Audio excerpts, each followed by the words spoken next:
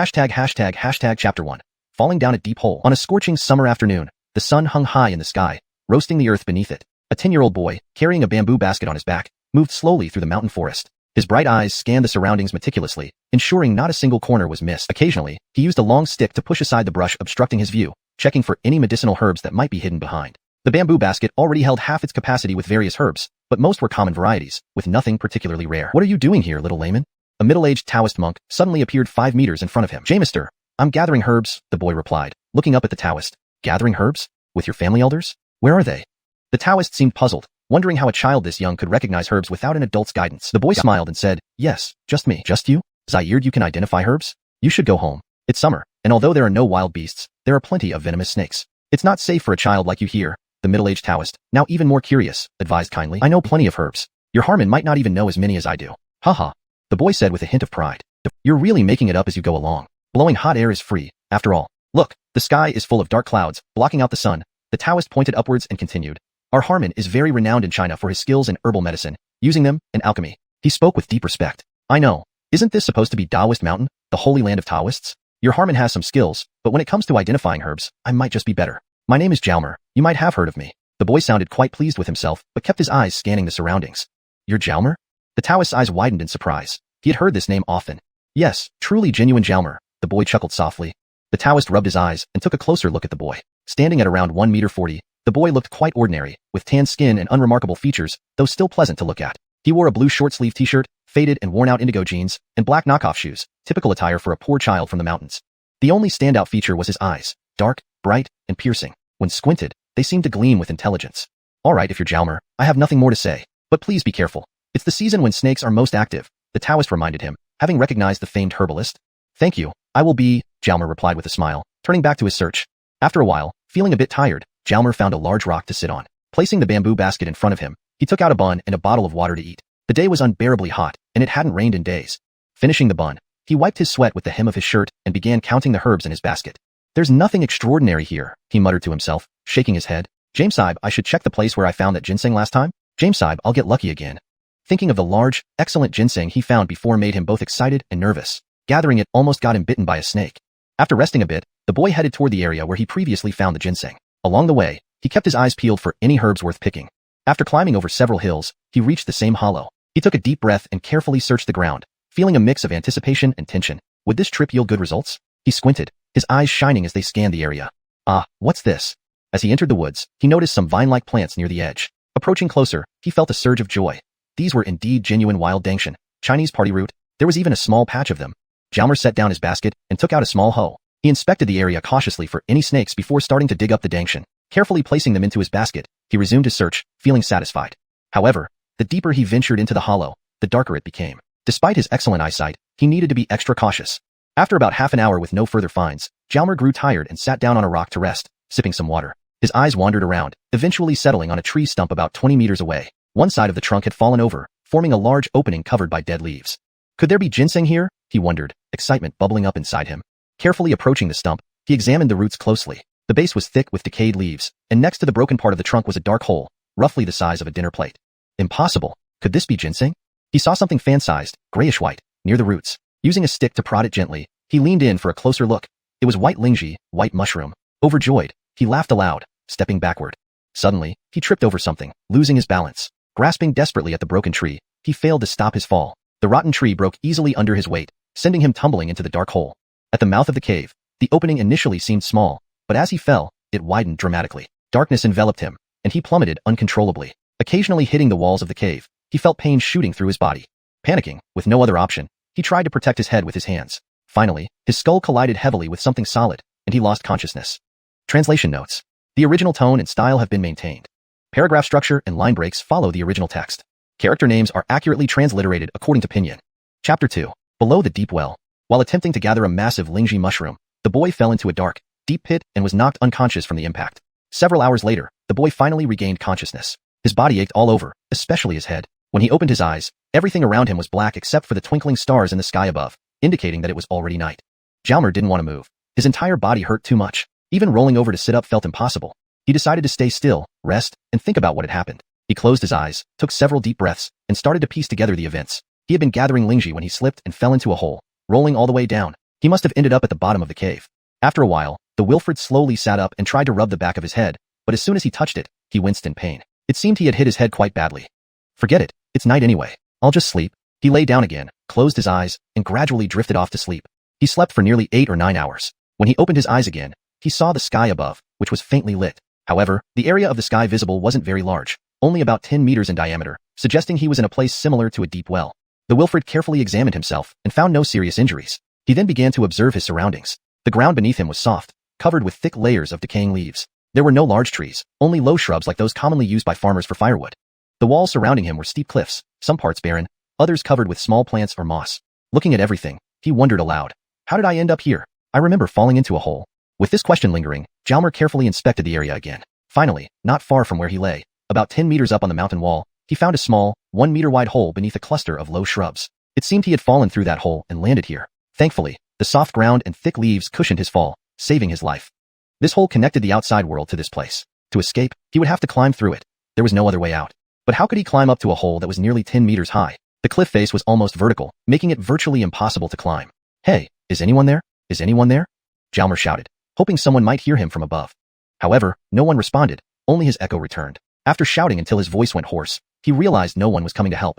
I can't just wait here. I need to think of another way, Jalmer thought. He stopped shouting and began exploring the area. It wasn't a large space, and he quickly walked around but found nothing unusual. However, he did find some mushrooms growing nearby. I still have some biscuits and water, right? He rummaged through his pockets but found them empty. Running back to where he had fallen, he searched but found nothing. Expanding his search area, he eventually found hope in the form of a water bottle beside a pile of grass near the hole. Opening it, he found it was still half full. Jalmer was overjoyed at finding the lost water. He unscrewed the cap and took 2 big gulps. But then he reminded himself, I can't drink it all now. There's no water here. Despite the setback of not finding the biscuits, he remained hopeful. Zaire hour of searching yielded no results. By noon, the sun hung overhead, and the confined space became stifling. Deciding to conserve energy, he found a spot against the mountain wall, sheltered by some shrubs, and rested in the shade. Alone and hungry, Jalmer couldn't help but reflect on his past. 10 years ago, due to his father Justino's rash actions, his mother gave birth prematurely and died on the operating table. Being born prematurely left him with poor health since childhood. To pay for his medical bills and handle his mother's funeral, his father, who had always been carefree, went south to work in construction sites. After working for 2 years, he finally paid off their debts. Just as things were improving, his father fell from the 6th floor of a construction site and died. From then on, he was an orphan, relying only on his grandfather. Fortunately, the construction company compensated them financially, easing his financial burden for schooling.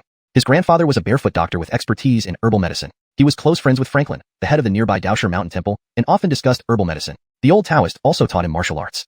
Since childhood, due to his frail health, his grandfather used herbal baths to strengthen his constitution. This practice improved his physical condition significantly.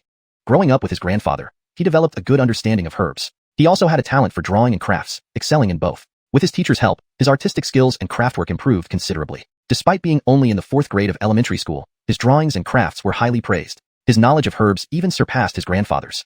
A year ago, tragedy struck again when his grandfather fell while gathering herbs and never woke up.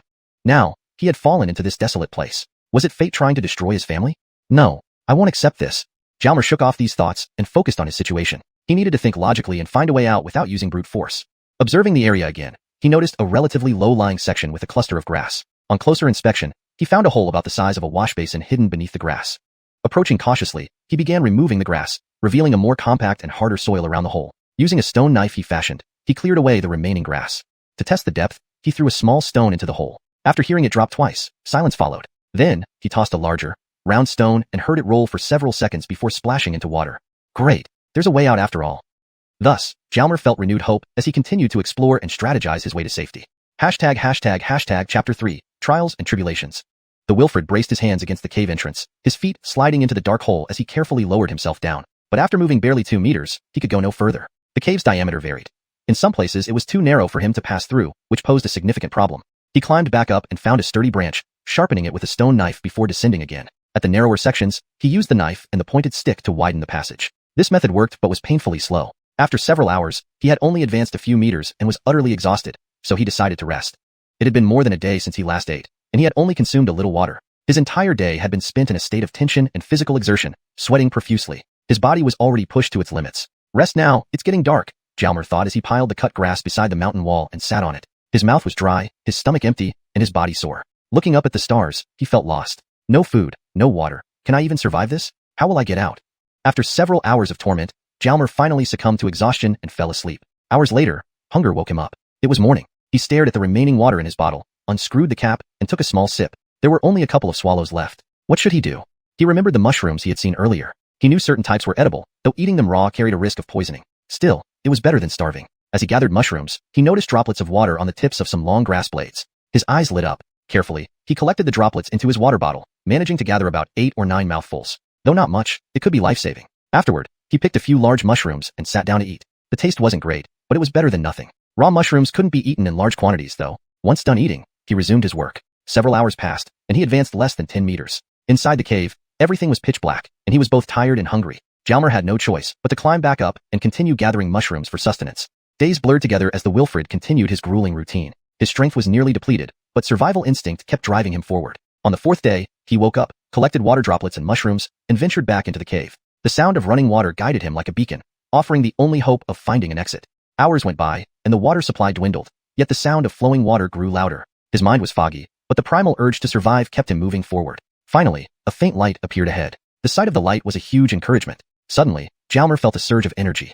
Strange, why do I feel so energized all of a sudden? He wondered. Despite being on the brink of collapse moments ago, he now felt rejuvenated, almost invigorated as if recharged by adrenaline. Capitalizing on this newfound vigor, he pressed on.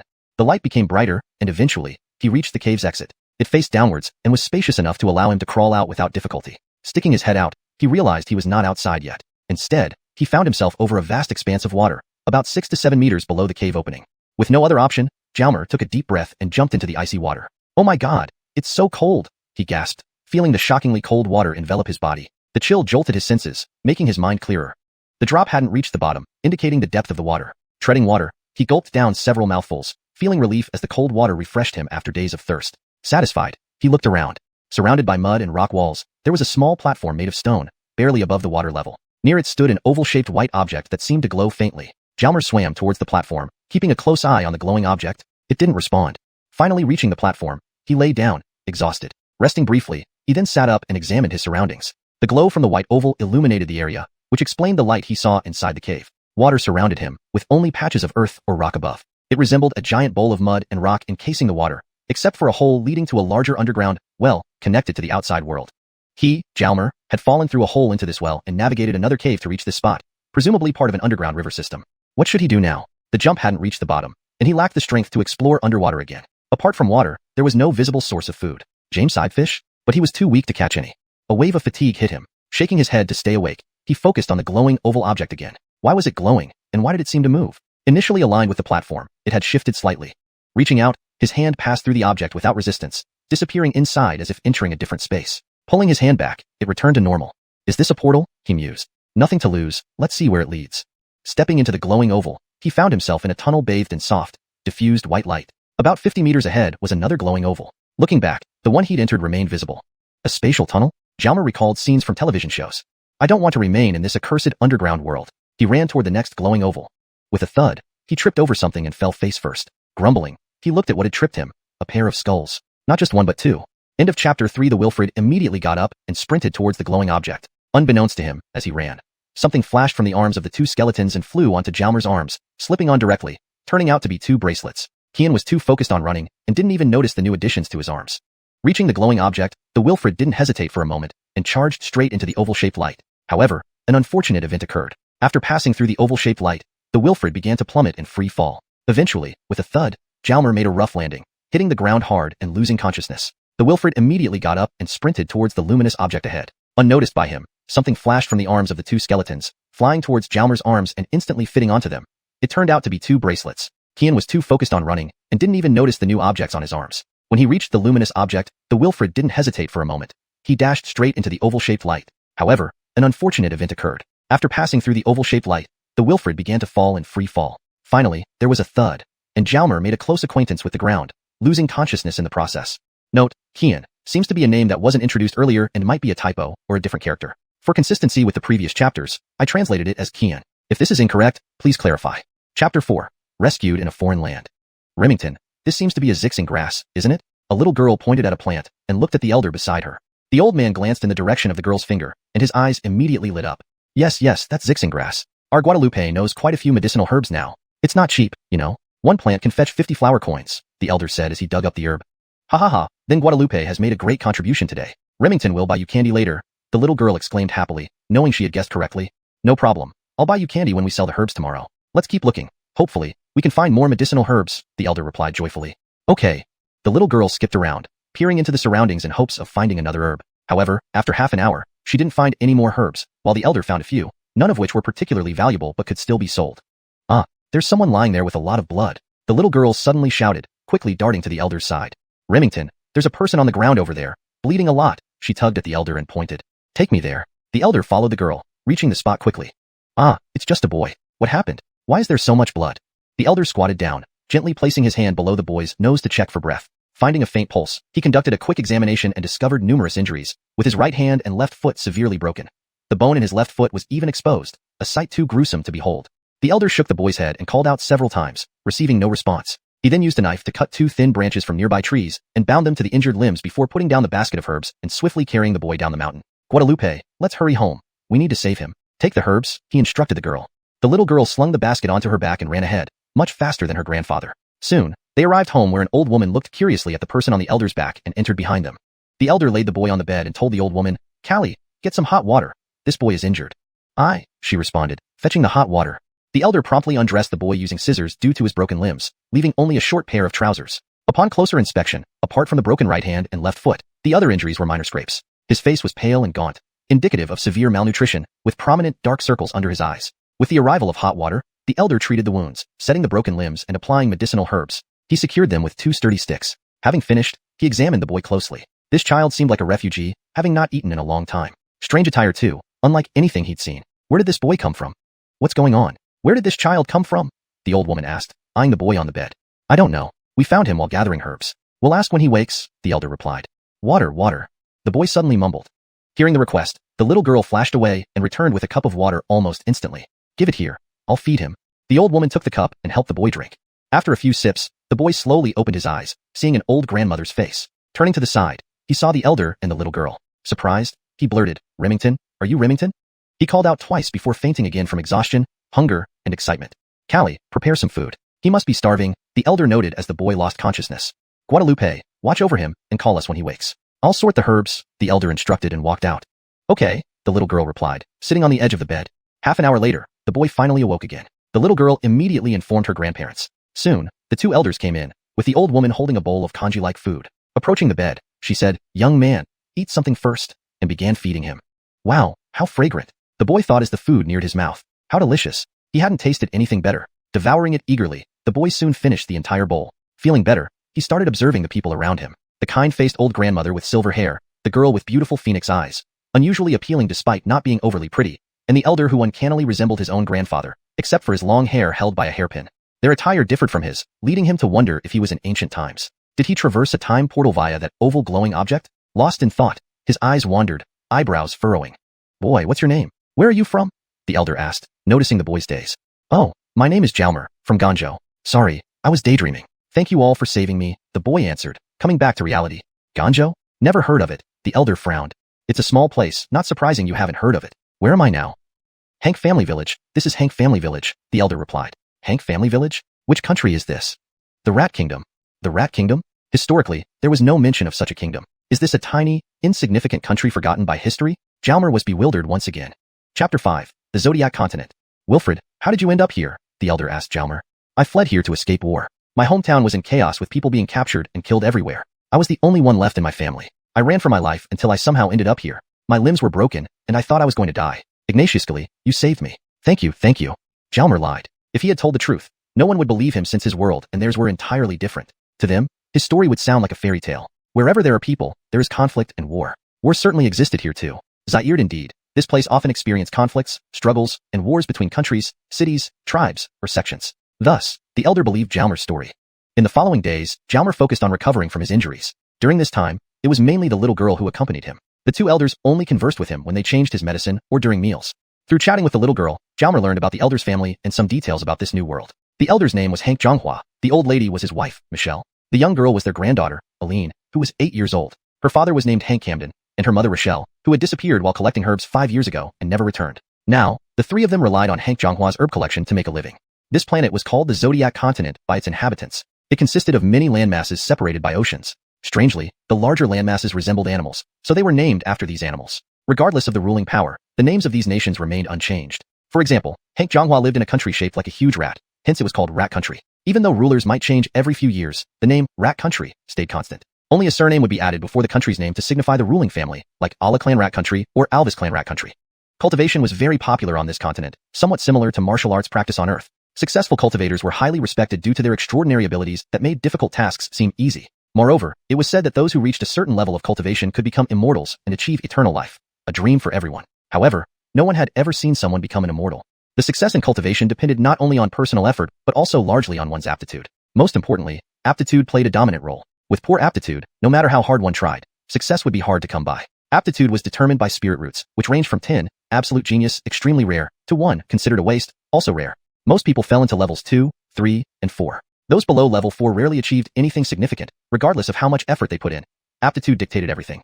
People generally believe that one's aptitude didn't change. A person born with third-level spirit roots would still have third-level spirit roots even when they grew old, no matter how many elixirs they consumed. Those with low aptitude, but born into wealthy families, might achieve something if the family invested substantial resources in their cultivation, but such achievements were limited. On the other hand, if a poor child showed great aptitude, some would be willing to cultivate him in exchange for services. Sometimes, the emergence and successful cultivation of a prodigy from a poor family could change the fate of an entire family. Of course, this hinged on the child's ability to grow smoothly. If they couldn't be used by others, danger loomed, as blessings often concealed misfortunes. True cultivators were also ranked. After becoming a genuine cultivator, one became a cultivator, or shoshir in local parlance. The lowest rank was alings, below which one was considered a commoner. Before becoming a alings, everyone was an ordinary person, regardless of their 10th level spirit roots. Becoming a alings marked the ability to harness chi and manipulate the surrounding air for various purposes, like picking up a dry leaf from the ground. Alings was further divided into 9 levels, and after reaching the peak of alings' 9th level, one would become a longshi. Similarly, a longshi had 9 levels, and after reaching its peak, one would become a aling jamister. What comes after aling jamister? Jalmer asked curiously, as if listening to a story. I don't know what comes after. I've heard our rat country's highest cultivator is a aling jamister, who can command wind and rain, Aline replied enviously. Zaire, what is your spirit root level? Jalmer looked at Aline. I don't know. I haven't been tested yet, the girl replied. Not tested? Where do you go for testing? Why haven't you been tested? Jalmer fired off questions one after another. Testing requires specialized equipment and isn't done casually. Additionally, it must be conducted by specially trained alongshi. The process carries risks for both the tested and the tester, potentially causing injury. Aline paused to take a sip of water and continued. Zaire, it's usually only offered to children older than 5, as they need to cooperate. During the test, the subject feels pain and must remain motionless. Younger children may not endure the discomfort and move around during the test, which can be dangerous. Although no one has died, there are cases where kids have turned into fools because of movement during testing. Also, testers can get hurt and may struggle to advance their cultivation afterward. So why haven't you been tested at 8 years old? Jalmer asked, puzzled. That's because tests are conducted only every 5 years, so people tested are usually between 5 and 10 years old. You're silly. Don't you know anything? Are you from Rat Country? I come from a remote mountain village, almost isolated from the outside world. Please don't mind my ignorance, ha ha ha. Jalmer laughed it off. Alright, looks like you're even more rustic than us. Here, let me tell you more. Do you know where the people who come to test children's spirit roots come from? The girl blinked playfully. No idea, Jalmer shook his head. They come from an organization called Tianling Gate, one of the most powerful groups on the Zodiac continent. I hope to join this organization someday, she said with eyes full of longing. Chapter 6, The Hank Family Village. Sky Spirit Sect? Sounds really powerful, Jalmer muttered.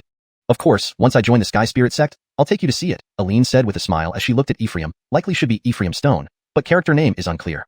I'm looking forward to it. I hope your wish comes true. But hearing you talk like this makes me want to join too, ha ha ha. Actually, Jalmer wasn't particularly interested, but he was starting to have some thoughts after hearing the young girl's enthusiasm. What are you chatting about? So happily. The elder, Hank Zhonghua, suddenly walked in. We're talking about cultivation and the Sky Spirit Sect. Aline looked up at her grandfather. Oh, Wilfred, are you also cultivating? How old are you? What level of spiritual root do you have? The old man asked Jalmer. I'm 10 years old, and my spiritual root hasn't been tested yet, Jalmer replied. Oh, there will be spirit practitioners coming this year to test for spiritual roots. You should go and get tested then. The elder examined Jalmer's broken hand and leg and continued. Your hand and leg are healing well. Now you can walk around outside more often, get some sunlight to kill germs. Oh, Wilfred, may I ask if you'd like to live with us from now on? Of course, you saved my life, and I have no other family. From now on, you all are my family, Jalmer immediately responded. Oh, that's great. You can rest assured living here then. The elder then changed Jalmer's bandages and rebound his injured limbs with wooden sticks. While changing the bandages, Jalmer saw that his injuries were almost fully healed. He thought how potent these medicines were. In just a few days, his broken leg was nearly healed. He decided he must learn more about them in the future. After handling the wounds, the elder told the little girl, take Jalmer out for a walk. Breathe some fresh air. Staying cooped up at home can make anyone sick. At the same time, he handed Jalmer a crutch and left. Sure, Jalmer, let's go for a walk, the little girl said while helping Jalmer stand. The young boy carefully placed his feet on the ground, using the bed frame with his left hand to slowly stand up. He put the crutch under his left armpit and tried to move forward. Although it was somewhat strenuous and awkward, he could slowly move forward without difficulty, even without Aileen's help. Jalmer marveled at the efficacy of the herbs. It was like they were mythical elixirs. Stepping outside, Jalmer took a deep breath. Wow, this is absolutely refreshing. Closing his eyes and breathing deeply again, he felt completely at ease, as if every cell in his body was singing. Opening his eyes, the Noel felt like laughing aloud. Aileen led Jalmer to a small hill not far behind the house. Along the way, they saw blue skies and green water, a world untouched by pollution, a perfect, idyllic paradise. No wonder the medicinal herbs here were so effective. There was no pollution at all, making everything natural and pristine. Looking at the scenery, Jalmer felt as if he had found bliss amidst adversity in this haven. Aileen enthusiastically explained things along the way, and Jalmer listened excitedly. He noticed that people walking past kept glancing at him. Because you're a stranger. Our village isn't big, and everyone knows each other. Suddenly seeing you, they can't help but look twice. Do you think you're handsome, or something? Haha, actually, now that you mention it, you kinda are. Aileen laughed loudly. These days passed quickly. 3 days later, Jalmer no longer needed the crutch and could move freely, though still not perfectly agile. Without the crutch, Jalmer started helping Hank Zhonghua with the medicinal herbs, or rather, spirit herbs. Since he already knew a lot about herbal medicine from his hometown and found many similarities here, coupled with his talent, and the elder giving him a book on spirit herbs, Jalmer soon became the elder's capable assistant. Unfortunately, many words in the book were unfamiliar, almost like hieroglyphs, but fortunately, there were numerous pictures. Therefore, Jalmer had another task, learning to read. 10 days later, Jalmer was completely recovered, and his previously broken right hand and left leg were even stronger. He then requested Hank Zhonghua to take him to gather spirit herbs, which delighted the elder. After only 3 days of gathering together, Jalmer's harvest surpassed the elder's, a testament to his talent. One day, while they were organizing the spirit herbs, the elder suddenly said, in 3 days, it will be the triennial event to test spiritual roots. Be careful and don't get hurt, or you'll suffer during the test. Yes, finally, we can get tested. My speed is so fast, my spiritual root should be pretty high, right? The little girl's eyes sparkled. Remington Hank, is there anything special we need to prepare? Jalmer was also excited. This was something entirely new to him, naturally sparking his curiosity. The elder looked at them kindly and calmly said, nothing special, just don't get hurt. Also, Maribel, take Jalmer to the skill house in the village over the next couple of days to find a book of interest. Aren't outsiders not allowed into the skill house? Aileen was puzzled.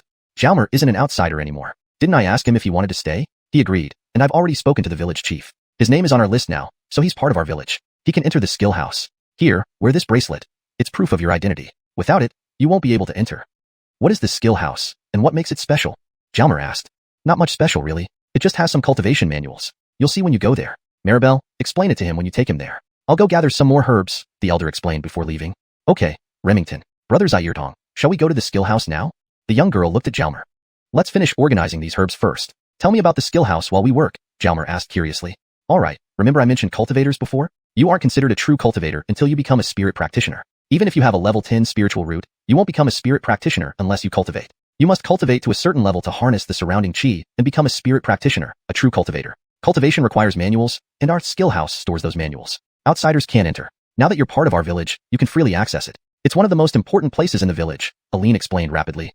Hashtag chapter 7, borrowing a secret gemesnual. Both of them were eager to get to the skill house, so their movements became quicker. Soon, they finished organizing the herbal medicines and hurried towards the village center. Hurry back. It will be time for dinner soon, Grandma Aileen called after them. All right, they replied without turning back and continued walking. In no time, they stopped in front of a stone house at the village center. When they were about 6 feet away from the stone house, Aileen grabbed Jalmer's hand. She pointed at the stone house and said, this is the skill house. So this is the skill house? I thought it was a shop before. Jalmer sized up the circular stone building, which had a diameter of about 6 feet and a height of around 9 feet. Why is this house built out of stones when all the other houses are made of wood or bricks? Jalmer still had some doubts. Because it's important, you fool. Can't you figure that out? All the secret manuals are inside. We need to protect them. What if someone tries to steal them? We rely on these manuals to practice our skills, the girl replied with a mischievous grin. If it's so important, why doesn't anyone guard it? Jalmer asked. No need for guards. We have set up an array around this stone house. Once someone gets within 3 feet of it, they can't proceed any further. It's as if there's an invisible wall here. If you try to force your way through, you generally won't make it, unless you're a super strong person. But even then, the drum above the stone house door will sound off. See it there? Aileen explained while pointing at the stone house door. Zaire, once that drum sounds, one of our village experts will immediately rush over. 4 of our best men are responsible for the safety of this stone house. They rotate shifts to ensure that one of them is always nearby. There's a round stone over there. See it? Step on it, and the guardian will appear because someone has come to borrow a manual. Aileen led Jalmer to stand on the raised circular stone. As Jalmer stepped onto the stone, he was just about to hop when suddenly an old man appeared right in front of him, giving him quite a fright. Alotl girl, what do you need? I remember you last borrowed a book less than a month ago. Did you already master everything inside it? The old man focused his gaze on Aileen while giving Jalmer a glance. Third uncle, I'm not borrowing a book today. It's this young hero who wants to borrow one. Aileen pointed at Jalmer and whispered to him. This old man is called Hank Santong. We all call him Third Uncle. Hee. Hello, Third Uncle. Jalmer bowed respectfully to the old man. Good lad. But you don't seem to be from our village, right? Outsiders can't borrow books here. The old man smiled at Jalmer. Not before, but now I am. Look at this. Jalmer removed his bracelet and handed it to the old man. The old man inspected the bracelet. In fact, he knew very well about this newcomer. Over the past few days, the whole village had been informed about this child. Even though it was a small place, protocol had to be followed. After looking at the bracelet, the old man returned it to Jalmer and said, "Follow me. Walk according to my steps when entering. You have the time it takes to burn one incense stick to choose one book." Third Uncle, can I go in with him? He doesn't recognize many characters. I'll help him. Aline caught up. Generally, except for the 4 guardians, only those borrowing books could enter unless under special circumstances. Sure, go ahead quickly. The old man spoke gently, pressing a handprint on the door, which automatically moved aside. Jalmer followed Aline into the stone house. Inside, there were plenty of books neatly arranged on shelves. These books were old but undamaged and kept clean. Clearly, the guardians were responsible and well-maintained. The secret manuals were clearly categorized, some for enhancing speed, others for mastering formations, and there were also manuals for body strengthening, alchemy, and chi cultivation. Chi cultivation manuals were most abundant because everyone wanted to become cultivators, and controlling chi was the true hallmark of a cultivator. Thus, such manuals were the most common. Only those who had no hope of becoming cultivators would opt for other manuals. For instance, some people, due to their poor aptitude, spent years or even decades failing to control chi, and continuing was pointless. Learning other things would then be more beneficial. Jalmer looked around, and finally, with Aline's help, he chose a book related to alchemy. It contained detailed descriptions of various herbs, similar to the ancient Bin Chao Gongmu he had read before. It had far more herb entries than the book Hank Zhonghua showed him and introduced numerous alchemy techniques.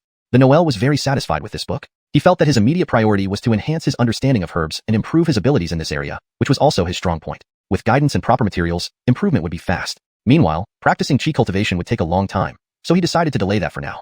Have you chosen? The old man seemed surprised when he saw Jalmer pick a book on alchemy. Yes, this one.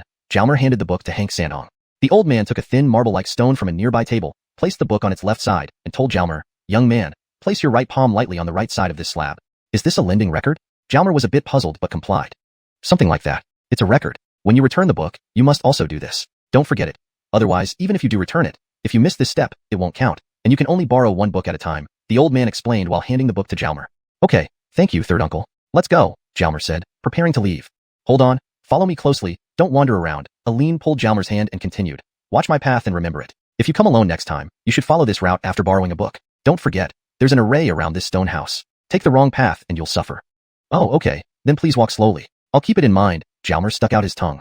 He didn't expect borrowing a book would be so troublesome, yet today's gain was highly satisfactory. This book was precisely what he needed. The boy also planned to concoct a bath formula. It had been so long since he used medicinal baths, and he missed them. Thinking of the baths reminded him of his grandfather, but it was comforting that this village's third uncle looked just like his late grandfather. Chapter 8. Zaire Encounter with Bandits. Jalmer followed Aline out of the stone house, book in hand, walking slowly toward home. Aline, what's the highest level of cultivation in our village? Jalmer suddenly asked Hank Han. The highest cultivator in our village is a level 2 spirit practitioner, our village chief Hank Xiong. The next highest are the guardians of the skill house. All 4 of them are level 1 spirit practitioners. So, in reality, we only have 5 true cultivators in our village. The others are still learning but haven't yet reached the level of true cultivators, Aline replied. After some thought, he added, however, long ago, we did have an excellent cultivator. My grandfather told me that when he left the village, he was at level 3 spirit practitioner. When he came back once, he had already advanced to level 1 spirit scholar and left behind some elixirs and secret manuals. After leaving again, he never came back. This place has limited resources, and it's hard to advance if one stays here forever. Pausing for a moment, Aline continued, he's a legend in our village. His name is Hankyu, and he was the most talented person we've ever had with a level 6 spirit root. Oh, also, a few other cultivators from our village left after reaching level 1 spirit practitioner and never returned. Aline kept chatting and laughing as he recounted the village's cultivation history and interesting anecdotes. Jalmer listened intently, absorbing the stories eagerly as if they were fascinating tales. Before they knew it, they had arrived at his own doorstep. Young man, what book did you borrow? Hank Zhonghua had already returned from gathering herbs and asked curiously, seeing the 2 youngsters chatting merrily. Remington Hank, it's this one, a detailed introduction to spiritual medicinal herbs. Jalmer handed the book to the elder. A book introducing spiritual herbs. Why didn't you borrow a cultivation manual? Don't you want to become a cultivator? The elder was slightly puzzled. Typically, only those who had no hope of cultivation would borrow books on other subjects. I think this is more important for now. Zaire cultivating chi isn't something achieved overnight. You see, most people never become cultivators in their lifetime, so I'm not in a rush. Learning about spiritual herbs can help me gather better herbs, which can be sold for money to support our livelihood. You saved me. I can't just do nothing. Jalmer replied earnestly. Yes, all right, it's rare to have someone like you. You have a talent in this area, and you will surely achieve much in the future. Keep it up. Hank Zhonghua nodded approvingly. Pausing for a moment, he continued, rest well tomorrow, as we'll set off the day after to have your spirit roots tested. It's a one-day journey. So far away? I thought they'd come here to test us. Jalmer chuckled. Test us here? This place is very poor and small. Why would spirit scholars come here? The village chief will take you to Beishan where there are testing facilities. The spirit scholars will stay there for a few days to test all the children within a 2,000 li radius, the elder explained, giving Jalmer a rough idea. Dinner time. Aileen's grandmother entered with 2 bowls of food, a bowl of mushrooms and a bowl of meat, smiling. Wow, smells delicious. Haven't eaten meat in ages. Just looking at it makes my mouth water. Aileen exaggeratedly swallowed. Let's eat first. The details about the spirit root test, Chief will explain on the way, the elder said, sitting down by the table. With the meal laid out, the 4 enjoyed the feast heartily. Jalmer had never felt such joy, determined to cherish this time and repay the family someday. The next day, Jalmer spent most of his time studying the borrowed book. The pictures were easy to remember, but many characters were unknown, so he sought help from Aileen and her grandfather. For words he couldn't remember, he wrote pinyin beside them. Hank Han was curious about the pinyin, and after Jalmer's explanation found it difficult to understand, so he simply said it was his method for remembering characters. Soon, the day passed. On the 3rd morning, Hank Zhonghua took Jalmer and Aileen to the village chief's house. Several children were already there. Next to them stood a large carriage pulled by 2 tall, clean horses with horns on their heads. Hank Zhonghua greeted and chatted briefly with the village chief, Hank Xiong, then left, giving him some beautiful stones. Jalmer later learned these stones were used as payment. Waiting a bit longer, more children arrived. The chief counted 12 children in total, 5 girls and 7 boys, just right. Children, get in the carriage. We're setting off. The chief shouted. They filed into the carriage one by one, with the chief entering last. Once seated, the chief called out, go, and the carriage started moving. Outside, a driver guided the horses. Children, during the spirit root test, you must follow the spirit scholar's instructions. Do not move while being tested, even if you feel pain. Understand? Yes, they chorused. Now, ask any questions you have, and I'll try my best to answer. The chief continued. The children immediately peppered him with questions, then shifted to chatter. Time flew amidst laughter. Unknowingly, it was noon. They stopped at a small town called Yunqing, ate at a restaurant, and rested before continuing their journey. More chatting ensued. As time wore on, some children felt tired and fell asleep. Jalmer, feeling bored but unwilling to sleep, peeked outside the curtain. He was amazed. The carriage moved faster than cars. Chief, what kind of horses are these? How fast? These are called ghost horses, faster than regular animals, ideal for traveling. We only have 2 in the village, treated as treasures. They're hard-won resources, the chief answered straightforwardly. Suddenly, a long neighing sound rang out. Everyone lurched forward as the carriage stopped abruptly, waking the sleeping children. Clearly, someone blocked their path. You're headed for testing. Nice horses. Leave the horses and go. Otherwise. An ominous voice echoed from outside. Otherwise what? The chief pulled the curtain aside and jumped down. Just as he did, a menacing voice called out. Otherwise. ##### Chapter 9. Gathering at North Mountain. Bandits? Horse thieves? Mountain bandits? Jalmer thought to himself, concluding that he had definitely encountered some bad people. The boy cautiously lifted the curtain slightly to peek outside. Blocking the road were 2 young men, one tall and thin, the other short and fat. What else? Otherwise, your lives will be in trouble. How about it? 2 horses for so many of your lives. It's a pretty good deal. We brothers are compassionate and don't kill indiscriminately. But if you don't cooperate, we don't mind feeding this blade some blood. It's been quite hungry for a while now, the tall, thin man said nonchalantly, his right hand gesturing before him. A steel blade floated and spun in the air above his head, clearly under his control, aiming to intimidate those present. Cultivators? These horse thieves are actually cultivators? This is going to be troublesome. Jalmer frowned, feeling a bitter taste in his mouth. The other side had 2 horse thieves who appeared to be cultivators, while on their side, only the village chief was a cultivator. He subconsciously tightened his grip on Hank Han's hand. He needed to protect his little sister. So, you 2 are fellow cultivators, Hank Xiong quickly responded, lifting his hands in a courteous gesture and pulling out a small package from his waist, offering it to the tall, thin man as he continued. We only have these 2 horses in our village. Please take pity on us and accept this small token. Fellow cultivator? You're also a cultivator? The tall, thin man stretched out his right hand, grabbing the floating steel blade, leaned forward, and his clothes began fluttering without any wind, a wave of pressure surging towards the village chief. Cultivator brother, leave room for future encounters. The village chief's clothes also started flapping as a wave of pressure pushed back towards the tall, thin man. These horses were the village's only spirit beasts. He couldn't give them up easily. Moreover, with only 2 cultivators on the other side, even if there were 3, they still had a chance to fight. He used 5/10 of his strength to test them first. With a pop, 2 waves of energy collided, and both men retreated 3 steps. I used 8/10 of my strength and barely matched him. Wonder how much strength he used. Be cautious. The tall, thin man mused inwardly. Cultivator brother, I misjudged you. Let me test your skills further. Before finishing his sentence, he swung his blade at Hank Xiong, using all his strength, ready to run if things went south. Robbery wasn't something you prolonged unnecessarily. Come well. Hank Xiong fumbled behind his waist, producing an iron rod which he slammed against the thin man's steel blade. Though uncertain about the opponent's true strength, the previous encounter seemed evenly matched, suggesting the other was not too far beyond his own level. Hence, this strike carried 8/10 of his power.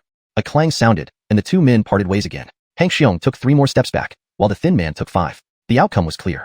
Cultivator brother, sorry to disturb you. Fatty, let's go. The thin man understood the situation and pulled the fatty away. They ran nonstop for over 10 miles before stopping. Fatty, brother tall, no need to run. They didn't chase us. Why didn't we continue fighting? I haven't even taken action yet, the short, fat man complained. Forget it. You've just managed to control Chi, barely entering the realm of cultivation, and I'm only at peak spirit level 1. I used all my strength earlier, but it looks like he still had more left. He must be at least spirit level 2. Plus, there's another person driving the carriage, probably not a cultivator, but look at his build. We can't win against them. Preserve our strength for better opportunities. Lives matter most. Without life, everything is meaningless, the thin man explained, shaking his head.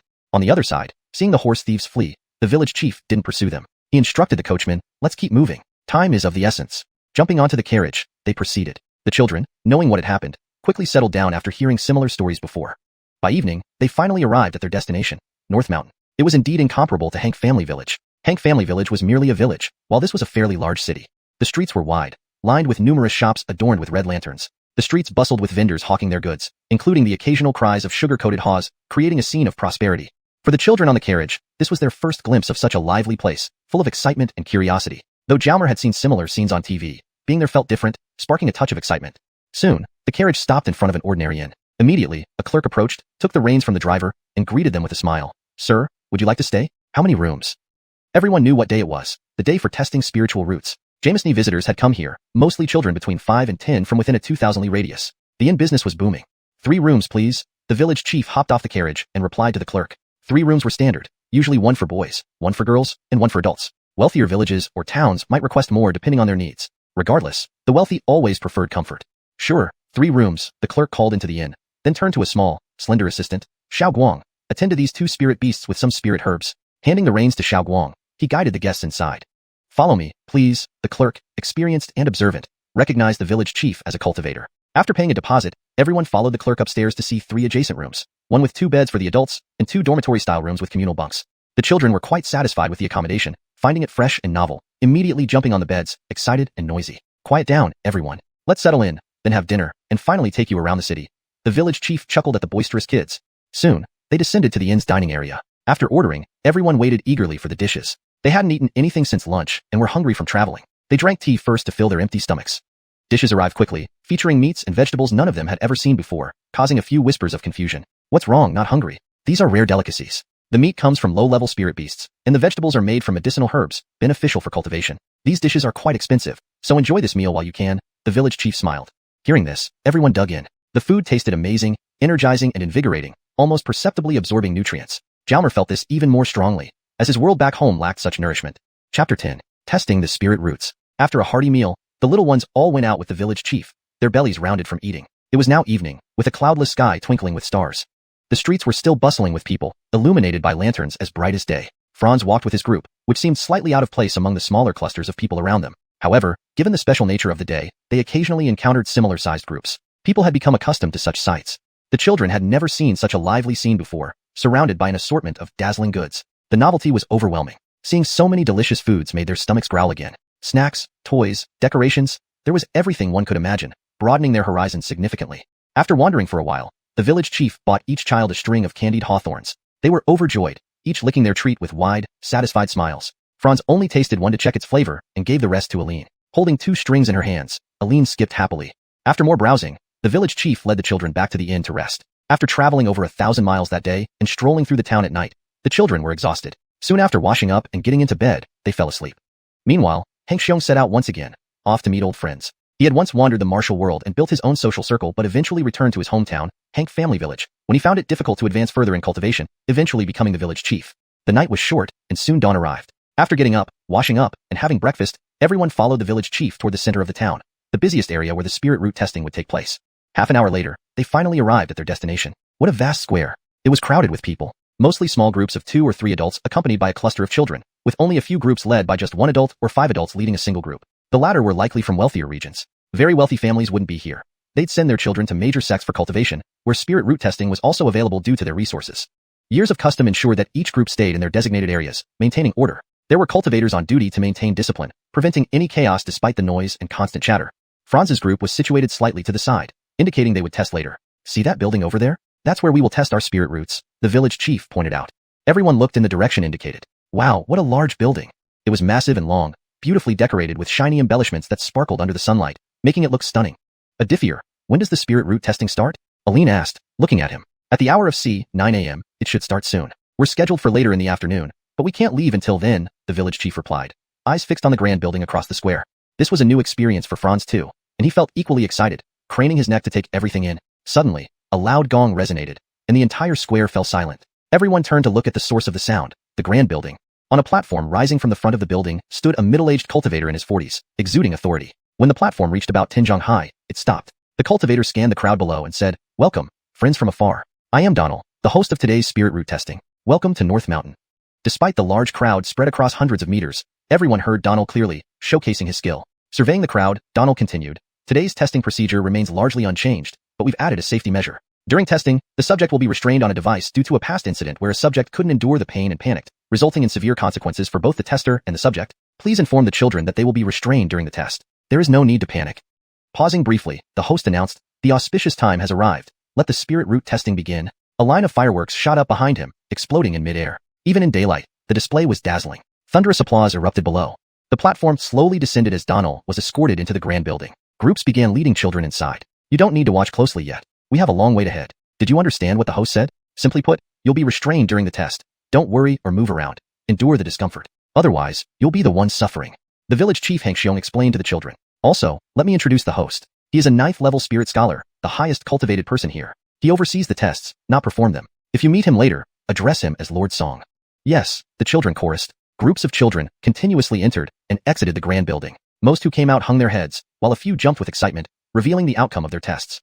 Children with spirit roots ranked 1 to 4 had dim prospects for cultivation. Those with 5 were fine, and 6 or above had a bright future. Whether happy or disappointed, the children left the square with their harmons. Time passed slowly, and the children grew restless, chasing and playing within the limited space. Hungry ones munched on snacks. Franz and Aline kept asking the village chief questions, eager to learn more. As the crowd thinned, it was finally Hank family village's turn around dusk. They were led into the grand building along with children from other villages, but the village chiefs could not enter. Inside, they found a long corridor with doors spaced every 5 zhong. 12 children from Franz's village were led into one of these rooms. Beyond this door was another short corridor leading to a circular space with 12 more doors besides the entrance. "Each of you enter a room," the guide instructed. Thus, the 12 children individually entered the nearest rooms. Chapter 11. Supreme Spirit Root. Close the door. As Franz stepped into the room, a voice floated towards him. The young boy promptly shut the door and looked up to see a plump old man, around 50, staring at him. Franz immediately bowed respectfully. "Sir, greetings." Very good, very good." The old man seemed delighted. Evidently, children here rarely acted this way, so Franz's polite greeting greatly pleased him. The boy glanced away and examined the equipment in the room. He saw an unusual chair before a table holding 2 helmet-like devices connected by wires. The plump old man sat on the other side of the table. "Feeling curious, right? Let me explain," the old man said cheerfully. Verifying spirit roots was tedious work that required intense focus, even risking damage to one's soul power. If not for the task requirement and significant compensation, no one would choose to do it. He pointed at the chair opposite him. "You just need to sit there. You don't have to worry about anything else, but you mustn't move, even if it gets painful. You can scream loudly, but no moving. Otherwise, you'll be the one suffering. There's no need to feel shy. The soundproofing is excellent here." The old man wouldn't have explained so much had he been in a different mood. With his spirits lifted, he guided Franz to sit in the chair, placed his hands on the armrests, and spread his legs to rest near the front legs of the chair. Then he pressed a button on the back of the chair. 2 wide straps extended from each armrest and leg to tightly bind Franz's limbs. Another broad strap emerged from around his waist to secure his torso. What on earth? This setup made the young boy feel uneasy. "Don't worry. It's for your protection, and mine too. It'll be quick." The old man picked up one of the helmets and secured it over Franz's head. Then he put on the other one himself and returned to his seat. "Boy, we're about to start. Be prepared." With that, the old man pressed a button on the back of his helmet, closed his eyes, and focused his mind, slowly directing his soul power into the helmet and then through the connecting wires to Franz's helmet. Once the soul power reached Franz's helmet, it enveloped his head and penetrated his mind from all directions simultaneously. At the moment the old man's soul power entered his mind, Franz screamed out loud. The pain was excruciating, as if someone had struck his head with a hammer. His body writhed in agony, restrained only by the bindings. Meanwhile, inside the old man's mind, he saw a single pillar, white at the base and transparent at the top. Next, his soul power circled around the pillar in Franz's mind, examining it carefully. The bottom third of the pillar was white, the top third was transparent, and the middle third gradually transitioned between the two. What kind of spirit root was this? He had never seen such a case. Usually, they were either entirely white or fully transparent, never with a gradual change. The old man pondered and wondered while Franz sweated profusely, eyes squeezed shut, teeth chattering. Unable to decipher the nature of the phenomenon, the old man withdrew his soul power. In the instant the soul power left Franz's mind, he let out a sigh of relief, the intense pain easing into a bearable headache, the residual discomfort. Opening his eyes, the old man found this peculiar. He'd never heard of such a spirit root configuration. Previously, the lowest grade was first level, a single white pillar. Similarly, 2 white pillars indicated second level. If the brain contained 2 pillars, one being less than half white and the other more than half white, the classification would round to the respective level. Lost in thought, the old man popped a pill into his mouth to replenish his energy. Verifying spirit roots was exhausting, especially when done repeatedly with children throughout the day. Periodic supplementation was necessary to avoid fatigue and potential injury. Franz, coming to his senses, noticed the old man lost in contemplation and asked, "Sir, what level is my spirit root?" "Your spirit root is rather unusual. It doesn't even qualify as a first-level root. Such a rare case. Your path to cultivation seems blocked." Shaking his head, the old man retrieved a semi-transparent piece of white jade from a liquid-filled container beside him, placing it on the table. "Come, boy, press both thumbs onto this spirit root tablet." The spirit root tablet was about the size of half a palm, oval-shaped. Franz pressed his thumbs on either side of the tablet, which surprisingly felt soft. The old man sprinkled blue powder over it from a drawer underneath, and Franz's fingerprints appeared on the surface. Next, the old man pulled a shimmering object from another drawer and placed it on the tablet, causing it to embed seamlessly into the material. Finally, he blew on the tablet. "This is your spirit root tablet. Take it," the old man said, handing the tablet to Franz while shaking his head. Franz mechanically accepted the tablet, puzzled. How could it be only a first-level root? Am I really so unqualified?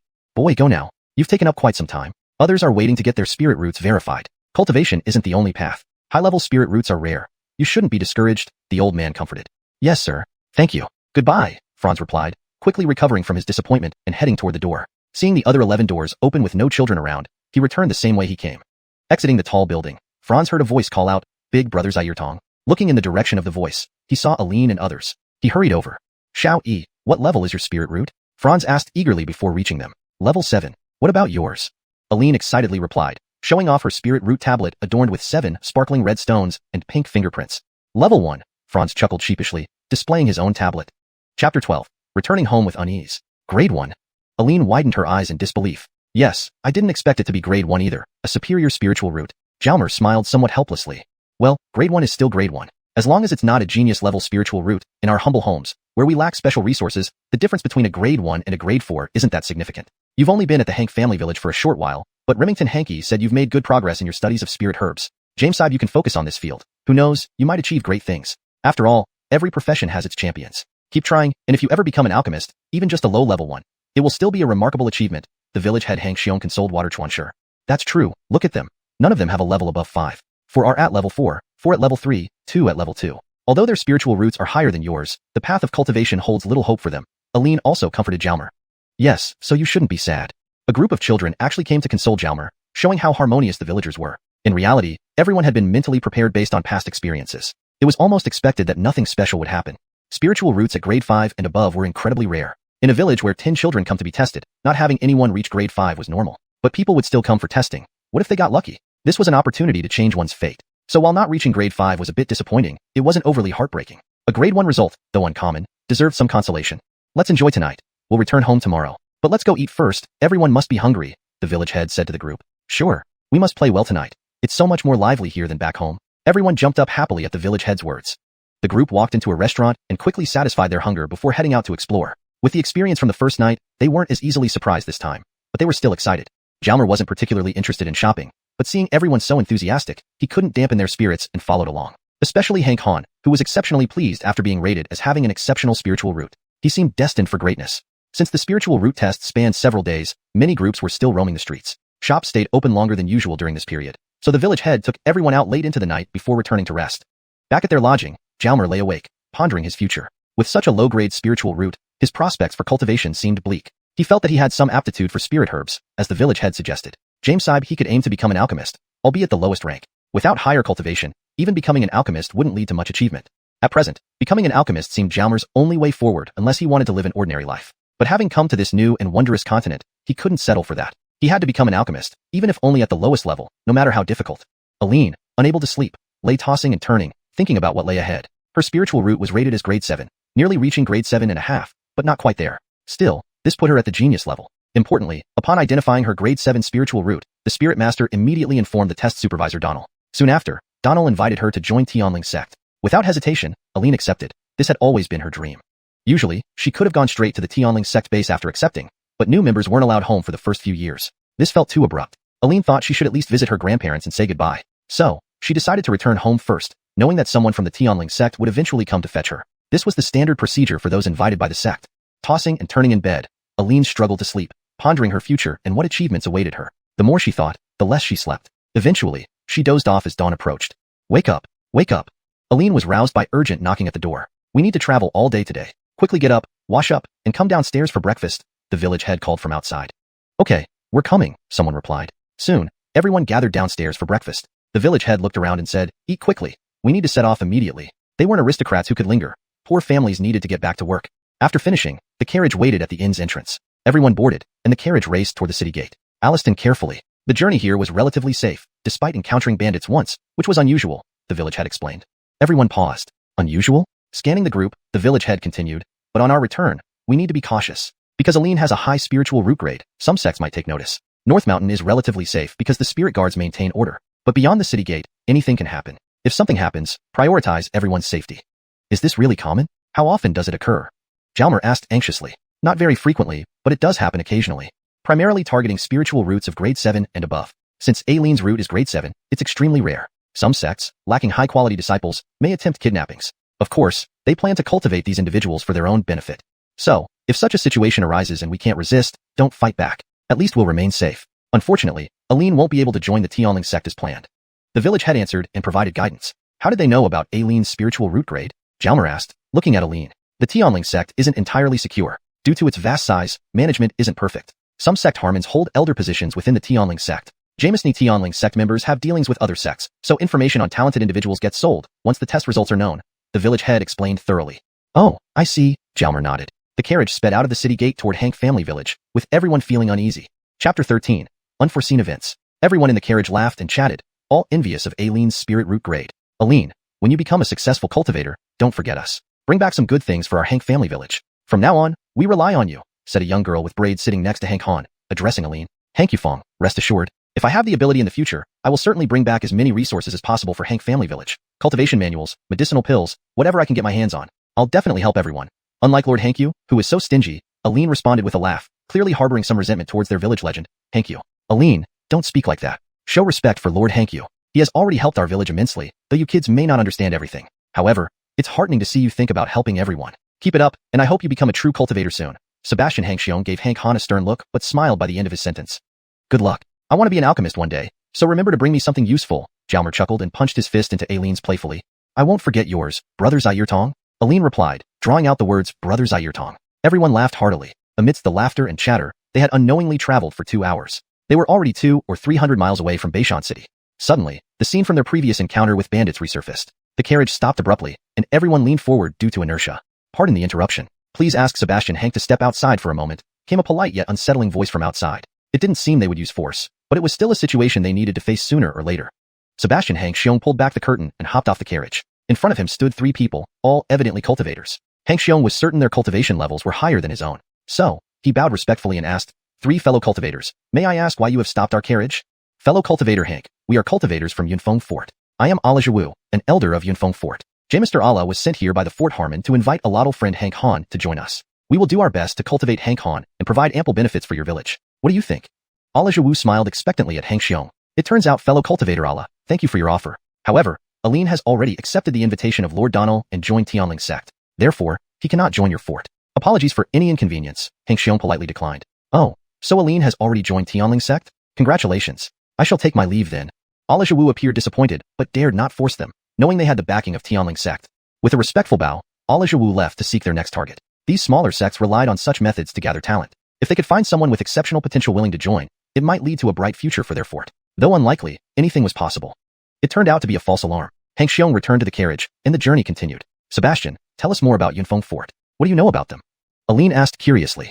Yunfeng Fort is a small sect. I don't know much, but I believe their chief is a 5th grade spirit scholar, and there are no more than 5 spirit scholars in total within the fort. Elder Allah, whom we just met, isn't even a spirit scholar yet. So, Hank Han joining them wouldn't offer much prospect. Of course, if one only has a 5th grade spirit root, it might be worth trying, Hank Xiong explained. Sebastian, speaking of qualifications, what is your spirit root grade? Jalmer suddenly asked. Mine? I'm fairly average, better than most of you, barely making it as a 5th grade spirit root. So, I've managed to become a cultivator, but my level is nothing impressive. With Aline's spirit root qualification, he can receive substantial support from Tianling sect. With effort, he will have a bright future. Who knows, he might even become one of our rat nation's strongest, provided he puts in the effort. Hard work is key to success. Hank Xiong held great hopes for Aline. Given his rare 7th grade spirit root, Hank Xiong hoped Hank Family Village could benefit from Aline's advancement. Thus, they chatted along the way until noon arrived. They found themselves back in the small city where they had lunch previously. Yun William. The group from Hank Family Village entered the same small inn to rest, eat, and replenish energy for the 2 spectral horses that had been working tirelessly. As they were eating, a familiar voice from outside interrupted, Jamesy, I inquire if Sebastian Hank of Hank Family Village is present? Hank Xiong frowned. Here it comes again. He stepped outside and replied, I am Hank Xiong. Jamesy, I ask what you need. Let's discuss this inside.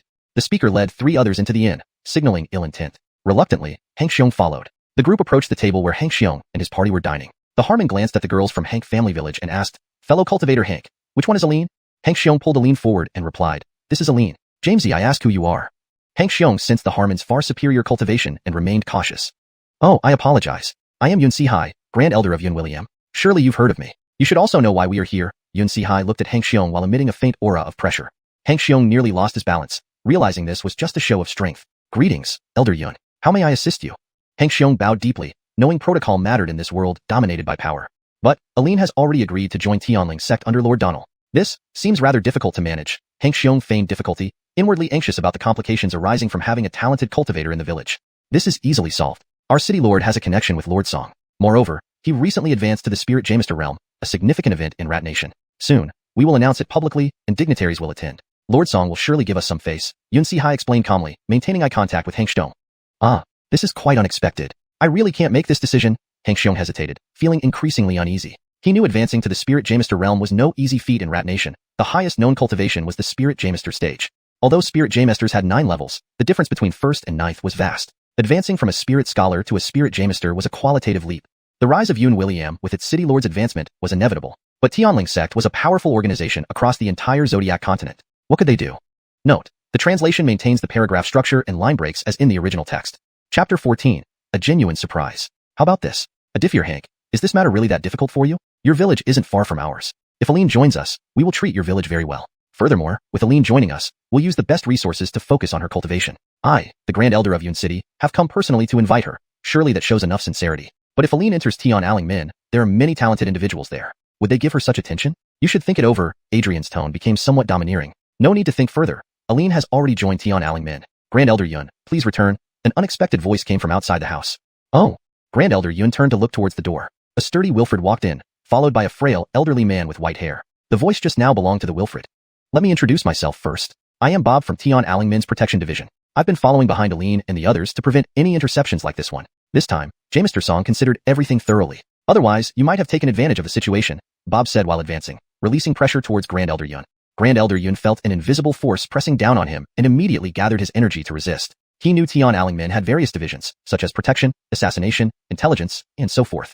The assassination division was responsible for carrying out targeted assassinations within Tian Min. When necessary, they would assign these tasks, making them efficient killers specializing in assassination. The intelligence division was responsible for gathering information. Without intelligence, they would be deaf, unable to accomplish anything. The protection division, as its name implies, was responsible for protection, like bodyguards. They ensured safety and order during events like the spirit root testing gatherings. For someone requiring special protection, members from this division would be assigned. In this case, Tian Min had secretly assigned a protection division member to protect Aline due to her importance.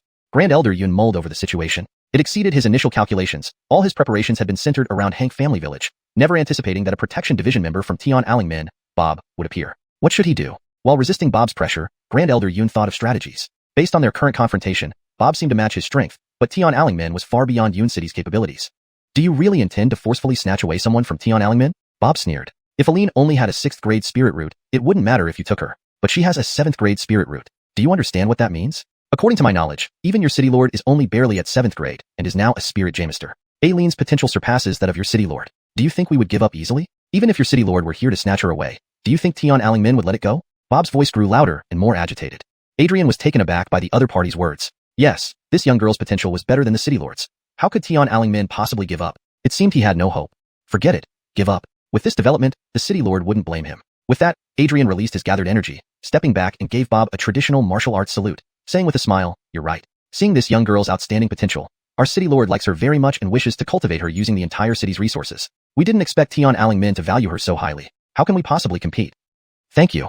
Upon seeing this, Bob stopped exerting pressure. Wu Xiaoyo, we won't disturb you anymore. Goodbye.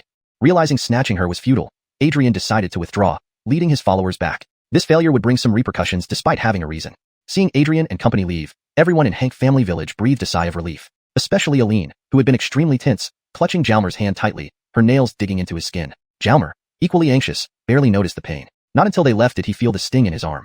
"Wu sir, thank you very much. Otherwise, Aline would have faced great trouble. Joining Tian Min has been her lifelong dream." Hank Xiong expressed gratitude to Bob. Turning to Aline, he continued, Aline, you owe a lot to Wu Sir. Remember to repay him in the future. I will remember. Thank you, Wu Sir. Aline bowed respectfully. You're welcome. As long as you work hard, you'll achieve great things. I have fended Yun City Lord for you, so keep it up. Bob was quite affable. At Hank Xiong's invitation, Bob and his companion sat down, dining with the Hank family village group for lunch. After a brief rest, they continued their journey. Bob and his companion traveled separately, following them discreetly.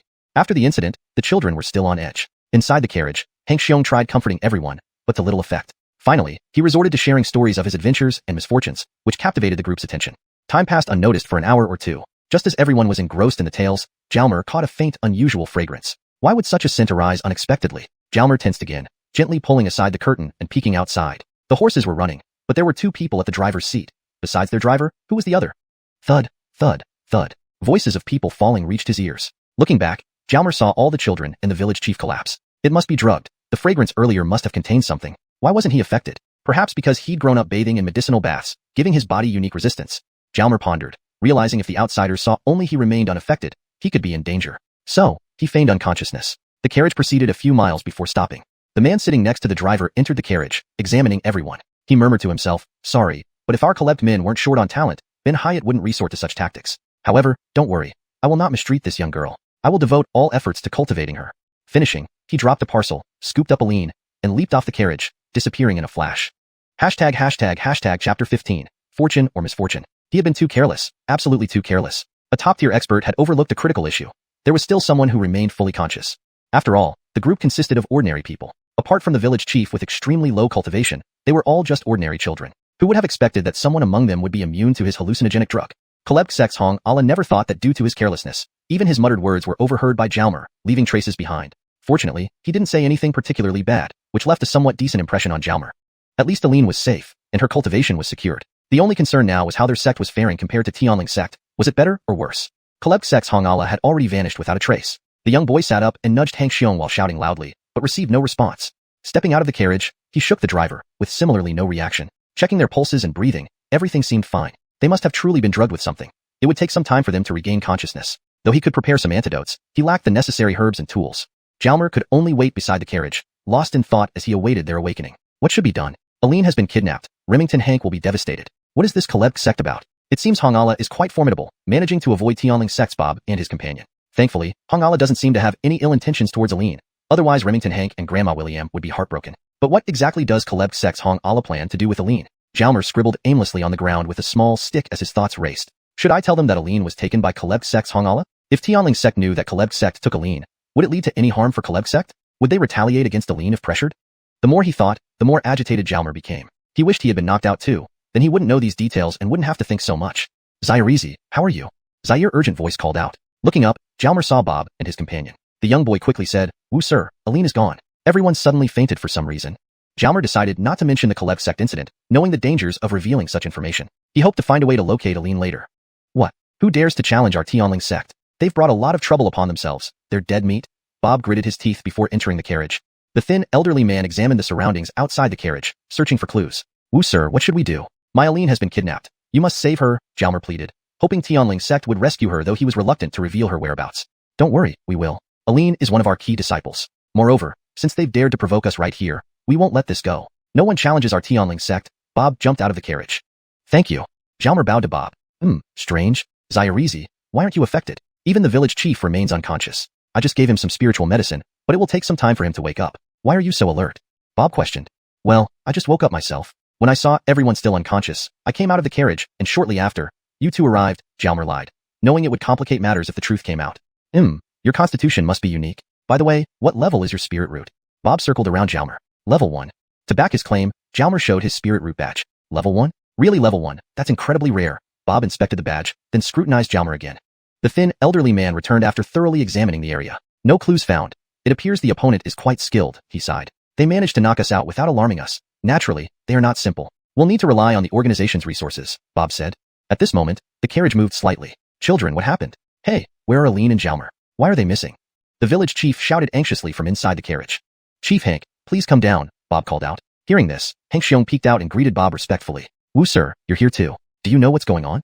Chief Hank, Aline was kidnapped. Sorry, we failed to protect her. But rest assured, we at Tianling sect will bring her back, Bob replied, then paused. Since Aline has been kidnapped, we must return to report. Goodbye, Chief Hank. Please. The village chief saluted Bob. In an instant, Bob and his companion disappeared. What should we do? How can we face Uncle Hank? The village chief fretted. Originally, Aileen's high-spirit root grade was a source of joy, promising a prosperous future for Hank family village. Now, she had been kidnapped because of her talent, turning good fortune into misfortune. Jalmer, why are you here? Are you okay? The village chief finally noticed Jalmer. I'm fine. Let me check on the others. Jalmer climbed into the carriage. One by one, the driver and other children woke up, moving around but showing no serious injuries. What else could they do? Continue the journey home. On the way, the village chief asked Jalmer several questions, including why he woke up earlier than the others. After all, Jalmer hadn't cultivated yet, while the village chief was an experienced spirit practitioner. Jalmer repeated his story to Bob and shared their conversation with the village chief. It seems the kidnapper is quite skilled, even deceiving Wu Sir. Ignatiously, they don't intend to harm Aline. It's fortunate amidst the unfortunate. But what can we tell Uncle Hank Zhonghua? Aline won't return anytime soon, likely many years from now. The village chief sighed helplessly. Due to the kidnapping incident, their journey was delayed, and they only returned to Hank family village late at night. When Aileen's grandparents heard the news, they froze in shock. What sins have I committed? First, Ji Chuan went missing. Now Maribel has been kidnapped. How can I explain this to them? After a long silence, Uncle Hank Zhonghua uttered those words. The chapter captures the turmoil and uncertainty following Aileen's abduction, highlighting Jalmer's internal conflict and the broader implications for the characters involved. Chapter 16. Strange Bracelet. The village chief said a few consoling words to the elder but had no special solutions, so he could only return. Remington Hank, please rest assured. I will definitely find Hank Shiryu in the future, Franz Tong said earnestly, looking into Hank Zhonghua's eyes with his sharp gaze. Thank you, good child. Hank Zhonghua patted Franz Tong's head, tears glistening in his eyes. In his view, the chances of seeing Hank Shiryu again in this lifetime were extremely slim. She would only return if she achieved something significant after being captured by others. Although Hank Shiryu was highly talented, cultivation was an exceedingly difficult path, every step fraught with challenges. It was defying the heavens. Moreover, the competition in cultivation was perilously treacherous, filled with deceit far surpassing the ordinary world. At this moment, Hank Shiryu's grandmother had collapsed into a chair, silently weeping. Grandma William, please don't be too sad. From now on, I'll be your grandson, your real grandson. Zaired Hank Shiryu is fine. She's just not living with us temporarily. In the future, I'll take care of you and I will surely find Hank Shiryu. Please believe me. Franz Tong approached the old woman and looked her straight in the eye. Okay, we trust you. William Showing tightened her grip on Franz Tong's hand. It was a sleepless night. The next day, news of Hank Shiryu's capture spread throughout the village. Jameson the elders came to comfort the two seniors, offering words of solace. The loss of such a prodigy made everyone sorrowful for Hank Zhonghua and the village of Hank Jiawang. After all, a talent like hers could bring tremendous benefits to their village. Regardless of life's hardships or fate's injustice, life must go on. After all visitors left, Franz Tong once again consoled the two elders. Remington Hank Shiryu's capture might not be entirely bad. I heard that those captured are often intensively cultivated. Who knows? She might have a better future there than in Tian Alingmen. We just haven't heard from her yet. James sighed when she returns, she'll already be a spirit scholar. Zaire Tong, you needn't console us. We understand, but we wonder if we'll live to see that day. The path of cultivation is not easy. Hank Zhonghua shook his head helplessly. In the following days, both elders were quite dejected. Losing their son and daughter-in-law, and now their granddaughter, anyone would struggle under such circumstances, possibly never recovering. Thus, Franz Tong took on various household chores, including washing clothes, cooking, and gathering herbs. During his free time, he buried himself in the borrowed book, asking Hank Zhonghua about anything he didn't understand. Despite his gloom, the elder always answered. After 10 days, Franz Tong had thoroughly studied the borrowed Foundation of Alchemy, detailed explanation of spirit herbs. With his prior foundation and natural talent, it took him only 10 days to master everything in the book. He memorized the information on various spirit herbs and grasped the limited alchemy techniques described, though only theoretically. Through his understanding of spirit herbs, Franz Tong devised a prescription for a medicinal bath, showing it to Hank Zhonghua for suggestions. After discussion, they swapped one herb and added another, finalizing the recipe. This formula primarily strengthened the body and enhanced detoxification. Due to his previous experience with poisoning, Franz Tong believed he needed stronger antitoxin properties. All the required herbs were common and easily obtainable, though expensive ones would yield better results, something beyond their means. He named it the Poor Jameson's Body Strengthening and Zyre Detoxin Formula, simple and direct. Franz Tong then began implementing his bathing plan. On the first attempt, Hank Zhonghua assisted. They combined the herbs in proportion, boiled them in a large pot, and within half an hour, the aroma filled the air. After an hour, the effects had fully infused the water. Together, the elder and the Wilfred poured the herbal mixture into a large wooden tub. Once the temperature was bearable, Franz Tong stripped off his clothes and jumped in. How different this felt from previous baths. It was as if something was continuously seeping into his body, bringing unparalleled comfort. Similar to his first breath of fresh air here, except more intense and pleasurable. This must be the benefit of unspoiled surroundings. Coming from a polluted place, he had developed a stronger resistance, akin to having built antibodies against certain substances. Everything has pros and cons. What seems bad can turn into something good with a different perspective, like how a knife can harm or heal. While soaking, Franz Tong noticed something unusual about the bracelet on his arm. He raised both hands out of the water and observed carefully. The herbal steam seemed to be absorbed by the bracelet, with clear water leaking out elsewhere. Why is this happening? Franz Tong frowned, immersing the bracelet in the water for observation. He saw water entering one part of the bracelet while clear, colorless liquid flowed out. Stunned by this phenomenon, Franz Tong couldn't figure it out. This bracelet acted like a filtering container. He would ask Remington Hank later. Soaking for about half an hour until the water cooled and its effects waned. Franz Tong climbed out, dried off, dressed, tidied up, and headed out. Remington Hank, your gift bracelet is so strange, Franz Tong asked immediately upon finding Hank Zhonghua. My gift bracelet? I never gave you any bracelet, Hank Zhonghua was puzzled. Aren't these the ones you gave me? Franz Tong rolled up his sleeves, revealing the 2 bracelets on his arms. Oh, you mean these? These weren't my gifts. When we found you, you were wearing them. Aren't these yours? Hank Zhonghua replied curiously. Huh? I don't remember ever wearing bracelets before. Franz Tong grew even more confused. Did you perhaps hit your head when you were injured and forgot some things? Hank Zhonghua speculated. ##### Chapter 17. Tracing the path back. It's impossible. When I was on Earth, my family was very poor. We didn't have any bracelets. These 2 bracelets appeared on my wrist when I woke up here. Zaire, there's definitely nothing wrong with my head. When did I get them? Jalmer couldn't figure it out. But seeing that Hank Zhonghua was asking, he could only reply, Jamesaib? It's possible that I've forgotten some things. Then, Remington Hank, do you see anything special about these bracelets? They seem to be able to absorb things, said Jalmer as he took off one bracelet and handed it to Hank Zhonghua. Absorb things? Absorb what kind of things? Let me take a look, Hank Zhonghua replied, taking the bracelet and examining it closely. While bathing, it seemed to absorb steam from the water. When I submerged it in medicinal water, it also absorbed the medicine, then released ineffective water, Jalmer explained honestly. He wouldn't hide anything from Hank Zhonghua unless it was necessary. After all, this was his savior, and over time, they had earned his trust. The old man frowned at the bracelet in his hand, thinking for a moment before saying, based on what you're saying, this seems to be quite valuable. Jameson cultivators out there have peculiar but incredibly useful items. Perhaps this is a great treasure as well. So don't show it to anyone casually, and make sure to study it carefully. Got it, I understand. Jalmer took back the bracelet and put it on again. By the way, the village head also has a magical item, a belt. Did you know that? Hank Zhonghua asked while looking at Jalmer. Belt? No, I'm not familiar with the village head yet. Jalmer paused, then continued. During the journey to test my spiritual root, we encountered 2 bandits. The village head seemed to pull out an iron stick from his waist. Could it be hidden inside the belt? Is it that magical? Yes, the village head's belt can store items. Quite a lot actually. Most cultivators have similar storage items. They are expensive though, so us poorer folk don't have them. Your bracelet might also have a similar function and could even be more valuable, so keep it safe. The elder told him everything he knew. Alright, oh, Remington Hank, can we go herb gathering together tomorrow? I want to see the place where you saved me. Jalmer wanted to check if there was a way back to Earth. After all, Earth was his true home. Sure, we can go herb gathering together tomorrow. Time heals all wounds. Although it had been some time since Aileen's abduction, the elder was still deeply saddened but gradually coming to terms with it. Seeing how thoughtful Jalmer was provided some consolation for losing his granddaughter. That night, everything was quiet. In the early morning, just as dawn broke, Jalmer got up and started fetching water to prepare breakfast. By the time the 2 elders rose, breakfast was already ready. Seeing the elders awake, Jalmer called out, Remington, Grandma, breakfast is ready.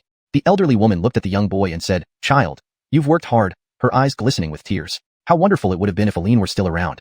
After washing up, the 2 elders came to the table where the hot breakfast was already laid out. Michelle thought of her son and daughter-in-law, and of Aline, her eyes reddening as she said, Child, thank heavens you're here. We wouldn't know what to do without you. Grandma, rest assured, I will find Aline, Jalmer replied firmly, believing he could achieve it. Good, what a fine child. Michelle nodded in agreement.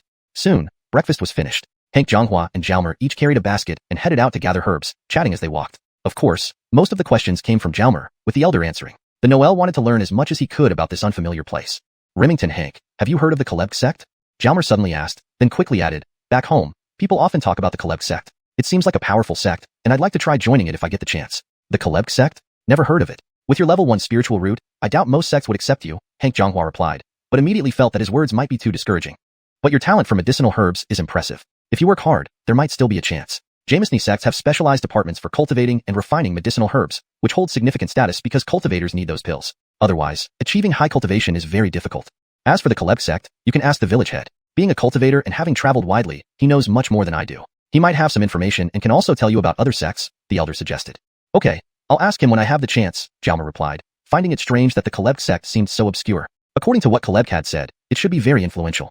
As they continued their conversation, the grandfather and grandson kept an eye out for medicinal herbs. Finally, they stopped at the halfway point of a mountain. This is where we found you. See that tree and the big rock next to it? I remember it clearly, Hank Zhonghua pointed to the tree and rock. Jalmer looked at the tree and rock but saw nothing special, no sign of any teleportation gateway or black hole. He scanned the surroundings. Though this was the halfway point of the mountain, it was relatively flat and unremarkable. Oh, it's here. I just wanted to take a look. Let's continue gathering herbs. Jalmer didn't want to arouse Hank Zhonghua's suspicions, so he brushed it off quickly. He planned to thoroughly examine the area, perhaps even the entire mountain, when he came alone next time. Afterward, Jalmer focused on finding medicinal herbs. From studying the borrowed book, he learned a lot about the habitats of various herbs and knew where to find them easily. His harvest was impressive.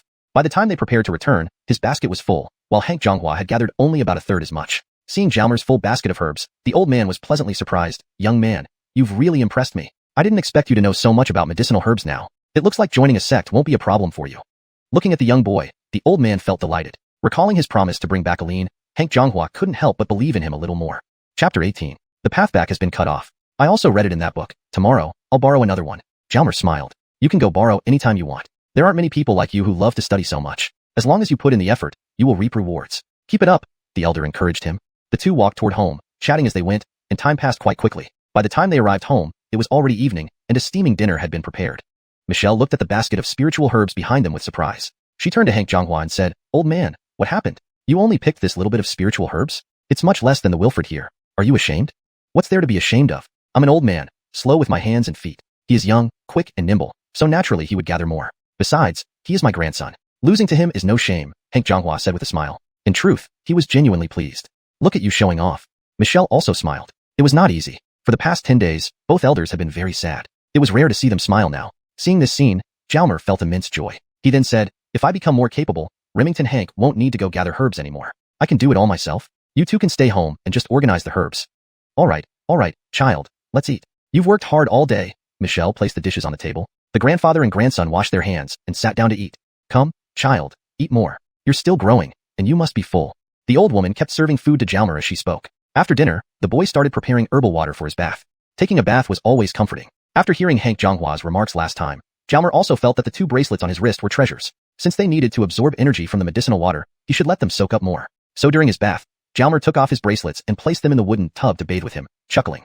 After the bath, the boy went straight to bed. Lying in bed, Jalmar planned, tomorrow, I'll borrow a book, and the day after, I'll go gather herbs. I'll thoroughly check the place where I appeared in this world, seeing if there's any special connection with Earth. Whether or not I can return depends on this attempt. If I can't return, it's better to give up the thought. The next morning, the boy woke up first to prepare breakfast again. After eating breakfast, Jalmar took the well-studied foundations of alchemy, detailed explanation of spiritual herbs, and ran to the skill house. Having learned the process of borrowing books, Jalmar quickly borrowed another one with the help of the skill house guardian. This book was also about spiritual herbs, mainly describing their medicinal effects. Once back home, the boy eagerly immersed himself in the new book, consulting Hank Zhonghua whenever he encountered something he didn't understand. Thus, except for cooking and eating, Jalmar spent his whole day engrossed in the borrowed book. Every night, he continued his medicinal baths, which had become a daily routine. So, another day passed. The following day was scheduled for herb gathering. As usual, Jalmar got up early to cook. After breakfast, he greeted the two elders and set out with his basket to gather herbs. He soon arrived at the place Hank Zhonghua had previously brought him. Jalmar observed carefully. There was nothing particularly unusual around. Although it was halfway up the mountain, the area for several hundred meters was relatively flat with no significant slope. The boy opened his large, glowing eyes and gazed towards the mountaintop. Nothing seemed unusual there either. The mountain was large but not very high, with no steep cliffs. Jalmar spun around in place, thinking but coming to no conclusions. He decided to widen his search to find anything unusual. First, he would climb to the top and look from there. Having made up his mind, he acted immediately. Jalmar's main goal today was to find the path he came from, so he wasn't focused on gathering herbs. But while climbing, he kept looking around, hoping to spot a cave or a deep pit, something out of the ordinary. Since he kept observing, and with his remarkable vision, he would occasionally discover some spiritual herbs. He ignored the common ones this time, but when he found more precious mature herbs, he stopped to pick them. After all, he couldn't return empty-handed under the pretext of herb gathering. Although heading towards the mountaintop, the mountain was large, and the distance was considerable. So sometimes the path went up, sometimes down, and sometimes through a valley. Walking beside a ravine, Jalmar glanced inside.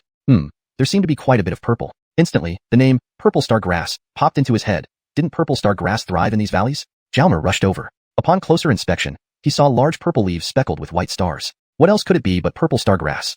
A rough count revealed about a dozen huge plants, each twice as large as those he'd seen before. Real treasure trove of excellent herbs. The boy collected them all, estimating he would make a nice haul. Though his primary goal was to reach the mountaintop, due to the mountain's size, it was well past noon by the time he arrived. At the summit, Jalmar wiped his sweat, drank some water, did a few deep breaths, and sat on a rock, closing his eyes to adjust. Surprisingly, even with closed eyes and breathing, it felt incredible. Jalmar almost felt cosmic energy entering his body with each breath. Having been in this world for some time, he sensed its uniqueness. On Earth, he could only absorb energy through food and drink, but here, he could feel energy entering his body while breathing.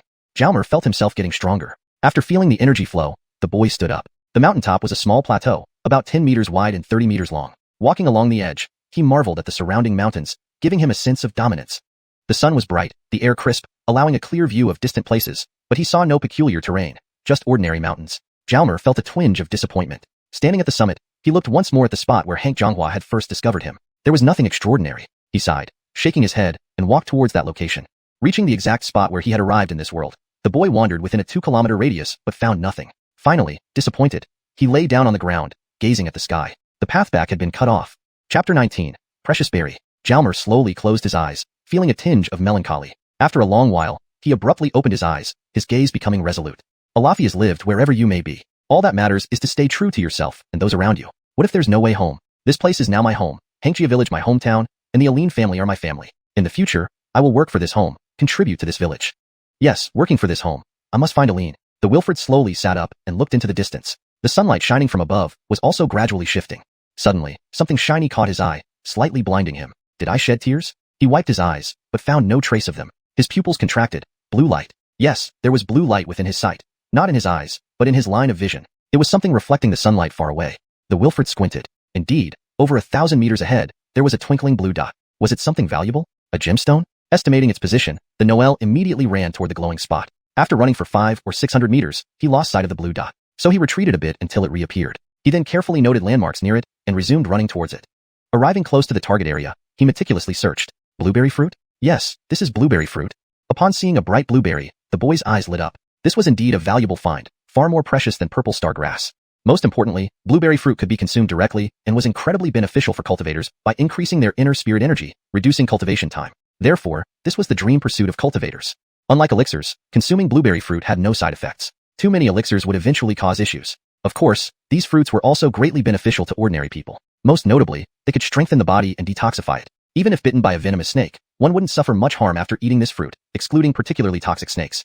Picking the fruit, the Noel held it carefully and examined it closely. As expected, the blue, in its name, matched its appearance. It gleamed with an intense blue hue, about the size of his fist and entirely free of impurities. Clearly, this fruit was ripe. The tree, around 1 meter tall, was rather inconspicuous, partially hidden by taller trees nearby, making it hard to spot unless one was looking closely. He had simply been lucky, being in the right place at the right time under the right weather conditions, allowing the sunlight to reflect off the fruit and catch his eye. It was fate. But there was only one fruit on this tree, leaving Jalmer a little disappointed. According to his readings, a blueberry tree typically bore up to 3 fruits per harvest. One should not be too greedy. Finding even one fruit by coincidence was already a favor from the heavens. He should be content. Smiling wryly, he gently placed the fruit in his basket, covering it with other medicinal herbs to prevent it from rolling away. Are there any more of these trees nearby? He needed to thoroughly search. Ignatius favors the diligent. 10 meters away, Jalmer found another blueberry tree of similar height, but disappointingly without any fruit. Books mention that these trees took over 10 years to bear fruit, so perhaps this one was still too young. Continuing his search, he finally discovered a third blueberry tree in a hidden spot with 2 ripe berries, 2, mind you. Heart pounding with excitement, he picked both fruits and carefully stored them in the basket. Feeling his heart racing, his head slightly hot from the mix of tension and excitement, he took several deep breaths to calm himself before setting out again. However, his search yielded no more fruits. Zaire hour later, he decided to give up. If he didn't return soon, it would be dark before he got home. He could always come back later, as they wouldn't run away. Still, if someone else found and picked them first, it would be destiny, as such treasures couldn't be monopolized. Determined, the Noel headed straight for Hangchia village without further exploration, arriving just before nightfall. How did you get back so late? It's already dark, Michelle called out from the door, her tone filled with affection for her adopted grandson, who was a crucial pillar of support and their hope for finding Aline. Ah, yes, it's a bit late, but I had some special finds today, Jalmer replied with a grin as he walked inside. Eat first, we can sort the herbs later. We've already prepared your bathing potion. You can use it after dinner. Hank Zhonghua removed the basket from Jalmer's back. Purple star grass? Hank Zhonghua glanced inside the basket. Yes, I had good luck today. Found over a dozen plants. Jalmer smiled, adding, I also came across some other special items. Dozen? I used to hardly ever find more than 1 or 2 at a time. Zaire, you found over a dozen this time, and such large ones at that. Hank Zhonghua picked up one of the herbs and noted it was visibly larger than those he had previously collected. These would be worth a lot. Suddenly recalling something, Hank Zhonghua put aside thoughts of dinner. You said you found something special? What is it? Already thrilled by the quality and quantity of purple stargrass, Hank Zhonghua was eager to know what other treasure the Noel had found. Jalmer bent down, reached into the bottom of the basket, and handed a blueberry fruit to Hank Zhonghua. What's this? Hank Zhonghua scrutinized the fruit under the lamplight. The Wilfred remained silent, waiting for the elder to discover its value. After flipping the fruit a few times, Hank Zhonghua's eyes grew wide with excitement. Is this a blueberry fruit? He asked, his voice trembling as he looked up at Jalmer. Yes, it's a blueberry fruit, Jalmer confirmed, having regained his composure since picking it.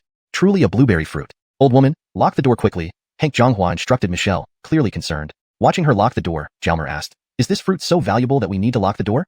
In all my life, I've never seen one of these in person. Isn't it precious? Cultivators fight over such things. We can't tell others about it, or we might invite trouble. Hank Zhonghua cradled the fruit like a precious jewel, which it truly was. Chapter 20. A small windfall. Is it really that precious? Then I have 2 more here. Franz Tong bent down again and pulled out the remaining 2 blueberries from the basket. What? You have 2 more? The old man's breathing became noticeably rapid, his eyes wide open, staring intently at the fruits in Franz Tong's hand. These fruits should fetch a good price, right? How about we sell them tomorrow? Franz Tong only thought of selling to improve their living conditions. Huh. The old man was still in shock. What? What did you say? Sell? Oh, sell? The old man's speech was becoming incoherent. But these aren't easy to sell. Oh, not that they're hard to sell. These can't be sold casually. They're too valuable. I don't even know how to sell them. Wait, let me think. The old man was still dazed. Franz Tong stopped talking, realizing that these fruits had caused significant shock to the old man. William Xiaoing also watched the old man silently. After a long while, Hank Changhua finally regained his composure. I've thought about it. We shouldn't sell these fruits ourselves. If we must sell, it should be through the village head. Besides, we'll only sell 2 and keep 1 for yourself, the old man said with a loving look at Franz Tong. Why is that? Franz Tong couldn't quite understand why selling fruits needed to go through the village head.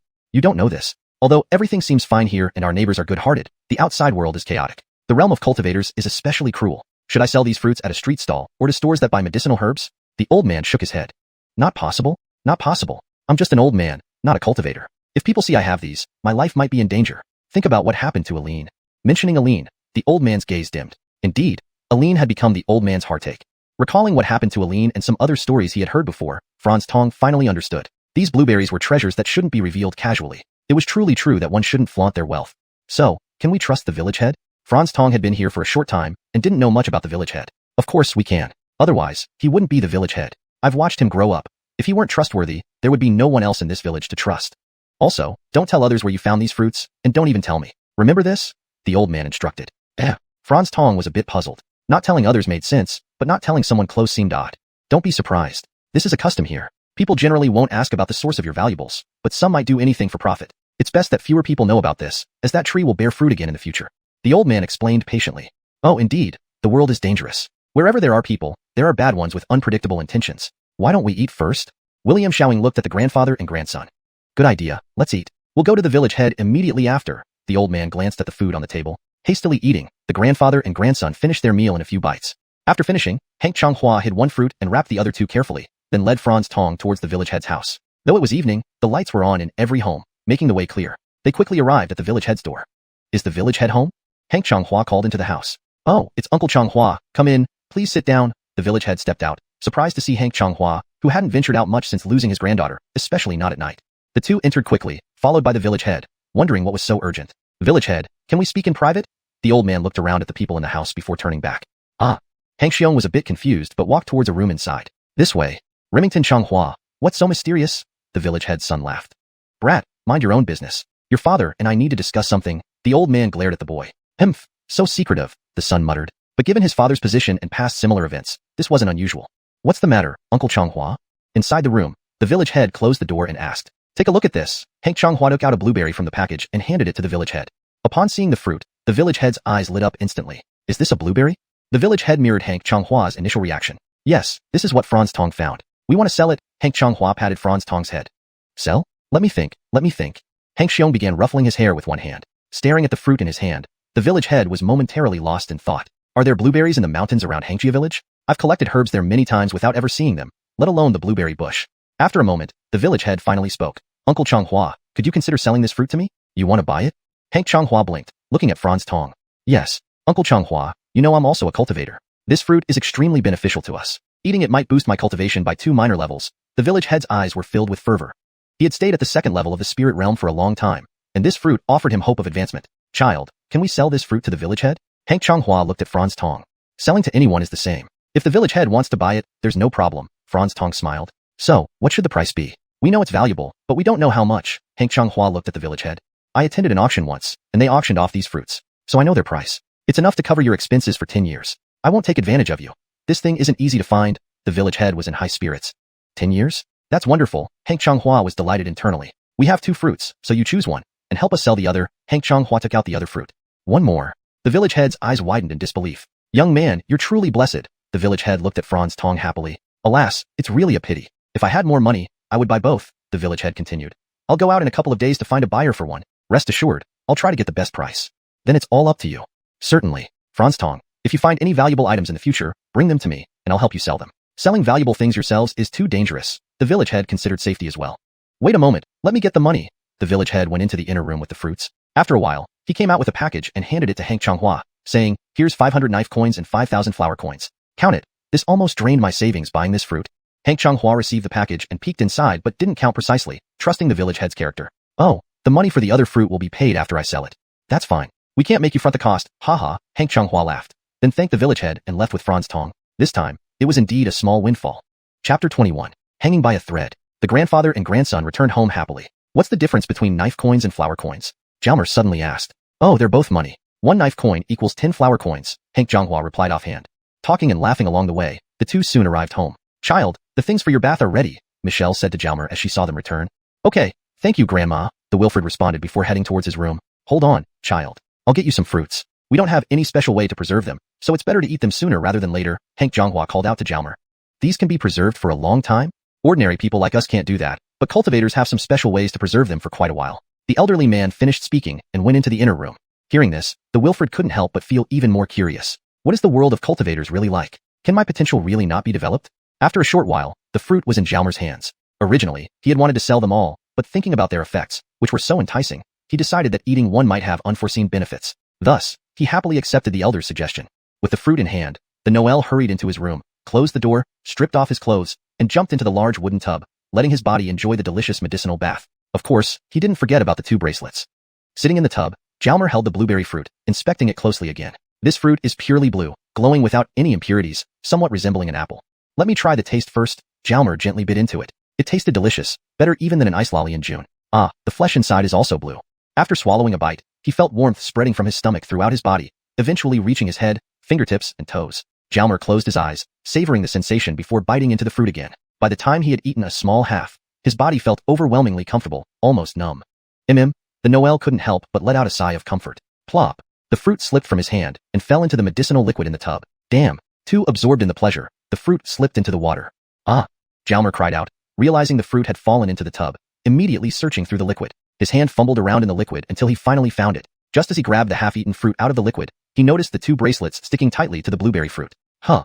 Jalmer frowned. Before he could react, most of the blueberry fruit vanished right before his eyes, and at the same time, the 2 bracelets dropped back into the medicinal liquid. What happened? The Wilfred shivered. My fruit. He searched the medicinal liquid again but found nothing except the herbs and the 2 bracelets. Did the bracelets eat it? Jalmer recalled how the bracelets had previously absorbed the medicinal liquid. Yes, these bracelets must have done it. He shook his head helplessly. Fortunately, the energy from the fruit was powerful enough to keep him comfortable for a while. Jalmer could feel energy continuously releasing from his stomach into his body, which greedily absorbed it. The village chief had said this could boost his cultivation by 2 minor levels. Its power must be tremendous. Can my body handle it? He began to worry. After all, he had no experience in such matters. Perhaps it was lucky that he only ate half the fruit and thanked the 2 bracelets. Thankfully, there was no immediate trouble, so he would take it step by step. After half an hour, the medicinal bath had mostly lost its effect, but the energy from the fruit continued to release from his stomach. This fruit's energy was indeed formidable. Cleaning up, Jalmer went to bed and quickly fell asleep in comfort. Ah! Zaire hour later, Jalmer woke up screaming in pain. By now, Jalmer was drenched in sweat, feeling immense pain throughout his body, with the energy still releasing from his stomach. Was this too much? What happened, child? The old couple rushed into Jalmer's room, awakened by his screams. I'm in pain, everywhere hurts. Especially my dantian area, Jalmer shouted. Hank Changhua felt Jalmer's forehead, which was scorching hot, causing him to frown. It might be because of eating the blueberry fruit. It's still releasing energy in my stomach, Jalmer realized. Hank Changhua thought for a moment and said, we should find the village chief. As a cultivator, he may have a solution. Jalmer was already too weak with pain, so the elder carried him to the village chief's house, with Michelle leading the way with a lantern. Upon seeing the village chief, Hank Changhua explained the situation. Ah, he ate a whole blueberry fruit? If only he'd told me first, the village chief exclaimed in shock. They had 3 blueberry fruits, and Jalmer had eaten one directly. Wait here a moment. I'll bring a pill to try. The village chief walked into the inner room, taking out 2 jade bottles and poured a blue pill from one of them, then made Jalmer swallow it. After a short while, the village chief asked, how do you feel now?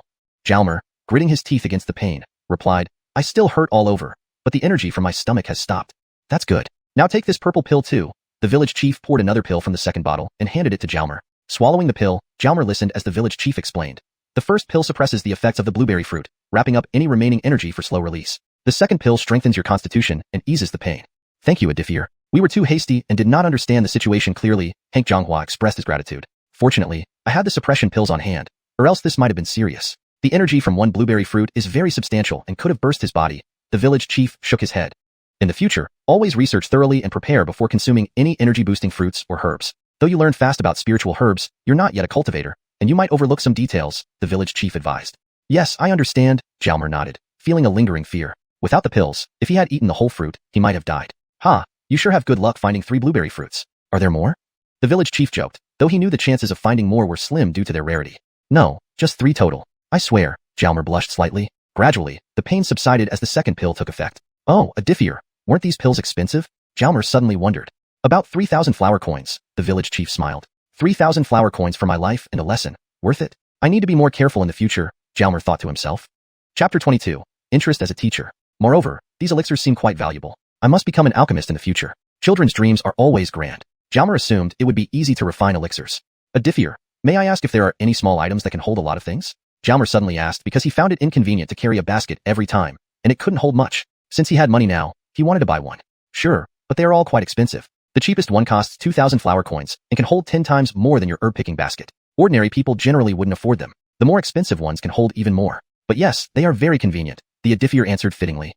He then took off his belt and said, look, this belt can hold many things. With that, he pulled out a bunch of items from the belt and instantly put them away again. Jalmer's eyes widened. Could you help me buy one next time? Just the cheapest one. Zaire, the fruit I want you to sell for me. You don't need to pay me for it. It will cover the cost of the medicine and the storage item. Is that okay? Such a big offer? The Devours looked at Jalmer, then at Hank Zhonghua, as if seeking the elder's opinion since Jalmer was now part of the Hank family. For an ordinary person, this was no small amount. Several years' worth of living expenses. As long as the child is willing, I have no objections. Hank Zhonghua already knew Jalmer had a bright future. Besides, the boy had picked the fruit himself. It didn't matter if the Devours benefited. He might need their help someday. Good, you've got courage. I like that. The Devours laughed heartily. But I can't let you take advantage of me. After selling the fruit, I'll give you 5,000 flower coins. No need, Devours. You saved my life, something money can't measure. Besides, I'll need your help in the future. We'll see. The Devours smiled. After staying for a while, grandfather and grandson went home. After this incident, Jalmer felt he still lacked knowledge, so he studied even harder. Over the next few months, Jalmer mostly gathered herbs, studied herbs, and soaked in medicinal baths. Occasionally, he observed ants, a habit from his previous life. However, these ants were twice as big as those he used to see, which was rather frightening. Sometimes, he would make small objects or draw pictures, especially three-dimensional ones. Another old habit, he also practiced martial arts that he had learned before. During this period, the Devours delivered what he kept nagging about, a belt that could hold 20 baskets worth of items. He also suggested Jalmer practice some chi cultivation techniques. Even though Jalmer wasn't suitable for cultivation, practicing these techniques could improve his physical condition and better absorb the energy from the blueberry fruit he ate. 6 months after arriving here, Jalmer borrowed a basic chi cultivation book titled Chi Control Technique from the village. This place didn't have advanced cultivation methods. He spent 3 days memorizing the book and sought advice from the Devours. Every night after his medicinal bath, he began practicing the chi control technique. It involved imagining chi circulating through various parts of the body, starting from the dantian, spreading throughout the body, and returning to the dantian, repeating continuously. The blueberry fruit Jalmer had eaten was slowly releasing its energy, nourishing each cell. Most of the unabsorbed energy gathered in the dantian, storing itself. Jalmer could feel sufficient chi in his dantian, but couldn't get it moving using the method described in the chi control technique. He relied on imagination, picturing the movement of chi throughout his body. Despite everything being imaginary, the Wilfred didn't give up. He believed that effort makes up 99% of success, so he must keep trying. Before he knew it, a year had passed since he came to this world. In this year, Jalmer had mastered all the books related to spirit herbs and elixirs in the skill house. He had also sought guidance from villagers who knew about herbs, especially the cultivators, although their knowledge was limited. As a result, Jalmer became the most knowledgeable person about herbs in Hank family village. With enough theoretical knowledge, Jalmer was skilled at herb combinations, knowing the functions of various herbs and how they interacted with others. Now, whenever someone in Hank family village was injured or ill, they would seek Jalmer's help. He became a well-known barefoot doctor, even attracting people from distant villages. Regarding spirit herbs, progress was hard to come by in Hank family village. It was time to learn something else. One day, Jalmer returned to the skill house to borrow books. This time, he met Hank Yunfei, one of the 4 guardians of the skill house who knew about arrays. What book do you want this time? You've read all the spirit herb books. Hank Yunfei smiled at the young herbalist. Now I want to read about arrays. Remington Yunfei, do you have any recommendations? I hear you're pretty good at it, the Wilfred flattered. I'm just a beginner, but guiding you should be fine. Hank Yunfei took a book from a nearby shelf and handed it to Jalmer, saying, this book is good for beginners. Start with this. Jalmer opened the book and saw the title, Spatial Structure. Remington Yunfei, are you joking? Is this a book about arrays? The Wilfred was puzzled, thinking the old man was teasing him. I've been there. Although my understanding of arrays is limited, you know foundation is important. What's crucial in learning arrays? Imagination. Spatial sense. Spatial imagination. Hank Yunfei paused, then continued. If your spatial imagination isn't strong, there's no point in learning arrays. It requires talent too. Effort alone doesn't guarantee results. Direction matters. When setting up an array, you need to understand the layout of the area and imagine where to place certain objects or array stones. Zaire, just listen to me. Indeed, setting up an array is like placing a stone here and a wooden post there, isn't it? Didn't Kalebage Alahang's 8-formation diagram demonstrate that? Jamesney mazes and amusement parks share similar principles, all related to space. Jalmer thought about it and agreed with Hank Yunfei. All right, Remington Yunfei, I'll borrow this book. Jalmer was confident in his spatial sense. He remembered making small wooden objects when he was young, which required strong spatial awareness. He also drew three-dimensional pictures with great skill. From that moment on, Jalmer officially started learning the basics of array theory. Though no master taught him, interest was his best teacher. Could he become an array master? Chapter 23. The Alchemy Conundrum. Isn't it funny? Previously, the goal was to become an alchemist, but now there's a sudden desire to be an array master. Kids' ideas are truly changeable. It has been a year since Jalmer arrived in this world. He has already mastered most of its language, with only some obscure characters being exceptions. Now, he can read books on his own without any hindrance. Space construction introduced basic shapes of objects such as cuboids, cubes, spheres, and combinations of various simple shapes. The book came with text descriptions and numerous illustrations. Jalmer flipped through the book casually and quickly fell in love with it. When he was little, he loved drawing, especially 3D drawings, and this kind of content resonated with him. Simple objects were easy to understand at a glance, while complex ones required him to look at the pictures first, memorize their appearance, then close his eyes and imagine the shape in his mind. He could visualize the object hovering in front of him, slowly rotating so he could see all sides. His imagination worked like an X-ray, revealing the inner structure of the object. After understanding it fully, he would open his eyes again and carefully study the description, checking if it matched his imagination or if he had made any mistakes. Sometimes he found discrepancies, but occasionally his imagination was correct, leading to multiple solutions for one problem. To verify that the same object could have different compositions, he started making models. He began with simple parts and combined them to match the shapes in the book. Making simple models wasn't difficult, though they weren't always aesthetically pleasing. Some composite models failed due to inconsistent sizes and proportions, barely assembling together. None of this mattered because Jalmer had always been meticulous and patient. Soon enough, his models became more convincing and visually appealing when combined. This process was incredibly engaging for Jalmer. He became so engrossed in building models based on the diagrams that it almost consumed him. He realized he might be better suited for woodworking or architecture. But Jalmer knew everything mustn't be rushed. Haste makes waste. One should focus on mastering a single skill before diversifying. His primary focus remained on spiritual medicines. Array techniques could only be studied intermittently as a form of relaxation. As long as the weather permitted, Jalmer went herb collecting every 2 days. Naturally, he carried books on arrays to read during breaks. One day, after finishing herb collection, Jalmer prepared to return home. Jalmer. Suddenly, someone called out from behind. The Wilfred turned around and smiled. Oh, Sebastian, you're also out collecting herbs? Yes, I sometimes come up the mountain to gather herbs. Did you find anything good today? Other than a purple stargrass and a purple olily, the rest are quite common, Jalmer replied honestly. There was no need to hide it, as none of these were particularly rare. You even found a purple olily? Those are quite uncommon, rarer even than the purple stargrass. I'm not as lucky as you. I didn't find anything special. They continued chatting as they walked back towards Hank family village. Sebastian, have you heard of the Kaleb sect? People back home say it's a very powerful sect. Jalmer finally brought up this lingering question. The Kaleb sect? It doesn't ring a bell. I'll ask my friends next time I meet them, the Sebastian offered. Jalmer felt a pang of doubt. How odd, even the Sebastian hadn't heard of it. Could it be an insignificant sect? But then again, Hyatt from the Kaleb sect seemed quite formidable, easily defeating the Alangshi disciples of the Heavenly Spirit sect. Thinking about this, Jalmer frowned, feeling the reality differed from his expectations. Why does the Kaleb sect matter to you? Oh, I just thought it was a powerful sect and wondered if I could join, Jalmer explained casually. Ah, ambitious. However, joining a sect at this stage is still challenging for you. But if you can successfully refine pills, that would make things easier. Right, refining pills. Do you have any alchemy formulas, Sebastian? Alchemy formulas? I'm not an alchemist, so I don't have any. But I can buy one for you next time I go out, though they're quite expensive. How much would the cheapest one cost? I'd like to try. Probably around 500 floral coins. I'll bring one for you next time. Also, you'll need an alchemy furnace. Don't tell me you plan to refine pills using cooking tools? The Sebastian chuckled. True. Then what's the price of an alchemy furnace? I'm not sure exactly, but they're definitely not cheap. I'll check on that too. If it's reasonable, I can bring one for you. Thank you, Sebastian. Don't mention it. Just refine some pills for me if you succeed, the Sebastian joked. He held some hope for Jalmer, although sometimes he wondered, was it even possible for a level 1 spirit root person?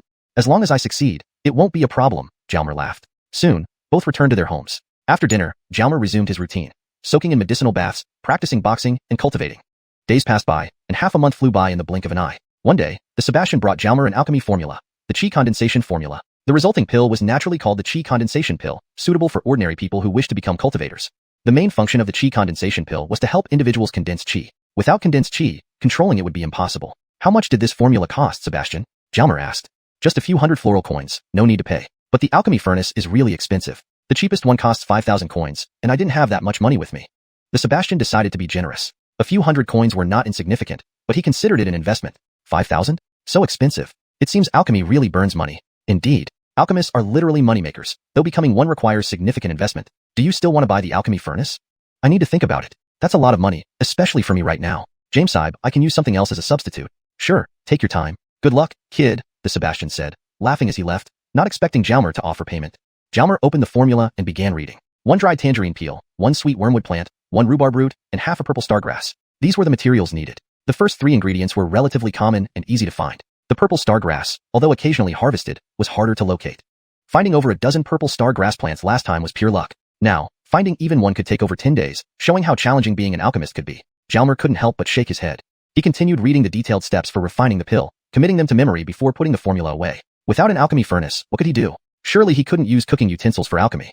Ding ding ding. The timely sound of the village blacksmith working at his forge caught Jalmer's attention. Perhaps he should visit blacksmith Hank Tietue. The Wilfred ran towards the blacksmith's house. Big brother Tietue busy? Jalmer greeted upon arrival. Having lived in the village for a year, everyone was familiar with each other. What else would I be doing? What's up? Big brother Tietue, can you forge an alchemy furnace? Zaire alchemy furnace? Never done that. You want to refine pills? Hank Tietue looked puzzled.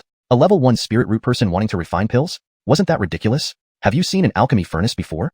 I have seen one before, but forging a pill refining furnace requires some special materials, like black iron and illusory silver. These things are incredibly expensive, and I don't have any here. Even if I did, I wouldn't know the correct proportions to add, Hank Tietue said honestly, not hiding anything from Jalmer.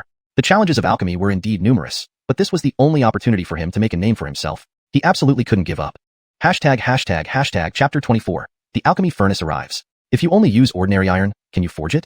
Jalmer asked the blacksmith with hopeful eyes. I'm not sure, but I can give it a try. However, an alchemy furnace is quite intricate and will require considerable effort. Moreover, I've never made one before, so it will take longer, the blacksmith said sheepishly. Meaning it will cost more money. Got it. Alright, how about 500 flower coins?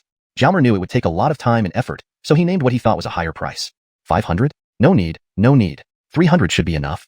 The blacksmith was delighted. This Wilfred was quite generous. That's the money. Ephraim handed over the coins. He had kept a good amount of money on him recently. Sure, I'll start forging it for you tomorrow, and hope to finish as soon as possible. The blacksmith smiled broadly. This money was easy to earn. Zaire's other half-month passed, and the borrowed book's spatial construction was finally fully understood. The complex diagrams inside were now clear in Jalmer's mind. Seeing any particular diagram, he could understand its specific structure and know which components it was made up of. Furthermore, he could also replicate those things by himself. It was time to switch books. Jalmer took the book he had finished reading and rushed to the skill house. Hank Yunfei was on duty again. Following his suggestion, Jalmer borrowed Principles of Array Formation. This book mainly introduced the roles of different shaped objects in array formations.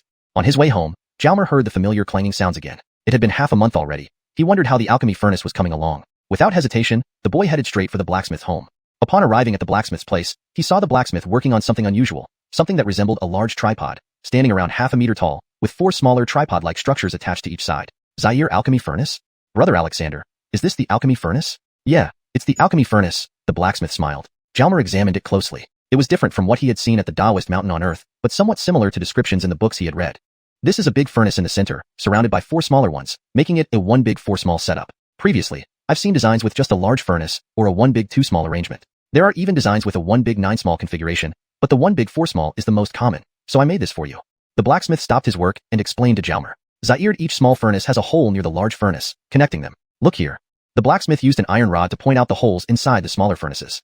So, this is the alchemy furnace? How do I use it? The books don't describe the usage method, only mentioning what to do first and what to do next. What should I do? Jalmer frowned deeply, mumbling to himself. Why don't you ask the village head? He might know something since he's a spirit practitioner. Additionally, I need another half-month to finish forging and polishing it. I'll deliver it once it's ready.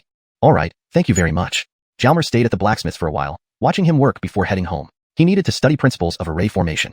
The book meticulously described the functions of various shapes like spheres, cubes, rectangular prisms, ellipsoids, cylinders, triangular pyramids, and other oddly shaped objects. It detailed how these differently shaped objects responded when subjected to forces such as wind, water, fire, or human attacks. For instance, if strong winds blew towards a corner of a triangular pyramid, the wind force would be easily deflected, leaving the pyramid unaffected. But if the wind blew directly onto one of its faces, the pyramid would bear significant wind force. This book covered such effects primarily on single objects under external influences, and later included some composite structures and their responses to external forces. In other words, it explained what happens when different objects were combined. Learning these concepts required extraordinary imagination and perfect spatial perception. It was an extremely taxing mental exercise, necessitating robust soul power. Otherwise, one wouldn't be able to sustain it. If your soul power wasn't strong enough, you would find this subject tedious and struggle to begin, ultimately giving up without trying. Forcing yourself to learn despite weak soul power risked getting lost in it, leading to madness as your thoughts got trapped within. From an outsider's perspective, you would appear insane. Of course, if you were only slightly interested and wanted a basic understanding, it didn't matter much whether you had strong soul power or not. Strong soul power mainly manifested in your ability to efficiently distribute mental tasks, allowing you to multitask effectively. Simply walking while doing hand gestures didn't count as advanced mental task distribution or strong soul power. It was just habitual. Writing different characters simultaneously with both hands showed better mental distribution, but still didn't qualify as strong soul power. However, if you could sit on a chair, using both hands, feet, and even a pen held in your mouth to write different characters as well as normally written, that would demonstrate excellent mental distribution and indicate strong soul power. In short, strong soul power allowed you to divide your brain power into multiple parts, thinking independently and directing different body parts to perform different tasks simultaneously. But Xiaomer didn't know whether his soul power was strong or weak. He didn't realize studying array formations required robust soul power. He only knew he found this fascinating and could comprehend the concepts easily, managing to allocate his mental focus effectively. Though he didn't know why, he simply knew how to do it. This was natural talent, a gift from Old Mountain Jamester. Of course, to utilize this talent effectively required personal effort. Talent alone wasn't everything. Thus, sometimes he spent an entire day on it. Simple principles were easily grasped, while complex ones were analyzed further by imagining wind or water impacting the objects. For particularly challenging concepts, he created models based on the book's diagrams and used bamboo tubes as water guns or strings to simulate wind to observe the object's behavior. After 10 days, principles of array formation was etched into Xiaomer's memory. He even devised some unmentioned object combinations and their impacts on the surrounding environment. With that, Xiaomer returned to the skill house to exchange for another book, this time borrowing a genuine guide on setting up array formations. Is Zaire at home? Who is it? Xiaomer was deeply engrossed in a book at home when someone called out, forcing him to put down the book and step outside. He saw a strange tripod-like object approaching him. Zaire alchemy furnace? The alchemy furnace has arrived. Hashtag chapter 25. The news arrives. Looking at the alchemy furnace before him, it had been polished to a glossy shine and looked much better than its former rough appearance. It was now much more appealing. Xiaomer reached out, but before his hand touched the furnace, it moved away, shifting to one side. Then Xiaomer saw the earnest face of the blacksmith Hank Tiefu appear in his line of sight. Surprised? Shocked? The blacksmith asked, his words not quite matching his smile. Very nice, really very nice. Where should I put it? Carrying it has been tiring. Oh, put it by the courtyard. Xiaomer directed the blacksmith to place the object down and then asked, how heavy is this thing? About 120 to 30 pounds. Over 100 pounds? Xiaomer mumbled. You actually carried it here? How am I supposed to move it? I don't have that kind of strength. But the boy still tried moving it, using all his might, and surprisingly, he managed to push the over 100-pound alchemy furnace. Huh? I can actually move this? I must be getting stronger. I'm only 11, yet I can move this. Could it be the result of soaking in the baths and practicing cultivation for the past year? Or perhaps the environment here has an effect on my body? After delivering the alchemy furnace, the blacksmith chatted with Xiaomer for a while before leaving. At this point, Hank Zhonghua and Michelle also walked over, examining the furnace closely. So, this is the alchemy furnace you had the blacksmith make? It looks great, Hank Zhonghua remarked as he inspected it. Yes. Oh, Remington, do you know how to use an alchemy furnace? Xiaomer said as he opened the lid to inspect inside. The craftsmanship is excellent, it's well polished, and even the decorative furnace ears look good. It looks good, but I don't know how to use it. I've never seen an alchemy furnace, let alone know how to use one. But I guess you just put the herbs in and boil them. The old man could only speculate. I'll ask the village chief, the boy said and ran off towards the village chief's house. Fortunately, the village chief was home. Xiaomer explained his intentions. You're pretty bold, making an alchemy furnace without knowing how to use it. But refining elixirs is no easy task, the village chief commented, impressed by the boy's determination to start immediately. In the past, there were elixir refining competitions, and I've watched some first-rank alchemists refine elixirs, so I know a bit. First-rank alchemist? Are they powerful? Xiaomer asked. A first-rank alchemist is the lowest rank. After that are second and third ranks, and the higher the number, the higher the rank and the more skilled they become. However, even a first-rank alchemist is highly sought after. Most cultivators like myself need spirit pills to advance our cultivation. Xiaomer nodded, saying nothing, urging the village chief to continue. When they refine elixirs, they first put the spirit herbs into the furnace. Some go into the main furnace, others into subsidiary furnaces. Then they add water and start the fire. Both the main and subsidiary furnaces are heated. Once the herbs in the subsidiary furnace reach a certain level, they flow through connecting holes into the main furnace to continue refining. As for when to add which herbs from the subsidiary furnace into the main one, I'm not sure. James Ibit's detailed in the pill formula. Yes, it is mentioned. The pill formula Xiaomer had bought was already memorized by him, clearly stating when to refine specific herbs and mix them at the appropriate levels. That's all I know. You'll need to figure out the specifics on your own. The village chief paused, seemingly recalling something else. Oh, and the fire used for refining is very important. There are various types of fires, such as beast fire, earth fire, and celestial fire. In elixir refining competitions, the organizers provide the fire, usually beast fire, earth fire, and celestial fire. These come from special spirit beasts, volcanoes, and lightning respectively. These are just what I've heard. These aren't ordinary fires. They are rare, so only wealthy families and large sects possess them. Moreover, using these flames requires a cultivator because the fire needs to be controlled by qi. Using these fires makes refining easier, and the quality of the elixirs is better. So, even if you had celestial fire, you couldn't use it unless you're a cultivator. The village chief glanced at Xiaomer with a smile and continued. If you can't become a cultivator, you'd remain a first-rank alchemist and can only use common charcoal fire, the kind we see every day. This makes refining more difficult due to inferior tools. But if you succeed, it means you're truly capable. Using ordinary fire to refine elixirs successfully would make you even more remarkable. First-rank alchemists are greatly respected on this continent, so keep it up. Elixiring turns out to involve so much knowledge. This opened Xiaomer's eyes again. The world of cultivators is indeed colorful. I must work harder. Xiaomer thanked the village chief and prepared to return home. Xiaomer, wait a moment. Xiaomer was about to leave the courtyard gate when the village chief called him back. There's one more thing I forgot to tell you. Didn't you ask about Kaleb sect last time? Kaleb sect? Yes, I did. The village chief spoke further, causing Xiaomer to feel both nervous and excited. I didn't find any information during my last trip to buy the pill formula. But a few days ago, I learned about Caleb sect from a friend. It turns out Caleb sect isn't a sect in Rat Nation, but a formidable sect in Bird Nation. Bird Nation? Is it far?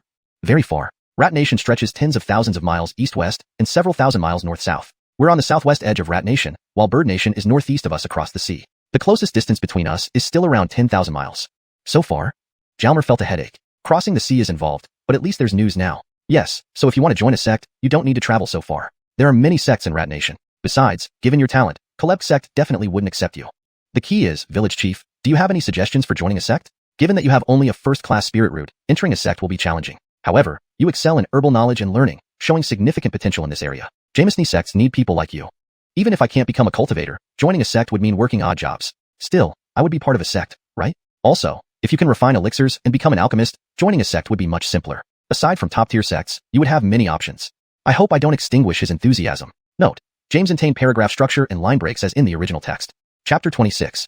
Encountering obstacles in alchemy. It seemed that becoming an alchemist was a mission he must complete. Otherwise, everything else would be just empty talk. Only by becoming an alchemist could he easily join a sect. Only by joining a sect could he become stronger faster. Zaire, only by becoming stronger did he have any chance of finding Aline. Jalmer silently vowed to himself that he must become an alchemist.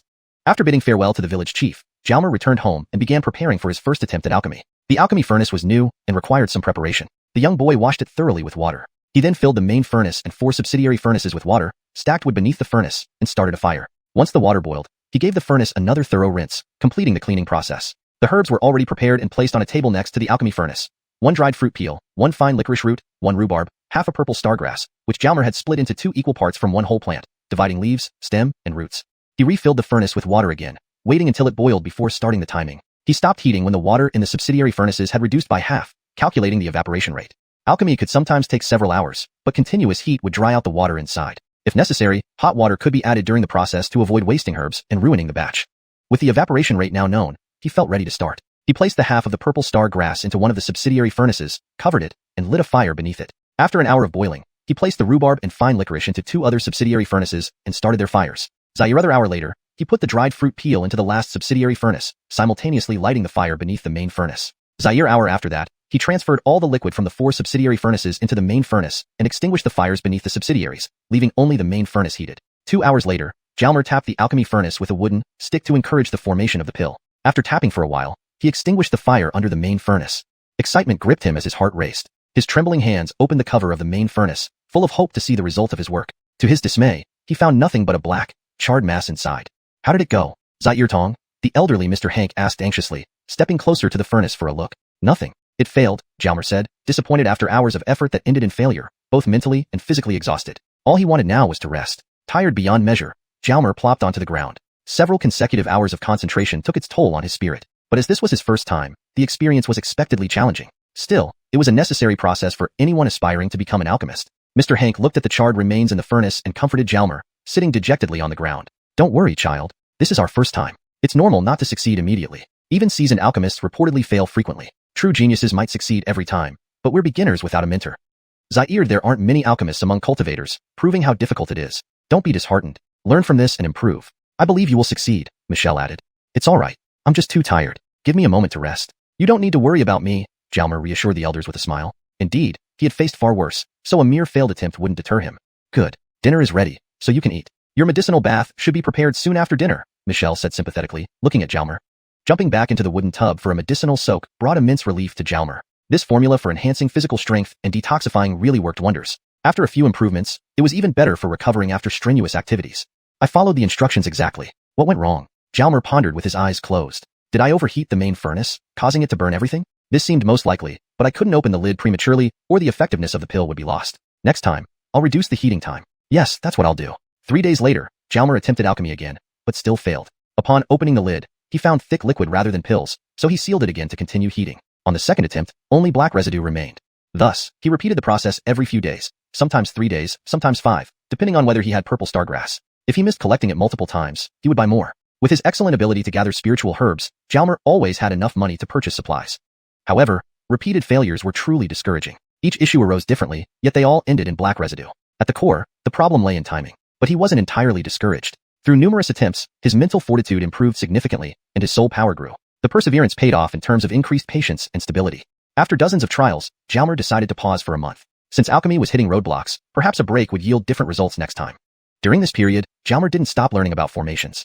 Over nearly a year, he had finished reading all the formation books available in the skill house. He planned to review and summarize everything after finishing the final book. From initially learning the construction and understanding the principles, to later mastering the arrangement and poigeia of formations, the journey hadn't been easy. Although these books contained only the most basic knowledge on the continent, they opened a window for him, revealing the fascinating world within.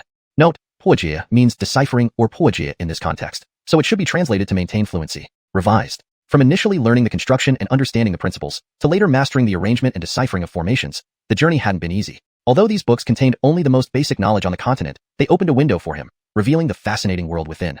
Another month passed, and Jalmer integrated all his knowledge of formations, though he still couldn't arrange true formations. Setting up formations required array chess pieces, which were miniature versions of larger objects. For instance, turning a spherical object into a small spherical array piece, or transforming a cube into a tiny cubic array piece. These miniaturized items made carrying and setting up formations convenient. But forging array pieces wasn't something ordinary people could do.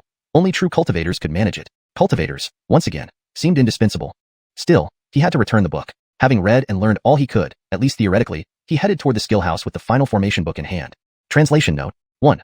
The chapter follows the original paragraph structure and line breaks closely. 2. Names are preserved in pinyin format accurately. 3. Effort has been taken to maintain the tone and style of the original text, ensuring fluency and coherence in English. Chapter 27. A half-step cultivator. Soon, Jalmer arrived in front of the skill house. This time, he did not immediately walk to the stone that symbolized returning or borrowing a book, but stopped 2 yards away from the skill house. Yes, he was prepared to examine the so-called defensive array outside the skill house. Previously, he had observed the house but only superficially, without delving deeper. Now, having finished reading and understanding the books, he wanted to take a good look at what made this skill house so mysterious and why it could stop people from advancing. Jalmer began circling the skill house, meticulously inspecting everything around it, not missing any small object. He was examining their placement, hoping to find clues on how to crack the defensive array. Since it was an array, there must be array pieces. Finding them would lead to a solution. According to the books, the more skilled an array master was, the smaller and harder to find the array pieces they crafted, making the array more difficult to break. Hank Family Village was just an ordinary village, its secrets likely not too precious. Given the village's modest means, the hired array master wouldn't be extremely powerful, meaning the array pieces shouldn't be too tiny. Jalmer estimated the array pieces wouldn't be smaller than a human head, probably larger, or about the same size. Thus, he searched carefully for objects around the skill house that matched this description, giving special attention to those with unique shapes. After thorough observation and careful examination, Jalmer indeed found 4 array pieces. They were similar to those described in the books, but were still insufficient. Just these few pieces couldn't reveal much about breaking the array, especially since they were within 10 feet of the skill house, out of his reach. He continued his search. After an hour, his efforts paid off as he found 2 more array pieces, though it still wasn't enough. Alaka alchemy, mastering arrays wasn't simple. There was plenty of time ahead. Finally, the Wilfred stood on the stone, waiting for the guardian of the skill house. This time, he chose a book on chi cultivation, having already thoroughly studied those related to alchemy and arrays. So, he now turned to other subjects. In the following days, Jalmer borrowed books on chi cultivation, body tempering, and speed training, but he wasn't very interested in these. He merely read them once to get a basic impression without deep study. Outside of reading, he naturally focused on arrays and alchemy, his interests and strengths. His future success hinged on these 2 areas. Unfortunately, alchemy continued to disappoint, yielding only black residue or half-formed medicinal paste with minimal efficacy. However, he saw steady progress in his array studies, particularly in analyzing the protective arrays surrounding the skill house. He visited every few days, circling and examining it, each time finding 1 or 2 new array pieces, which gave him hope. Additionally, Jalmer consistently practiced chi cultivation, imagining the flow of chi through his body after daily herbal baths and boxing exercises. On this particular day, something changed. It had been 2 years since he started practicing chi cultivation. One day, a strange sensation emerged as he imagined chi flowing from his dantian up to his heart, neck, and then splitting into 2 paths to his hands and fingertips before returning under his armpits, down through his waist and outer legs to his toes, and back up to the dantian. Starting the 3rd cycle, he felt real chi moving through his body. It wasn't a hallucination. The sensation was unmistakable.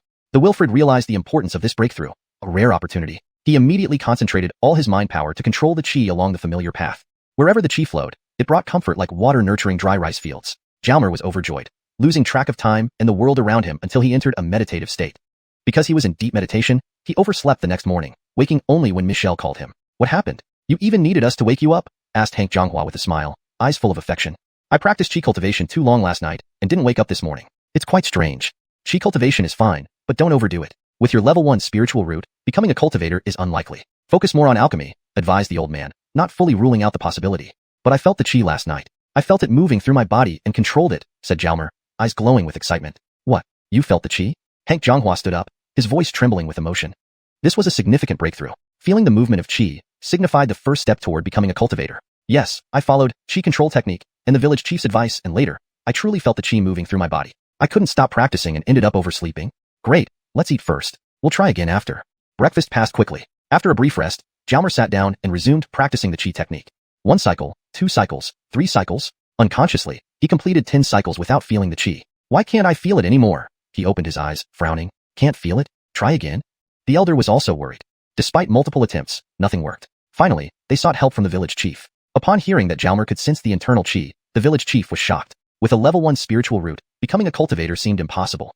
While sensing internal chi doesn't make one a cultivator, it's a crucial step, significantly increasing the chances of becoming one. This was a monumental step, and Jalmer had taken it. Effectively, he was now a half-step cultivator. ####Chapter 28. On the verge of a breakthrough. Can you really feel the energy flowing inside your body now? The village chief asked, still half skeptical. If Jalmer wasn't lying, then he was already at the threshold of becoming a cultivator. Half-step cultivator. This development completely surpassed the village chief's expectations. In his experience, no one with a grade 1 spirit root had ever become a cultivator. Although Jalmer wasn't yet a full cultivator, he was getting close. Jalmer truly continued to surprise and astound everyone. Yes, it happened last night. I followed the cultivation techniques in the manual and your instructions, and I could actually feel the flow of energy. It was my first time feeling it. Never before had I sensed anything like that. But today, I couldn't feel it again, Jalmer said, a hint of disappointment in his voice.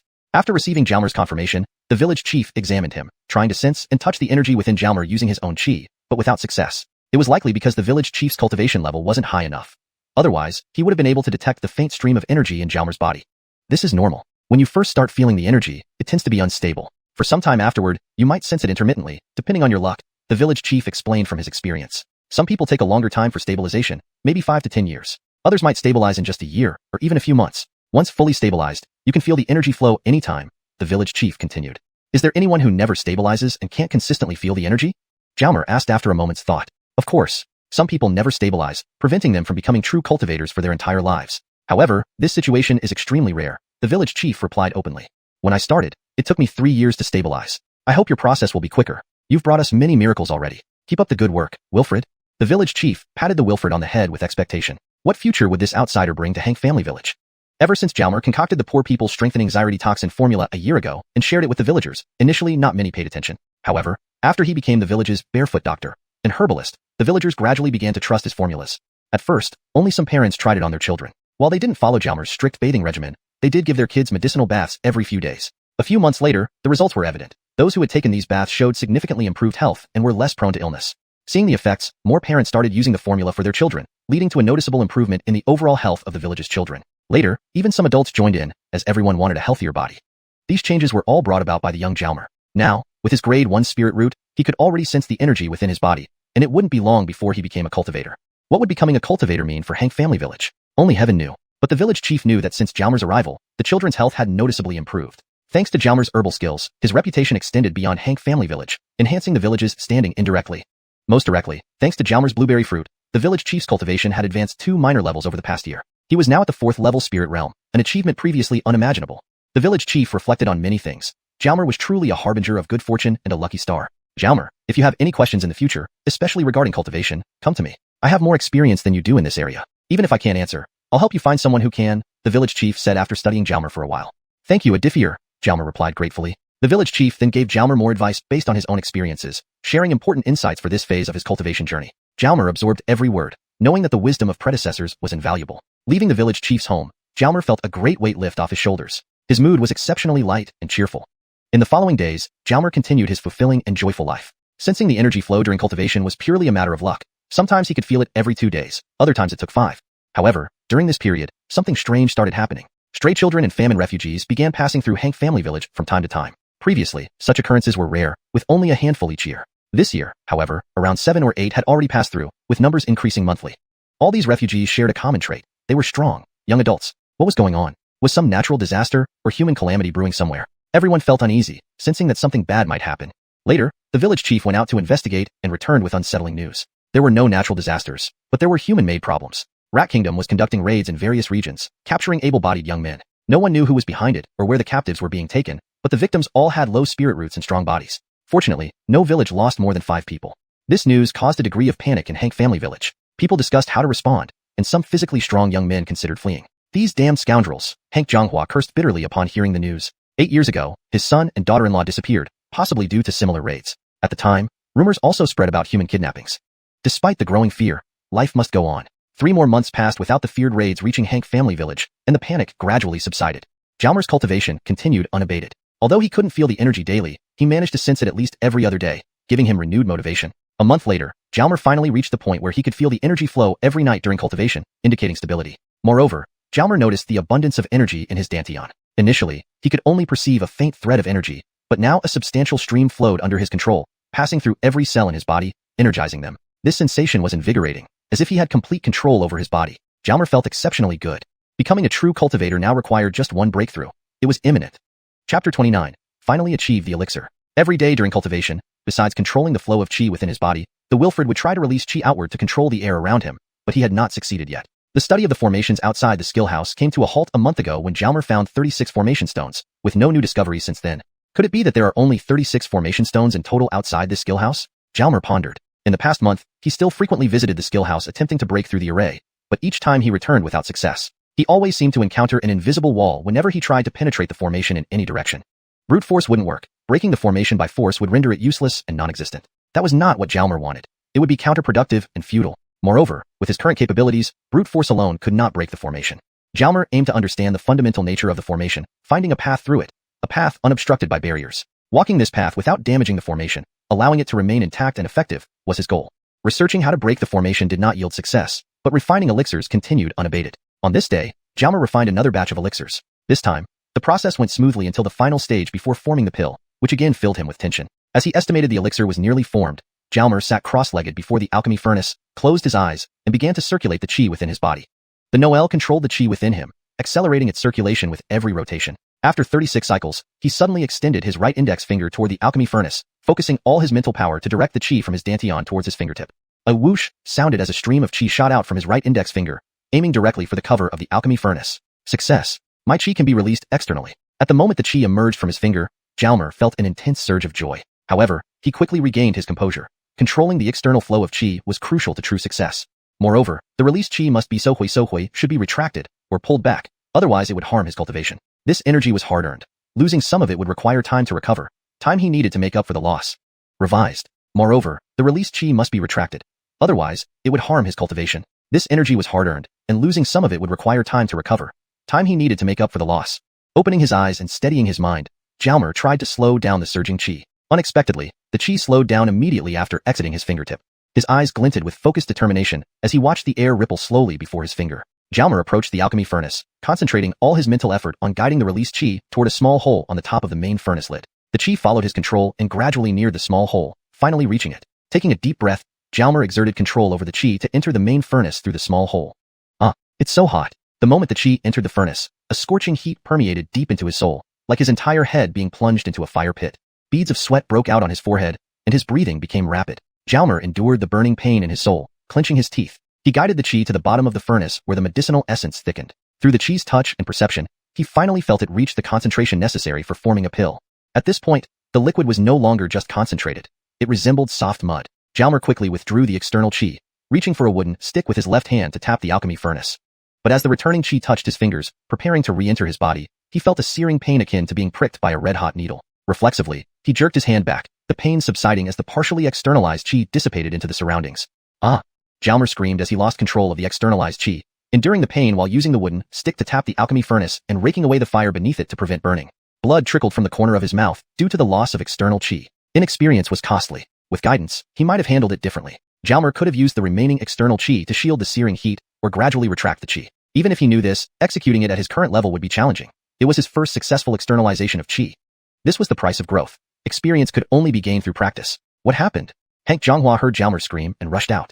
"Grandfather, help me tap the alchemy furnace. I think we can form the pill," said Jalmer, his heart relaxing as Hank Zhonghua approached. He smiled at Hank Zhonghua before collapsing. What's going on? Why is he like this after refining an elixir? Hank Zhonghua picked up Jalmer with one hand and tapped the alchemy furnace with the other. Michelle also rushed over, heartbroken to see Jalmer unconscious and bleeding from the corner of his mouth. The two elders divided their tasks. The old woman tended to Jalmer, while the old man tapped the alchemy furnace. Half an hour later, Jalmer woke up in bed. Opening his eyes, he saw the concerned expressions of the two elders. "How are you?" Michelle asked anxiously. "I'm fine, just too excited and tense. Lost some energy, which caused a backlash. But rest will heal it," Jalmer replied, though he was lying. The backlash was more serious than rest alone could cure, but he knew how to handle it, being the well-known physician in the area. Oh, did the elixir succeed? This was his greatest concern. Hank Zhonghua handed him a small porcelain bottle with a smile. See for yourself. Zhao struggled to sit up, took the bottle in one hand, and removed the stopper with the other. A fragrant medicinal aroma instantly filled the air. Did it succeed? His heart raced with joy. He gazed intently into the bottle, seeing a pale purple pill lying quietly at the bottom, emitting the fragrant aroma. It was a qi condensing pill. Looking up, he smiled at the two elders. I succeeded? Yes, you succeeded, they replied in unison. The Noel had finally refined his first pill in his life. An achievement hard won. Translation completed. Chapter 30. Consuming the alchemical pill. In the sect, alchemists use so-called pill fire, not ordinary charcoal fire. Zhao had succeeded in creating a pill using common charcoal fire and an inferior alchemy furnace without any guidance, demonstrating how challenging it was. One could argue he was far more skilled than the average sect alchemist.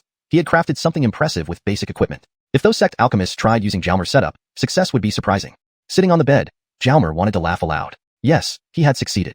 He had every reason and right to laugh. But ultimately, he merely smiled at the two elders and said, "It seems I should go find Maribel after some time." What? Find Maribel? No, you're far from ready. Let's talk about this later, Hank Zhonghua hurriedly replied upon hearing Zhao's desire to visit Aline immediately. You've only just managed to refine a single pill. You're not even a cultivator yet. Zaire cultivator could easily kill you with one slap. Hank Zhonghua did not know that Zhao had successfully released external chi flow this time, officially making him a cultivator. Now, he was a spirit cultivator envied by ordinary people. Though there was still a risk of failure during his next attempt, one successful release was enough for now. The Wilfred knew it would be difficult to convince the two elders immediately, but understood their concerns stemmed from good intentions. Just out of joy, he had blurted out his plan thoughtlessly. It was improper. So he responded to the elders, "All right, we'll discuss this later." Zhao did not want to reveal to the elders yet that he had become a cultivator. Earlier, he had learned quite a bit about the world of cultivators from the village head. If outsiders found out that someone with only a level 1 spiritual root had become a cultivator, who knew what consequences or troubles might arise? Thus, Zhao must keep it a secret from everyone, including his closest elders and the village head. How are you feeling now? Is everything all right? Michelle asked concernedly. Nothing serious, just a lot of energy expended. Resting for a bit will do the trick, though I probably can't do much work these next few days. Zhao needed to recover since he lost part of his chi flow. Despite lacking experience in this area, he felt his body and understood that losing external chi flow was no simple matter and required cautious handling. No worries, rest well. These past 3 years, you've done a lot for us. Look at our lives, they've improved thanks to you. 3 years? Indeed, he had been in this world for nearly 3 years. Oh, the bathing medicine is almost ready. Since you're awake and seem fine, do you want to take a medicinal bath now? Michelle asked again. Zhao was just about to muse over the passage of time when Michelle interrupted him. Yes, of course, Zhao replied hastily. The medicinal bath greatly helped with his recovery. Soon, Zhao sat in a large wooden tub, soaking in his divine bath, with the ceramic bottle containing the newly refined chi consolidation pill sitting on a stool beside the tub. Should I consume this pill now? Zhao hesitated. The pill aided cultivators in consolidating their chi flow, and his current cultivator body could easily absorb its energy. However, given his injuries, should he? After considering for a while, the Wilfred decided to postpone consumption and observe his condition for a day first. Thinking of the term, 3 years, the Wilfred began reflecting as he soaked in the bath. 3 years. He had arrived here at 10, barely over 4 feet tall, and now at 13, he was nearly 5 feet 7 inches, undeniably a Wilfred. This world was incredibly wondrous, far more vibrant than his homeland. Unexpectedly, misfortune led to fortune as he landed in this world. Zaired in just 3 years, he became a cultivator, able to control chi. In his hometown, he could have done whatever he pleased. As he thought, Zhao couldn't help but smile proudly, though a touch of melancholy lingered. Life was unpredictable indeed. After the bath, Zhao practiced martial arts for a while before resuming cultivation. By now, he was adept at controlling the internal chi flow, manipulating its speed, size, and direction freely.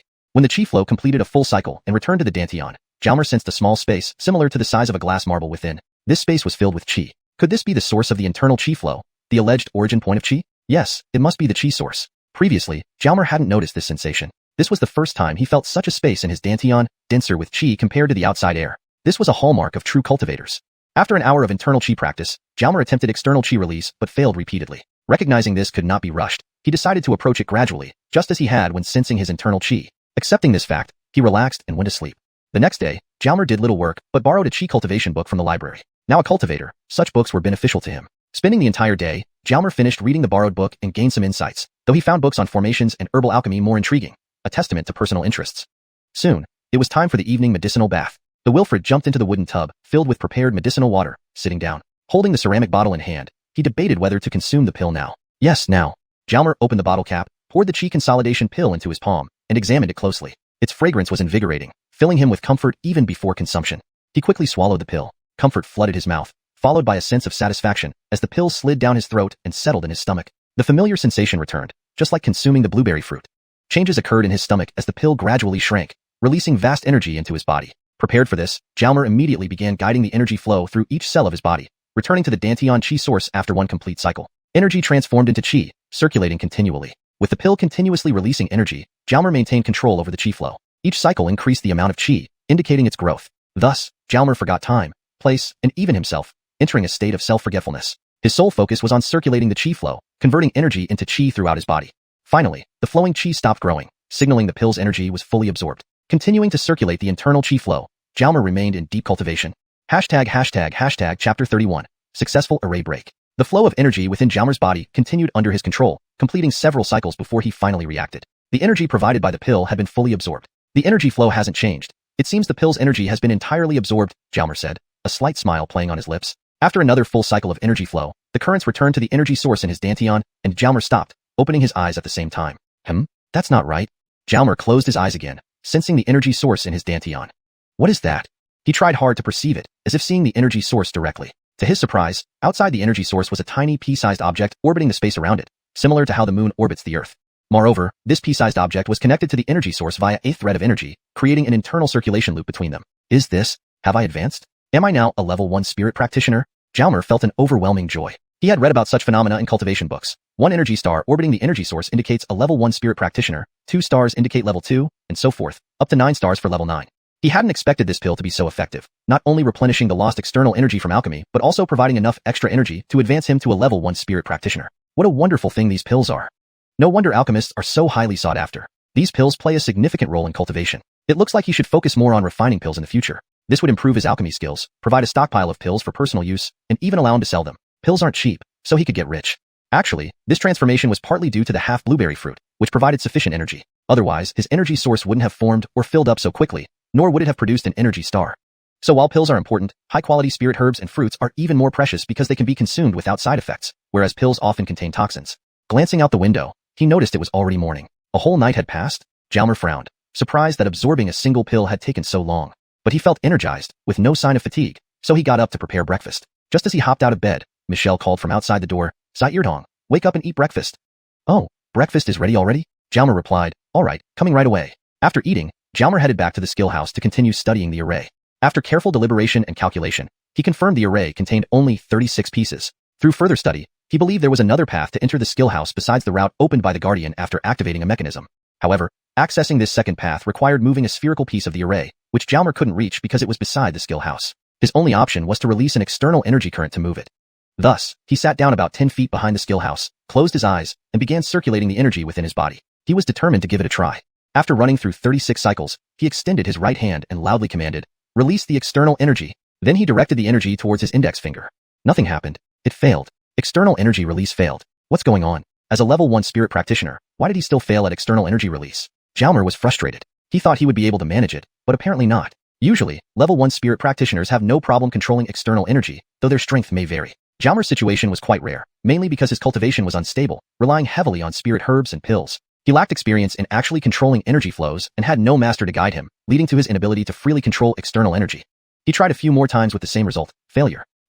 Better luck next time. Jalmer shook his head. "Sci-fi, what are you doing? Studying the array?" A voice drifted over. Jalmer looked up to see Hank Yunfei, the skill house guardian who knew a bit about arrays. Just learning, Jalmer laughed awkwardly. "I know you're studying this protection array. You've been pacing here, sometimes deep in thought, other times beaming with joy. You're practically advertising your intent." Hank Yunfei pretended to strike at Jalmer. "Remington Yunfei, please calm down." Jalmer raised his hand to block Hank Yunfei's pretend blow. In fact, Hank Yunfei had helped Jalmer significantly in studying arrays, impressed by his quick understanding. "So, how's it going? Speak up." Hank Yunfei feigned anger. This little fellow was almost like his half-disciple in the field of arrays, and Hank Yunfei liked him very much. "Remington Yunfei, can you try moving that round stone slightly?" Jalmer pointed seriously to the round stone he wanted to move. "Just a small distance will do," Jalmer emphasized. "All right, let's try." Hank Yunfei wanted to test Jalmer's progress. He directed his energy towards the round stone, but it barely moved before being blocked by an invisible wall. "No good," Hank Yunfei shook his head. "Try following this path with your energy." Jalmer drew a winding line in the ground with a small stick. "You calculated this route? Hope you didn't just scribble randomly," Hank Yunfei mumbled as he followed the path drawn by Jalmer with his energy. The energy wasn't blocked by the energy wall. "This kid has real talent," Hank Yunfei praised inwardly. Soon, the external energy reached the round stone without any obstacles. With a flick of his hand, Hank Yunfei made the stone move forward a centimeter. Seeing the stone move, Jalmer waited a moment for the external energy to retract. When Hank Yunfei's energy had fully withdrawn, Jalmer said, "Remington Yunfei, watch closely." Then he started walking left, right, forward, and backward, eventually reaching the skill house wall and touching it with his hand. He turned around, smiling proudly at Hank Yunfei. "How's that, Remington Yunfei? By now, Hank Yunfei was thoroughly stunned, his eyes wide open and mouth agape. This boy, amazing. A non-practitioner child had managed to break the array. No one except Jalmer himself knew he was now a cultivator. Jalmer's heart raced with both tension and excitement. His hard work paid off. He had finally broken the so-called protective array. Chapter 32. Preparing to go out. Watching Hank Yunfei in a daze, the Noel laughed. He retraced his steps and once again came back to Hank Yunfei's side. Hank Yunfei was still in a bewildered state, not even noticing Jalmer had returned. What's wrong? Remington Yunfei? Jalmer finally called out to the old man. Jalmer felt quite proud of himself, eagerly awaiting praise from the elder. He hadn't expected that he would actually succeed on his first attempt, which filled him with immense joy. After being stunned for a long while, Hank Yunfei finally regained his composure. Excitedly looking at Jalmer, he said, "You're amazing, Azair. If you became a cultivator, it would be incredible." With that, he reached out and patted the Wilfred's head. "You've managed to crack this formation, something I never even thought of doing in my decades of life. Not that I had the ability either." "Ah," Hank Yunfei sighed, continuing, "Unfortunately, we don't have much skill or resources. Otherwise, we could have trained and nurtured you properly. What a pity. It looks like you need to go out into the world and seek opportunities on your own." Hearing Hank Yunfei's words, Jalmer also felt some emotion. In Hank Family Village, he had already learned everything he could. Staying any longer wouldn't yield further learning. It was time to go out and see the wider world and start searching for Maribel. So Jalmer looked at the old man and asked, "Do you have any good advice, Remington Yunfei? James Saib about joining a sect or something?" "Joining a sect? My cultivation is too low. I'm just a basic spirit cultivator. Most of the cultivators I've interacted with are at the spirit cultivator level, so I don't really know much about how to join a sect." The old man shook his head helplessly. "You were able to break the formation protecting this technique room, showing that your research on formations is pretty solid. You're on par with an ordinary spirit formation Jamister, or a first-rank formation Jamister. But to be precise, it wasn't you who broke the formation but rather provided the method. If you can become a cultivator, then your prospects would be very bright." Unfortunately, thinking of Jalmer's one-grade spiritual root, the old man could only shake his head. "We have a sect in Rat Country called the Jamesh sect. Their formations are incredibly powerful, making them top tier in Rat Country. It's a holy land for formation masters. If you could become a cultivator someday, joining them would be a great choice." "Does this mean I have hope?" Jalmer couldn't help but smile. Hank Yunfei looked at him, saying, "Do you really think you can join? Unless you can come out from the far west with a one-grade spiritual root and become a cultivator. Additionally, Rat Country has another sacred place for alchemists, Mystical Medicine Valley. If you ever become a cultivator, joining them would be another excellent option. But your spiritual root is too low, almost impossible for becoming a cultivator. Otherwise, with your current expertise in formations and spirit medicines, many major sects would snatch you up. However, if you choose to join smaller sects now, it might be possible. For example, Yunfeng Fort, or possibly even Yunqing if you get lucky." "Ah, what a pity." Hank Yunfei rambled on, mostly idle talk, but he did provide some useful information to Jalmer. "Jamesh sect? Mystical Medicine Valley?" Jalmer mumbled, falling into deep thought. Seeing the little guy deep in thought, Hank Yunfei tapped his head, saying, "Are you seriously considering joining them? Try improving yourself first. They are top-tier sects in Rat Country, not easy to join." Jalmer woke up, replying, "I understand. I will work hard." "Oh, Remington Yunfei, please put that stone back to its original position. Since the formation was broken, it couldn't just be left alone. It needed to be restored." Having cracked the formation relieved one of his long-held concerns. Next, it was time to prepare for his journey. The most important thing was to prepare plenty of spirit medicines and pills. Given the dangers outside, these items were crucial for survival. Spirit medicines weren't difficult. They could be gathered from the mountains with care and patience. But pill making required self-cultivation. His success rate was extremely low as his ability to release air currents was inconsistent. After 2 months of effort, over a dozen attempts, he succeeded 3 times, each time producing 1 condensation pill. These successes coincided with moments when his air currents worked. During one cultivation session, Jalmer consumed a condensation pill. Although he felt the vast energy absorbed by his body and transformed into air currents stored in his dantian, the effect was less noticeable than the first time. The density of the gas increased slightly. It seemed that condensation pills were highly beneficial only for those who had just become spirit cultivators or for non-cultivators. After reaching the spirit level, the pills still had some effect, but significantly reduced compared to before. Initially, Jalmer planned to give the remaining 2 pills to the Hanks because, although the pills wouldn't make them cultivators, they were excellent for health. However, they felt their age made it pointless and suggested leaving them for more practical use. Thus, the 2 pills remained, ready to sell for a decent price since they were valuable to new spirit cultivators. In case of injury, they could also be used to replenish energy and aid in recovery, as Jalmer had experienced before. One day, while gathering herbs alone, Jalmer attempted to create a formation chess piece using a large stone. Surprisingly, not only did his air currents work, but he somehow succeeded in creating a spherical chess piece that provided strong defense under attack. In subsequent attempts to recreate the chess piece, he failed. For the Noel, achieving results in a new field often came unexpectedly without specific preparation. Perhaps success came naturally with practice. With plans for travel and training, Jalmer carried many spirit medicines, including the 2 condensation pills, along with the pill furnace and the chess piece. All these items were stored in his magical waist belt, which maintained weightlessness despite holding heavy objects. A miraculous storage space. The first time Jalmer used the storage waist belt, he was astonished. Before using it, one had to activate it by dripping blood for a lock-in mechanism. Otherwise, though items were within reach, they were unusable. Once locked in, the user could sense everything inside as clearly as if it were right in front of them. Remarkably, items could be manipulated through mental commands. Simply thinking of how to arrange them would cause automatic adjustments. Initially, Jalmer expected storing items to be cumbersome, but it was surprisingly simple. Placing the belt near an item and pressing a button caused the item to be sucked in effortlessly. Retrieving items was equally simple. Mentally focusing on an item and pressing the button brought it directly into hand. What a miraculous invention. Chapter 33. Encounter again. While Jalmer was preparing to go out, the two elders, Hank Zhonghua, were still unaware of his plans. On this day, the elders suddenly asked to accompany Jalmer to gather herbs, even though it had been a long time since he had last gone herb gathering. Now that Jalmer's skills in finding and collecting herbs had become extremely proficient, the herbs the elder gathered were no longer essential. Occasionally, he went along merely to relive the joy of herb gathering. However, fortunately, he accompanied Jalmer this time. Otherwise, what he would have missed could have driven him mad. The grandfather and grandson chatted as they walked towards the mountainside for herb gathering. Remington, you don't need to gather herbs anymore. You can just sort the spirit herbs at home. Also, you could sell the herbs and buy some we don't have but need, said Jalmer. Well, I'm not busy anyway, and it's good to get some fresh air instead of letting these old bones rust away, Hank Zhonghua laughed. You're right, more exercise is good for your health. After a pause, Jalmer continued, by the way, the herb market is quite lively. James Sive next time. I'll go with Remington. I want to buy a new pill formula. No problem. Speaking of which, you're truly impressive, Xiao Zaire. Who would believe you could actually refine pills at such a young age? The thought filled the elder's face with pride. He was proud of Jalmer. You've already become an alchemist. It should be easy for you to join a common sect now. What are your plans? The elder asked a question that had been on his mind. After all, despite Jalmer's low spiritual root quality, his talent in alchemy was genuinely remarkable, at least to Hank Zhonghua. Staying in Hank family village might hold back this boy. Zaire Deline was waiting for him. Without strength, how could he find her? He wouldn't grow if he stayed in Hank family village. Join a sect? Remington Yunfei told me about two powerful sects, Mi Hun sect and Xianyao Valley. Both are top-tier sects in the Rat Kingdom. I'll see the opportunities, Jalmer admitted, somewhat wistfully. Top-tier sects? That might be very difficult, the elder worried. He feared Jalmer might aim too high. Those top-tier sects certainly didn't lack alchemists and were full of geniuses. Zaire Jalmer was only a first-rank alchemist and not yet a cultivator. He didn't know about Shui Xuanshir's cultivator identity. People make things happen, Jalmer said while walking, but please don't tell anyone I can refine pills. It might cause trouble. Alchemy was a good thing. Why would it cause trouble? Hank Zhonghua felt puzzled but responded, okay. Soon, they arrived at the place where Jalmer had previously collected blueberry fruits. Pointing at a blueberry tree, Jalmer turned to Hank Zhonghua and said, Remington, this is the blueberry tree. I picked 2 blueberries from here last time. Since he intended to leave, it was time to share this secret with his grandfather. This journey was uncertain, and it was important to ensure the elder could benefit financially from the blueberries. The elder seemed to realize something, saying somewhat lost, thinking of going outside? Yes, Remington, Jalmer nodded, continuing. If I stay here forever, I won't amount to much. Being a first-rank alchemist is my limit here. Jalmer opened up to the elder. He couldn't just vanish without a word. Eventually, he had to tell him and eventually leave. Hearing Jalmer's words, the elder felt downcast. He was both proud of Jalmer's achievements and sad for himself because the little one's departure would leave only the 2 elderly behind, losing much happiness. Seeing the elder's mood drop instantly, Jalmer smiled and assured him, Remington, rest assured, I'll return soon. Next time, I might even bring Maribel back. Good. The elder could only nod in agreement. From then on, the elder hardly spoke, while Jalmer kept talking, comforting the elder, who occasionally responded. A few hours later, Jalmer had gathered plenty of spirit herbs and was ready to head back when he noticed a group of people in the distance, an unusual sight. One person rode ahead on a strange horse, followed by 2 others each riding one. In between, 2 horses pulled a large carriage. How impressive. Such extravagance. In this remote village, 5 strange horses appearing at once was significant. Could this be a wealthy family or a major sect transporting treasures?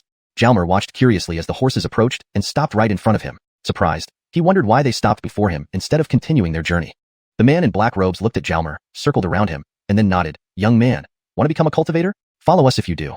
Clearly, the man in black was the Harmon, with the other 2 dressed in blue robes, and the driver was definitely not in charge. Was there such a sect that invited everyone without regard to talent? A huge question mark hung in Jalmer's mind. If you were exceptionally talented, sects vying for you would be normal. But what was happening here? Who are you? Which sect do you belong to? Hank Zhonghua stepped forward, sensing something wrong. The boss, let's not waste time. Just grab him. This kid looks promising and we need him, a thin-faced man with a monkey-like appearance said, tossing a metal ball playfully. Cultivators? These people were all cultivators. The metal ball floated around the man's body under his control without dropping. Showing off like this was ridiculous. If you don't want to suffer, get in the carriage yourself. Otherwise, the square-faced man twirled his broadsword menacingly. What were they doing? Kidnapping?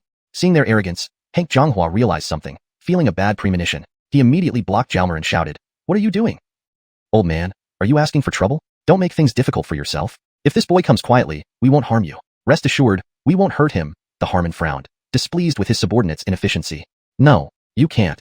A loud slap echoed as the elder hadn't finished speaking when he received an invisible blow to the face. Blood trickled from the corner of his mouth, and he fell backward. Jalmer caught him immediately. What are you doing? Jalmer supported the elder, glaring angrily at the man who had hit him.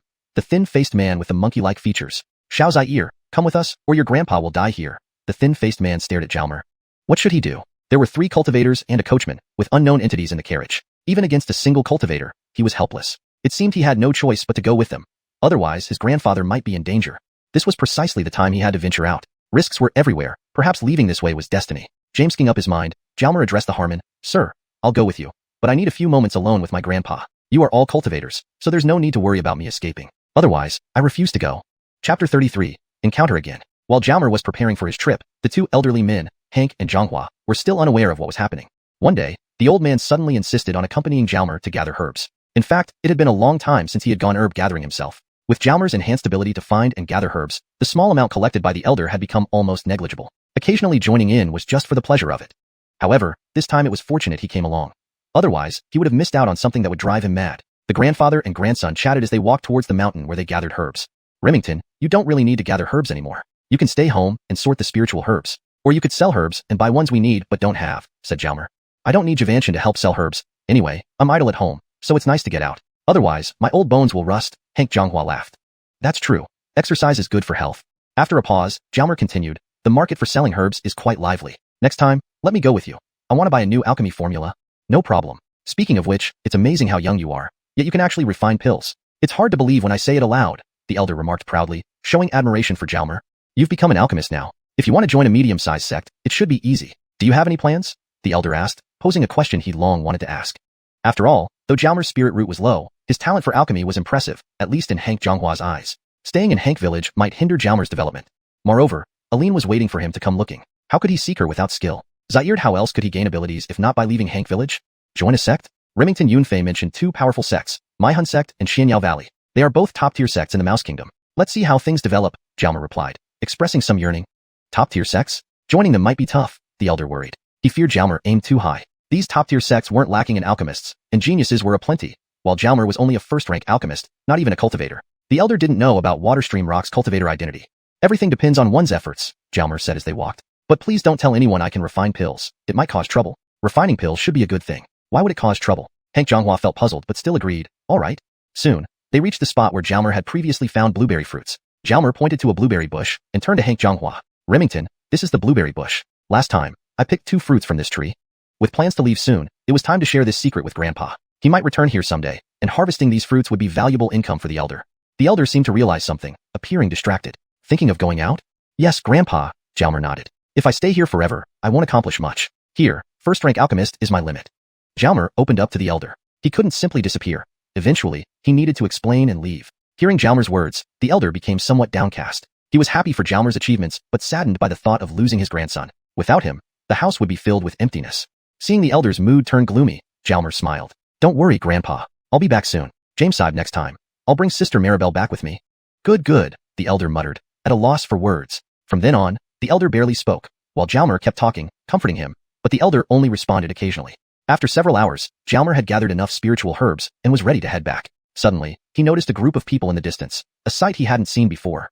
A black-clothed man rode a mystical horse, followed by 2 others on horses, pulling a large carriage between them. Impressive. What extravagance. In this remote village, seeing 5 mystical horses was unusual. Was this some wealthy family or major sect transporting valuables? Jalmer watched curiously as the horses approached and stopped right in front of him. Surprised, Jalmer wondered why they had stopped before him. Were they not traveling somewhere? The black-clothed Harmon sized up Jalmer, circled him once, and said, Young man, do you want to become a cultivator? If so, come with us. Clearly, the black-clothed man led the group, while the 2 behind wore blue and likely weren't in charge either. A sect recruiting anyone? No requirements? Jalmer was baffled. If you were exceptionally talented, being sought after wasn't strange. But why this? Who are you? From which sect? Hank Zhonghua stepped forward, sensing something was off. Boss, stop dilly-dallying. Just take him. This kid looks good. He fits our needs, one sharp-faced thug said, juggling an iron ball idly.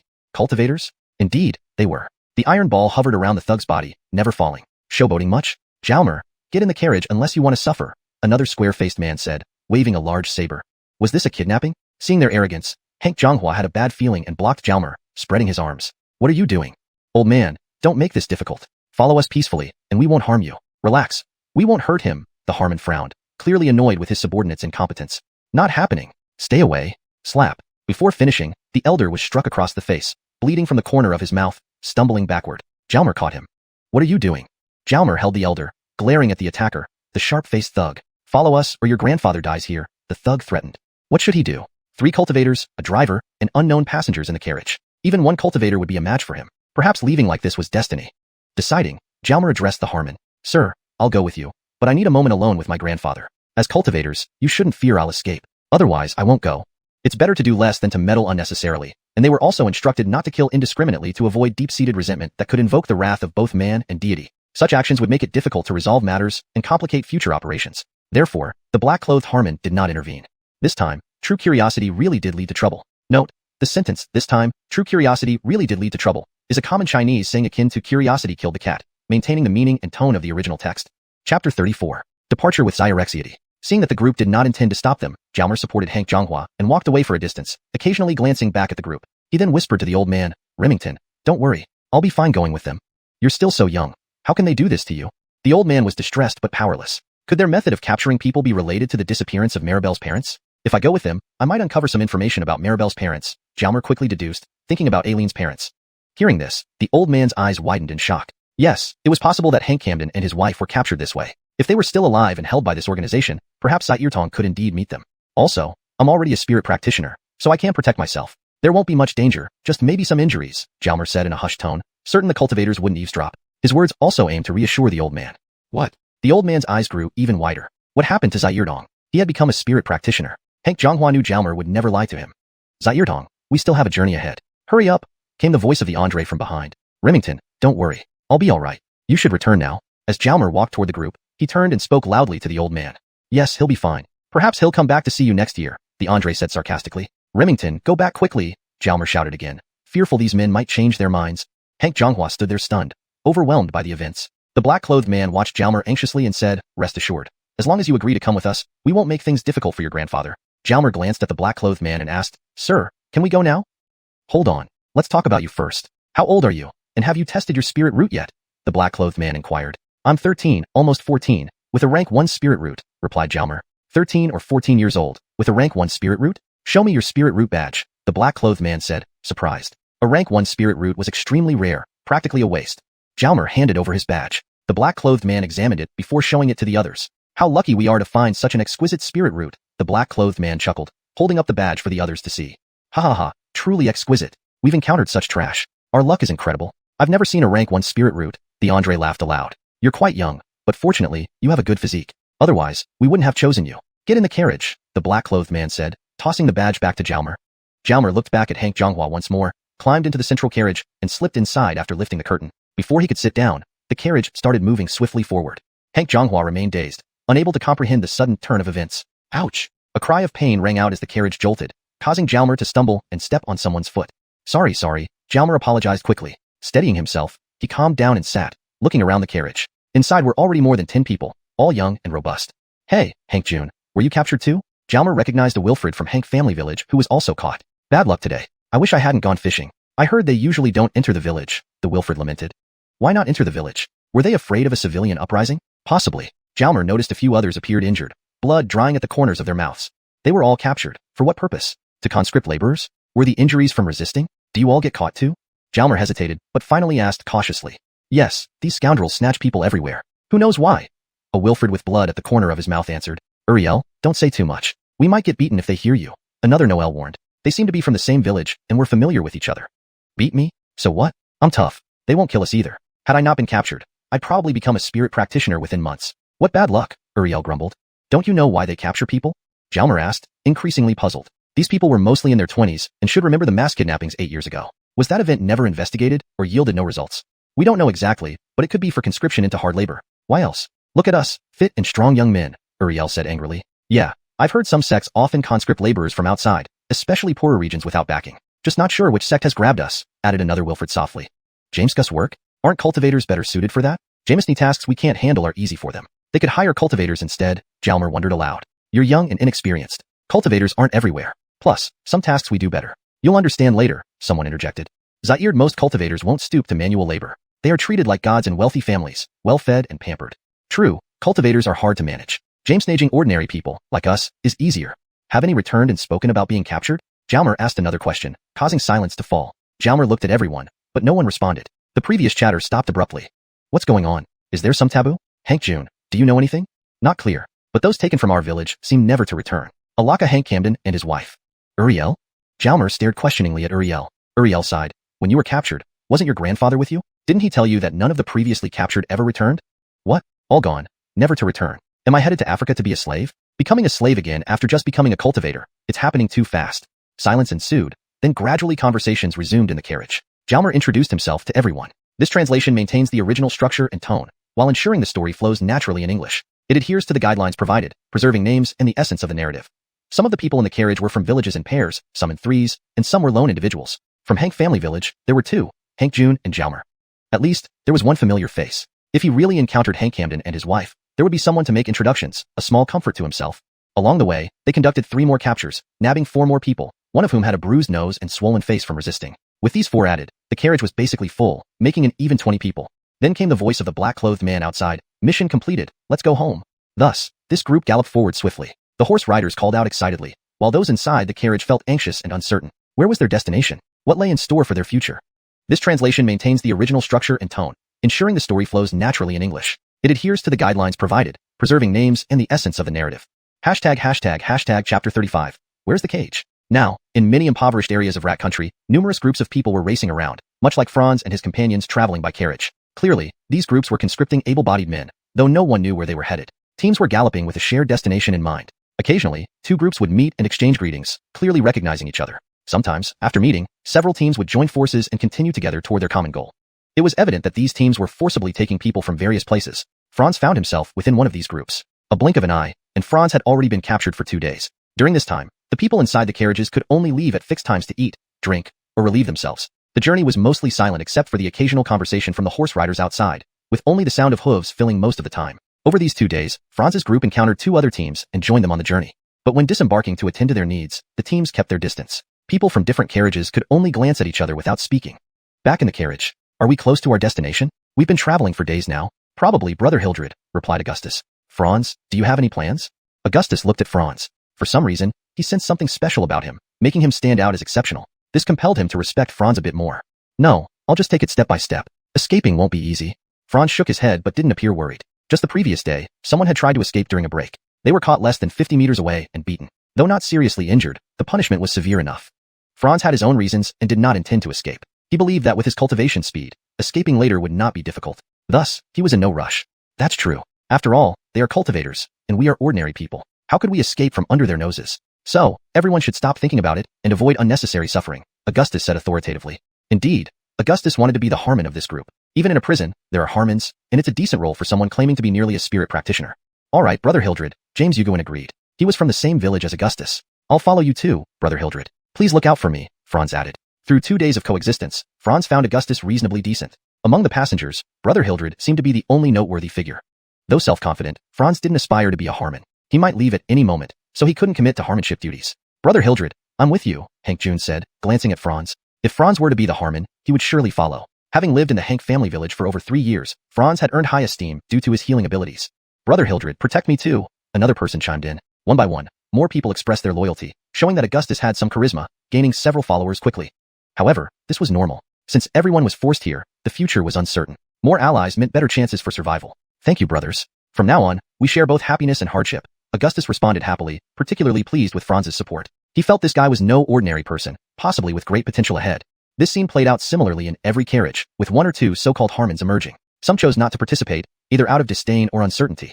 Time passed slowly as the horses trotted on, and finally, another long day ended. As darkness fell, the carriages halted for rest. The horses needed a break, and so did the captives, who carried the weight of uncertainty. Everyone cried out in frustration. When will we arrive? Better dead sooner than later. Meanwhile, Franz wondered how much longer it would take before he found the people he sought. The next morning, the carriages resumed their journey. Gradually, more teams merged into larger groups. By afternoon, vast crowds emerged, growing louder as the carriages slowed down. 2 hours later, the carriages finally stopped. Finally here. These past few days have been tough. Yeah, after completing the task, I need to unwind. This has been a hard life. Outside voices echoed loudly, confirming their arrival. Despite the chaos, everyone inside the carriage knew they had reached their destination. What fate awaited them? Xirexiety and tension filled the air. Have we finally arrived? Franz felt both anxious and anticipatory. Someone tried to lift the curtain to peek outside, but was immediately rebuked. Don't look around. Wait for the signal to get off, shouted someone outside. Xireother tried to ignore the warning, earning a loud slap. That settled everyone down. Then, a guard entered the carriage to count the people. Each group likely had a quota for captures. After the count, the guard handed a storage bag to the team Harmon as payment, then led the group away to enjoy their hard-earned break. Soon, some carriages began moving again under guidance. 10 carriages formed a unit, slowly passing through a mountain pass. A large stone bore the inscription, Earthly Abyss Gate. Earthly Abyss Gate, whispered several passengers, spreading the information quickly. James and I were bewildered, never having heard of such an organization. Hildred, have you heard of Earthly Abyss Gate? Asked Franz. No, only of Heavenly Spirit Gate. Who knows about this place? It sounds sinister, definitely not a legitimate sect. Brother Hildred, keep your voice down, James Hugoin whispered back. Augustus glanced at him and remained silent. The carriages soon passed through the pass, arriving at a vast plaza surrounded by buildings and even a massive ship. Yes, a ship in this valley. Under instructions, the carriages stopped. Someone entered Franz's carriage and simply said, "Everyone out," before jumping down. Damn, so many people, exclaimed Franz upon exiting. Thousands of heads crowded the plaza, a stark reminder of the many families torn apart by this operation. Franz and others were instructed to line up, joining 9 other lines. Each line consisted of 20 people from the same carriage. The first person from each line, come forward, commanded the guide once 10 lines were formed. Some complied immediately, while others hesitated. Follow my orders carefully. Do as I say, or you'll suffer. Guaranteed, the guide barked at the first line. Ah, ouch. At this moment, some had already tasted the sting of a slap from afar. Immediately, everyone became serious and obedient, no longer dragging their feet. After all, ordinary people were like ants in front of cultivators. Soon, the 10 people from the first row came before the announcer, who then took out a pen and wrote a row of numbers on each person's forehead. The 10 people had the same set of numbers on their foreheads. Then it was the next 10 from each column, and they also had another identical set of numbers written on their foreheads. Thus, every 10 people had the same set of numbers. Obviously, this distribution ensured that each group of 10 came from different carriages, and thus not from the same place. Therefore, the likelihood of them knowing each other beforehand was almost zero, meaning the self-appointed Harmons in each carriage only held their title for a little over a day. Their Harmonship had been fleeting. The Earthly Abyss Gate truly thought things through meticulously, defusing any potential gang formation with one move. After finishing writing, the announcer shouted at the 200 people in front of him. From now on, the 10 of you who share the same set of numbers form a team. Stick together until you reach your final destination. Pausing for a moment, the announcer continued. If anyone escapes along the way, the rest will be punished. So you must monitor each other. Otherwise, you will suffer. Also, don't think about erasing the numbers on your foreheads. You can't. This isn't our final destination yet? We've really become slaves now? Are we going to dig black coal? Franz furrowed his brows, silently lamenting his plight. Given how meticulous this organization was, escaping in the future would not be easy. Although he was a cultivator now, those overseeing them also seemed to be cultivators. Do you see that ship over there? In a while, everyone will board that huge ship. Don't even think about escaping. The announcer pointed to a giant ship several hundred meters behind him. Everyone turned to look at the colossal ship. Were they going to take a boat ride? I wonder if I get seasick. I'm thinking too much. What should concern me now is where the final destination is. Where is the cage? Translation notes. James maintained paragraph structure and line breaks as per original text. Ensured character names are accurately presented using pinyin. Preserved tone and style from the previous translation content. Checked for coherent storyline and logic flow with the preceding narrative. Chapter 36, Boarding and Flying Away. The square was large enough that even with thousands of people standing there, it still seemed quite spacious. After a while, everyone had been reorganized into groups. The captives were divided into over 20 large groups, each subdivided into about 20 smaller teams. Since people in the same group were unfamiliar with each other, it remained relatively quiet. After a moment, a loud clang echoed through the air. Everyone looked up to see the massive ship. It turned out this sound came from the ship. At the bow, a person stood beside a large hanging bell, holding a small iron hammer. Following the bell's chime, a long, wide ladder slowly descended from the ship. The nearest large group, guided by the speaker, slowly approached the giant ship. By the time they reached it, the ladder had touched the ground. Crosby led by the speaker, they began climbing the ladder onto the ship. Franz also moved toward the ship with the crowd. Due to previous beatings, everyone was fairly compliant, walking in neat rows. Franz noticed wide open spaces on both sides of their marching column, making the speaker's warning against escape seem unnecessary. There was simply nowhere to run in this vast square. Anyone attempting to flee would be spotted immediately. Approaching the ship, Franz felt puzzled. There was no water. Initially, he thought it was docked on a river, but now he realized it was placed directly at the edge of the square, no river in sight. Why board a ship not in water? Was it a vehicle disguised as a ship? But vehicles have wheels, and this thing clearly lacked them. Franz's mind buzzed with questions. Within minutes, everyone was aboard, including the speakers who organized the groups. However, those stationed nearby did not board. A loud clang echoed again as the ladder started to rise. Voices murmured among the thousands of people. This was an unprecedented experience, seeing such a colossal ship for the first time. After a minute, the ladder was fully retracted. Simultaneously, a voice resounded in everyone's ears. Welcome aboard the no-return spacecraft. I am your captain, Christian. Silence fell across the ship. You will spend an unforgettable 5 days on this vessel. If you need anything, seek help from your designated Harmon, whom you can call Head. Wishing everyone a pleasant journey. Wow, impressive, Franz muttered to himself. Just like the host at North Mountain, his voice reaches everyone without any equipment. Once more, remember what your head told you. Good luck to all. With the captain's words, the ship vibrated and began to rise slowly. Wow. Jameson gasped in astonishment. Franz marveled at the vertical ascent, smoother than a helicopter, yet no rotors or significant noise disturbed the scene. Incredulous. The ship rose higher and faster, eventually disappearing into the clouds. Passengers watched the clouds rush beneath them, feeling awestruck and amazed. The heads were unfazed. allowing everyone to indulge in curiosity. Finally, the ascending speed slowed until it hovered mid-air. Crowds pressed toward the edges to observe the distant view. For many, it was their first time so high above the ground. Franz, too, pushed through to the edge and gazed down. Good heavens! Clouds below, buildings visible through gaps but reduced to miniature forms. Despite his keen eyesight, individuals on the ground were indiscernible. Suddenly, the clouds and land appeared to move. Raising his head, Franz realized it wasn't the clouds. It was the ship moving forward, accelerating gradually. Within a couple of minutes, the ship flew at incredible speed. Though Franz hadn't flown before, he sensed this craft matched or exceeded planes. Curiosity waned, and Franz moved back towards the ship's center. The open space offered better ventilation, and most still lingered at the edges. Observing others, mostly young and strong individuals, he noted a few women among them. Few as they were, it reinforced suspicions about Aileen's parents being captured by this Dihuman organization. Strangely, despite the lack of a canopy, no wind blew inside the ship. Mystifying indeed. Array. It must be due to array formations. Yet arrays could really achieve such wonders? More bewildering was the ship's flight. Swift, silent, beyond comprehension. Escaping was now impossible, eliminating thoughts of rebellion. Half an hour later, excitement faded, replaced by melancholy. Groups formed, chatting animatedly. Alafi on the deck became lively once more. Brother Wong. Franz, lost in thought on the deck, felt a tap on his shoulder. Turning, Augustus appeared, followed by James Yugung. Brother Hildred, enjoyed the scenery? Franz asked politely. At first, yes, but now we should think about our future, Augustus whispered, sitting next to him. Impressive, to still consider the future under these circumstances. Future? We might not even have one here. Jump off the ship? Not even debris would remain, Franz replied, withholding his true thoughts. Not aboard, but they can't keep us here forever. Chances will arise when we disembark, Augustus whispered. Brother Hildred, let's discuss this later. Best to avoid mentioning it. If our heads find out, we'll face dire consequences. They're cultivators, with acute hearing. Franz pointed to his ears. Zaire Tong, you're here. Brother Hildred too. Looking up, they saw Hank June approaching. In an unfamiliar place, finding acquaintances brought comfort. Zaire other person joined the conversation, and thus several young men engaged in casual talk. For these captives, today brought tension, excitement, confusion, an overload of experiences. By nightfall, everyone was exhausted. People sat on the deck, some leaning back to back, others against the railing, while a few lay down flat. Sleep came quickly. The heads retired to cabins beneath the deck, far superior to the open deck conditions. Only a few remained topside for vigilance, though realistically, escape was unimaginable mid-air. These sentinels, bored, chatted idly, or exchanged cultivation insights. Eventually, even they succumbed to sleep. As cultivators, they didn't require much rest, but boredom prevailed, leading to slumber. Everyone slept soundly, including the vigilant guards, marking the end of an eventful day. Franz sat up and turned his head to look around. Everyone was asleep. Then the Wilfred slowly stood up, carefully made his way to the ship's railing, and began his plan. Cultivation. It wasn't suitable to cultivate under the watchful eyes of so many during the day, so he could only wait until night. Although there was no medicinal bath to soak in, cultivation still needed to continue. The Noel controlled the flow of chi within his body, circulating it for 36 rounds before cautiously attempting to release a stream of chi from his right index finger. However, he failed.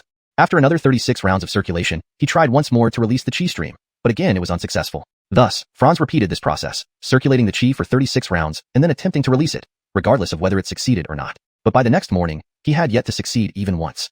What's going on? I'm already at the first level of Allings, and I'm still this inconsistent? Note, Allings is translated as a since it appears to be a specific term or rank in the context of the story. Chapter 37. Entering the cave with unease. That night passed without incident. The next morning, everyone awoke under the sunlight. Jalmer stood up, stretched lazily, and loosened his limbs before strolling over to Augustus's group. With nothing much to do, people chatted in small groups. Soon after, the heads distributed food. It was similar to steamed buns, 2 per person, along with some water. Some took a bite and spat it out, cursing, "Damn, how can this be so terrible? Is this for humans?" One of the heads turned around, sneering, "You should be happy there's something to eat at all, yet you're picky? Enjoy these easy days while you can, and enjoy this sunshine, because later, heh." Jalmer overheard him. Even though he didn't say the rest, any reasonable person could guess what lay ahead. Life would likely get tough, perhaps even enjoying sunshine becoming a luxury. Someone directly asked the heads where they were going and what they would do there. The heads evaded the question, simply saying they'd know once they arrived. When too many people asked, one of the heads got angry, appearing menacingly ferocious, and no one dared ask further. After all, the heads were cultivators whom they couldn't afford to provoke. Jalmer received 2 steamed buns as well. He took a bite. The taste wasn't bad. How could they find it inedible? Upon reflection, he realized the environment here was much better than on Earth, thus improving the food's flavor. Even when at Hank Family Jamesner, Jalmer had experienced the superior quality of life here. These people found it unpalatable only because their palates had become accustomed to better conditions, despite most being originally poor. The days passed monotonously for Jalmer. During the day, he chatted idly, gazed over the side of the ship if he felt like it, or pondered about the future, recalling his grandparents and Aline, or even Earth. For Earth, he had few ties left since his family was no longer there, but it was his origin, still harboring familiar faces. Each night, after everyone slept, Jalmer secretly practiced by the ship's railing. On the 3rd night, he successfully emitted an external chi flow, which excited him. Rare achievement. Thus, the passengers spent 5 days both bored and apprehensive. On the 5th afternoon, The heads brought the last meal aboard. As everyone ate, the captain's voice echoed from above. Friends, we've shared 5 pleasant days together. We are almost at our destination. All those sharing the same numbers can gather while eating. It's time to bid farewell. Good luck. Hey, the ship is descending, someone shouted. Everyone rushed to the edges to observe below. This time, clouds rapidly rose as the ship swiftly approached the ground, increasing speed, and objects on the ground grew larger quickly. Everyone, go to your designated spots, the heads shouted loudly. They had briefed the people under their responsibility the previous day, so everyone knew where to stand. About 100 meters above the ground, the ship slowed its descent, finally landing steadily on a flat area within a valley. The gangway descended slowly. The captain leaped off the bow towards the leading figure below. The Harmon greeted the captain, cupping fists in respect. Brother Crosby, you've had a long journey? For the sect, it's my duty, the captain replied politely. Both sat down beside chairs, chatting and eating snacks while watching people disembark via the gangway. Jalmer followed the queue onto land, inspecting the surroundings. This was a modest-sized plaza within a valley, paved with large stones. The spaceship occupied a third of the space. People lined up on either side of the gangway, about 5 meters apart, extending into a path leading to a road. Jalmer and others moved forward between these lines, presumably guarded by low-rank cultivators to prevent escapes. The underground sect is quite significant, but definitely not reputable, Jalmer thought, recalling the abduction, flying ship, and numerous cultivator teams. They walked until a fork appeared, and guides led different batches down various forks. Finally, on the 6th fork, Jalmer's group of 200 followed a new path. Walking through an area devoid of tall trees, they had clear sight lines, with several stern-faced cultivators closely monitoring them. Zaire escape attempts seemed futile. Initially, some considered fleeing post-landing, but they gave up seeing this setup. After 15 minutes, they reached a huge cave entrance. Next to it was a wooden house, with voices audible inside. Gosh, this cave must be 4 to 5 meters high, dug manually, Jalmer marveled inwardly. 2 cultivators guarded the entrance. The Harmon said to them, Brothers, inform your boss that newcomers have arrived. One guard replied, Please wait, then produced a bell and rang it thrice into the cave. Clear chimes echoed far. Soon, a burly Dai emerged with 3 subordinates. The guard saluted upon seeing him. Authority indeed earned respect, voluntary or not. How did he end up here? The Harmon frowned but greeted respectfully. Greetings, Sir Ignatius. The man was Ignatius Ishan, an experienced spirit scholar managing this cave for years. Ignatius Ishan glanced at the Harmon and the crowd, pleased. He responded, Well done. Your arrival is timely. We desperately need more hands. 2 subordinates moved to the back of the queue, possibly preventing escapes. Shall we sit for a moment? Ignatius Ishan asked. No, we still have other matters. Perhaps another time, Sir Ignatius. The Harmon handed over the group, clearly wanting to leave promptly. Upon completing the handover, the Harmon left with the escorts. Sir, you know that guy? He seemed a bit afraid of you, one subordinate chuckled. Yes, I once beat him badly, Ignatius Ishan replied nonchalantly. The 200 young men, hearts pounding, followed Ignatius Ishan deeper into the cave. Translation notes asterisk. Paragraph structure asterisk James maintained as in the original. Names and tone asterisk kept consistent with pinyin for Chinese names, preserving the original tone and style. Natural flow asterisk ensured the English translation flows naturally while adhering to the storyline and logic. Hashtag chapter 38. The new arrivals. Ignatius Ishan walked ahead with one of his subordinates, while 2 others followed behind. Guards were stationed at the cave entrance. Thinking of escape? Forget it. As dusk approached, the outside was no longer bright. Beyond 10 meters into the cave, natural light barely reached. However, this area was unusually well lit and spacious. Jalmer carefully observed and found that the interior of the cave was much wider than the entrance. On one side of the cave, there was a space dug about 10 meters deep, with tables, chairs, living supplies, and miscellaneous items placed around. It appeared to be a place for rest and entertainment. The reason for the brightness here was due to small pearls embedded in the cave walls, which emitted a gentle yet very bright light. Night pearls? Are luminous night pearls real? Zaire'd so many? Jalmer was once again amazed. Zaire's other puzzling point was that despite the cave's spaciousness without any wooden or other support materials holding up the roof, it had not collapsed. Continuing further inside, the spacious area extended about 20 meters before narrowing to a cave approximately 4 meters wide. From this point onward, every few meters along the walls were embedded luminescent small pearls, making the cave interior very bright. Further inward, sometimes smaller caves about 2 to 3 meters high could be seen on the sides. However, these smaller caves did not have luminous pearls inside, making them dark and indistinct. After walking about 100 meters, a side cave appeared with pearls embedded on its walls, providing illumination. Beside this side cave was a handcart and some stones. Alan, come out for a moment, Ignatius Ishan shouted into the cave. A moment later, a Dai ran over. Seeing it was Ignatius Ishan, he immediately bowed obsequiously and said, Mr. Ignatius, what do you need? Yes, I've brought you some new people. Ignatius Ishan nodded, and then turned around to point at someone behind him, saying, You lot? Follow him. He's your group Harmon from now on. Those pointed to by Ignatius Ishan headed towards the side cave. Remember, Alan, your group didn't complete their tasks last month. Ignatius Ishan continued leading the group deeper into the cave. Mr. Ignatius, I promise we'll meet our quota this month. Alan wiped the sweat off his forehead and glared at the 10 newcomers. What are you looking at? Get in and get to work. The main group proceeded further, and another team stayed back at the next side cave. Jalmer was left at the 4th side cave. Jalmer and his 9 teammates followed the group Harmon into the side cave, walking about 10 meters until they reached a more spacious area. The group Harmon gestured for everyone to sit down. Since there were no chairs, everyone sat directly on the ground. Let's start with introductions. My name is Baird, and I'm your group Harmon. Baird said, then pointed to Jalmer beside him. You seem the youngest, tell us about yourself. My name is Jalmer, 13, no, 14 years old. I'm from Hangjia village. Please take care of me in the future, Jalmer smiled. These people would be his co-workers. Just state your names, nothing else, it's not useful, Baird shook his head. I'm Gabliong. I'm Axel. Soon, everyone introduced themselves by name. Alright, now that introductions are done, let me explain the rules, Baird scanned everyone. You were all captured, right? I was too, many years ago. We're only here for forced labor. Don't think about escaping. There have been attempts, but no one has succeeded. They just got severely beaten. The new arrivals frowned. Some shook their heads, others sighed. Baird continued after a pause. Our job is to dig this. Baird opened his palm and showed it to everyone. In his palm lay a small orange object, about the size of a mung bean, emitting a faint fragrance. This is called flame essence. It contains liquid wrapped in a thin membrane. Everyone focused intently. Flame essence is extremely valuable for cultivators because it holds immense energy. But don't try eating it. Someone tried before and couldn't withstand the energy. They died in great pain. Hearing this, Jalmer remembered his experience with blueberry fruits. Ordinary humans indeed can't handle excessive energy. The membrane surrounding flame essence is very fragile and easily breaks. Be very careful when digging. If it breaks, the liquid will instantly evaporate, wasting the resource. That's why they capture ordinary people like us.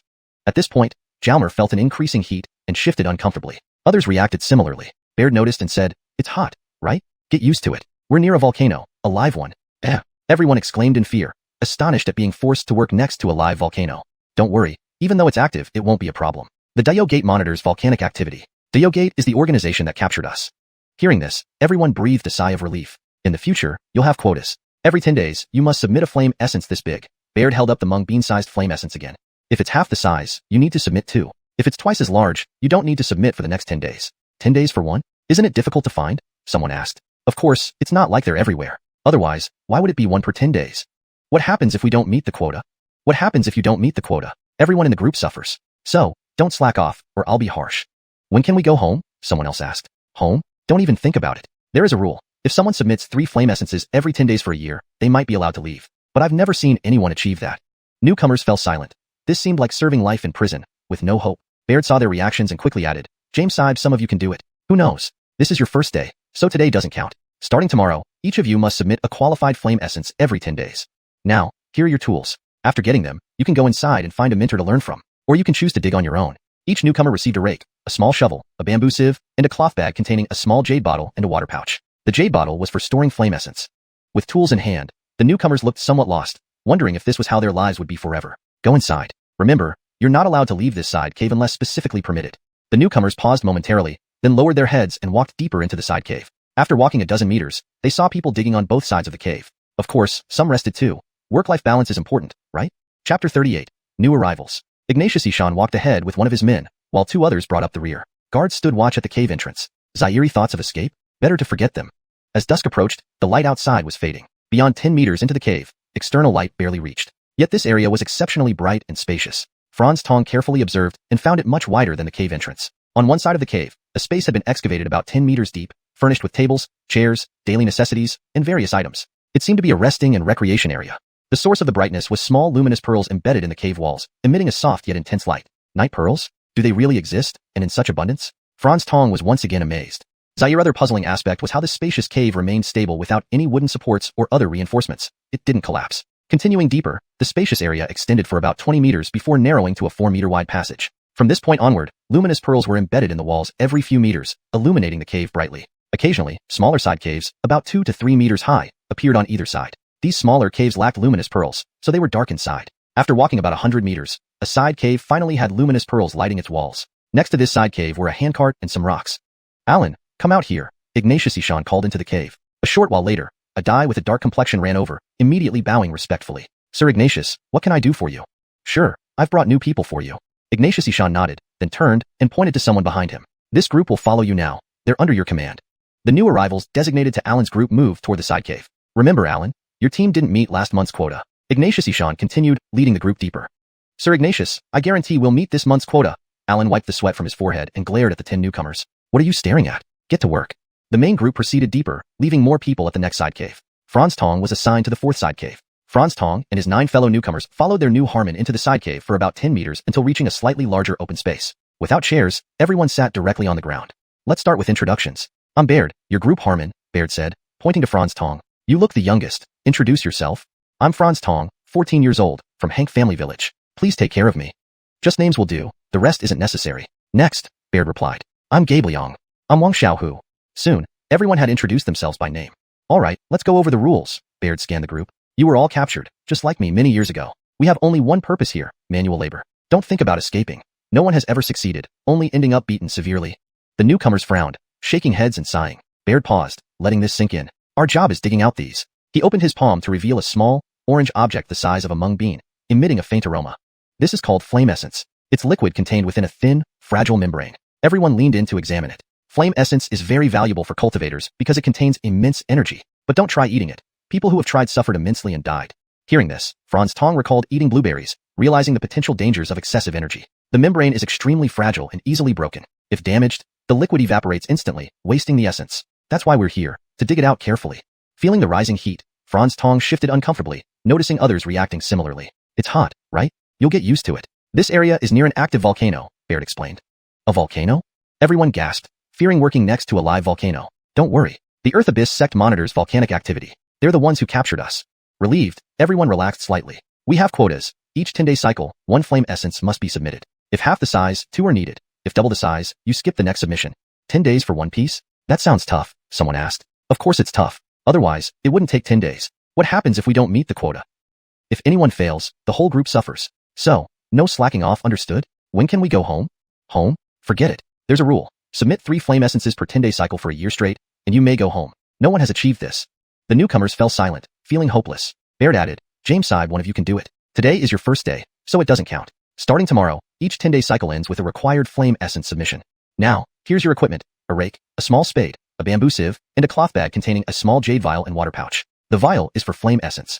After receiving the tools, the newcomers felt lost, thinking this would be their life forever. Enter and find a mentor if you wish. If not, start digging. Remember, you can't leave this side cave unless specifically allowed. The newcomers hesitated before heading deeper into the cave. About 10 meters in, they saw others already digging or resting. Work couldn't be constant, balance was needed. Note, Yimingzu refers to a luminous pearl. I translated it to night pearl to fit the context and retain its mysterious charm. The youngest among them looked to be in their 30s, while the oldest appeared to be in their 50s or even 60s. It was clear that they had all been here for quite some time. Finally, new people have arrived. Such a bitter fate. One of the older laborers sighed, shaking his head. Chapter 39. A down-and-out person. Jalmer glanced at the old laborer and continued walking deeper inside. He estimated that there used to be 11 people in this branch cave. When he reached the deepest part of the branch cave, he saw an old man resting. The young boy walked over and sat down next to him, greeting with a smile. Hello, Remington. Jalmer had mostly lived with elders before, so he harbored a special affection for them. It had been years since anyone had greeted the old man so kindly. Turning his head to look at Jalmer, the elder replied with a somewhat stiff smile. Hello, Wilfred. Apparently it had been a long time since he last smiled. Remington, is it hard to mine flame essence? Jalmer got straight to the point. It's manageable. We can usually complete the task. Can you teach me? Of course, but you're still so young. It's a sin. The old man sighed, continuing. The soil here is mostly loose. When digging, if you suddenly hit harder soil, be cautious because there might be flame essence inside. Without any unnecessary words, he started teaching right away. So, the soil here is primarily loose, but hard patches are irregularly distributed within it, where flame essence tends to be found. This is the basic experience for mining flame essence, though it's not absolute. Sometimes you can find flame essence in loose soil too. Jalmer nodded, listening attentively. Flame essence has a faint fragrance. If the soil covering it isn't larger than a fist, you should be able to smell it. Pay attention while digging, or you might miss it or damage it. The boy kept nodding. What a kind old man. You start by using a rake. If you detect the scent, switch to a small shovel to carefully dig out the clumps of soil. Be careful not to hit the flame essence with the shovel. Transport the excavated soil using a sieve to the handcart at the entrance, and when full, take turns hauling it out. Oh, that explains why there's always a cart outside each branch cave entrance. So, won't the tunnel collapse given how loose the soil is? Jalmer asked. No need to worry. For every 2 to 3 meters dug, we place an array stone beside it. These stones support the roof, preventing collapse. Look over there. That rock is an array stone, the old man said, pointing to a nearby stone. Array stones could be used like that? Jalmer inwardly admired the technique. Didn't he also have one array stone? He realized his thinking wasn't as flexible as it should be, and that he needed to expand his imagination and open his mind more. That's about it. You'll understand better through practical experience. The old man hadn't spoken so much in a long time. Today, with a new person arriving and such a sweet-talking youngster, he chatted more than usual, drying his throat. He then drank from a water bag. With the addition of new people, the previously dead atmosphere of work became lively. Some newcomers initially didn't plan on finding a master, but seeing others engage and chat with their mentors and unsure of what to do themselves, they eventually sought mentors too. Jalmer's mentor was an elderly man surnamed Nyo. After explaining the key points of mining flame essence, they chatted casually before starting work. Jalmer didn't dive straight into digging but stood next to Elder Nyo, observing how he did it. The old man explained as he worked, earnestly and seriously. Having Jalmer around provided someone to talk to, which broke the monotony. After watching for a while, Believing he had grasped the basics, Jalmer found a spot 3 meters from Eldernyo and started digging himself. Mining flame essence generally wasn't done together by 2 people in one hole, as it would be difficult to determine ownership, possibly leading to conflicts. After all, flame essence was rare, and it typically took 10 days to find even one. However, if 2 people cooperated, they could work together without issues. While rare, such cooperation did happen occasionally. Though the first day didn't count toward the quota, most newcomers were already digging enthusiastically. The novelty kept their spirits high, and they laughed and talked with their chosen mentors. After half a day with no results and sore hands, their enthusiasm began to wane. Jalmer, however, maintained a steady pace, digging and resting in cycles. He knew how difficult it was to find flame essence within 10 days. If he stumbled upon some today, he'd consider it good fortune. Despite the consistently loose soil, Jalmer remained undeterred, drawing from his past experiences. Observing animals, doing carpentry, studying formations, alchemy, and other activities that often required hours of concentration made this no big deal for him. Patience was something he had plenty of. Eldernyo, do you have extra flame essence? They'll be collecting soon, and I haven't found any yet. Jalmer turned to see a pale, skinny Dai smiling and asking Eldernyo. Eldernyo looked at him and said, I don't have any extra this time, just one I dug up yesterday. Zaire, you still owe me from last time. Eldernyo, please lend me one, or I'll be in trouble again. Seeing he didn't believe him, Eldernyo opened a jade bottle to show the man, then quickly sealed it. I didn't lie to you, just one. The man shook his head dejectedly and sighed as he left. Approaching the old man, Jalmer asked, Remingtonyo, you can lend out flame essence? Certainly. If you find 2 in 10 days and others fail, you can lend one out if you wish. Not everyone can complete the task every time. You might get lucky once and find 2 or even 3, but the next time, you might find none. Also, if you find 2 pea-sized flame essences in 10 days, you only need to turn in one for the quota. You can save the second one for a time when you find none. Alternatively, you can turn both in for some rewards. There's a reward for turning in extra? Yes, an additional half-day break and some treats. Break? Can't we leave the cave otherwise? No, didn't Baird tell you? Unless there's a special arrangement, you stay in the branch cave. Those who complete their task today can go outside for a half-day break tomorrow. This really felt like being in jail. Jalmer smiled helplessly and returned to his work spot. Another hour passed, and food arrived. Though not delicious, there was enough to fill their bellies. After all, they needed energy for manual labor. Half an hour after the food delivery, everyone finished eating. Then Supervisor Baird gathered everyone at the meeting place. As they gathered, a cultivator named William Hildrechu entered and asked Baird, Are you all ready? Baird bowed and replied, All ready, Sir William. Except Alf hasn't found any. Again? William Hildrechu stared at Alf. Sir William, my luck is bad, Alf stammered. Bad luck? Or laziness? Everyone else completes the task. Why not you? Zaire, your failure rate is the highest. Saying this, William Hildrechu took out a large jade bottle from his storage bag to collect the flame essence. Except for Alf, 8 out of the remaining 10 turned in 1 flame essence, and the other 2 each submitted 2 smaller ones. Upon completion, William Hildrechu told Alf, Come with me, then left the branch cave. Alf reluctantly followed, head low. He was the only one who hadn't met the quota this time. Previously, he had failed his tasks many times and was considered a down-and-out person, someone abandoned by fate. Please note that this sentence seems to be referring to a specific character's backstory but does not clearly identify who he is. If you have more context or would like to specify the character, I can refine the translation further. Chapter 40, First Time Out for Air. After Alf followed William Hildrechu, everyone in the cave dispersed. Franz Tong followed Timothy into the depths of the cave, right to where he had been mining the spirit essence. The 2 sat down. Remingtonyo, why was Alf taken away? Franz Tong asked the old man. He didn't complete his task. Those who don't complete their tasks not only miss out on airtime but also get taken away for punishment. I've been taken away before, and almost everyone here has experienced it. I see. So is the punishment severe? This concerned him directly. Next time, he might be the one taken away. There's no danger to life, but it's very unpleasant. They are cultivators, and we have no way of resisting. They beat us, which is excruciatingly painful, but they won't leave serious injuries. The worst part is when their soul power enters our minds. That's truly tormenting. Thinking about the past made the old man shudder with dread. Soul power? Franz Tong couldn't help but recall his experience during his spiritual root testing. Have you been tested for your spiritual roots? The old man asked. Yes, I have. It feels like that, only much stronger. That indeed sounded troublesome. That's enough for today. Let's sleep, said the old man. Sleep? Is it day or night now? Franz Tong was puzzled. He still felt fine, perhaps due to his cultivator body or the excitement of being in a new place. It's night, but if you feel energetic, you can keep mining or do whatever else you wish, just don't leave the branch cave. Working underground makes days and nights irrelevant anyway. Although they worked underground year-round, they had developed a natural routine. Sleep here? You can sleep anywhere in this branch cave as long as you don't disturb others. Timothy entered his own mining area, grabbed a piece of clothing to use as a pillow, and fell asleep immediately. Franz Tong went back to where he'd been digging, a shallow indentation rather than a full cave, and sat down. Several people continued working nearby, occasionally chatting with each other. Am I going to spend my whole life here? Remingtonyo has been here for decades. Has he lived like this all his life? Franz Tong felt sad for him, though it wasn't much better for himself either. Forget it. Stop overthinking and focus on cultivation. If my cultivation improves, escaping should be possible. He looked around. Nobody seemed to pay attention to him. Others were either working or sleeping. But cultivating here isn't ideal. The lighting is too bright, making it easy to be discovered. Wandering through the branch cave, he found a few small caves without occupants. Choosing one about 3 meters deep and relatively dark, he entered it. After ensuring nobody was paying attention, Franz Tong sat cross-legged and began cultivating. Since he could control the flow of qi within his body, he could regulate his cultivation time. Afraid someone would discover his true identity, Franz Tong deliberately limited his sessions to 5 hours, since most people would be asleep then, and those who weren't would be working alone. Controlling his time minimized the chances of being noticed.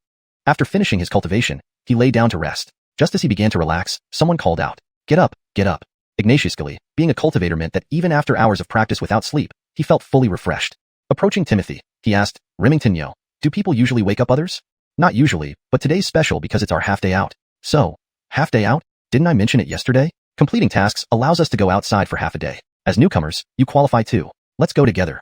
Soon, everyone in the branch cave gathered at its entrance except for Alf. "Because there are new members, let me remind everyone. Today is your half-day out, but stay within 1 kilometer of the entrance. Venture beyond, and you'll regret it." Baird glanced over the group before leading them out, excited chatter following him. Outside, the fresh air and warm sunlight greeted everyone. Groups formed spontaneously to enjoy this rare leisure time. Wandering alone, Franz Tong surveyed the surroundings, noting the terrain for any future escape attempts. The trees weren't tall or dense, likely managed by the underground sect. Looking up at a nearby mountain, he spotted a cultivator keeping watch. "Wang brother, what are you doing?" a familiar voice asked behind him. Turning around, Augustus and James Yuguin appeared. "Yufeng, nothing much. How are you feeling?" "What do you expect? Boredom and slavery." Augustus led Franz Tong away from the entrance. Walking close to 1 kilometer away, they stopped in an empty spot. "Want to escape? We should plan it together," Augustus whispered, checking the surroundings. "Escape? Look at the mountain." Franz Tong gestured towards the watchers. "Oh, there are people watching?" Augustus's face fell. "Yes, and they're definitely cultivators. Why would they let us escape easily after bringing us here?" "You're careful, thanks. Otherwise, I'd be dead for sure." Augustus nodded approvingly. "We need to be prepared to stay here for the long haul." Though he said this aloud, Franz Tong intended to escape eventually. Since discovering the value of spirit essence, he had different plans. Why leave when I can mine and eat spirit essence myself? No, I must find a way out. I can't spend my life here. Augustus's resolve remained firm. Zaire hour later, food arrived. After collecting theirs, everyone wandered off again, enjoying this brief respite from hard labor. Since resistance was futile, they sought joy in suffering. Suddenly, a scream pierced the air. Looking in its direction, the veterans knew what happened. Another newcomer tried to escape and got punished. "Ignatiously, you warned me earlier," Augustus said, munching on his meal. "Otherwise, I'd be in trouble too." This incident likely deterred any immediate escape plans among the newcomers. But the newcomers were still full of curiosity about this place, having just arrived. So they began exploring within the 1 kilometer range around the cave entrance. Curiosity is a universal trait among people. Note, the last 2 lines in the original text seem to be redundant or stylistically brief. To maintain fluidity and naturalness in English, they have been interpreted as an extension of the preceding thought. Chapter 41. A familiar stranger. Zaire Tong. A voice called from behind. Turning around, it was Hank June. The group of friends reunited, walking and chatting as they went along. Augustus didn't feel like being the Harmon anymore. Here, holding such a position seemed meaningless. Soon, 2 hours passed. Time flies when you're having fun. Before anyone noticed, the sun was already high in the sky. "The break is over. Everyone, back to your caves." A loud voice echoed through the air. Hearing the call, everyone slowly moved towards the cave entrance, with some reluctance. When Franz Tong returned to his branch cave, the others were already there. Vince was also present but leaned against the wall lifelessly, eyes blank and unmoving, seemingly devoid of all hope. Someone tried comforting him, but he didn't even raise an eyelid. The comforter had to leave disappointedly. Franz Tong glanced at Vince, shook his head, and continued walking deeper into the cave, heading towards his excavation site. He picked up the hoe and was about to start working. "Young man, still 10 days left? No need to rush." Hartley's voice sounded in his ears. The Wilfred turned around to see Hartley sitting, chewing something with a smile on his face. Since Franz Tong and the other newcomers arrived, the old man had been smiling more often. "Try this." Hartley tossed something towards Franz Tong. The Wilfred caught it and looked down. It was something that resembled a pod. "Can this be eaten?" "Try." Hartley pointed to his mouth, which was busy chewing. "But don't swallow it. Chew for the juice and spit out the residue." Franz Tong put it in his mouth, bit down, and a faint wine aroma spread from the corner of his mouth. "How does it taste?" "It has a wine fragrance, not bad. Thank you, Remington Yo." This thing is called Binkwo." Hartley seemed satisfied with Franz Tong's reaction. Here, the food options were limited and repetitive, so occasionally eating something like fruit was a treat. "I won't work today. I'll try to find joy in hardship. As for you, you can practice without hiding. Go ahead." Hartley smiled at Franz Tong. Practicing was discovered? Zaired so quickly? Franz Tong felt uneasy, unsure how the others would react if they knew he practiced. "Young man, no need to worry." Hartley, as if reading Franz Tong's thoughts, continued. "You newcomers are still young. Practicing is normal. Who wouldn't want to become a cultivator? When I first came here, I used to practice every day too. But after a few years with no progress, I gave up." "Ah, I see. I'll practice in the evening then." Hearing this, Franz Tong felt relieved. Now he could practice openly. Then Franz Tong stopped working and kept chatting with Hartley. Occasionally, he walked around the branch cave, familiarizing himself with the place. Visiting other branch caves was forbidden except under special circumstances when full carts needed to be moved through the main tunnel. Hours later, Hartley prepared to sleep again, signaling nighttime had arrived. Franz Tong wandered around the branch cave and saw other newcomers sitting cross-legged in small caves practicing. Seeing this reassured him. So, Franz Tong returned to the small cave where he had practiced the previous night and started again. After guiding qi through 36 circuits within his body, Franz Tong mentally directed the qi to flow outward from his right index finger. Amazingly, it worked. Franz Tong carefully controlled the external qi flow, feeling exceptionally excited. After letting the qi wander outside his body for a while, he cautiously drew it back in. Success feels great. Franz Tong closed his eyes, recalling the process, thinking deeply. After a while, he opened his eyes with a satisfied smile. Closing his eyes again, after another 36 circuits, he once more successfully released the qi. Yay! Nothing could be more exhilarating. With this newfound inspiration, Franz Tong continued practicing, occasionally releasing the qi. Though sometimes failing, he succeeded more often. Soon, his cultivation would stabilize, and he'd consistently succeed in releasing the qi. Suddenly, a commotion interrupted his trance. Hours had passed since he started practicing. He stood up and rushed toward the noise. Most people in the branch cave had gathered around a small cave entrance. When Franz Tong arrived, the crowd parted as Hartley carried someone out, placing them in the light. Everyone saw Vince lying there covered in blood, his left wrist still bleeding, a clear case of suicide by wrist cutting. He must have given up, unable to endure the hopeless life any longer. Hartley was using a ragged strip of cloth to bind Vince's hand, trying to stop the bleeding. Remington, yo, it's no use. I don't want to live like this anymore. Vince's voice was barely audible, his eyelids barely lifted, his pale face becoming even paler. Oh, why think so? Hartley shook his head repeatedly. I've lived enough. Vince closed his eyes. Move aside, move aside. People parted for a male and female assistant led by Supervisor Baird. The man knelt, checking Vince's eyes and pulse before shaking his head. Too late, he lost too much blood. Indeed, his clothes were drenched in blood, and a large pool surrounded the small cave where he lay. They found him too late. Stunned, Franz Tong recognized the kneeling man. Seemed oddly familiar. Though it was too late, the man attempted resuscitation measures but ultimately failed. Sighing, he walked away. A little later, Baird brought in someone else who loaded Vince's body onto a small cart and took him away. He then fetched some soil to seal the small cave where Vince died. Everyone returned to their tasks but remained quiet, especially the newcomers, who found it hard to cope after encountering such an event on their first day. Franz Tong had seen more than most, so Vince's death didn't shock him much. Still, it weighed heavily on his heart. It was a human life lost. Remington, yo, how common is this? Franz Tong suddenly asked. Hartley was surprised, stopping his work and looking at Franz Tong. About once a month in the entire cave system. That many? Franz Tong was shocked. Yes, without hope, people give up. What did Supervisor William bring the man and woman for? Are they doctors? This was what truly intrigued Franz Tong. He felt a subtle anticipation about the familiar stranger. Initially just finding the face familiar, he now recalled the resemblance to Remington Hank Zhonghua. This visit was partly aimed at finding someone related to him, wasn't it? In this chapter, Franz Tong's routine encounters a tragic interruption with Vince's suicide. He reflects on the hardships faced by those around him and finds solace in the mentorship of Hartley. Through these interactions, he discovers a deeper connection, hinting at further revelations in the story.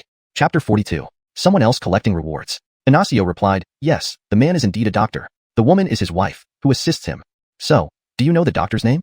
Jalmer looked at Ignacio with anticipation. Huh? You know him? Ignacio was puzzled by this question. Oh, he looks familiar, like someone I know. Come on, tell me. Jalmer smiled sheepishly. I don't know his name. It seems no one does. Everyone calls him Dr. Hank. What? Dr. Hank? Jalmer's voice rose sharply. Could it be so coincidental? This doctor's face bore a resemblance to Hank Zhonghua, which explained the familiarity. But there were many cases of people looking alike with no relation. Still, if this one also had the surname Hank, it would certainly be intriguing. Jalmer couldn't stay calm and stopped working to approach Ignacio. Do you know what Dr. Hank's wife is called? Jalmer stared intently at the old man. Ignacio felt uncomfortable. Zairizi, what's wrong? Why are you staring at me like that? Is Dr. Hank really related to you? Jalmer remained silent, still gazing at Ignacio. Okay, stop staring at me like that. People older than him call his wife May, while those younger call her elder sister Hank. May? What's her surname? Jalmer's eyes gleamed. I don't know. Huh. Jalmer was frustrated. While it was almost certain, without confirmation, anything could change. I really don't know. Why don't you ask Baird? As the team Harmon, he might know. Ignacio truly didn't know and decided to pass the buck. Jalmer dashed off and quickly reached Baird. Uncle William, do you know Dr. Hank's name and his wife's name? Baird found it odd but answered, giving the same response as Ignacio, which wasn't helpful. Disappointed, Jalmer slumped back inside. After all these years, they hadn't revealed their names, indicating they kept it very private. Ignacio saw Jalmer return dejectedly and understood nothing was learned. He suggested, why not wait until the next airing time to find out directly from them? Indeed, waiting just a few more days wouldn't hurt. In 9 days, he'd have an answer. Jalmer felt better after Ignacio's advice, realizing he was too impatient. But, one condition. In the next few days, you must dig out the required Yinshin essence. Otherwise, it's pointless, Ignacio kindly reminded him. Right, without the Yinshin essence, he couldn't even leave the cave, let alone find anyone. Plus, he'd be heavily penalized. Thus, Jalmer grabbed his rake and resumed work, determined to find the Yinshin essence. Motivation fueled his efforts. Jalmer meticulously observed each scoop of soil, feeling its hardness to detect any hidden patterns. Days passed unmarked for him, following Ignacio's schedule, working during the day and cultivating at night. 5 days later, Jalmer had dug up nothing. But his cultivation showed results. He mastered the skill of releasing chi at will, although only up to 2 or 3 meters. Satisfied with this progress, he continued. During those 5 days, 4 newbies in the side tunnel managed to dig up Yinshan essence, but 2 mishandled it due to inexperience and excitement, causing the membrane around the essence to rupture, vanishing instantly. The loss was excruciating, leading the 2 unsuccessful ones to sigh in frustration. Meanwhile, the 2 successful ones laughed and celebrated. The newbies experienced significant emotional swings, whereas the veterans remained calm. Newbies who found Yinshan essence wanted recognition, while veterans simply stashed it away, indifferent to praise or envy. On the 6th day, food was delivered early in the morning. As everyone collected their food, Baird looked at the veterans and said with a smile, "I heard the weather outside is nice today. Those ready to hand in can come out when they hear the call." People dispersed after getting their food. Jalmer followed Ignacio to their work spot and started eating. Remington yo, what did the team Harmon mean by handing in earlier? Jalmer asked after a few bites. You're surprising me. You didn't ask right away? Haha, couldn't hold it in, could you? Ignacio teased. I was hungry, needed to eat first. Didn't I tell you before? Handing in extra Yinshan essence earns rewards. You must submit every 10 days as part of your task. If you submit extras during the 6th day, it counts as extra and merits a reward. Ignacio sipped water and continued, but if you submit extras this time and then miss the next submission deadline, it's still considered unfinished and subject to punishment. So, if you dig up 2 Yinshan essences in the first 5 days, you can confidently claim the reward. Otherwise, it's better to wait. What are the specific rewards? Rewards? I've been here for years, done this several times. They give you an additional half-day airing time, like today's first half. You can bathe comfortably, get new clothes, and enjoy meat. Feels good, doesn't it? Keep digging hard. Ignacio chuckled, tears unexpectedly welling up. Decades without freedom, risking life and limb for minor rewards. What was the point? Just waiting for salvation? Jalmer, seeing Ignacio's sadness, comforted. Let's keep digging, and next time we'll both get rewarded? Soon, activity buzzed near the tunnel entrance. Baird's voice echoed, those submitting today can come out. Most inside were unmoved, indicating the reward wasn't easy to achieve. One person left, drawing envious glances from the veterans. Ignacio, you're awesome, someone praised with a thumbs up. This person came forward, handed over a Yinshan essence, and joined the queue. Over 10 people already lined up, showing nearly every side tunnel had submissions. He's skilled at finding Yinshan essence, and has claimed the most rewards among us, Ignacio explained to Jalmer. If you get the chance, you could ask him for tips. However, he doesn't enjoy teaching and speaks little. Ignacio shook his head. In this environment, people changed, unpredictably. Note, the translation maintains the paragraph structure and line breaks from the original text. Chapter 43, Searching for Dr. Hank. Watching others receive rewards had nothing to do with him. Jalmer might as well focus on his own tasks. He picked up the hoe and continued working. By noon, Ignacio returned, beaming and energetic. The effects of those rewards were truly immediate. Although he wasn't very talkative, today he chatted casually with the people nearby after coming back. While envying him, Jalmer still knew he had to get his work done. So, he concentrated on his task at hand. Zaire other day passed without any results, seeming both short and long. In the evening, he resumed his cultivation. On the 7th day, after half a day's digging, it seemed fortune was smiling upon him. Jalmer finally sensed something unusual. He noticed the soil under his hoe becoming increasingly hard, so he called over Timothy. Remington yo, take a look. Is this soil much harder? Are we close to the fire essence? This was the first time encountering hard soil. Jalmer felt both excited and anxious.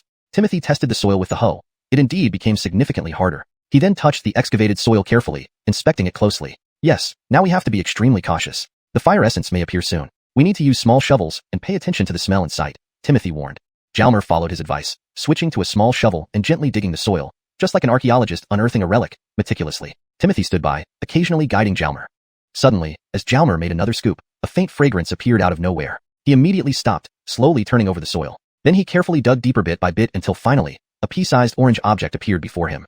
Great job. Be careful, put it in the jade bottle, Timothy said, staring at the revealed fire essence. Jalmer placed his left palm below the fire essence and used the shovel to scoop it up along with some surrounding soil, then gently brushed off the dirt from his hand, leaving a shining orange fire essence resting quietly in his palm. It was almost textbook perfect handling of newly unearthed fire essence, and Timothy nodded approvingly. The Wilfred examined the fire essence in his hand. It was beautiful. The gentle fragrance was refreshing to the soul.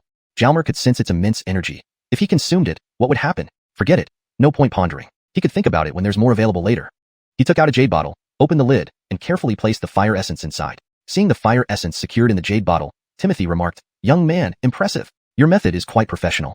He hadn't spoken earlier for fear of disturbing Jalmer. The membrane around the fire essence was very fragile, and a failed collection would be a big loss. Thanks to Remington Yo's guidance, Jalmer responded humbly. In truth, his skillful handling was due to years of practice from his hobby. Alafi in the cave continued, and before Jalmer realized it, 2 more days passed. Unfortunately, he didn't make further progress in digging for fire essence, but at least the assigned task was completed. But there was an unexpected discovery. When releasing chi currents, Jalmer found they could penetrate the soil. It was likely due to the loose soil composition here, resulting in more gaps within the soil. This turned out to be highly advantageous for digging fire essence. By sensing the ease or difficulty of chi penetrating the soil, one could judge the hardness of the ground. Loose soil was softer, making chi passage easier. Tighter soil was harder, making it difficult for chi to pass through.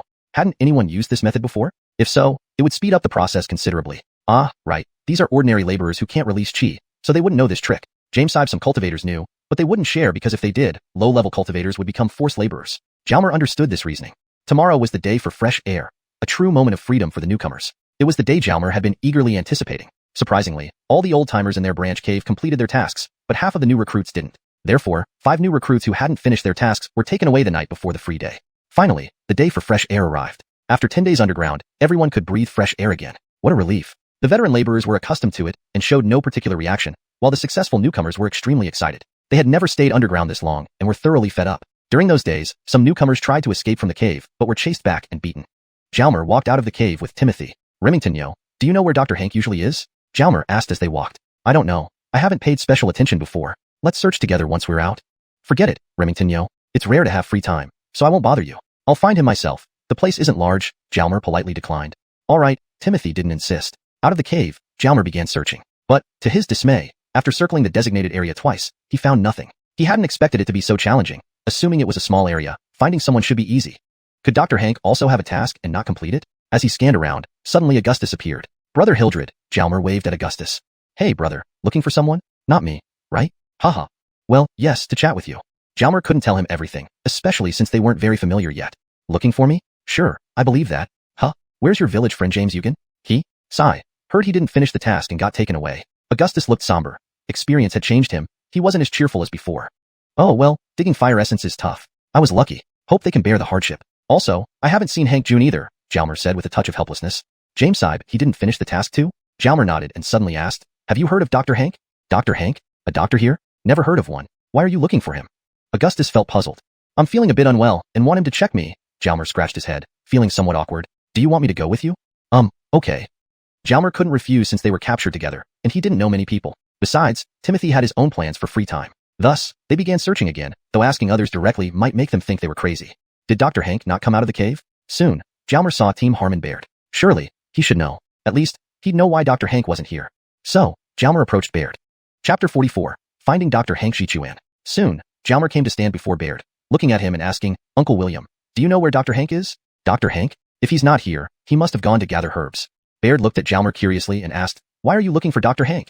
I wanted to ask him for some medicine. My stomach's been bothering me a bit. Jalmer smiled. How could this be possible? Dr. Hank actually goes to gather herbs? Gather herbs? Isn't the DU men afraid he might escape? Augustus voiced out the question that was also on Jalmer's mind. Escape? Not likely. His wife is here. Why would he run away? Besides, they don't let both of them go to gather herbs together. Zaire, they have a child here as well? What? They have a kid here too? Jalmer was stunned. People can actually have children in this place? Yes, there are several hundred people in this cave, including a few couples. Some even had children after coming here. Weren't only men captured initially? After all, these jobs require physical labor, Augustus said in confusion. Only men, and specifically those with good health. But there were some special cases where couples were captured together. Dr. Hank and his family belong to one such case. Since he can treat us laborers, it saves them from having to assign other cultivators to treat us. It's almost like self-sufficiency for our laborers, given that sick workers aren't as effective. But I haven't seen Dr. Hank's wife or child yet, Jalmer noted. If Dr. Hank is gathering herbs, his wife and child aren't allowed to leave the cave, Baird explained. Jalmer fell into thought after hearing Baird's words. So, how can I meet Dr. Hank?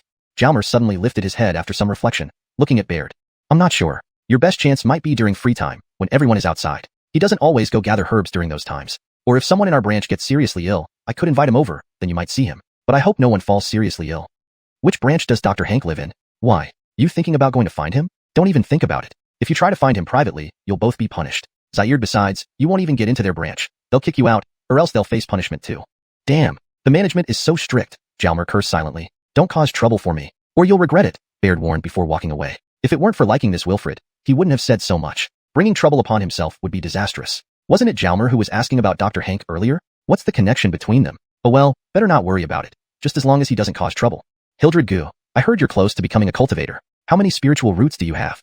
Jalmer asked while walking, deciding to chat since there wasn't anything better to do than standing in the sunlight idly. I have 4, almost 5. During cultivation, I occasionally feel chi flowing inside me. I heard once you can consistently feel it, becoming a real cultivator isn't far off. Got it. Keep it up, Jalmer motioned encouragement. How many spiritual roots do you have, brother? I have just 1. They chatted as they walked. Time flew by, and soon it was time to enter the cave again.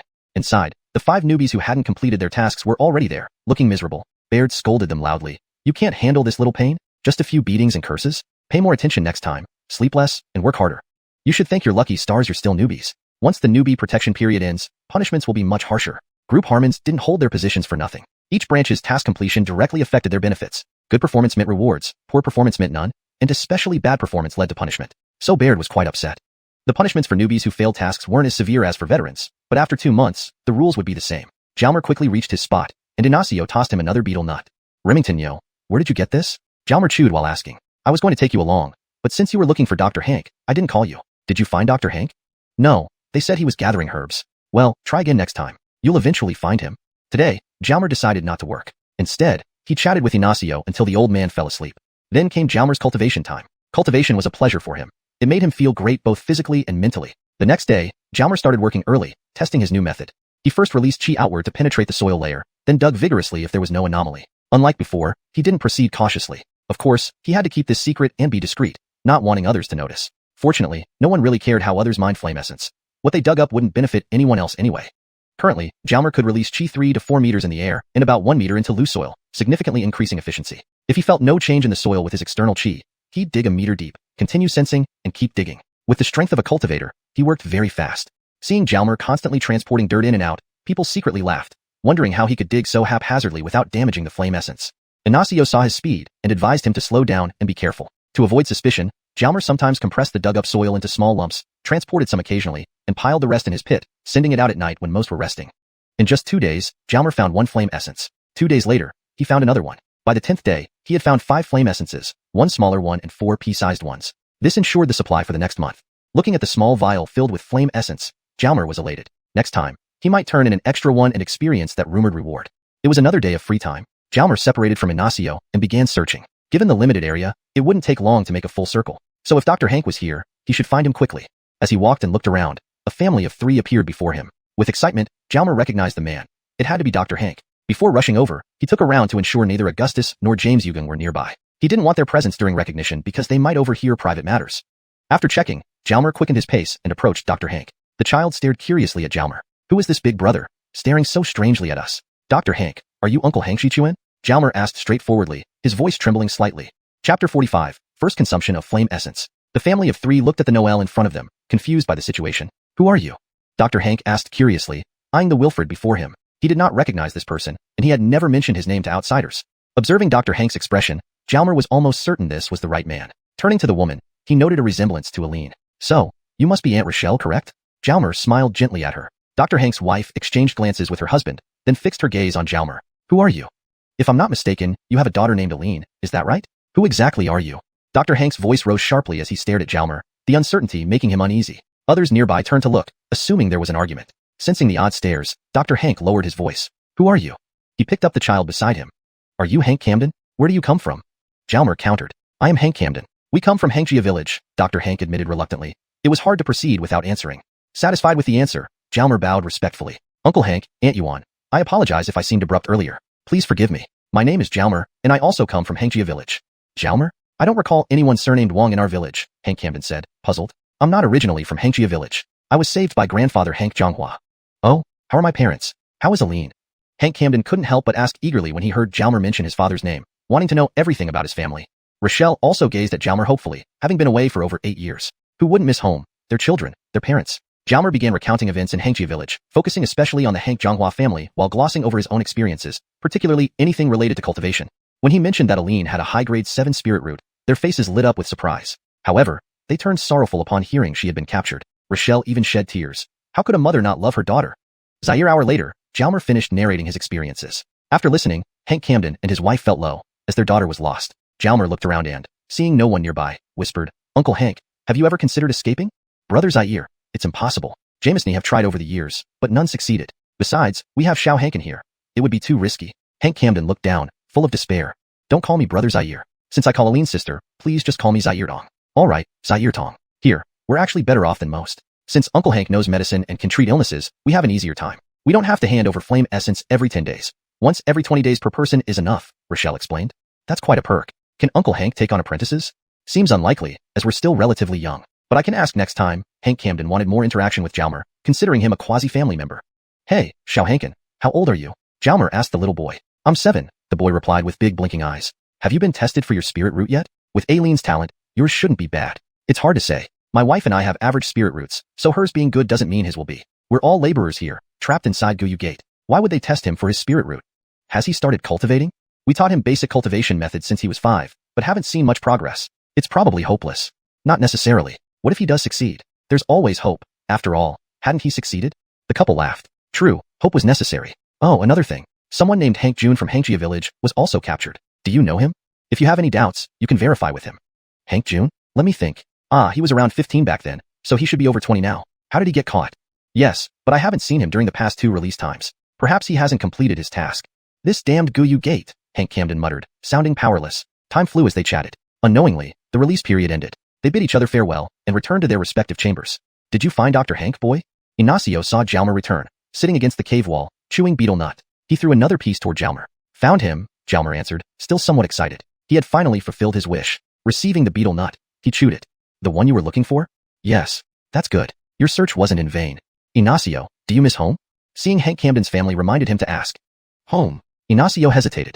Captured for decades, digging flame essence underground, released only once every 10 days, and relocated occasionally. Did he even have a home left? Captured as a Wilfred, now an old man, he barely remembered where home was. Were his parents still alive? What about his siblings? Thinking about it made his eyes blur. Jalmer felt guilty for bringing up the topic. Ignacio, do you trust me? Spending time with Ignacio, he found him kind and helpful, fostering a bond. He felt sympathy for the old man.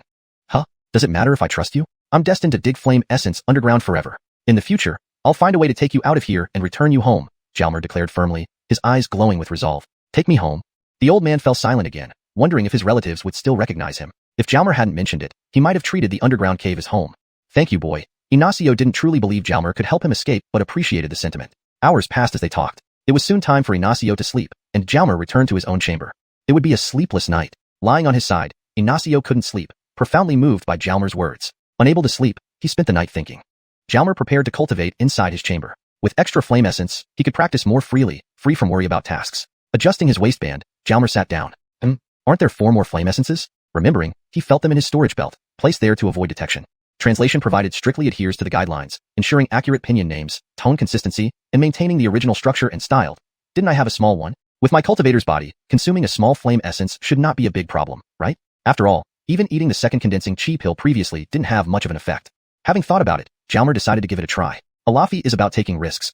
Otherwise, what's the point? With his mind made up, Jalmer took out the small flame essence from his storage belt, glanced at it, then popped it into his mouth and swallowed it. Note: the translation maintains the original tone and structure while ensuring it remains natural and fluent in English. It also keeps the paragraph and line breaks as in the original text. Chapter 46. Advancing to Rank 2. The moment Jalmer swallowed the lesser flame essence, he immediately entered a meditative state. Under his control, the internal chi flowed continuously. The moment the flame essence entered his body, it began emitting energy, which seeped into his cells and circulated with the chi flow, nourishing every cell in his body. As more energy was released from the flame essence, his body absorbed it at an increasing rate, causing the amount of chi circulating within him to grow. Immersed completely, Jalmer lost all sense of time, as if nothing else existed but the practice itself. This time, there were no issues with excessive energy. The flame essence's power was abundant, yet fully manageable by his body. To him, practicing now felt like an enjoyment. When cultivators enter a state of cultivation, they lose all sense of time and find it difficult to stop unless they set a mental alarm beforehand or are interrupted externally. Zaire other reason might be that the process naturally concludes, similar to waking up from sleep. Jalmer had spent the entire night cultivating, so deeply engrossed that morning came and passed before he noticed. It was due to Timothy's assurance that he felt safe enough to cultivate without worries. Young man, Wilfred. Timothy's voice rang in his ears. Jalmer opened his eyes just as he completed another cycle of chi circulation. What is it, Remington yo? Jalmer looked up at him. It's mealtime. You were really focused on your cultivation. Already mealtime? So soon? Jalmer was momentarily speechless. Cultivation requires patience. Rome wasn't built in a day, right? Timothy advised, seeing Jalmer's absorbed expression. Yes, I understand, Remington yo, the Noel responded, standing up. If he knew that Jalmer was already a spirit practitioner, his jaw would have dropped. Following Timothy, Jalmer collected his meal and started eating. After finishing, he took a brief rest before continuing work, since daytime activities were primarily labor-intensive. How can my external chi now penetrate about 2 meters through soil? Is this because of the flame essence? Jalmer sat cross-legged, examining his body's condition. He was deep inside a cave, out of sight from others. Damn, did the little star grow? A small star can actually grow? The tiny star, originally pea-sized beside the chi source, had now grown to the size of a soybean, rotating around the chi source while connected by a thin strand of chi. Internal circulation occurred between the chi within the star and the chi source. Is this progress towards becoming a rank 2 spirit practitioner? How big does the first star need to be for a second one to appear? The increased size explained why his external chi could penetrate deeper into the soil. He should have noticed during his cultivation last night. There must have been some distraction when Remington Yo woke him up. James sighed tonight, I should take another flame essence? I still have 3 left. Deciding this, Jalmer smiled and continued working, his enthusiasm boosted.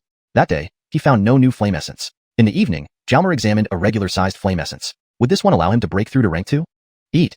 Swallowing it, he closed his mouth and tasted its warm, faintly sweet flavor as it turned into liquid and flowed down his throat. Immediately, he began cultivating, feeling the energy spread from his stomach into his body. The familiar sensation returned. With enhanced cultivation skills and improved efficiency, his body absorbed the flame essence's energy faster. 3 hours later, Jalmer heard what felt like a pop, mentally rather than audibly, followed by a rush of warmth. Not having time to dwell on it, he continued cultivating, absorbing the delightful energy. 2 hours later, the flame essence's energy was entirely absorbed, and his internal chi flow stabilized. Last time, it took a whole night to absorb a lesser flame essence, but now it only took 5 hours for a regular one. Is this because my strength has increased, speeding up energy absorption? Jalmer secretly congratulated himself. Checking his progress via internal chi, he marveled. Damn, 2 stars. I've broken through. He saw 2 chi orbs orbiting the chi source, one the size of a soybean and the other smaller than a pea. Recalling the cultivation process, perhaps the pop signaled the breakthrough. Cultivating without a master was indeed troublesome. Each step was a trial and error journey. Others say cultivation is hard, but it doesn't seem so challenging. I reached rank 2 quickly despite starting as a low-level spirit root. Shouldn't those with higher spirit roots progress even faster? Evaluating someone's cultivation potential based solely on their spirit root might be flawed. This led Jalmer to doubt others' words. But Mr. Hank and the others wouldn't deceive him, and this system has been practiced for generations. There shouldn't be anything wrong with it. Could the issue lie in my origin from another world? That seems the most plausible explanation. Regardless, as long as he can cultivate, that's what matters.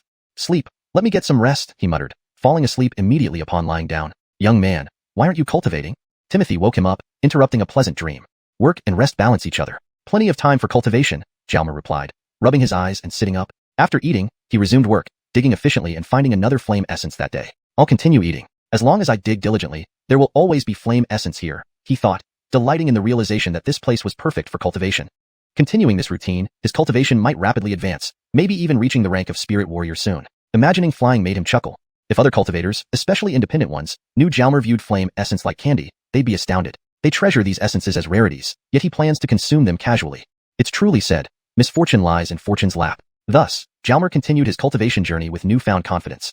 Chapter 47. Experience rewards. In the evening, Jalmer continued eating his flame essence as planned. Although it was still so comforting and intoxicating, it did not meet the Wilfred's expectations. He did not advance to the 3rd level of spirit practitioner as imagined. However, the little star within him had indeed grown quite a bit. The next day, Jalmer made another discovery. He unearthed yet another flame essence. It seemed like this guy was a digging machine for flame essence. Holding the flame essence in his hand, the Wilfred couldn't help but feel quite pleased with himself.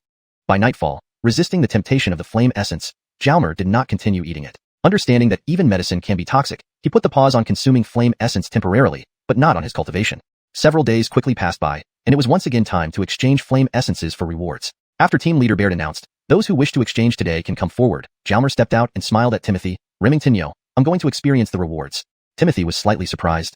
Think it over carefully. You have a task due in 5 days. Do not let momentary impulse make you pay an unnecessary price. Don't worry, I have everything figured out, Jalmer said, walking away with a hint of anticipation. This time, only Jalmer from their cave branch was collecting the reward, and being a newcomer, everyone looked at him with mixed emotions of curiosity and envy. Some were also secretly hoping to see what would happen if he failed to provide flame essence during the next task submission. Following the group outside, since there were only around 20 people exchanging rewards, the area outside was much less crowded and appeared spacious. Feeling the natural sunlight and breathing the fresh air, everyone's face showed a pleasant smile. Jalmer glanced into the distance and saw some people still watching them, shaking his head slightly. After 2 hours of leisure strolling outside, the Harmon called out, let's return. They started walking back towards the cave. That's it? What about the promised hot bath and meat feast? Jalmer frowned but had no choice but to follow the group back inside. Once they entered the cave, the Harmon stopped at the first side tunnel entrance and pointed inside. Go in here. 1 hour. Strange, why are there lights on here now? I remember this place used to be dark before, Jalmer thought to himself as he followed the others. At about 2 meters into the tunnel, they found a table full of clean clothes. Everyone picked up a set as they walked past, and Jalmer followed suit, naturally picking one too. Walking 10 more meters and turning a corner, they arrived at a large pool, roughly 5 meters wide and several meters long, with stone walls surrounding it. This was undoubtedly the bathing area. There were small stools by the poolside where people kept their clothes. Jalmer took one, following others' actions, placing the clean clothes on the stool and discarding dirty clothes nearby before jumping into the pool quickly.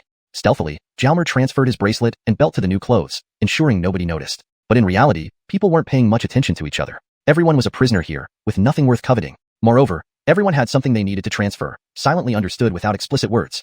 Ah, comfort. It had been such a long time since he had a proper bath. Now entering the water felt indescribably refreshing. The water was warm, likely thermal, given the proximity to a volcano. People around chatted casually, having known each other for years. Closing his eyes, Jalmer enjoyed this rare pleasure, reminiscing about the medicinal baths. When would he enjoy such luxury again? Comfortable moments seemed brief. Just as Jalmer was savoring it, someone called out, "It's almost time. Everyone should get ready to leave." Soon, everyone had cleaned up, and some even washed their old clothes in the pool. Following the crowd, they returned to the spacious room with tables and chairs. On the tables lay various dishes, including fish, meat, and even wine. Seeing these, drooling could hardly be resisted. Having eaten mainly steamed buns previously, Jalmer felt his mouth craving flavor. Now faced with such delicious food, he began devouring it hungrily. After eating heartily, everyone contentedly rubbed their bloated stomachs and belched. Jalmer hadn't drunk any wine and asked a muscular man beside him, "Brother, can I take some wine with me?" "No, you can only drink here, not take it away." Disappointed, Jalmer knew it made sense. If it were allowed, everyone could share in these delights, as it was said only leather bags, not cloth ones, could carry the goods.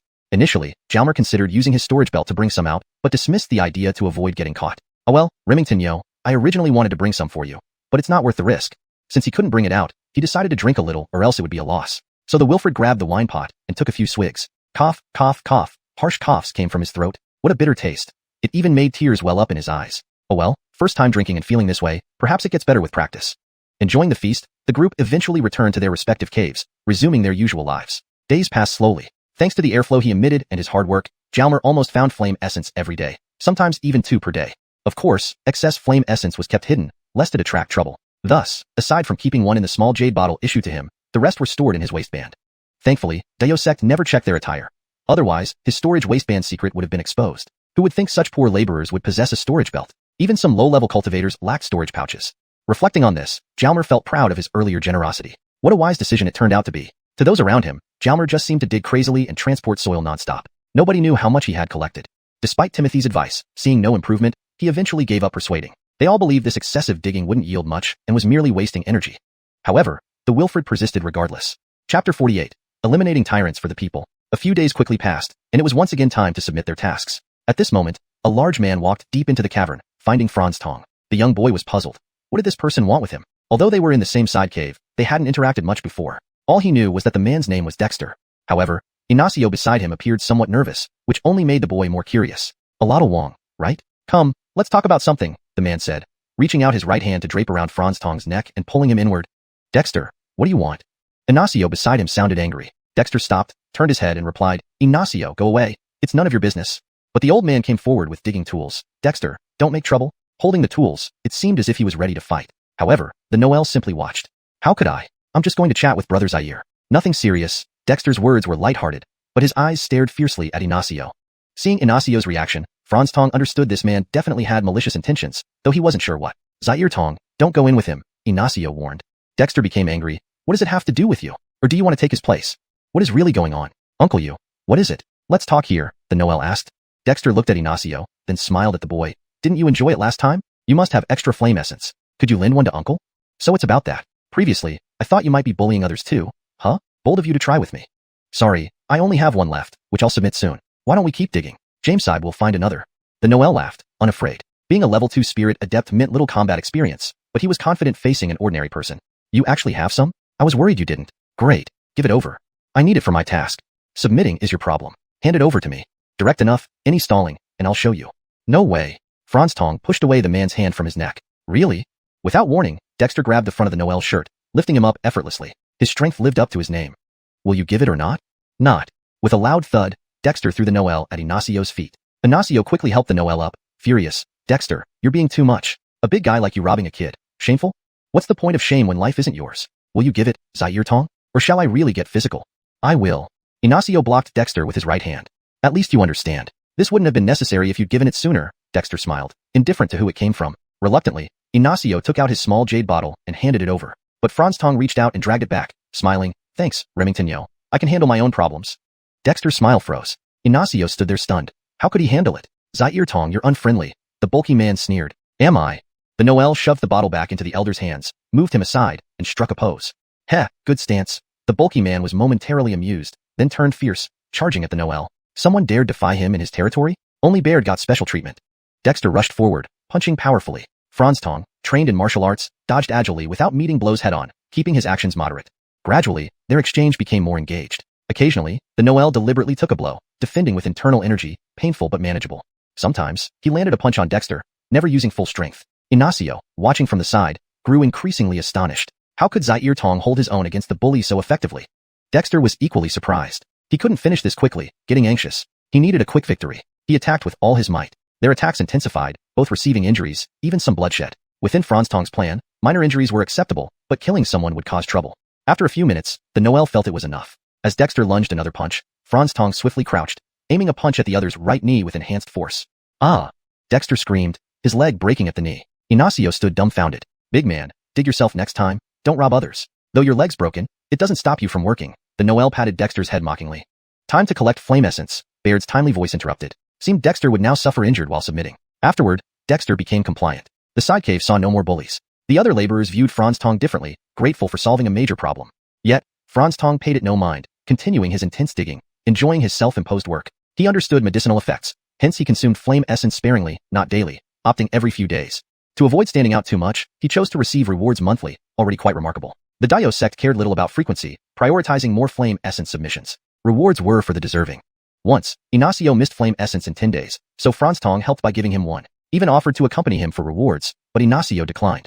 He also asked Dr. Hank if he needed help, but the doctor managed alone. Finally, he met Hank June, whose efficiency lagged, so Franz Tong occasionally provided flame essence for reserves, significantly aiding him. Thus, the Noel found balance, maintaining harmony and support among the people he encountered. Chapter 49.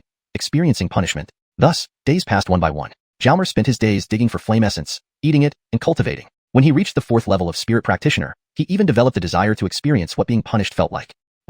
Willingly seeking punishment, how self-degrading is that? Jalmer indeed acted on this thought, choosing an unconventional path. During one task submission, Jalmer pretended not to have found any flame essence. Just as he was about to be taken away, Timothy spoke up. Officer William, count this flame essence I have as Jalmer's. Consider my task incomplete. Take me away instead, Timothy pleaded, looking at William Hildredshoe, the official in charge of collecting flame essence. Clearly, Timothy had grown fond of Jalmer and did not want the Wilford to suffer. That's? William Hildredshoe hesitated. Remington, yo, thank you. But no need. Since I didn't complete the task, I should accept the punishment. Jalmer was moved by Timothy's actions. It seemed that when you treat others sincerely, they will treat you the same way. Officer William, please beg you. Timothy continued pressing William Hildredshoe. No way. Officer William, this violates the rules, doesn't it? Rules cannot be broken.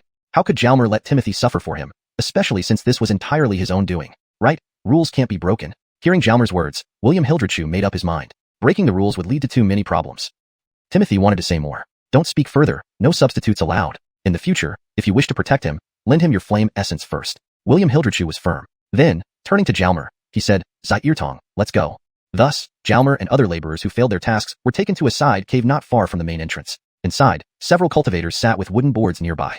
Once they arrived, William Hildredshoe lined them up before leaving. Then these cultivators began beating and scolding them. The verbal abuse wasn't important, you could ignore it, though it might leave you feeling resentful. The physical beatings, however, were genuinely painful, yet not harmful enough to disable their ability to work. These cultivators knew how to inflict pain while preserving functionality. Bruises here, a slap there, all excruciatingly memorable, but ensuring limbs remained operational.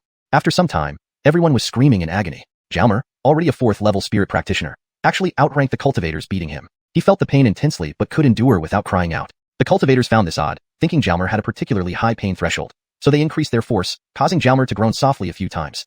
Jalmer knew if he didn't cry out, it might expose him. Satisfied, the cultivators finally smiled. The beating sessions alternated with breaks, continuing for an hour. Now came the real ordeal, the soul torment. Having passed the newbie protection period, Jalmer also needed to undergo soul torture, which was his primary reason for volunteering for punishment. He wanted to experience it firsthand.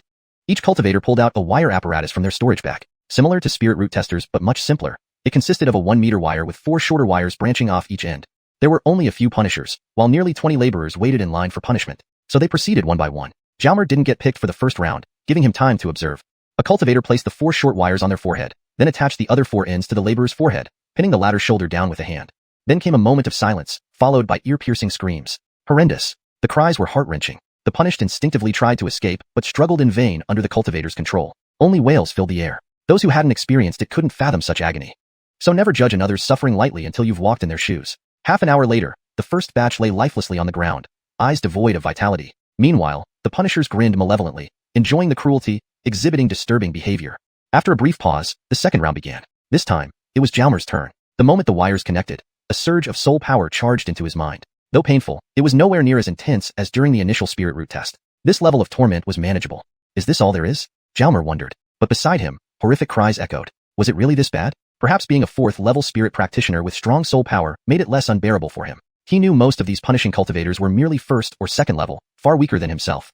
Jalmer didn't realize that with proper guidance, he could easily retaliate, using the wire to send his soul power into the Punisher's mind, making them question reality. Feeling the Punisher's confusion, Jalmer cried out, pretending, of course. Others appeared utterly miserable, so he had to act. Still somewhat disappointed with the lackluster effect, he accepted it. Once all punishments were administered, they were taken back to their respective caves after a short rest. Returning with heads hung low, Jalmer entered the side cave. Boy, how are you? All right. As soon as Jalmer appeared, Timothy rushed over concernedly. Just a bit of a headache, nothing serious, Jalmer replied nonchalantly. Nothing wrong? Timothy looked at Jalmer, seeing no signs of distress. Indeed, Jalmer was remarkable. Most people took days to recover from such punishment. Hey, where are the others? Jalmer noticed only Timothy in the cave. They're airing out today. Airing out? Jalmer finally realized it was the day they received fresh air, explaining their absence. Remington, yo, why don't you join them? Not in the mood, didn't feel like going out. Timothy smiled. Lying. Jalmer knew Timothy had been waiting for him, wanting to comfort him. Again, he felt touched. What a great old man. Chapter 50. Supersized Flame Essence. Days passed like this, with Jalmer working energetically every day. Before he knew it, the Wilfred had been here for half a year. The numbers written on his forehead finally disappeared. They had long since lost their function. Through his own abilities and hard work, the Wilfred had accumulated a large amount of flame essence. Of course, the Noel was not stingy with himself. Since there was no shortage of flame essence, he indulged heavily. As a result, within only 6 months, his cultivation had reached 7th rank Spirit Practitioner, yes, 7th rank Spirit Practitioner, a late-stage Spirit Practitioner, which was nothing short of a miracle. This allowed him to release chi more freely and at greater distances. In this loose soil, it also penetrated further, making the efficiency of digging flame essence higher. However, due to consuming too much flame essence, his body began to change, with many areas developing an unbearable itching sensation. Through self-examination, the Noel sensed that a lot of toxins had accumulated in his body. But with no way to treat them here, he could only rely on Dr. Hank's medications, though their effects were limited. Though aware of the adverse effects continuous consumption of flame essence might have on his body, he continued to eat it to improve himself. Detoxification could only be considered after finding a way to escape. Additionally, knowing that the 2 bracelets on his hand also consumed spirit medicines and must be treasures, Jalmer occasionally fed flame essence to them. How? By bringing flame essence close to the bracelets, it would disappear upon contact. Over the past 6 months, Jalmer contributed quite a bit of flame essence to them, fortunately being a flame essence digging machine capable of sustaining such actions unlike others. Initially fearing exposure, he wanted to store the 2 bracelets in his storage belt. However, for unknown reasons, they wouldn't go in, baffling him despite much thought. Thankfully, people here didn't pay too much attention to each other's possessions, so no one noticed anything unusual about Jalmer. As the cave was dug deeper, it became increasingly hot, almost as if a furnace lay just ahead. Jalmer's digging speed now far surpassed others. His tunnel was noticeably deeper than the rest, ultimately becoming the main passage of this branch tunnel, with others digging side tunnels around it. One day, while using external chi flow to perceive the condition of the soil, the Noel sensed something different this time. The area of hardened soil seemed particularly large, measuring up to 1 meter square. Previously, it had only been the size of a human head. This was unprecedented. A treasure? A big treasure? The Noel sped up his digging. After 6 months of repetitive labor, he had become an expert in this field. When his rake reached the hardened soil, he slowed down. Carefully sculpting around this block, he dug away the loose soil around and above it. Finally, the block of hardened soil stood out prominently. Circling the block once, he placed his hand against it to sense it better. But the effect wasn't significant. He could only vaguely feel 3 even harder lumps inside. Having no choice, he used a shovel. Due to uncertainty, he could only dig slowly, thus significantly reducing the speed. After an hour, a sudden strong aroma filled his nose. Instead of the usual faint scent, it was intense. Jalmer suddenly felt nervous, reminiscent of the first time he discovered flame essence. He finally saw it, a glimpse of flame essence whose color was darker than any he had previously unearthed. Was this flame essence as large as a ping-pong ball? The Noel shovel pushed backward behind the flame essence, and he deftly pulled it toward himself, quickly catching the chunk of earth with his other hand. Damn, he had struck the flame essence, causing it to break. This was his first mistake. Immediately, the flame essence spread outward, seemingly ready to dissipate. But then a strange phenomenon occurred. From the bracelet on his left hand shot a stream of air, instantly enveloping the large clump of flame essence and swiftly flying back into the bracelet on his left wrist. Upon contact with the bracelet, the flame essence vanished immediately. Startled, the Noel quickly understood. The flame essence had been eaten by the bracelet. At least it hadn't gone to waste, but he still felt regretful. Looking at the large lump of soil in his hands. Damn, the Noel cursed inwardly. It turned out that the space containing the flame essence was as big as a fist, much larger than what he originally thought was the size of a ping-pong ball, leading to his misjudgment. How frustrating. Shaking his head, the Noel resumed work. Fortunately, sometime later, he again smelled the strong aroma. This time, he couldn't afford to make another mistake. To avoid repeating the previous incident, Jalmer worked cautiously, carefully scraping the soil away. But in the final instant when it fell into his hands, it broke. Frustration overcame Jalmer. How could this happen again in the same spot? Predictably, the broken flame essence was sucked into his bracelet, this time towards the bracelet on his right wrist. Heaven is fair, one for each arm. The Noel felt immensely vexed and decided to pause his work to think through what went wrong. Just in time for the meal break, Jalmer took his food to where Ignacio was working. Remington, yo, how have things been? Zaire harvest these past few days? I dug one up yesterday, completing my task. What about you? I've completed mine too. Oh, Remington Yo, may I ask, what's the largest flame essence you've ever dug up? The largest? Let me think. Ignacio paused eating, pondering. After some thought, Ignacio replied, over the years, the largest I've encountered was half the size of a fist. I managed to dig it up a few times, but never successfully. The biggest I successfully excavated was pigeon egg sized, and that happened only once. Okay. Have you seen others dig up larger ones? Jalmer asked further. The largest successfully dug up is usually pigeon egg sized, but I've heard of sightings of fist-sized ones, though none has been successfully excavated. Oh, so larger ones are hard to dig? Yes, very hard. They easily break. Why do you ask? Did you find a large one? How big? Ignacio stared at Jalmer suspiciously. Something was off with this kid asking such questions out of the blue. Seeing no one else around and trusting Ignacio, Jalmer lowered his voice.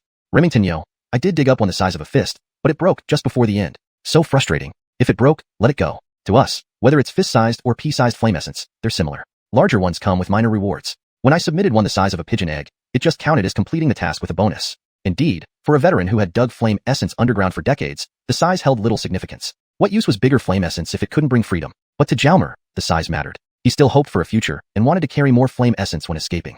After finishing his meal and chatting more with Ignacio, he unexpectedly learned that when supersized flame essence appeared, their departure from this place wasn't far off. Usually, supersized flame essence was found in central areas. If such large flame essence showed up, it likely meant most of the flame essence here was almost depleted, and they'd need to move elsewhere.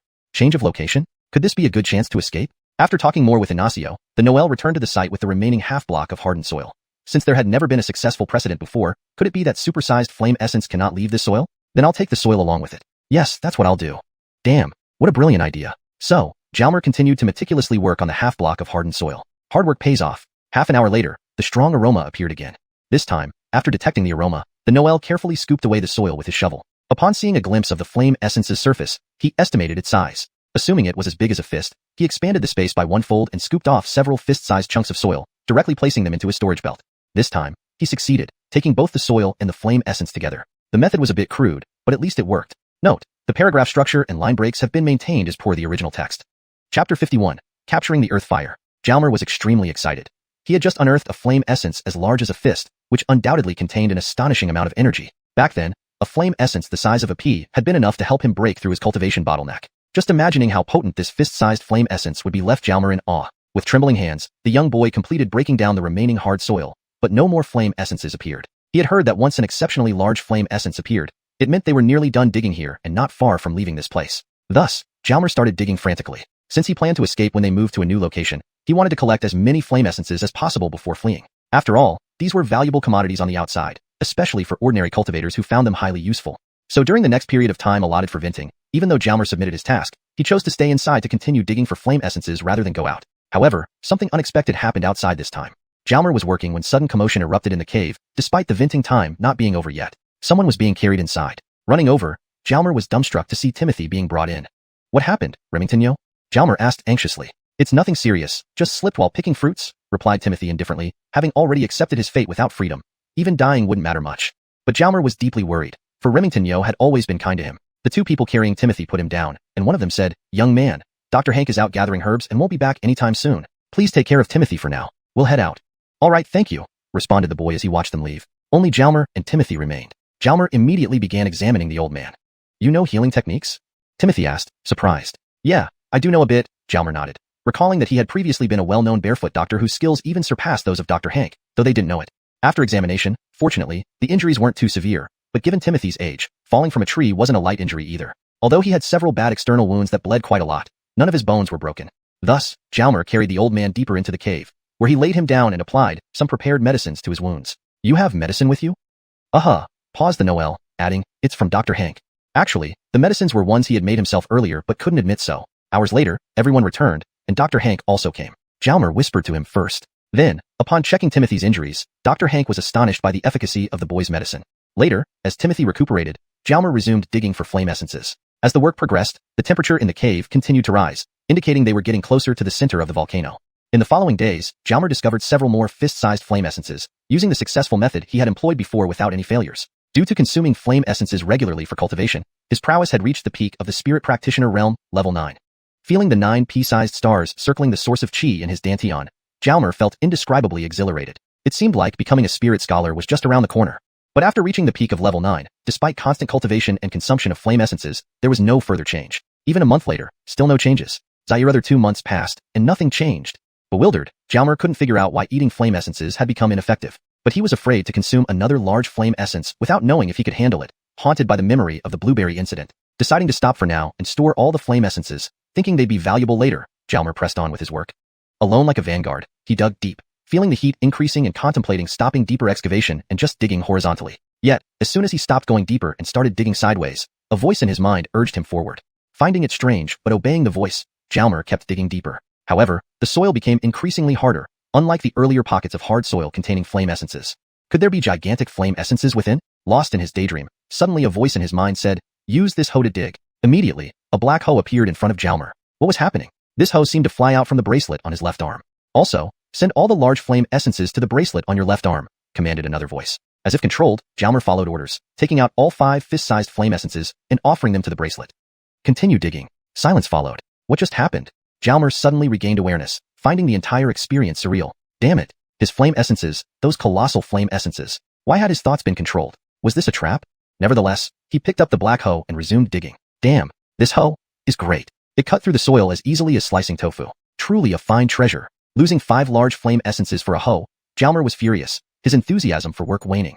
Young man, keep digging. It's just a few flame essences. Don't worry, I'll make it up to you, reassured the voice. Reading his dissatisfaction, the voice held a mesmerizing quality, making Jalmer obey instantly. Forget it, he thought. Moving on, he redoubled his efforts. His mindset had changed along with the voice's influence. He dug continuously for 2 days but found nothing, only increased heat. Thankfully, no one else ventured this far. Otherwise, they might think he was crazy. On the 3rd day of digging in the hard soil, a voice returned, "You're close. Dig slowly now." Obeying, Jalmer slowed his actions. Suddenly, as he swung the hoe and pulled back, a fiery red glow flashed before him, accompanied by a wave of intense heat. Simultaneously, a current of air surged from his left wrist bracelet, pushing back the heat wave and expanding the cave opening wide enough for someone to stand. Hell, is it trying to roast me? Jalmer wiped his sweat profusely. Move forward, slowly and carefully avoid the fire, directed the voice again, this time clearly coming from the bracelet on his left wrist.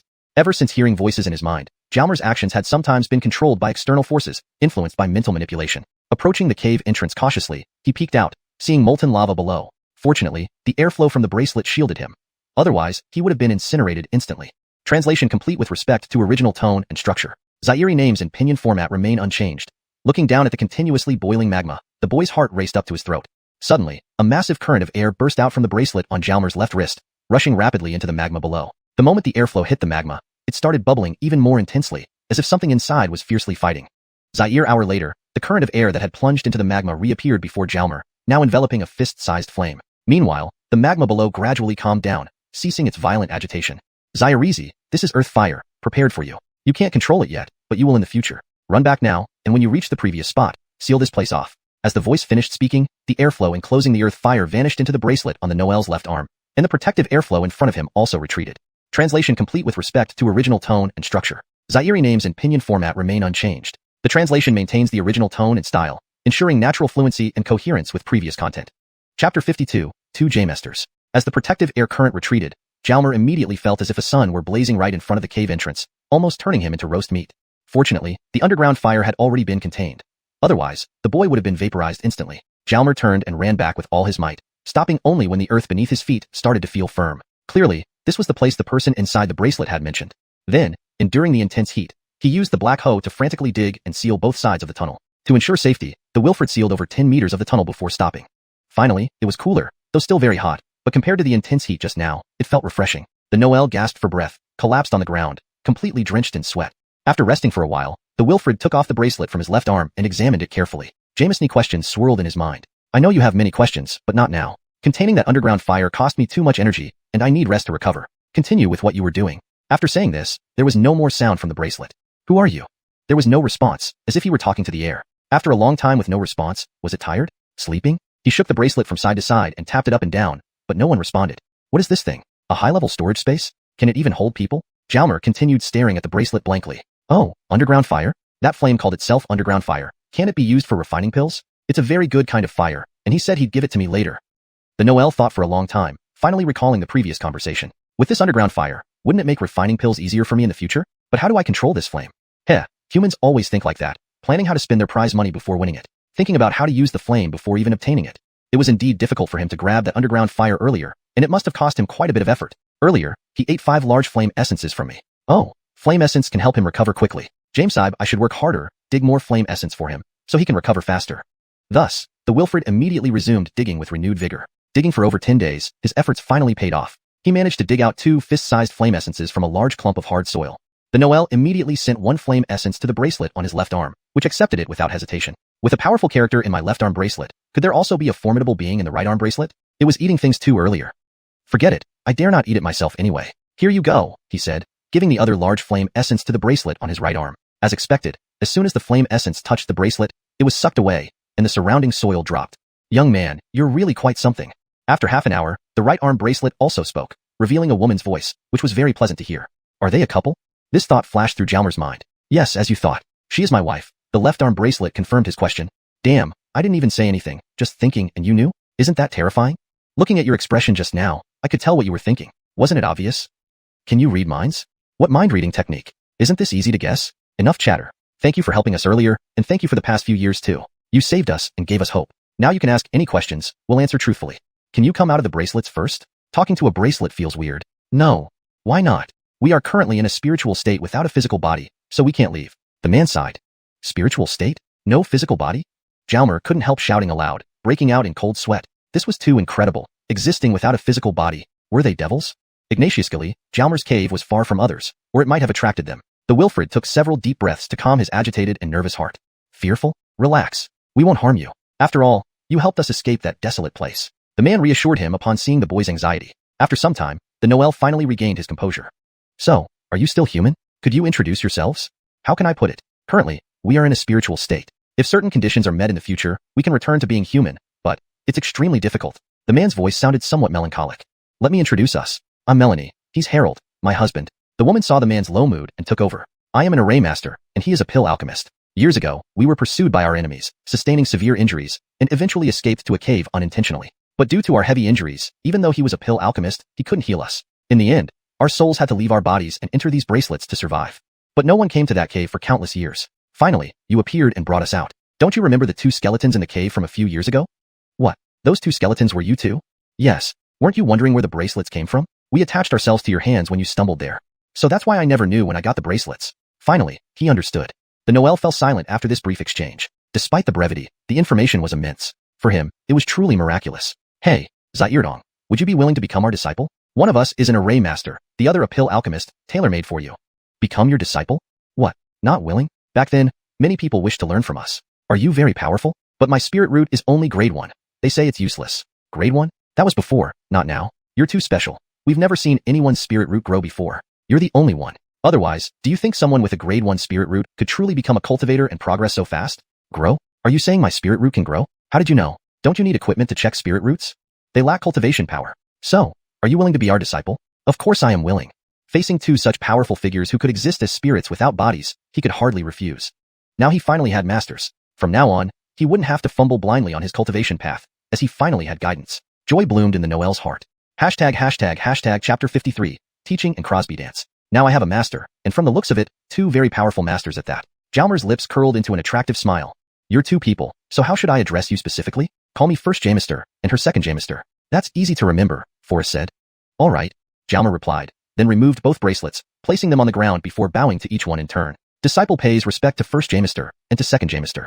Good. Both bracelets radiated excitement. Now, first Jamister, do you have any gifts for meeting? Jalmer asked with a mischievous grin. Meeting gift? Most of the things I have now you can't use yet, because your cultivation is too low. I could give you earth fire, but you don't know how to control it yet. Oh, speaking of controlling earth fire, I happen to have a fire control technique here. Consider this as a meeting gift. Once you learn it, you'll be ready for the earth fire. As he spoke, a jade disc flew out from one bracelet. Aren't you supposed to give me a book? Why a piece of jade?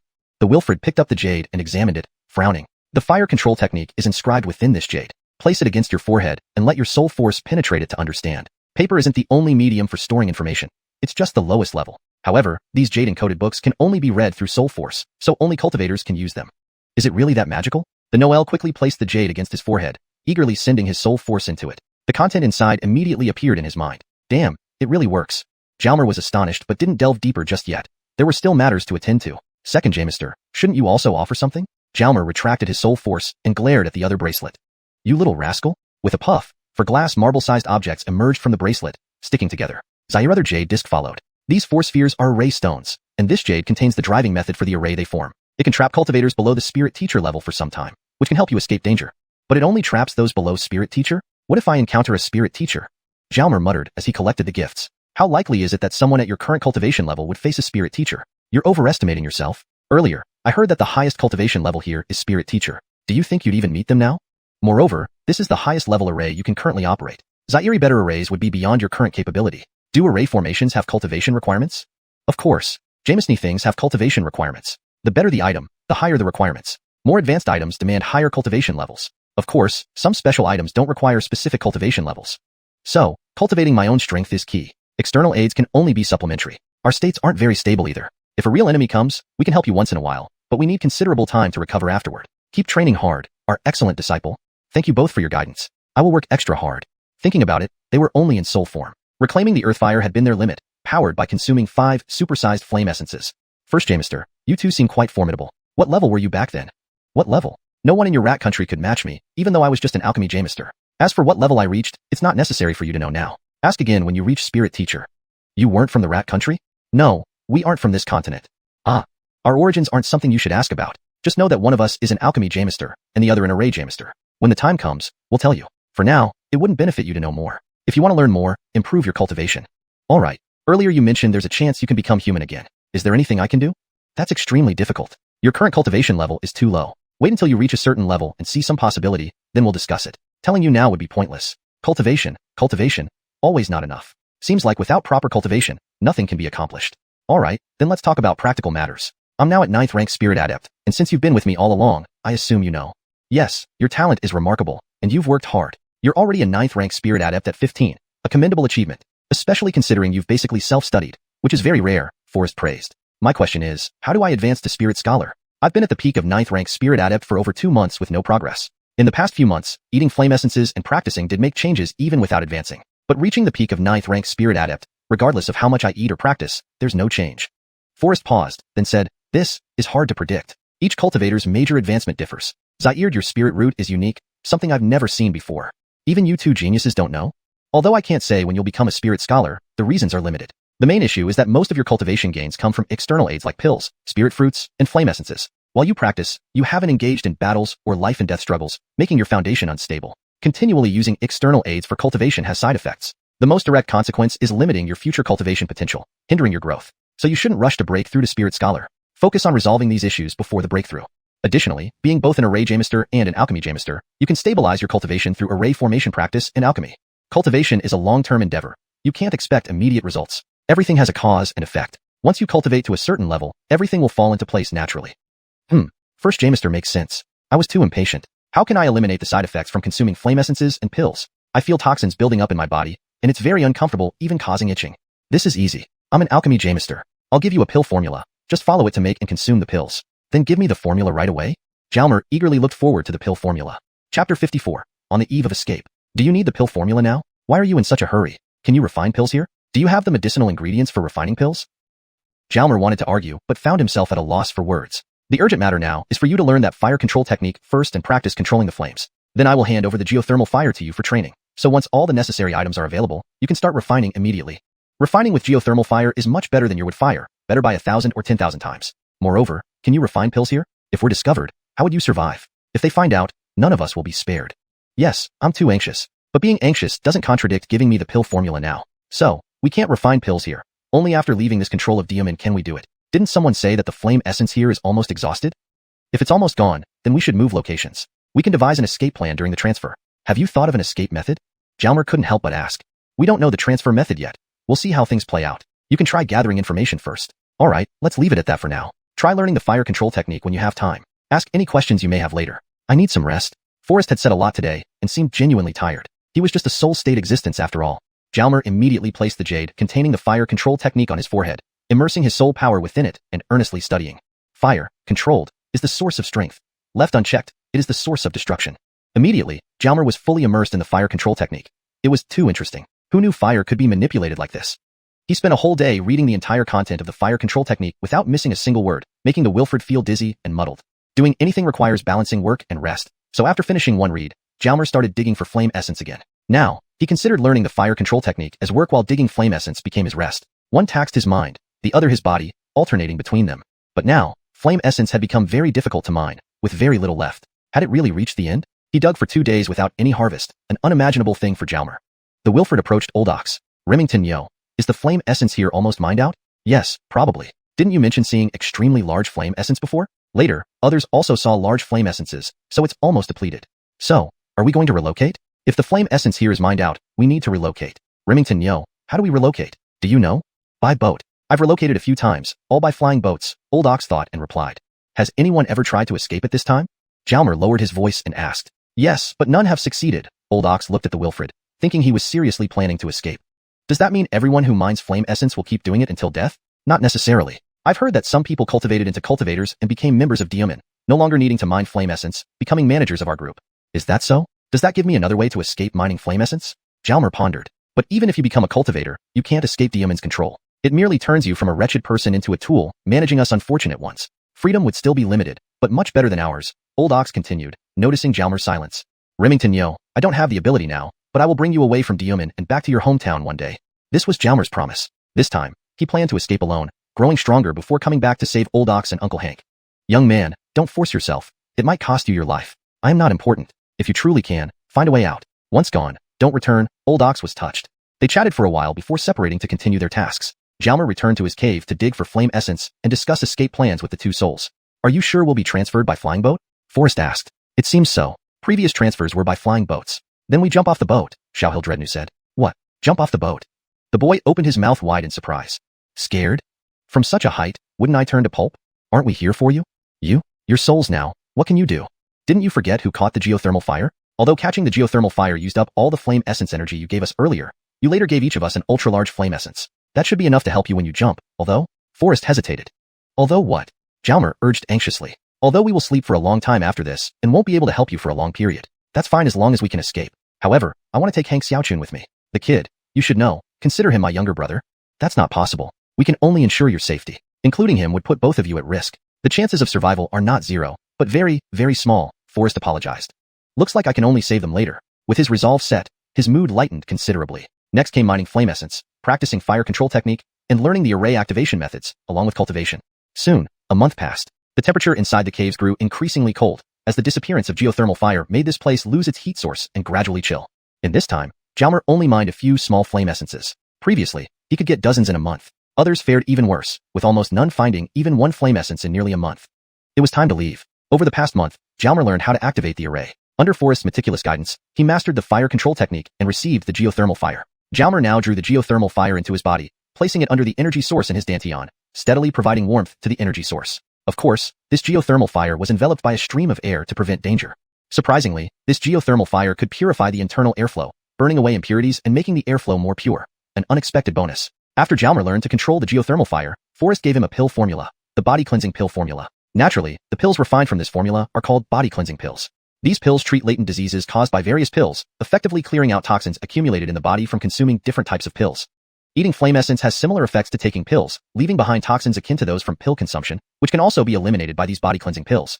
Forrest also gave Jalmer a pill furnace. It didn't look exceptional, seemingly no better than Jalmer's makeshift furnace, at least not obviously. Shauhill Dreadnought also provided him with a set of array learning materials, indicating they were preparing for a long-term hibernation. Translation completed. Chapter 55, High Altitude Jump. Since they hadn't been relocated yet, work had to continue. It wouldn't do to let so many laborers sit idle. The failure to unearth any more flame crystals in the past month had not brought about punishment. After all, reality was plain for everyone to see. There were barely any left. Still, the lack of finds was disheartening. No one likes doing futile work. Other 10 days quickly passed, and out of hundreds of people, only a few flame crystals had been found. Everyone, pack up your belongings, prepare to gather. We're leaving this place, Team Leader Baird shouted while walking deeper into the cave. It was finally time to leave. Franz Tong was the last to know because he had been working at the deepest point of his section of the cave. Finally leaving? He felt a bit of reluctance, which was odd. Naturally, he still felt excited and apprehensive. He packed a few clothes, picked up his tools for digging flame crystals, and headed out. After walking several meters, he actually looked back. Soon, he reached Timothy. Remington, yo, we're finally changing locations. Do you know where we're going? I don't know. I don't even know where we are now. Timothy shook his head. Indeed, having spent their time underground digging flame crystals, with only brief breaks at the entrance every 10 days, it was no wonder they had no clue where they were. Reaching the branch cave entrance, Baird addressed everyone. Stick together when we move. Don't get separated, or there will be trouble. With that, he led the group out with the larger convoy. Finally changing places again. What a cursed thing this is. Various voices erupted within the large group, lively and bustling due to the sheer number of people. They finally exited the cave. Franz Tong moved forward with the crowd, occasionally looking back at the cave entrance. He had stayed here for over a year. Scenes from the past frequently flashed through his mind. The crowd grew bigger and noisier as they made their way out. After walking for some time, they arrived at the previous square. A massive spaceship awaited them, larger than the one they had taken before, likely due to the increased number of people this time around, including both new and old hands. Sometime later, once everyone from inside the caves had gathered on the square, each group standing at designated spots, Team Leader Baird spoke, "You're all familiar with this drill. Follow the crowd onto the ship, and don't think about escaping." Minutes later, those near the ship began boarding. Once everyone was aboard, a familiar voice came over the intercom. "Welcome aboard the Good Ignatius spacecraft. I am your captain." As the captain spoke, the ship slowly lifted off. Not being newcomers anymore, the passengers paid little attention to the captain's words, nor did they feel much excitement about the ship's novelty, as everyone went about their own business. Meanwhile, Franz Tong weaved through the crowd, searching for the Hank family. "Brother Wong, who are you looking for?" Augustus asked. "I'm looking for Dr. Hank. Have you seen him?" "Dr. Hank? I saw him over there just now." Augustus pointed in a direction. "Oh, thanks." Franz Tong followed the direction and soon found Hank Camden. "Uncle Hank, do you know where we're going?" Franz Tong's voice was soft. Hank Camden looked at Franz Tong curiously. "I don't know. Why are you asking?" "Dr. Hank, my stomach doesn't feel well. Do you have any medicine?" The teenager glanced around casually to see if anyone was paying attention. Stomach ache? This kid was acting strangely. He had just asked where they were going, and now he complained of a stomach ache. An abrupt change indeed. "I'll give you some medicine then." So saying, Hank Camden opened his bag and knelt down to search inside. No one paid attention. No one had the leisure for it. "Uncle Hank, I'm planning to escape. Remember what I told you before?" Franz Tong leaned in and whispered into Hank Camden's ear. Hearing this, Hank Camden froze.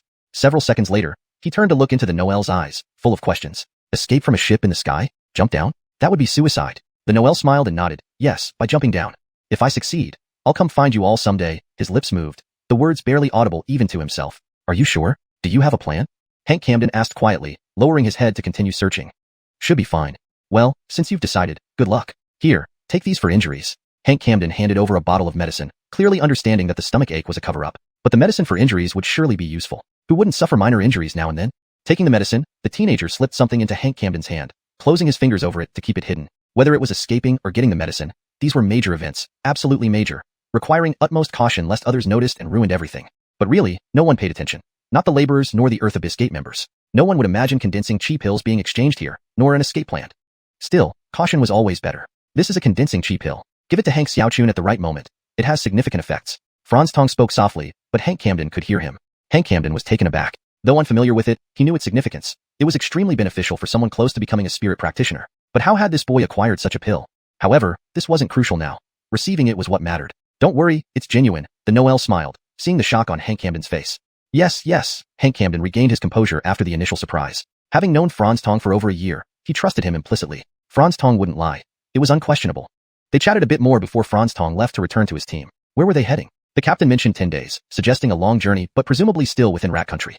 Deep in thought, lost in speculation, "Brother Wong, how did it go? Did you find Dr. Hank?" Augustus approached. "Found him."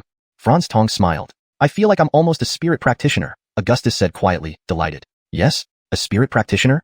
"Yes, I can sense the energy currents in my body. I heard that once you can feel these currents, you're close to becoming a spirit practitioner." That was common knowledge on Zodiac Continent. It seemed Augustus had either had good things on him earlier or consumed small flame crystals while underground. Otherwise, it would be difficult to reach this stage. Well, congratulations. Franz Tong genuinely felt happy for him. Becoming a spirit practitioner would mean a life away from endless mining, a chance to change destiny. After chatting with Augustus for an hour, Franz Tong excused himself to chat with Timothy. Time didn't drag. Night fell soon enough. That evening, the Noel deliberately sat near the ship's railing, preparing to escape once conditions were right. However, the first night offered no suitable opportunities. The next day, everything was routine. On the third morning, as dawn broke, Franz Tong saw a large lake below the spaceship. This was the ideal spot agreed upon with his two masters. Seeing no one around, most were still sleeping, he gripped the railing tightly and whispered, "Are you both ready?" This translation aims to maintain the narrative flow and emotional undertones present in the original text while ensuring readability and coherence in English. Always be prepared. Just kidding. He had been eager for this moment for a long time. Thus, the Noel took a deep breath, grabbed the edge of the ship with both hands, pushed off with his feet, flipped over the rail, and let his body fall toward the ground below. This translation maintains the original tone and structure while ensuring it reads naturally in English. Chapter 56, Zaire Encounter in the Air. The moment his body left the ship, the Noel felt as though his heart had leaped into his throat, creating an unbearable pressure. His body was now in free fall. It's not falling very fast? Slower than usual when jumping from a height. What's going on? As he puzzled over this, a sudden stream of air burst from the bracelet on his right wrist and shot downward rapidly. Then came a pop, like the sound of a bubble bursting, and the speed of his descent sharply increased. Damn, it's an array. The ship must be enveloped by an array. I was still within its range earlier, which is why the fall wasn't so fast. Did second Jamister break the array? If that blast of air hadn't come, could my weight have penetrated the protection of this array? Who knows? Earlier, the descent wasn't fast, but now it certainly is. Wind whistled past his ears, his face stung from the cold air, and his eyes started to water, making breathing difficult. It was just pure discomfort with no other sensations. At the instant Jalmer left the array's range, alarms blared aboard the ship. The laborers were abruptly awakened, unsure of what was happening, causing chaos. The foreman immediately shouted, "Everyone squat down. Don't run around." Oh, someone just jumped off the ship. Look! A voice came from the rear of the ship. Those standing at the edges couldn't help but glance back and saw a figure rapidly descending. Inaccio's heart skipped a beat. So this is your way of escaping. Will you still be alive after landing? Sigh. What a pity for such a fine Wilfred. Inacio felt a deep sense of sorrow. Seeing the familiar figure plummeting rapidly, Hank Camden wondered how unexpected his escape method was. Could this really work? You having condensing cheap hills is one thing, but jumping from such a height and expecting to survive, even if you're a spirit adept, you're bound to die. Hank Camden's face showed worry. This was virtually suicide, but deep down, he held onto a sliver of hope. There had to be hope. Otherwise, what made him different from Chad? Meanwhile, the ship's captain appeared on deck and quickly understood the situation. It was someone who couldn't handle the situation committing suicide, not an enemy attack, scaring the hell out of him. After knowing what happened, the people from DU Min didn't pay much attention. Just another unimportant laborer dead, a common occurrence. This time it was just an unusual death method. Among the laborers, excitement erupted. This was their first time seeing someone jump from a ship, adding new conversation material. How the ship's inhabitants felt no longer mattered to Jalmer. His current priority was survival. The speed of his descent kept increasing. Stay focused, Harold's voice sounded in his ear. You can release a bit of airflow to protect your head, Tori added, ever meticulous. Indeed, as a 9th level spirit adept, couldn't he think of ways himself? Always needing reminders was frustrating. Jalmer took immediate action. Sure enough, things improved. He could still hear the wind, but his face stopped hurting. He could open his eyes normally, and breathing became easier again. The Noel rolled in the air, descending irregularly like a leaf. Uncontrollable panic set in. Adjust your breathing, spread your limbs slightly bent, face downwards, as if lying on the ground. Try to control your body as much as possible, Harold's voice instructed.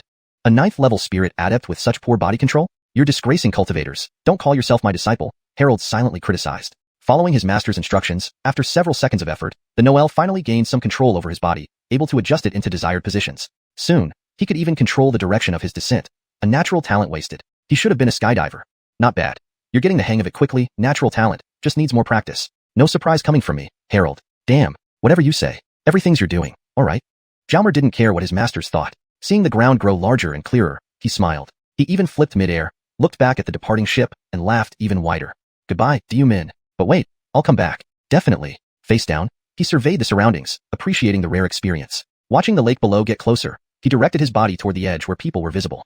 There are people there. Falling with others nearby means there's a chance of being saved. Dropping into an uninhabited area would be problematic. Controlling his body towards the populated shore, he called out mentally, Jamesters, landing soon. Zyrexiety gripped him, his voice trembling. This was a life-and-death gamble. Don't worry, everything is prepared. As Harold spoke, a powerful gust of air surged from the bracelet and blocked below him. Now about 30 meters above the water, his body continued to descend rapidly. With a thud, the air stream was scattered by his falling body, significantly slowing him down. Then small objects emerged from Tori's bracelet, array stones, 4 of them. They swiftly formed a cushioning array. Though effective, the significant impact overwhelmed it, yet it noticeably slowed him further. As the array disintegrated, another burst of air rushed from Tori's bracelet, padding beneath him. Zaire thud, weakened the speed of his descent once more. Finally, Jalmer unleashed the maximum airflow he could muster beneath him. Jameson plans, heaven decides. These measures to slow his descent and save his life were all pre-planned. Harold assured him the life would be saved. Only the extent of injury remained uncertain. Jalmer trusted his masters. Then, with a pop, his external airflow dispersed entirely, weakening his spirit. Simultaneously, a loud thud as he made contact with the lake surface, creating a massive splash and submerging underwater. The escapee passed out instantly, leaving it all to Old Mountain. Translation complete.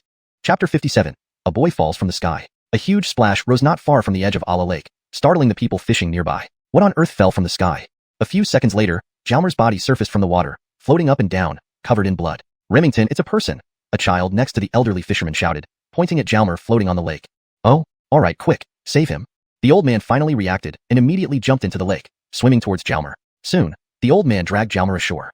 He examined the boy's nose and eyelids. He's not dead. The old man made his judgment. Then he inspected the boy's body again, finding no broken bones. Where did this person fall from? The old man couldn't figure it out. Let's just save him first. The old man packed up his fishing gear, carried the boy on his back, and led the child home. Soon, they arrived at a village not far from the lake. This village was enclosed by walls. There was a gate at the front, which could be called a village gate. It wasn't quite suitable to call it a city gate given its size. Above the gate was a signboard that read, Happy Village. Next to it were some guards. Inside, the houses were sparsely distributed, but individually large and luxurious with ample spacing between them. A rich neighborhood. Yes, this was the legendary rich neighborhood. Mr. Eben, back from fishing? Oh, did you fish a person out? One of the guards saw the two approaching and playfully joked with a full smile. Yes, indeed, I fished a person out, the old man replied curtly, quickly passing through the gate and walking toward a magnificent house on the right. Adamar, come and help. As they neared the house, the old man called out. Immediately, a Wilfred rushed out from the house. He was named Adamar, one of the servants of the elderly master. Mister, who is this? Seeing the old man carrying a stranger, Adamar reached out to assist. Slowly, just support him, the old man said hastily, fearing to worsen the injuries. Soon, the injured Jalmar was laid on a bed in the old man's house. Adamar, go and invite Cultivator Dane over, the old man said while wiping the blood off Jalmar's face. Adamar darted off like an arrow. In a short while, Adamar returned, followed by a die, none other than Cultivator Dane. Cultivator Dane, originally named Dane-san, was a level 5 spirit practitioner. He had been hired by the wealthy residents to reside permanently in Happy Village, providing services such as treating minor injuries or illnesses and handling various troubles for the rich. Uncle Eben, is there something wrong? Sir Dane, please examine this Wilfred. He seems to have suffered serious injuries, the old man politely requested, respecting the cultivator. Thus, Cultivator Dane began examining Jalmar, looking him over thoroughly and touching his limbs. It appears his body suffered a massive impact, though unconscious, it's not too severe. With some rest, he should recover, Cultivator Dane concluded after his examination. Indeed, he sustained injuries from impact. Oh, who is he? I've never seen him before, Cultivator Dane asked. I don't recognize him either. He fell from the sky. From the sky? Yes, I was fishing by the lake when suddenly this Wilfred dropped down, giving me quite a shock. Such a thing actually happened? Dane-san found it hard to believe. We can ask him once he wakes up. There's nothing else to do but wait and see, Dane-san said curiously, staying a bit longer instead of leaving immediately. Half an hour later, Jalmar opened his eyes. Seeing the people around the bed, the scene seemed oddly familiar. Once again falling from the sky, once again saved by an old man. Old Remington, did you save me? Jalmar asked weakly. The old man nodded. Thank you. Where am I? His whole body ached, and his head felt dizzy. Jalmar shook his head, trying to clear his mind. This was roughly as predicted. Even without being saved, he wouldn't die but would suffer more severe injuries. This is Happy Village near Moon Lake, under the jurisdiction of Moon City. Where are you from? Why did you fall from the sky? How could he explain this? Jumping off a ship from the Earth Gate wasn't a reasonable answer. What should he do? The Wilfred shook his head painfully. Oh, take this healing pill. Dane-san handed over a pill, and Adamar promptly brought a cup of water. After taking the pill and drinking some water, Jalmar felt much better. But how should he answer? I don't know what happened. It was a very strong wind, like a tornado, which blew me up into the sky. Later, I fainted, and when I woke up, I was here. Jalmar quickly fabricated an explanation, satisfied with his smart response. Is that plausible? There was no other explanation. Really? Dane-san didn't believe it for a moment, but what could he do if the boy didn't want to talk? Well, if there's nothing serious, then I'll take my leave. If anything goes wrong, just call me. Dane-san decided to depart. Thank you, Sir Dane, the old man respectfully thanked him, escorting him to the door. Returning to the bedside, the old man looked at the Wilfred and said, Rest well, Wilfred. Let us know if you feel any discomfort. Turning to Adamar, he added, Prepare some food. The Wilfred must be hungry. Everyone left the room, but soon, a crowd gathered outside, mostly children and elders, with no young adults. They had come to see what all the fuss was about. Jamesney had witnessed the Wilfred falling into the lake and wanted to find out what happened, but old Eben had already taken him away. The news had spread fast, so everyone came to old Eben's place to investigate. Old Eben, we heard you picked up a person who fell from the sky, an old woman asked. Yes, what about it? Are you all bored? What are you saying? We're just curious, and aren't you also idle? That's true. He's just a Wilfred with some injuries. Let him rest. Can we see him? What's so special to see? Just a Wilfred. Looking for your granddaughter's match? Just kidding, if you won't let us see him, fine. He's resting now. Once he feels better, you can see him anytime. Aren't you guys finding this situation strange? Yes, there's no reason someone would fall from the sky. Is this person a harbinger of bad luck? Will he bring misfortune? Hiss. Everyone gasped. These families from Moon City were powerful and influential. They were mostly wealthy and didn't live here often, only occasionally bringing their elders and children. This place was more like a resort, but the houses belonged to them personally. These elders had experienced many things, knew many secrets, and naturally had many thoughts. They hoped this Wilfred wouldn't bring them bad luck. Old Eben, why not send him away? It's best not to get involved with a person of unknown origin. What if? A child alone can't bring any bad luck. You can't say that. I don't want him to harm our family. Yes, send him away. Very quickly, everyone agreed to send the Wilfred away, forgetting their initial curiosity. The shift was remarkably swift. I will send him away once his injuries are healed, old Eben reluctantly conceded. It was hard to go against the consensus, even though his family was one of the 3 major clans in Moon City. Would this person who fell from the sky really bring bad luck? Old Eben also furrowed his brows, beginning to waver. Hashtag chapter 58, preparing to enter the sect. Everyone, go ahead and leave. I'll speak with him properly later. The elderly Eben waved his hand at everyone. The Wilfred was still seriously injured. It would be unreasonable to ask him to leave now. So, everyone dispersed, but they kept muttering amongst themselves. Jalmar could hear all the conversations outside. What should he do? He would leave as soon as his injuries healed a bit more. He couldn't bring trouble to the people who saved him. A few hours later, Jalmar was able to get out of bed, albeit slowly, with some pain in his body. Following Elder Eben's instructions, Adamar prepared a large basin of hot water for the Wilfred. The boy enjoyed a good bath and changed into fresh clothes. By then, a delicious meal had already been laid out on the table. The old man, the child, Adamar, and Jalmer sat around the dining table. Boy, eat up. You must be hungry. Jalmer didn't hesitate, picking up his bowl and starting to eat. He was indeed hungry, and after all, he was still growing. Remington, thank you for everything. I'll leave as soon as my injuries heal, so as not to cause you any trouble, the Noel said while eating. No rush. We can talk about your departure later. Oh, where are you from? My hometown is Hank Family Village, a small place in the southwest of Mouse Country. My name is Jalmer. Due to some changes at home, I've been traveling and currently have no fixed residence. Where am I now? This is near Moon City in central Mouse Country. Were you really blown here by a tornado? The Noel paused, looking a bit embarrassed. It seems so. I was walking by a big river when a sudden strong wind blew me up and eventually brought me here. Yes, that's it. The Noel lowered his head and continued eating. It's not impossible to be brought here by a tornado, given how powerful they can be. Seeing the Noel's response, Elder Eben decided not to press further. Everyone has their secrets. Remington, are there any sects around here? Sects? Do you want to join one? Jalmer nodded. Joining a sect has conditions. What's your spirit root grade? I 1. Jalmer hesitated but told the truth. 1. The old man's eyes widened. You're joking, right? A spirit root grade 1 trying to join a sect? Who would accept that? To prove himself, Jalmer took out his spirit root badge. He clearly lacked experience in dealing with these matters, revealing something that might give away his identity.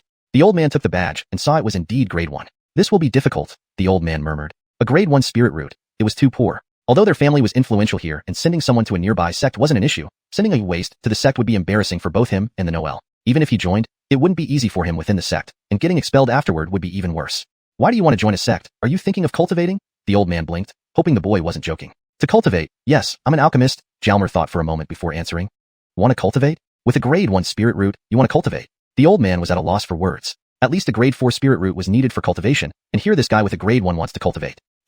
This Zaire Zaire alchemist? Did you say you're an alchemist? After a pause, the old man finally reacted, nearly knocking over the table as he stood up. Yes, I've successfully refined pills before, the Noel replied, startled by the old man's reaction. You have a grade 1 spirit root, yet you claim to be an alchemist now? Are you sure? How could this be possible? Even dead, the old man wouldn't believe it. In his understanding, only cultivators could refine pills, and someone with a grade 1 spirit root couldn't possibly become a cultivator, let alone an alchemist. Really, Remington, I'm not lying to you. Then Jalmer made the bowl of rice float around him, proving his abilities. Since the old man didn't believe him, actions were the best proof. The old man's eyes widened as he watched the rotating bowl, following its movement. The child and Adamar were also astonished. Had a cultivator dropped from the sky?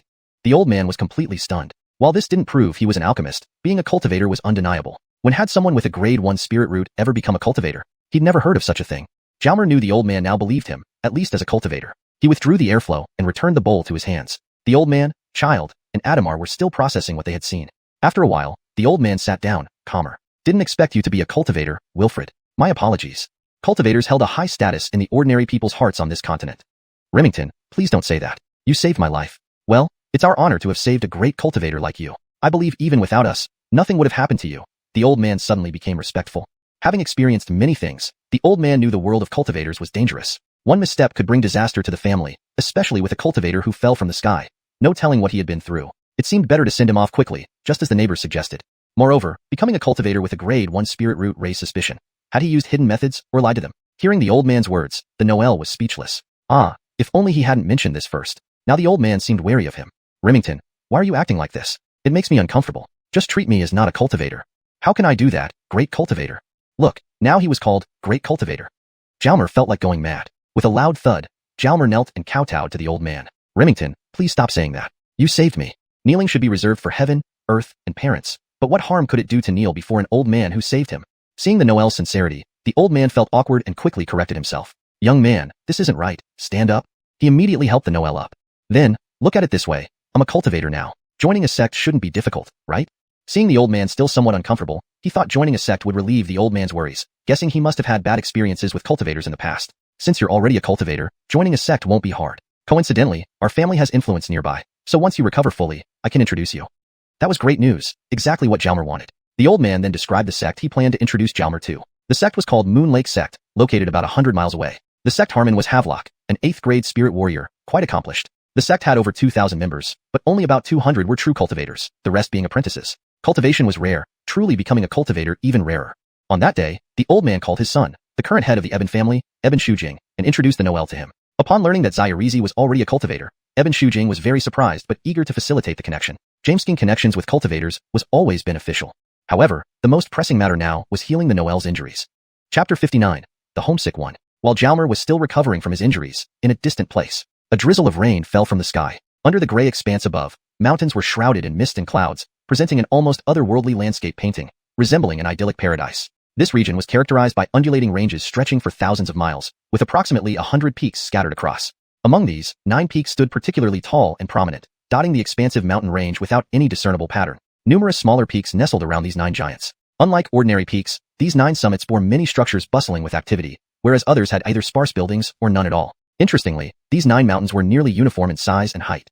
In the heart of this mountainous region stood an even more colossal peak, towering higher than the 9 distinguished mountains, its pinnacle piercing through the clouds, demanding nothing less than awe. This tallest peak boasted the most buildings and population, with its centerpiece being a vermilion tower named Caleb Tower. Naturally, this highest peak was called Caleb Peak. Standing atop the Caleb Tower on a clear day, one could feel an overwhelming sense of majesty, as if ruling over all the mountains bowing below.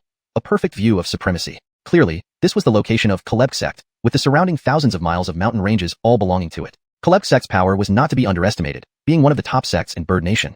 At this moment, in a pavilion halfway up Caleb Peak, a young girl sat on a stone bench, her chin resting on her hands, gazing into the distance absent-mindedly. Yes, she was Aline, Jalmer's sister Maribel, who had been missing for over 5 years and had now grown into a graceful young lady. During these 5 years, she had remained within this mountain, not leaving its confines. This was the rule established by Caleb Sect's Hyatt. She wasn't allowed to leave until her cultivation reached the Spirit Jamister level. Fortunately, the mountain was vast, spanning over 100 miles, otherwise, it would have felt like imprisonment. She worked diligently and managed to achieve the rank of Spirit Scholar in just over 5 years, at the age of 13. An astonishing accomplishment. Typically, becoming a Spirit Scholar by 20 would already classify someone as a prodigy. Imagine the shock at seeing a 13-year-old Spirit Scholar. This success owed to 3 key factors. Firstly, Caleb Sect focused extensively on her development, lavishing abundant resources on her such as elixirs, scriptures, mentors, and so forth. As a leading sect in Bird Nation, they naturally had excellent resources. Secondly, Aline possessed exceptional spiritual aptitude and speed, gifts bestowed by nature. Without these talents, how could Caleb Sect ever consider her worthy of special attention? Lastly, talent within Caleb Sect was relatively scarce. Those with good aptitude initially received similar resources as she did, but as their cultivation deepened, despite everyone making progress, she advanced the most. Her peers of the same age were only at the 5th level of the Spirit Adept realm, making her shine as the brightest star.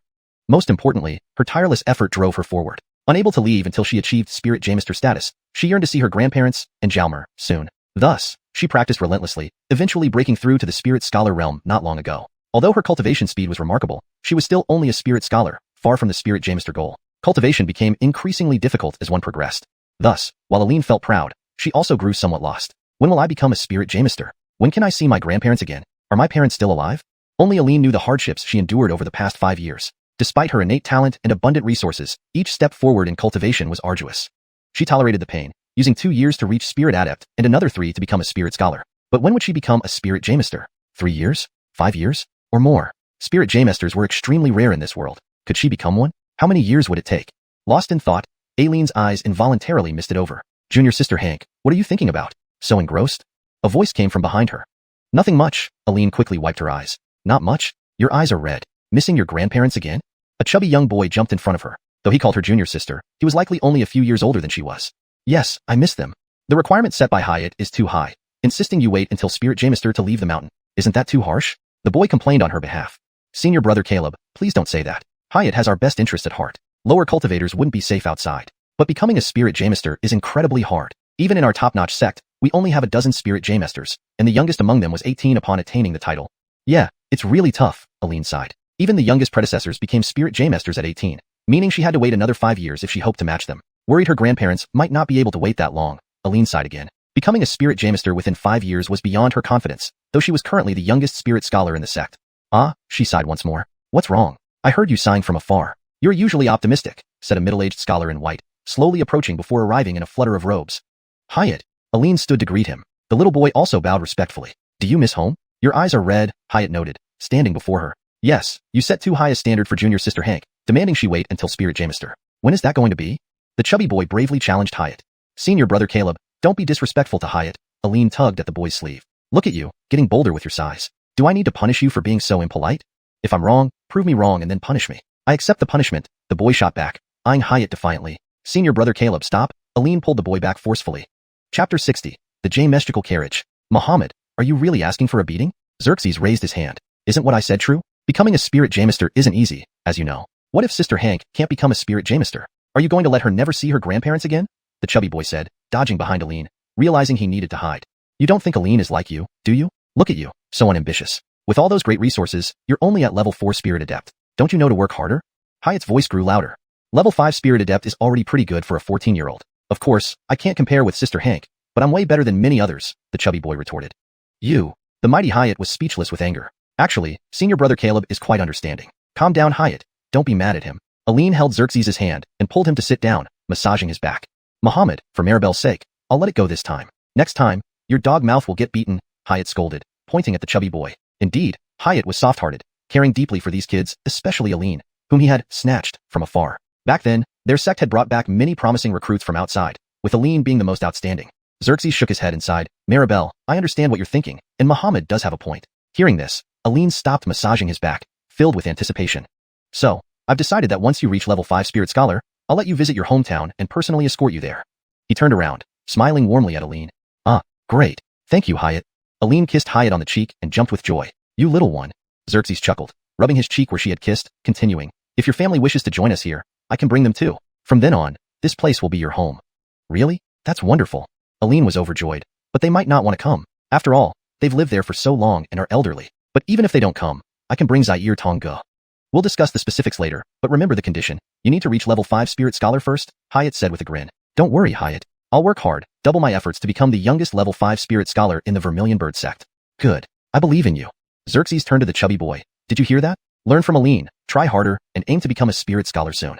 Sure, I'll definitely push myself. Can't fall too far behind Aline, or we won't be able to practice together in the future, the chubby boy replied, happy for the positive turn of events for Aline. Well, almost forgot the main matter. I came today because there's something important to discuss. It's time to capture a spirit beast for you. Since you've become a spirit adept, you can have your own spirit beast. How lucky. Good things kept happening one after another. Aline didn't know what to say, and could only shout into the mountains. Ah. After Aline finished shouting, Xerxes stood up. Prepare tonight. We leave tomorrow. Okay, Aline responded, watching Hyatt leave. Congratulations, sister. You can now have your own spirit beast. The chubby boy was full of envy. Thanks, senior brother must also work hard, she replied. In just a moment, her sadness had transformed into joy, truly thrilling. It's late. You should go back and prepare since the place to catch the spirit beast is far. Okay, elder brother Caleb, I'll leave first. That night, Aline lay in bed tossing and turning, unable to sleep. She was too excited, just like the night she was tested for her spirit root. The night felt long, and finally, Aline drifted off into a dreamland with a sweet smile. The next morning, just as dawn broke, someone came to call Aline. After washing up, she sped like lightning towards the peak, reaching the grand hall atop Vermilion Bird Peak where Xerxes was waiting. Beside him were two important figures, a man in his 20s. Seeing them, Aline immediately clasped her fists. Elder brother Caleb, Elder Peak J. Mr. Clifton, Elder brother Wong. Aline greeted each of them. This important figure was Clifton Lay from the Boulder Peak, one of the 9 peaks of the Vermilion Bird sect. The Wilfred was his prized disciple, Bernard, who had recently become a spirit adept. Seeing this setup, Aline understood that elder brother Wong was also going to capture a spirit beast, making it perfect to travel together. Sister Hank, your speed has improved greatly. I can't catch up with you anymore, Bernard flattered, but it was true.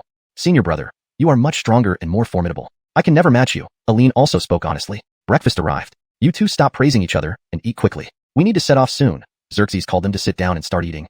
This time, Elder Peak J. Mr. Clifton and I will take you two to catch spirit beasts. I hope you find satisfactory ones, Xerxes said as he ate.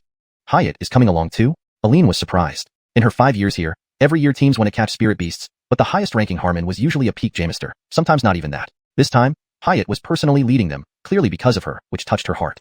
After breakfast, they prepared to leave. The four walked out of the grand hall to find a massive unicorn flying horse waiting outside. The unicorn was enormous, nearly 5 meters long, with massive wings, far grander than any warhorse. Behind the flying horse was a magnificent carriage, richly decorated, exuding grandeur. Get in, it's quite a distance, Xerxes said, jumping onto the carriage first. The others followed immediately. Inside were chairs, a table, and various snacks. Although Aline had seen the carriage before, she had never been inside or ridden in it. Thus, she was very curious, touching and inspecting everything with delight.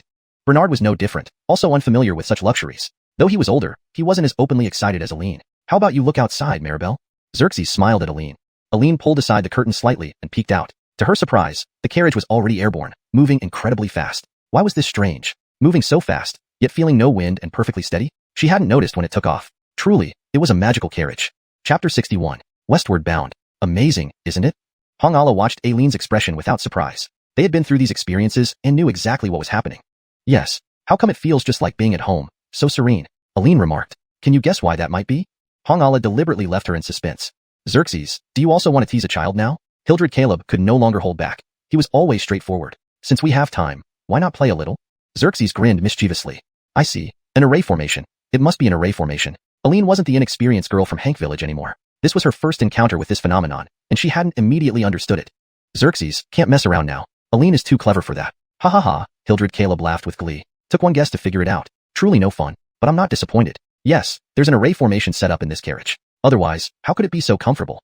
At this moment, Aline pulled open the curtains and stuck her head out of the window. Looking back, the Caleb Peak grew distant, shrouded in clouds or mist, resembling a fairyland, incredibly beautiful. Below the carriage, endless mountain ranges spread out, covered with various plants in vibrant colors, creating a breathtaking sight. The speed of the carriage was incredible, presenting non-stop visual splendor. In the distance, other towering peaks were vaguely visible. The sensation of flying in the sky was simply fantastic. Is all this territory part of our Caleb sect? Aline asked, but it sounded more like she was talking to herself. Xerxes, your method of treating Aline needs adjusting? Doesn't seem quite right, said Hildred Caleb to Xerxes. Is anything wrong with that?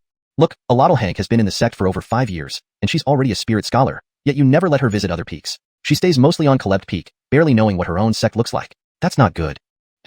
Recently, I've been considering that. Changes are indeed necessary. One shouldn't focus solely on cultivation and neglect everything else. Otherwise, they wouldn't know why they cultivate, Xerxes nodded. That's true. Moreover, Alotl Hank is the best among them in terms of talent. She'll shoulder important responsibilities later on. It's not enough to only understand cultivation. Hildred Caleb smiled seeing Xerxes acknowledging this.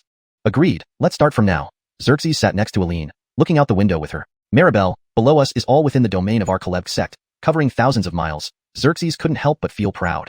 Indeed, Caleb sect was a top-tier sect in Bird Nation, and he, Hyatt, had reasons to be proud as its master. Aline knew Caleb sect was vast, but not to this extent. Also, besides Caleb Peak, our sect has 9 major peaks. You probably know this much? Yes, but not in detail, Aline nodded. After all, she had been here for several years, learning bits and pieces from others even if Hyatt didn't tell her. Alright, each of the 9 major peaks has a chief and a deputy managing many disciples. The peak chiefs and deputies you've likely met before. As for Caleb Peak, I generally serve as its chief. Historically, we've also had separate peak chiefs. Yes, I've heard something about that, Aline acknowledged. Moreover, Caleb Peak and the other 9 peaks oversee certain territories. There are many smaller peaks under their jurisdiction. You'll learn specifics when you visit them later. I only have a general understanding, Hyatt admitted. Even the master of a sect couldn't possibly know every minor detail. Sure, Aline replied mechanically. There are also medium-sized peaks managed by individual masters directly responsible to the peak chiefs, Xerxes explained. As they traveled, a tall mountain peak came into view, crowned with a massive rock. Look at that peak. That's Pancher Peak. Clifton Fuju. Would you introduce it briefly? Hyatt turned to Clifton Lele. Certainly. Pancher Peak oversees hundreds of miles around us. Our area is known for its abundance of rocks. Besides Pancher Peak, there are 6 other major peaks with 6 respective masters. In addition, our cultivation focuses mainly on body tempering, making us strong defensively. Quite fitting given the rocky environment, ha ha ha, Clifton Fuju added humbly. Clifton Fuju, modesty aside. Quite fitting means really good. Maribel, though your talent lies elsewhere, it's beneficial to learn defense from Clifton Fuju. Zairi time Alotl Hank needs, just come find me, Clifton Fuju responded modestly but proudly. Oh, another thing. Our Caleb sect is nearly at the center of Bird Nation. We're heading to Allenbeast Island, located on the western side, about 40,000 miles away. It will take 3 to 4 days. You two get to enjoy Bird Nation scenery along the way. Xerxes looked at Aline and Dustin. Absolutely. Such a rare chance to explore Bird Nation from above. I'm lucky to tag along with you too. Otherwise, I wouldn't even be in this fancy carriage. Hildred Caleb laughed heartily. In the following days, Xerxes and Hildred Caleb took turns introducing the young scholars to various aspects of Bird Nation. Some information was familiar to them, while other parts were entirely new. Bird Nation's map resembled a standing bird, elongated north-south and shorter east-west. Among its 9 top-tier sects, Caleb sect was one of them. Though unofficial rankings varied, it once ranked 3rd or 4th 2 decades ago. Due to insufficient backups, it now stood at 7th or 8th place. If nothing improved, Caleb sect might lose its elite status in another 20 years. Therefore, Xerxes was anxious to enhance Caleb sect's future. That included recruiting talented individuals, like stealing Aline. So far, efforts bore fruit. With 2 wise mentors guiding them, the 2 young scholars learned a lot about Bird Nation. Meanwhile, the carriage steadily progressed toward the western Allenbeast Island. ####Chapter 62. Encountering a siege. The Spirit Beast Island is home to many spirit beasts, the best companions for cultivators. Every cultivator who reaches the Spirit Scholar realm dreams of owning a spirit beast because an appropriate spirit beast can greatly enhance their combat strength. In other places where wild beasts exist, it's incredibly difficult to obtain a spirit beast. You might get lucky and find one, but that's like winning the grand prize. Most people would be better off going to bed with no such expectations, as they'd never even encounter one, let alone acquire one. Although the chances of obtaining a spirit beast on Spirit Beast Island aren't high either, there are definitely spirit beasts here. As long as you're not afraid of danger and can persist, you will at least encounter one. Whether you can obtain it afterward depends on your ability. So, how does one reach Spirit Beast Island? If you have a flying mount, can you just fly directly to Spirit Beast Island? The answer is no. For some reason, there's an unwritten rule that prohibits direct flight to the island. Only boats are allowed. Of course, if you think your swimming skills are top-notch, you could try swimming there, but over countless years, it seems no one has ever done so. It's said that those who tried simply vanished, whether they died or something else happened. No one knows. Sanjiang is a coastal city opposite Spirit Beast Island, making it a must-pass point for travelers from Miao Kingdom. This strategic location makes Sanjiang very important and bustling. After several days of travel, Aline and her group arrived in Sanjiang. But their luck wasn't good. The weather was uncooperative. A series of tornadoes had been active along the route to Spirit Beast Island, too destructive for any boatman to risk the journey. What could they do? Wait, taking this time to explore Sanjiang City wouldn't be bad. Aline and her 3 companions were walking down the street when they encountered a candy skewer vendor. I want to eat candy skewers. Aline pointed excitedly at the skewers, behaving more like a young girl than a spirit scholar. Boss, 2 candy skewers please, Xerxes called out. 2 skewers were handed over, and Clifton Hill Dreadzu gave a silver coin. Xerxes smiled, took the skewers, then passed one to Aline and another to Jensen. Jensen, upon receiving the skewer, didn't eat it, but instead offered it to Aline with a smile. I don't want it. If you like it, Alotl sister, you can have both. Aline accepted the skewers and thanked him, then seemed to tear up. Holding the skewers in each hand, she thought of Jalmer, the boy she'd known for only a short while. Was she so easily moved by just a couple of candy skewers? The other 3 were somewhat taken aback. Was she too naive? Did I make a mistake by not letting her leave the mountain earlier? Xerxes frowned. They had misunderstood. At this moment, a faint spiritual force scanned the area. There's someone powerful nearby. Xerxes looked around. Who was so bold as to probe him? 20 meters ahead, he locked eyes with an elderly man. Not simple, at least a late-stage spirit Jamister. Sir, my apologies. The elder's voice whispered into Xerxes' ear, bowing slightly in apology. With juniors around, it was best to avoid unnecessary trouble. Xerxes dismissed it and continued browsing, but became more observant of his surroundings. Indeed, he noticed several powerful figures, multiple late-stage spirit J-masters. What was happening? Had the streets of Sanjiang filled with late-stage spirit J-masters? Had spirit J-masters become so common? Are spirit J-masters everywhere now? Xerxes whispered to Clifton Lele. No, spirit scholars are still rare outside. But there are more spirit J-masters here than usual. Perhaps they've come for their juniors' spirit beasts. That's true, but this seems too coincidental. I wouldn't be here if not for Aline. Something is definitely happening. Jamesaib, I'll inquire tonight. The group continued exploring, mainly to entertain the juniors, as these 2 senior figures didn't have the leisure for shopping. Later that night, Clifton Lele spent about an hour roaming. Hyatt remained in the inn, as Sanjiang was somewhat chaotic, and leaving the juniors alone wasn't safe for the sect's hopes.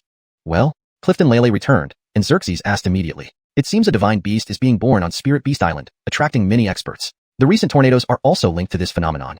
So we arrived at the right time. I wonder what kind of divine beast it is. Regardless of what spirit beast appears, it needs to match the cultivator's characteristics. Otherwise, even a divine beast won't significantly help and would be wasted.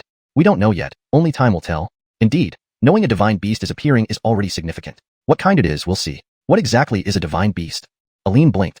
They are among the best spirit beasts. Ideally, one related to speed would suit you, given your expertise in speed. If you could obtain one, it would be perfect, Caleb Yuhua laughed. I hope so. Hyatt, tell us more about spirit beasts. We know too little. Sure. Actually, spirit beasts choose their companions too. They prefer someone compatible to mutually enhance each other. To finally bond with a suitable spirit beast, you need to provide a drop of blood. Once the beast accepts it, you're its master. But remember, even as its master, you should treat it well, not like a slave. Otherwise, it might betray you in critical moments, risking your life. Thus Xerxes spoke for a couple of hours. The juniors learned much before resting. 2 days passed in anticipation. More experts appeared in Sanjiang, suggesting major sects had received information. On the 4th morning, good news arrived from the harbor. The tornadoes had dissipated, allowing passage. Previously, small groups rented boats. This time, however, a giant ship capable of carrying hundreds to thousands of people was deployed. If one preferred, smaller boats were also available. Xerxes chose the giant ship, giving the juniors more exposure to the world. After paying, the 4 boarded the vessel. The deck was already crowded with groups chatting.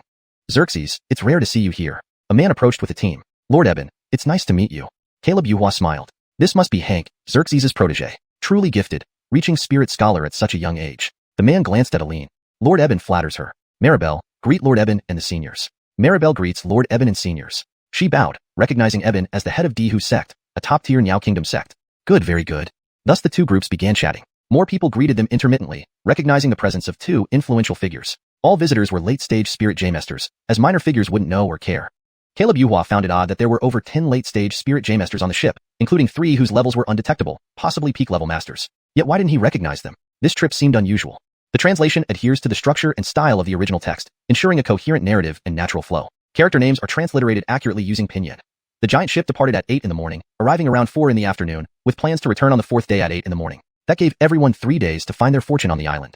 Hank Han walked to the railing to look at the sea. She had never seen the ocean before. Jensen hurriedly followed her, and Clifton Lele also came along. These 2 were treasures of the sect. Meanwhile, Caleb Yuhua engaged with various visitors.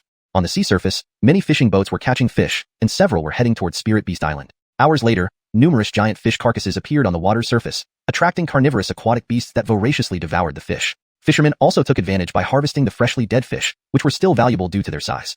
Even the crew of this giant ship was using fishing nets to catch fish. It seemed these were the results of the recent tornadoes. Actually, there might be spirit beasts among these aquatic creatures? Really? Why isn't anyone trying to catch them? Aline looked at Clifton Lele. The probability is very low, and it's not worth it. Moreover, these are what the fishermen depend on for a living. If too many were caught, it would incite anger among them. Hyatt said I should aim for speed-type spirit beasts. Which kind is better?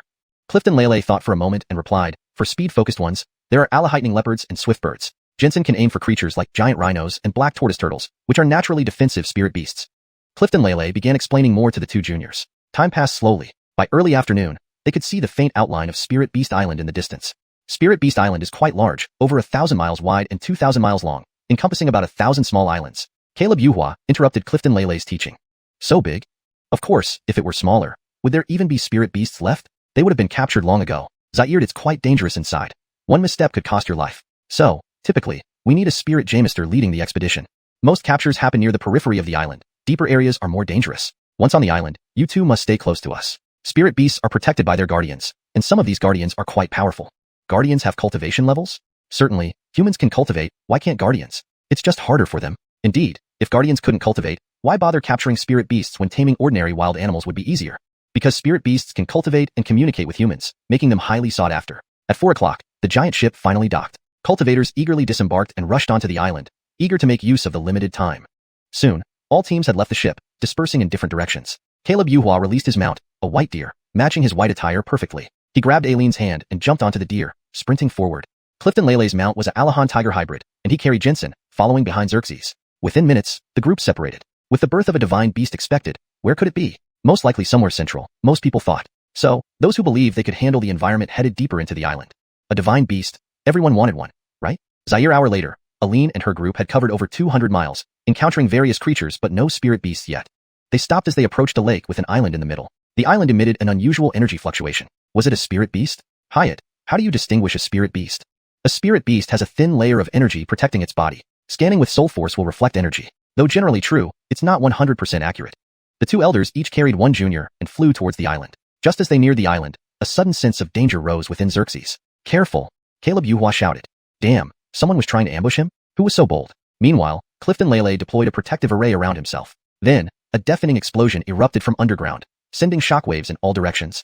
Xerxes instantly expanded an airflow shield around himself and Aline, turning mid-air to protect her from behind. A massive blast hit Xerxes' back, pushing him outward. The shield was scattered, and blood trickled from the corner of Caleb Yuhua's mouth.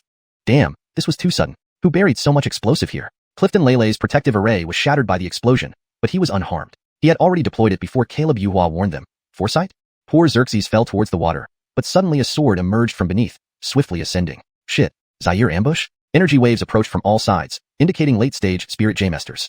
Xerxes and Aline were in grave danger.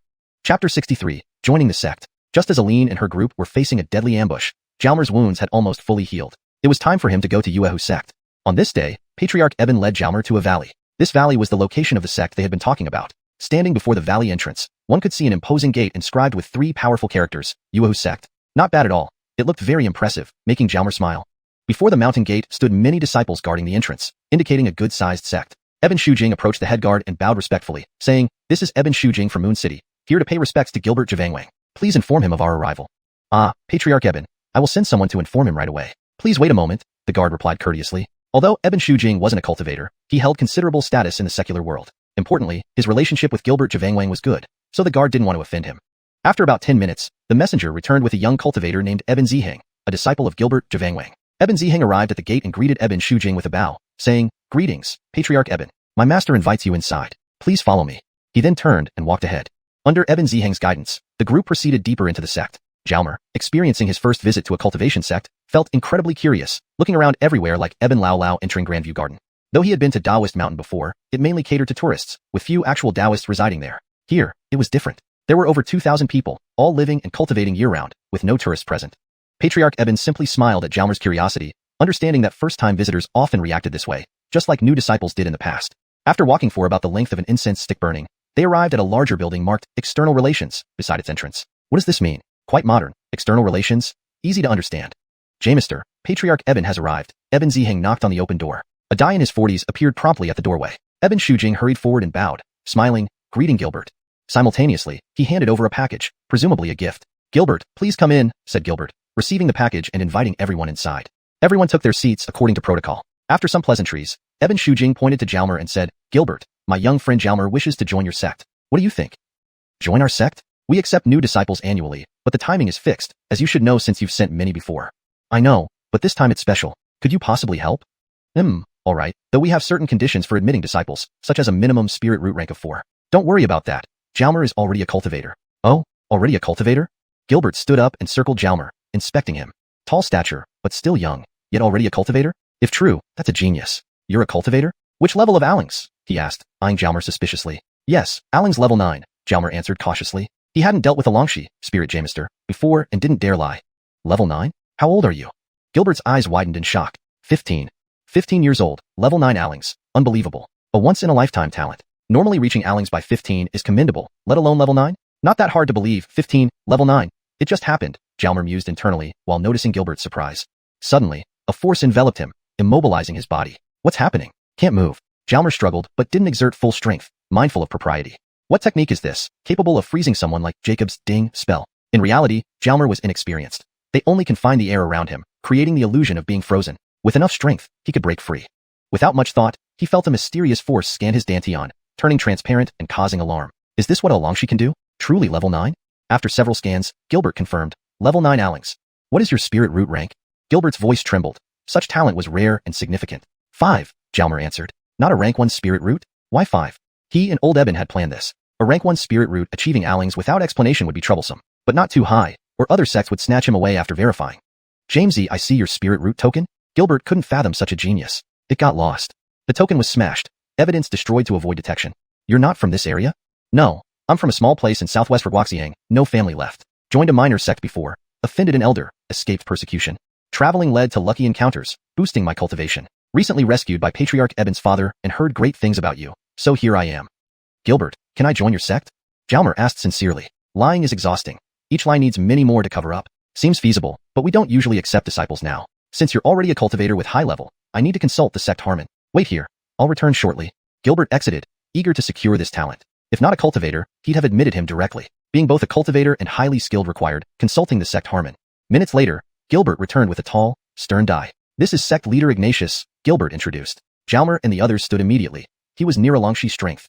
Jalmer, 15, level 9 Allings? Sect leader Ignatius asked the same question. Before Jalmer could answer, the same force bound him again, scanning his dantian. Will you become my disciple? Sect leader Ignatius asked after withdrawing the force. Such a genius, invaluable for the sect's future. This easily? Am I that good? Jalmer was taken aback. Agree quickly. This is a true strongman within 1,000 miles. Patriarch Eben urged. I do, of course. Why not kneel and show respect? This is your fortune. Our sect Harmon rarely takes disciples. Gilbert smiled, pleased with the discovery. Jamister, please accept this disciple's reverence. Thus began Jalmer's journey as a disciple in Yuehu sect. Jalmer bowed down. This was his third master, and the first official one. The two masters inside the bracelet, whom he had never met in person, had told him to act as if they did not exist in public. They were merely Jalmer's secret, because if any true powerhouse found out about their existence, it would cause a lot of trouble. Note: I have maintained the paragraph structure and line breaks from the original text as requested. Chapter 64. First encounter with the sect. Patriarch Ignatius's face was filled with a pleasant smile as he joyfully accepted the Wilfrid's kneeling salute. The ceremony concluded. Disciple, please rise. The patriarch helped the Noel to his feet. This was it? Wasn't this a little too hasty? They barely knew each other before becoming master and disciple. Oh, Zaire Tong, what cultivation technique have you practiced? What weapon do you use? Some sort of gift should be given upon meeting. Surely a sect patriarch couldn't possibly not present a token of appreciation? Obviously, the patriarch was prepared to give him either a cultivation technique or some weapon. I haven't practiced any real technique, just basic chi control and ordinary boxing and kicking. As for weapons, I don't have one yet. The martial arts he had learned from Jade Void Taoist back on Earth probably didn't count as a formal technique. What? You're already at level 9 spirit adept without having studied any technique? Patriarch Ignatius stared at Franz Tong like he was a freak. It was strange indeed. How did he get to level 9 spirit adept without practicing any technique? Even cultivation experts were puzzled by this. If they knew this guy had eaten flame essence like candy, would they spit blood? That was sheer extravagance.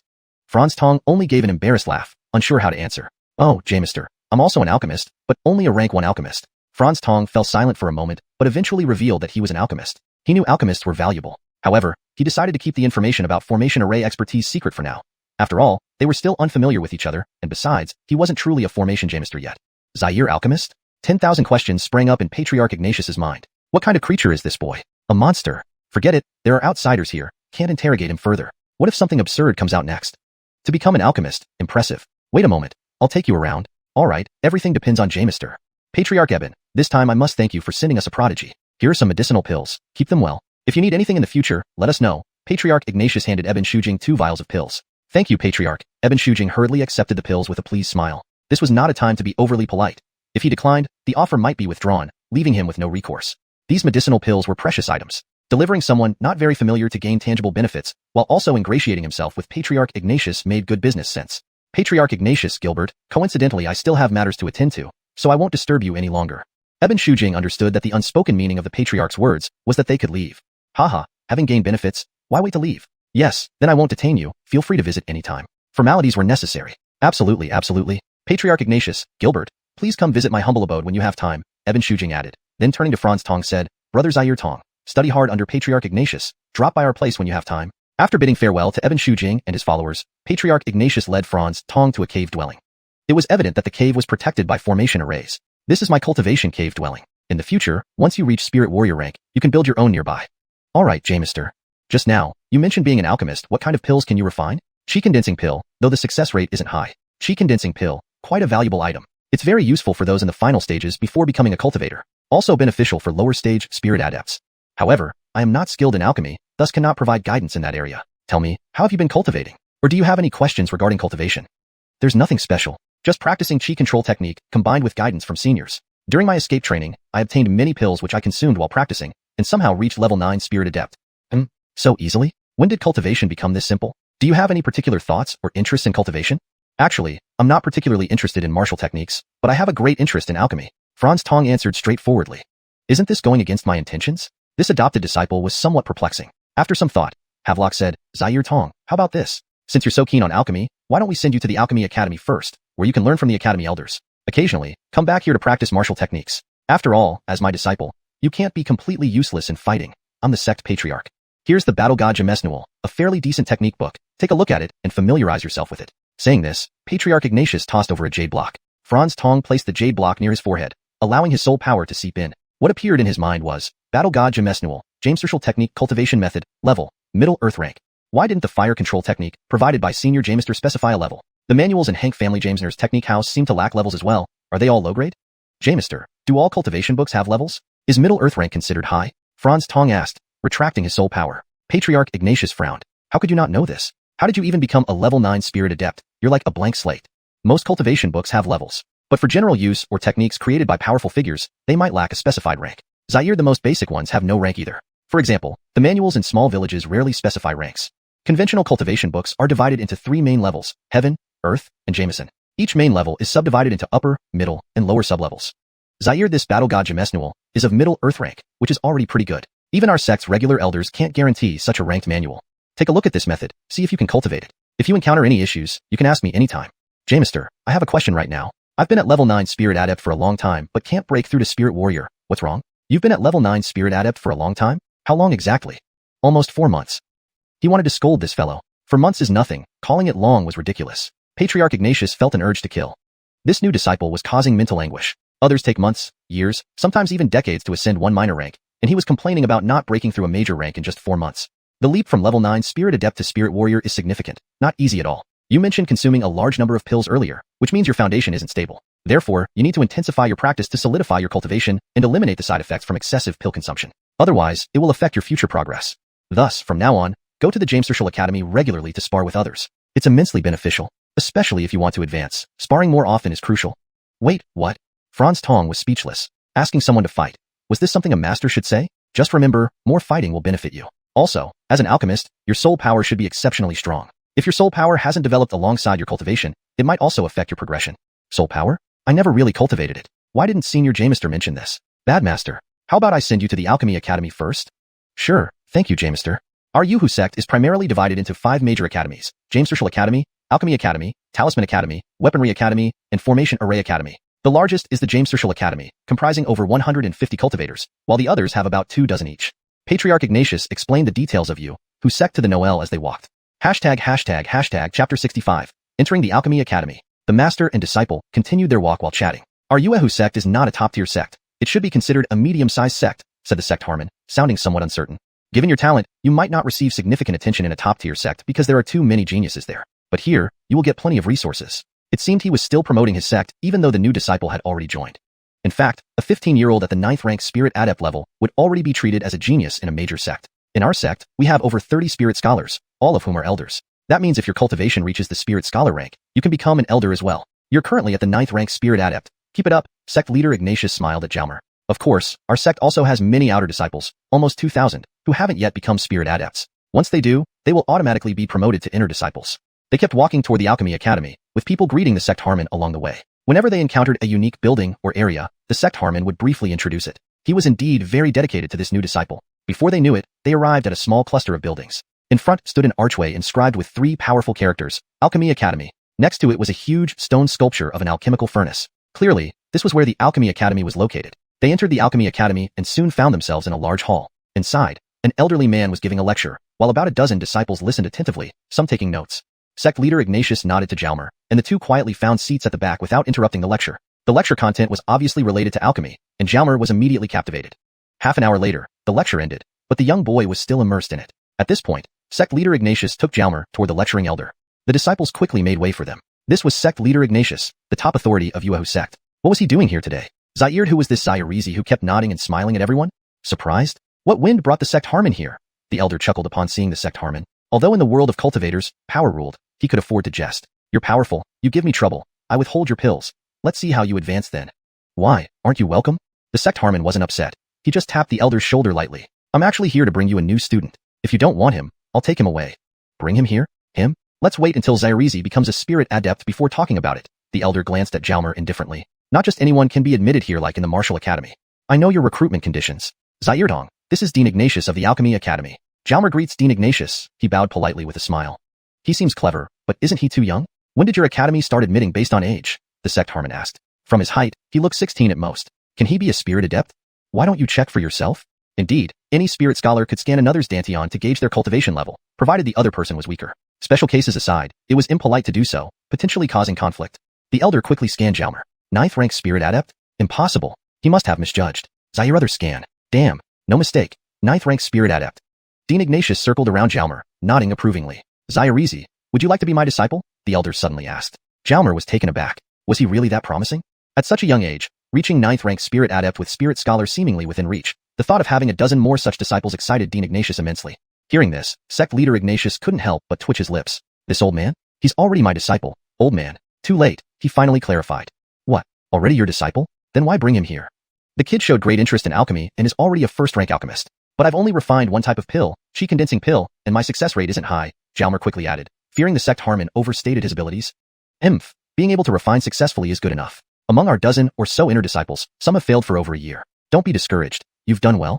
Since you're already an alchemist, you're now part of the Alchemy Academy. Ask me if you have any questions. Dean Ignatius was still unhappy. As an alchemist, why didn't he directly come here and instead became the sect Harmon's disciple?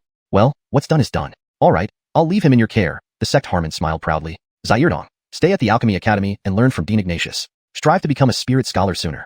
I'm off. Spirit scholar? Is the newcomer aiming for spirit scholar? How is that possible? The other disciples began discussing. At his age, almost a spirit scholar, you guys should try harder. Dean Ignatius glared at them. He's called Jalmer, a new addition, your junior brother. He introduced him formally. Zarker, show him around, get him settled, and familiarize him with the environment. Yes, Jamister, responded a thin, pale Wilfred. Brother Wong, please follow me. No trouble, senior brother. Jalmer followed promptly. They soon arrived at the storeroom of the Alchemy Academy, where Zarker helped Jalmer collect clothes and daily necessities. These items are free on first receipt, but you'll need to pay later, Zarker advised. Got it, thank you, senior brother. Now, let's head to your accommodation. You can set your things down. Walking out of the academy archway and through a half-hour journey, they reached a small residential area with identical small houses. One house nearby stood out with yellow walls. This is where Alchemy Academy disciples live. The yellow house is for the caretaker. They obtained the key to house number 016 at the yellow house. Chapter 66. Entering the Spirit Medicine Garden. Soon, Zarker led Jalmer to the house marked as number 016. As soon as they opened the door, a musty smell hit them. Jalmer frowned and waved his hand in front of his nose to dispel the unpleasant odor. Junior brother Wong, this house has been unoccupied for a long time, and no one has cleaned it, Zarker said with an awkward smile. It's fine. This is already very good. Why don't you change into the clothes given to you earlier? Then I'll take you around the place. You can tidy up when you come back tonight? Okay, wait a moment. Closing the door, he changed his clothes. He sized himself up. A fiery red robe with a cauldron symbol on the left chest and a Dan character below it. It matched what Zarker and the others who attended the lecture wore. It seemed to be the specialized attire for the Alchemy Institute. Opening the door, he walked out. Indeed, he now had the air of an alchemist. Senior brother Wong, each institute's clothes are different, right? What are the distinctions for other institutes? He recalled seeing a few varieties on the way, but not too many types. The styles are all similar, with some stylistic differences. See, our clothes are fire red because alchemy involves fire. There's a cauldron symbol on the left chest, and a Dan character, very straightforward, Zarkar explained. For the Symbol Crafting Institute, their clothes are yellow, with a symbol pattern on the left chest and a Fu character below it, quite vivid, isn't it? Jalmer smiled and nodded. For the Weapon Forging Institute, their emblem is a cross formed by a sword and a knife with a Bing character below. The clothes are silver. For the Array Institute, their emblem is a pentagram with an Jan character below, and their clothes are blue. As for the James Martial Arts Institute, their emblem features a practicing martial artist figure with a Wu character below. Their clothes are brown. They're all easy to recognize. Oh, also, all teachers, or elders, wear gray clothes with emblems matching those of the disciples from their respective institutes. So, in our sect, anyone seen wearing gray clothes is an elder. There are also other special garments that you will see later. I think I also saw people wearing plain clothes without any symbols, and there were quite a few of them. Oh, you mean them, those people over there? They can't yet manipulate chi, so they aren't true cultivators yet. They're just considered outer sect disciples. Their clothes have no patterns or characters and are black. They make up the largest group. Zarkar pointed to a few people practicing nearby. Afterward, Zarkar took Jalmer to tour various places in the Alchemy Institute such as the Spirit Medicine Garden, Spirit Medicine Room, Alchemy Chamber, and Storage Room. Zarkar was indeed dedicated and responsible. For Jalmer, this trip broadened his horizons. He had never seen so many things before. After viewing the premises of the Alchemy Institute, it was almost evening. Junior Brother Wong, we've pretty much toured the entire institute. If you're interested in other institutes, you can explore them yourself later. I only know a part of them, and the scope is vast. I don't have much interest in touring either. Alright, thank you, Senior Brother Wong. You're welcome. It's dinner time now, let's go eat. Thus, the two went to the dining hall of the Alchemy Institute. Several people were already there. Junior Brother Wong, pick whatever you like. It's a buffet. After eating, you can wander around or head straight back to your dormitory to rest. Okay, thank you, Senior Brother. By the way, after breakfast tomorrow, go to the lecture hall, where today's class was held. Alright. The buffet was excellent, and he enjoyed it thoroughly. Soon, the Wilfred was well-fed and content. Today had been eventful and tiring. He should return to the dorm to clean up. After bidding farewell to Zarkar, he headed towards the dormitory area. It was nightfall, yet this sect resembled a bustling small town. The areas he passed were still lively with clusters of people. Upon reaching the residential area of the Alchemy Institute, he found it mostly deserted. Clearly, everyone was enjoying themselves. Young people did need nightlife. Entering his dorm room, he turned on the light and began to thoroughly examine the place. Previously, he had only glanced at it hurriedly. Inside, there was a living room, the largest space, with a table and chairs. To the left, a door led to the bedroom-cum-cultivation room. Connected to the bedroom was a bathroom containing a large wooden tub. Seeing the tub made Jalmer smile. He might get to enjoy medicinal baths again. He opened the doors and windows and started cleaning. After wiping down every corner, he used emitted chi to accelerate indoor ventilation. Soon, the room was spotless. New surroundings, new beginnings. That night was uneventful. Early the next morning, after washing up and having breakfast at the dining hall, Jalmer headed towards the lecture hall. Upon arriving, only one person was cleaning while the rest hadn't arrived. Jalmer approached him and asked, Senior Brother, have you seen Dean Ignatius? You're the new junior brother? The cleaner sized up Jalmer. Despite being an inner disciple and the sect master's disciple, there didn't seem to be anything extraordinary about him. The previous day, the rumor was that he was almost a spirit scholar. Was he really that formidable? Yes. Just wait a bit. It's early. Originally, we wouldn't need to gather today, but because of you, we all have to assemble. Hearing this, Jalmer felt a hint of resentment. Had he disrupted someone's lazy morning? There's also this tradition. Jalmer grabbed a broom to help clean. Yes, introducing new members here. Since there are few of us, we line up to welcome every newcomer. By the way, my name is Caleb Yifun. Seeing the junior brother help, he smiled appreciatively. They began chatting, as young people tend to do. They warmed up quickly. After half an hour, everyone arrived, including Dean Ignatius and two elders.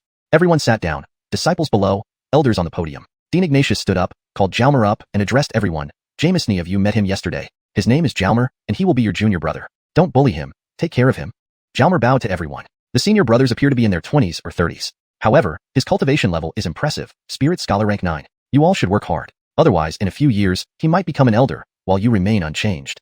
A collective gasp followed, with eyes wide open in astonishment. Ignoring the surprise, Dean Ignatius introduced Jalmer to everyone. The Alchemy Institute had 3 elders, including Dean Ignatius. One deputy, Jarrett, was in charge of the Spirit Medicine Garden, skilled in cultivating and planting spirit medicines.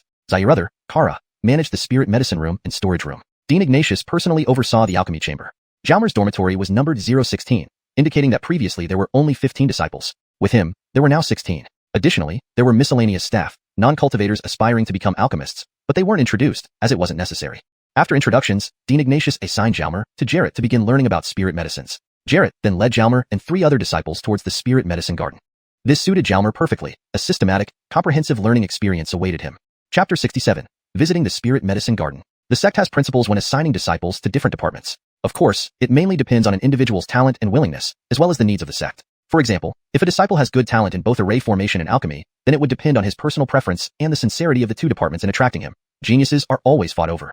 For these disciples assigned to the alchemy department, it also depends on their qualifications and their own wishes. Generally, they are first assessed to see what suits them best. Some people are naturally suitable for cultivating spirit medicines, so they will be assigned to the spirit medicine garden. Others who feel at ease with alchemy will obviously focus on that. Of course, you can still take time off from your main assignment to pursue the other interest. You can learn to cultivate spirit medicine if you are in the alchemy lab, or practice alchemy if you are in the garden. However, priorities should be clear, and you must finish your main duties before moving on to others. Franz, being the master's direct disciple, naturally received special treatment, ready to be comprehensively cultivated, starting with the spirit medicine garden. It took more than an hour for the 5 people to reach the spirit medicine garden, even though they walked faster than ordinary people as cultivators. Along the way, Jarrett was explaining things here and there. Franz just listened quietly. Finally arriving at the spirit medicine garden, it was surprisingly surrounded by a wall. Why? Franz showed a puzzled expression. The spirit medicine garden is important to the sect, so it's protected this way. The walls have array formations cast upon them. Do not touch them unless necessary, Lemuel's voice explained, noticing Franz's confusion. Each new recruit had the same question since the whole sect area was open except for the spirit medicine garden, which could only be seen from above or at high vantage points. Indeed, this was similar to the skill house situation at the Hank family estate. Pushing open the gate, a vast green expanse appeared before their eyes. At the same time, a faint aroma of spirit medicines floated into their noses. What a perfect place for cultivation. Nice. Franz nodded to himself, happiness visible on his face. Following everyone else, he stepped into the spirit medicine garden. Not far into the garden, there were several houses. Under Lemuel's lead, they entered the largest one. Everyone, rest for a while. Franz, since it's your first time here, let an older brother show you around later to get familiar with the place. If you wish, you can move in here too. We have spare rooms, Lemuel said as he sat down. Sure, Lemuel. To live here with all these spirit medicines was precisely what Franz wished for. It felt like heaven to him. Could he use the medicines to bathe again? He missed that experience. But can I use them casually? Probably not. Sneaking a few would be okay as long as he wasn't caught, right? After a while, the shortest among the group approached Franz. Let me show junior brother around? Then I'll trouble you, senior brother Allah, Franz responded. He had a very good memory, remembering everyone introduced earlier. Elder, can I go explore with senior brother Allah now? Franz smiled at Jarrett. Go ahead. Following Gabe outside, Franz looked out over the vast fields of herbs, hands spread wide, head tilted back, exhaling deeply. Am I dreaming? His smile was wide. Gabe chuckled at Franz's reaction. This Zaire seems quite naive. True, coming from the countryside. How could Zaire have seen such large herb fields? Come on, the place is huge, Gabe said as he led forward. Okay, senior brother Allah. Our spirit medicines here are divided into regions based on their nature. Positive ones in one region, negative ones in another, to avoid conflicts. Neutral ones are in yet another section, Gabe explained as he walked. Franz walked beside him, nodding in agreement. Do you see? On the left, it's all negative type medicines. In the middle, neutral ones, and on the right, positive ones. There's a hill up ahead. Some parts face the sun while others face the shade. We plant according to the spirit medicine's preferences. Some soils are soft, others hard, and some sandy, each suitable for different types of spirit medicines.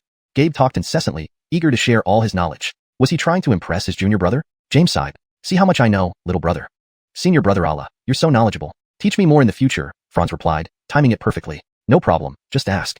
Everything I know, I'll tell you. Gabe patted his chest. Look, there's a sign. 10 years, what does it mean? Franz pointed at a wooden sign near a field. It means the medicines here are 10 years old. How do you classify the age segments of our herb fields? Franz asked, wondering if there were any 100-year-old herbs.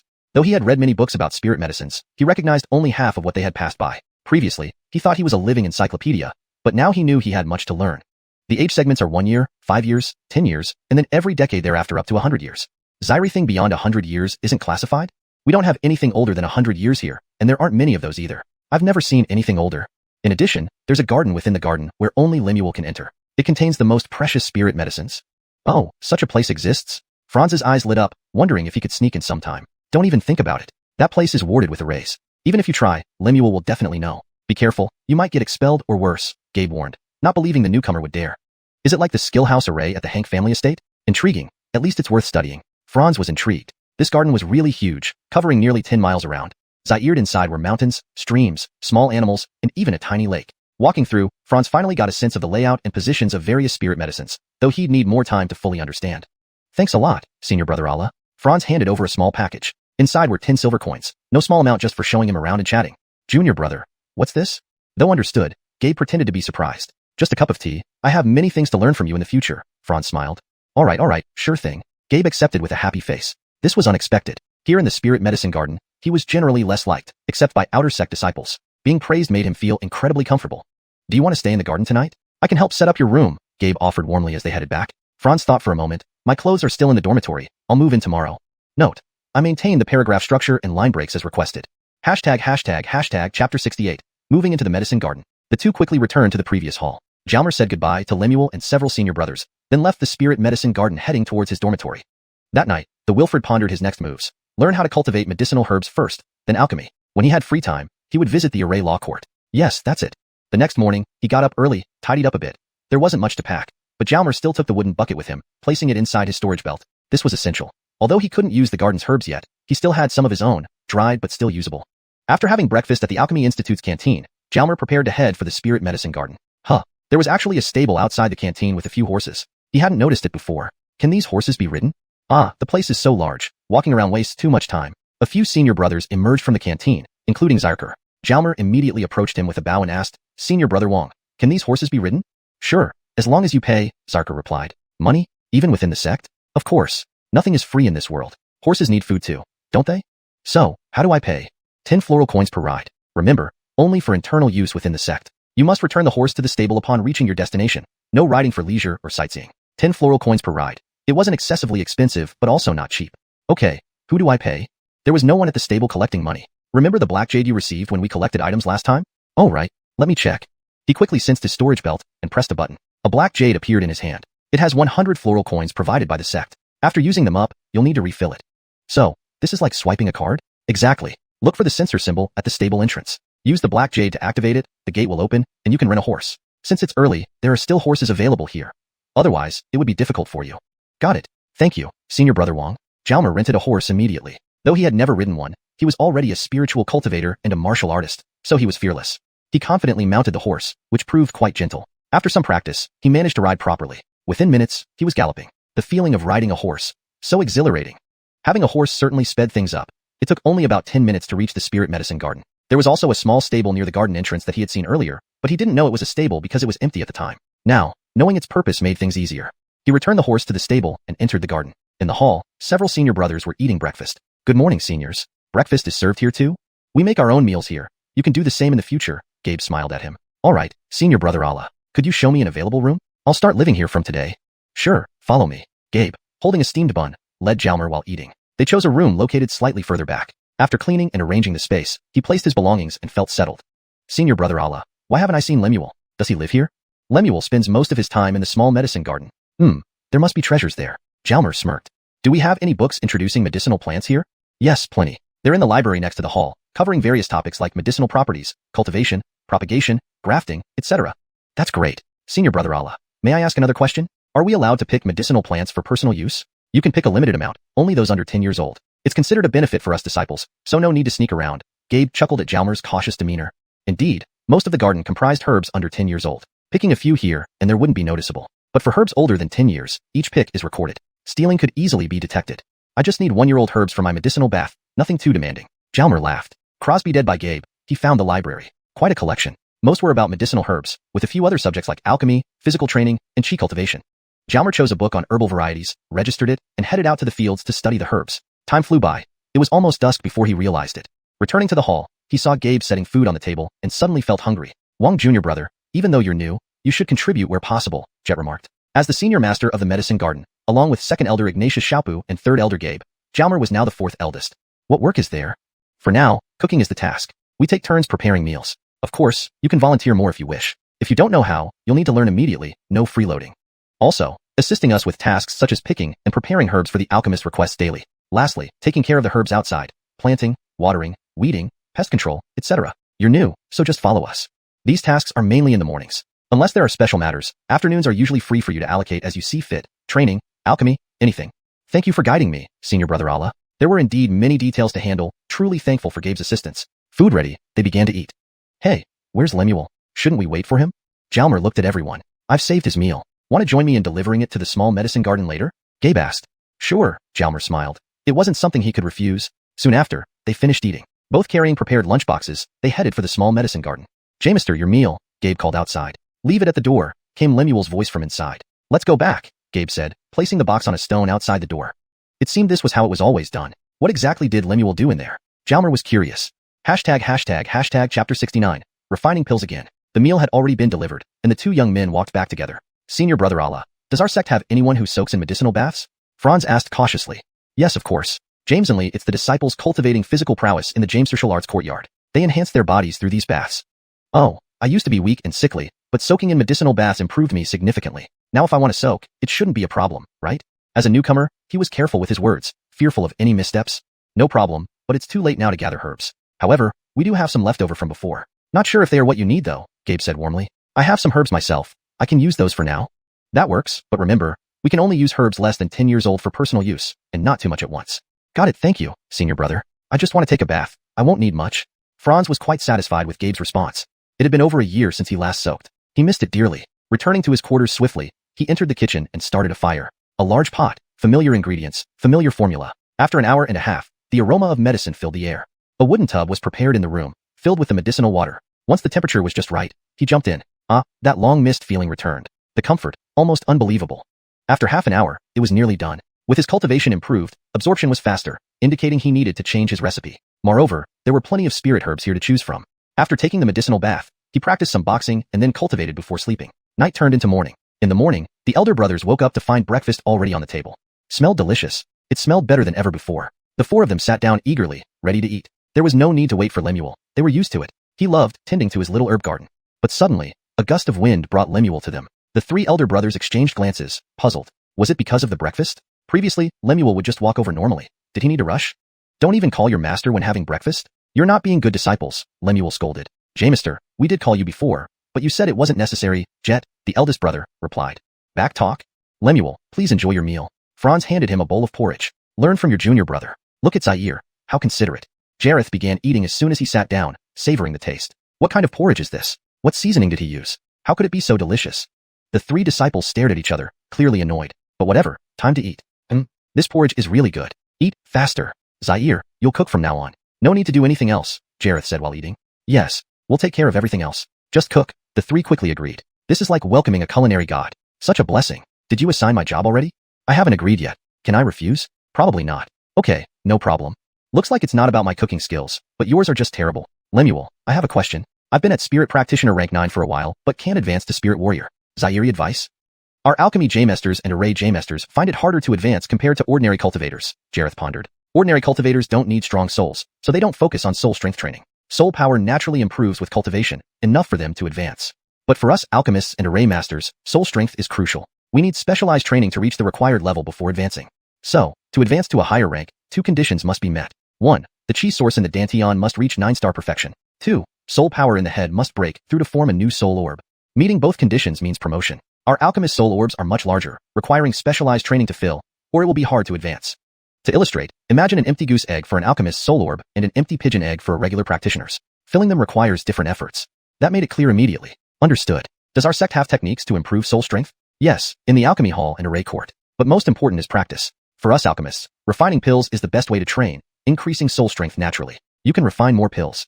Zaire, there are other methods to boost soul strength, like consuming herbs or fruits enhancing soul power, special pills, or treasures boosting soul strength. Thank you, Lemuel. Nothing, just cook well in the future.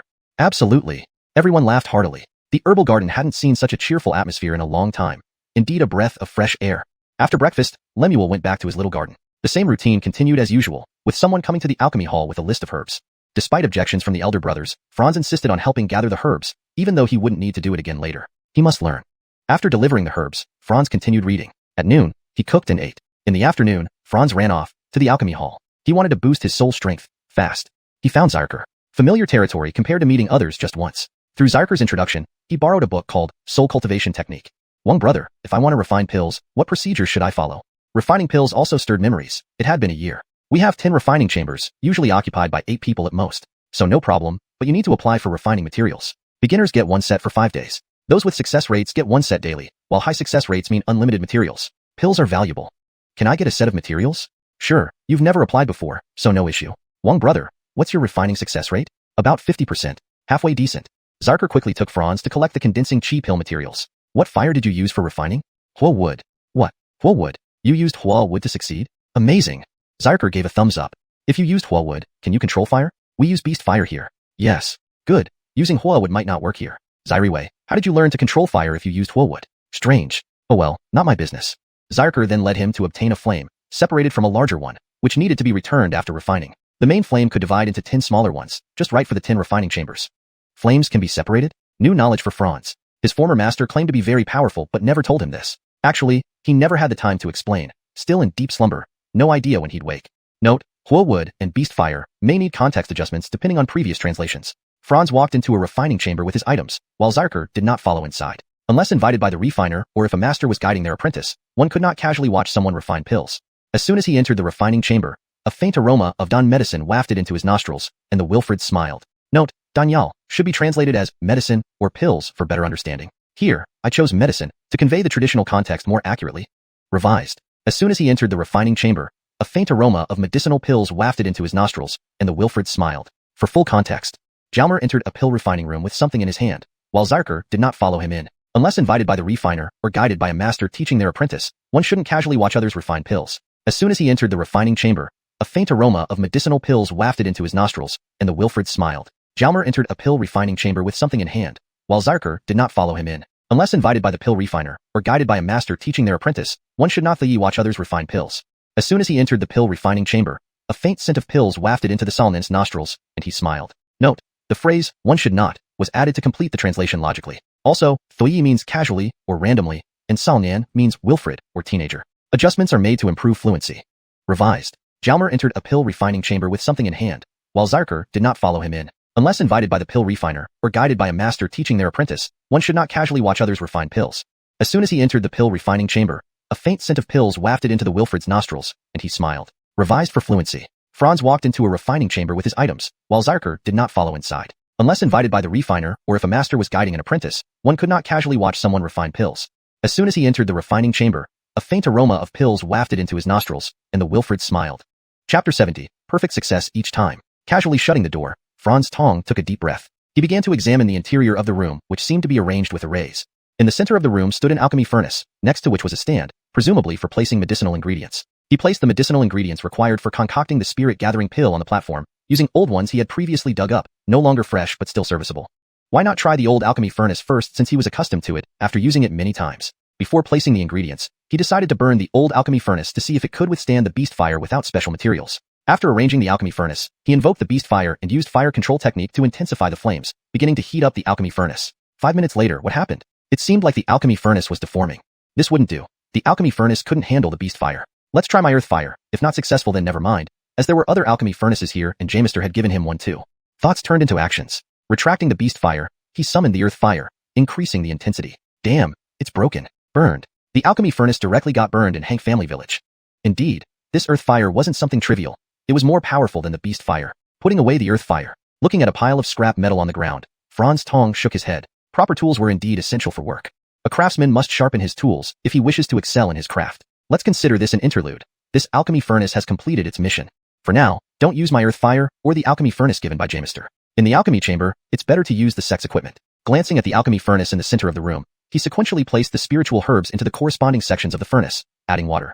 Recalling previous experiences in alchemy, he then invoked the beast fire and started alchemy. This beast fire was much stronger than ordinary fire, so the speed of concoction was much faster, almost done within an hour. Immediately, he released external chi flow into the furnace to feel inside. Almost done. Almost done. Yes, nearly complete. Retracting the beast fire, he kept the external chi flow continuously hitting the alchemy furnace. A few minutes later, opening the lid, a whiff of pill fragrance wafted out. Quickly taking out a jade bottle, he used the external chi flow to gather the spirit gathering pills into the bottle.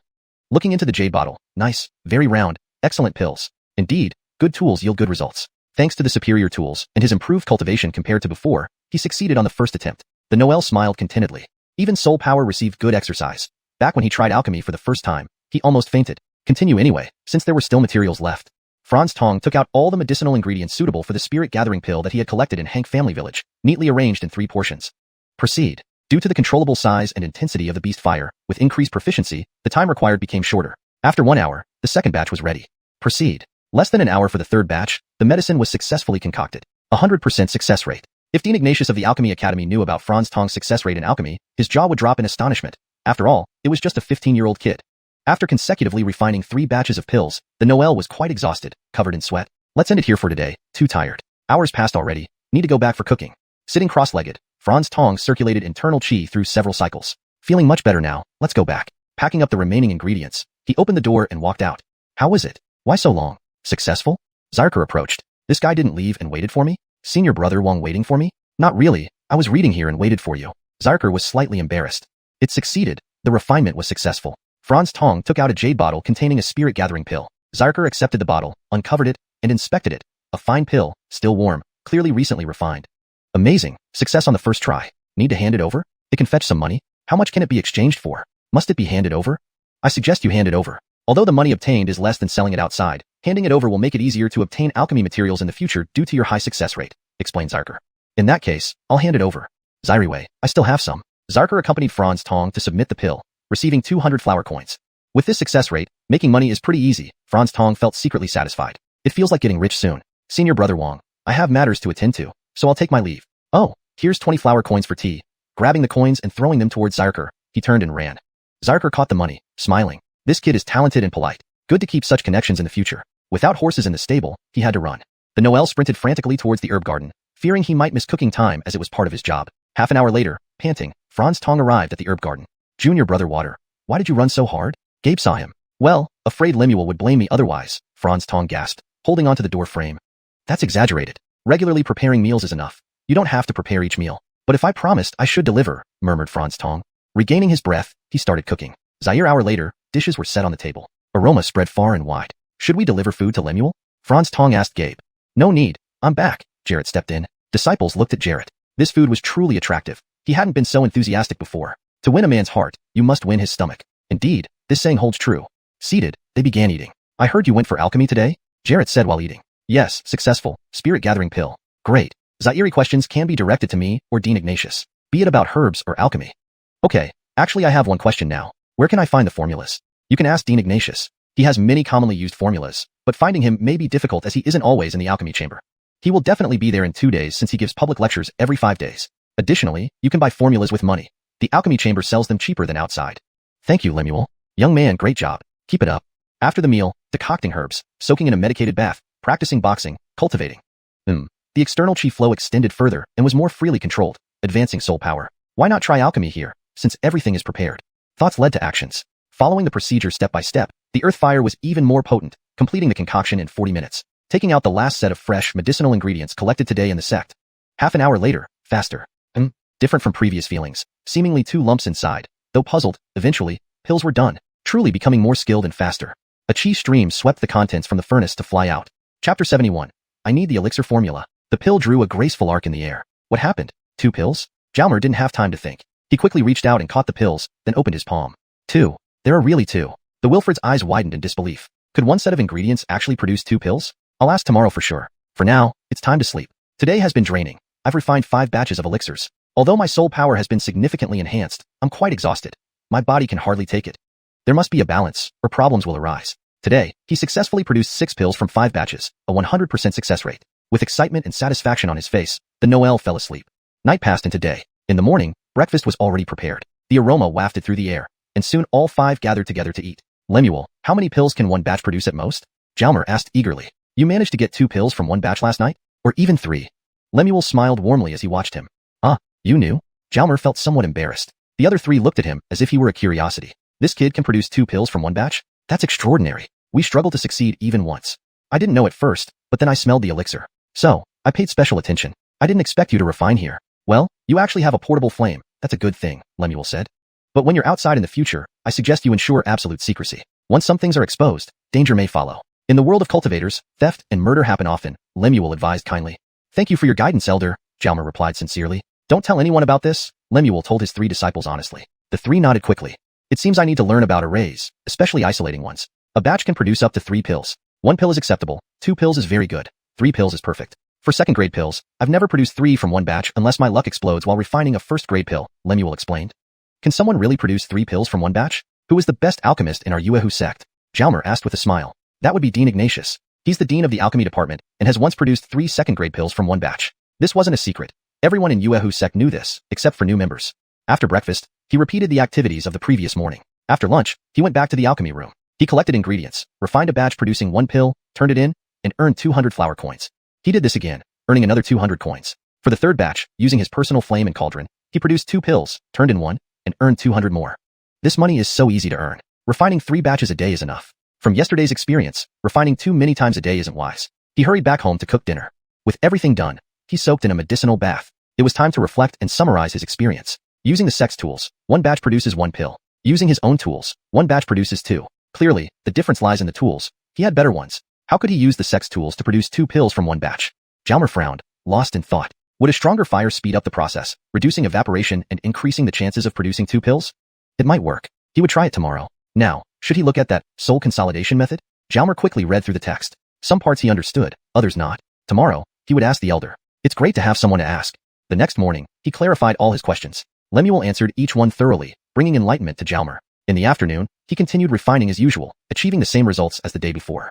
In the evening, he began cultivating his soul power based on the soul consolidation method. After half an hour, he sensed something. He could feel the soul sphere in his mind, the source and root of soul power. He had never cultivated methods to enhance soul power before, so he couldn't feel it. Now that he had started, he could. Cultivation seems to be a prerequisite for sensing soul power. He focused on his soul sphere, which felt dense but intangible, somewhat like concentrated air, similar to chi. According to Lemuel, the soul sphere needed to become extremely condensed until it broke its shell, transforming into a larger sphere. An advancement. Alaka crabs, every molt means a growth. Being able to sense it gave him a direction. He was no longer aimless. He continued to cultivate. Tomorrow afternoon, Dean Ignatius would give a public lecture. He should attend. Night passed quickly. In the morning, work and studies continued. In the afternoon, 4 of them headed to the alchemy room. When they arrived, the other alchemy disciples were already there, along with students from other departments, including outer sect disciples, distinguishable by their attire. Can people from other departments attend public lectures? Jalmer asked quietly. Yes. So, we can also attend lectures from other departments? Certainly. Good information. He would definitely attend the array department's public lectures. Soon, Dean Ignatius appeared on stage and began the lecture on alchemy principles. The class lasted 2 hours. Though Jalmer had already mastered basic alchemy and was quite proficient, he had never attended such a formal class before, purely self-taught. He could refine but couldn't explain the principles. Listening attentively, he found the lecture fascinating and highly informative. Others, especially some outer sect disciples who didn't understand, were struggling to stay awake. After class, Dean Ignatius approached Jalmer, saying, "EATER1, come with me for a moment." Okay. Jalmer glanced at the senior brothers, unsure what was happening. The rest of you returned first. No need to wait for him. Dean Ignatius added to the 3 from the herb garden. Yes, Dean, they replied in unison. Following Dean Ignatius to a back room, presumably his office, he invited Jalmer to sit. I heard your alchemy success rate is 100%? Just lucky. That particular pill is easy to refine. Jalmer remained modest. Easy? None of our disciples has ever consecutively succeeded in 5 refinements. You're the first, though only 1 pill per batch. Dean Ignatius smiled, unaware of the 2 pills per batch. This talent needs careful nurturing. Do you have any requests or ideas? I currently only know how to refine condensing chi pills. I need more formulas, especially those for enhancing soul power, Jalmer said boldly. Sure, I'll give you 3 formulas. Dean Ignatius waved, and the formulas flew toward Jalmer.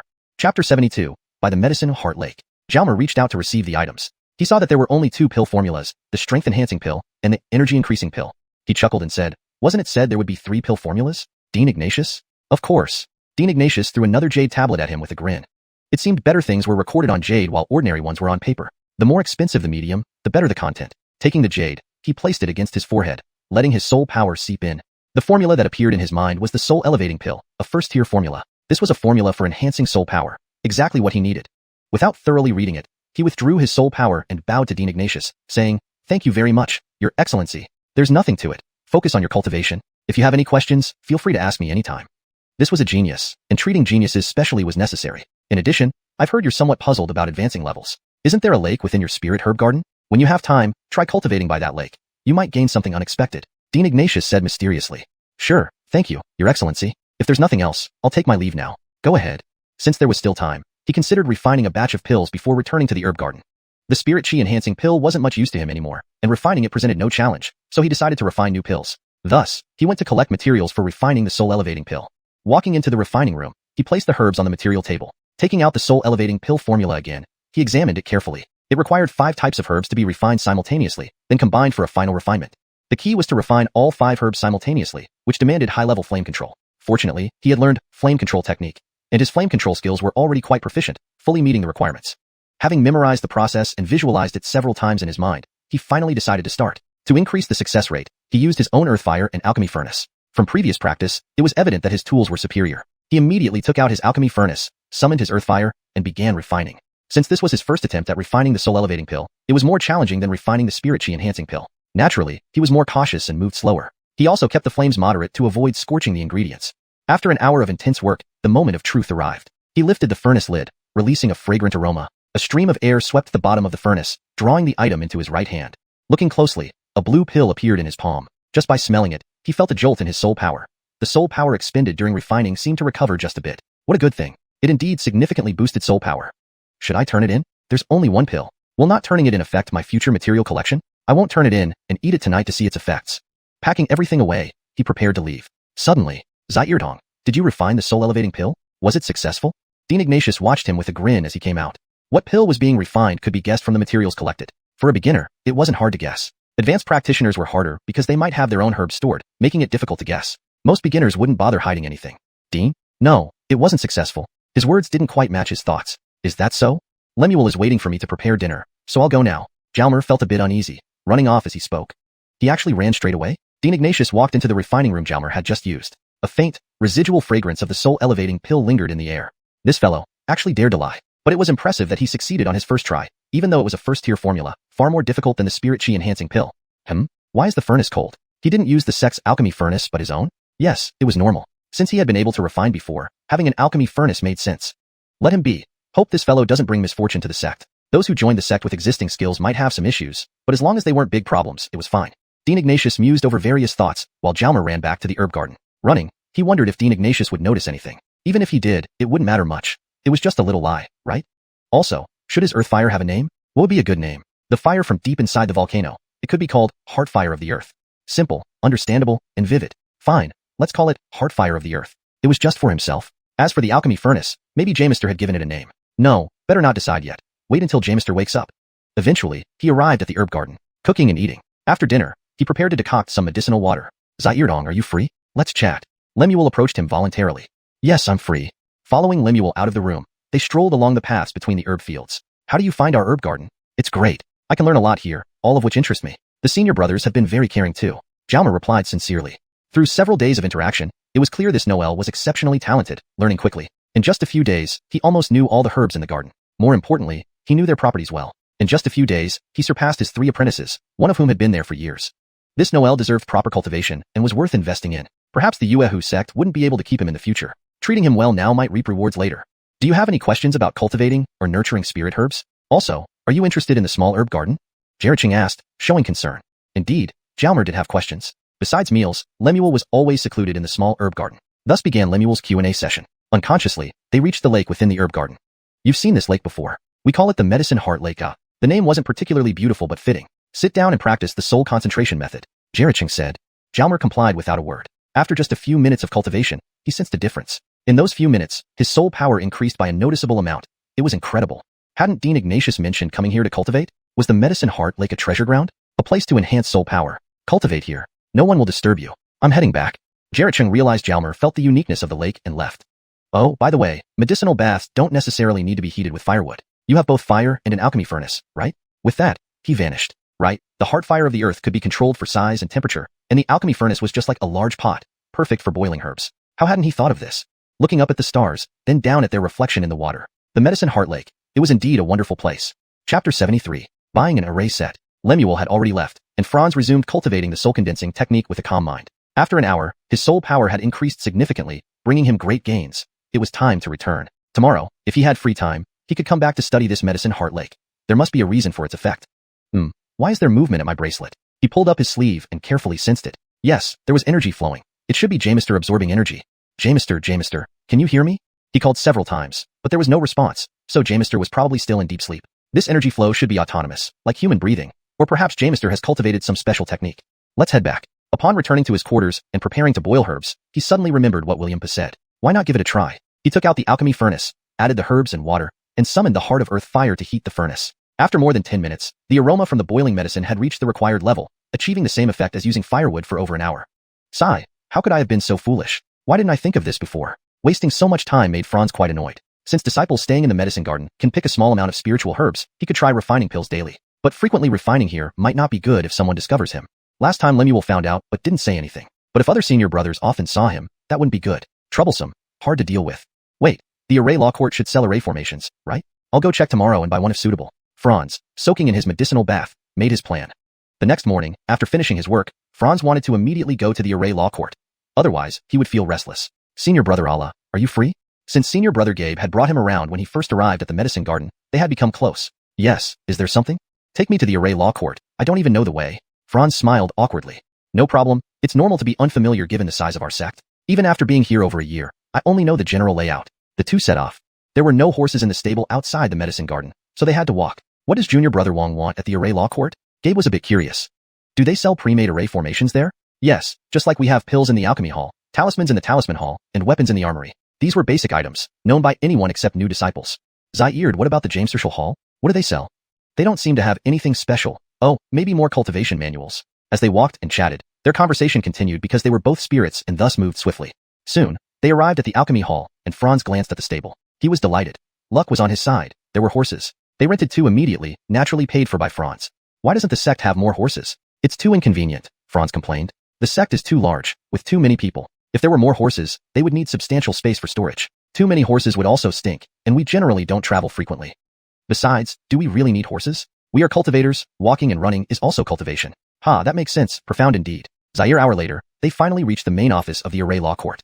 Dismounting, they headed towards the hall. Entering the hall, Gabe stopped Franz. Hold on a moment. Gabe walked toward a room on the side of the hall labeled Contact Center. Franz followed. Senior brother, I'm making a call to the medicine garden, Gabe told the person inside. Junior brother, please proceed. Gabe took out a black jade, swiped it, and pressed a symbol under the honeycomb-shaped structure on the wall. Soon, a voice came from the honeycomb, sounding like Senior Brother Jet from the medicine garden. Medicine garden, what can I do for you? Senior brother, this is Gabe. Junior brother Wong and I will be eating outside and won't return for lunch. Take care of yourselves. Okay. A somewhat dejected tone. How could it not be dejected without the master chef? Is this calling? Is there a telephone here? Franz stared wide-eyed. We have these in the medicine garden as well. You haven't seen them? No, Franz subconsciously replied. These are achievements of our Array Law Court, the man proudly stated. The Array Law Court can make this kind of thing impressive. Franz gave him a thumbs up. Following Gabe out of the contact center, they quickly arrived at the place selling array formations. Wow, so many array formation sets. All kinds, varying in size. Each array formation set was covered by a glass dome with descriptions beside them. Attack arrays, defensive arrays, trapping arrays, killing arrays. Franz expanded his knowledge. Second Jamester seemed to have given him an array formation set too. This junior brother wants to buy an array formation? Need an introduction? A beautiful woman selling array formations approached them. No, I'll look around first. Thanks. Don't be shy, you can directly ask about which type of array formation you want. Chatting with a beauty isn't bad either, Gabe teased, noticing Franz's embarrassment. I want one with isolation effects, where I can do things inside without others knowing outside. Franz thought for a moment and said, doing things inside without others knowing outside. Haha, Wong junior brother, you sure are naughty, Gabe grinned mischievously. Senior brother Allah, stop joking. Junior brother, you mean an isolation array, right? They're over there. Let me guide you. The lady smiled and led the way. Isolation arrays weren't few, ranging from 3-piece to 4-piece, 5-piece, and 6-piece sets, with different shapes and price differences. The cheapest cost over 1,000 floral coins, and the most expensive went up to 10,000. Was this robbing? It seems making array formations is a profitable job. Previously, he didn't check the pill prices at the alchemy hall, rushing in and out too hastily. Next time, he'd definitely take a look. A 5-piece isolation array caught his eye. Zaire spy array set, capable of blocking probes from cultivators of the 5th rank and below, priced at 4,000 floral coins. Drive requirement, 9th rank spirit practitioner. Beside it was another with the same effect but priced at 6,000 floral coins, requiring a 5th rank spirit practitioner to activate. Yes, this makes sense. The lower drive requirement with the same effect would naturally be pricier. Franz favored the 4,000 floral coin one, but wasn't it too expensive? Can we negotiate the price here? Franz whispered to Gabe. Senior sister, give us a discount. We're fellow disciples. Gabe directly addressed the lady. Junior brother, did you fancy this 4,000 piece? As it's your first visit, we offer new customers a 10% discount. How does that sound? Are you satisfied with this discount? She smiled at Franz. Note, some parts were slightly adjusted for better readability and natural English flow. Why is there movement in the bracelet? He pulled up his sleeve and felt carefully. Yes, there was chi flow activity. It should be his master absorbing energy. Jamester, can you hear me? Calling several times with no response, he concluded that his master was still asleep. This chi flow activity must be autonomous, similar to human breathing, or it could be due to his master practicing some special cultivation method. It's time to head back. Upon returning to his quarters, he was about to cook the herbs when he suddenly remembered what Jarrett said. Why not give it a try? He took out the pill refining furnace, added the herbs and water into it, invoked the core fire, and heated the furnace. After 10 minutes, the smell of the medicine water had reached the required level, just as it would have cooked for over an hour using firewood. Sigh, how could I have been so foolish? Why didn't I think of this before? I wasted so much time. Jalmer was very upset. Since disciples like us who stay in the herb garden can pick small amounts of spiritual herbs, I can refine pills daily. But doing it here frequently isn't ideal if I'm seen often. Last time Lemuel noticed but didn't say anything. However, if other senior brothers frequently see me, it won't be good. What a headache. I don't know how to solve this problem. The array court should sell arrays, right? I'll go there tomorrow and buy one if it's suitable. Jalmer planned while soaking in the medicinal bath. The next morning after finishing his work, Jalmer wanted to immediately go to the array court. Otherwise, it kept nagging at him, making him feel uneasy. Senior brother Allah, do you have time? Since Gabe had shown him around the herb garden when he first arrived, they were closer than others. Yes, is something wrong? Could you take me to the array court? I don't even know the way. Jalmer gave a slightly embarrassed smile. Sure, it's normal to not be familiar since our sect is vast. I've been here for over a year and only know the general layout. They set off together. There were no horses in the stables outside the herb garden, so they had to walk. What does junior brother Wong want at the array court? Gabe asked curiously. Do they sell pre-made arrays at the array court? Yes, just like the alchemy hall sells elixirs, the Talisman Institute sells various talismans, and the armory sells weapons. These are basic things known by all except newcomers. Zaire, the Jamestershall Hall? What do they sell? The Jamestershall Hall doesn't have anything particularly unique. Oh, more cultivation manuals and secret texts. While walking and chatting, they progressed quickly since both were spirit practitioners. They soon arrived at the alchemy room. Jalmer glanced at the stables. His heart lifted. There were horses, quite lucky indeed. They immediately rented 2 horses, of course, with Jalmer paying. Why doesn't the sect keep more horses? It's inconvenient otherwise, Jalmer complained. Primarily, too many people live in the sect. Keeping many horses requires a lot of space. Too many horses would also create a stench, and we don't usually travel around often. Additionally, do we really need horses? We're cultivators, and walking or running is also a form of cultivation. Good point. Deep insights indeed. After an hour, they finally reached the headquarters of the array court. They dismounted and walked towards the main hall of the array court. Entering the hall, Gabe stopped Jalmer. Wait a moment. Gabe walked towards a side room marked Contact Office. Jalmer followed closely behind. Senior brother, I'm making a call to the herb garden, Gabe said to someone inside. Junior brother, go ahead. Gabe took out a black jade disc, swiped it, and pressed a symbol beneath a honeycomb-like pattern on the wall. Soon, a voice came from the honeycomb, sounding like Senior Brother Jet from the herb garden. Herb garden, may I help you? Senior brother, this is Gabe. Wong Junior brother and I are outside and won't return for lunch. You handle it. Okay, a somewhat depressed voice replied. Without their chef coming back, it was understandably disappointing. This was a phone call? There's a telephone here? Jalmer stared wide-eyed. This thing, we also have it in the herb garden. Haven't you seen it? No, Jalmer subconsciously replied. That's our array court's achievement, you know, the man proudly said. The array court can make such things impressive. Jalmer gave him a thumbs up. Following Gabe out of the contact office, they quickly reached the area selling arrays. Wow, so many array sets, of various shapes and sizes, each covered by glass domes with descriptions beside them. There were offensive array sets, defensive ones, confinement arrays, lethal arrays. Jalmer gained knowledge. His second master seemed to have given him an array set once. Junior brother, looking to buy an array? Need an introduction? A beautiful female seller appeared before the 2 customers. Not necessary, I'll look around first. Thanks. Don't be shy. You can ask directly which type of array you're interested in. Chatting with a beautiful lady is nice too, Gabe teased upon noticing Jalmer's embarrassment. I want one that provides isolation, where activities inside are unknown to outsiders, Jalmer thought for a moment and said. For doing things inside while others remain unaware. Ha, little brother Wong, naughty, aren't you? Gabe grinned mischievously. Senior brother Allah, don't speak nonsense. Alotl junior brother, you mean an isolation array, right? It's over there. Let me show you. The lady smiled and led the way.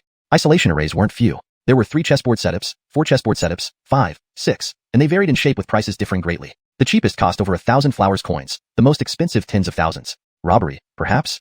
Seems crafting arrays is a lucrative job. Before, I didn't check the elixir prices at the alchemy hall due to hurry. Next time, I'll certainly check. A 5 chessboard isolation array appeared before him. Spy blocking array set, capable of blocking surveillance from spirit practitioners of 5th level and below, priced at 4,000 flowers coins. Driving requirement, 9th level spirit practitioner. Next to it was another with identical blocking effect but priced at 6,000 flowers coins, requiring a 5th level spirit practitioner. Ah, understandable. Lower driving requirement but same effect. Naturally it's more expensive. Jalmer eyed the 4,000 flowers coin one, but wasn't sure if it was too pricey. Can we haggle here? Jalmer whispered to Gabe. Sister, a discount please among fellow disciples. Gabe directly addressed the woman.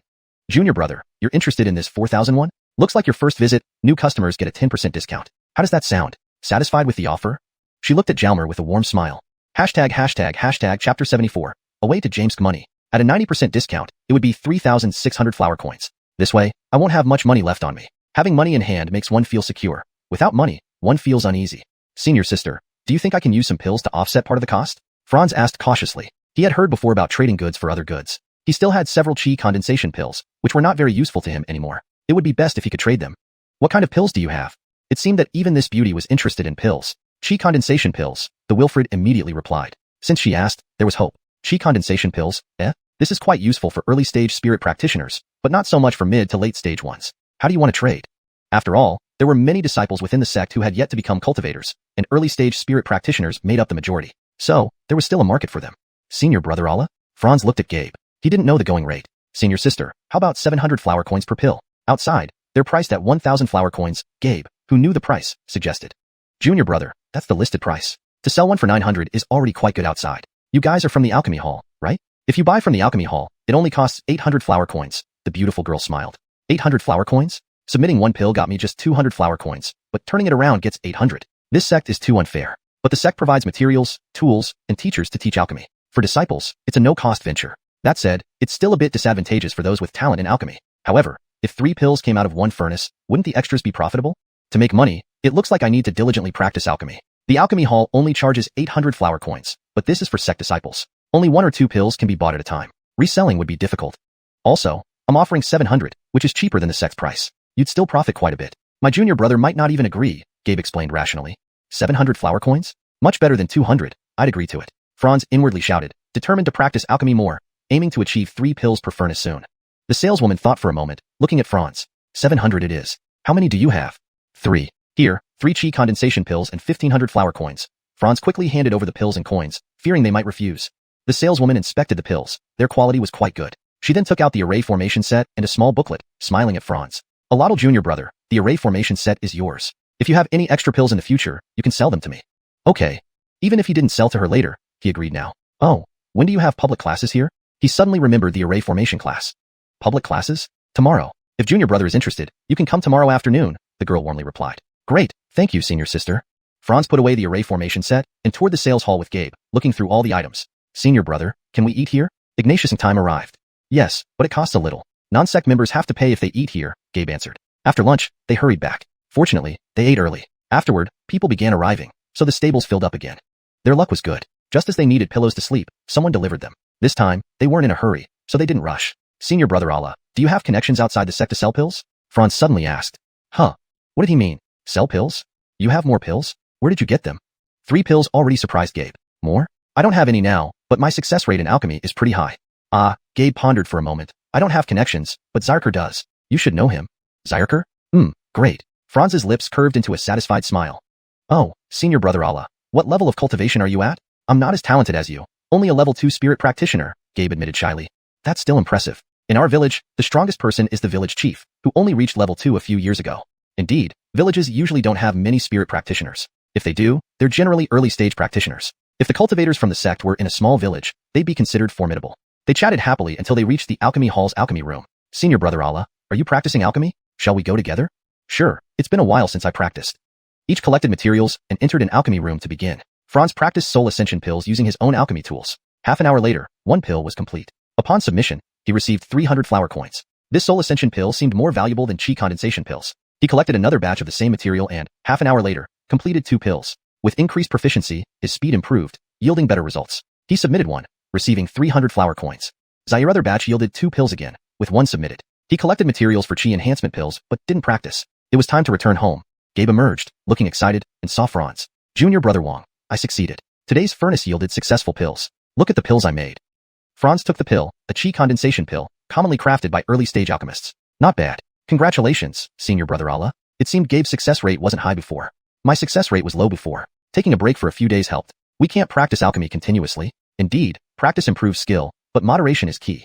Junior brother also succeeded? Yes, I made soul ascension pills. Soul ascension pills? Very difficult to craft. Junior brother managed to make them. Impressive. They sell for 1,200 flower coins here and 1,500 outside. 1,500 flower coins? Seems like I should talk to Zyrker next time. Senior brother, should we head back? We still need to prepare dinner. Otherwise, Lemuel might be upset. Let's go back. While it's not necessary for you to cook, the capable do more. But your cooking is delicious. Hee hee, Franz laughed, continuing, senior brother, what are the prices for body strengthening pills and chi enhancement pills? These are slightly more expensive than chi condensation pills, but cheaper than soul ascension pills. Inside, they're sold for 1,000 flower coins, and outside for 1,200. Not bad. Each type of pill should be crafted. This is truly a way to make money. Chapter 75, The Special Lake. The two left the alchemy room in high spirits, checked the stable but found no horses, so they had to walk back. Senior brother Allah, does every school have open classes? Is there a regular schedule for these? If he had time, Jalmer still wanted to attend all of them. More skills wouldn't hurt anyone. Our sect has 5 schools, and if there are no special circumstances, the classes are held in order over 5 days and are mostly arranged in the afternoon. This considers that some disciples, especially talented ones, want to attend each class without conflicting schedules. Zaire, you're our Herbal Gardens prodigy. If you're interested, you can go listen to them. Open classes are generally arranged in the order of James Martial Arts School, Alchemy School, Talisman School, Array School, and Weapon Forging School. In that case, I will try my best to attend all of them if there is an opportunity. It's good to increase one's knowledge, Jalmer said happily. Being in the sect was indeed beneficial. Outside, itinerant cultivators didn't have such opportunities and everything had to be self-taught. They soon returned to the herbal garden and started preparing dinner. Gabe assisted Jalmer, trying to secretly learn his culinary skills. Who wouldn't want to spy on a master chef for free? During dinner, Gabe proudly told Jarrett, Jamister, I succeeded in refining today. He waited for praise with a foolish grin. Good. Keep it up, Jarrett replied without much emotion. Gabe felt somewhat disappointed, not receiving the praise he wanted. Seeing Gabe's disappointed expression, Jarrett added, as disciples of the alchemy school, Isn't it natural for you to succeed in refining? Moreover, your current success rate doesn't seem great. I've heard that Zyrtong's success rate is quite high. You should learn more from him. Even though we are from the alchemy school, we belong to the spiritual herb garden, not the refining rooms, Gabe muttered under his breath, feeling dejected at not only missing praise but also being reprimanded. You're stubborn. Go refine more often. Although we belong to the spiritual herb garden, we are part of the alchemy school. We shouldn't have poor refining skills. It would be embarrassing otherwise. Silence followed as Gabe did not wish to respond anymore. Zyrtong, your refining skills are excellent. In the future, communicate more with them and help them improve. Sure, no problem. After dinner, Jalmer returned to his room, took out the anti-spying array set and the booklet, and began studying the activation method. The method wasn't complex. Otherwise, it wouldn't be marketable. With practice, one could instantly activate the array. Due to lack of experience, it took him a few minutes to study the booklet. He then struck a critical point on the array set, causing the array pieces to scatter instantly, enclosing him within. To his surprise, the range of the array was adjustable, large or small, up to 5 meters maximum, which was sufficient for him. Following the instructions, he released a stream of air to strike a certain point, causing the array pieces to retract instantly back into his hand. It was truly magical. Although he had studied arrays before, refined array chess pieces, and even cracked techniques house arrays, all self-taught, he was still astonished by what he witnessed. After a few more tries, he became basically proficient. Off to Heart of Drug Lake. Though it was evening, the stars provided ample light for walking.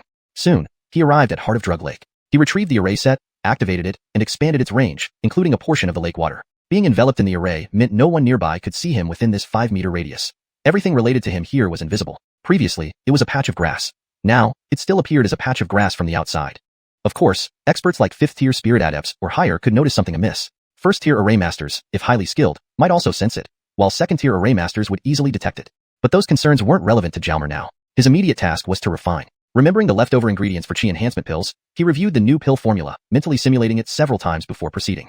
He fetched his alchemy furnace, filled it with lake water, using available resources. He summoned earth core fire and began refining. Half an hour later, 2 pills emerged. 2 pills on the first try. Not bad at all. This boy thought he was indeed a prodigy, feeling pleased inside. Smelling the fresh pills, he was invigorated. These pills were useful for mid to late stage spirit realm cultivators. Should he take one? Better not. He was already at peak 9th tier spirit realm, making it wasteful to consume. A single pill cost 1,200 flower coins outside. Eating pills equated to eating money. Stowing away his refining tools, he examined the soul ascending pill. Strangely, it felt like it was being drawn toward him. Laying the pill on his palm, it seemed to roll toward his arm. Realizing his master wanted it, he asked, "Jamister, are you awake?" Calling several times with no response, he gave up. When awakened, they would find him.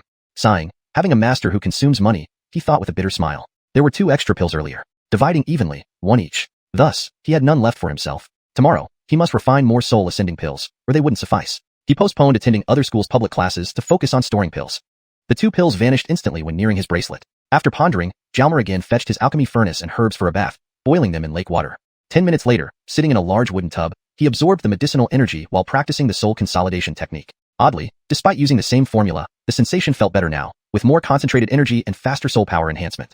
Wondering why, he realized it must be the lake water. Tomorrow, he'd investigate Heart of Drug Lake closely. Half an hour later, he exited the tub, cleaned up, practiced boxing, then returned to sleep. The next morning after chores, Jalmer came to Heart of Drug Lake. Examining the lake, it didn't appear special at first glance. About a kilometer wide, it had unusually deep blue water, clear near the edges but almost black in the center. Looking at the spiritual herbs near the lake, this was soul ascending grass, the main ingredient for the soul ascending pill. Zyrtong flower, another component of the pill. Revive vines, though not in the pill recipe, healed injured soul power. Circling the lake, he noticed most plants around it were associated with soul power. Heart of Drug Lake was a treasure, especially for alchemists. Greater soul power equated to greater alchemist strength, and this lake clearly benefited their soul power. Wondering how Lemuel viewed this lake, he supposed they knew it was special, which explained bringing him here initially. With a splash, Jalmer dived into the lake, aiming for the bottom. Swimming about 300 meters towards the center, he plunged deeper. As a competent cultivator, albeit not a formidable fighter compared to other cultivators but far superior to commoners, diving was manageable, requiring neither excessive strength nor endurance.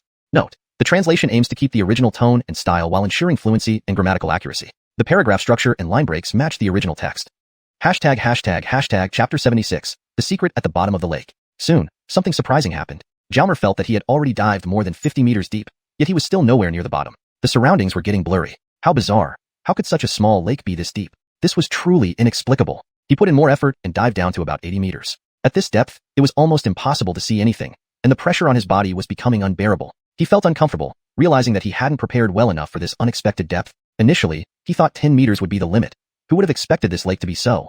The Wilfred dared not think further and decided to resurface to reconsider. Wasn't thinking clearly underwater a sign of madness? Back on the surface, he swam to the shore. Why couldn't he dive deeper? It felt like the water's density increased significantly the deeper he went.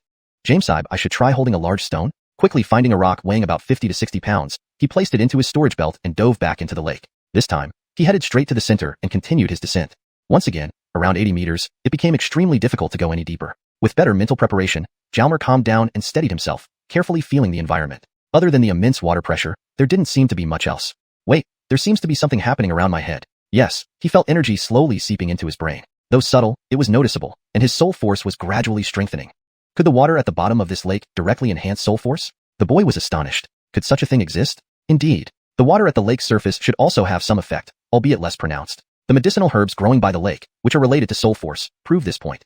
Strange. My bracelet is reacting too. The skin next to the bracelet felt different from the rest, as if absorbing energy from the lake water. There wasn't much else to observe. Taking out the large stone from his storage belt, he held it tightly, letting his body sink once more. 90 meters, 100 meters, 110 meters, 115 meters, 120 meters. Finally, he touched solid ground at 120 meters. A 1,000-meter-wide lake with a depth of 120 meters was beyond belief. Feeling more secure, Jalmer took out a luminous bead from his storage belt. It was the same bead he had obtained while mining for fire essence underground. Though its light only illuminated a few meters around him, it was better than nothing. Grateful for being a cultivator, otherwise, he wouldn't be able to stay submerged for so long. Calming himself, he noticed the enhancement of his soul force was even faster at this depth. The flowing water around his bracelet was clearly visible under the dim light. He decided to explore. The lake bottom was relatively flat with no mud, but walking was challenging due to the dense water creating significant resistance. After wandering for about 10 minutes, covering little ground, he felt physically drained and knew he had to resurface. He let go of the stone and kicked off, shooting toward the surface. Soon, he broke through the water. Ah, fresh air felt wonderful. Breathing deeply, he tried to calm his heart. Floating on the surface, he pondered the strange phenomenon. What caused the lake's water to be heavier below and lighter above, with such unique effects? The answer must lie at the bottom. Thinking alone won't solve this. He needed to dive again. Resting for about 10 minutes, he resumed his exploration, but found nothing new. 2 more attempts brought no additional discoveries. Completely exhausted, he realized today's efforts had to end. He needed to recover and return home to prepare a meal. Someone was waiting for him. Soon, the 5 people in the spirit herb garden gathered around the table. Lemuel, does our medicinal heart lake have anything special? The water there is quite beneficial for enhancing soul force, Lemuel replied. Is it very deep? The water looks almost black. I heard someone once dived over 50 meters and still didn't reach the bottom. They couldn't go any deeper. Really that deep? Is there nothing unusual about it? It mainly enhances soul force, but nothing else out of the ordinary. Did you find anything today? Nothing. It seemed no one else had discovered the lake's ability to rapidly boost soul force. They just thought the water was somewhat peculiar. After dinner, as Lemuel was about to leave, Jalmer called him back. Elder, can you speak to the alchemy hall to allow me to take multiple sets of materials at once? It's too troublesome to collect them one by one. Not possible for others, but for you, yes. Because your success rate in alchemy is almost perfect, one of the best among our disciples. All right, I'll inform the alchemy hall. You can collect 10 sets at once. A genius deserves extra support. Thank you, Lemuel. The boy bowed gratefully. Lemuel nodded approvingly. Jalmer rushed to the alchemy hall without delay and collected 10 sets of soul enhancement pill materials. With improved soul force, increased proficiency, and better flame control, he managed to refine a batch of pills within 20 minutes, faster than most elders here. Moreover, after 5 successful batches, the 6th produced 3 pills, unheard of excellence. Even the head of the alchemy hall rarely achieved 3 pills per batch, especially for second-grade pills. His enhanced soul force and stamina allowed him to complete all 10 sets, resulting in 25 soul enhancement pills. Submitting 10, he kept 15, a substantial haul. Next, he collected 10 sets of body-strengthening pill materials, planning to submit the finished pills tomorrow before returning home. Meals, cultivation, and alchemy became his daily routine. On the 5th day of exploring the lake bottom, he finally made a discovery. Suddenly, he saw a stick-like object standing upright ahead. As he moved closer, the water's density seemed to approach that of a solid, making progress incredibly difficult. Using all his strength, it took him several minutes to cover the last meter, finally reaching the black stick and gripping it. Simultaneously, the water around his bracelet began to flow rapidly, and he felt his internal soul sphere strengthening noticeably. Releasing the stick, the sensation weakened immediately. So, this is the secret of the lake bottom? The secret lies in this black stick. Thus concludes this segment. Stay tuned for more of Jalmer's adventures. Chapter 77. Elixir Trade. Jalmer grasped the black rod once more, attempting to pull it out. However, the rod remained firmly in place. He crouched down and examined below the rod. He discovered that it was embedded in a large rock, almost as if the rod had become one with the stone. Touching the rock beneath, he could feel that it also enhanced soul power, albeit weaker than the rod but stronger than water. Turning around slightly, he noticed the stone was roughly 3 to 4 meters square, quite sizable. Trying several times to pull the rod, he ultimately failed. It was immovable. It seemed the rod was not something he could take away. This was truly a precious item. Being able to see it but not possess it frustrated him. Unable to endure it any longer, after being underwater for too long, he knew he had to surface soon or risk drowning. Moments later, Jalmer floated up to the surface of the water. What could he do to bring this rod up? Jalmer blinked up at the sky, lost in thought. After resting for a while, he dived into the lake bottom again but was met with repeated failures. He needed some tools. Without them, there was no way to manage. The Armament Academy? Yes, he would visit the Armament Academy later to find suitable tools. 2 hours later, Jalmer arrived at the sales hall of the Armament Academy, accompanied by Gabe. Brothers, what do you need? Asked a Wilfred selling weapons, smiling at the two of them. Do you sell sharp files that can cut through stone? Jalmer inquired. Files? Yes, we have those. Although we mainly deal with weapons, we do have some auxiliary tools, though not many. The two were led to a corner of the sales hall where various files, saws, hammers, and other tools were kept. The sales attendant handed over a 1-foot-long file to Jalmer, who tested it with his hands. Could this work? His brows furrowed skeptically. Is this sharp enough? I need the sharpest one that can grind through stone, said Jalmer. The attendant produced another file, this one about 1.5 feet long. This is our sharpest file, reinforced with special materials. It's quite expensive. He then pulled out a piece of stone from under the counter. Would you like to try it yourself? Placing the stone on a metal platform, Jalmer held the file firmly and struck the stone. Surprisingly, it did chip off a small piece. With no sharper options available, he decided on this one. Senior brother, how much does this file cost? The prices for weapons were marked, but non-weapon items lacked price tags. 1,000 flower coins, the attendant smiled. So expensive? I see many weapons there are only 700 or 800 flower coins. Senior brother, are you taking advantage of us? Gabe shouted.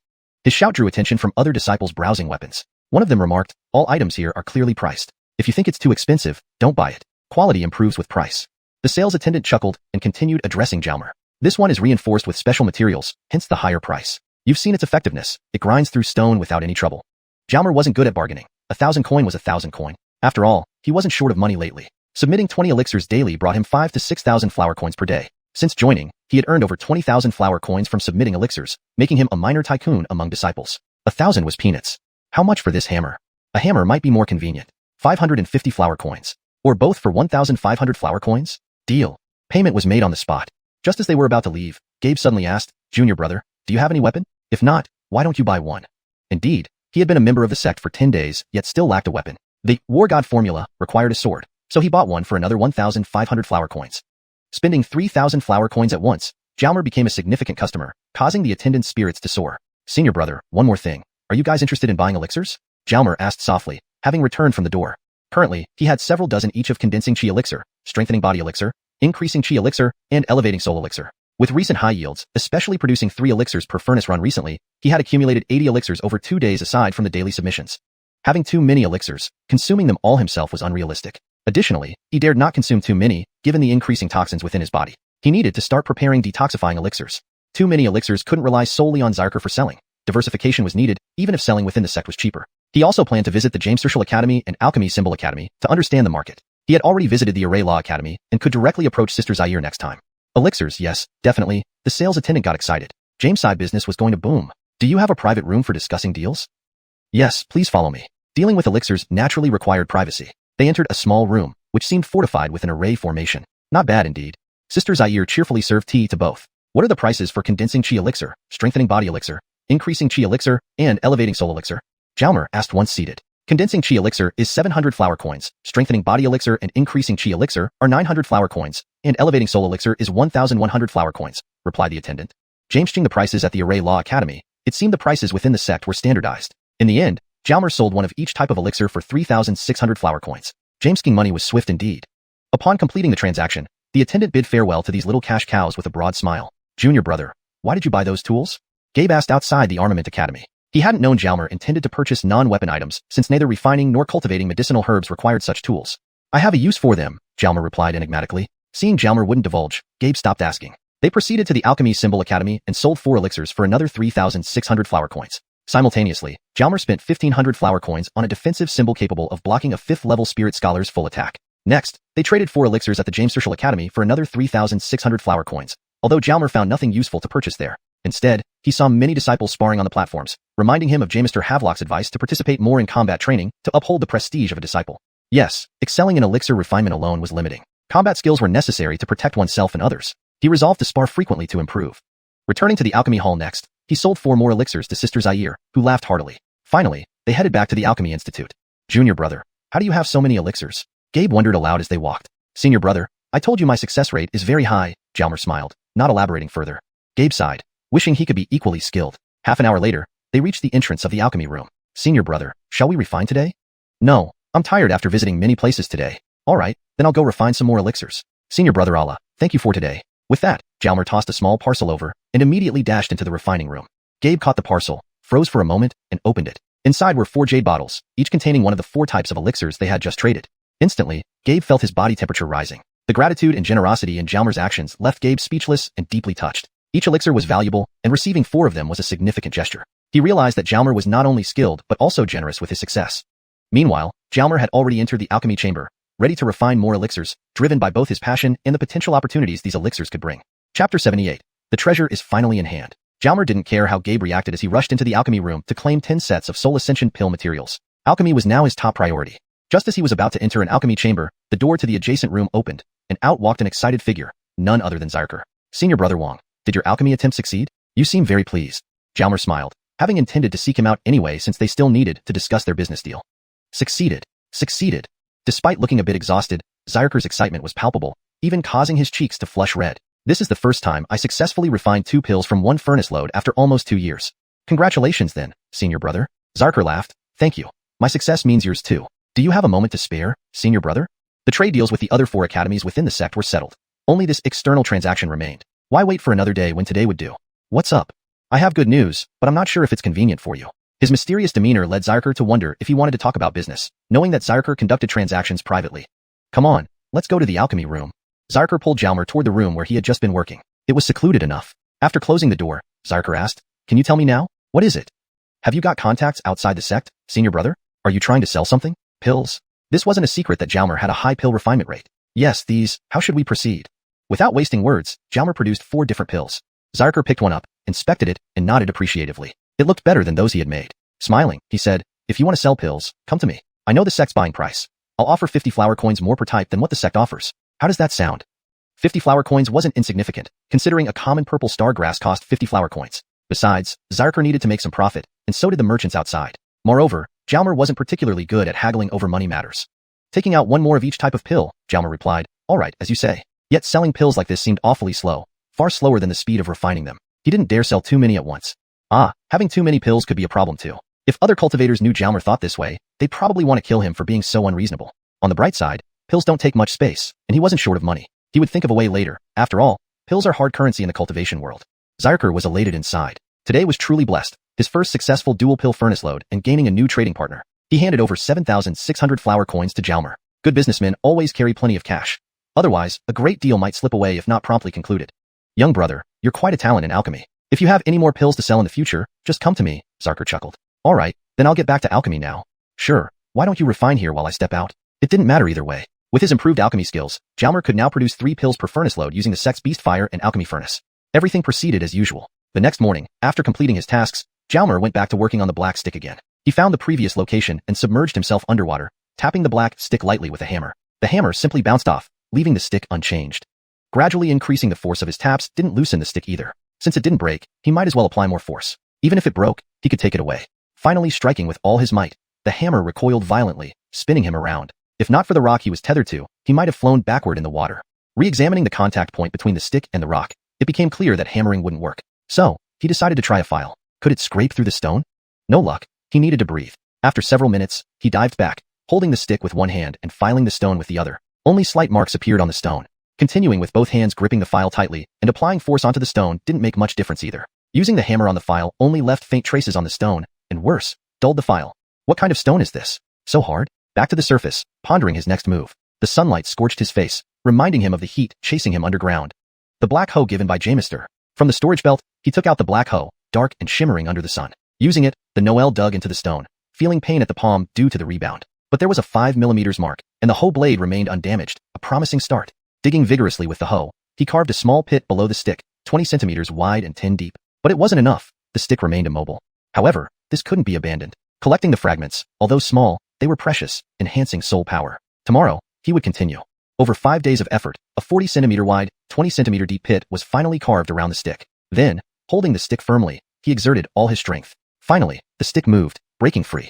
Looking at the black stick, Jalmar wanted to laugh but couldn't in the water. It wasn't easy. Most people might have given up due to the difficulty and slow progress. Yet perseverance paid off. Finally, the treasure was in hand. Chapter 79. The Eben Family Crisis. Jalmar hefted the stick in his hand. Although the water's buoyancy lessened its weight, it still felt heavy and needed to be stored in his utility belt. Otherwise, it would not go unnoticed. Soon, he was ashore. He changed into a new set of clothes and prepared to examine the stick. The moment the Noel took out the stick, he nearly stumbled from its heaviness. It weighed around 100 caddies. The stick was about 1.60 meters in length and 4 centimeters in diameter, fitting snugly in his grip, somewhat resembling a cudgel. On its surface were patterns akin to clouds, yet it was entirely black, shining under the sunlight, almost blinding to look at directly. Staring at it for too long induced a dizzying sensation. Wasn't it supposed to enhance one's soul power? Why did it have this bewildering effect that made me sleepy? Jameson treasures required a blood oath to acknowledge ownership. Perhaps I should try it as well. After all, blood costs nothing. He bit his finger, squeezed out a drop of blood, and let it fall onto the stick. The moment the blood touched the stick, the contact point turned golden, rapidly spreading across the entire length within seconds. Within 10 seconds, the entire stick had transformed into gold.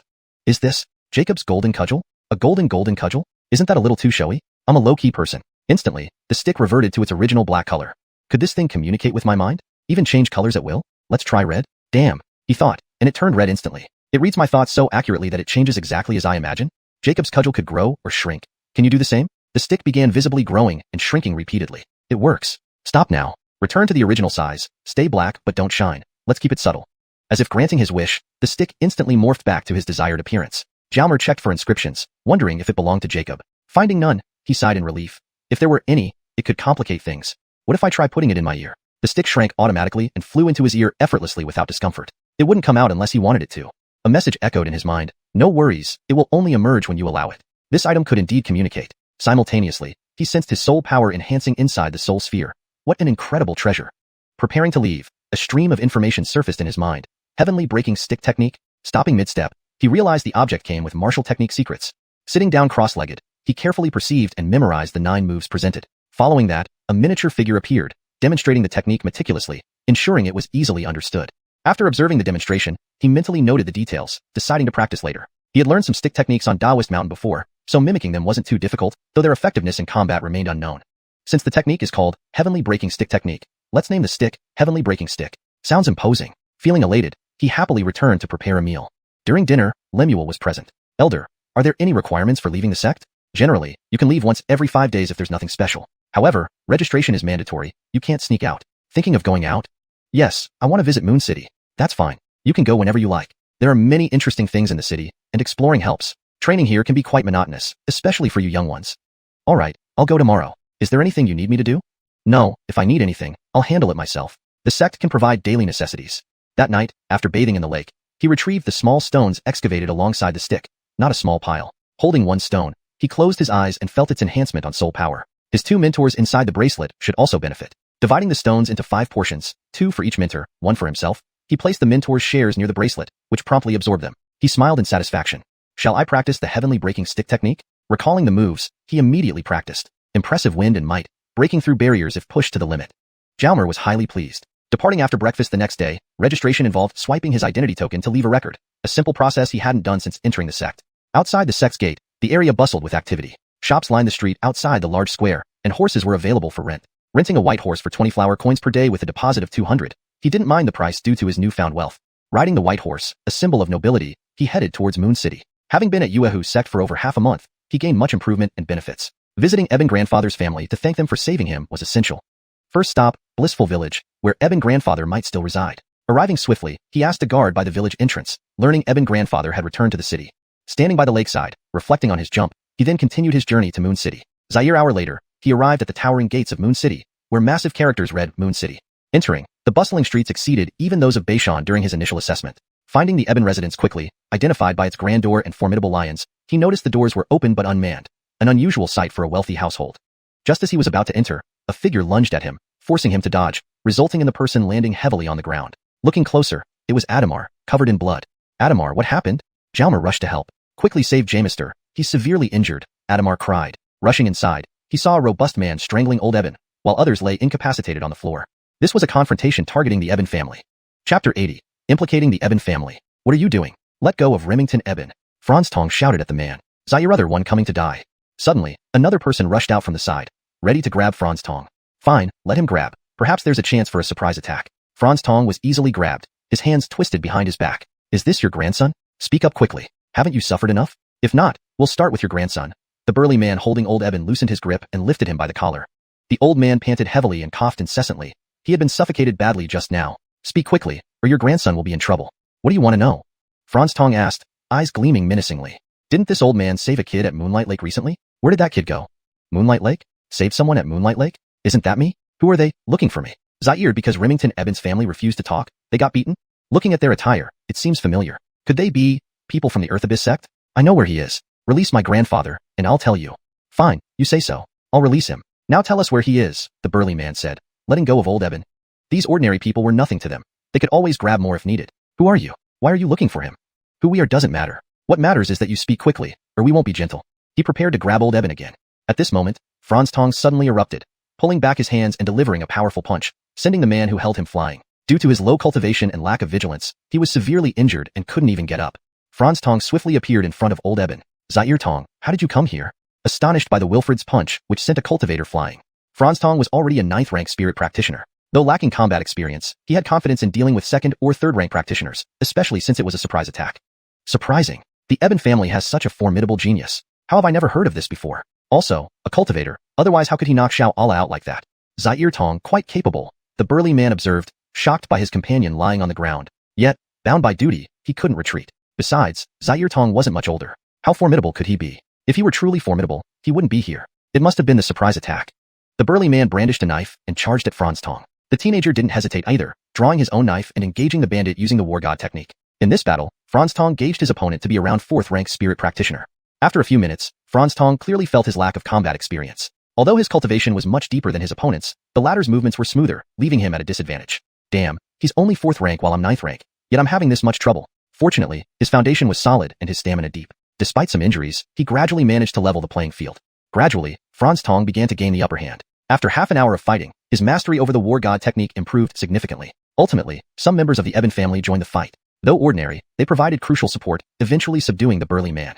Sigh, my combat ability is still too weak to tangle with a mere 4th rank practitioner for so long. What a waste of time for a 9th rank practitioner like myself, thought the Noel, shaking his head. After tying them up, the Noel took out some healing medicine and handed it to old Eben, saying, Remington Eben, treat everyone's wounds. I'm the one you're looking for. Why are you chasing me? Franz Tong turned to glare at the burly man. The Eben family applied medicine to their wounds, but remained silent, watching quietly. The two bandits exchanged uneasy glances. This is the person we're after? So strong? Isn't he just a laborer, digging underground for fiery essence? How did he become a cultivator? Not speaking? Slap, slap, one slap each. You can't be too merciful to enemies, especially when the Moonlight Lake sect is backing you. We just follow orders. Orders? Who are you?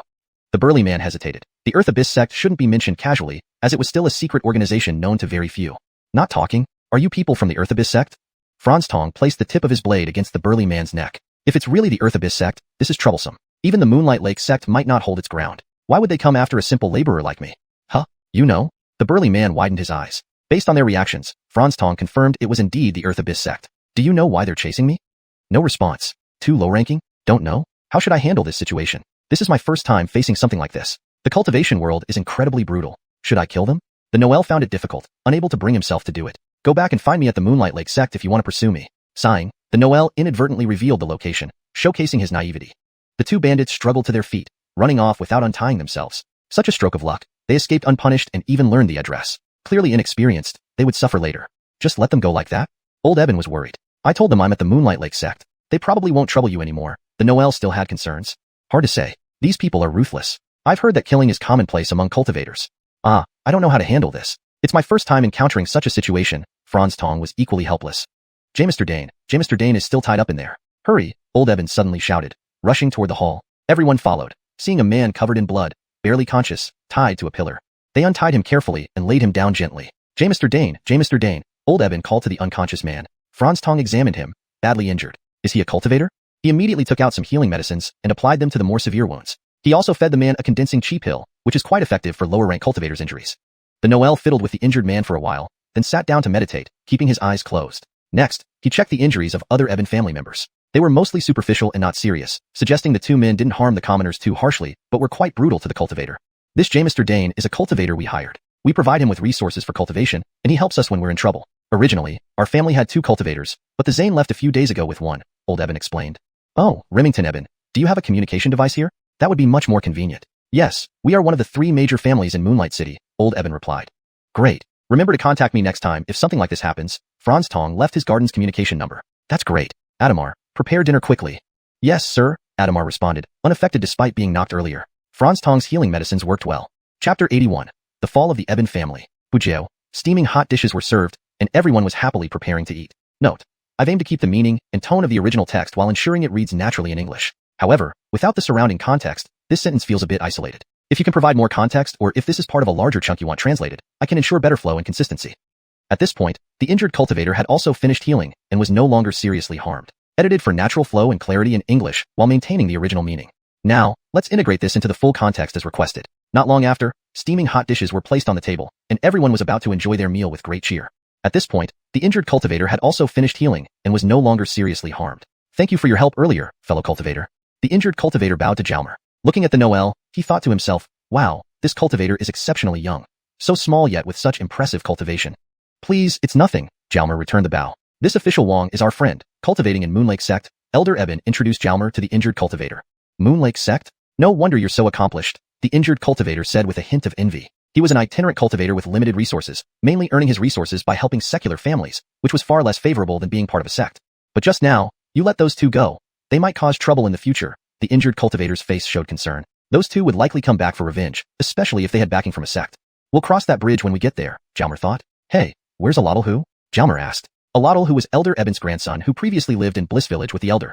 He left with his father. This time Shujing took him out specifically to send him to a sect for cultivation. The other two major families in Mooney City also sent their children to cultivate. They went together. Elder Eben didn't hide the information. Oh, which sect? Jalmer was a bit curious since Moonlake Sect wasn't too far and seemed quite good. At least it felt good to him so far. A Longian sect. It's quite far from here. A good sect, apparently one of the top-tier sects in Rat Country. Jalmer had stayed in Moonlake Sect for over half a month. Though immersed in cultivation, he still knew some things.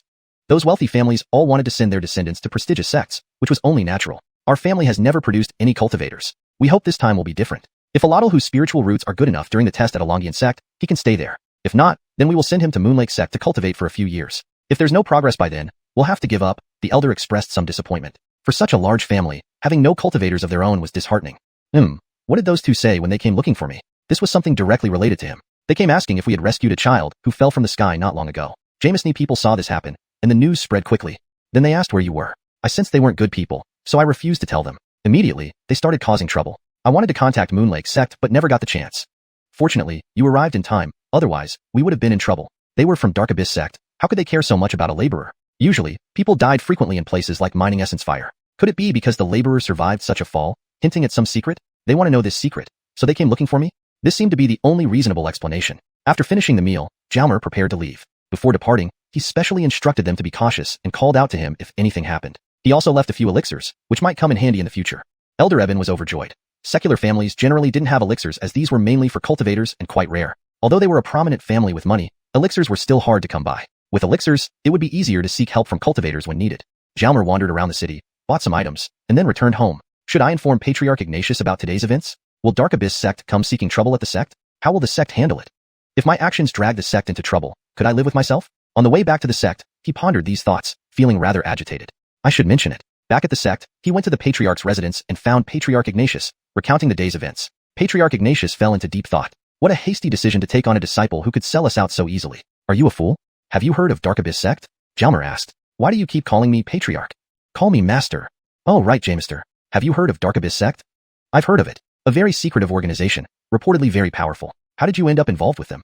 Havelock was puzzled. He hadn't specifically investigated Jalmer's background before. I worked for them as a laborer, was captured, and later escaped. Captured as a laborer? Were they responsible for the mass kidnappings a year ago? Havelock frowned, realizing it wasn't a friendly sect, not one to mess with. You escaped alone, and now they're coming after you. Do they fear you'll reveal their secrets? Or do you have secrets they find intriguing? Havelock scrutinized Jalmer, trying to see through him. This boy, already at level 9 spirit adept at such a young age, and proficient in elixir refinement, does he indeed have secrets? Jalmer felt uneasy under the gaze and asked, will this bring trouble to the sect? Probably not. I'll think about it. Go back for now. If you hear anything from the Eben family, let me know. Yes. Jalmer left. Ignatius Jerhui? I'm here, sir.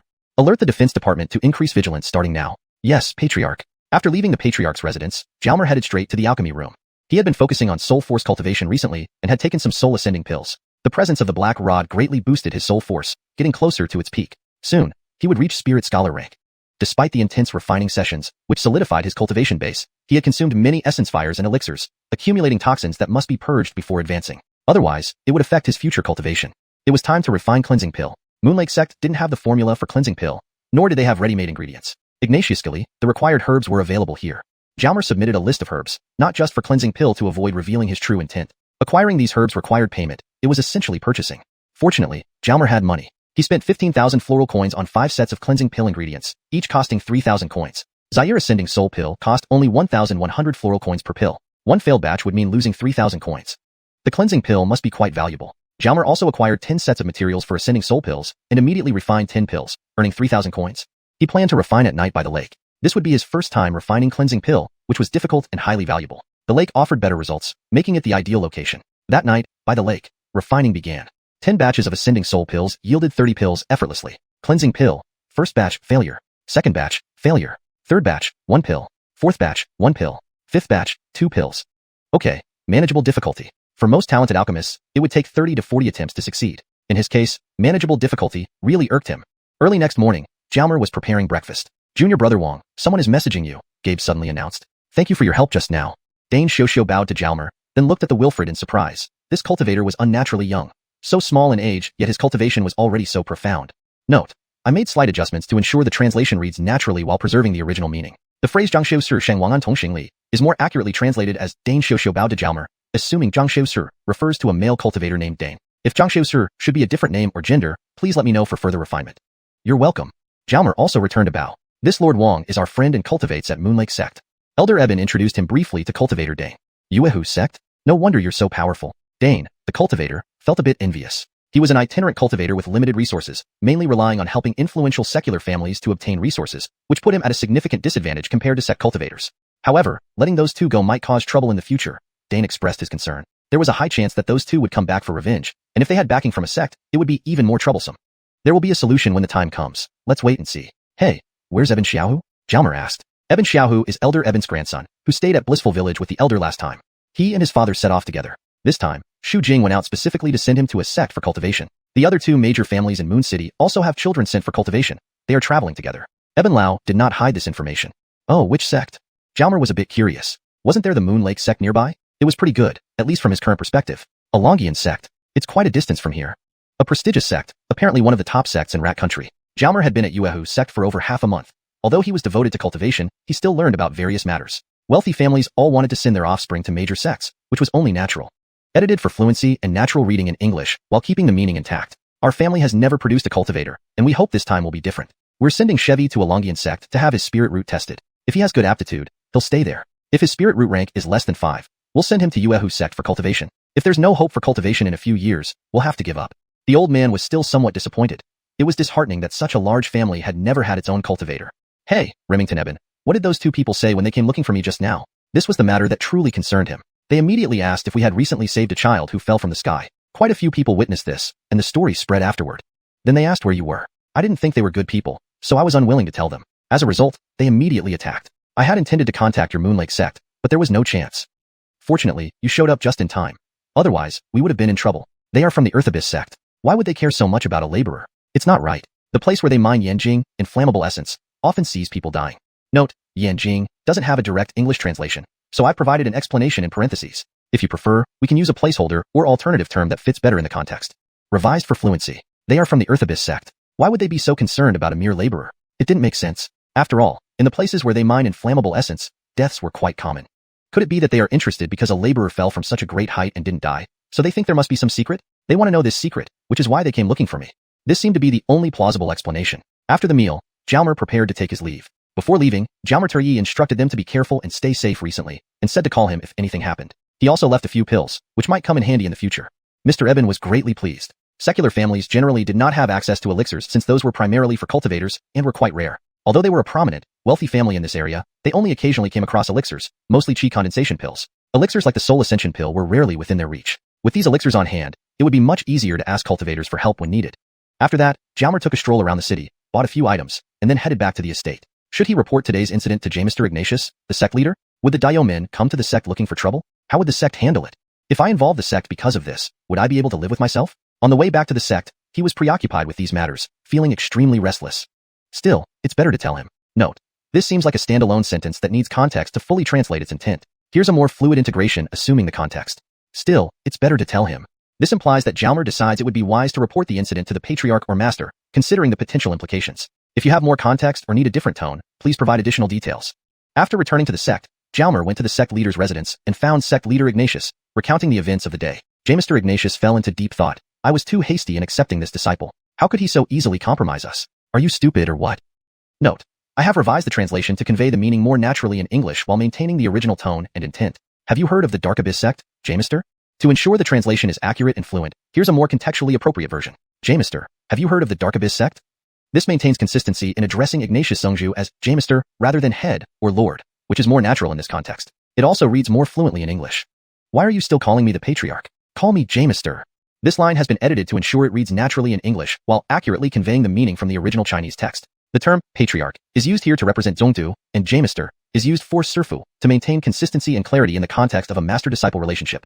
Oh, right, Jamister. Have you heard of the Earth Abyss sect? This translation aims to maintain the natural flow and consistency in terminology while accurately conveying the original meaning. The term Diomon is translated as Earth Abyss sect to fit the context of a sect or organization within a fantasy setting. The word Serfu is consistently translated as Jamister, which is commonly used in such contexts.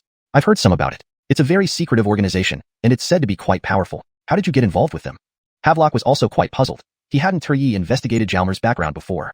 I made a slight adjustment for fluency and natural reading in English. The word Turyi is not commonly used in English, so I rephrased it as he hadn't specifically investigated. Let me know if you want any further changes. I previously worked as a laborer for them, but I was captured and later managed to escape. Taken as a laborer? Were they the ones who were capturing people everywhere a year ago? Havelock furrowed his brow. It seemed they weren't a good sect and were not to be provoked. You managed to escape, and now they're looking for you. Could it be that they fear you might reveal their secrets, or do they have a particular interest in some secret you possess? Havelock scrutinized Jalmer as if trying to see right through him. This kid is already at the 9th rank of the Spirit Initiate stage at such a young age, and he's also quite skilled at refining pills. Does he really have some secret? Feeling uneasy under the scrutiny, Jalmer asked, "This won't cause any trouble for the sect, will it?" "It should be fine. Let me think about it some more. You go back for now, and if any information comes from the Eben family, make sure to let me know." All right. Note, the provided text halda is a Chinese phrase meaning okay, or all right. Given the context of the instruction, it seems you may have intended to provide a larger segment of text for translation and editing. If you need assistance with a more extensive portion of the story, please provide the relevant text, and I will be happy to help. For the single phrase provided, halda translates to all right in English. If this is all that was needed, then all right would be the appropriate translation. Jalmer left. However, to better fit the context and maintain fluency, a more appropriate translation would be. Jalmer departed. This conveys the meaning accurately while ensuring it reads naturally in English. Ignatius Hui? The translation aims to maintain consistency in terminology and style, ensuring it reads naturally in English. However, given this is a name, it's typically transliterated rather than translated. If Luterhui is previously introduced as Ignatius Hui, or another preferred English rendering, that should be used instead for consistency. Here it seems to be calling out an individual, likely for a response, which is conveyed with the question mark. If you have any specific preference on how Chinese names should be handled, e.g., keeping them in pinyin, translating based on meaning, etc., please let me know so I can adjust accordingly. Otherwise, Ignatius Hui is a natural and accurate way to present this in English. Note, the context suggests this could also be part of a dialogue where someone is being addressed or summoned, so formatting it as direct speech is appropriate. "I'm here, Lord Ignatius." It seems like you've provided a short phrase that doesn't fit the context of the requested chapter translation. The original text is part of a larger narrative. If you intended to translate or discuss this specific phrase, please provide more context or clarify your request. Otherwise, if you're looking for edits to a full translation of the chapter, please share the translated text you have so far.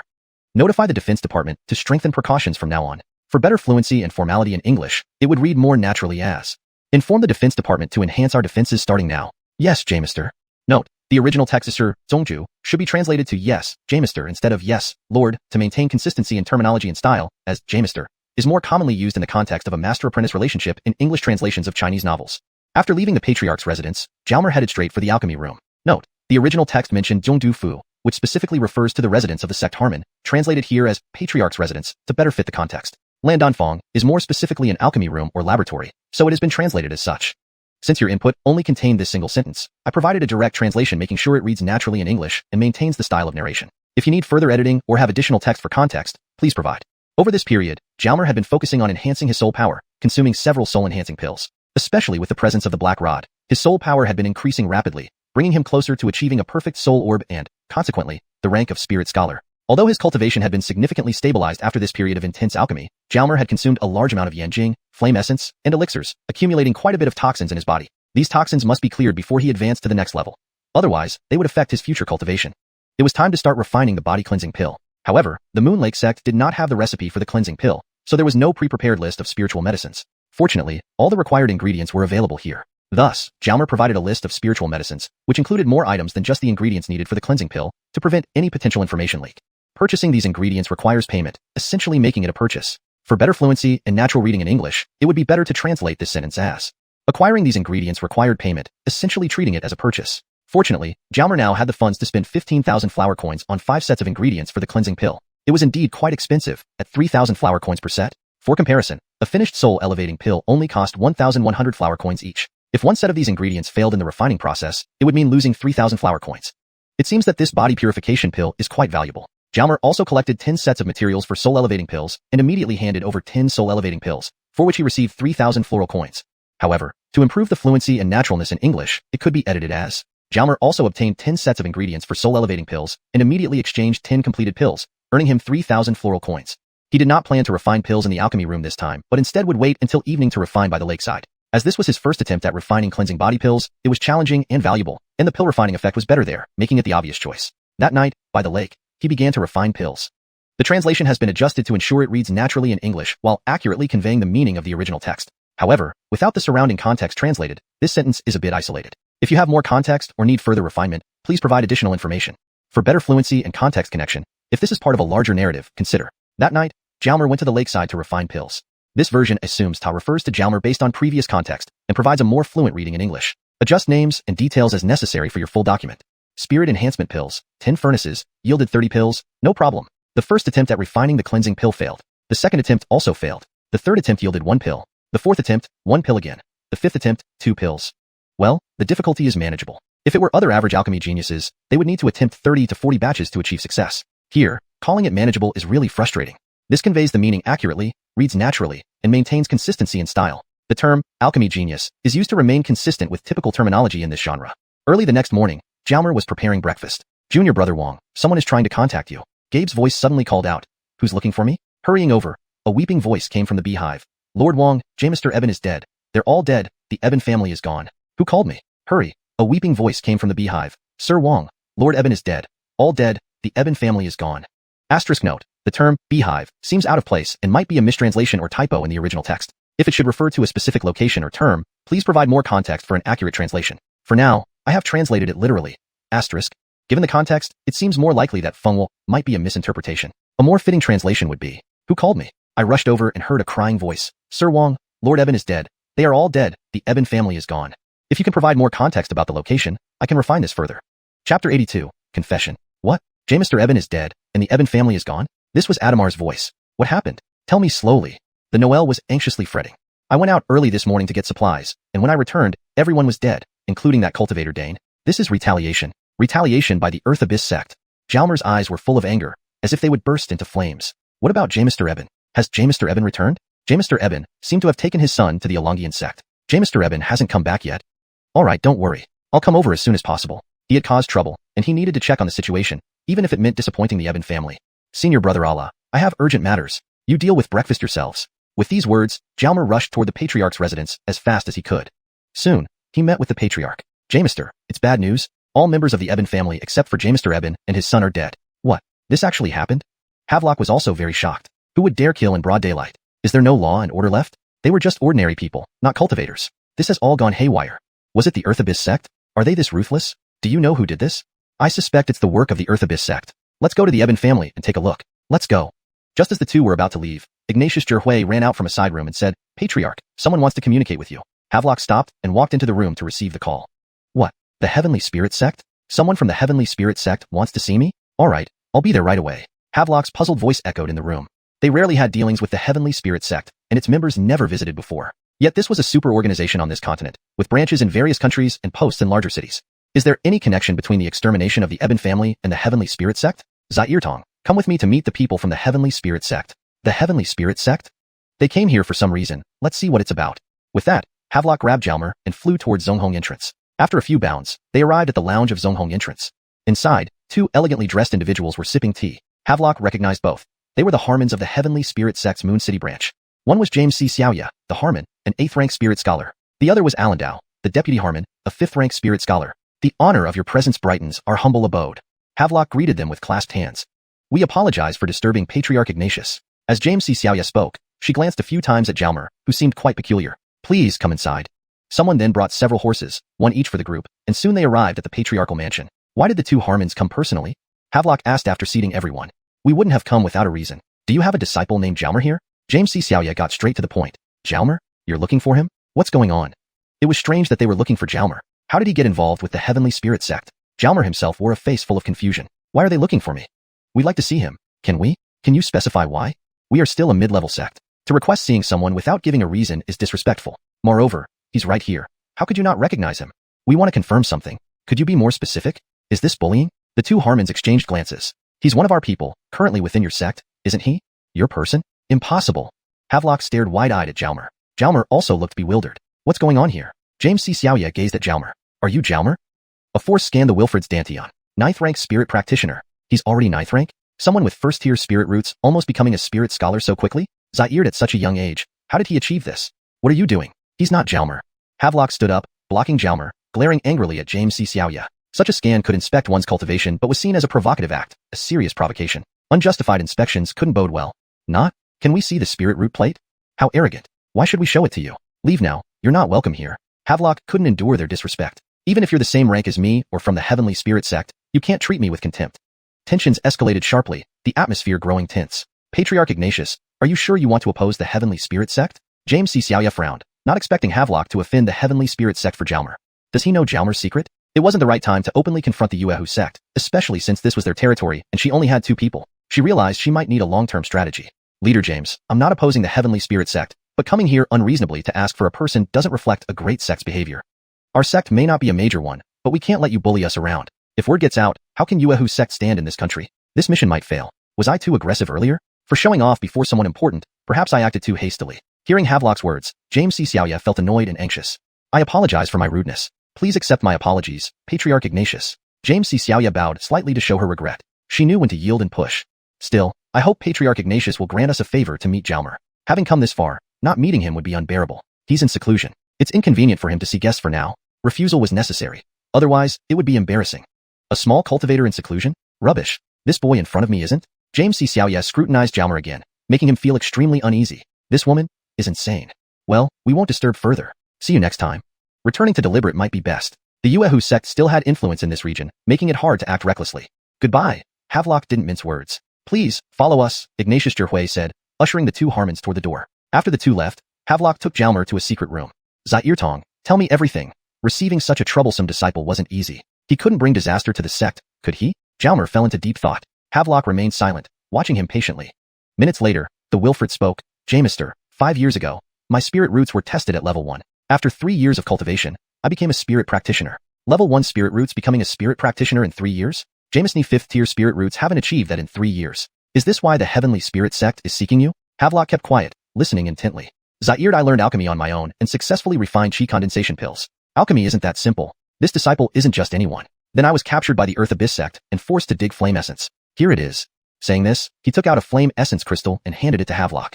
Havelock inspected the flame essence, recognizing its value immediately. Eating this, I cultivated to 9th rank spirit practitioner in a year. Eating that much to reach 9th rank? That's a waste. Recently, once the flame essence was exhausted, they moved locations. I jumped off the spacecraft and was saved by old Jamister Eben. He then sent me here. He revealed a lot, but kept some secrets. Listening to Jalmer, Havelock was stunned, but then pondered deeply. Jalmer's story was truly legendary. Would the Heavenly Spirit sect give up easily? Translation notes. 1. Names. Pinyin names are correctly used as per instruction. 2. Structure. James maintained the paragraph structure and line breaks as closely as possible. 3. Tone and style. Kept the tone and style consistent with the original text, ensuring fluency and accuracy. Chapter 83. Preparing at the last minute. Jalmer's spiritual root was tested by the Heavenly Spirit sect, and he worked as a laborer for the Earth Nether sect. The Heavenly Spirit sect is a super organization covering the entire continent, while the Earth Nether sect is a secret organization unknown to the public. When Jalmer fell from the sky and didn't die, it seemed like he was an immortal descending from heaven. Where did he come from? The vast information network of the Heavenly Spirit sect knew he came from a spacecraft of the Earth Nether sect. Why did an ordinary laborer fall from the sky unharmed? There must be a secret behind this, which led to their search and investigation. The Earth Nether sect being a covert organization, it was easier for them to find people in the secular world without drawing much attention. However, they were unexpectedly obstructed, leading to retaliation against the Eben family, wiping out the clan. The Moonlake sect is a renowned sect, so the Earth Nether sect wasn't suitable for direct action, hence the involvement of the Heavenly Spirit sect. The Heavenly Spirit sect and the Earth Nether sect are allies, Jalmer suddenly said. So, the Earth Nether sect acted covertly, wiping out the Eben family, while the Heavenly Spirit sect took the open route, threatening us. Havelock's eyes lit up, seeing the connection. However, we can't say that the Heavenly Spirit sect and the Earth Nether sect are two faces of the same organization. It's possible that only some high-ranking members of these two organizations are working together. Or perhaps part of one organization's harmonship controls the other. Havelock's expression turned serious. Jamister, does that mean our sect is in danger? Jalmer asked worriedly. Well, it depends on how important you are to them. The more they value you, the greater the danger to our sect. Speaking of which, how did you manage to cultivate with a first-grade spiritual root? This has never happened before. I want to know too. I believe no one wouldn't want to know the reason. If your cultivation secret can be uncovered and replicated, then everyone on this continent could become cultivators, a historical and groundbreaking change. I don't know either. I just followed the manual and somehow made it work. Asterisk, can I tell him that my spiritual root might grow? Absolutely not. Asterisk, if you yourself don't know why, they will definitely capture you for research, making you nothing but a guinea pig. That means you're very dangerous. Not just you, but also our sect is at risk. Then I should escape. Or perhaps you should hand me over. Jalmer didn't want the Moon Lake sect to be destroyed because of him. Already, the destruction of the Eben family weighed heavily on his conscience. We're not at that stage yet. They won't directly attack our Moon Lake sect. After all, Rat Country isn't controlled by the Heavenly Spirit sect. It belongs to the Dane family. You go first, and let me sort things out. If the Heavenly Spirit sect decides to study you, even Jamister can't protect you since we are just a medium-sized sect. Prepare yourself to flee at any moment. What a tough job as a master, unable to protect his own disciple. Oh, and collect more herbs from the alchemy room. Since you're good at refining pills, Jamister will inform them, so you won't run out of resources. Here's a storage ring with ample space. Jamister, the young boy was grateful to this newly found mentor who, despite only knowing each other for a short time, hadn't handed him over. Havelock waved his hand dismissively. Jamister, this pill might be useful to you. I'll leave now. Jalmer placed a small jade bottle and ran off. Power? He needed power quickly, or he wouldn't be able to run when the time came. Havelock picked up the bottle and opened it. His eyes widened in shock. Body cleansing pills. 2 of them. As the patriarch of a sect, he had plenty of cultivation-enhancing pills, but what he lacked were those that removed pill toxins effectively. Moonlake sect had some pills that cleared pill toxins, but their effects weren't satisfactory. These body-cleansing pills were exceptional for removing pill toxins completely, perfect for cultivators before the spirit stage. How did Zyarizi manage to refine such pills? Remarkable. He must have encountered something extraordinary and obtained the formula for these body-cleansing pills. Alas, what a pity. While Havelock sighed, Jalmer had already arrived at the alchemy room. With the patriarch's approval, he collected a large quantity of herbs, filling his storage ring, which held 10 times more than his previous belt.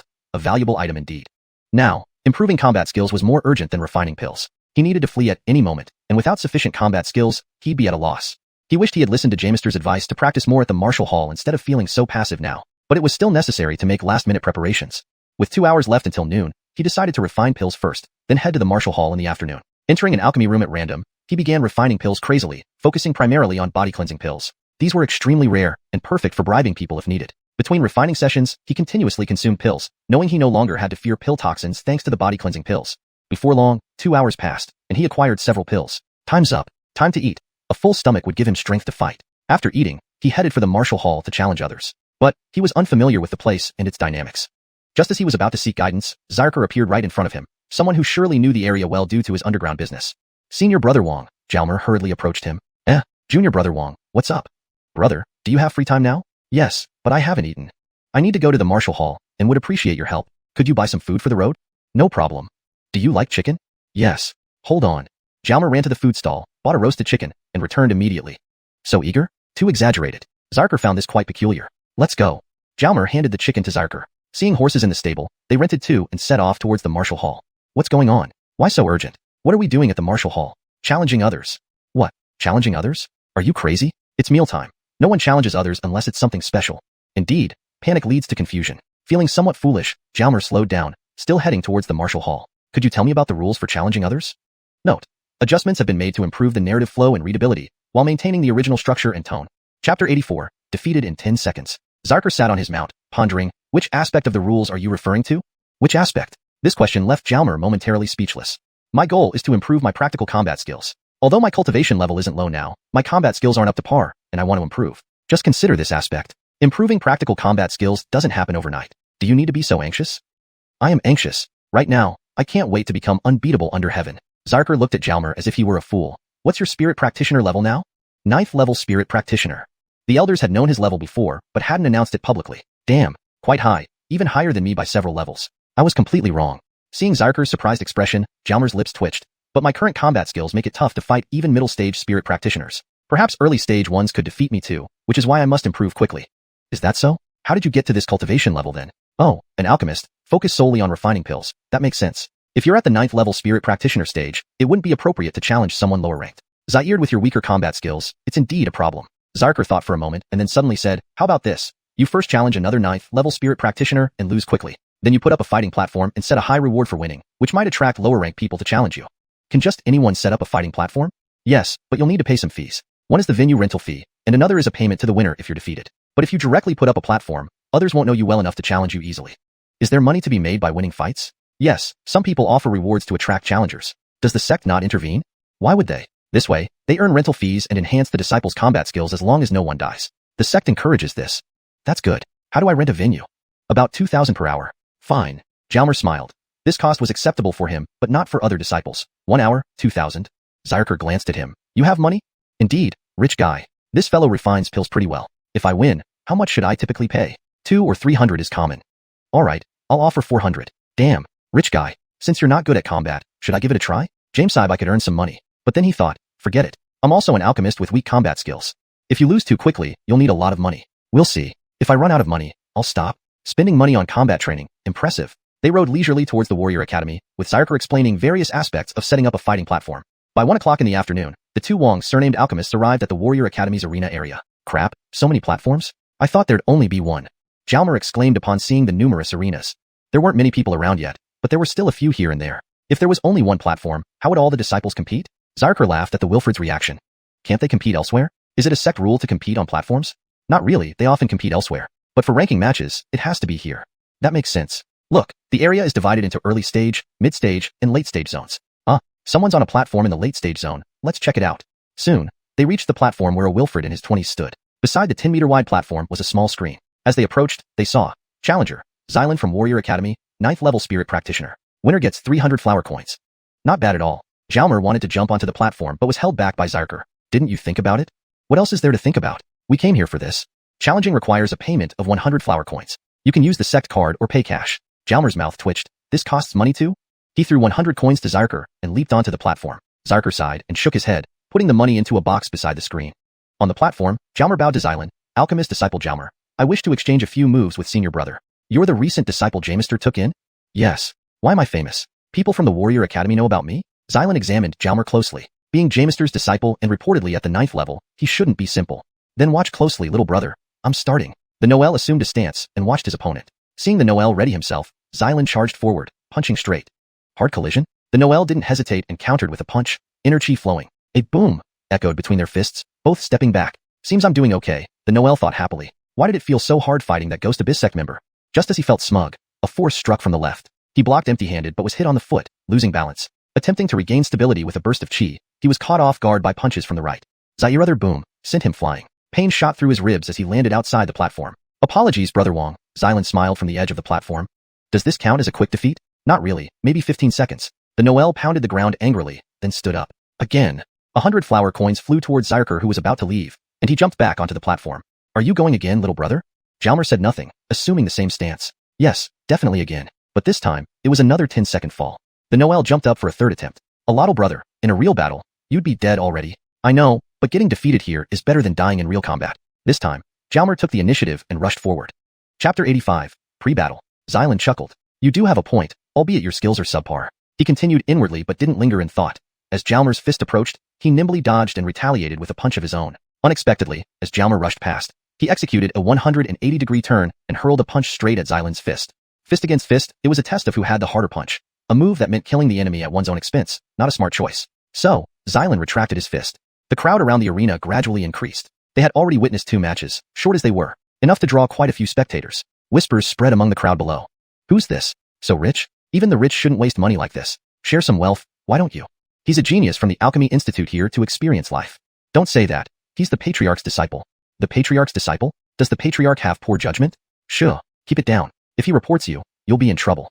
Below, chatter buzzed with excitement, while on the stage, punches flew back and forth. This time, Jalmer managed to last 30 seconds before being flung off the platform again. How are you holding up? Zyrker ran over and helped Zyrtong to his feet. I won't die. The Noel stood, rubbing his hands and patting himself down. Your other round? No more. Right, that's how you should handle it. Help me rent a platform. What? Zyrker was confused. Wasn't he done? Senior brother, help me rent a platform. I'm not fighting on the platform anymore. I want to challenge others. Zyrker's lips twitched. You sure? Yes, please senior brother, for 5 hours. Saying this, he tossed a small pouch containing 10,000 florins to Zyrker. What else could he do but follow through? Minutes later, the paperwork was complete. The 2 Noels arrived at the rented platform and fiddled with the small screen nearby. Then, Jalmer hopped onto the platform, awaiting challengers. Earlier, many watched Jalmer get thoroughly beaten yet still decide to host challenges. Was he insane? They all swarmed to his platform, wondering how someone so easily defeated could dare to challenge others. Surely, he'd lose all his money. Someone squeezed forward to check the screen for special requirements, thinking about trying if there weren't any. It seemed easy money. Challenger, Jalmer, level 9 spirit cultivator from the Alchemy Institute. Winner gets 400 florins. Challenger requirement. Early stage spirit cultivator. TCH. What? He's a level 9 and only accepts early stage challengers. Shameless. Underneath the platform, voices buzzed. Aren't you martial artists all worthless? A provocation was necessary, or no one would step up. Who's worthless? You're level 9, asking for level 4 and below. Have some dignity. I am an alchemist and haven't fought much. You martial geniuses only fight equals? Too afraid to challenge higher ranks? Are you all trash with no outstanding ones? That made sense. He was an alchemist. They trained for battle and advanced through combat. Some lower tier martial geniuses wavered. Should they try? I'm an alchemist here to provide you a chance to hone yourselves. Come on, 50 florins to start. Beat me, and the reward is a condensing cheap pill instead of 400 florins. Trash, do you dare? Jalmer shouted, full of enthusiasm. Damn, a condensing cheap pill. Alchemy masters are different. Bold. I'll give it a shot. Someone threw 50 florins into the box and leapt up. Finally, someone. Jalmer internally rejoiced. Time was limited. Hurry up. The man bowed. I'm Dane Xiaohu, level 3 spirit cultivator from the Misfortune Institute. Hell, why did he go first? Jameson grumbled. When no one else went, neither did he, but now they complained. Human nature. Senior brother, please. Though higher ranked, Jalmer joined later and thus called the other senior brother. Soon, they were locked in combat. This was much better, free from the oppressive pressure of battling Xylan. Smoother and a good chance to refine skills. Dane Xiaohu didn't dare directly confront Jalmer, given his superior level and formidable chi. So, he relied on technique and managed to gain a slight upper hand initially. But as the battle progressed, Jalmer gradually gained the advantage. Still, he held back, fearing accidental severe injury. His main goal was familiarizing himself with combat skills to improve practical ability. They fought for half an hour. With superior prowess, Jalmer outlasted him, though receiving several hits. Ignatiously, his body was sturdy, preventing major harm. If I were mid-stage, I'd crush him, Dane Xiaohu thought bitterly. After taking a pill, Jalmer looked down. Zaire takers? No need to ask. Another challenger jumped up immediately after Dane Xiaohu's defeat. I'm Lewis, level 3 spirit cultivator from the Misfortune Institute, bowing to Jalmer. Oh, he's going. With Dane Xiaohu lasting so long, Lewis will surely win. He's the top early stage cultivator in the Misfortune Institute. Yes, that little alchemist will definitely lose. Below, people chatted, while above, the battle began. Through sparring with Dane Xiaohu, Jalmer improved significantly. Although lacking specific techniques, his adaptability greatly increased. Though untrained in body refinement, his constitution was solid, able to harness internal chi for defense. Lewis was indeed stronger than Dane Xiaohu, landing several blows on Jalmer. However, swift chi manipulation prevented serious injury. This fight lasted almost an hour before Lewis conceded. Watching Lewis leave, Jalmer said, Senior brother, thank you. Here. He threw a condensing chi pill. Lewis had practiced with him long, helping him gain much. But Lewis returned the pill. No, I lost. No reason for rewards. Face was important. By now, a large crowd, including many outer sect disciples, surrounded the platform. Zaire more challengers? Before he finished, another leapt up. This person lasted 30 minutes before being defeated. Jalmer's combat skills grew stronger. Now what? If this continues, no one might challenge. Come on, brothers. If anyone lasts 30 minutes, they receive a condensing chi pill. Immediately, someone jumped up. Yet this challenger fell after 20 minutes. Jalmer's combat skills steadily improved. How to proceed? Fewer might dare challenge. Brothers, continue. If anyone lasts 30 minutes, they receive a condensing chi pill. This statement quickly drew more challengers, even though none lasted very long. Later, Jalmer had to reduce the time. Persist for 20 minutes to earn a condensing chi pill, then 10 minutes for one, 5 minutes for one, and finally 1 minute for one. This 5-hour platform challenge ended with Lewis's reappearance, lasting just 1 minute. 5 hours of combat concluded with the expenditure of only one condensing chi pill. Perfect. The 5-hour platform challenge came to an end when Lewis reappeared and lasted just 1 minute. After 5 hours of fighting, it all concluded with the cost of a single condensing chi pill. Perfect. Chapter 86, Intense Battle Mid-Stage. Let's wrap up here today. I hope all mid-stage spirit adepts will come to cheer tomorrow, Jalmer smiled, hopping off the platform. Today had been incredibly fruitful for him. Do you plan to continue hosting challenges tomorrow? Is this guy crazy? I can't believe he went from struggling with early-stage spirit adepts to easily handling them in just one afternoon. This is way too fast. Well, he is a level 9 spirit adept, after all. Which level 9 wouldn't cut through early-stage opponents like Watermelon? That's true. Let's see how he does against mid-stage spirit adepts tomorrow. We have to watch. As Jalmer's words spread, the crowd below the platform erupted into chatter. The Wilfred paid no attention and quickly jumped down, pulling Zyrker along with him. It was dinner time, so they rented 2 mounts outside the Martial Arts Academy's cafeteria and headed toward the Alchemy Academy. Wang Jr. brother, your skills today improved significantly, didn't they? You seem to be getting stronger, Zyrker said. Alright, I guess. But today's battles were all against early-stage spirit adepts. At least I got more familiar with the techniques. Thanks to you. Otherwise, I wouldn't know how to improve my combat abilities, Jalmer grinned, tossing a small package to Zyrker. Zyrker caught it. What's this? You worked hard today. I thought I'd give you something to boost your spirits. Zyrker felt the package. It contained several small jade bottles, likely with pills inside, and without inspecting, he put them away. Thank you. Hee, you deserve it. Can you help me again tomorrow? Didn't you learn the ropes already? I'm afraid of any unexpected issues. I still don't understand many rules, and if anything goes wrong, it could be problematic. Alright. They spurred their mounts on, heading for the Alchemy Academy's cafeteria to fill their stomachs after a long day. Once there, they ordered a large table of meat dishes and dug in eagerly. Several disciples from the Alchemy Academy came over to inquire about the events at the Martial Arts Academy. News of Jalmar's battle had spread widely. Jalmar wasn't close with these people, but Zyrker chatted with him enthusiastically. After finishing his meal quickly, the Wilfred leaned in and whispered in Zyrker's ear, "Meet me at the alchemy room at 7 tomorrow morning." With that, Jalmar ran off. Zyrker watched him leave before turning back to chat with his peers. Meanwhile, Jalmar arrived at the alchemy room and sent a message to the Spirit Herb Garden, informing them he wouldn't be returning tonight. Gabe received the message. "What? Brother Wong isn't coming back tonight?" "Yes, I have some things to take care of. If you're not coming back tonight, then you must come back tomorrow, alright?" The voice on the other end changed to Jarrett, who sounded a bit anxious. "Is there something going on?" "We'll talk when you return." "Okay." Not likely that he missed my cooking already, it's only been one day. Hanging up, Jalmar plunged into an alchemy session. Platform battles strengthened the body, while refining pills enhanced the mind and soul. It was a perfect balance of work and rest. He spent half an hour treating minor injuries and another half reviewing the day's battles before starting to refine pills for 7 or 8 hours, with occasional breaks. By then, it was around 4 in the morning, and he lay down directly on the floor of the alchemy room, falling into a deep sleep almost instantly. A series of knocks woke him immediately. He jumped up, looking refreshed. Opening the door, he found Zyrker standing there. 7 o'clock? Yeah. Hold on a moment. Jalmar quickly retrieved materials, submitted the refined pills, and collected a batch of spirit herbs before joining Zyrker for breakfast. They rushed to the Martial Arts Academy's arena, arriving by 8:30. Hundreds of people were already there. Clearly, news of Jalmar had spread throughout the sect. Although not all comments were positive, many accused him of bullying early-stage cultivators. The incident garnered significant attention. Jalmar regretted making such a fuss. Too much attention wasn't necessarily good. But the arrow was already on the string, and it had to be released. Time waited for no one. Zyrker swiftly arranged a 4-hour rental for the Wilfred. "Today in the morning, I accept challenges from all mid-stage spirit adepts within the sect. Persist for half an hour and earn 500 flowers. Defeat me and win either a chi enhancement pill or a body strengthening pill," Jalmar announced, jumping onto the platform. Wow, generous. Normally, contests offered 300 flowers only upon winning, but here, surviving 30 minutes earned 500. Was this going to offend anyone or disrupt market order? Jalmar couldn't care less. Improving himself was the priority. "Everyone, let's go." No need for encouragement. Someone was already on the platform. "Edge, a 6th-level spirit adept from the Martial Arts Academy, challenging Brother Wong," Edge said, brandishing a spear. "Wow, Edge, one of the stronger mid-stage adepts. Let's see if he can last 30 minutes, the crowd murmured. Not can he defeat, but how long can he last? It seemed the previous day's performance had impressed many. Jalmar backed away as Edge attacked with his spear. He pulled out his sword, eager to practice the combat deity technique further. Edge wielded his spear fiercely, while Jalmar countered with precise slashes. Metal clanged continuously as they fought intensely. Jalmar kept the pace relaxed, not using full strength, but it remained tense. Time passed quickly, reaching 20 minutes. Suddenly, Edge performed a feint and struck Jalmar's left shoulder. Ignatiously, quick reflexes allowed him to withstand the strike. He spun around and hit Edge with the back of his blade, nearly knocking him off balance. Blood trickled from Jalmar's shoulder, and Edge grimaced from the blow. Despite the pain, he continued attacking. Several more minutes later, Edge was pushed off the platform. 30 minutes had passed. Though injured, he earned 500 flowers and valuable experience. Before Jalmar could rest, another challenger appeared. That's Colby, the top mid-stage spirit adept, the crowd noted. Soon, the two were engaged in battle. Surprisingly, Colby lasted less than 30 minutes before being knocked off the platform. How did this happen? Was the alchemist rapidly increasing his combat power? Yes, indeed. Realizing this, Jalmar shortened the reward duration. For the next 3 hours, he battled relentlessly. One challenger, though unable to defeat him, managed to last the required time and won a body-strengthening pill, leaving exhilarated. In the final matches, Jalmar only needed 3 minutes per fight, still holding back. "Thank you all. Welcome all disciples below the Spirit Warrior stage to challenge me this afternoon." This was a challenge issued to all late-stage spirit adepts throughout the entire sect. Chapter 87. A Garden Within a Garden. When Jalmar spoke, the crowd below the stage buzzed for a while before slowly dispersing. It was time for lunch.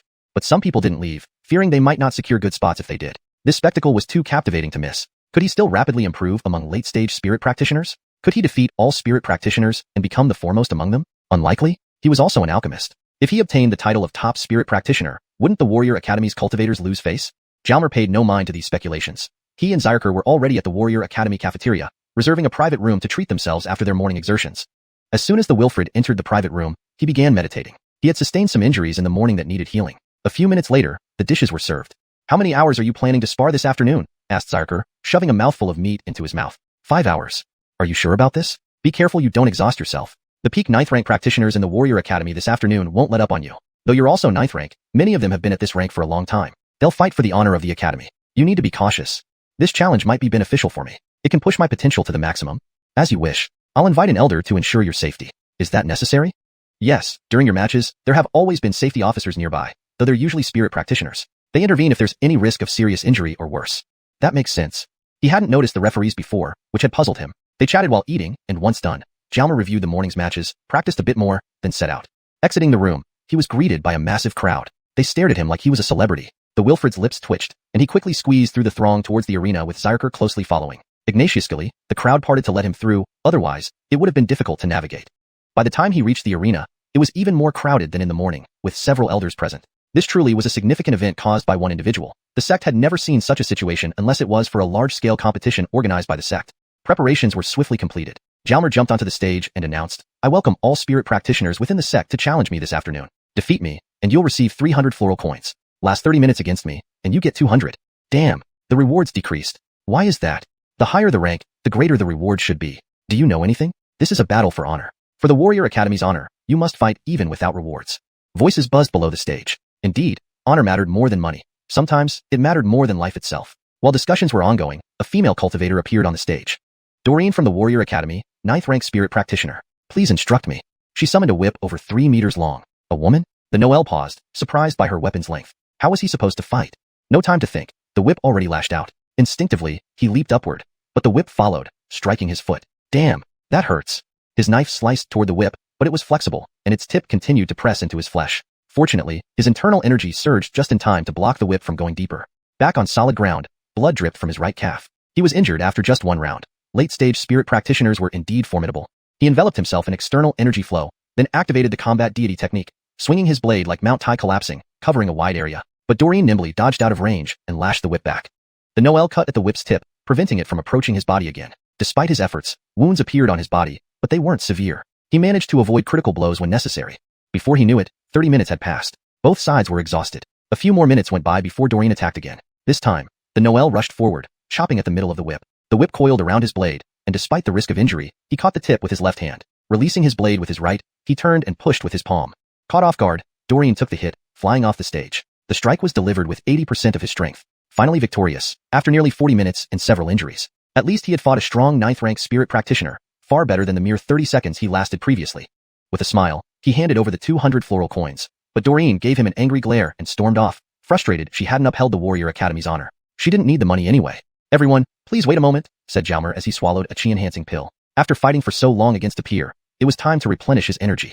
10 minutes later, the Noel stood up and bowed to the audience. "Let's continue."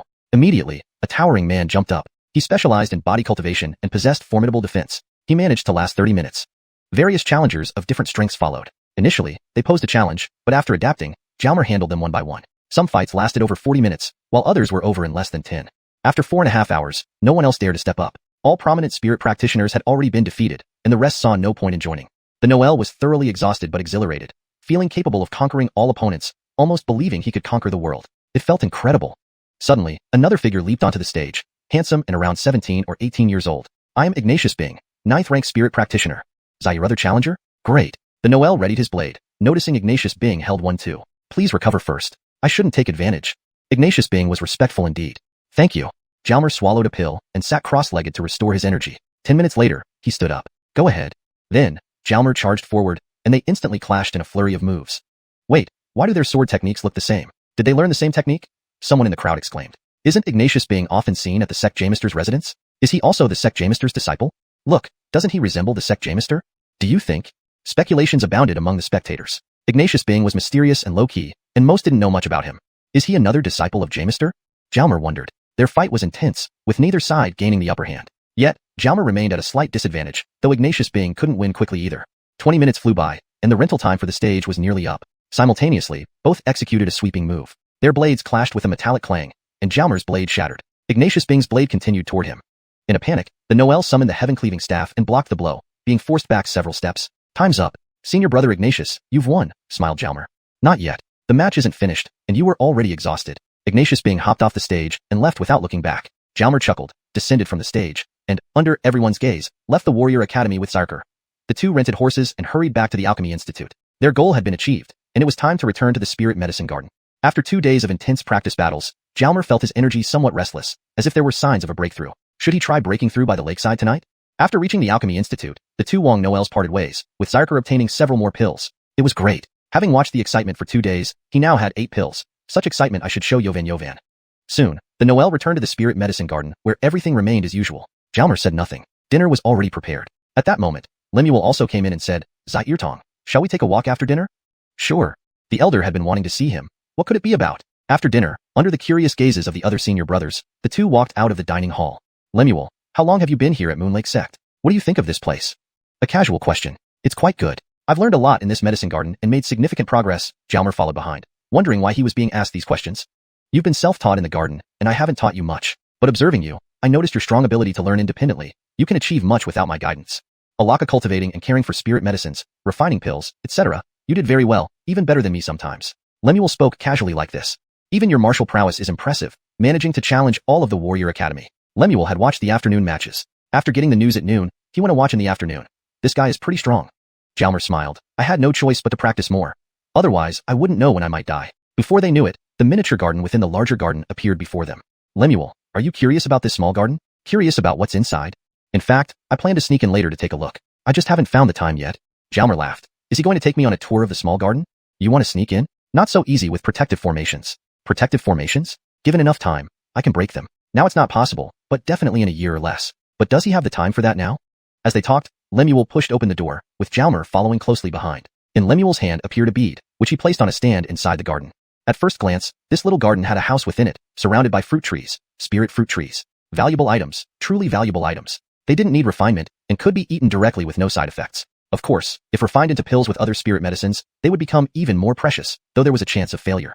That's a blueberry fruit. Jalmer saw a piercing blue. This was the only fruit he had seen in real life. He recognized the others from the medicine garden records, though he hadn't seen them physically. You've seen a blueberry fruit? The Noel nodded. I've eaten it. No wonder. Lemuel walked up to a fruit tree and asked, recognize this fruit? Green moon fruit, better than the blueberry fruit. Yes, blueberry fruit is only a first-grade spirit fruit, edible by chi practitioners. This green moon fruit is a second-grade spirit fruit, with too much energy for consumption by anyone below spirit practitioner. As he said this, he picked one fruit from the tree, which only had 2 fruits in total. This passage continues seamlessly from the previous content, maintaining tone and character development while translating naturally into English. ##### Chapter 88, Before the Breakthrough. Elder, what are you doing? Franz Tong was a bit confused. Why was the elder picking fruits right in front of him? Catch. The fruit flew towards Franz Tong. The young boy hesitantly caught the green moon fruit and inspected it closely. This fruit was indeed shaped like a crescent moon, green in color, and remained green even when ripe, fitting for its name, green moon fruit. After inspecting it, Franz Tong extended the fruit towards Jarrett. But Jarrett ignored it and asked, do you know what I'm doing here? Franz Tong didn't reply, unsure of how to respond. Actually, there's not much. I'm just studying these fruit trees, seeing if I can cultivate new varieties, like this one, Jarrett said, pointing to a tree. Lemuel, this fruit? The boy still held out the fruit awkwardly. This green moon fruit is for you. It will be helpful after you break through, Jarrett smiled, knowing Franz Tong was preparing to advance. How could he accept that? The blueberry fruit he had picked earlier was very valuable. This green moon fruit, being a second-grade fruit, was worth several times more. Elder, this seems inappropriate. It's too precious. Moreover, this belongs to the sect. Isn't it wrong to give it directly to me? Sect property, yes. Aren't you part of the sect? Giving sect members our spirit fruits is only fitting. Let's leave it at that. Oh, where did I get interrupted? Jarrett scratched his head. You were talking about cultivating new varieties, the young boy replied. Since the elder insisted, he decided to accept the fruit. Yes, new varieties. You don't recognize this tree, do you? Jarrett pointed to the same tree again. The boy circled the tree but couldn't identify it. He had thought it was a green moon fruit tree before, but on closer inspection, it was easy to mistake it. It bore 2 half-circular blue fruits. Don't guess. This is a tree I cultivated myself, unnamed yet. Cultivated himself? Grafting? Grafting. Through grafting blueberry and green moon fruit trees. After years of effort, it finally bore 2 fruits, now ripe. For now, let's call it blue moon fruit. Franz Tong looked at Jarrett with admiration. How did you think of this? Seeing the boy's gaze, Jarrett felt satisfied and proudly said, pretty impressive, right? Even better than your cooking? What was that supposed to mean? So, dare you eat it? Jarrett suddenly asked. Eat? A new variety. Does this make me a guinea pig? Yes. Blueberry fruit benefits spirit practitioners, while green moon fruit helps spirit adepts. Combining both should significantly aid a spirit practitioner's breakthrough to spirit adept. It seemed logical enough, and at least it wasn't harmful. The boy nodded. Dare you try it? I dare. The boy nodded again. Jarrett stretched out his right hand, and a fruit flew into his palm. He tossed it to Franz Tong. Catch, and let me know if anything unusual happens. Holding the fruit, the boy was lost in thought. There are some third-grade fruit trees here, but they haven't borne fruit yet. They are the most precious in this garden, but it's irrelevant to you now. Go, practice. I've wasted enough of your time. Jarrett smiled, ready to dismiss him, giving him something and then shooing him away. Well, this was unexpected. Just as he was about to leave, he turned back and asked, Elder, what should I watch out for when breaking through from spirit practitioner to spirit adept? Before breaking through, store enough energy in your body. Ensure your chi source and soul orb are fully developed. If any one part is insufficient during the breakthrough, you'll fail and may suffer physical issues, making future breakthroughs harder. After breaking through, the body reaches a new realm but feels somewhat weak. It needs sufficient energy replenishment, or you might be severely injured, possibly regressing to a lower level. So, when preparing for a breakthrough, have some medicinal pills or spirit fruits like chi-enhancing pill, soul-boosting pill, or that blue moon fruit ready. Eat the green moon fruit after the breakthrough. Usually, cultivators only need their chi source to meet conditions. Their small soul orbs generally follow suit without specific training. But for cultivators like alchemists or array masters with larger soul orbs, specialized cultivation is necessary. Otherwise, even if you advance by relying on your chi source to reach spirit adept, you'd still be a level 1 alchemist, needing your body to catch up with your soul. Though possible, it has drawbacks. Ideally, chi source and soul power should progress simultaneously. Got it, thank you, Elder. He pulled out a small jade bottle and threw it to Jarrett. Elder, I'll go practice now. With that, he ran off. Jarrett caught the bottle, uncapped it, and stared in shock, the same expression Ignatius Sungju had. He recognized the cleansing pill but had no recipe and couldn't refine it. Even President Ignatius couldn't refine it. Yet, it was incredibly useful, especially for those who consume many medicinal pills due to the accumulation of pill toxins. Therefore, its value was immense. Still in shock, Jarrett watched as Franz Tong ran towards Lake Yuezhen. Strength. Must increase strength. Breakthrough today, now, and both chi source and soul must break through simultaneously. He prepared the formations and focused on making his chi source complete and solid. He was confident because it had already been full while extracting inflammation essence and continued after consuming more. Plus, he often took medicinal pills since joining Moon Lake sect. To be safe, he checked his dantian internally. Damn, what happened? Why isn't it as complete? Unbelievable. He felt his soul orb. Why wasn't it complete either? Lacking solidity? What's going on? How could it change from complete?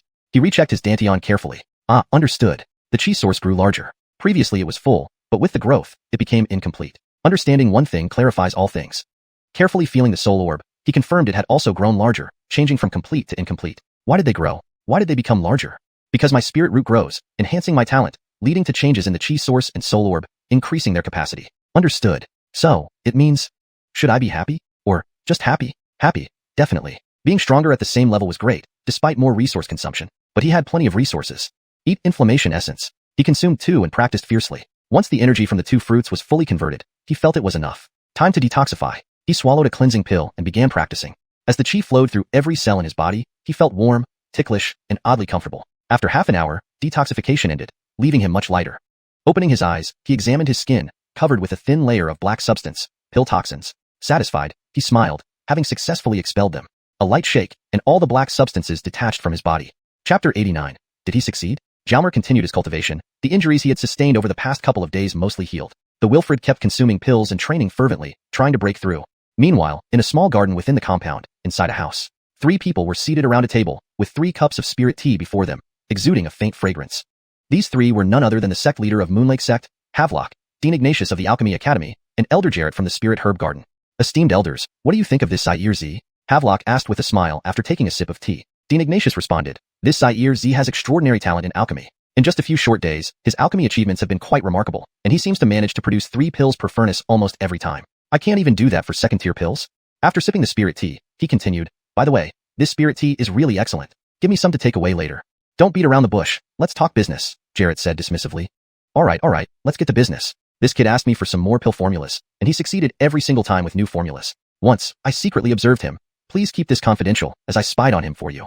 He actually has his own flame and alchemy furnace. That flame is earth fire, something I don't even have. His furnace didn't seem special at the time, but I watched him refine 10 batches consecutively, all achieving 3 pills per furnace. Zaire incredibly, each batch only took less than 30 minutes. Dean Ignatius wiped non-existent sweat from his forehead, feeling rather humbled. His spiritual power is exceptionally strong. He managed to refine 10 furnaces in succession without breaking a sweat, which most alchemists can't do. Even I can't maintain more than 3 or 4 furnaces continuously. What a talented disciple you've acquired. For a master alchemist like him to be your disciple, Dean Ignatius felt quite envious.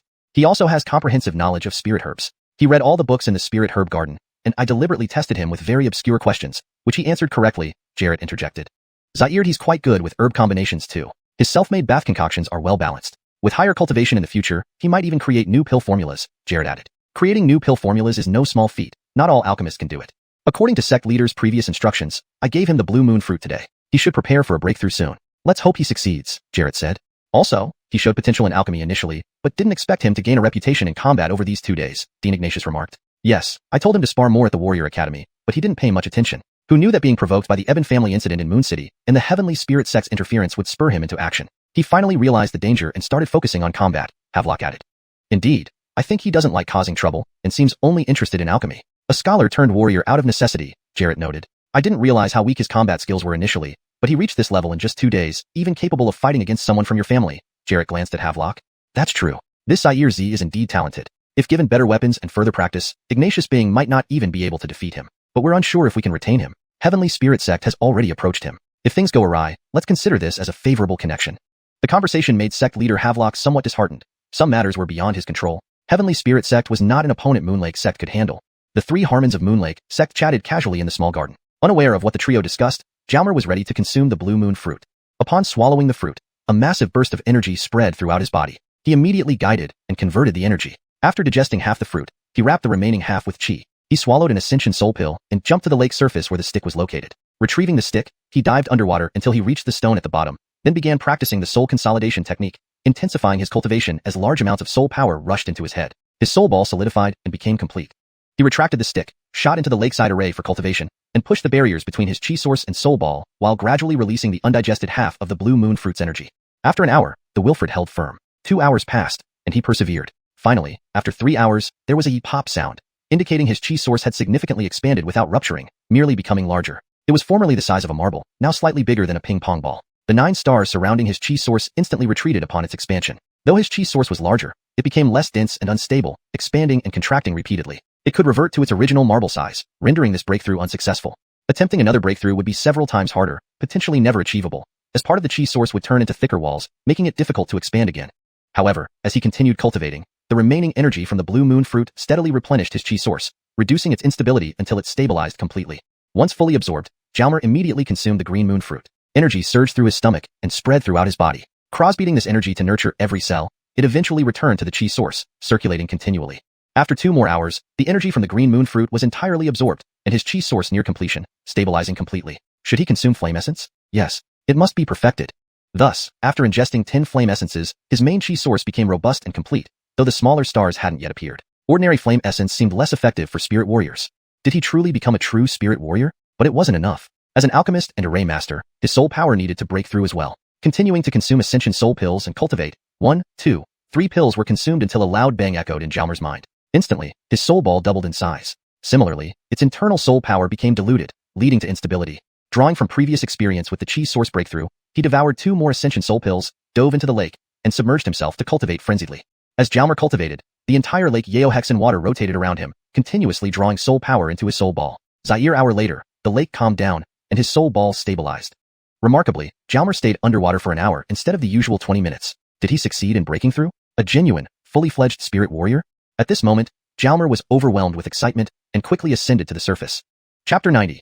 Rewards after the tribulation. As Jalmer got closer to the lake's surface, the previously star-studded night sky became ominously overcast. Just as the boy's head emerged from the water, a bolt of lightning cracked through the sky and aimed straight for him. Startled, he instinctively unleashed his aura to shield himself while swiftly darting aside. Despite his quick reaction, he could not fully evade this sudden strike. The lightning, as if equipped with a tracking system, turned and struck his left arm. The moment it hit, his body trembled for 2 or 3 seconds. The clothes on his left hand were obliterated, leaving his entire left arm blackened like charcoal. Dazed and disoriented, Jalmer almost lost consciousness. Thankfully, the lightning's power was not too great. Otherwise, he might have perished. Who am I? Where am I? Lost in confusion. His left hand had lost all sensation. 3 seconds later, using his right hand, he slapped himself twice, regaining some clarity. He immediately mustered all his strength and rushed toward the edge of the lake, quickly entering the array formation. At this point, Jalmer was covered in blood, especially his left hand, which looked gruesome. A strong smell of burnt flesh permeated the air. What's going on? Did I offend someone that even heaven wants to strike me down? Thought Jalmer, feeling a surge of fear he couldn't articulate. More lightning? Will this formation withstand it? I once refined an array chess piece at Hank Family Jamesner. Maybe it can help defend against this. With a thought, the array chess piece appeared in his hand. In times of crisis, one must always be prepared. Oh, and the staff might also come in handy. In the small garden within the compound, was that thunder? Havelock looked at the 2 people beside him. The 3 of them were discussing Jalmer by candlelight when suddenly, it became a stormy night. The weather had been fine just moments ago. Why did it suddenly start thundering at night? After a few seconds of puzzlement, they all simultaneously rushed out of the small house. Medicinal Heart Lake. The 3 raced toward Medicinal Heart Lake after exiting the garden. How odd. This could be a heavenly tribulation. They hadn't heard of spirit adepts encountering such trials when breaking through to spirit warrior. Is this the heavens testing exceptional talent? A few breaths later, they arrived at Medicinal Heart Lake. Lightning flickered amidst the dark clouds in the sky, allowing them to vaguely see the lake's surroundings. No one. How can there be no one here? Was there a misunderstanding? He seems to have purchased an array formation set, so he might be inside it, said Jarrett. Zaire array formation? This Jalmer is indeed cautious. The trio scanned their surroundings, preparing to search for Jalmer thoroughly. Suddenly, another round of thunder rumbled across the sky. The lightning flashes indicated its approach. Good, it can guide us without the need to search extensively. None of them were array masters, and even with their cultivation levels, they couldn't easily pierce through the formations. Dark clouds churned overhead, then a bolt of lightning descended toward the lakeside. Inside the formation, Jalmer anxiously watched the sky, controlling the array chess piece to hover above his head. With the lightning strike, boom, the formation shattered. Jalmer propelled the array chess piece upward, simultaneously unleashing protective energy around himself before sprinting to the side. But it was futile. The chess piece shattered, and he was sent flying. The lightning attack ended as swiftly as it began. The staff hadn't even made it into his hands yet. It all happened too fast. Bruised and battered, Jalmer lay prone on the ground, barely able to move. What should I do? Are breakthroughs always like this? No one told me. At this moment, sect leader Havelock and the two elders approached, stopping about 20 meters away. They dared not get any closer. Others cannot intervene during a heavenly tribulation. Even if they tried, it would only make things worse. Jalmer, how are you? Havelock called out anxiously. Surely, he's not dead? This disciple is truly extraordinary, having genuinely attracted a heavenly tribulation. But has there ever been one for breaking through from spirit adept to spirit warrior? Jalmer struggled to lift his head and look at everyone. Smiling, he said, Jamister, I'm fine, not dead yet. Just as he spoke, dark clouds churned again, and rumbling thunder filled the air, signaling another impending strike. What should I do? Moving is already so difficult. Summoning the black staff, he tightly gripped it with his right hand. Slowly pulling himself together, he finally managed to kneel on one knee and gradually moved his other foot, attempting to stand up. I'll die standing, not lying down. Finally, he stood on one leg, then the other. Using all his strength, Jalmer lifted the heaven-piercing staff and shouted toward the sky, Come on, strike me. A deafening boom followed, and lightning obediently struck the heaven-piercing staff. The middle of the staff instantly swelled to form a ball nearly half a meter in diameter, crackling with electric fury. After a few seconds, it returned to normal. Jalmer seemed to have just received an electric shock before collapsing onto the ground in a sprawling position. The heaven-piercing staff vanished. The clouds dispersed, the wind blew, and calm returned to the sky. It appears the heavenly tribulation has ended. Havelock and the others immediately rushed to Jalmer's side, ready to assist. Suddenly, rain began to fall, a shimmering rain that sparkled upon contact but vanished as soon as it hit the ground. Only within a 3-meter radius around Jalmer did it persist. What's going on? Is this energy-infused rain? Realizing the nature of the rain, Havelock and the others understood that this was legendary energy rain. Instantly, they sat cross-legged and began cultivating. Their auras started to rise. The rain rapidly repaired Jalmer's heavily injured body. Within 3 minutes, his wounds were healed, leaving no trace. His spirit rejuvenated. He sat up and began to cultivate. Meanwhile, the bracelet on his arm greedily absorbed the sparkling raindrops. Half an hour later, the energy rain ceased. Everyone bathed in the rain heard a pop in their minds. Indeed, all 4 of them, including Jalmer, had advanced to new levels. Havelock, the sect Harmon of Yuehu sect, reached level 9 Spirit Warrior. Dean Ignatius reached level 6 Spirit Warrior. Lemuel reached level 5 Spirit Warrior.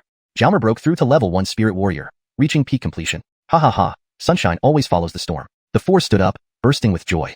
Everyone congratulated each other. Congratulations. Havelock laughed. Zai-Irtong, your breakthrough caused quite a commotion. Not only have I never seen it, I've never even heard of it. I owe you my thanks, disciple. Receiving a disciple like this is more than worth it. This breakthrough brought forth legendary energy rain, an incredible phenomenon that allowed him to break through easily. Normally, it would take 3 to 5 years under favorable conditions, and perhaps 10 to 20 years otherwise. The 2 elders quickly thanked Jalmer. Jalmer? What does that mean? Our sect automatically grants elder status to those who break through to Spirit Warrior. You forgot? Havelock explained. Right, it does seem to be true. I, Jalmer, am now an elder. Ha ha ha. Hashtag end of chapter 90. Chapter 91. Everyone is plotting. They exchanged glances and laughed before heading towards the small garden. But at this moment, they noticed someone walking toward Lake Yaoshan. They chuckled. It was Lemuel's 3 disciples. The commotion was so loud that it had drawn them over. Disciple greets sect leader Ignatius, President Ignatius, Jamister, Jet led in greeting the elders. You've come too? Jarrett smiled. Yes, there are many people outside the spirit medicine garden now, including some elders who wish to enter, Jet replied. Everyone paused, realizing it made sense. Such a big disturbance, it would be strange if no one came to check it out. Oh, then let's meet them, sect leader Ignatius said. With an elder present, not seeing them would be inappropriate and needed explanation. But how could they explain? It wouldn't do to say it was due to Jalmer's breakthrough causing these celestial phenomena. If word got out, it would be even more troublesome. First, you 3 go ahead and invite the elders outside to the main hall. We'll be there soon. As for the other disciples, tell them to return. Explain that we're conducting an array that caused these phenomena, and it's a secret not open to everyone. Havelock frowned, wondering if this excuse would pass. The 3 received their orders and immediately ran towards the entrance of the spirit medicine garden. Jalmer, you must keep your breakthrough and the anomalies confidential. Don't mention it to outsiders, Havelock instructed. The Noel nodded. He was already in enough trouble, and if this got out, he would have no place to hide. Soon, the 4 arrived at the main hall of the spirit medicine garden. Inside, 5 elders were already seated. Yost Shuang, president of the James Martial Arts Academy, Brevin, elder of the Talisman Academy, Alvis Tianbing, elder of the Weaponry Academy, Kalebid Xin, president of the Array Law Academy, and Grand Elder Ignatius Wuji. Even Grand Elders had been alarmed. It was an older generation powerhouse from Yuehu sect who had long been at level 9 Spirit Scholar, with little hope of advancing further but held high respect and decent combat prowess. Sect leader. Upon Havelock's arrival, the 4 Academy elders immediately stood up and bowed. Yes, Havelock nodded and looked at Ignatius Wuji, surprised. Grand Elder, you're here too? The commotion was so great, I thought the medicine garden exploded. Could I not come and see? Ignatius Wuji stared at Havelock, then suddenly narrowed his eyes. You've broken through? To level 9 Spirit Scholar? When did this happen? Though specifics weren't clear, he sensed a distinct difference from before. I broke through a while ago. Bullshit. You were still level 8 Spirit Cultivator a few days ago. The Grand Elder wasn't tactful, confronting the sect Harmon openly. Havelock could only laugh awkwardly. Zaire, you two also just broke through? Ignatius Wuji looked at President Ignatius and Jarrett. This old fellow's sharp eyesight was impressive. Their recent breakthroughs hadn't been stable enough to escape his notice. President Ignatius and Jarrett exchanged glances and bitterly shook their heads. Speak, what exactly happened? Ignatius Wuji sat down, trying to hide it from him. He'd seen more than all of them combined. Fools. Havelock turned to look at Jarrett's 3 disciples and said, You 3 head back to your dormitory tonight and come back during the day. It wasn't far from dawn anyway. Knowing the elders had business to discuss, the 3 quickly left. Grand Elder is right. We did just break through, Havelock sighed helplessly. This old monster wasn't easy to fool. To the point. He knew they had broken through. No need for pleasantries. Why all the simultaneous breakthroughs and such a grand commotion? Ignatius Wuji stared at Havelock, making him feel uneasy. It's because my disciple broke through. We benefited and followed suit, Havelock confessed without much resistance. Disciple? Ignatius Wuji looked at Jalmer. Are you his disciple? Yes, Grand Elder, the Noel replied respectfully. Ignatius Wuji casually glanced at Jalmer's Dantian but didn't see anything special, just a kid who didn't seem extraordinary. Yet, looking closer wasn't revealing anything definitive since he was also a spirit scholar, and he wasn't thoroughly sensing it yet. Are you joking about his breakthrough? Ignatius Wuji looked back at Havelock. Check closely. Ignatius Wuji scanned the Noel's Dantian again, this time carefully. Something different indeed, a faint aura. At the same level, he couldn't see the exact cultivation clearly but could sense something. His aura was unique and somewhat unstable. If not a cultivator, who else would exude such energy? You're a spirit scholar now? Ignatius Wuji was astonished. Just broke through. When he broke through earlier, celestial phenomena appeared, followed by an energy rain. We were lucky to be nearby and benefited as well, thus breaking through, Havelock grinned. Energy rain? The Grand Elder and the other elders gaped. Such occurrences were legendary. They had never witnessed one. Breaking through with celestial phenomena was remarkable, but an energy rain, caused by this unremarkable Noel? Truly exceptional. Seems our Yuehu sect will rise to prominence and potentially become a top-tier sect in Rugu country. This Noel needs thorough cultivation. Ignatius Wuji felt both shocked and elated internally. But earlier, people from Tianling's sect came seeking to take him away. Since the elders are all here, can we discuss options? Perhaps hold an elders assembly as many are absent. Havelock expressed his concerns regarding the Tianling sect visit. Also, Tianling sect might have ties with Dio sect, Havelock added. Tianling sect demanding him? On what grounds? Zaire connections with Dio sect? Do you have evidence? Ignatius Wuji questioned. Havelock recounted the previous events involving Jalmer. This was problematic. Ignatius Wuji furrowed his brows deeply. Both Tianling and Dio sects were formidable, not easily antagonized. Indeed, geniuses brought complications for Yuehu sect, being merely a mid-tier sect. Would they forcibly snatch him? Who knows? While Yuehu sect's Harmons deliberated on Jalmer, in the secret chamber of Tianling sect's Moon City branch, several figures were also plotting. Elder Yates, Yuehu sect won't release him. We can't forcefully seize him either. What should we do? Spoke Chloe, Tianling sect's branch Harmon in Moon City. Not releasing him? If Tianling sect fails, let Dio sect handle it, remarked a Wilfred beside him. Handsome but oddly feminine looking, he seemed to practice unconventional cultivation methods.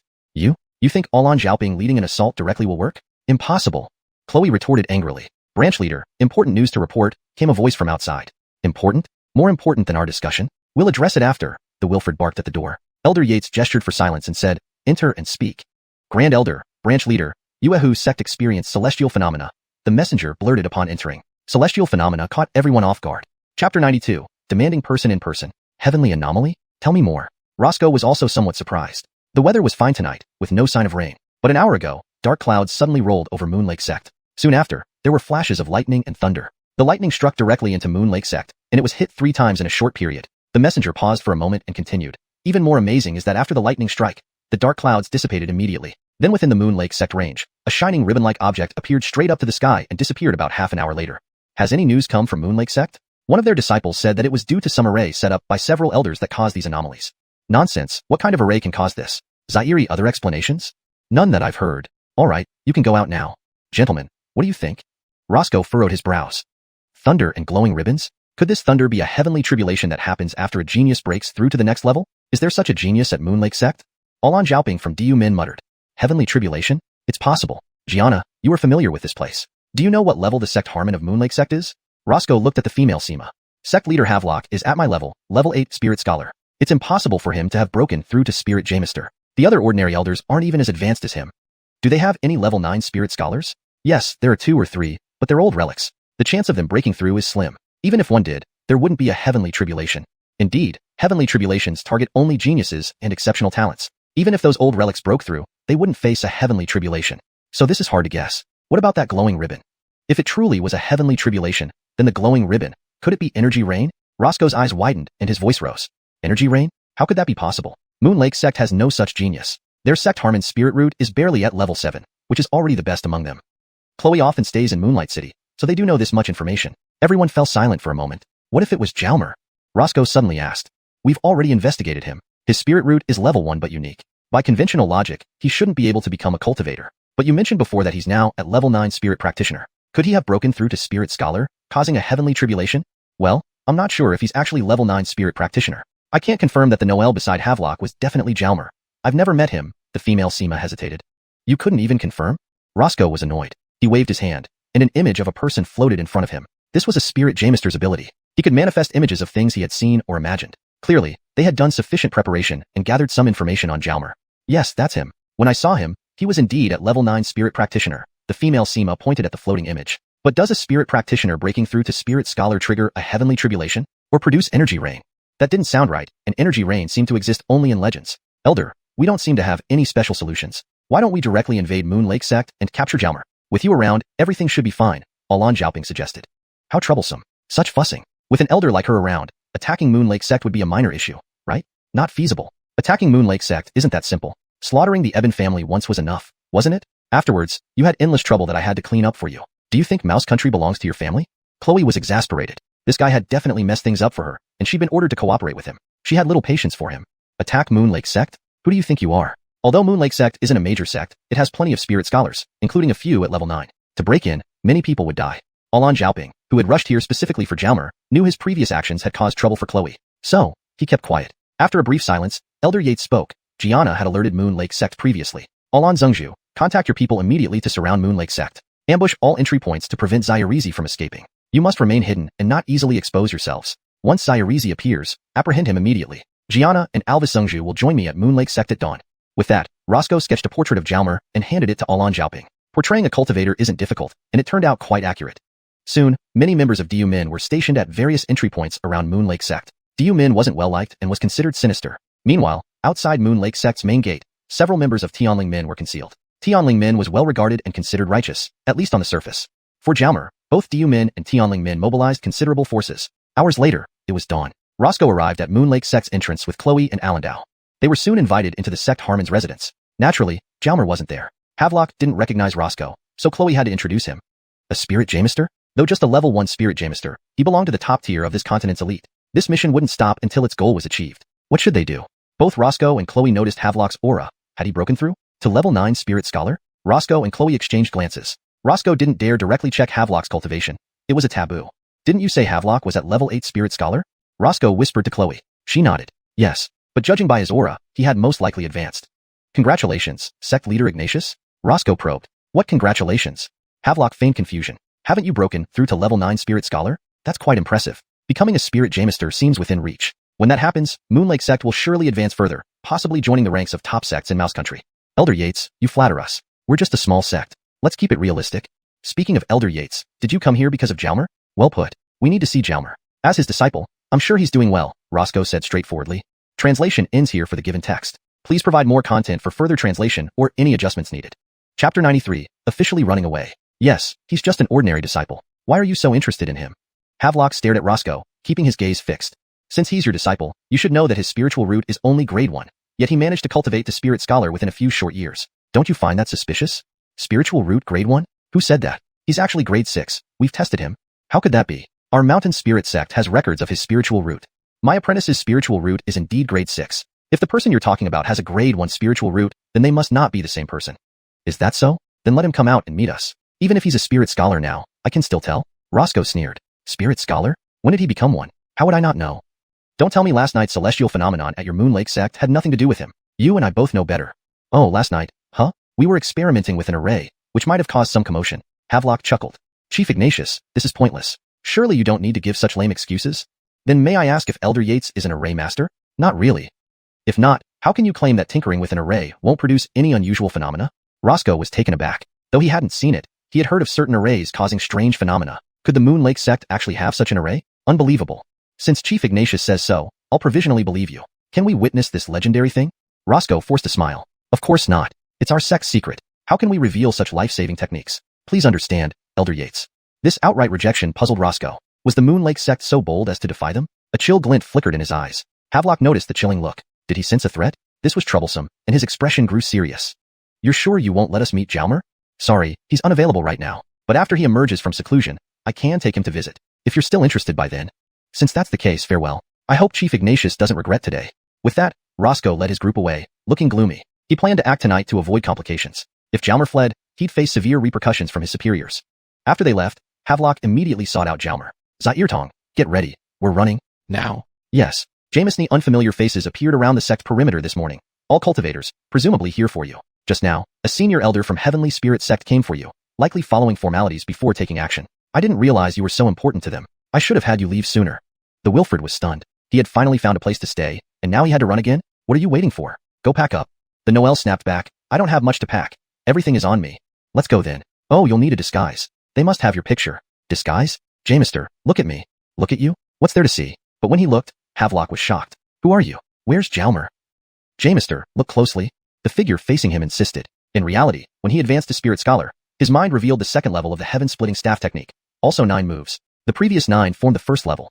It seemed that upon becoming a Spirit Jamester, new techniques or manuals would appear. More surprisingly, the first move of the second level wasn't staff-based but called Transformation. It could alter the staff shape and the cultivator's appearance and voice, a truly bizarre ability.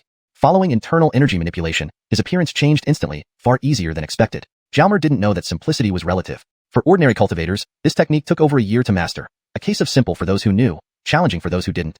After several people concluded their covert meeting, Jalmer practiced Transformation. Surprisingly, it was easy to grasp, altering his body based on instructions. Are you Jalmer? Havelock asked, staring at the stranger. Of course. The Noel resumed his original form. You can do this too? Havelock marveled, astonished again. This Zairtong was incomprehensible. Change into Elder's robes, then go get some spirit medicines. All right. Oh, these pills are for you, Jamester. The Noel handed over a jade bottle containing dozens of cleansing pills, unnecessary since Jalmer had already expelled poison. Havelock inspected the bottle, amazed. So many valuable pills. Temporarily useless though, he hesitated. The sect has plenty of elders who need them. Keep them, the Noel said, moved by his adopted master's willingness to risk angering a powerful entity like the Heavenly Spirit sect for him. All right, I'll keep them. Once outside, no return until you reach a higher Spirit Jamester rank. This wayward disciple was his pride. Some things must be done, even at great risk. Half an hour later, 4 figures, Jalmer, Havelock, Yoz Shuang, and Ignatius Wujia, left the Moon Lake sect. Jarrett saw them off, giving Jalmer a letter suggesting he seek out Elder Ignatiushin at Xianyao Valley if he had nowhere else to go. Riding the Alahightening Leopard, they vanished quickly. Meanwhile, Roscoe received reports. Last night's anomaly resulted from Jalmer breaking through, causing an energy rain that boosted several cultivators. Jalmer prepared to escape today. Zaire other spy reported. Havelock's group had left, but Jalmer wasn't among them. This Jalmer was extraordinary. Breaking through to Spirit Scholar brought a legendary energy rain and boosted others. Greed gleamed in Roscoe's eyes. We must capture and study Jalmer. Why did Havelock leave? Find out who left with Havelock from the Moon Lake sect. Moments later, the informants replied. Those leaving included Grand Elder Ignatius Wujia and Yoz Shuang from the Warrior Academy. Zaire other wore Elder's robes but was unrecognizable. Zaire informer, himself an elder, wouldn't miss another elder. Something's amiss. Follow me. Intercept them. Crosby dead by reports, Roscoe and 2 Fleet Harmons set off immediately. Half an hour later, Roscoe blocked their path. Chief Ignatius, where are you headed in such a hurry? He drawled. Chapter 94. Temporarily out of danger. Havelock frowned as he saw Roscoe blocking the way. Senior Elder Yates, why are you blocking our path? There's an urgent matter at the sect. Let's talk next time, Havelock said, preparing to rush past. Roscoe extended his hand to block the way. Sect leader Ignatius, please wait a moment. Jamesy, I ask who this elder is. A wave of energy scanned Jalmer's Danteon, revealing him to be at the Spirit Scholar first rank. Elder Yates, isn't that a bit much? Even though we're a small sect, it doesn't mean you can bully us at will, Havelock responded coldly, but with no clear solution in mind. After all, the other party was a Spirit Jamester. If a conflict were to arise, they would almost certainly lose. As the head of the sect, Havelock had his pride and some ability to challenge higher ranks, but who could say for sure if Yates wasn't strong as well? Besides, the difference between a Spirit Jamester and a Spirit Scholar was significant. Can you introduce this elder? Roscoe stared intently at Jalmer, clearly intent on pressing the issue. I recently advanced to Spirit Scholar and am named Hang Xiaojiang. I've been practicing outside and came here for some matters with sect leader Ignatius. What would you like to know, Senior Elder Yates? Jalmer spoke, his voice matching the Noelful appearance he displayed. Hang Xiaojiang. Yates stared at Jalmer, trying to see through any disguise, but found no signs of facial alteration. Is this person really Jalmer? Sima Calabdeo, does this Hang Xiaojiang resemble Zaire Z whom you met earlier? Roscoe transmitted his question mentally. Except for their height being the same, there are no other similarities, Chloe replied telepathically. What's going on? Where do we go wrong? Roscoe was puzzled. Do you think you're bullying our Yuehu sect into submission? Ignatius Wushuang was angry. Repeated provocation was making Yuehu's sect look weak, But what could they do? Their skills weren't up to par. Don't misunderstand, Elder Ignatius. I just want to meet this elder. Now we've met. Why don't I bring him to Tianling sect another time? We have an urgent matter now, Havelock said. As you wish. Reluctantly, Roscoe stepped aside. The four quickly rode their Allahheightening leopards and left. Letting them go like this? Chloe asked. Would you prefer to detain them all? Forcing them to stay would come at a high cost. And are you certain this person is Jalmer? If not, it would be meaningless, Roscoe replied, somewhat helplessly.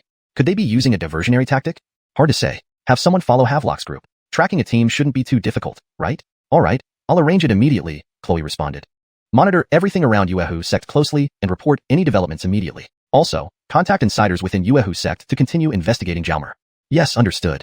Actually, Yates and his group overthought it. The Yuehu sect members simply wanted to escape without further ado. 10 minutes later, bad news arrived from Yuehu sect. In recent times, no one besides Jalmer had advanced to Spirit Scholar. Damn, did we get fooled? It seems more likely that the Noel is indeed Jalmer. But how did he disguise himself? Chase after him. Continue monitoring Yuehu sect closely. Tonight, we'll make a move. Sima Calabdeo and Alandau, follow me to chase after Havelock's group, Roscoe declared, then raced off on his cloud-riding tiger. Chloe and Alandau followed closely behind, while others lagged due to lesser abilities. Soon, news came. Havelock's group had split into two pairs. Since they wore the same clothes and rode fast Allahheightening leopards, it was hard to identify who was who. They thought of everything, Roscoe inwardly raged. What to do? Split up as well. At the point where Havelock's group had split, Roscoe's group also divided.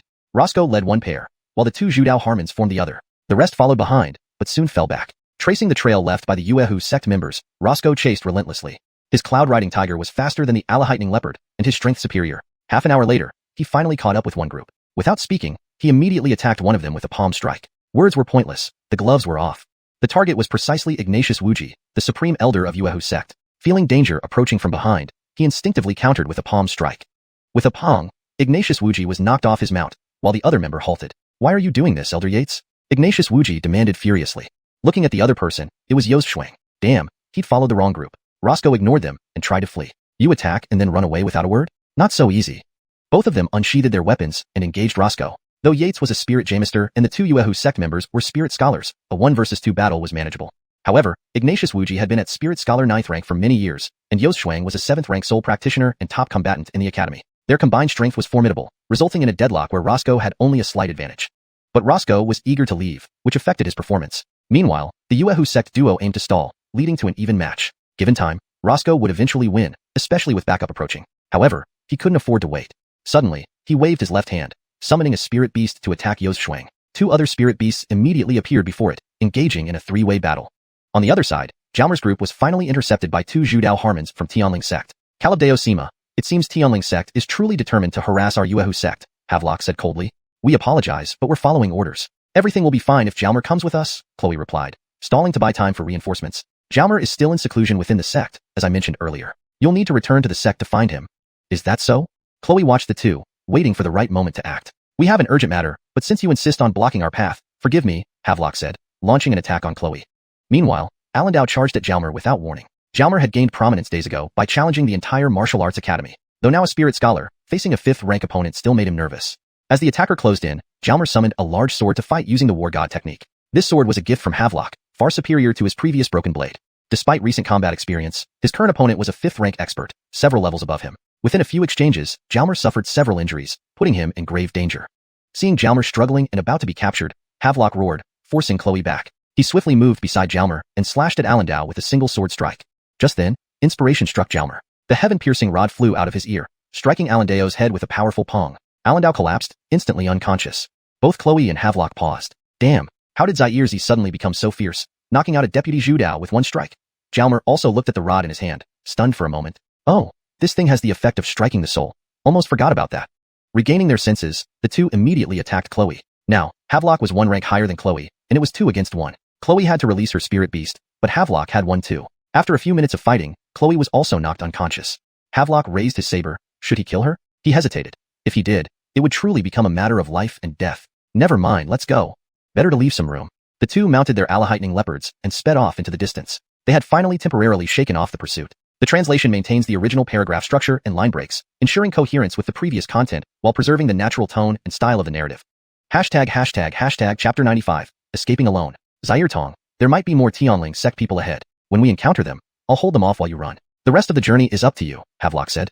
He felt he had done his best by reaching this point. The Allahheightening leopards sped forward swiftly, but didn't hinder their conversation. Also, this package contains some items that will be useful to you. Take it. As he spoke, Havelock tossed a bundle towards Franz Tong.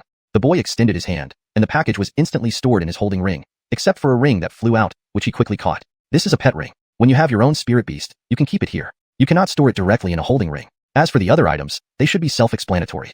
The Noel was deeply moved beyond words. Having been in Yuehu's sect for only about 20 days, his gains were considerable. A large quantity of pills, his alchemy skills greatly improved, now officially an alchemist. Plenty of flower coins, making him a small-time tycoon. A holding ring, which most junior cultivators lacked. A pet ring, even rarer for juniors. Some cultivation techniques. Zaire the heaven-piercing staff, a true treasure, along with its technique, even some rubble dug up along with the staff. Most importantly, he advanced to spirit scholar. In just 20 days, his gains could match what some cultivators accumulated in 20 years, possibly more. Because some treasures were one of a kind, like the heaven-piercing staff. Where else would you find such a thing? Though he gained much, he also left behind numerous debts, emotional debts. The Eben family saved him but was almost annihilated. He hoped to meet the patriarch and his son again someday to repay them.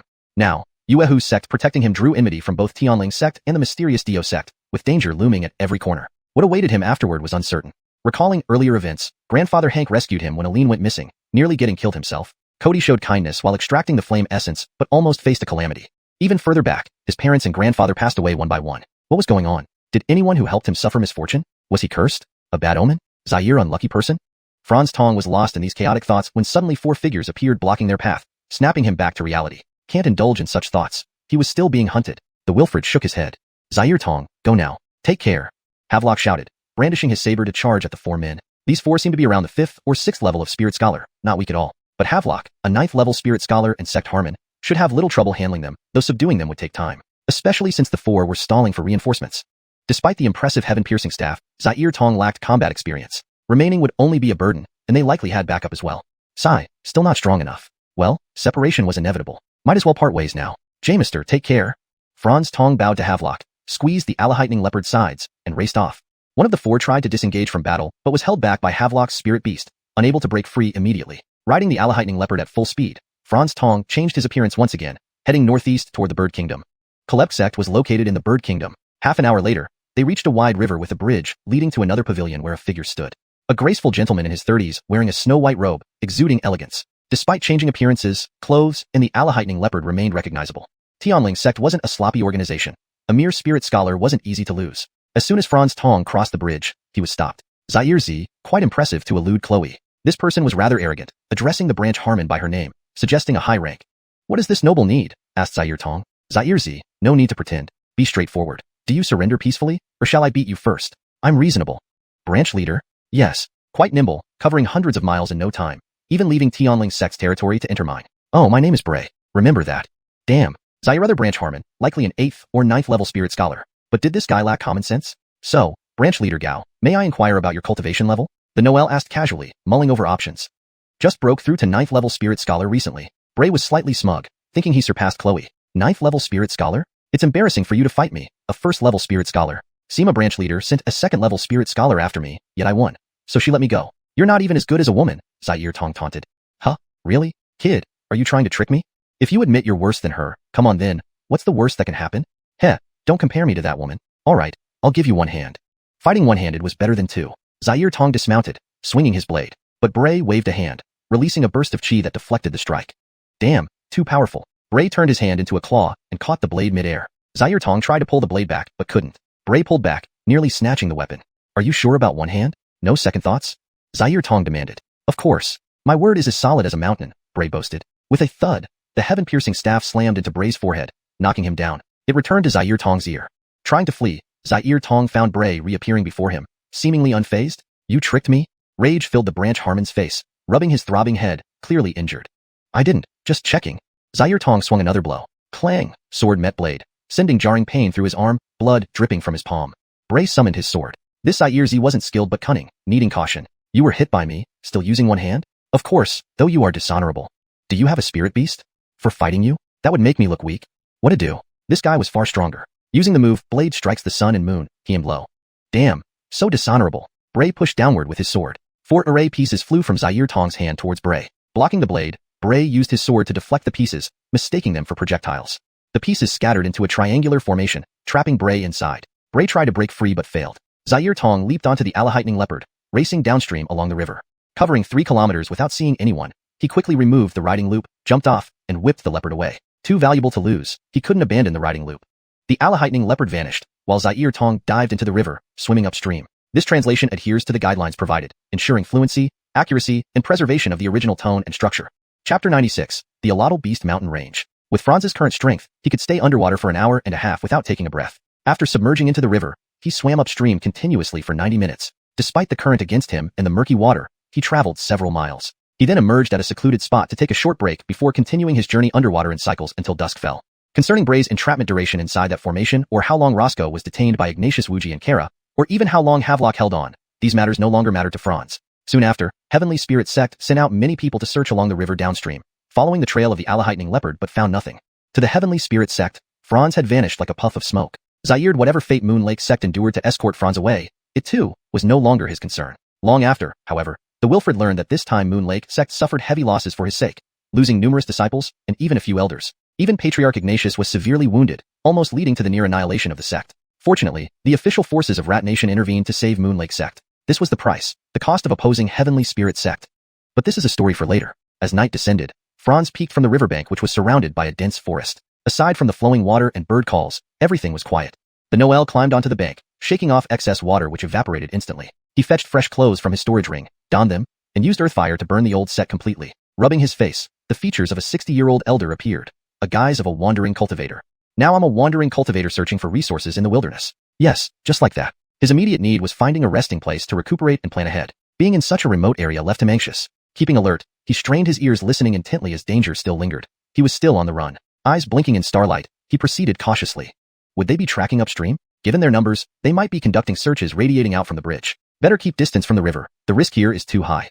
Deciding firmly, Franz sprinted far from the river. Although the terrain was rough and uneven, for a spirit cultivator, it posed little difficulty. Jumping over 20 meters wasn't an issue. So, Franz dashed through the starlit forest like a phantom. Encountering some wild beasts along the way, he didn't provoke any unless they attacked him first. Not a belligerent nor a bloodthirsty person, during this escape, though a few animals did attack, he mostly avoided conflict. With his present strength, killing common beasts would be effortless. He met no humans. Cultivators usually wouldn't wander outside late at night unless seeking opportunity and would rest during the evening if they were outdoors. During his travel, sometimes noxious gas spurted from the ground. If it came in contact with him, it would cause discomfort. It was poisonous. Continuing his sprint, he saw himself as a frightened lamb with only one goal, to run. When tired, he'd briefly rest, consuming medicinal pills and water before resuming his journey. By morning, with the sunlight appearing on the horizon, Franz stopped. It was time to rest and regroup. Estimating the distance, he must have been 300 to 400 miles away from the bridge. Breathing in the fresh air and wiping sweat from his brow, he surveyed the surroundings. It was still a forest. This vast woodland needed a more secluded resting spot. Being exposed made him vulnerable. Half an hour later, he found a cave behind some shrubs. A perfect hiding place. Franz bent low and crawled inside. His left hand conjured a pearl for light, while his right hand wielded a dagger, walking deeper into the cave. Surprisingly spacious and dry inside despite the small entrance, it seemed suitable for habitation. Zaire signs of occupants? Stealthily advancing, after a few turns, two shiny spots moved up ahead. They belonged to an animal, not human eyes. Franz grew cautious. Suddenly, growling erupted from behind, facing peril from all directions. He stayed composed amidst the chaos.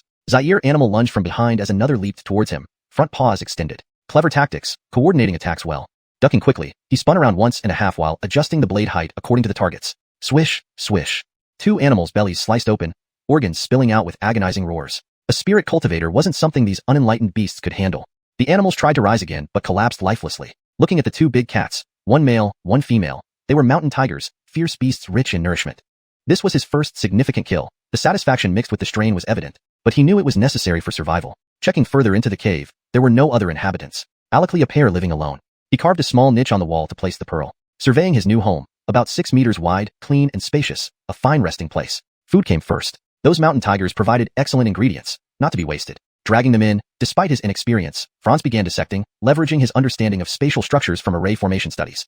Selecting a chunk of meat, about 2 pounds, he summoned earthfire to roast it. Within a minute, mouth-watering aroma filled the air. Ready to eat, delicious, tasty, yet lacking salt. He must carry salt next time for better flavor. After feasting, feeling satiated, he preserved the remaining parts as dried meat for future use. Time to plan. Checking his storage ring revealed some jade pieces likely containing information on cultivation techniques or otherwise. Examining each closely. A formula, 2nd grade, good. Cultivation technique, formation set, JMESP of Rat Nation, an invaluable resource now. Using mental power, he browsed the map. Current location, Allottal Beast Mountain Range. Chapter 97. Spirit beasts offer themselves. Scanning the notation of Allottal Beast Mountain Range on the map, The Allottal Beast mountain range spans approximately 700 miles. There are numerous wild beasts inside, and spirit beasts occasionally appear there, roughly once every few centuries to millennia. Spirit beasts? There are actually spirit beasts in these mountains? Can I catch one then? Haha, just kidding. How could it be my turn with such a rare opportunity?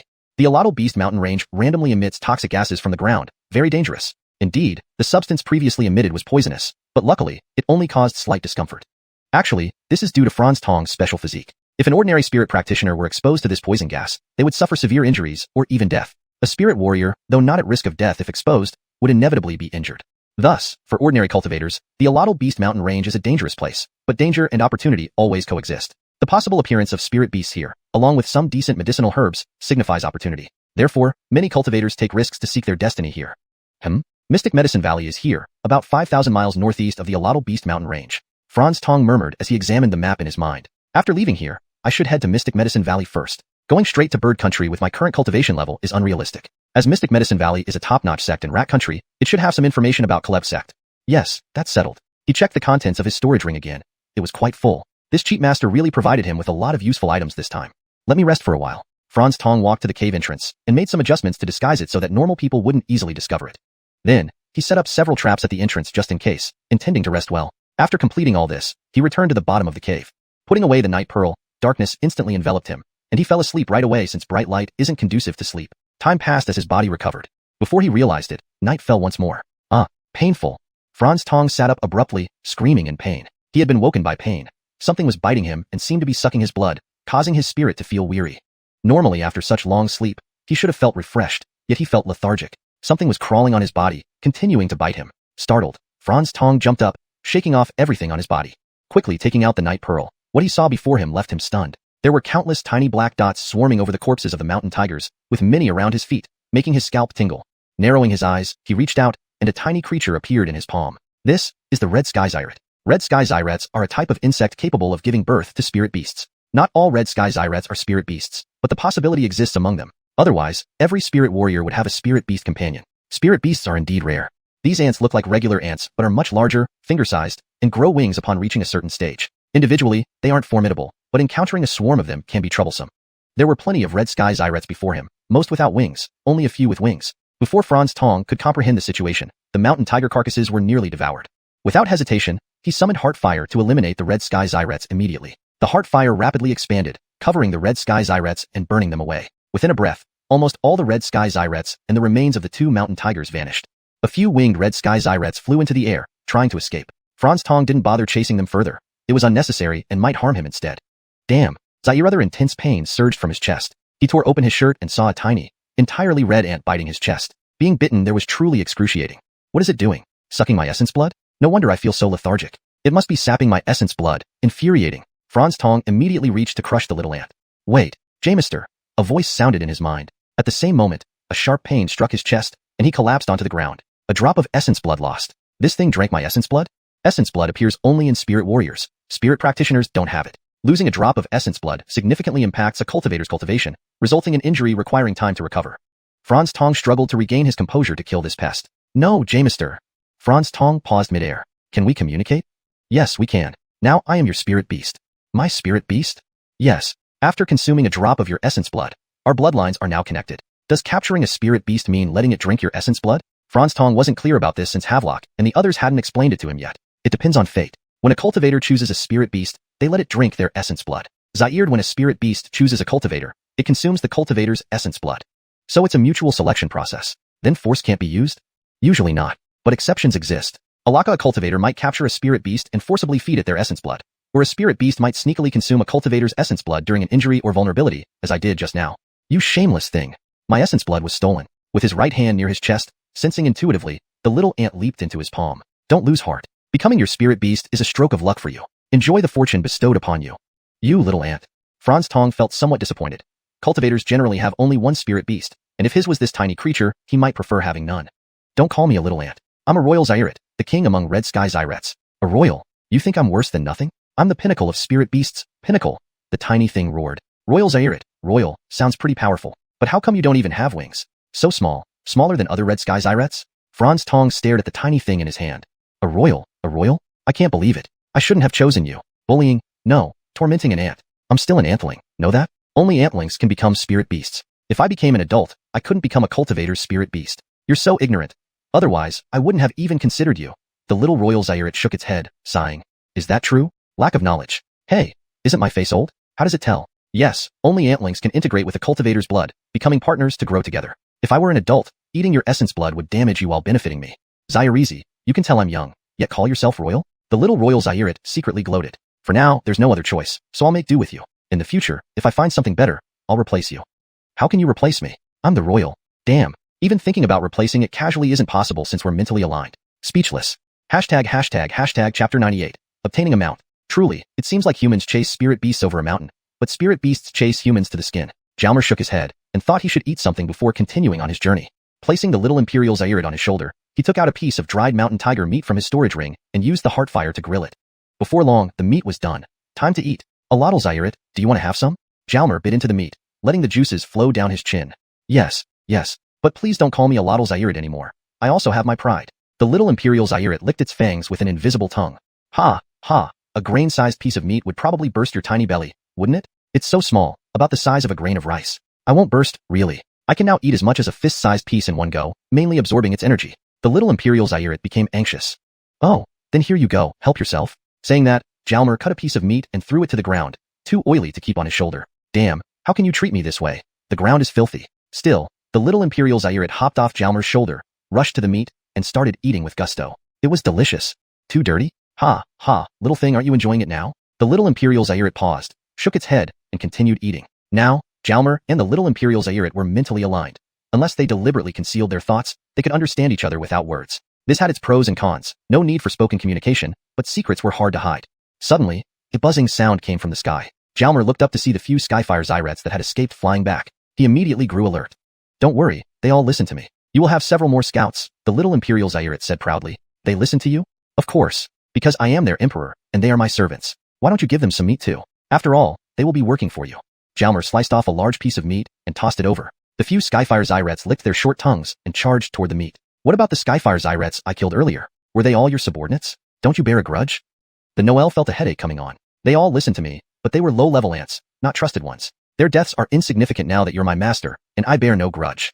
Alright, if I hadn't killed them all, imagine having a whole swarm listening to me. That sounds pretty good. Relax. In the future, I'll give you a big family. My offspring will be even better. You can reproduce? Just wait and see. Counting them, there were 9. 9-winged Skyfire Zyrats, perfect for scouting. Excellent indeed. After finishing eating, it was time to set off. Wait, let me recover first. Losing a drop of essence blood isn't a minor issue. I still don't feel fully refreshed. Taking out 2 chi-enhancing pills and some larger flame essence, he began to consume and cultivate. Half an hour later, he absorbed all the energy. Absorption is getting faster. For a spirit warrior, these pills aren't quite potent enough. Perhaps I should refine higher grade ones. Feeling mostly recovered, it was time to leave. Do you want to come inside this ring? Jalmer held out the spirit beast ring. Of course. The spirit beast ring was safe and comfortable. Why wouldn't he enter? What about the other 9 Skyfire Zyrats? They can follow by flying. In special situations, they can stay in your pocket. Unfortunately, only spirit beasts or those with blood ties can reside in the ring. Are there any suitable mounts in these small beast mountains? Sure. Ideally, flying mounts are best, but given your low cultivation level, you can't control flying mounts yet. There are no flying beasts here anyway. The little Imperial Zairit emerged from the ring and laughed. Damn, dismissed again. I'm 15, a prodigy spirit warrior. You know, flying mounts usually require at least a spirit Jamester to tame. Here, there's only the Crimson Blood Wolf. They're solitary creatures. I know where one lives. It's just grown into adulthood, not very formidable, but suitable as a mount. Since this is your territory, whatever you say goes. The group left the mountain tiger's den, with stars twinkling overhead. Crosby dead by the little Imperial Zairit. They found the Crimson Blood Wolf's lair after half an hour. How do I tame it? Never done this before. Fight. Beat it until it submits. It understands simple commands now that it's adult. The little Imperial Zairit explained. Taking out the Skybreaker staff, using a blade wasn't ideal. One wrong move and it'd be cut in two. No, use the blade to intimidate and secretly attack with the Skybreaker staff to catch it off guard and knock it out. Switching from staff to blade, he entered the Crimson Blood Wolf's lair, cast an array formation to block the entrance, and ventured deeper inside. After a few turns, a pair of red eyes appeared ahead. With a flick, Jalmer embedded a night pearl into the cave wall. Wow, over a meter tall, nearly 2 meters long. Perfect mount material, better than the Alahightening Leopard. Crimson Blood Wolf, be my mount. How about it? Follow me and enjoy the good life. It's better than staying here alone. The words were taught by the little Imperial Zairit. The Crimson Blood Wolf stood up, its red eyes fixed on Jalmer. This guy doesn't seem easy. Running is the best option. I refuse to be anyone's mount. The wolf sensed that Jalmer wasn't ordinary. Growling low, the wolf slowly approached Jalmer. Suddenly, it roared, shifting its front foot to the left. Jalmer quickly moved to block on the left, but unexpectedly, the wolf shifted right and leaped past him. Damn, a feint. This guy knows tactics. Perfect for a mount. Good thing I have a backup plan. Trying to escape? Not so fast. The wolf, feeling victorious, tried to run out. Just as it neared the exit, it slammed into an invisible barrier. It hit its head, looked up, no wall, and tried again, only to bounce back. Zaire energy wall? How? Stars were still dancing in its vision when another pain shot through its head. Jalmer struck with his staff. Go on, try to run again, smart guy. It was already unconscious. Yelling at it was pointless. Jalmer pulled out a mounting collar from his storage ring, fitted it around the wolf's neck, and dismantled the formation. These array formations are truly useful. Maybe I should study more about them. Soon, the Crimson Blood Wolf regained consciousness. Jalmer had controlled his strength. Injuring it would defeat the purpose. What's around my neck? I don't want this thing. Damn. From now on, you belong to me. Give up struggling. Damn. I want freedom, not slavery. The wolf lunged at Jalmer. Ah. The wolf screamed in agony without even touching Jalmer. Its neck was now bound by the mounting collar, rendering it helpless against Jalmer unless he willingly released it. Don't worry. Being my mount means I won't neglect you. What I eat, you eat. A large piece of mountain tiger meat appeared before the wolf. Actually, using the mountain tiger as a mount might have been better, but I didn't think that far initially. You're overthinking. The mountain tiger lacks endurance and comes in pairs. Capturing two would be wasteful. Capturing one wouldn't work. The little Imperial Zaire immediately agreed. Indeed, having this little Imperial Zaire as a companion is great. He knows a lot. Of course. The little Imperial Zaire swung its head proudly. ####Chapter 99. First steps into the world. Baron stared at the large piece of meat on the ground, dumbfounded. This smell? It must be mountain tiger meat. He looked up at Jalmer as if asking for confirmation. Yes, it's mountain tiger meat. The two mountain tigers not far from here were taken care of by me. You should recognize them, right? Could you have dealt with both of them? Have they bullied you before? Did they snatch your food? I've avenged you. Eat. It tastes great, Jalmer said with a smile, appearing harmless and innocent. Too brutal. After killing someone, you want to eat them too. If I don't comply, will this be my fate as well? Speaking of which, this mountain tiger meat should taste good. Jamesib, I should just submit. He opened his mouth and bit down. Wow. Amazing taste. Mission accomplished. Jalmer silently cheered. This baron showed a little intelligence by eating what he offered, signifying submission. In reality, Jalmer had no idea how lucky he was. It was sheer luck. Otherwise, those mountain tigers wouldn't have been so easy to kill, nor would capturing the baron have been so simple. Inside the cave, the mountain tigers had let their guard down because they thought they were on home turf and mistook him for an old man. One move, and he killed them in a counterattack. In the cave, it also helped that the formation disoriented the baron. Otherwise, soon, the meat was finished. With a full stomach, it was time to get to work. Jalmer hopped onto Baron and dashed out of the cave. There are people outside the cave entrance. Cheviangi conveyed the message from the Red Sky Ants. People here to capture the Baron? Jalmer mumbled, realizing he needed to be more cautious. Upon leaping out, he saw three people, an apparently middle-aged couple and a girl around 15 or 16, standing near the entrance of the Baron's lair. A family of three? It was hard to see clearly in the dark. The trio was equally stunned by the sight of one man and one wolf. What's going on? We found this Baron first and intended to make it our mount. How could it be claimed by an old man? Jalmer remained calm, already aware of their presence. They had also set their sights on this Baron and beaten him to it? Looks like there'll be trouble. Hey, old man, you stole our mount. Give it back, and we'll let you leave, the young girl demanded rudely. That's too impolite and tyrannical. She could have called him a fellow cultivator, but, old man? Am I really that old? Well, I do look old now. Do you say this Baron is yours? Who says? Jalmer asked the girl, glancing at the other two. By their aura, these two seemed quite advanced, at least spirit warrior level. Fellow cultivator, we've been eyeing this Baron since last year, but it wasn't mature then, so we didn't catch it. How about this? We pay a price for it, the die suggested. That's not how it works. If I said I wanted everything in these mountains, does that mean they're mine? Jalmer's expression grew serious. Father, why waste words on him? Let's take it, the girl snapped angrily.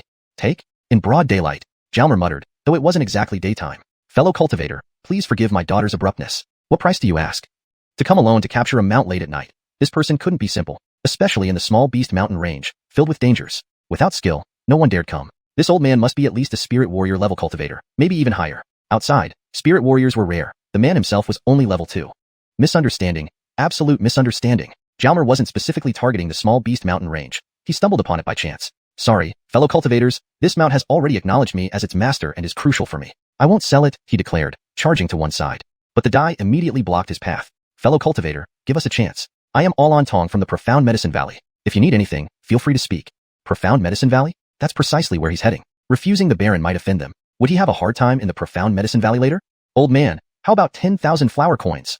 The girl demanded angrily, her cultivation level low but temper high. Old man? Yes, old man. I'll change my appearance when entering the Profound Medicine Valley. Who'd recognize who? Regardless of who you are, All On Tong.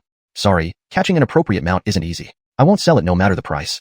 At this moment, some movement nearby caught his attention. A lot appeared and slowly approached, drawn by the commotion.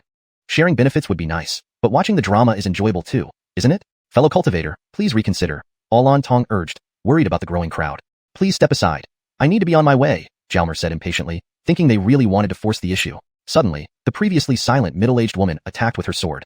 Jalmer was prepared, blocking with his blade while shouting, "Are you trying to forcefully take it? Do major sects disregard justice and act recklessly?" Clearly meant for the onlookers, by now, only 20 meters away. "Damn it," Alon Tong growled, striking with his staff. Dodging quickly, thanks to his position atop Baron, Jalmer barely managed to evade, but it was still close. 2 spirit warriors against him wouldn't last long. Fortunately, they were only level 1 or 2, making it manageable. "What now?" "Capture the girl," Chevy Angie suggested. "Right, capture the girl. Not my intention, but circumstances forced this hand. Apologies, Alotl Pepper. Blame the ant." Chevy Angie felt embarrassed. Using Alon Tong strike as cover, Jalmer blocked and used the distraction to grab the girl. Reacting too late, she was caught, and Baron followed, having already acknowledged him as master. "Don't move." Jalmer pointed his blade at Alon Tong and the woman. They froze. "Now what? Looks like it's hopeless. Fellow cultivators, please help decide this. This Baron is my mount. They claim it is theirs and try to forcibly take it. Doesn't that sound ridiculous?" Jalmer appealed to the onlookers. 3 groups watched, each pair searching for opportunities. 2 were spirit warriors, the rest spirit adepts. "Ladies and gentlemen, Profound Medicine Valley affairs, please avoid this." The woman tried to intimidate. The crowd hesitated. Offending Profound Medicine Valley, a top sect, wasn't wise. Quickly, Jalmer threw something towards each group. "Does the Profound Medicine Valley lack principles?" "Don't push me," he warned, applying pressure on the girl. "Ah, mother, save me." The girl screamed in pain. "Bastard," the woman seethed but didn't dare move. The onlookers caught the items, condensation pills. Ignatiuski find. Watching dramas can sometimes bring rewards. Someone spoke up, "Indeed, even the Profound Medicine Valley shouldn't forcibly take others' possessions. Jamester sects should set good examples." Alon Tong and his companion hesitated. Seizing the opportunity, Jalmer threw the girl towards Alon Tong, mounted Baron, and raced off into the night. Chapter 100.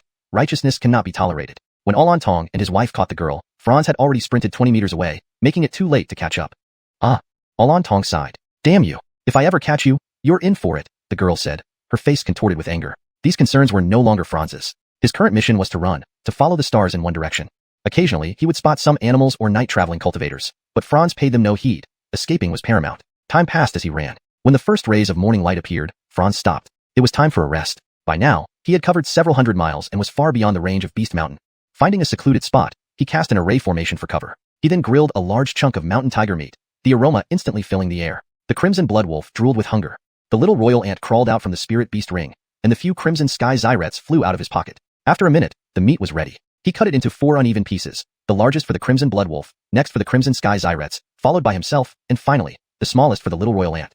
All his companions ate heartily, the grease dripping from their mouths. Meanwhile, Franz transformed into a face resembling someone his age, very ordinary. "Damn, Jamester. One moment you're young, the next old. I'm really curious about your true appearance. Show us?" The little royal ant knew he was young but not his true face. Franz smiled and restored his original appearance. "Huh, this is your real face? Not bad. Why do you keep changing?" the little royal ant asked in confusion. "Can't help it. Being hunted. Escape is the priority." With that, he changed back to the look of an ordinary boy. "You have great talent, becoming a spirit scholar at such a young age. It's rare. You should be sought after by many sections. Why are you being hunted?" the little royal ant asked, even more puzzled. "That's none of your business. But yes, being hunted is real. I have a question. If I die, what happens to you?" "We share blood now. If you die, there's a 50% chance I'll die too," the little royal ant sighed. "All right then. Can't blame me. It's your own doing, sucking my blood." Franz looked at the little royal ant with ill intent. "Now we're in the same boat. Bad luck. Thought you were promising, following you for the good life. Turns out it's dangerous work. Though I'm being hunted, dying isn't that easy. Speaking of which, how can you truly become a king? If this little guy can grow into something powerful, it would be worth nurturing. Just provide meat. The stronger the better. Honey is also good, especially crimson venom bee honey. Zaire, if you could spare some essence blood." "You." Speechless. "Essence blood? Really? There are only 10 drops total, one already taken by you. No idea when I'll replenish, and you dare ask again?" Franz wanted to kill someone. "No, kill an ant. Forget the essence blood. Honey and meat will do." The little royal ant backed away, seeing the murderous look in Franz's eyes. "Pills also work. I smell something on you that's fragrant and should be helpful." Franz bit into the mountain tiger meat. A condensing chi pill appeared in his hand. "This?" The little royal ant shook its head. He switched to an enhancing chi pill. Zaire other shake. Changing through all the pills, still shaking. No other pills left. Could it be this? Franz held up a flame essence. "Yes, that's it." The little royal ant's eyes gleamed. The other crimson sky zyrets stopped eating, staring intently at the flame essence. Alotl Zaire licked its red fangs eagerly. "Eat now? How much at once?" Franz asked. "Next time. One at a time. 9 of us together can have one every 5 days. Seems fair. This flame essence isn't much use to me anymore. Selling it would bring good money, but improving them wouldn't be bad either. I have 200 left. This seems valuable. Giving it to you might be wasteful. What level can you reach?" "Not worse than you." "What do you mean? I'm a spirit scholar. Dealing with you is a piece of cake. You won't be worse than me?" "That's because I haven't grown yet. With enough resources, maybe I'll surpass you. Really? Lying is for dogs. You little thing, not even a dog. Fine, let's believe you. After eating and drinking their fill, they decided to sleep, exhausted from constantly running for their lives. Soon, everyone fell asleep peacefully. Around noon, the commotion outside the array woke everyone. This array prevented outsiders from seeing or hearing inside, but allowed those inside to see and hear out, for monitoring purposes. Of course, it could also block outside sounds and images if desired. Due to their hidden location, objects obstructed the view, so they couldn't see the commotion clearly, and it seemed quite far off. There's fighting. Shall we go see the excitement?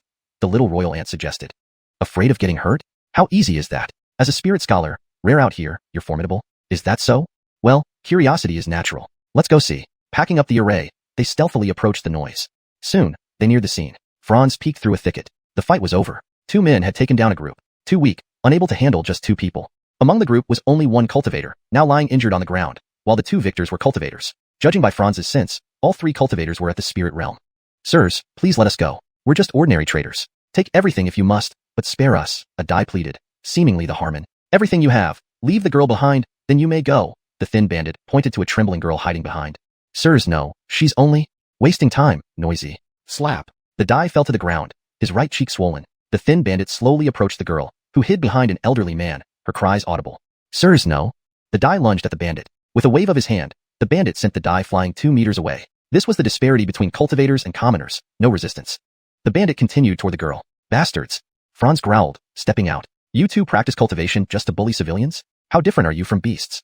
Coarse words were necessary. Hashtag chapter 101. Becoming a bodyguard. Who's this fool daring to meddle in my business? The thin bandit turned and glanced at Jalmer. Was this some naive brat? Then he turned back and continued walking toward the girl, waving his hand in Jalmer's direction. Where did this fearless little punk come from? Alger, it's yours. Sure thing, boss, replied the accomplice before heading toward Jalmer. Zaire-tong. Jalmer ignored him and immediately threw a punch. Well, you've got guts, thought Alger, grinning, as he also thrust out his palm. When their hands were about 30 centimeters apart, Alger's expression changed. This power felt unusual. He immediately exerted all his strength, but the moment their strikes connected, a scream of agony rang out, and Alger was sent flying. Everyone watched Alger get sent flying, then turned to stare at Jalmer, including the thin bandit. Unbelievable. The bandit had actually been struck down by this Wilfred. Impressive. A hero emerges from the Noel. Hope began to flicker in the hearts of those who had been robbed. Zaire, that die who had been knocked down earlier, saw a glimmer of hope amidst his despair. You're quite strong, Zaire-tong. The thin bandit turned around, his eyes narrowing as he approached Jalmer. The Wilfred glanced at the thin bandit's Dantian area. Now they were enemies, so there was no need to hold back. Ha, just an 8th level spirit practitioner, no problem at all. The Wilfred laughed. The thin bandit was taken aback. His Dantian had been scanned, a skill only possessed by spirit knights. Could this Wilfred be a spirit knight? Or was there another spirit knight nearby helping him?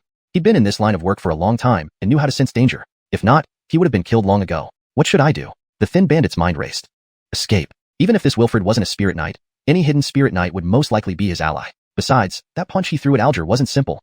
He needed full power to match it. So fleeing was the best option. Does this young practitioner have his eye on this cargo? In that case, I'll gladly yield. Farewell. The thin bandit bowed respectfully to Jalmer. Without waiting for a reply, he immediately picked up Alger and leaped onto a nearby horse, riding away swiftly. You? Jalmer wanted to say something, but they were already too far gone. These 2 had actually been scared off. This completely took Jalmer by surprise, but he hadn't intended to stop them anyway. Would he keep them to kill? No, killing wasn't good, even though they were bad guys. The die listened to the thin bandit's words and looked at Jalmer. This person didn't seem like a bad guy or a robber, yet his heart was still pounding. But he still knelt down, bowing deeply. Thank you, sir, for saving us. Whether this person was good or bad, it wasn't someone to be trifled with. Better safe than sorry. Uncle, please rise, Jalmer urged. Done. Not a bad guy. A benefactor. The die's heart soared. Thank you, sir, for rescuing us. The die touched his forehead to the ground, moved. Thank you, sir, for rescuing us. Others followed suit, kneeling down.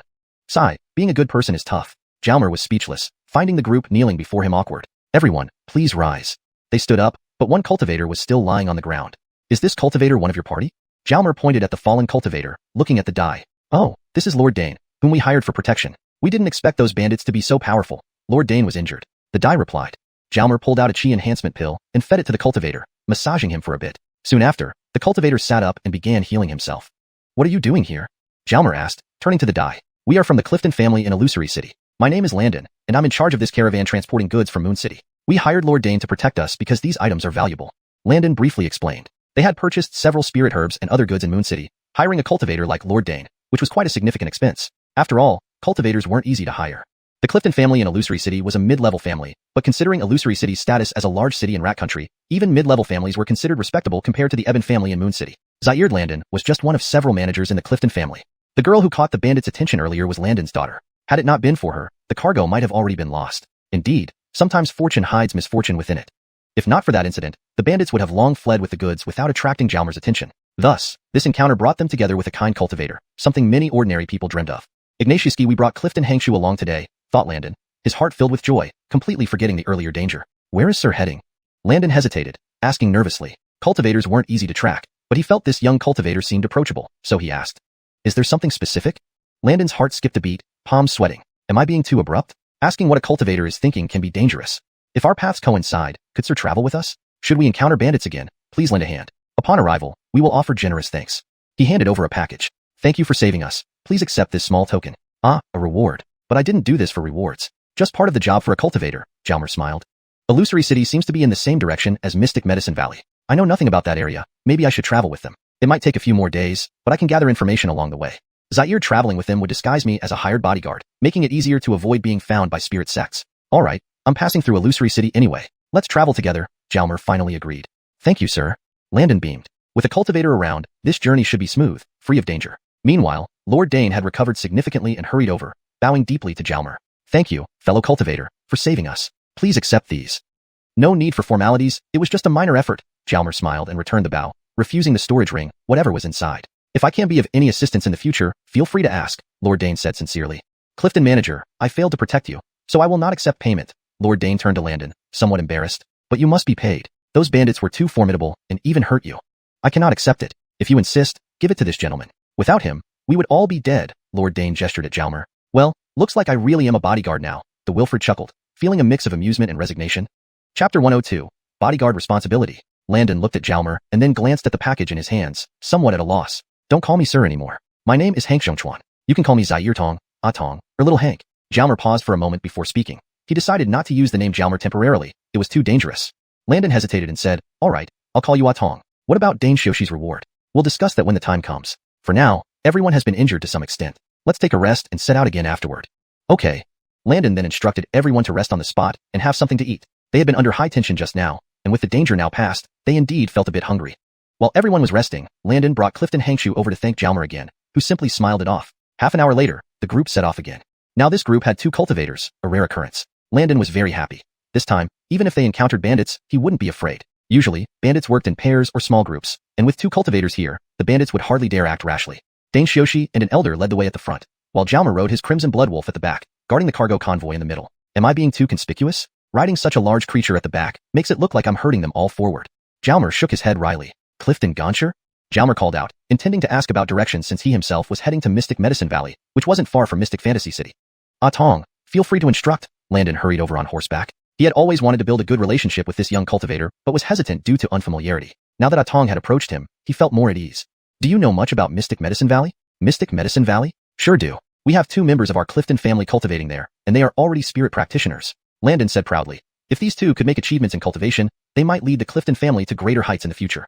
Oh, that's impressive. Tell me more. Jalmer became more interested. Mystic Medicine Valley has tens of thousands of disciples. What? Tens of thousands? Lake sect, including outer sect disciples, only had 2,000 people, yet Mystic Medicine Valley had tens of thousands. It truly showed the disparity between top-tier and ordinary sects. Yes, there are over 30,000, but 20,000 are outer sect disciples, leaving around 5 or 6,000 formal disciples, explained Landon, noticing Jalmer's disbelief. I believe you. After all, it's a major sect. Landon glanced at Jalmer, wondering if he really believed it. Well fine, let's assume he does. Among Mystic Medicine Valley's disciples, around 1,000 are alchemy students, formal ones. Our Clifton family has 1 disciple specialized in alchemy, Clifton Dangshan continued. With over 1,000 alchemists among 5 to 6,000 formal disciples, that ratio was quite high. Lake sect, for instance, had only about 10 alchemy students among its 200 formal disciples. Smaller sects often had just a couple of alchemists, or none at all. After all, alchemy required specific conditions. Not every cultivator could become an alchemist. But every cultivator was a martial artist, differing only in strength. Clearly, Mystic Medicine Valley's alchemical prowess was formidable, otherwise, it wouldn't be considered the holy land of alchemists. Jalmer couldn't help feeling a sense of admiration. It occupies around 3 to 4,000 miles. The exact size isn't clear.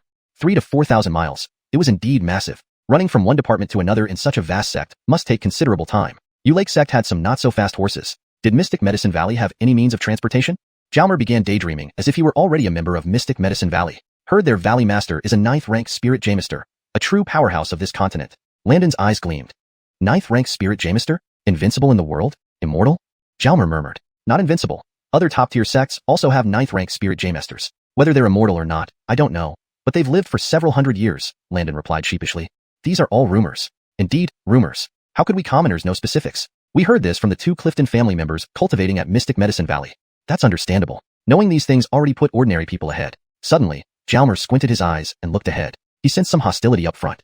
Sure enough, 2 figures blocked their path. Leave the goods behind. People, scram!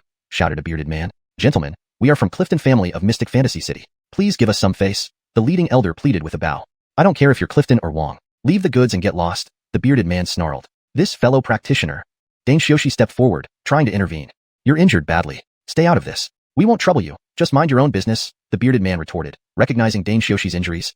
Jalmer gauged the men's aura. They didn't seem overly powerful. He urged his mount forward, reaching the bearded man swiftly. The bearded man's steed immediately reared back, stepping backward several paces in fear. It seemed the crimson blood wolf commanded respect in the animal kingdom. Roar. The wolf let out a long howl, causing the bearded man's steed to retreat further, trembling in fear. The bearded man's face turned pale. He spurred his mount and roared, "Let's go!" Zaired off he went. His accomplice followed suit. Jalmer was speechless. These bandits were way too weak. A cultivator couldn't stop them, but one riding beast did the trick. The Clifton family members rejoiced. This Noel was indeed powerful, definitely worth holding onto tightly. Thank you, Sir Hank. Landon expressed gratitude. Just call me Atong. No need for formalities. Let's continue the journey. Right. Everyone, let's keep moving, Landon shouted. The group moved forward. Tell me about your family's alchemy disciple. Sure. His name is Edwin, 15 years old, 5th-rank spirit practitioner. Not bad. Naturally, compared to you, Atong, he falls short. Jalmer smiled. 15-year-old 5th-rank spirit practitioner. Indeed quite impressive. Consider the village chief Hank Xiong, who was only 2nd rank at 40. Now he can refine a few types of pills, though the success rate isn't high. But becoming an alchemist is already quite remarkable. Landon still took pride in it. Having an alchemist in the Clifton family, especially if Edwin could advance to spirit scholar and become a 2nd-rank alchemist, would elevate their status further. As they walked and talked, the day passed quickly. They rested for the night and resumed the journey the next day. At noon, with the sun high above, they planned to rest beside a forest. There are people ambushing us in the forest, likely bandits. Jalmer received information from the allottal Emperor Zairit, relayed by the Red Sky Zyrats. Let's travel a bit further before resting. Don't stop here, Jalmer suggested to Landon. Seeing everyone was quite tired, Landon hesitated but agreed. All right, everyone, keep moving. We'll rest further ahead. However, at this moment, 3 figures emerged from the forest. Great, 3 this time. Damn it. Those bastards, Landon cursed under his breath, finally understanding Jalmer's caution. Chapter 103, Arrival at Xuanhuan City. The 3 individuals appeared and immediately split up, with 2 positioning themselves in front of the Clifton family's group and the 3rd one taking a position behind them. They were clearly blocking their path, with well-defined roles, suggesting they had worked together for quite some time. Ladies and gentlemen, we don't want to harm anyone. We just want the goods. Leave the items and you can go, said the short, stout bandit in front. Seeing this stout man, Jalmer couldn't help but recall the 2 horse thieves he encountered during his initial trip to North Mountain to test his spirit root. However, that fat man was an underling, while this one seemed to be the harmon here. Boss, your mount is pretty impressive, remarked the bandit who blocked the rear of the group, eyeing Jalmer's crimson blood wolf. This bandit had a scar across his face, earning him the nickname Asif. Oh, let me take a look. The short, stout bandit leisurely approached Jalmer. Ayo! The crimson blood wolf howled toward the sky and then roared at the short, stout bandit's mount, causing it to retreat several steps. Indeed, an excellent mount, said the short, stout bandit as he licked his lips and steadied his own mount. Young cultivator, your mount is impressive. Clearly, the short, stout bandit could tell Jalmer was a cultivator. Ordinary people wouldn't be able to ride such mounts unless they came from powerful families. But were they part of a powerful family? You are. We are from the Clifton family of Xuanhuan City. We ask for your leniency and promise to provide generous hospitality when you visit our city. Landon clasped his hands respectfully. The Clifton family from Xuanhuan City? I've never heard of them. So, they're not a major family. That makes things easier. Clifton family? Never heard of them. The short, stout bandit smiled, continuing, you may leave, but the cargo and this wolf stay. Landon's face fell, realizing the Clifton family wasn't worth much in their eyes. Do we need to resort to violence? The one in front is injured, and the other is too young. Isn't that right? What good were 2 cultivator bodyguards if they looked like they couldn't fight effectively? Hassan, can your subordinates handle any one of them? Jalmer silently communicated with his spirit beast. Besides the small boss, my subordinates can handle one of them without issue. A slight smile curled on Jalmer's lips. He quickly scanned the short, stout bandit's Dantian. Ha, a 9th-level spirit warrior. That should be easy. I've faced a spirit scholar before. What's there to fear? The short, stout bandit shivered under Jalmer's scrutiny. Was there a spirit scholar nearby? He glanced around, seeing no one else. Had he sensed incorrectly? Was it this young cultivator? Or the injured one ahead? No, it must have been a mistake. Well, aren't you going to leave now? Staying for dinner? The short, stout bandit growled angrily. Sir, Landon wanted to say more, knowing they had little chance with 3 bandits. This fellow cultivator, give us a bit of leeway. Give each side a chance, Jalmer interjected, smiling confidently. Nowadays, faces won't fill your belly. The short, Stout Bandit hesitated, feeling uneasy. Boss, why bother talking to them? Watch me. Asif couldn't wait any longer and lunged at Jalmer with his blade. Ignorance is bliss. Ah! Asif screamed, having barely reached Jalmer. He was attacked by a red sky Zairit. Asif felt a bite on his neck, a chunk of flesh torn off. Blood gushed out uncontrollably. He pressed on the wound until the bleeding stopped, though the pain lingered. Who? Asif was bewildered, struck without warning by an unseen attacker. Red sky Zyrets? How did red sky Zyrets end up here? The short, stout bandit noticed the ant-sized creatures, each about the size of a finger. Why? Why would red sky Zyrets attack us? Could they belong to this young cultivator? No. Red sky Zyrets aren't spirit beasts, are they? Spirit beasts? Only spirit scholars can possess spirit beasts. If these red sky Zyrets were spirit beasts, then this young cultivator must be a spirit scholar. Impossible. Fear gripped the short, stout bandit. If true, they were doomed. It can't be true. Attack. The short, stout bandit drew his weapon, a gleaming whip, and lashed out at Jalmer. He couldn't leave without landing a blow, and he still had 3 men. Hearing their Harmon's order, Asif gritted his teeth and swung his blade again. 2 against 1, Asif and the short, stout bandit charged at Jalmer simultaneously. Meanwhile, another bandit engaged Dane Cultivator in combat at the front of the group. Suddenly, the air stirred violently, sending dust and sand flying. But then Asif screamed again. Bites erupted all over his neck, hands, and legs, causing intense pain. Cursed ants. Asif flailed wildly, finally spotting what was biting him. A swarm of large, winged ants. Damn it. Asif's scalp tingled, too overwhelmed to think about Jalmer. The short, stout bandit approached cautiously, wary of whether Jalmer truly was a spirit scholar. This thought plagued his mind, making him hesitate and reducing the effectiveness of his attacks. Before he could ponder further, a heavy cudgel descended upon his head with a loud bang, knocking him to the ground. Damn, how strong. The pain seared through his skull as he shook his head frantically. That cudgel was potent. Clearly, below the rank of spirit scholar, no one could withstand one blow. The Noel felt secretly pleased. Meanwhile, Dane Cultivator was still locked in battle with another bandit. Despite being evenly matched, Dane saw an opening as panic set in among the bandits, ultimately striking the final blow. Within a minute, all 3 bandits lay defeated. The Clifton family members stood in shock, mouths agape. This outcome had been unimaginable. They expected to lose the cargo. How powerful this young cultivator must be. They must hold on to him tightly. Sir, please spare us. We only do this to survive, the short, stout bandit pleaded, kneeling before Jalmer pitifully. My instincts were correct. This young cultivator must be a spirit scholar. No one else could have felled him so easily. Mr. Clifton, how should we handle these 3? These 3 didn't flee directly. What should they do? It's a difficult situation. All up to Mr. Hank. Mr. Clifton dared not decide on his own, recognizing the extraordinary talent before him. Sir, please show mercy. Seeing hope, the short, stout bandit pleaded earnestly. The Noel frowned and sighed. Don't engage in this criminal activity anymore. Next time, I won't show mercy. Yes, yes. The short, stout bandit leaped onto his mount and fled into the woods, with the other 2 following closely. Mr. Hank is too merciful. They won't change easily. Once on this path, it's hard to turn back. Moreover, they didn't pay any real price today. Just a defeat without any punishment, Dane Cultivator lamented. The Noel listened, deep in thought. Should they have left something behind as a lesson? That night, they spent the evening in a medium-sized town where someone was inquiring about Jalmer. Was it Tian Aling sect, the U sect, or perhaps the Xianyao Valley? On the 3rd day, they continued their journey and encountered 2 more bandits, but these were scared away. How turbulent was this world? Bandits everywhere. It seemed wandering cultivators relied on this livelihood. Other than that, nothing eventful occurred. Jalmer merely continued asking Landon about Xuanhuan City and Xianyao Valley. 18 noon on the 4th day. A massive city loomed ahead, with 3 grand characters engraved on its imposing city gate. Xuanhuan City. We've arrived at Xuanhuan City. ##### Chapter 104. Arrival at Xuanhuan City. The group exchanged glances, excitement evident in their eyes. The sight of Xuanhuan City's towering walls and bustling streets promised both safety and new opportunities. For Jalmer, this was a significant milestone on his journey. As they approached the city gates, the noise and activity grew louder, a stark contrast to the quiet wilderness they had traveled through. Merchants shouted their wares, travelers haggled over prices, and the air buzzed with energy. Xuanhuan City is indeed impressive, remarked Jalmer, gazing up at the well-guarded gates. Landon nodded in agreement. Yes, Mr. Hank. This city is one of the largest trading hubs in this region. You'll find all sorts of goods here, from common items to rare treasures. The group made their way through the entrance, greeted by the vibrant sights and sounds of the bustling metropolis. Jalmer couldn't help but feel a mix of anticipation and curiosity. What awaited him in Xuanhuan City? Zaired, what would he uncover about the Xianyao Valley? A little did he know that this city held more than just commerce. It was a place where destinies were shaped and secrets lay hidden. #### Chapter 104. Entering the Clifton family estate. Seeing the city gates ahead, Landon exclaimed joyfully, "Haha, we're here at last. Finally back home." This mission was not easy. The journey was filled with challenges, but they managed to get through without serious incidents. Almost home. The other members of the Clifton family also wore broad smiles. Dane Xiaoxiao heaved a long sigh of relief, glad to be back safely. Soon, they arrived at the city gates. Mr. Clifton, welcome back. Was the journey smooth? I heard the roads haven't been peaceful lately. One of the city guards, who recognized Landon, greeted them. Well, yes and no. We owe it to these 2 gentlemen for their protection. Otherwise, it would have been dangerous, Landon said, glancing at Dane Xiaoxiao and Jalmer.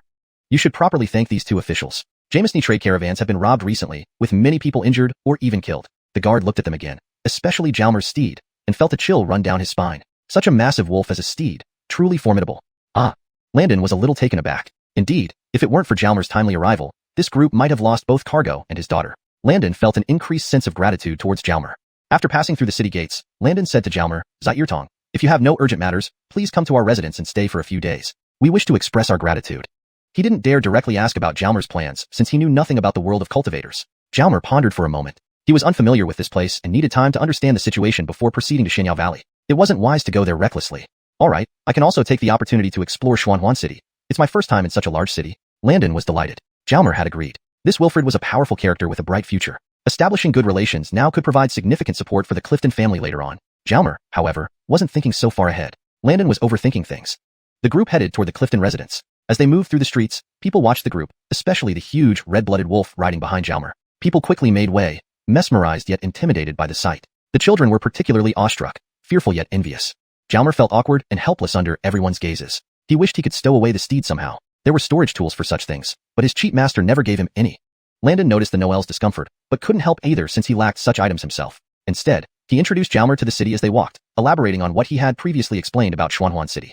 Xuanhuan City was a bustling metropolis in Rat Country, incomparable to smaller places like North Mountain or Moon Town. Shops lined the streets, selling all manner of goods from weapons to magical items, making it lively and diverse.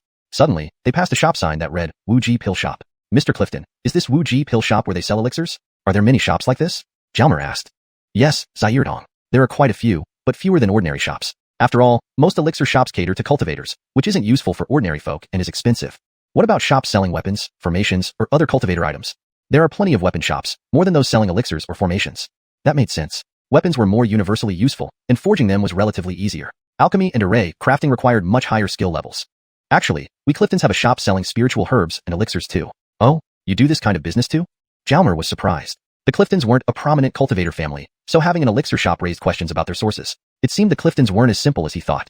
"To be honest, we don't deal much in elixirs, mostly herbal medicines. Zaired only a few first-tier elixirs, thanks to our connections with Xianyao Valley. We don't have second-tier elixirs available." "I see." Jalmar nodded, accepting this explanation. They did have 2 disciples studying at Xianyao Valley, so reselling elixirs made sense. Perhaps he could arrange future deals with them, a win-win scenario, but he needed to learn more before making any decisions. The larger elixir shops and formation shops belong to major families and sections. For instance, Xianyao Valley has several branches here, and the superpower Heavenly Spirit Gate has its own outlets as well.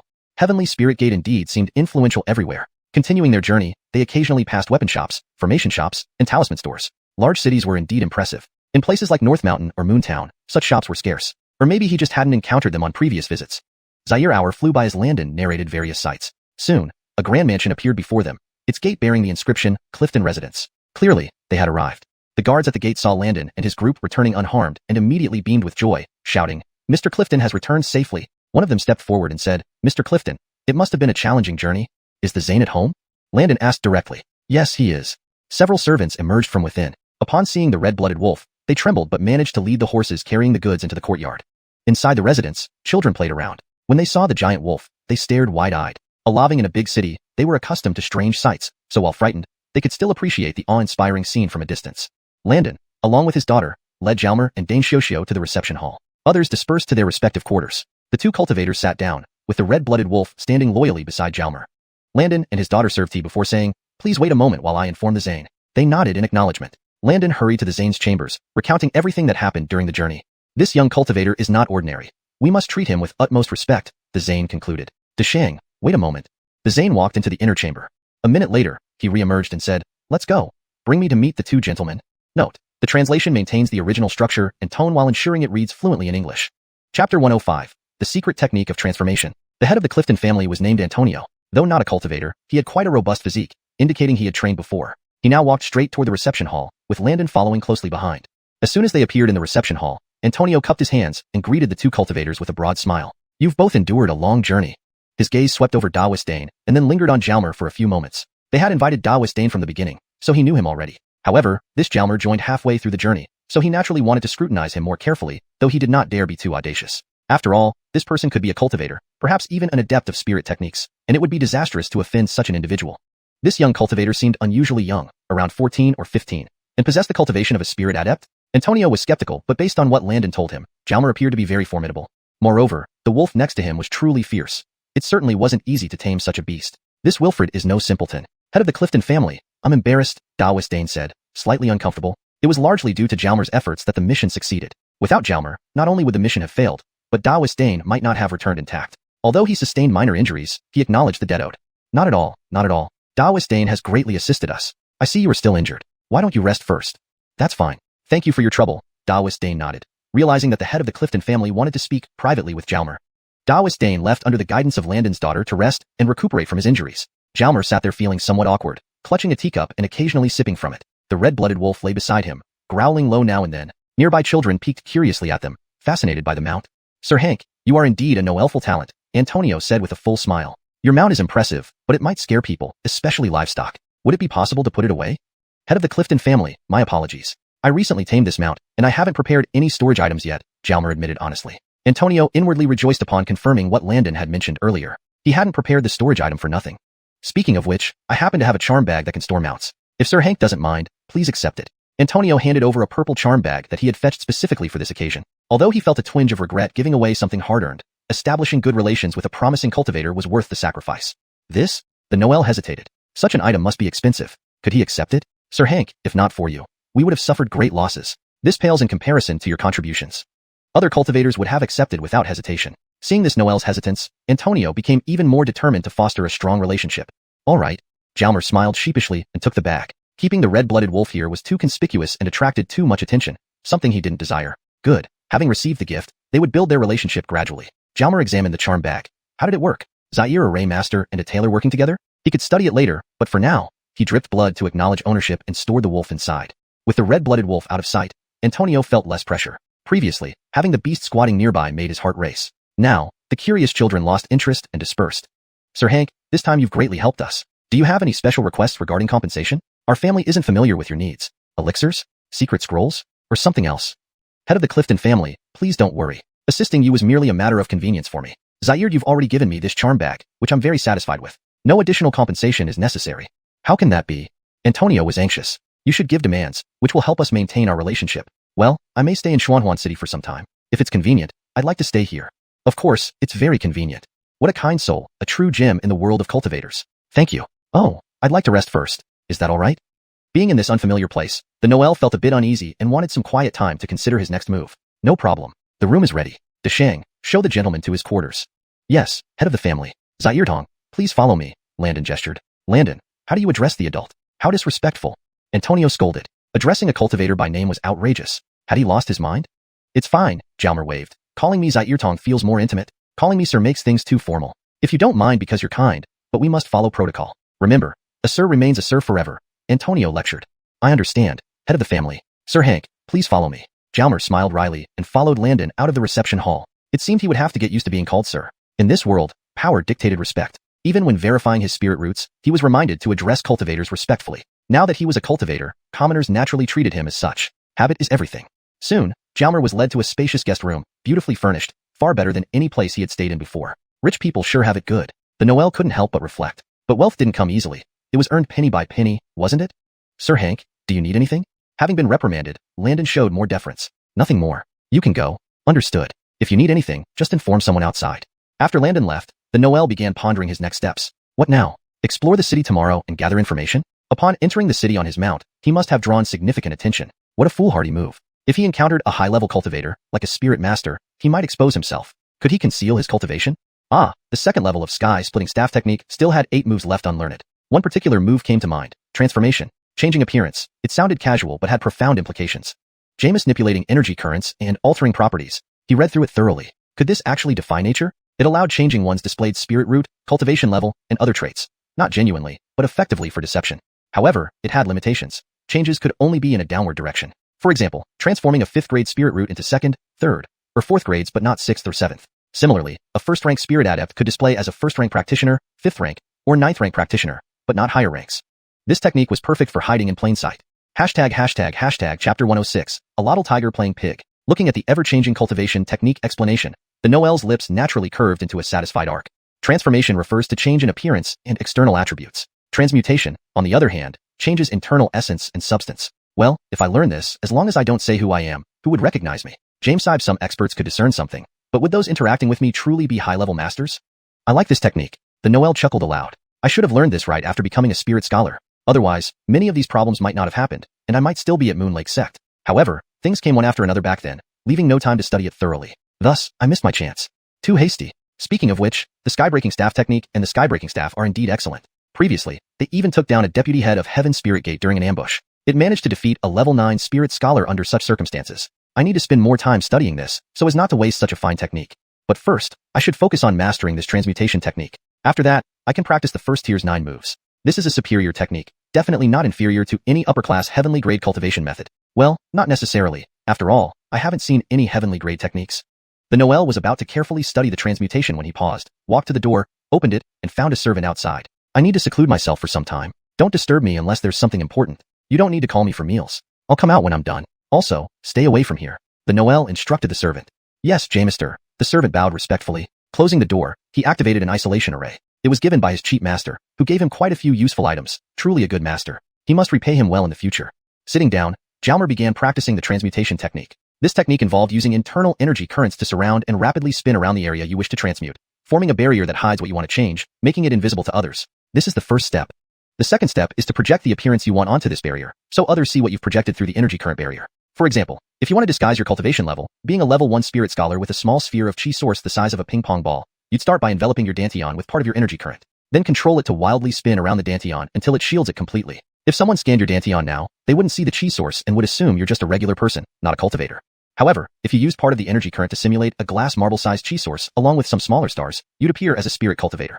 Trying to create a larger chi source to pretend to be an expert isn't allowed by the rules. Of course, if you're fearless enough to try it despite the consequences. He didn't know it would be so challenging just to shield this chi source. Fortunately, he hadn't tried it back then when escaping, or else he would have wasted much time trying and failing.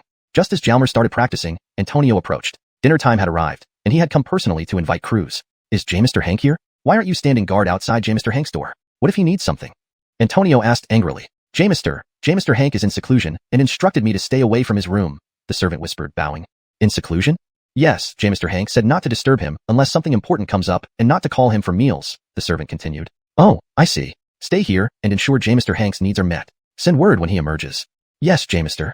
This Jamister Hank sure works hard, entering seclusion right away. Talents aren't easy to come by. Antonio shook his head with a smile and left. Meanwhile, Jalmer was fully immersed in his cultivation, controlling part of his energy current to spin around his Danteon, but he couldn't seem to shield it properly.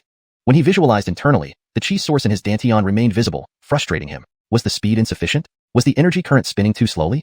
He kept increasing the speed until he reached his limit, but it still didn't work. A few hours passed without results. Was there any special requirement for energy current rotation, like speed, volume, or direction? Jalmer tested tirelessly, adjusting speed, volume, and direction. Perhaps this technique wasn't complete? Or was it designed to challenge one's perseverance, preventing them from easily mastering it? Time slipped by, yet he persisted. A day passed, and the Noel paused. Reflecting, though no breakthroughs, he gained valuable experience in controlling his energy current, enhancing his defensive capabilities. If attacked, he could defend by directing internal energy currents to the targeted area, improving defense based on better control. What was wrong? His stomach growled. Where did that sound come from? Zaire growl, from his abdomen. His stomach was craving food. Indeed, he needed to eat. Even Claude and the little ants must be hungry. Didn't he have mountain tiger meat? He decided to eat it again. He took out a large piece of tiger meat, summoned geocentric fire, and roasted it. Claude and the little ants emerged. Soon, the air was filled with delicious aroma. The little ants were drooling, and Claude stared hungrily at the roasted meat. Meat ready, he gave most of it to Claude, a tiny bit to the ants, keeping the rest for himself. Delicious. Just this much for your James Jesty? Allotl Emperor Zairit was dissatisfied, having received the least. Don't compete with Claude for meat. Here. Saying this, Jalmer conjured a small orange object that flew directly to Allotl Emperor Zairit. Spirit essence? Hankling, its owner is truly kind. This smells far better than meat. The spirit essence fused with Allotl Emperor Zairit's small fangs, instantly breaking its outer layer. Simultaneously, its energy was absorbed by Allotl Emperor Zairit, who patted its little belly contentedly. Naturally, Allotl Emperor Zairit's followers also enjoyed their share, basking in his benefits. After eating, the companions rested. Meanwhile, Jalmer resumed his experiments. When energy currents rotated at high speed, certain areas provided blocking effects, though partial and unchanging. If speed varied, blocking positions shifted as well. Could dividing the energy currents into different flows, each rotating at varying speeds, then overlapping them, completely shield the entire area? Yes, that should be it. The Noel smiled, feeling enlightened. Testing began, starting with 2 flows rotating at different speeds. Success. Overlaying blocked positions increased coverage. This method worked. Increasing flow numbers, further experimentation yielded positive results. However, as the number of flows increased, control became more challenging, requiring greater mental energy and multitasking. Occasionally, he practiced soul-elevating pill and soul-condensing technique, enhancing his spirit power, even indulging in alchemy as a pastime. In 10 days, he made significant progress. Translation note asterisk. Allotl tiger refers to Jalmer's alias or persona adopted during this period, symbolizing his cunning approach. Names like Claude, Allotl Emperor Zairit, Antonio, and Cruz, Hank, are transliterated from Chinese names into English-sounding equivalents where necessary for readability. Spirit essence is translated as a term denoting a potent spiritual substance, success. Ultimately, 9 streams of energy currents with different flow rates surrounded the Dantian, finally completely shielding the manifestation of the chi source. Additionally, an outer layer of faint energy currents enveloped it, displaying the chi source and small stars that Jalmer wanted to project. Just like this, Allotl Tiger could finally play pig. Chapter 107, The Clifton Family Universe. After countless trials and eventual success, Franz was very tired but felt that his soul power had been well consolidated and improved significantly. He was quite satisfied. It seemed that mastering this technique wasn't as simple as he thought. Most cultivators wouldn't even attempt it. Controlling 9 streams of energy at different speeds was not something just anyone could do. It required immense soul power and the ability to multitask, which most ordinary cultivators couldn't handle. Moreover, such a monotonous practice would have deterred any average cultivator from continuing. Besides, for most cultivators, this skill didn't seem particularly useful. Why pretend to be weak when you're genuinely cultivating? There was no need. This kind of skill was suited for someone like Franz, who needed to escape or hide. This was probably why the creator of this technique didn't provide detailed instructions. If you didn't need it, you'd naturally give up. If you lacked the ability, you couldn't learn it. Only those who truly needed it, had the capability, and were dedicated to studying could master it. This technique seemed tailor-made for Franz. The Wilfred spent 10 days in the room, during which Antonio visited him daily. Indeed, geniuses were diligent. Talent alone wouldn't take them far. Seeing the achievements of this young cultivator, Antonio was both impressed and awed each time he visited, knowing how hard it was to succeed. Ahua, has Lord Hank come out yet? Antonio asked again on the 11th morning. With a creak, the servant was about to reply when the door opened. Both immediately turned their gazes to the doorway, where the Wilfred appeared with a radiant smile. He had already mastered the skill in 10 days, but he used an extra day to consolidate and recover. Otherwise, emerging with a weary and listless appearance would have been unseemly. Even Noels cared about appearances. Lord Hank, you've emerged from seclusion? Antonio quickly approached upon seeing the spirited Noel. Yes, thank you, head of the Clifton family. That's what I should be doing. My lord, breakfast is ready. Would you like to eat now? For 11 days, they had prepared lavish meals every day. Waiting 11 days wasn't easy. Franz sometimes noticed the activity outside the room, knowing the Clifton family cared about him. Thus, he smiled and replied, sure, thank you, head of the Clifton family. Upon reaching the dining hall, the dishes were abundant and exquisite. There were dishes made from spirit herbs and low-grade beast meat, favorites among cultivators. Additionally, some meat had been specially prepared for Franz's mount, showing thoughtful consideration. With so much effort, thank you, head of the Clifton family. No problem, my pleasure, Antonio said with a laugh. Your other cultivator, Dane, bowed to Franz. Brother cultivator, you really put in a lot of effort to go into seclusion right after arriving. Haha, I had some insights and decided to enter seclusion. Brother Dane, how are your injuries? Thanks to you, they're fully healed. That's good. There were a few other cultivators present, and Antonio introduced them one by one to Franz. It was impressive that so many cultivators existed in this secular family. Everyone took their seats and began eating. The blood wolf was also let out to have its share of meat. Seeing the blood wolf for the first time, the previously unseen cultivators were astonished. This young brother was no ordinary cultivator. They immediately discarded any earlier doubts or underestimations they had. Franz paid no heed to these reactions. He was too focused on cultivating to care about their thoughts. Brother Dane, are you familiar with Mystical City? I spend most of my time in the Clifton family, so I'm fairly familiar with Mystical City. Is there something you need? Most of your time in the Clifton family? Oh, Mr. Dane is retained by our family. He spends most of his time here, Antonio explained. Jameson wandering cultivators work like this, providing services to wealthy families for resources, mutually beneficial. Franz nodded in understanding. Does Lord Hank have any interest in staying permanently with our family? Antonio asked expectantly. Me? No, I still have many things to do. Staying with the Clifton family? As if. Antonio chuckled, slightly embarrassed. Of course, a dragon wouldn't stay in their family. Brother Dane, do you have free time these few days? Do you need help with something? If you have time, could you accompany me around Mystical City? I want to learn more and won't make you do it for free. Brother Hank saved my life. Accompanying you is nothing. How can I accept payment? Dane felt somewhat flattered. Building relations with such a promising young cultivator was never a bad thing, especially if it only involved being a guide. How about we go later? Sure. After breakfast, the two cultivators set off on ghost horses provided by the Clifton family. The blood wolf remained tucked away in the pouch to avoid attracting too much attention. As they walked, Dane continued introducing Mystical City. Mystical City spanned over 1,000 miles and was managed by a spirit Jamester, one of the strongest officials in Rat Kingdom. There were 4 major families overseeing the city gates, each having spirit Jamesters collaborating with the government. Each family's strength was equivalent to a mid-level sect, which was impressive for secular families. Additionally, there were 2 underground forces, each possessing 9th-tier spirit adepts. Franz couldn't help but gasp inwardly. Underground forces with 9th-tier spirit adepts? That was formidable. Moon Lake sect's strongest members were also 9th-tier spirit adepts. These underground forces were incredibly powerful. Zaire the Clifton family currently lacked a spirit Jamester, only having an ancient 9th-tier soul cultivator. A medium-sized family indeed. Zyaretian 9th tier soul cultivator? Franz was puzzled. Yes, it was the grandfather of the Clifton Zane, who rarely appeared. So there was this situation, but it made sense. Without strong cultivators, they wouldn't stand a chance in this world of power. Medium-sized families might not attract high-level Spirit Jaemesters, but the Cliftons had 2 junior cultivators. If they advanced to Spirit Jaemester, the family's status might rise. But would the 4 major families allow another family to produce Spirit Jaemesters? It was uncertain. Would the Clifton family's 2 junior cultivators be in danger? Who knew? Dane continued introducing Mystical City, explaining landmarks and sharing some gossip. Time passed quickly this way. After 3 days of exploring Mystical City, they had covered most of the significant places.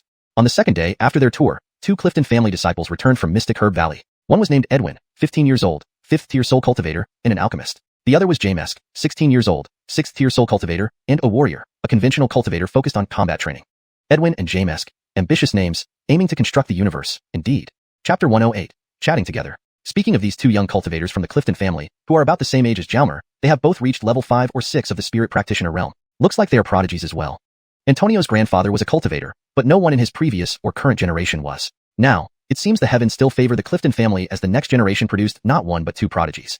As soon as the 2 young cultivators returned, Antonio pulled them over to introduce them to Jalmer, hoping this would help bridge the gap and get closer to this Wilfred, whom he felt had a brighter future than his 2 young relatives. Sir Hank, these are 2 younger members of our Clifton family who cultivate in the mystical medicine valley, Edwin and Jamesk, said Antonio as he introduced them. Hello. Jalmer bowed slightly, paying his respects to the 2 young cultivators, who were around his age. Greetings, Sir Hank. Both responded respectfully, showing good upbringing. Is this boy really that formidable? He repelled bandits several times? The 2 young cultivators looked at the boy before them with some surprise and skepticism. Sir Hank, I heard you're somewhat interested in the mystical medicine valley. Why don't you chat with him for a while? I will take my leave, said Antonio, deliberately giving them more time to talk. Thank you, Lord Clifton.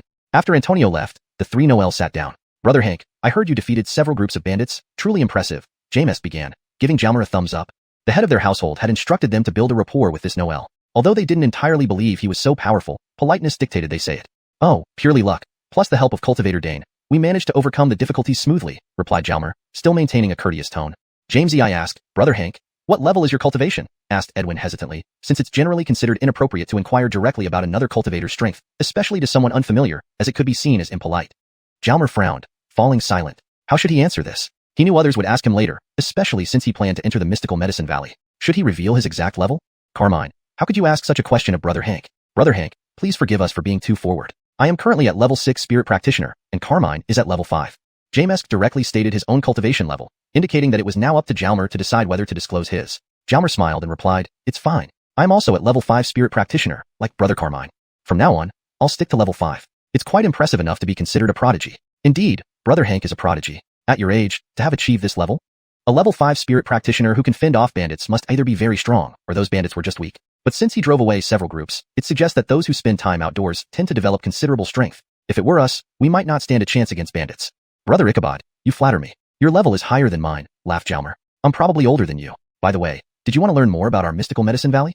Yes. Do you happen to know an elder named Ignatiushan? Jalmer asked directly. Elder Ignatiushan? From our alchemy hall, you know him? Edwin was curious why this Noel would seek out Elder Ignatiushan. Strange. I don't actually know him, do you? Jalmer pressed on. Of course, he is part of our alchemy hall, and I naturally know him. Why would you look for him if you don't know him? That's a bit complicated. Speaking of which, does Mystical Medicine Valley accept disciples now? You want to join Mystical Medicine Valley? Both Noels widened their eyes. Why would someone choose to join a sect when living as a wandering cultivator seems just fine? But then again, Mystical Medicine Valley is one of the top sects in Rat Country, and who wouldn't want to join? There's a thought. After wandering for so long, I feel the need to settle down, especially since resources within a sect are far better than outside. It's time to tell a little lie. Certainly not everything could be disclosed here. The sect isn't accepting disciples now, but if Lemuel agrees, there shouldn't be any problems. However, what? However, Lemuel might not be willing to help you. I haven't even explained my situation yet, and he already knows Lemuel won't assist me? Jalmer's heart sank. Something's off. He doesn't handle any matters now, just drinks all day, and hasn't taken on any disciples. He has no close friends or relatives. If it weren't for his alchemy skills, the sect might have already kicked him out. Such a poor state? Always drinking? This must be due to some kind of trauma or setback. I don't know what happened, but after a trip 3 years ago, he came back and started drinking every day, occasionally practicing alchemy, but not meddling in sect affairs anymore. His disciples gradually left him as well, Edwin continued. What exactly is going on? Elder Jarrett asked me to find a drunkard elder? Too unreliable, thought Jalmer. But his alchemy skills are indeed excellent, ranking among the best in our alchemy hall.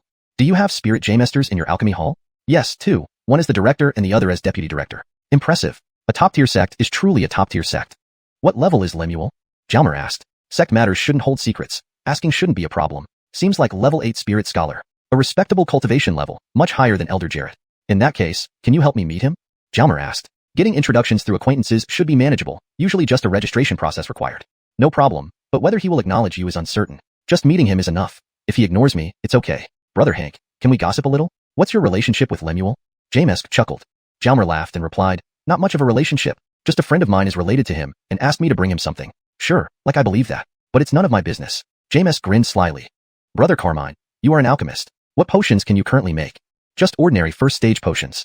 How's the success rate? Not bad, average. My chi condensation pill success rate is 100%, usually 1 pill, sometimes 2, while the success rate for late stage first level potions is quite low.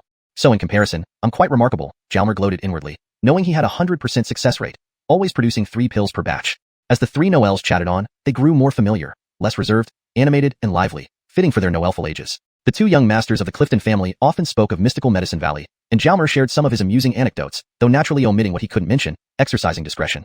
When Antonio heard from his servant that they were chatting happily, he felt secretly delighted. Chapter 109. Shopping together. The 3 young lads chatted for an entire afternoon, but their conversation felt far from finished. However, someone came to call them for dinner, and they had no choice but to pause. During dinner, the 2 young boys couldn't help but stare at Jalmer's mount with utmost envy. After dinner, Jamesk suggested taking a walk. The idea was immediately agreed upon. After all, they were all energetic Noels. Have you heard that your Clifton family also has an elixir shop? Shall we go take a look? Jalmer was curious about their business scale and wondered if there could be future collaboration. It's not quite right to call it an elixir shop because we rarely sell elixirs, mainly herbs. Since Brother Hank is interested, let's go, said Edwin. So, they rode out on ghostly steeds. It was evening now, yet the streets remained bustling. In big cities, daytime has its vibrant charm and nighttime has its unique allure. With laughter and chatter, they arrived at a street half an hour later. This area wasn't overly busy nor desolate, just standard. Clifton family's shop is on this street. It's not in a prime location, but it's also not too remote, explained Jamesk.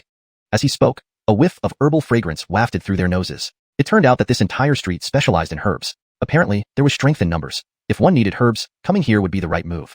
The shops looked similar from the outside, though some displayed signs advertising specific herbs or elixirs, perhaps as a form of advertisement, or maybe what was written wasn't even in stock. Brother Hank, look, the 3rd shop on the right is ours. Walking a few dozen meters forward and turning right, Clifton Family Apothecary appeared before them. A sign hung beside it reading elixirs available inside. Clearly, elixirs weren't abundant. Brother Hank, please come in, Jamesk gestured invitingly to Jalmer. Jalmer smiled and prepared to step inside. Sir, may I assist you? A servant boy greeted Jalmer at the door. Seeing the Clifton family cultivators behind him, he exclaimed in surprise, young Jamester Clifton, you're here? Yes, we're just browsing. This is Lord Hank, our esteemed guest, replied Jamesk. Oh, Lord Hank, welcome inside. The servant boy became more enthusiastic. Let's just browse around, the Noel chuckled. He hadn't come to buy anything, so such warm reception seemed unnecessary. We'll look around ourselves, you carry on, Jamesk told the servant boy. The servant left and soon returned with 3 cups of tea. Wandering through the apothecary, Jalmer saw mostly 1st and 2nd grade spirit herbs, with only a few 3rd grade ones which he recognized easily. The elixirs offered were ordinary types like chi condensing pills, body strengthening pills, and chi enhancing pills, nothing special. Do you only have these kinds of elixirs? Jalmer asked. Pretty much. We occasionally offer other 1st grade elixirs, and if lucky, maybe 1 or 2 2nd grade elixirs every 6 months, usually from Xianyao Valley, Edwin answered awkwardly. How many of each type do you have? Not many, perhaps a dozen or so of each. We mainly focus on herbs. Elixirs are hard to come by. Aren't you an alchemist? Can't you make more in your sect and bring them back? I usually succeed in creating 1 elixir per batch, most of which must be handed over. Occasionally, I manage to bring back 2. In the past, we had even fewer elixirs, Edwin admitted, more embarrassed. Brother Hank, please don't blame Carmine. Alchemy isn't easy. We owe him a lot for the elixirs we have now. Do the elixirs sell well here? Very well. These are the ones we brought back this time. If we had only one, we wouldn't sell it. We'd keep it on display. Selling becomes feasible with more quantity, Jamesk explained. Ah, Jalmer nodded thoughtfully. Should he collaborate with them? Want to check out nearby shops too? Jalmer suggested. Sure. They visited 3 neighboring stores, all in similar conditions, mainly selling herbs with a few elixirs. Does Xianhuan City have Xianyao Valley's elixir shops? Yes, and they are top tier. Similarly, Tian Allen Gate's elixir shop ranks highly, followed by those run by the 4 major families. Tian Allen Gate sure was formidable, fitting its reputation as a top sect on the continent. Jalmer muttered under his breath. Is it close? Can you show me? We're here to play and explore. No problem. The Eastern family's elixir shop and Tian Allen Gates are nearby. How about we visit these 2? As Brother Carmine wishes. With destination set, they hurried along and arrived at a prosperous area within an hour. Even though it was night, the place was brightly lit and filled with visitors, far more bustling than the herb street. If only Clifton family could open a shop here, Edwin sighed. If he became a spirit scholar, or even a spirit jamester in the future, opening a shop here wouldn't be an issue. Want to open a shop here? Jalmer chuckled. Just dreaming, Edwin smiled. Raising his right hand, Jalmer shouted loudly, dreams must exist. What if they come true, right? Here's to Brother Carmine's dreams coming true. Someone nearby heard their conversation and sneered, whispering, open a shop here? Who do you think you are? Jalmer glanced at the speaker without anger, murmuring, "One must dream. Otherwise, aren't they just like rocks on the ground?" Then, he kicked the stone away. The Clifton brothers nodded in agreement. That made sense. As they approached, Eastbound Elixir Shop came into view. Upon entering, they were greeted by attendants who promptly took care of their mounts. Big shops did indeed offer better service. 3 Noels entered, greeted by opulence and luxury. This is what an elixir shop should look like, a profitable business venture. "Jamesy, I assist you, gentlemen?" A coquettish voice preceded the appearance of an elegant lady. Jalmer felt uncomfortable. She was dressed revealingly. Edwin wore the same expression while Jamesk simply said, "We'll browse on our own. Can I introduce our products?" "No need, thank you," Jalmer politely declined. "All right," the woman agreed, yet remained nearby, ready to serve if required. The variety of elixirs here was impressive, many of which Jalmer had never seen. First-grade elixirs comprised 50%, second-grade 40%, and third-grade 10%, an impressive number for a place frequented by spirit Jamesters. Besides elixirs, rare spirit herbs were also available. This was what an elixir shop should be, Jalmer thought. Spending several minutes browsing, he noticed something peculiar. No cleansing pill. Sold out? Turning to the saleswoman, she quickly stepped forward. "Gentlemen, need assistance? Do you have cleansing pills?" "Cleansing pills? No, but we have detoxifying pills, which serve a similar purpose," she replied hesitantly. "Similar? Zaire, what about the side effects of detoxifying pills?" Jalmer asked with a smile. Brother Zaire seems to be an expert. But if there's no cleansing pill, the detoxifying pill is also a good choice. That wasn't incorrect. Let's look around some more. After browsing for a while longer, the 3 young men walked out of Eastbound Elixir Shop. "Brother Hank, are you looking to buy a cleansing pill?" Edwin asked. "Not really, just asking out of curiosity." "Oh, about 50 meters across the street is Tion Allen Gates Elixir Shop. Let's go check it out." These 2 top-tier elixir shops are so close to each other. Aren't they worried about competition? Soon, Tion Allen Gate Elixir Shop came into view, with the words Xian Huan City Branch No. 1 written in small letters beside it. Note, the sentence structure and line breaks have been maintained as per the original text. Chapter 110, Being Watched. Since this was the first branch of Mystical City, there must be a second branch at least. How many branches does this celestial spirit sect alchemy shop have in Mystical City? Franz couldn't help but ask. 4. 4 branches here in Mystical City. Damn, they're impressive, Jamesk said with some resentment. In that case, there should also be branches in Moonlight City, but probably not as large as this one, considering this is a major city in Rat Country. Chatting happily, they soon arrived at the entrance of the celestial spirit sect alchemy shop. "Gentlemen, would you like to take a look inside?" A very attractive young lady appeared before them. Franz glanced at the lady in front of him, nodded without saying anything, and walked straight into the store. Seeing that these youngsters weren't paying much attention, the lady didn't speak either but kept following them. This was professional etiquette.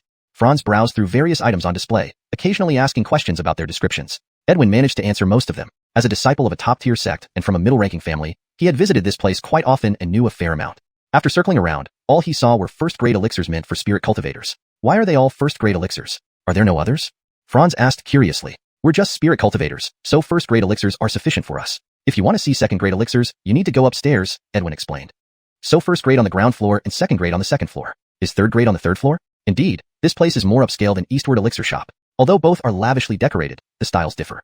"Let's go upstairs and gain some knowledge." "I'm just a bumpkin," Franz chuckled. "Brother Hank, you sure know how to joke." "All right, let's head upstairs," Jamesk laughed and led the way up. Upon entering the second floor, they felt an unusual sense of comfort. He sensed it briefly. It was rich in energy, almost ideal for cultivation. Was there some special treasure placed here? Eastward Elixir Shop didn't give this feeling. No, wait, it did, but not as prominently. It seemed that the Celestial Spirit sect had better planning. The first floor was for first-grade elixirs suitable for general spirit cultivators. The second floor, intended for spirit adepts, offered an abundance of energy, giving them a unique experience, making them feel more valued. Would a spirit adept prefer shopping alongside ordinary spirit cultivators, or in a more prestigious area where prices are similar? The answer is clear. Seeing Franz's expression, it was obvious he was new to such places. The woman at the entrance smiled and said, "Sir, isn't our environment nice?" "Yep, it's good," Franz replied, moving towards the counter.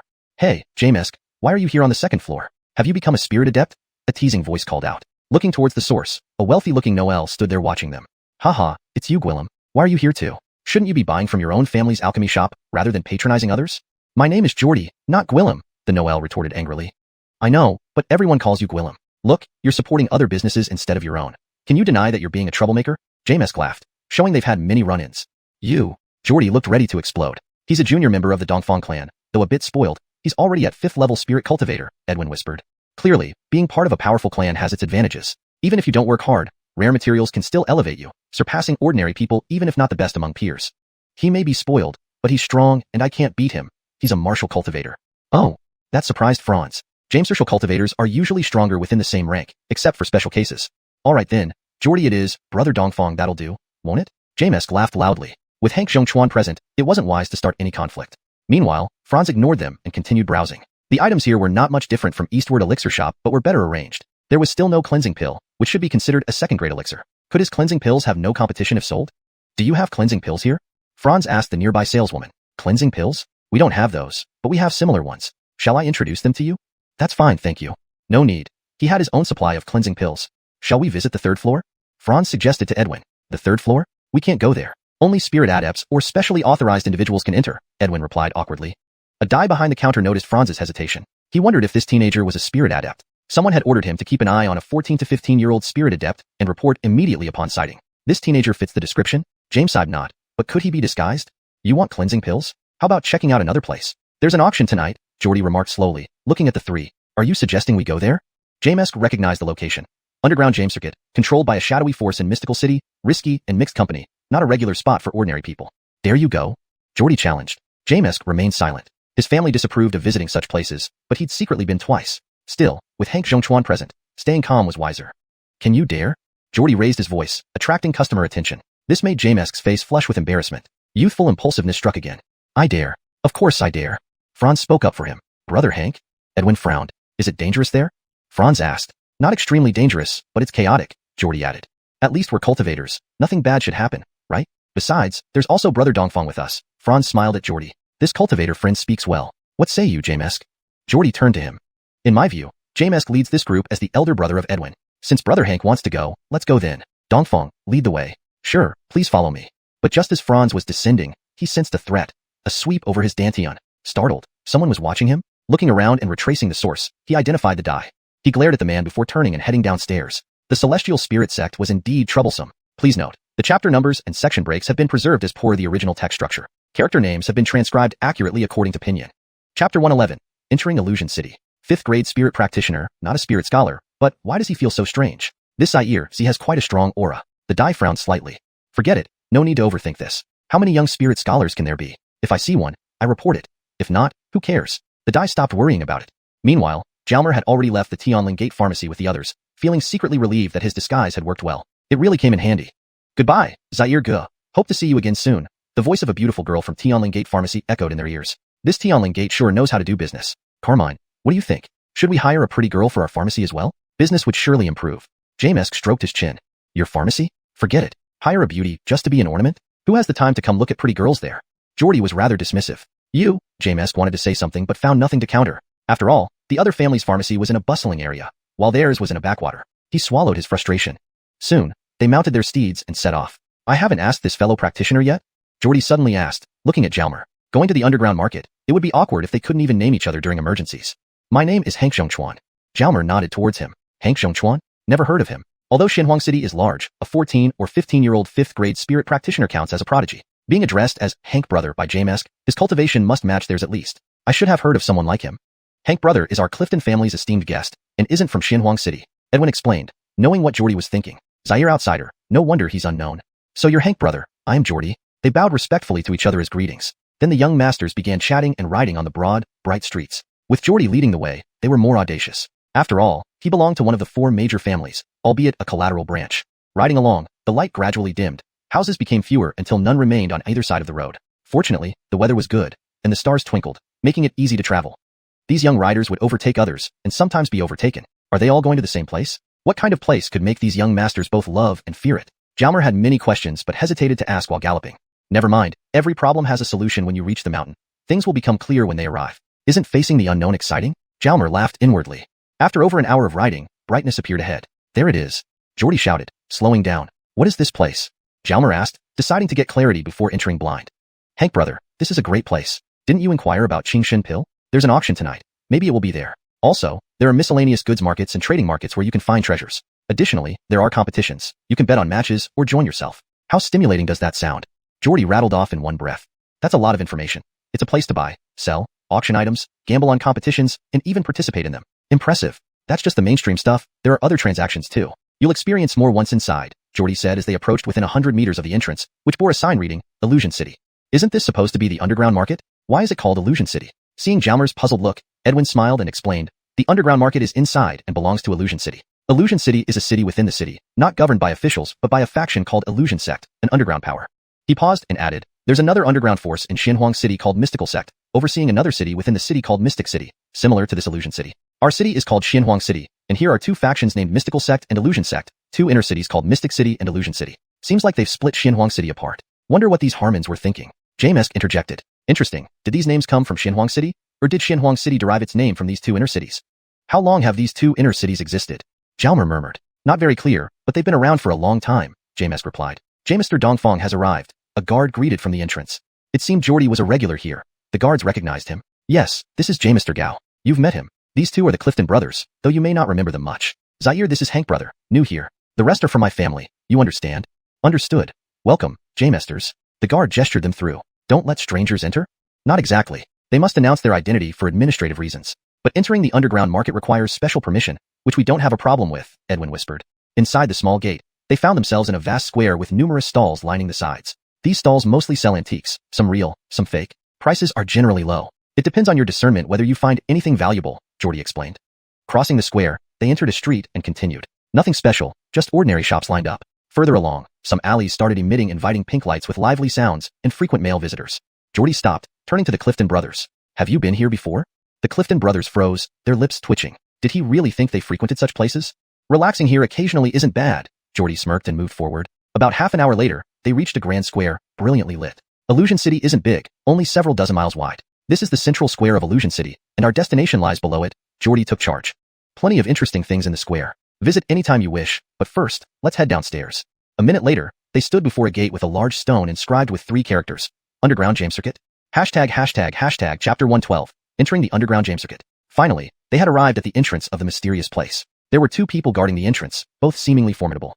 Mounts could be stored here. Of course, if one had a container for their mount, it wasn't necessary. Gwillem walked at the front, handing over a small yellow plaque to one of the guards. After inspecting the plaque, the guard nodded and handed it back, saying, "Go on in." The young master of the Gao family and the 2 sons of the Clifton family followed Gwillem and also handed over their plaques, which were white, and there was no problem. They were allowed in. Jamesk took back his plaque and asked, "Excuse me, sirs, we're bringing a friend inside today. Is that all right? You are members of the Underground James Circuit, so recommending a new member is fine. However, you should know that some procedures need to be done first." "No problem." The guard opened the door and said, "Turn left after entering. Someone will assist you with the formalities." Then he stuck his head inside and called out to the left, "We have a new member here." "All right," came the reply from a female voice. The 5 entered and turned left. There was a counter with 2 people behind it, 1 male and 1 female. The guard finally withdrew his gaze as the newcomers approached the membership registration area and closed the door. "Who's applying for a membership plaque?" the woman behind the counter asked, looking at the young men. "I am." Jalmer stepped forward. "Who is recommending you?" "I am," said Jamesk, handing over his membership plaque. The clerk then asked Jalmer several questions regarding basic information, which needed to be recorded on the membership plaque. The recommender was equivalent to a guarantor. If a member caused trouble, especially if it brought trouble to the Underground James Circuit, the recommender would be held responsible. Therefore, people didn't recommend others lightly. Soon, a white plaque was handed to Jalmer. "The rest of you may enter now." The female clerk pointed to a staircase on her left, directly opposite the entrance.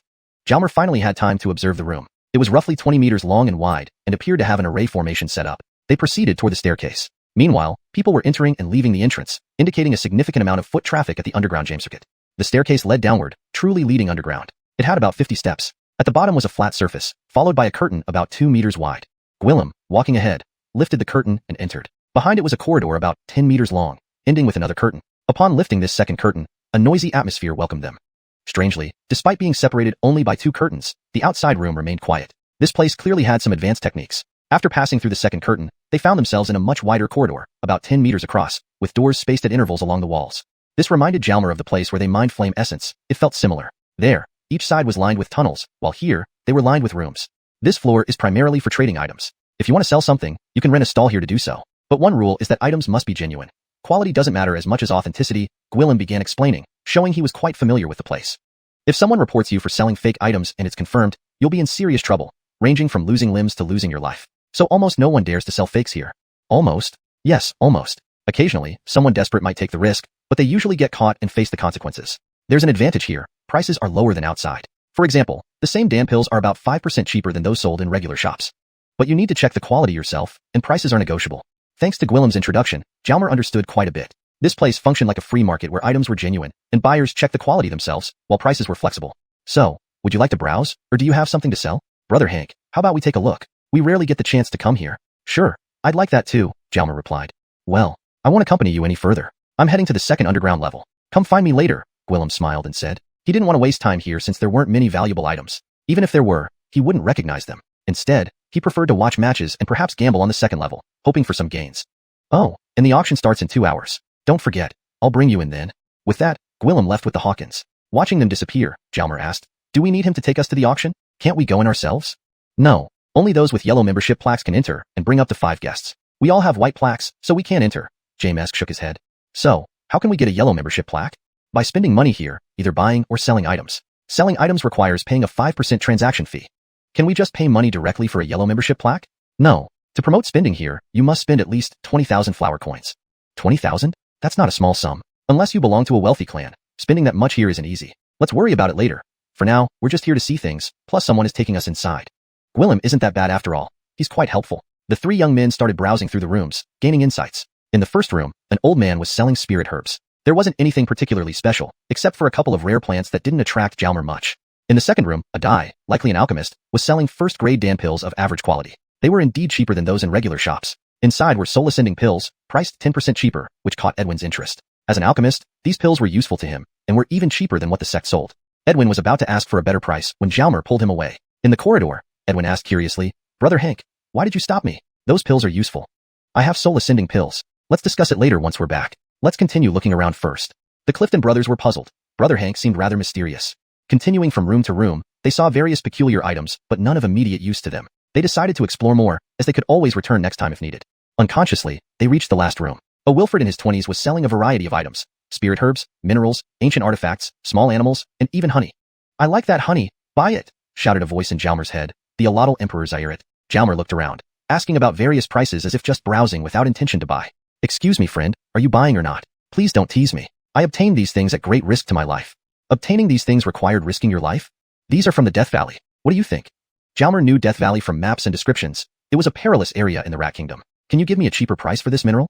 Jalmer pointed at a brown-black mineral about the size of a child's fist. It seemed similar to the black stone at the bottom of Medicine Heart Lake. After sensing it, he found that it could enhance soul power. It was a good item indeed. 4,000 flower coins, no less. Well, can you give me some other things for free then? For example, this little bee and this honey. I like little bees and enjoy eating honey. These little bees are not ordinary ones. If you don't appreciate them, that's fine. If you're interested in the honey, I can give you both the mineral and honey for 4,500 flower coins. How about that? Quite a deal, right? Sure, let's do it. Jalmer took out 4,500 flower coins and completed the transaction. He made a great profit. This stone wasn't simple at all. He didn't expect to gain something from the last shop. The 2 Clifton brothers watched in shock as Jalmer bought those items for 4,500 flower coins. Is this guy crazy? Jalmer's actions left them baffled. How could he spend so much money on these items? Chapter 113. Enter the arena. Come on, let's head to level B2, Franz happily said, completely ignoring their expressions. The Clifton brothers shook their heads and followed him. The young shop assistant chuckled inwardly at this. Who are these spendthrifts? Spending 4,000 on a stone. Quite the deal indeed. It seems there might be something special about that stone. James I should go back to that place and see if I can find more. If I can find more and meet similar spendthrifts again, wouldn't that mean more profit? As he thought, he smiled. However, it no longer mattered what the young shop assistant was thinking, as Franz and his 2 companions had already walked into the long corridor leading to level B2. Brother Hank, what did you buy? So expensive, didn't you get scammed? Jamesk still felt a bit of unease, though it wasn't his money. Have a look. With that, the stone flew over. Jamesk caught it, sensed it for a moment, but found nothing special. He touched it, squeezed it, examined it closely, then shook his head and passed it to Edwin. Edwin went through the same motions, then looked puzzled at Franz. I don't see anything particularly special. You're an alchemist. Feel it again. Try putting the stone close to your head, Franz laughed. Edwin followed his advice and exclaimed in surprise. There seemed to be some fluctuations in spiritual energy. Stopping mid-step, he focused carefully. There truly were fluctuations. Moreover, when he practiced his spiritual energy cultivation technique, his spiritual energy slightly improved. This is a treasure, an alchemist's treasure. Edwin's eyes widened in shock. What? Why are you staring like that? Jamesk was puzzled. Is it really a treasure? You wouldn't understand as a warrior, Franz laughed. Excellent, truly excellent. Brother Hank, keep it safe. Edwin returned the stone to Franz. Initially, he had thought Franz was foolish and overly generous, but now he realized Franz was quite knowledgeable, a true expert. Hey, what kind of treasure is it? Jamesk was getting impatient. These 2 are terrible, they won't tell me. But no one paid attention to him. The trio had already arrived at level B2, the arena. Wow, the moment they reached level B2, a wave of heat hit them. Not heat from high temperatures, but enthusiasm and excitement. Level B2 was crowded, with people surrounding a massive platform, cheering excitedly. It seemed there was a match going on. On the platform, 2 figures were fighting fiercely, both covered in blood. It looked like they were warriors, as only warriors would fight until such a state. The 3 stared at the battlefield and quickly moved closer. Ah, you 3 are here? Did you find anything? Gwillem's voice echoed beside them. Clearly, he had been watching the entrance closely, afraid of missing them. Not much, just took a quick look, Jamesk replied nonchalantly. There's not much of interest in level B1, so coming down here occasionally is normal, Gwillem thought. Brother Clifton, want to place a bet? Gwillem grinned slyly at Jamesk, seemingly harboring ulterior motives. Forget it, I'm not as rich as young Jamester Dongfong. Jamesk laughed awkwardly. Without enough money, how could he gamble? He wasn't going to fall for it. You're a warrior, right? Surely you can guess who will win up there. I really can't tell. Gwillem pondered silently, realizing Jamesk wasn't falling into his trap. Do you have any rules or regulations for these matches? Franz suddenly asked, feeling lost and clueless. Fair enough, Brother Hank is a first-timer. Let me explain briefly, Gwillem smiled, taking his time. The participants in the matches are divided into 3 categories: criminals, fighters, and freelancers. Of course, all must be cultivators. Nobody would watch otherwise. Criminals are those previously convicted, captured, and brought here by Huan's sect. Fighters are volunteers who join as permanent residents available for arranged matches. Freelancers like us can also participate. Do criminals willingly engage in these brutal matches just for others' entertainment? Franz questioned. There's a reason. These are all serious offenders, sentenced to life. Here, however, they can earn freedom if they meet certain conditions. This gives them hope. Who wouldn't want freedom? Franz nodded. When someone feels desperate and sees a glimmer of hope, they naturally strive to seize it. Criminals receive rewards for each win and punishments for each loss. Accumulate enough rewards, and they can regain freedom. Hence, their matches are the most brutal and bloody. Fighters volunteer to gain rewards. With sufficient combat power, they can receive good treatment after winning, but losing comes with its own penalties, though different from those for criminals. As for freelancers, like you and me, we can step up anytime for a fair fight. Just that? How do organizers make money, prevent fake fights, and ensure fairness? How do they make money? Do you think they need you to worry? They set odds for betting, and there are always many gamblers willing to bet on outcomes. Look at the crowd. The thrill seekers are everywhere, and everyone thinks they're the gambling god. Gwillem couldn't help laughing. I always think I'm the gambling god, but I rarely get it right. Still, I believe next time I'll win. Gamblers often convince themselves, thinking this time, I'll definitely win. That's the nature of gambling. Fake fights hardly exist because there are supervisors. If detected, the punishment is severe, potentially lethal. Thus, nobody dares. Moreover, winning offers many benefits, while losing incurs penalties. Nobody wants to lose. Why fight otherwise? Waiting in a cell is no better. If you don't wish to win, why become a fighter and lose some freedom? As for fairness, absolute fairness doesn't exist. However, due to different ranks, there must be reasonable matches based on similar power levels. Jamesh's 2 mismatched won't happen. So, matches are categorized by rank. Spirits rank 1 to 3, spirits rank 4 to 6, spirits rank 7 to 9, spirit knights rank 1 to 3, spirit knights rank 4 to 5. There are no matches above spirit knight rank 5, so 5 categories total. Of course, if a participant wishes, they can challenge a higher rank, earning substantial rewards if victorious. Chapter 114. Watching the duel. Can we choose our opponents? Franz asked. Yes, but typically the organizers arrange it. It's usually convicts against convicts, fighters against fighters, and free men can decide for themselves. Jordy sipped a cup of spirit tea from nearby and continued. Convicts can only choose other convicts. Fighters can choose each other or convicts. Free men have more choices. They can choose free men, fighters, or convicts. Get it? Absolutely clear. Also, lower ranks can challenge higher ranks, but not vice versa. Of course, if someone challenges you, that's another story. That's basically it. Watching a few rounds will clarify everything. As he spoke, one dueler on stage was chopped down by another. He just got up when another blade came flying at him. He dodged narrowly with a head tilt, but let out a blood-curdling scream as his hand flew off, severed, with blood spurting out. Damn, this is too brutal, not suitable for children. Franz's heart raced, feeling suffocated. Although he had fought while escaping, this scene was still hard to stomach.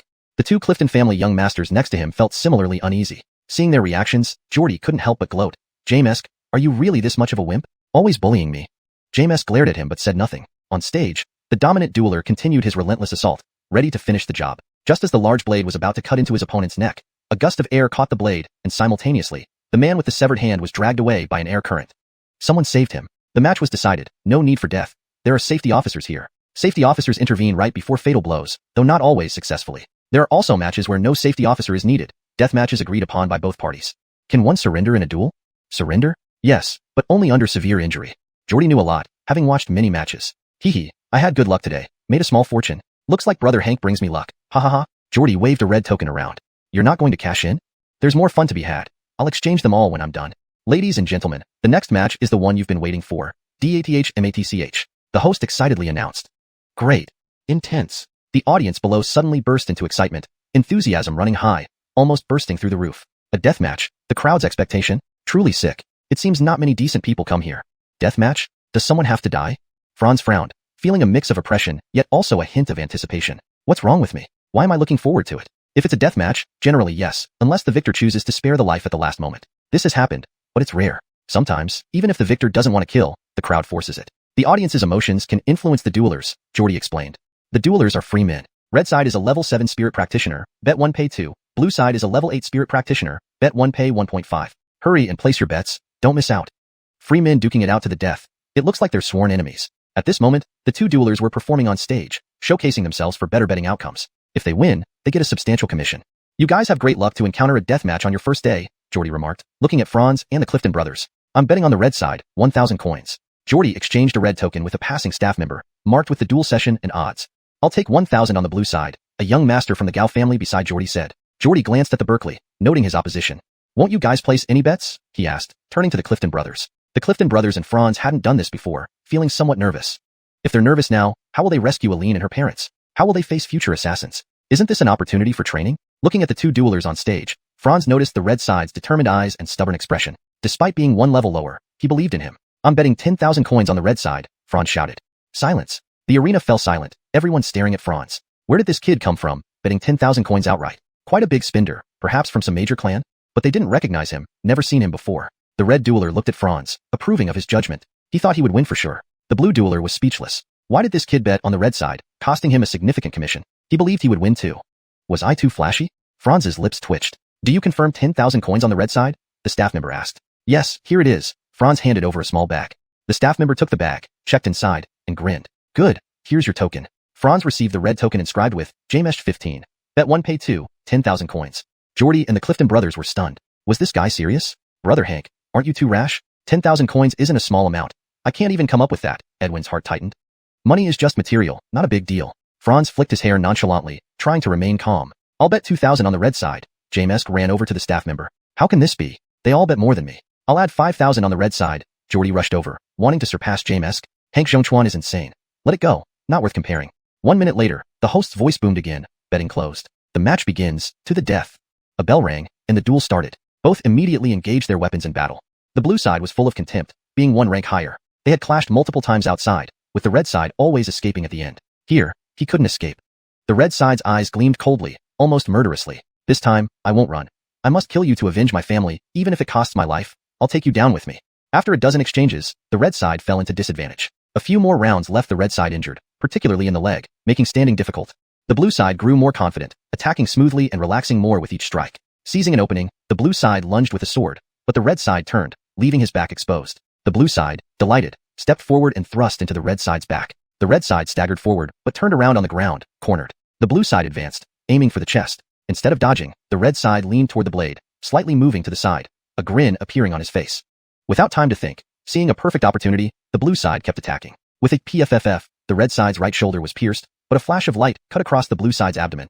The blue side tried to manipulate his longsword, but found it grabbed by the other hand, blood flowing. Attempting to increase pressure, he felt his strength fading. Seeing the sinister smile, he instinctively looked down. Damn, his torso seemed split in two. Was he sliced in half? There was no time to think as life slipped away quickly. Ultimately, the upper body slid off to one side of the lower body. The blue side's eyes were filled with despair and disbelief, his gaze gradually becoming unfocused. The red side wins. Despite the brutal victory, he won.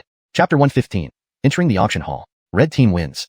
The host's voice echoed. The red team fighter slowly climbed up from the ground, frowning in pain. After all, his body was covered with sword wounds, especially the last one that had pierced through him. Despite being a cultivator, it was still a tough ordeal for him. Fortunately, he won. A life and death gamble paid off, finally avenging himself. The blue team was too careless, Jalmer muttered. I won. Great job, red team. Damn, the blue team is such a joke, losing at level 8 to a level 7. Did my eyes deceive me? The red team is so despicable. James me lose money. Among the gamblers below, some were elated, some disappointed, some laughing, and others cursing. They didn't care whether you died or not. They only cared about winning money. If they won because of you, you were right. If they lost because of you, you were the villain. I actually won. Brother Hank, you're truly my lucky star. Jordy laughed heartily. Jamesk, thanks to your stimulation earlier, I won a huge amount. Let's eat and drink well later. Jordy continued to laugh. Did the blue team just die like that? Jalmer asked softly. What else can be done? On the battlefield, if you die, you die. The dead have nothing left, while the living receive 10% of the betting funds as a reward, Jordy replied. 10% wasn't low. With so many people betting, 10% would be a significant sum. They watched another half hour of battles, but there were no more deadly fights after that. Each of them placed bets, some gaining, some losing. Time is about right. Shall we go to the auction hall? Jordy suddenly said. Sure. The others also wanted to see the hustle and bustle of the auction hall. Thus, the group went to exchange their chips. Jalmer earned the most, over 10,000 flower coins, mainly from the first round, with little profit afterward. Jordy, stimulated earlier, also made quite a bit. Soon, the five of them headed towards the stairs leading to the third underground level, where guards stood watch. Jordy walked confidently ahead, holding the yellow membership card. These four are with me, he said to the guard. Sorry, only one guest is allowed today. The guard took the card, glanced at it, and returned it. What? Jordy froze mid-step, intending to walk in but stopped by the guard's refusal. Only one guest is allowed today. Only one? Weren't we previously allowed 5? Jordy's eyes widened. This time it's special. Only one guest can enter. Damn, what a loss of face. He, a member of one of the 4 major families, was actually stopped. Should they force their way in? If you're not afraid of death, try it, the guard smiled, seeing Geordie's eager look. Forget it, a wise man does not suffer unnecessary defeats. This wasn't his territory. You go in then, Jamesk and I will stay. We thought we could follow Mr. Dongfang's good fortune, but, Edwin said, a hint of sarcasm on his face. You? Geordie was angry but could do nothing. He finally steeled his face and said, Chris, let's go. Then he disappeared behind the curtain at the staircase entrance. Unable to enter, the 3 turned back. Want to watch more battles? Jamesk was still excited. Initially tense, he became more and more engrossed as he watched. Battles were violent and bloody. He was a warrior, and the thrill of blood aroused his fighting spirit. He had secretly come in before but hadn't stayed long. Addicted already? Edwin teased. Do you know any other way to enter the auction hall? Jalmer suddenly asked. Other ways? Why don't we ask? Jamesk approached the stairway entrance again. Your Honor, without the yellow membership card, is there any other way to enter? Other ways? Sure, there are. What ways? Jamesk became excited. If you have valuable items to auction, you can enter. You can bring 2 people with you for each item. Valuable items? How do you determine that? That's decided by our appraisers. Can elixirs be auctioned? Jalmer joined in. Of course. I want to auction an elixir. Where do I get it appraised? In the small room next door. Go there. The guard pointed to a small room on the right. The 3 entered. Inside were 2 people, one in his 20s, the other in his 40s. The older appraiser was reading, but continued when he saw the young visitors. What are you appraising? The young appraiser asked. Elixirs. Jalmer handed over a jade bottle. The young appraiser opened it, and the aroma of the elixir wafted into the air. He felt instantly invigorated.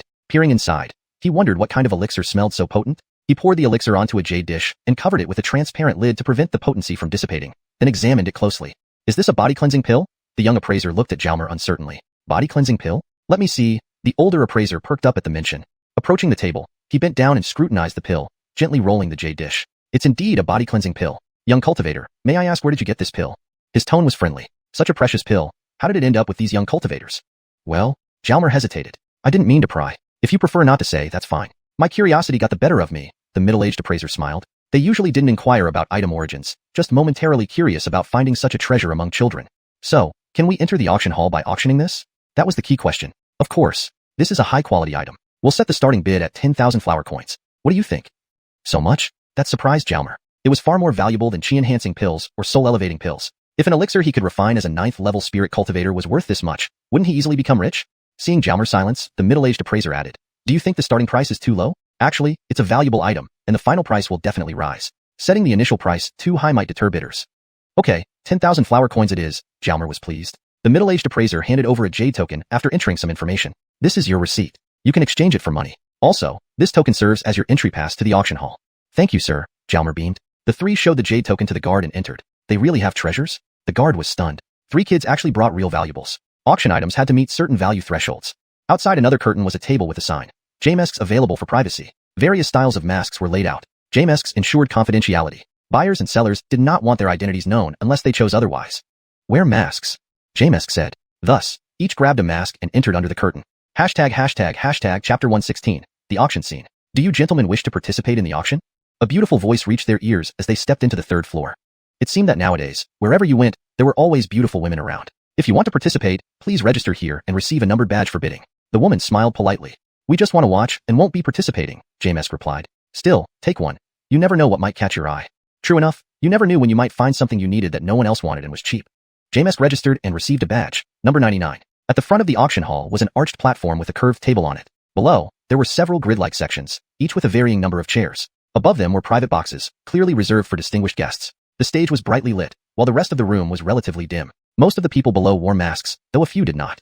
The auction had already started before they entered. At the moment, a weapon, a dark red one called blood-drinking blade, was being auctioned. It was placed on a table at the front of the stage. There were about 70 to 80 people present, with many empty seats. Jalmer and his 3 companions found a section and sat down. A few individuals approached the stage to examine the blood-drinking blade, showing obvious interest in the weapon. After a few minutes, everyone who came to inspect had moved away. Then the host said, ladies and gentlemen, this blade has been introduced, and you've had the chance to see it up close. You should have your own estimates by now. Let's begin the bidding. I'll offer 5,500 flower coins. The first bid was 5,500 flower coins, suggesting the base price was 5,000 flower coins. Not a bad blade. 5,500 flower coins, from bidder number 45, the middle-aged male host announced. Strange. Why did the sound of the host's voice make him feel compelled to bid? Jalmer wondered if the host had practiced some special technique that could subtly influence others. 6,000. I'll offer 6,000 flower coins. Zaire other guest bid as soon as the host finished speaking. 6,000. Bidder number 32 offers 6,000. Zaire higher bids. 7,000. I'll offer 7,000. 8,000. I'll offer 8,000. Wait, Why do I feel a hint of regret after shouting out 8,000? The person who bid 8,000 frowned. 8,000, bidder number 13 offers 8,000. Zaire higher bids. 8,000, first call. Any more bids? 8,000, second call. 8,000 second call. Zaire more bids. 8,000 third call. Congratulations to bidder number 13. This extraordinary blade is yours. The hammer fell with a thud, confirming the sale. Ladies and gentlemen, the third item has been sold today. Each auction item is limited, so if you see something you like, don't miss out, or you might regret it later. Pausing briefly, the host continued, now, we move on to the fourth item. He waved his hand, and a charm appeared on the table in front of him. Ladies and gentlemen, this charm is quite powerful. It's a defensive charm, usable by a spirit scholar level practitioner, yet it can withstand a full attack from any cultivator below a first-rank spirit J-Master. Since spirit J-Masters are rare in our rat kingdom, this charm is perfect for escaping danger. The persuasive mental force began spreading again.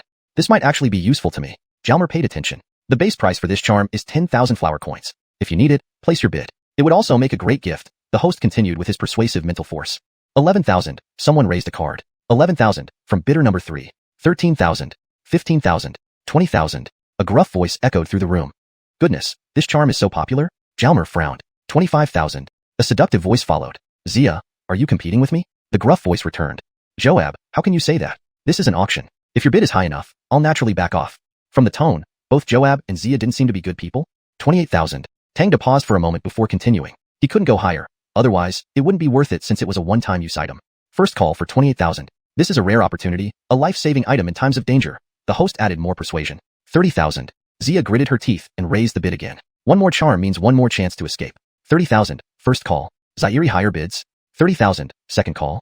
30,000. Third call. Sold. Congratulations to the lovely lady bidder number 15. Obviously, 30,000 was already quite high, making further bidding unlikely, so the host quickly confirmed the sale. The subsequent items included medicinal pills, array sets, rare spiritual herbs, fruits, and treasures, all fetching decent prices. Among them, Jalmer was particularly interested in the array set because it could trap a first-rank spirit J-Master, but the bids went too high, and he thought it wasn't worth it, so he gave up. Let's go. The 10 items for today have been auctioned off, and there was nothing especially outstanding. Zaire, the yellow cards today only allowed one person to enter. Was it worth it for these auctions? They seemed unremarkable, murmured some attendees. Yeah, if that's all, this auction house seems pointless. People started discussing and preparing to leave. Ladies and gentlemen, the regular 10 items have been auctioned off. However, today, we have one special item, which is why the entry rules were adjusted. A special item? I thought so. Otherwise, the entry rules wouldn't have changed. Quickly, everyone returned to their seats. Well, no need to keep you in suspense. Today's special item is a pill, the God Advancement Pill. What? God Advancement Pill? Is that the pill that increases the chances of becoming a spirit J-Master by 20%? Yes, exactly that pill. I believe everyone has heard of it, so I won't elaborate much further. As he spoke, a pill appeared on the table in front of the host. It was contained in a transparent vessel, its tangerine yellow surface interspersed with red veins. This was indeed the God Advancement Pill. Everyone looked excited. This was a fantastic item. With it, one could become a spirit J-Master and join the top tier of this continent's cultivators. God Advancement Pill, starting bid at 50,000 flower coins. No need for more words, let's begin the bidding. 60,000, 70,000, 100,000, 150,000. Someone in the upper box bid. Wow, rich person. The price shot up rapidly. Such a valuable pill? Perhaps I should cultivate more, provided I get the formula. Where could I find such a formula? Jalmer's eyes darted. Speaking of which, where's my clear body pill? 150,000, first call. This pill can increase the chances of becoming a spirit J-Master by 20%. Don't you want to achieve that? The host used his persuasive power. But you need to reach 9th rank spirit scholar first, and most of us aren't even scholars, a voice muttered from below. True, those below 5th rank spirit scholars might as well take a break. Reaching 9th rank requires your ancestors' blessings, and even then, it's uncertain. 160,000. The price kept climbing, reaching an impressive sum. 200,000. The person who bid 150,000 continued to raise the bid. Wow, really damn rich. 200,000. First call. The person who bid 160,000 glanced at the box where the 200,000 bid came from and did not continue bidding. 200,000. Second call. The host looked around and said, 200,000. Third call. Sold. The gavel fell with a thud. The God Advancement Pill goes to box number 5. Congratulations. Wow, truly rich. If I had that kind of money, I'd buy it too, haha. People chatted and laughed as they prepared to leave. 200,000 wasn't something an ordinary person could afford. It might take a lifetime to earn that much. Everyone, hold on a moment. The host spoke again. Could there be more surprises today? Yes. Not long ago, we received another item for auction, which might just be what you're looking for. Chapter 117. Zaire Unexpected Encounter. Everyone was quite surprised by this situation.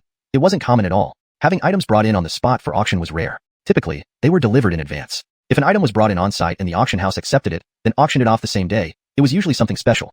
The excitement could continue, so everyone returned to their seats. This is the last item for today's auction, a medicinal pill. The host flicked his hand, and a pill appeared on the table in front of him, covered by a transparent lid. Let's build some suspense. Does anyone recognize this pill? The host smiled at the audience and then glanced up at the private boxes. Someone from the crowd approached the table with the pill and examined it closely but didn't recognize it. Most people in the audience were spirits or a few spirit adepts, whose knowledge was relatively limited. After a while, a person dressed as an alchemist descended from one of the private boxes. He moved closer to the pill, inspected it, frowned, and said, "This is a cleansing pill?" He didn't sound entirely sure. Indeed, alchemists are experts, after all. "Yes, this is precisely a cleansing pill," the host said with a smile. "What the heck? Is this the legendary cleansing pill?" The crowd erupted into excitement. A pill they had only heard about was now right before their eyes. Today was indeed worth attending. Jameson people gradually moved closer to the table displaying the pill, wanting to see the legendary medicine for themselves and have something to boast about later. 8 minutes were given for observation. An entire 8 minutes, showing respect for this pill. Alright, everyone has had a look. I believe you've all heard about this medicine's effect. It has excellent detoxifying properties and can thoroughly eliminate all pill toxins from cultivators below the Spirit Jamester level. It even benefits Spirit Jamesters to some extent, and crucially has no side effects. Although it is only a second-grade pill, its rarity due to its unique effectiveness makes it highly valuable. But this time, we have set a low starting bid, so everyone can participate. Pausing, the auctioneer raised his index finger and said, "Starting bid, 10,000 flower coins. Bidding begins now. 20,000, I offer 20,000. A no-elful voice shouted, immediately doubling the price. Everyone turned to see a teenager, around 15 or 16, bidding enthusiastically. Just a kid trying to show off? TSK, that's Jordy, actually bidding, Jalmer thought with a chuckle. Is there no one else? 20,000, first call, the host announced. The audience was still focused on young Jamester Dongfang, momentarily distracted. Upon hearing the host, immediate bids followed. 30,000, 50,000, 70,000, 100,000, 150,000. Bids skyrocketed, causing Jalmer's heart rate to rise. Damn, this thing is impressive. 150,000, first call. Come on, keep going. You won't find such an opportunity elsewhere. 160,000, came a voice from box number 5. 160,000, first call. 18,000. Dongfang, you've already secured the enlightenment pill. Are you also taking this cleansing pill? Box number 5 belonged to the Dongfang family. Did they buy the enlightenment pill to prepare for someone's advancement to Spirit Jamester? If they managed to produce their first Spirit Jamester, would the 4 great families remain the same? The onlookers began to speculate. The patriarch of the Dongfang family from box 5 spoke. Since Brother Yates has spoken, let this cleansing pill be yours. There was no need to quarrel over a cleansing pill. After all, having these items didn't guarantee advancement. 18,000, first call. Silence ensued. No further bids were made. No one dared challenge the Yates family, one of the 4 major families in Xinyuan City. 18,000, second call. Still silence. 18,000, third call. Congratulations to the VIP from box number 8. The host finalized the sale. The auction ends here today. Thank you all for your participation. Please proceed to my left room if you've purchased items for payment and collection, and to my right room if you're the original owners to exchange for coins using your J token. Jalmer watched others heading to the exchange room, and after speaking briefly with the Clifton brothers, he joined them. Upon entering, he saw several windows along the opposite wall. Zaire attendant said, "Lords, each window offers exchange services." Jalmer approached a nearby window, handed over his Jade token, and received a storage ring containing coins minus the 5% auction fee, along with a yellow Jade token for a yellow membership card. "Oh, thank you," he responded, transferring everything to his own storage ring and returning the ring. Receiving over 17,000 flower coins and qualifying for a yellow membership card was pretty good. After exchanging, he met up with the Clifton brothers outside the room. They walked toward the exit, passing through the corridor where others were removing their masks and placing them back. As they lifted the curtain to enter the second floor, a familiar face greeted them. "You entered the auction as well? How did you manage that?" Jordy asked curiously. "You couldn't bring us in, but a high-level individual did," Jamesk boasted. "Who? A silver member? A gold member?" "Not telling you." "You?" Jordy clenched his teeth in frustration. "Dongfang brother, how come you're not with your patriarch? He secured some good items today, producing a Spirit Jamester for your family. Impressive." Jalmer praised. "Brother Hank, don't mock me. Outside, I'm called young Jamester Dongfang, but I'm just a collateral branch member. I don't qualify to be near the patriarch," Jordy replied with a bitter laugh, appearing somewhat disheartened. "Large families can be tough, huh?" Jalmer shook his head and remained silent. "Just focus on cultivation, Jordy. Once you reach Spirit Adept, the patriarch will surely value you," Jamesk offered comfort. "It's difficult. Despite being a 5th-rank spirit practitioner at a young age, it's all thanks to pills. Reaching Spirit Adept is incredibly challenging. Even if pills help, advancing beyond levels 1 or 2 as a Spirit Adept is nearly impossible. Zaired pill toxins are a significant issue. Pill toxins can be managed. Didn't today's auction feature a cleansing pill? If it appeared once, it could appear again. That's true, but even if it appears 10 times, it won't be my turn. Jameson need the cleansing pill. Indeed, apart from cleansing pills, no other medicines on the market could thoroughly eliminate pill toxins. As they talked, a large man suddenly collided with Jamesk, fell, and angrily exclaimed, "Trying to get yourself killed? Running into me?" "You crashed into me," Jamesk retorted, invigorated from earlier battles. "You dare to argue after running into me?" The large man kicked out. It was a scam attempt. Instantly, they fought. "What's happening? Causing trouble here? Why not fight on the arena stage?" The arena staff intervened. "Do you dare, Zairizi?" the large man taunted. "Coward!" someone yelled from the sidelines. "Coward! Do you dare? Do you dare step on stage? I'm a 6th-rank spirit practitioner," the large man continued. His cultivation level was known. They were being targeted. Jalmer knew trouble was brewing. Chapter 118. Climbing the platform for a duel. Could it be that I provoked someone who's causing trouble? Jalmer muttered in his heart.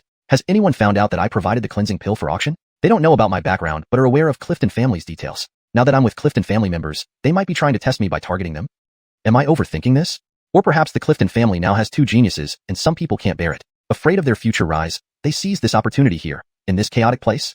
Jalmer quickly came up with many thoughts, making quite extensive connections. At this moment, Jamesk's face was completely red from anger, genuinely thinking about climbing onto the platform for a fight. We should just leave. These people are clearly here to cause trouble. Jalmer pulled on Jamesk to go. Just hit someone and think you can walk away? That good, huh? The muscular man said arrogantly.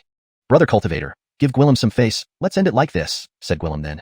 Gwillem? From the Dongfang clan? Alright, today, I'll give you some face. Let him kneel and apologize to me, then we'll call it off. Who do you think you are? Asking me to kneel and apologize? You need to be clear. You bumped into me. You should kneel and apologize. Dog. Jamesk was extremely angry. Ooh, very brave indeed. Dare to challenge us, huh? Who? Before he could finish who, Edwin covered his mouth. Brother Hank is here today. Don't act recklessly. Edwin whispered into his elder brother's ear, knowing the head of their family had specifically instructed them to behave and entertain Hank Zhongchuan well. How humiliating. He couldn't believe he was forced into such a corner by a bastard like that. Jamesk's face turned red with fury, his eyes almost blazing. Cowards. The Clifton family are all cowards. The big man was being utterly arrogant. You're pretty brave, huh? But look at you, a grown-up, intending to bully younger generations? Jalmer couldn't hold back anymore, glaring at the muscular man. Oh really? Who are you? Planning to stick up for the Clifton family?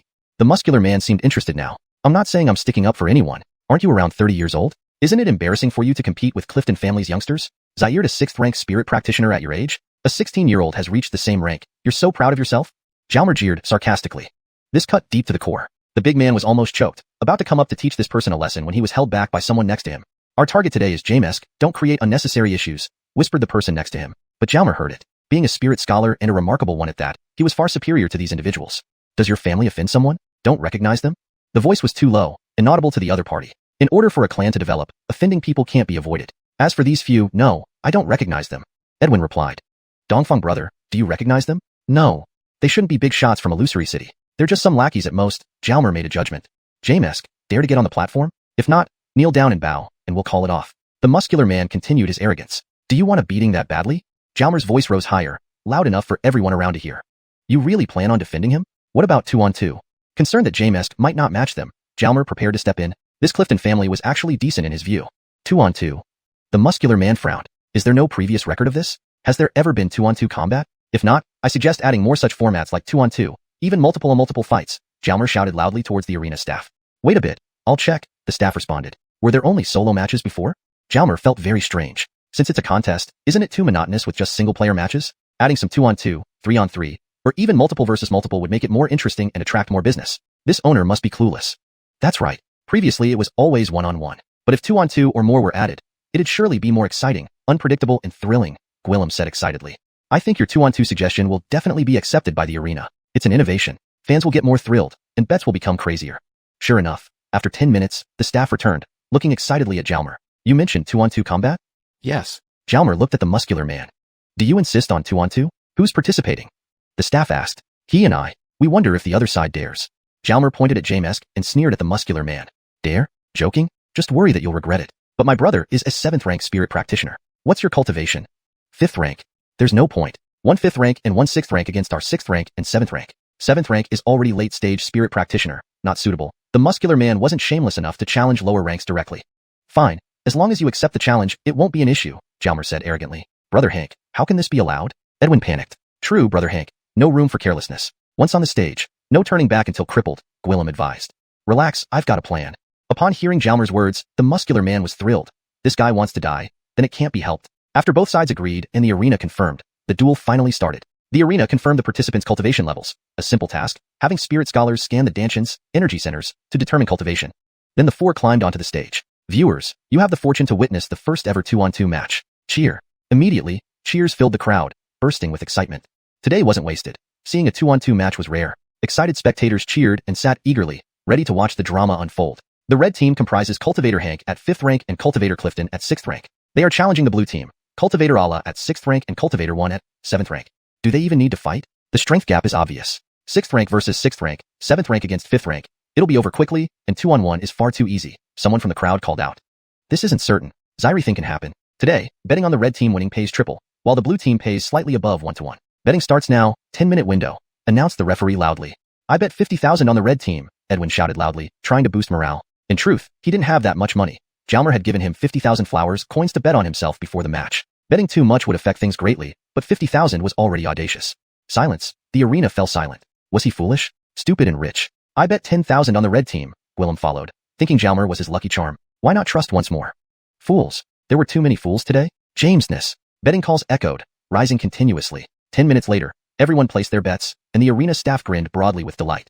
End of translated chapter content. This translation aims to capture the original tone and style of the Chinese text while ensuring it reads naturally in English. Paragraph structures and line breaks have been maintained to align closely with the original format. Chapter 119.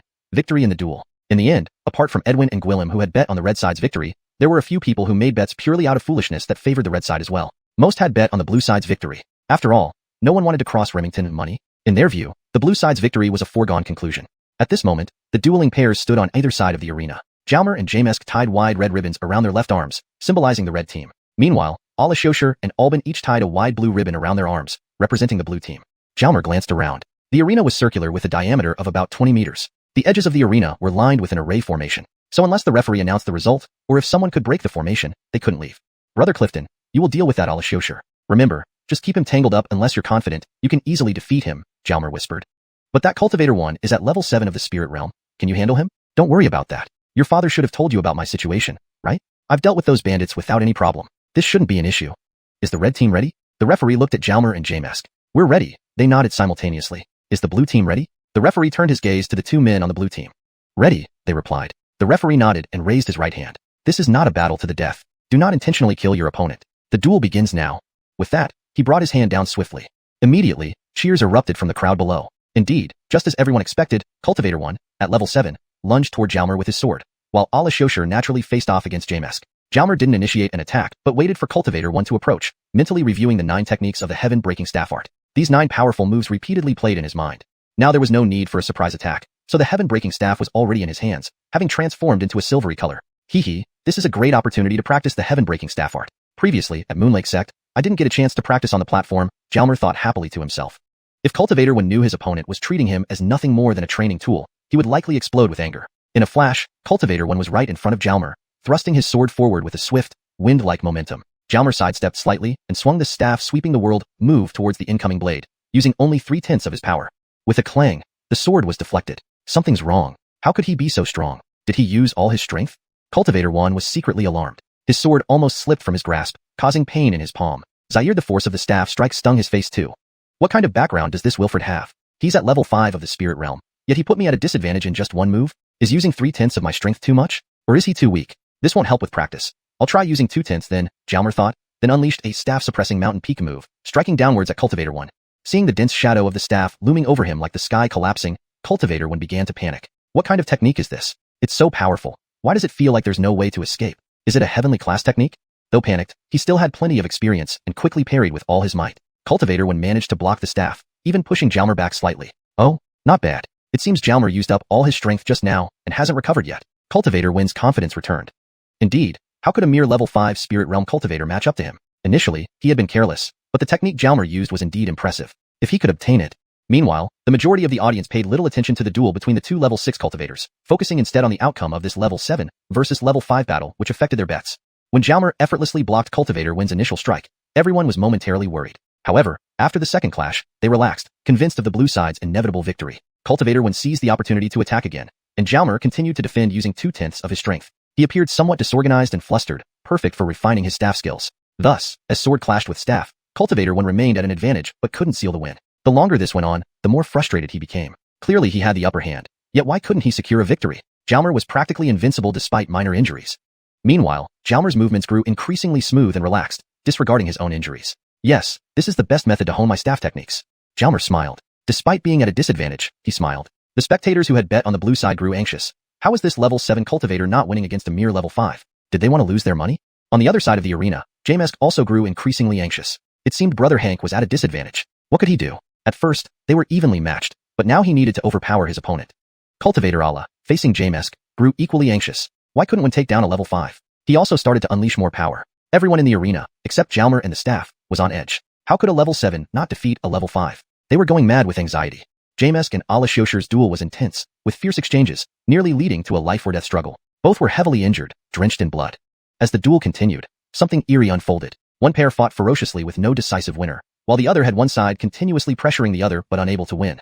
This went on for half an hour. It was enough. Jalmer had thoroughly mastered the 9 moves, able to follow his eyes and heart seamlessly with the staff. Now it was time to test his strength.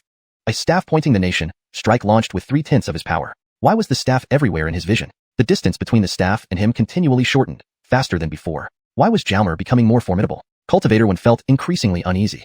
He raised his sword to deflect and sidestepped simultaneously. Damn, why did he fail to deflect the staff? Thankfully, he moved a bit to the side, but the staff grazed his face, leaving a burning sensation on his left cheek. When he wiped it with his hand, it was sticky, blood.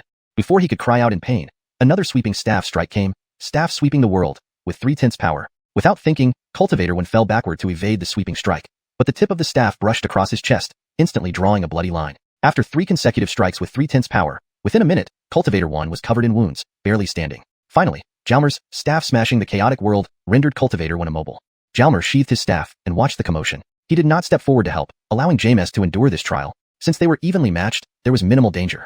Due to Cultivator One's quick defeat, Cultivator Allah became flustered, losing the will to fight further, soon falling into a disadvantaged position. Within another minute, Cultivator Allah was severely wounded by Edwin and could no longer continue. Red side wins. Chapter 120, The Sect Jamisters Summoning. Red team wins. The referee announced the result of the match. F***CK. Worthless. A chorus of curses echoed from the audience. Most people had lost money and naturally needed a way to vent. Jamesk and Jalmer exchanged a high five, then burst into hearty laughter. After laughing, Jamesk looked at the referee and asked, "Sir referee, since we won against them, aren't their storage rings considered our spoils of war?" "Of course. It's customary." This was an unexpected windfall. Even Jalmer hadn't known about this rule. Jamesk walked over to the 2 men lying on the ground. With a gesture, he retrieved both storage rings. Then he tossed the rings to Jalmer, who deserved them. The injured men were dragged away by staff members and handed over to their friends. Zaire, other staff member, a Wilfred in his 20s with a refined appearance, stepped onto the stage. "Congratulations, gentlemen. This is your share as victors, 60,000 flower coins, all rounded up. Keep it safe." He handed the ring directly to Jalmer. Everyone knew that the key to winning this match lay with Jalmer. "My name is Steven," the Wilfred said with a smile to Jalmer, "a lotto friend. Our Harmon invites you for a chat. Would you do us the honor?" "Our Harmon wants to see me?" Jalmer was somewhat surprised. Steven nodded with a smile. "The head of the illusion sect?" Zaire, other nod from Steven. "I'm just a low-level spirit practitioner, yet I've caught the attention of the illusion sect's Harmon? All because of a single pill auction and a fight? Am I too outstanding? Or is the illusion sect's Harmon not choosy enough? Can my friends join us?" "Of course." Steven nodded again. "Since they are here, there's no escaping it. It's their territory. Meeting him wouldn't hurt." Edwin and Gwillem were busily exchanging chips for money. Edwin had received 150,000 flower coins, an unprecedented sum for him, making his hands tremble when he took the money. Gwillem also got 30,000 coins, a lucky windfall indeed. As expected, following Brother Hank meant reaping rewards. As for the wealthy Wilfred, he could only manage a bitter smile.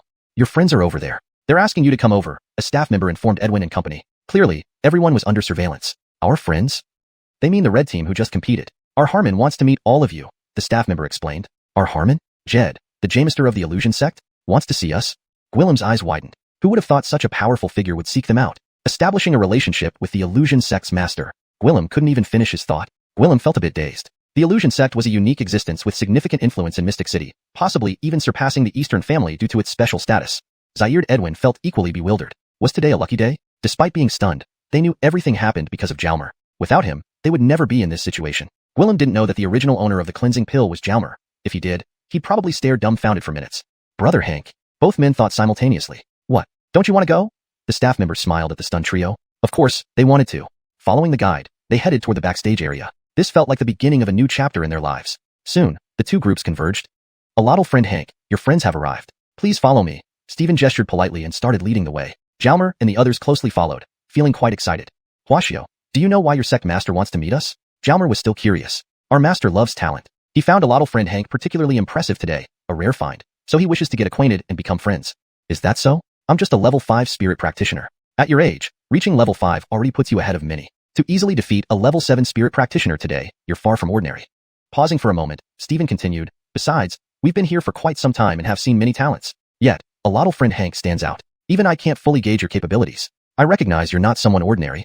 While talking, they walked, and after about 10 minutes, they reached their destination. A grand gate stood before them, inscribed with Sect Jamister's Residence. They were about to meet the top brass. Steven entered first, bowing and saying, "Jamister, the young friends have arrived." "Elder Steven, thank you for your efforts," a voice replied. Inside, a young gentleman greeted them. Tall and slender with fair skin, Wearing immaculate white robes, he exuded grace. His appearance didn't quite fit the image of a powerful underworld boss of the illusion sect.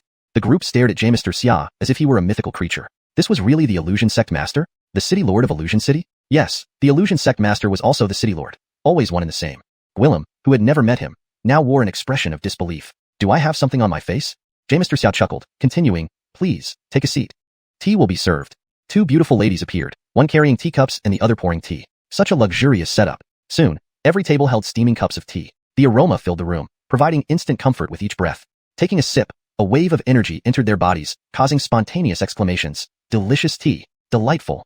This is a prized tea our master has kept for years. Thanks to these young friends, I too can partake, Stephen smiled. Then Stephen introduced each person to Mr. Xia. Young heroes indeed. Achieving this much at your ages, your futures are bound to be limitless, Mr. Xia praised. Flattery never hurts. The young men smiled broadly. After more casual conversation, Mr. Xia rose and focused on Jalmer. A lotto friend Hank, may we have a private talk? Jalmer was the primary target, while the others were mere companions. Certainly. What must be faced cannot be avoided. To the other young friends, I'll need to excuse myself to speak with a lotto friend Hank. Elder Stephen will keep you company, Mr. Xia added, looking at Stephen. With that, he led Jalmer further inside, arriving at a smaller room a minute later. A lotto friend Hank, may I ask who your master is? Once seated, Mr. Xia inquired, noting they were alone. Probing my background? Jalmer furrowed his brow, unsure if this was good or bad. Don't mind me asking, it's fine if you don't wish to say, Mr. Xia smiled, understanding that some prefer not to reveal such details. Well, I'm merely an independent practitioner. My master is not a prominent figure, but also an independent practitioner, Jalmer responded carefully, ensuring not to mention Moonlake sect. Hashtag chapter 121. Encounter with bandits again. If he doesn't want to say, then fine. You can't force someone to reveal information. After all, many cultivators wander the world and rarely disclose their origins for self-protection. Oh, so the cultivation technique you use is also from your master? Yeah, that's right, Jalmer replied indifferently. It didn't matter whether he admitted it or not since there was no way to verify it. Zaire Z seemed quite cautious, which was commendable. Your esteemed master must be very powerful. Can you tell me where the cleansing pill comes from? Jed continued probing. The cleansing pill was given to me by my master. Whether he refined it himself or obtained it elsewhere, I'm not entirely sure. Jalmer smiled as he added, he gave me two. I auctioned one earlier, and now I have one left. Creating a powerful master figure could deter some people from targeting him. Yes, I have a formidable master. No, I should say I have several formidable masters. Aren't Mr. Harold and Mr. Xiao Hildrednu quite powerful? They just haven't awakened yet. Even the freebie master from Ulake sect would do. Thinking about it, Jalmer couldn't help but smile. These people had been kind to him after all. You still have one? Jed asked, slightly surprised. If this pill was refined by his master, that would indeed be impressive. He needed to treat Zaire Z well. Yes, here it is. As he spoke, Jalmer produced a cleansing pill in his hand. His words were partly true, partly false, making it hard to decipher. Indeed, if this were true, Zaire Z's statement gained more credibility. So, you mean your master is an alchemist? Zaire, you are too? Jed's eyes lit up. Had he stumbled upon a treasure? Zaire alchemist who could also fight? This was genius-level talent.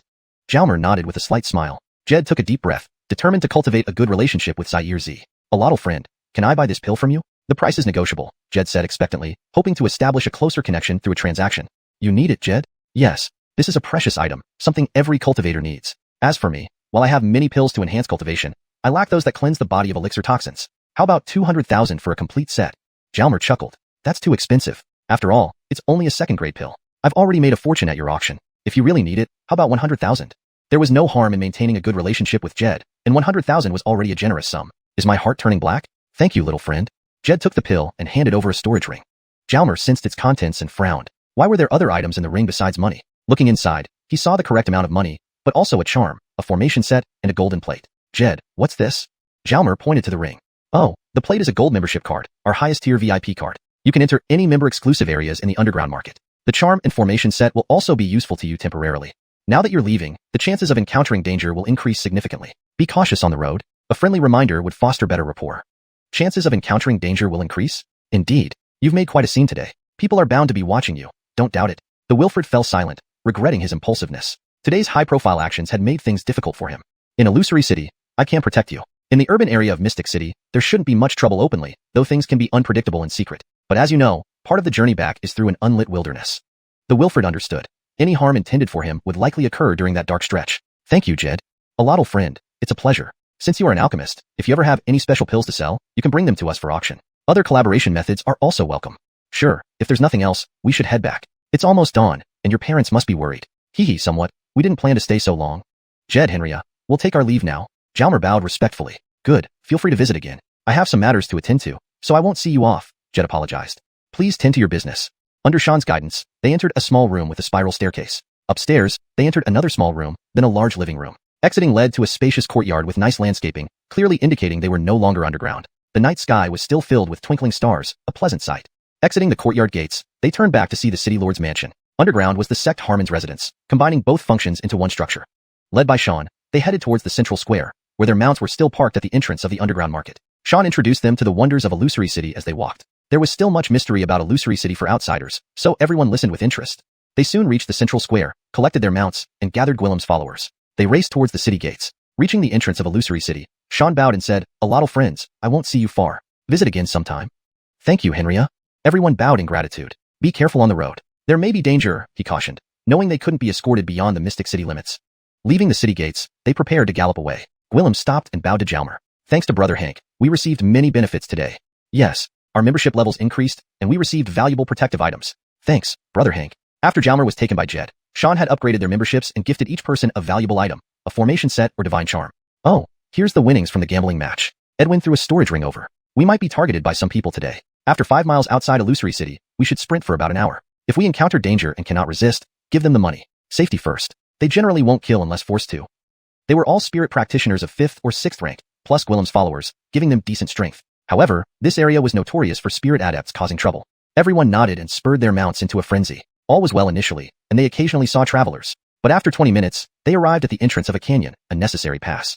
Just as they prepared to speed through, a voice echoed in Jalmer's mind, "There's an ambush in the canyon." Clearly, the red sky ants had detected it while scouting ahead. "Hold it, there's an ambush up ahead." Jalmer raised his hand and shouted. Everyone looked bewildered, but stopped nonetheless. "Heh, impressive. You Zaire actually spotted it." A group of people emerged from the shadows ahead. They were encountering bandits again. Chapter 122. Ambush of the Spirit Scholar. 3 people blocked the path. From their auras, it seemed to be 1 spirit scholar and 2 spirit adepts, an impressive strength. "Nicely done, Zaire. How did you spot us?" The leading spirit scholar laughed at Jalmer, clearly indicating he was the boss. "If I say it's a guess, would you believe me?" Jalmer smiled without any haste. "Jamister, there are 2 more hidden behind. They seem quite formidable." The little Imperial Zaire relayed into his mind. 2 more? Quite formidable? 2 spirit scholars? Jalmer's heart skipped a beat. His expression turned solemn immediately. "Believe it? Of course. I wouldn't believe it for a second." As he spoke, a wave of soul power swept over everyone's Danteon areas, deliberately scanning Jalmer twice. Hankling, they were just a group of spirit adepts, with the highest being a 6th rank spirit adept. The nearly 10-member team's expression soured instantly because their Dantians had been scanned, confirming that the opponents included spirit scholars, something they couldn't fend off. Except for Jalmer, who felt somewhat conflicted since engaging in combat would expose his true strength. "Why have you stopped us, great sirs? We are just some ordinary spirit adepts," Jalmer loudly declared, seemingly wanting to attract attention from passersby, though it was late at night and no one seemed around yet.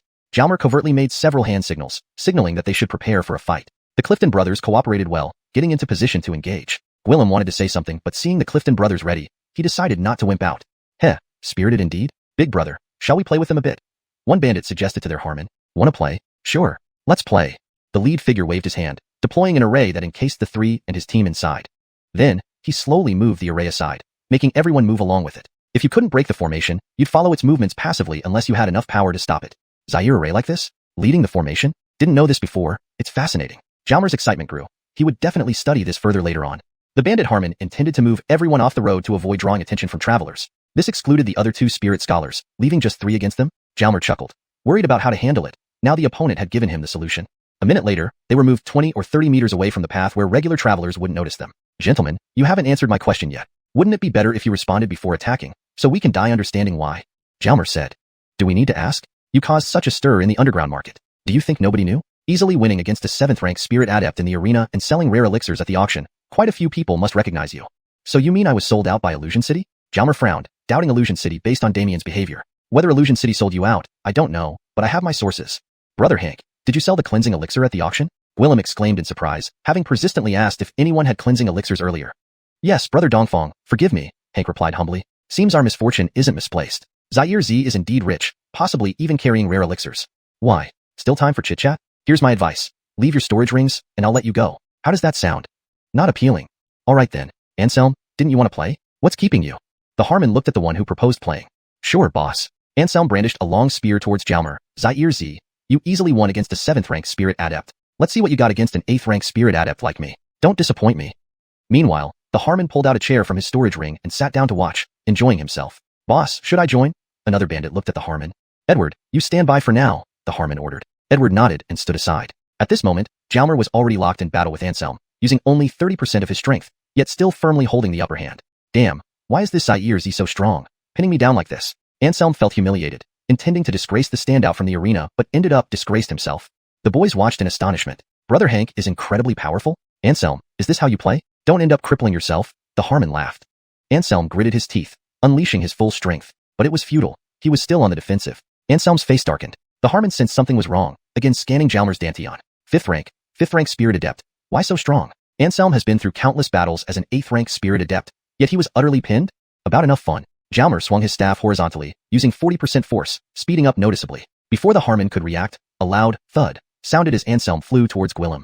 Brother Dongfang, Anselm is yours, he said as Anselm landed before Gwillem, broken bones making it hard to get up. Anselm, Edward shouted, ready to charge but was held back by the Harmon. Anselm was bound tightly by Gwillem, helpless and miserable. Boss. You watch, I'll take care of it, the Harmon said. Zaire-Z not bad. Taking down my Anselm so easily deserves this. He gave a thumbs up. Jalmer slowly retreated to the front of the group, whispering, when I immobilize him with a treasure momentarily, don't hold back. Use attack treasures on him immediately. Everyone nodded, thoroughly convinced by his prowess. Planning how to deal with me? Pointless. A 6th rank Spirit Adept wouldn't fear your tricks, the Spirit Scholar boasted. He extended his right hand, walking toward Jalmer, tightening the air around him. Impressive. Using air control to restrain me? Jalmer pretended to frown deeply. If he were truly a 5th rank Spirit Adept, it might be difficult to move, but he wasn't. Can't move, huh? The chief sneered, wielding a large sword to slash horizontally, aiming to split Jalmer in two. Just as the blade was 50 centimeters away, Jalmer leaped, disappearing from the chief's view. Treasure attack. Then a staff smashed into the bandit chief's head with 70% force. Soul-piercing pain stunned him. A full force blow would have floored him, but too overt. During the brief stun, 4 or 5 treasures struck him, including spirit talismans and magical weapons. Chapter 123, Counterattack. The conventional weapons and fists came alongside the treasures. With a bang, various one-use treasures were destroyed, and at the same time, the bandit Harmon was ruined. After letting out a tragic scream, the bandit Harmon lay limp on the ground, unconscious and bleeding all over. Originally blocking a collective attack from multiple spiritual practitioners would have been completely fine, but this strike had damaged his soul before it even happened. He couldn't muster up his strength immediately. Moreover, among these strikes were some treasures that equated to attacks from spiritual knights. It was no wonder he ended up injured. This was the consequence of underestimating their opponents, the price of arrogance. Damn, I've wasted the treasure Amal gave me, Jalmer sighed in relief. At least only part of his true strength had been revealed. The reason he could pin down the bandit Harmon instantly was because of the treasure, not him. Did you understand? This is what Jalmer was screaming inside his head. Turns out Amal gave you these treasures privately, better ones than ours. No wonder you weren't afraid to fight. However, our attack treasures are now useless too. We gained nothing for free. The teenagers finally understood Jalmer's intentions. In reality, they didn't understand anything. He merely made them comprehend what he wanted them to understand. Before the Psy faded, Jalmer appeared instantaneously in front of the 4th member, ready to deal with the final opponent within the formation. Others gathered around as well. There was no more place for the 4th member to retreat. I surrender! The 4th member knelt down and threw his storage ring towards Jalmer. The 6th level spiritual knight, their Harmon, was instantly crippled by them. As a 9th level spiritual practitioner, what resources did he have to resist? A wise man can bend when necessary. Jalmer caught the ring. Surrender? Bang! A huge hammer kissed the 4th member's head. Under the sudden, defenseless terror, the 4th member lost consciousness instantly, blood spurting out. Jalmer frowned and tapped several times on the 4th member's head to stop the bleeding before turning to look at the person wielding the hammer. How did you do it? Even if you must hit, you didn't need to be so hasty, right? Why weren't you in a hurry earlier when attacking their Harmon? Gwillem said angrily. That was his subordinate, a 3rd level spiritual practitioner. Forget it, since he's already been hit. Jalmer shook his head. The 3 bandits inside the formation were in a miserable state, and 2 of them were unconscious. This wasn't the result they wanted. They originally planned for a good play, but ended up playing themselves into trouble. Do you have any other accomplices? Jalmer asked the only conscious 5th member. No, just the 3 of us. This guy isn't being honest. Do you know of any 5-member bandit group here? Jalmer looked at the crowd of young people. Here were 3 members, and hiding somewhere else were likely 2 more, the so-called 2nd and 3rd brothers. Everyone shook their heads except for Gwillem, who was lost in deep thought. Suddenly, he raised his head and asked, Xianhuan 5 fiends? You're Xianhuan 5 fiends? He looked towards the 5th member on the ground. The 5th member remained silent, looking down. Not satisfied yet? Gwillem slapped him hard, finding great satisfaction. After all, it was rare to beat an 8th level spiritual practitioner. I'll talk. The 5th member rolled like a dumpling and struggled to kneel up again. We are Xianhuan 5 fiends, and outside are our 2nd and 3rd brothers. What levels are they at? 2nd brother is a 4th level spiritual knight, 3rd brother is a 2nd level spiritual knight. Seems about right. With a 6th level Harmon, having a 4th and 2nd level spiritual knight as 2nd and 3rd members makes sense. Have you used today's method to trap others before? Yes. In the end, does someone inside the formation close it, or do people outside enter it? Both happen, but usually if more than half an hour has passed without the formation closing, the brothers outside will come in. Reasonable. Just in case something goes wrong, right? Familiarity with the formation would allow them easy entry. Now it's almost been half an hour. A punch sent the 5th member unconscious. All three were now unconscious. Jalmer went to the bandit Harmon, stripping his clothes and putting them on himself. Despite the blood, he didn't care, and began dressing up. Brother Hank, what are you doing? Gwillem asked suspiciously. From behind, Jalmer now resembled the bandit Harmon. Dongfang brother, put on the fifth member's clothes. Ichabod brother, put on the fourth member's clothes. Oh, got it. Trick the remaining second and third brothers. It took just a moment to dress up. Facing away from the canyon direction, the rest smeared some blood from the three bodies onto themselves and lay down crookedly, ready for action. Wait till I use the treasure to immobilize someone near me. Then you use the same method to attack that immobilized person. Zaire Dongfang brother, you use the formation to temporarily trap another person. Gwillem felt uneasy. I have limited treasures, yet you have such high-quality ones. Is Amal planning to marry his daughter to you? Haven't heard of him having a daughter though. Dongfang brother, don't tell me you don't have this kind of formation. Gwillem laughed bitterly. Yes, I do. But he didn't plan on being completely drained. As long as we handle them, surely the so-called Xian-Huan 5 fiends won't lack for possessions. By then, all your losses will be compensated. After all, I also lost treasures. He chuckled, wondering if he was becoming increasingly cunning. That made sense. Having committed evil for years, the Xian-Huan 5 fiends should have accumulated quite a bit. There's no gain without pain. Gwillem nodded. Don't talk anymore, let's wait and focus. Jalmer raised his right hand, and the formation showed slight fluctuation. About 15 seconds later, two people entered the formation. Big brother, how was it? Fun. Looking at the bloodstains on the ground, the two walked unguardedly to Jalmer's left side. Not bad. Jalmer turned around, gave a sinister smile, and launched a sneak attack, unleashing all his power once more. At the same time, Gwillem's formation trapped the other person. Within a second, the person hit by Jalmer's cudgel lost consciousness. 5 seconds later, the formation trapping the other person broke, but this person was immediately enveloped by a cloud of toxic mist. Being an alchemist, and with Yuehu's sect having so many herbs, it wouldn't be strange for him to have played with some poisons. Damn, these people use poison? The teens shivered, deciding never to oppose this Zaire. Attack! Jalmer shouted. Now was the perfect time to attack while the enemy was dazed from the poison. Clashes of blades, swords, cudgels, and hammers sounded as the last person fell. The teenagers jumped up and cheered. In half an hour, the Xian-Huan 5 fiends were taken down by a group of youngsters. What do you think? Let's find a reward for this formation, Jalmer smiled. The 5 storage rings were removed, and they surprisingly all handed them over to Jalmer. Not bad. He smiled as he took the rings and started deciphering each one. Checking the contents, he found plenty of items. In the end, Jalmer took 5 things: a strange stone, a peculiar jade bottle, a sealed box, a green moon fruit, and an attack talisman. He left the rest, even ignoring about 7 or 800,000 flower coins. You decide what to do with the rest, but I'm keeping this formation. Jalmer looked at the formation encircling everyone. Everyone rejoiced. This Zaire was indeed generous. Within minutes, the division was complete. For nobles received items worth about 30,000 each, while Gwillem's subordinates also received numerous benefits. Indeed, robbing was quick money. Wait, robbing bad people brought in fast money. We aren't bad people and shouldn't rob anyone randomly. We should only rob bad guys. Everyone looked at each other and laughed. Please provide further text if there's more to translate or any adjustments needed. Hashtag chapter 124. Into a dead end. This time, not only did they replenish the treasures lost during the previous attack, but they also gained many new things. Everyone was pleased. Who would have thought that an 8-member spirit practitioner team could completely annihilate a well-known Mystic 5 Fiends group? The Mystic 5 Fiends even included 3 Spirit J-Masters and 2 mid-level Spirit J-Masters. Although Jalmer was a first-tier Spirit J-Master, he didn't use his full strength this time, so it wasn't entirely incorrect to call him a spirit practitioner. This was a major victory, a standard major victory. Looking at their bountiful gains, it seemed methods were more important than sheer power. Of course, methods were also part of one's strength. Brother Hank, how should we deal with these few? Jordy walked up to Jalmer, who was studying the formation array. I don't have much experience in this. Handle it as you see fit. All right. Brother Hank is also an array master. Jordy was quite surprised. This guy was too impressive. Not really, just checking casually. Time is limited, so let's wake them up and dismantle this array. A moment later, the 5 blood-covered men were awakened. Their bleeding stopped. Otherwise, they might have died. The 5 were interrogated separately, and through various threats and enticements, they revealed the method to dismantle the array within a minute. Jalmer tried it out. Dismantling. Successful. Reactivating. Successful. Let's prepare to leave, Jalmer said, having clearly become the spokesman for the group. Pong, pong, pong, pong, pong. 5 consecutive thuds accompanied by 5 cries of agony. The Mystic 5 Fiends were crippled. This was done by Jordy. Normally, you wouldn't be able to cripple a Spirit J-Master even if given the chance, but now they were heavily injured and like lambs awaiting slaughter. Why cripple them instead of killing them, or keeping them? Leaving them alive meant potentially harboring a ticking time bomb. If not for noticing Jalmer's reluctance to kill, Jordy would have finished them off. They left their lives intact but destroyed their dantians, ensuring they could no longer practice cultivation. Jalmer dismantled the array, mounted the stealth horse, and set off. Be cautious, there might still be bandits ahead. Get familiar with the usage methods of the newly acquired treasures, Jalmer reminded everyone. No reminder was actually necessary. After obtaining new treasures, they habitually familiarized themselves with and mastered their use unless they intended to submit or give them away. The 8-person team rode their stealth horses at full speed and quickly passed through the canyon without encountering any bandits again. Sighs of relief were heard all around. The group had significant gains from this expedition and felt satisfied. Their pace slowed down considerably.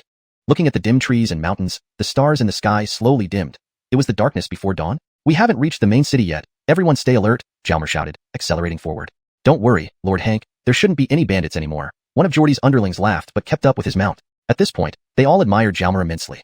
If we encounter a formidable opponent ahead, run if you can, Brother Hank. I suspect they will target you mainly. Once you run, they won't harm us much and we'll be safe. That made sense, and Jalmer nodded in agreement. They continued moving forward. Reaching the main city in about 10 minutes, their hearts grew increasingly anxious. Was this ominous premonition?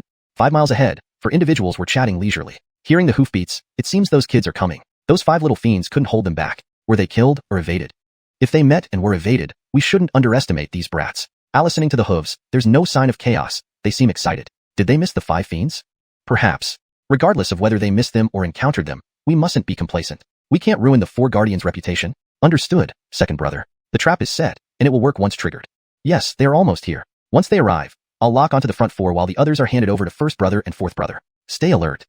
Got it. The 4 split into pairs, their long-term cooperation evident. The 4 guardians were far more renowned than the mystic 5 fiends. Leader Caleb Tianhao, an 8th-tier spirit Jamister. Second brother Caleb Tianyun, a 5th-tier spirit Jamister. Edmund Caleb Tianchong, a 6th-tier spirit Jamister. Fourth brother Caleb Tianzai, a 3rd-tier spirit Jamister.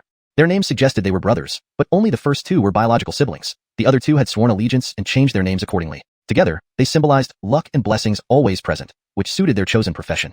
Though Caleb Tianyun was 3rd in cultivation among the 4, his strategic mind earned him harmonship. They lay in wait, ready to ambush their prey.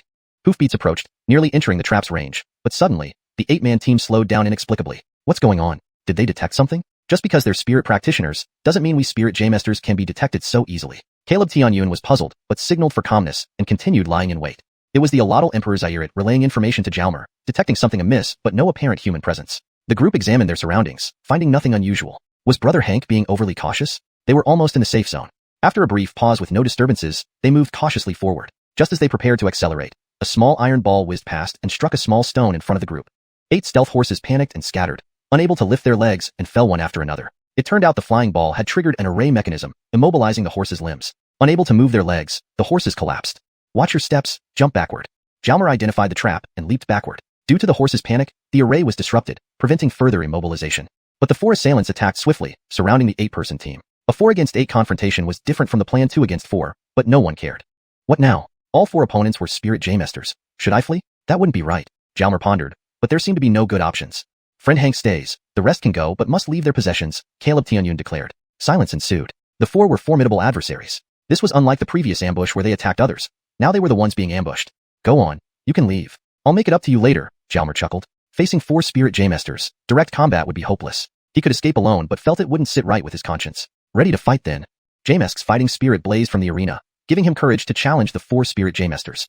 Are you the 4 guardians? Geordie frowned. Hee, impressive knowledge, Caleb Tianzai replied. Great sirs, I'm from the Dongfang family. Can you show some leniency? Dongfang family? Fine, you can leave. Others can leave too, but leave behind the treasures. Except friend Hank, Caleb Tianyun smiled nonchalantly. Why let the meat slip from our mouths? Seemed like they were cornered, heading into a dead end. Hashtag chapter 125, Clifton Family Zyratiques. Who among you is Brother Hank? Please step forward, Caleb Tianyun said with a smile. I am the one you're looking for. Let them go, and I'll stay. Jalmer stepped forward, addressing Caleb Tianyun. Kill if you dare. Who's afraid of who?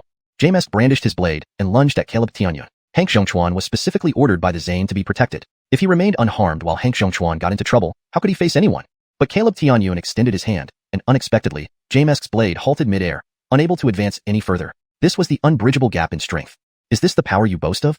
Caleb Tianyun started to say, but before he could utter the word courage, there was a sudden intense pain in his ankle, causing him to stagger. His head buzzed as an excruciating pain from deep within his soul rapidly surged up. The pain in his ankle was naturally caused by the red sky Zyrats, while the soul pain was courtesy of the staff, using the same method against different opponents.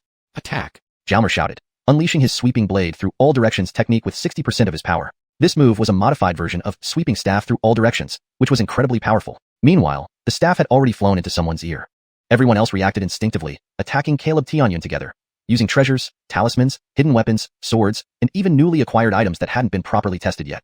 Thanks to their prior cooperation, they were more coordinated this time. With a boom, before the other 3 could react, Caleb Tianyun was sent flying. He received the same treatment as the Harmon of the 5 evil beasts of Xianhua.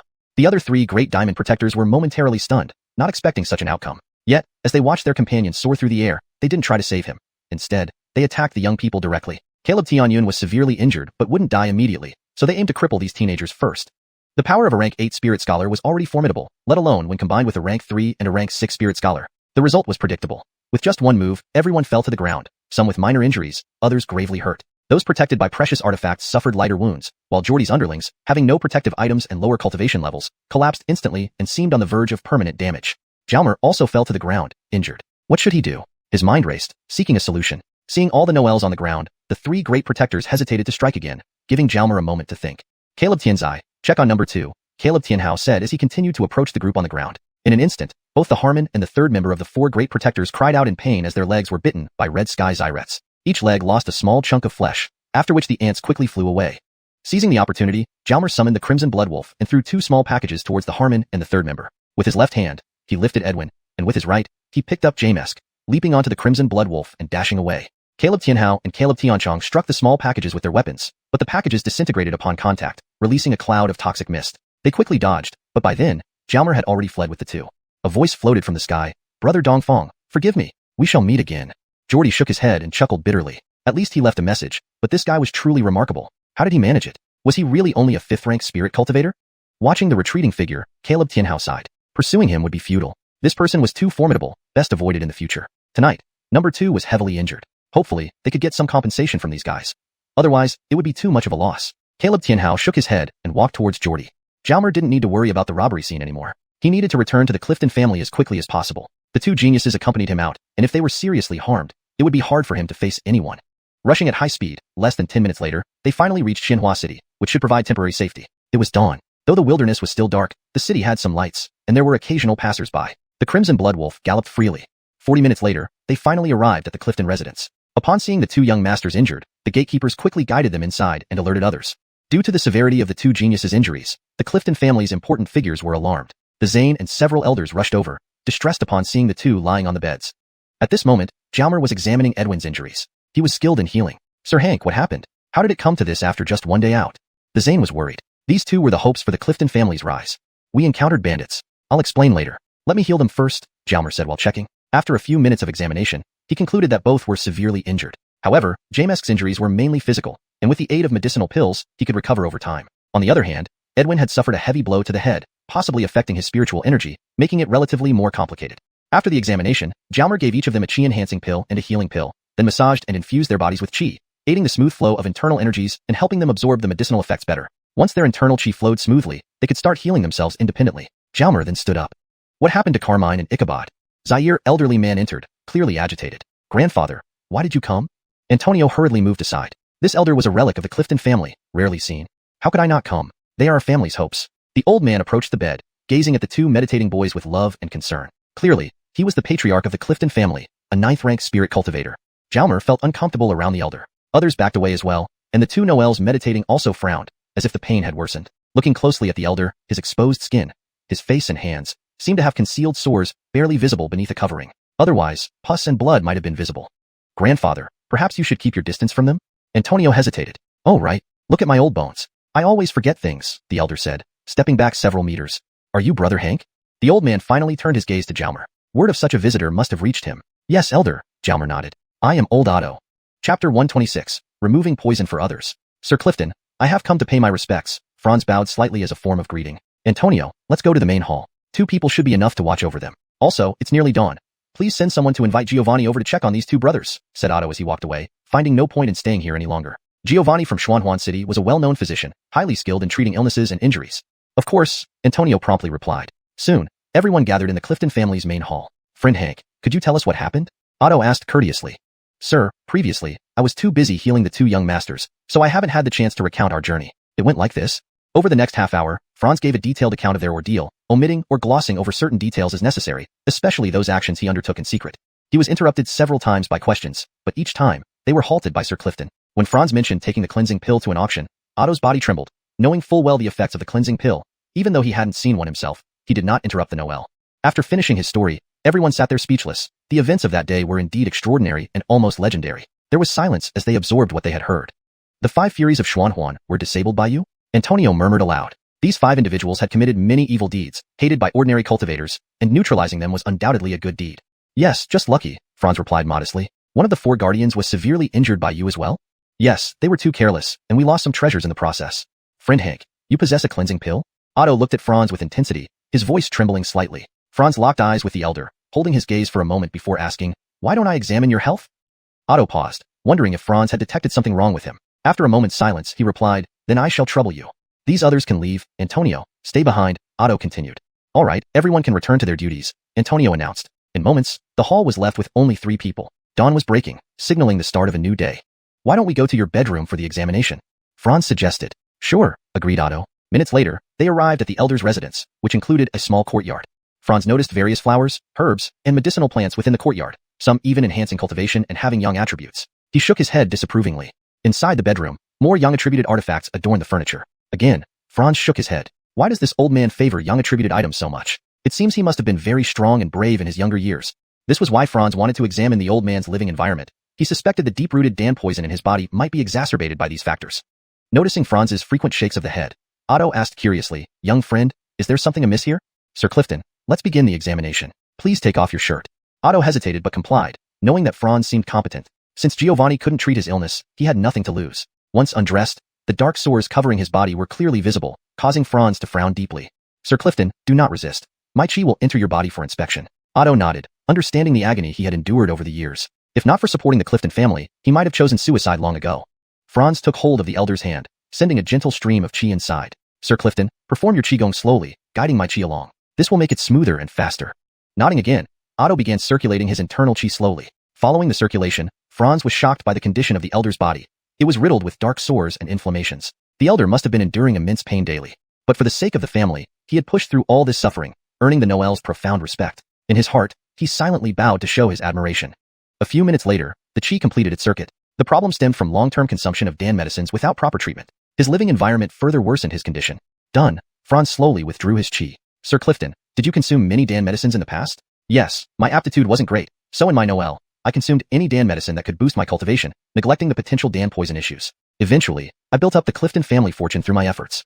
But after establishing this fortune, my health deteriorated. My strength ceased to grow and even declined, forcing me to rely on more Dan medicines just to maintain it. Truly, I gained success through Dan medicines but was ultimately undone by them. Later, the Dan poison started manifesting externally, compelling me to resign as patriarch early and retreat into seclusion, fearing outsiders would discover my condition. If news leaked out, maintaining our family fortune would be difficult, given I'm the only spirit rank 9 practitioner in our Clifton family. I tried every method possible, but none proved effective. Thus, I have merely been enduring. Had Tian and West advanced earlier to become spirit adepts, I might have found relief. Yes, this old man had it tough, supporting a family with a weakened body. Young friend, is there a solution? We can try, but your case is severe due to prolonged Dan poison accumulation, requiring extensive time, perhaps a year or even 2. So there is a solution? The elder's breathing quickened. Yes, first take this. Drink more herbal teas and avoid consuming other Dan medicines for now. I'll prepare additional medication later. A cleansing pill appeared in Franz's palm. As soon as the pill emerged, its fragrance filled the air, bringing instant relief and comfort to the elder, a feeling he hadn't experienced in a long time. Excited, the elder took the pill, trembling. Is this the cleansing pill? Guessing as he had never seen one. Yes. Thank you, young friend. The elder swallowed it and immediately began practicing qigong. Franz then turned to Antonio.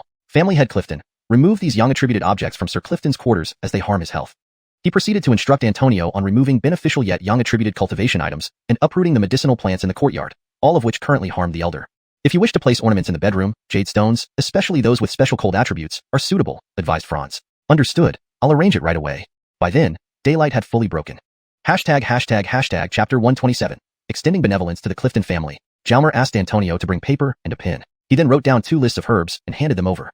Head of the Clifton family, these are 2 sets of herbs. The first set is for decocting and drinking, while the second set is for boiling and using to wash the body. Jameson, thanks, Governor Hank. Antonio took the list, glanced at it, and sighed in relief. Fortunately, these herbs weren't too precious. They could be found. Clifton head, there's nothing else I need to do right now. Perhaps I should rest for a while, Jalmer said. All right, Governor Hank, I truly appreciate your help this time. Please join us for breakfast later. Sure. In no time, Jalmer returned to his previous room. As soon as he entered, he immediately activated an array formation to isolate himself. Sigh. His strength was still inadequate. He had to act cautiously, unable to operate openly.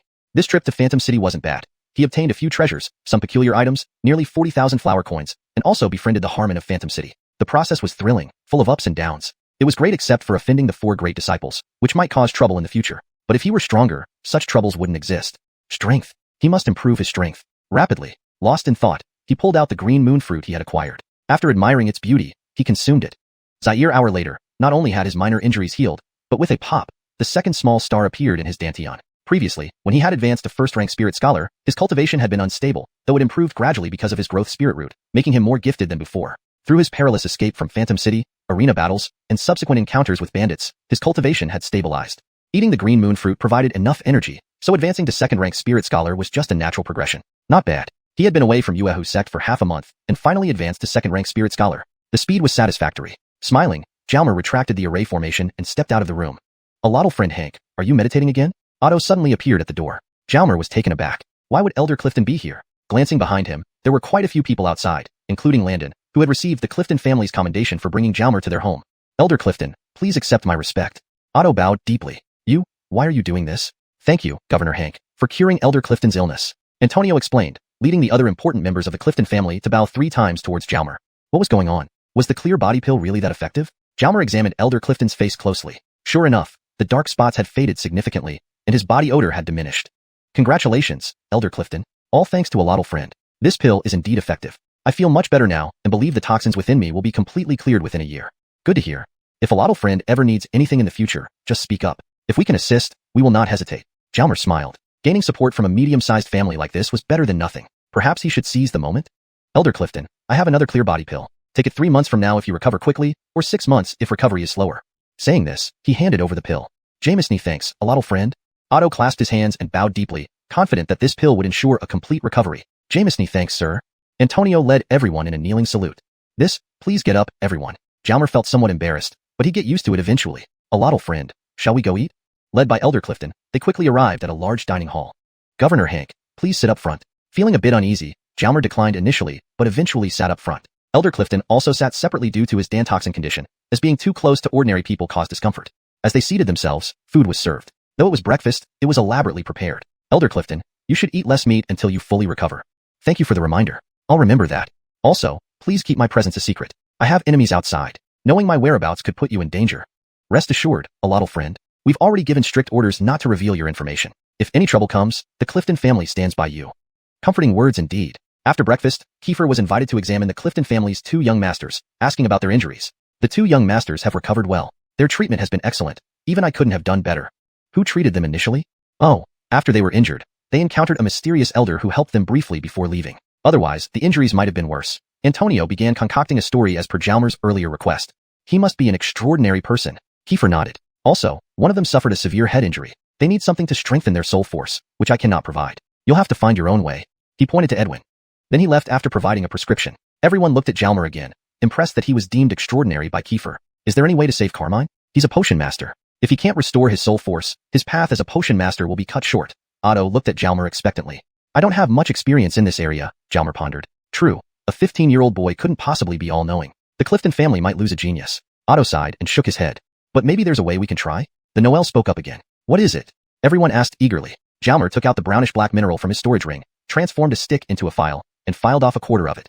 Please ask a blacksmith to craft this into a necklace for Brother Carmine. It might aid his recovery and even enhance his soul force. He handed the mineral to Otto. Zaire, take it now.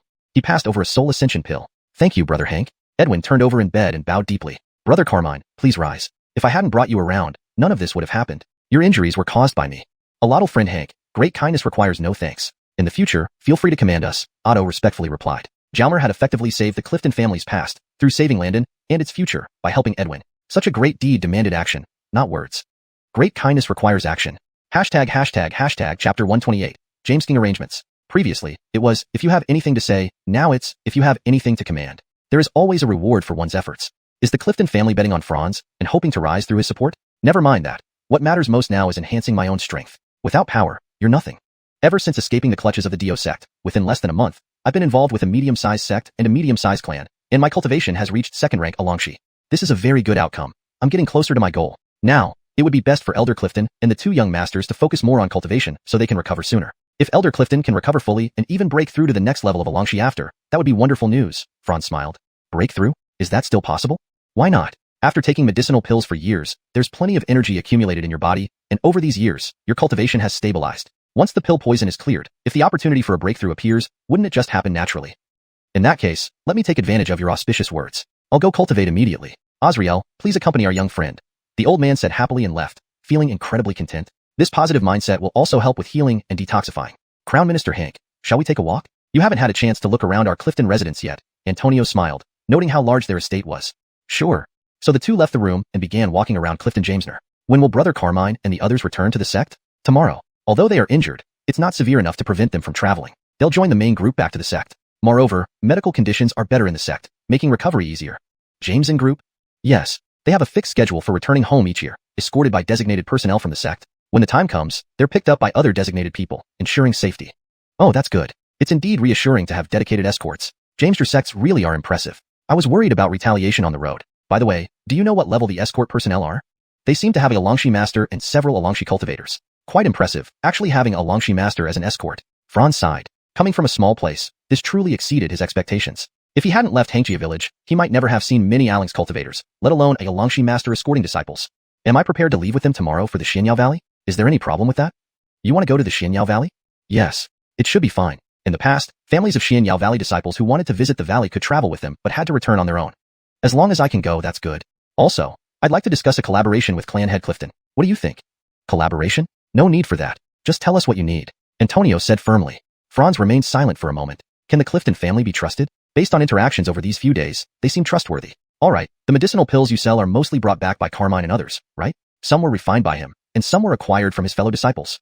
Yes. Crown Minister Hank, do you have medicinal pills you need us to sell? Antonio felt secretly pleased. How about a partnership? I'll provide you with medicinal pills to sell at the same price Carmine and others buy from the sect. This should also boost your Clifton family's other businesses. Excellent, thank you, Crown Minister Hank. Antonio bowed again. This young boy is truly a treasure trove. Franz smiled and raised his hand, revealing 4 jade bottles. These are condensing chi pills, strengthened body pills, enhancing chi pills, and elevating spirit pills, 20 of each. What? Antonio's eyes widened in shock. So many pills? My goodness, Crown Minister Hank carries so many medicinal pills with him. Does that mean he has a powerful background? Clan head Clifton? Sorry, Crown Minister Hank, I lost my composure. Antonio took the 4 bottles with trembling hands. Though light, they felt heavier than 1,000 pounds. As head of the family, he shouldn't lose his poise. But 80 pills? Not dreaming, he opened the bottle caps to confirm. Yes, 20 pills quietly resting in each jade bottle. Antonio shook his head to clear his thoughts. Since you've sold only a limited number of medicinal pills previously, you should control the selling volume carefully. Don't worry, we'll study it and gradually increase the quantity without sudden changes. We'll be cautious with every aspect of this business. Medicinal pills are no small matter. Being a smaller clan, we must be especially careful. Just keep it in mind. Also, does your Clifton family have any ties with Illusion City? Illusion City? Not much interaction. I do have a yellow membership card and occasionally visit. Can you contact sect leader Xia, also the city lord of Illusion City? This might be difficult. Antonio thought for a moment and continued, I can try contacting him, but success isn't guaranteed. Do you need to find sect leader Xia? To discuss cooperation. Going there myself is too risky. Do you know Henria of the Illusion sect? I've met Henria. Though he doesn't know me, I should be able to reach him. Good. Zaire other jade bottle appeared in Franz's hand. Here are 2 cleansing body pills. Contact Henria and give them to him. Tell him I asked them to auction them off. Got it. Antonio took the jade bottle. These are precious medicines to cure his grandfather's illness. Who is this Wilfred? But deliver the pills 1 month later. When they ask, say my master visited me and gave them to me. Your Clifton family can use this opportunity to build ties with Illusion City.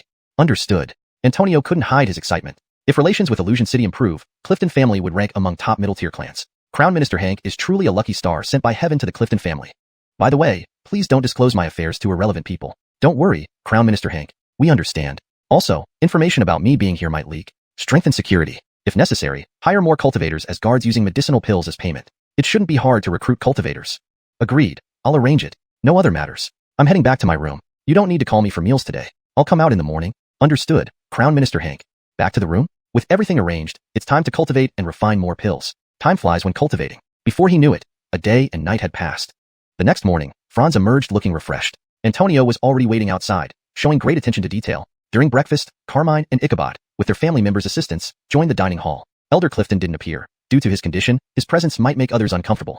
After breakfast, led by Antonio, they headed to the meeting point where the Xianyao Valley disciples would reunite and return to the sect. Chapter 129. Enemies meeting by chance. Soon, Jalmer and a few members of the Clifton family arrived at the eastern gate of Xuanhuan City. It was then that the Wilfred realized that the rendezvous point was near the eastern gate of Xuanhuan City, specifically 100 meters outside the east gate, where a boat was waiting. A boat, again a boat. The Wilfred couldn't help but shiver inwardly. However, there was no one watching over him here. Otherwise Jalmer would have suspected it to be another Du Min ship. Ichabod brother, is this ship used by your sect to pick up disciples? Yes. This ship from our sect goes to major cities to pick up disciples. Disciples from smaller places have to go to the designated pickup points in larger cities on their own. Oh, any world has its regional disparities. Jalmer shook his head. But it makes sense. They can't go to every disciple's location to pick them up. James, your cities have their advantages, and that can't be changed. Jalmer and his companions continued riding their guema towards the boat. Hank brother. Everyone turned around. It was Geordie, along with the Daniel. It's you, Dongfeng brother. How are you doing? Not bad, though I feel a bit weak. After you all left, they took our storage rings but didn't do anything else to us. It's my fault for involving you. Sorry, Jalmer said sincerely, which reflected his true feelings. No worries, life is like that. Not everything can go smoothly. Cultivation itself is defying the heavens, and setbacks make success sweeter. Setbacks make life more interesting, don't they?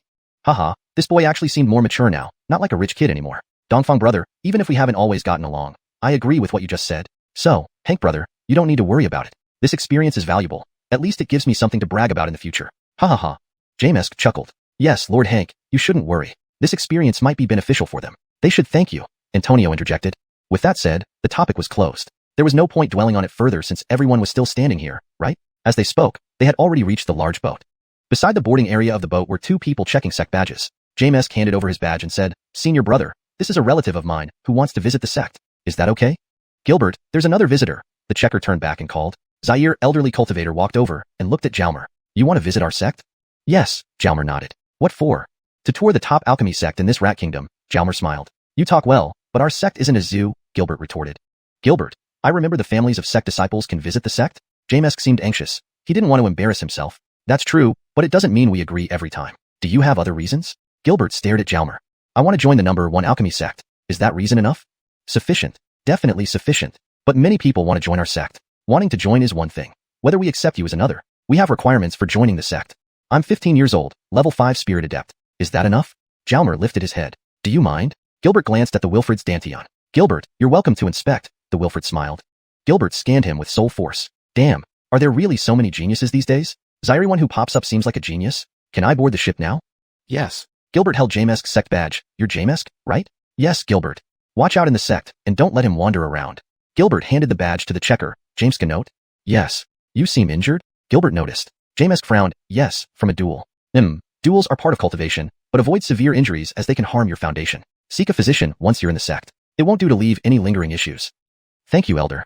Gilbert gave Jalmer a few more looks before walking away. This Noel seems not simple, somewhat hard to read. Finally, the Noels boarded the ship. 10 minutes later, all the disciples from Xuanhuan City and its vicinity were on the boat. A bell rang, and the ship slowly ascended. Due to having twice experienced airship rides, Jalmer wasn't curious anymore and didn't crowd by the railing to watch. The ship rose but not too high, then started moving forward, flying low, probably because it wasn't far from Xianyao Valley. People on the ship waved to those on the ground, who also waved back. James's spectators, especially children, watched with curiosity. People on the ship gathered in small groups, chatting among familiar faces. The youngest were 11 or 12, while the oldest were around 30, with very few over that age. The Clifton brothers, Jalmer, and Geordie grouped together. Where's the spirit master who's supposed to meet you? Jalmer asked. He usually stays inside the cabin unless something special happens that others can't handle, or sometimes he comes out if he's in a good mood or too bored. Indeed, the experts don't show themselves easily. They chatted casually. Suddenly, the ship got lively. It seemed someone was arguing and chasing others, and many were avoiding them. Someone carelessly bumped into James. Due to his injury, he lost balance and fell down. Damn, who hit me? I hurt, James cursed as he got up. You blocked my way and acted so arrogantly? This voice sounded familiar, and the face too. Jalmer took a closer look. It was Alan Tong's daughter from Xiaoxiu Mountains who tried to snatch his mount. What a coincidence. You. What? Apologize now, the girl shouted. You hit me first. James's voice was low, showing he was a bit scared. Does this girl have a background? Hard to provoke? Who is she? Jalmer whispered to Geordie. A little missy in the sect, Jeannie. Her parents are both spirit scholars, and her grandmaster is a powerful elder, a level 4 spirit master. Sure enough, she has support. No wonder she acts so arrogantly. However, the name suits her well, just doesn't match her personality. Still not apologizing? Jeannie raised her voice. Someone hits another person and acts so arrogant. Is there anyone who can reason in this sect? Jalmer spoke up. Since they've already become enemies, who cares who fears whom? Who are you? Jeannie stared at Jalmer and shouted. Chapter 130. Endless Troubles. Who are you to care? Righteousness can carry one through the world. Isn't that true? Jalmer stared directly into Jeannie's eyes. Brother Hank? The two Clifton brothers were somewhat apprehensive. This young lady was not someone easy to offend. Missy here is righteousness. Jeannie's eyes almost shot flames. Someone actually dared to provoke her. It was absolutely infuriating. Is that so? He continued to stare into her eyes. After a few seconds, Jeannie finally averted her gaze, conceding in terms of spirit. How infuriating. How could she lose in spirit? Senior brother Alan. Someone is bullying me, Jeannie shouted. The Wilfred whom she had been chasing earlier also ran over. Who are you? From which school do you dare to bully my junior sister Alan? The newcomer roared, grabbing Jalmer's arm and giving him a forceful push. Zaire, who are you? Jalmer retorted. This is my senior brother Hagen. Don't you recognize him? Senior brother, there's actually someone in our sect who doesn't know you, Jeannie said dubiously. This shouldn't be possible. Although senior brother Alan's cultivation was only at the spirit soldier level 1, being under 20 years old made him well known within the sect. Could this person in front of her not be from their sect, but just someone causing trouble? You aren't a disciple of our sect? Hagen looked at Jalmer. His attire wasn't the sect uniform though the color was somewhat similar. He hadn't noticed it before. Why? Can people from Xianyao Valley ignore principles? Jalmer countered. Senior brother, punish him first. As she spoke, Jeannie lunged at Jalmer with a palm strike. Senior sister all on, please don't. Jamesk stood in front of Jalmer, taking the blow. He was sent flying once again and immediately spat out a mouthful of blood. Am I really that powerful? A single strike made him spit blood. Am I too strong, or he too weak? Jeannie was stunned. Seeing Jamesk take a severe blow for him, Jalmer felt this friend was worth having, further deepening his aversion towards Jeannie. Jalmer and Edwin helped support Jamesk, but an annoying voice echoed in their ears. Waste of space, spitting blood from just one hit, yet daring to oppose Missy here? Who gave you the guts? Scram from Xianyao Valley if you're so useless, don't disgrace our sect. Senior sister all on, mercy where mercy is due. Brother Clifton has already been injured, please show some leniency. Geordie interjected at this moment. So it's you Geordie the wastrel, trying to play hero? Jeannie was angry. Why were so many opposing her today? As the noise grew louder, more onlookers gathered, forming a crowd around them. Spectators never lack interest. What's happening here? A voice boomed. Everyone stepped back to make way, recognizing it as an elder's voice. The matter had caught their attention. Gilbert, there's an outsider causing trouble here. I wanted to teach him a lesson, Hagen spoke up first. Trying to turn black into white? Jalmer grimaced. It's Rangia. Who's causing trouble? Gilbert walked closer. This Hagen seemed popular. Were geniuses always like this? It's him. He bullied me. Gilbert must uphold justice and throw him off the ship. Jeannie pointed at Jalmer, sounding pitiful. It's you? Gilbert looked at Jalmer. Despite his cultivation being only 5th level spirit, this Zaire person was hard to read. Do you think Gilbert will convict me without investigation? Jalmer smiled. What kind of background does this Zaire have to remain unperturbed in such a situation? Then tell me what happened. It was this young lady Alon and this senior brother Alon playing and chasing on the ship, resulting in brother Ichabod getting knocked down. She refused to apologize but demanded an apology from us. We objected, and then brother Ichabod was struck. You know, elder, brother Ichabod is severely injured. 8 or 9 out of 10 chances this is true. This Jeannie, spoiled by her parents and protected by her grandmaster, has always been arrogant within the sect. These Zaire people challenging her was unlucky for them. Gilbert, he's lying. They intentionally obstructed me. Jeannie pouted. Moreover, he's an outsider. Outsider? I'm an outsider, but brother Ichabod is a genuine Xianyao Valley disciple. You should apologize for hitting and injuring him. Young friend, I believe it wasn't intentional. How about we settle this? Take this pill. It'll help with his injuries. Gilbert offered a pill. Young friend, I know you're not at fault, but offending her won't benefit you. Let's end this here, Gilbert whispered to Jalmer telepathically. Jalmer nodded. Step back and gain the wider picture. Continuing would get him nowhere and only add to his frustration. Zaire with clear eyes knew who was right and wrong. Zihan, let's settle this. You've already struck him, vented your anger. What else do you want? Gilbert looked at Jeannie. Fine, only because of Gilbert. Humph. Senior brother all on. Let's go. Jeannie turned away, acknowledging her fault. If she pressed on, she might face humiliation herself. Thank you, Gilbert. Jamesk bowed to Gilbert. Be careful henceforth. Offending her can lead to troubles in the future. Stay away from her. Gilbert turned and left. Gilbert wasn't bad, offering timely advice. Brother Hank, sorry. I got you involved even before entering the sect. Don't worry, it's not your fault. Besides, confronting this little lady was inevitable.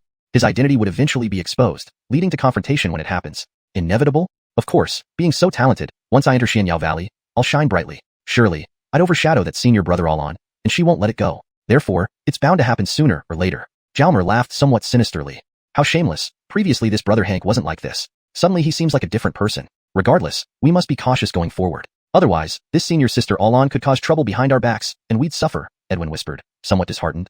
Let's discuss this later. Tell me, what's Elder Ignatius's status in Xianyao Valley? His position was decent before due to his adept alchemy skills. But something happened later, he became despondent, stopped cultivating and refining pills, lost interest in sect affairs, thus losing influence.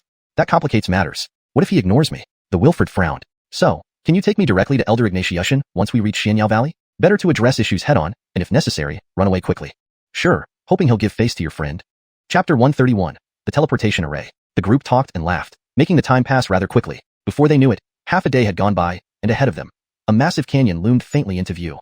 Since Xianhuan City was not far from Xianyao Valley to begin with, and now they were traveling in this high-end airship, it took only half a day to arrive. Is this your Xianyao Valley up ahead? Franz asked as he and the others came to the front of the ship. Yes. Look at that cliff on the left, Edwin replied. Franz focused his gaze to the left and saw what appeared to be a sheer cliff face. At first glance, it was an enormous wall of stone, several hundred meters high. Inscribed vertically across its surface were 3 large characters, Xianyao Valley. How about that? Pretty impressive, huh? You can see it from miles away. Indeed, a major sect certainly had grandeur. Even its entrance sign was exaggeratedly huge. The mountain range on the left stretches for over 2,000 miles, with a river running alongside it. Several hundred miles to the right is another parallel mountain range. These 2 mountain ranges and the area between them make up our Xianyao Valley territory, Jamesk explained. The valley in Xianyao Valley comes from this long canyon. The abundant medicinal herbs growing within these mountains provide us with sufficient ingredients for our sect's operations, serving as the foundation of our establishment. Certainly, we also cultivate vast fields and breed a great amount of medicinal herbs ourselves. but even the best cultivated ones can't match wild growths. Can members of the sect enter the mountains to gather herbs at will?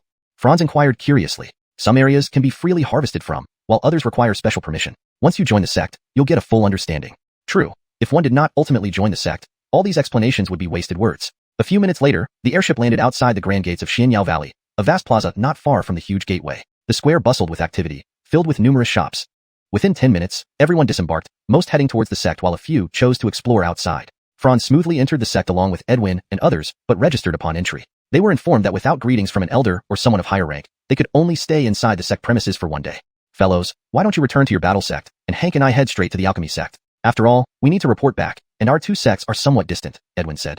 Yeah, Brother Hank, Brother Carmine, goodbye then. Call if anything's wrong, Geordie agreed with a nod. Brother Hank, we're off. Carmine, take good care of Brother Hank. Call if anything goes awry, Jamesk smiled. Abdurrahman also nodded at Franz and the other. Then, the trio walked towards a small building nearby. Why are they going to that small house, Brother Carmine? Oh, they're renting mounts. The mounts here are much faster than my home's ghost horses. The sect's territory is too vast. Walking isn't feasible, so renting mounts is essential. We don't have our own, and even some senior brothers who do won't match the quality of those provided by the sect. Naturally, exceptions are made for geniuses from prominent families. As he spoke, the trio emerged, each riding an odd creature with a chicken's head and 4 legs. Seeing Franz and the others still there, they acknowledged them before spurring their mounts into motion, which swiftly disappeared out of sight. We call them 4-legged chickens. It may not be the prettiest name, but these 4-legged chickens are indeed quite fast. Don't we rent mounts as well? They are closer to the battle sect, located nearest to the sect's main gate. However, our alchemy sect is much further away. Renting mounts would still take considerable time, so it's best to use the teleportation array. Teleportation via array? Can arrays really teleport people? Truly, someone from a humble background like him has so much more to learn, Franz thought with a wry smile. Shall we go this way? Edwin gestured toward the central road. Our alchemy sect is the core department of Xianyao Valley, situated at the heart of the sect, about 1,000 miles from here. The sect has 3 teleportation points, one at the front gate, one in the alchemy sect, and another at the rear end of the sect. The front and back gates can mutually teleport with the alchemy sect's point, but the distance between the front and back is too vast for direct teleportation. Ah, I see. So the teleportation array has its limitations. It can't teleport over extremely long distances. As they continued talking, 2 beautiful buildings appeared on either side of the main road after 10 minutes. People were entering and exiting from both buildings. Edwin led Franz to the building on the right. Above the door read, Teleportation Point, Front Gate Alchemy Sect. At the entrance stood staff members. Edwin handed over his sect badge and said, Brother, we're 2 people, indicating Franz. The staff member scanned the badges twice and returned them to Edwin. Do we need money? Yes, 100 floral coins per person per use. 100 each? Franz frowned. It was quite expensive. Back when he sold a purple star grass for 50 floral coins, he was elated. A bit pricey, sure, but it saves time, especially considering that activating this requires substantial resources. Plus, it can only teleport 30 people at once. Oh, the airship ride earlier also cost money.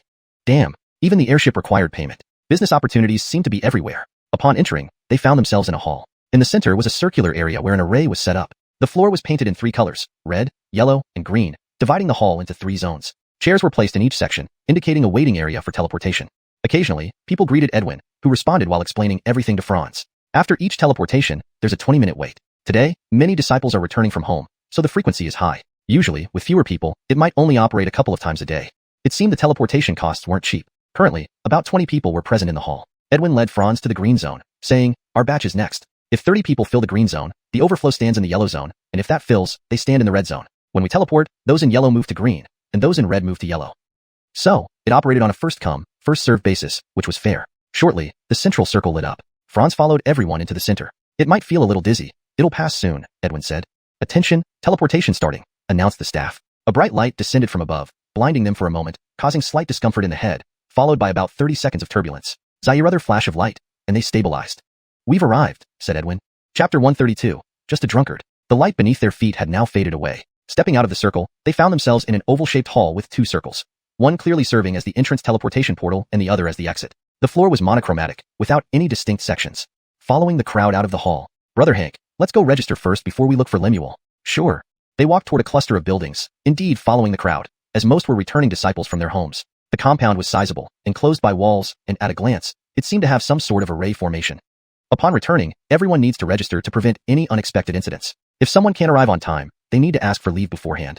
Even asking for leave? It appears that joining the sect comes at the cost of some freedom. Our Xianyao Valley is divided into many departments. The main ones are 5, Dan Department, War Department, Symbol Department, Weapon Department, and Array Department. There are also smaller, less populous ones like the Etiquette Department and Illusion Department. The internal structure of various sects seems quite similar, only differing in names. Alaka Yuahu sect, which divides into various colleges, not much different. Each department has several divisions. For instance, our Dan department has subdivisions such as pharmaceutical cultivation, alchemy, storage, experimentation, and zyrealysis. Similar to Yuehu sect, just more detailed. What does the experimentation division and zyrealysis division do? The experimentation division is responsible for developing new medicines. We must continuously innovate to progress. Otherwise, using old recipes won't bring any breakthroughs or improvements. How can we maintain our position as the top alchemy sect in this nation? That's true. Continuous innovation is necessary to keep improving products. The zyrealysis division specializes in analyzing new medicines, both those researched within our sect and those discovered outside. They deduce the formulas to make use of them. It's essentially about reverse engineering others' achievements, quite straightforward. While talking, they arrived at the building complex. This complex houses the alchemy, storage, experimentation, and zyrealysis divisions.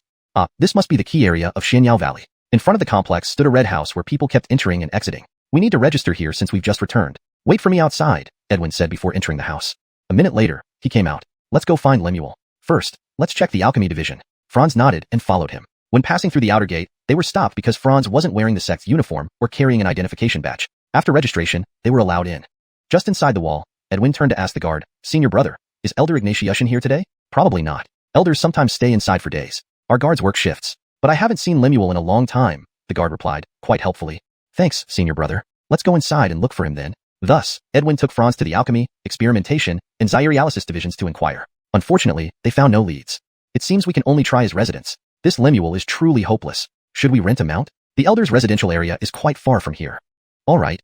Franz nodded. Originally, his Crimson Blood Wolf would be perfect for riding two people and faster than the four-legged birds. However, given the uncertain situation, it was best not to use it, especially if encountered by Alantong's couple or genie, leading to suspicions.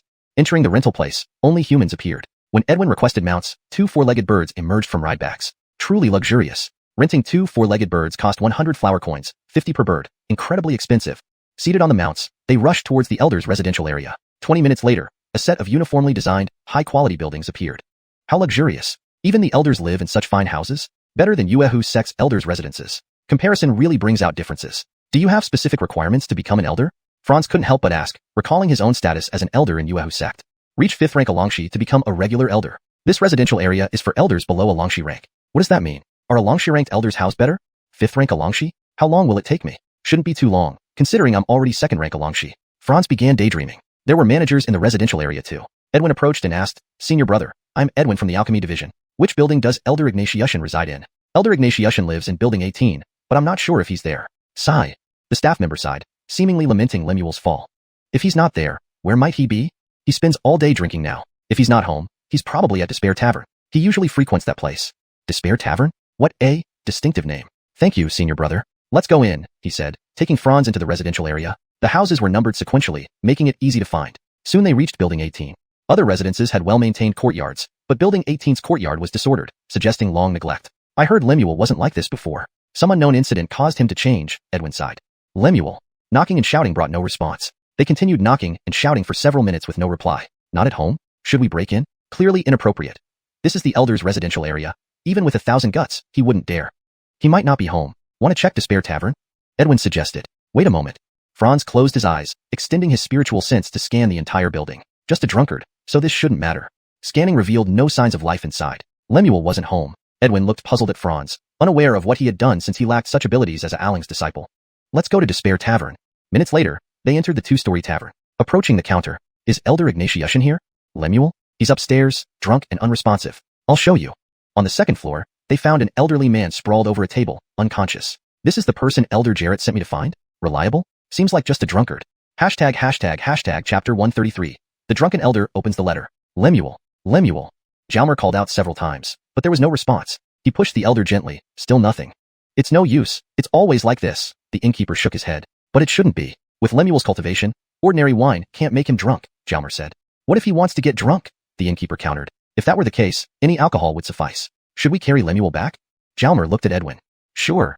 "Boss, has Lemuel paid for his drinks?" Jalmer asked the innkeeper. "Not yet. It's a total of 150 flower coins. After paying, they carried Lemuel on their backs. This young master will take you home." What could have happened to make Lemuel like this? It's been years, and he still hasn't recovered? Soon, the two teenagers brought Lemuel back to his residence, number 18. They found the key on him, opened the door, and went inside. As soon as they entered, a pungent smell hit them. A mix of strong alcohol and mold, quite stimulating indeed. The two teenagers held their breath and laid the elder on the bed, where he lay unresponsive like a dead pig. Opening the windows, sunlight streamed in, instantly brightening the room. "Wow, this is an esteemed elder's room at Xianyao Valley?" It's as messy as a dog's den, with empty bottles and trash everywhere. The items inside are chaotically placed, though the space itself isn't small. After all, it's an elder's residence.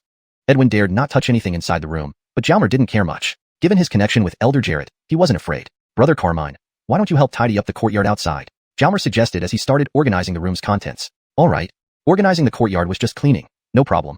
Bottles and trash, throw them away. Mold stains, clean them off. Objects, arrange them neatly. Cultivators were efficient at such tasks, quick and thorough. Within 10 minutes, both inside and outside the room became remarkably clean and fresh. The previous pungent smell had dissipated in the breeze. Now, this is what an elder's residence should look like, Jalmer thought, smiling. Lemuel remained in his drunken stupor. What to do? He couldn't wake him up forcefully either. Brother Hank, why don't I show you around, and then we'll come back for dinner? Staring at a drunk man wouldn't lead to anything productive. Brother Carmine, you go ahead if you need to. I'm worried Lemuel might run off once he wakes up, so I'll stay here. Moreover, without the elder's instructions, he could only stay here for a day. While he could return later, it would be too troublesome, especially if he couldn't find Lemuel again next time. All right, I'll go handle some things first and bring dinner over later. Jalmer nodded. After Edwin left, Jalmer spent a moment in silence before examining the house closely. The exterior of the house was well maintained. These residences were built uniformly, so it wasn't apparent which was better or worse. However, Lemuel's interior was quite bare. After throwing away some moldy items and broken objects, the place felt quite empty.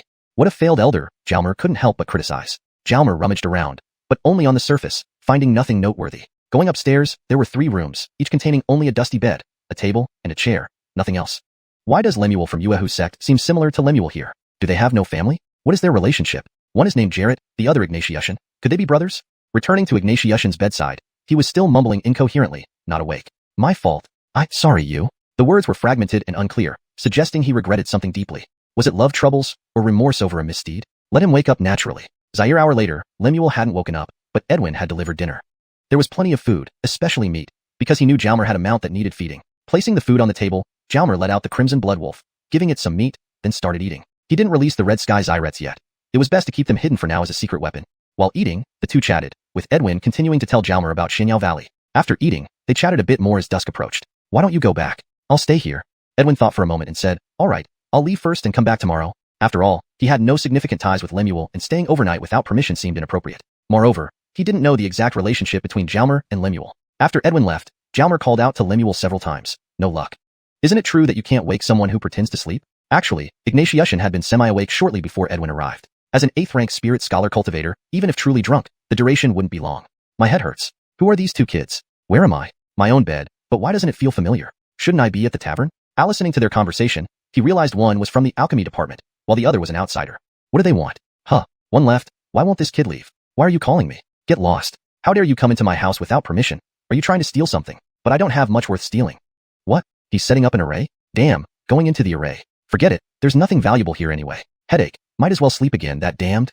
After eavesdropping and speculating, he drifted back to sleep. Jalmer didn't realize what Ignatiushan had experienced. He was currently refining pills inside an array. Pills mean wealth, pills mean resources, refine if you can.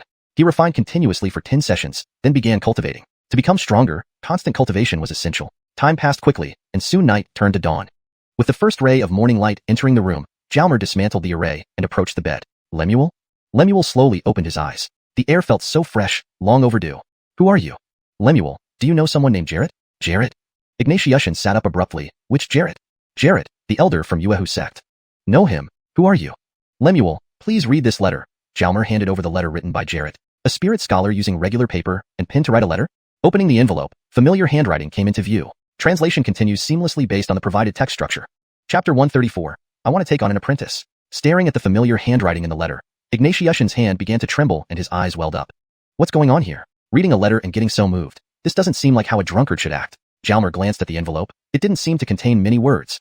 What exactly is the relationship between these 2 people surnamed William? Senior Lemuel, what's wrong with you? It's nothing. Ignatiushan rubbed his eyes and then suddenly shouted loudly into the sky. Ah, what was that? It gave me quite a fright. Jalmer felt a pang of derision. This old man must be crazy. Ignatiushan passed him the letter. You must be curious about the content, so take a look yourself. Taking the letter, he read, Brother, take care of the messenger. Jarrett, was that it? Just the content of this short letter? Zaired for my sake? Could such few words make a drunk react like this? Jalmer had endless questions. Looking at the person before him again, he noted that his hair was already white, suggesting he should be around 50 years old, much older looking than Elder Jarrett. A knock came from the door. Knock, knock, knock. It must be Edwin. The Wilfred handed the letter back to Lemuel and said, I'll go open the door. I'll go wash my face, came the voice from behind. Their actions seemed harmonious, as if they lived together for years. Opening the door, he smiled. Edwin is really early today. Edwin laughed, carrying breakfast in. Is Senior Lemuel awake? Yes, come in and sit. Breakfast was spread out on the table, plentiful and sumptuous, covering almost the entire surface. Lemuel then emerged, looking much more refreshed and no-elful, as if he'd suddenly become younger. Edwin immediately stood and bowed. Greetings, Lemuel. Who are you? He already knew a little from eavesdropping last night. I am Edwin, a disciple in the alchemy department.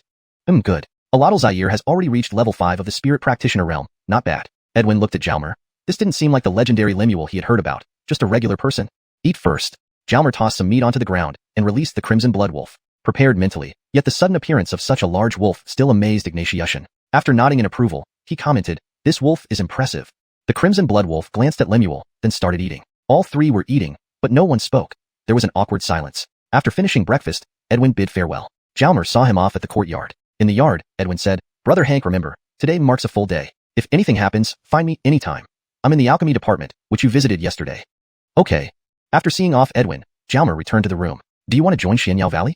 "Yes." Then Jalmer narrated his basic situation, concealing a few minor details. However, he disclosed his real name and cultivation level honestly, including the reason why Tian Aling sect and Du sect were pursuing him. That damn Du sect, Tian Aling sect and Du sect have ties? Ignatiushan's eyes flared with anger, and he slammed his right hand hard on the table, stopping just in time, or else the table would have been destroyed. "You're 15 years old, an alchemist. Previously in Yuehu sect, you left due to being pursued by Tian Aling sect and Du sect. Your actual cultivation is now 2nd level spirit scholar, but you can conceal your cultivation and transform into a 5th level spirit practitioner or other levels, and also change your appearance. Before this, you had a conflict with Alan Tong and his wife and daughter over the Crimson Blood Wolf." Ignatiushan looked at Jalmer. The Wilfred nodded. "Amazing. So what is your relationship with Jarrett? How is his health now? Is he still 4th level spirit scholar? Although Lemuel isn't my master, he has taught me. We've only spent a few days together, and I haven't noticed any issues with his health. He recently broke through to 5th level spirit scholar." Jalmer replied truthfully. "His health is fine? Zaire he broke through to 5th level spirit scholar?" "Yes, and part of that achievement is mine." "Oh, that explains it." Ignatiushan circled Jalmer. "With your talent and cultivation level, the Rat Kingdom sects should be fighting to have you. Why did you choose Xianyao Valley?" "True, a 15-year-old spirit scholar is a top-tier genius anywhere. Because my specialty is alchemy, and naturally, Xianyao Valley is the best in alchemy within the Rat Kingdom. Plus, we have this connection." "Yes, that makes sense.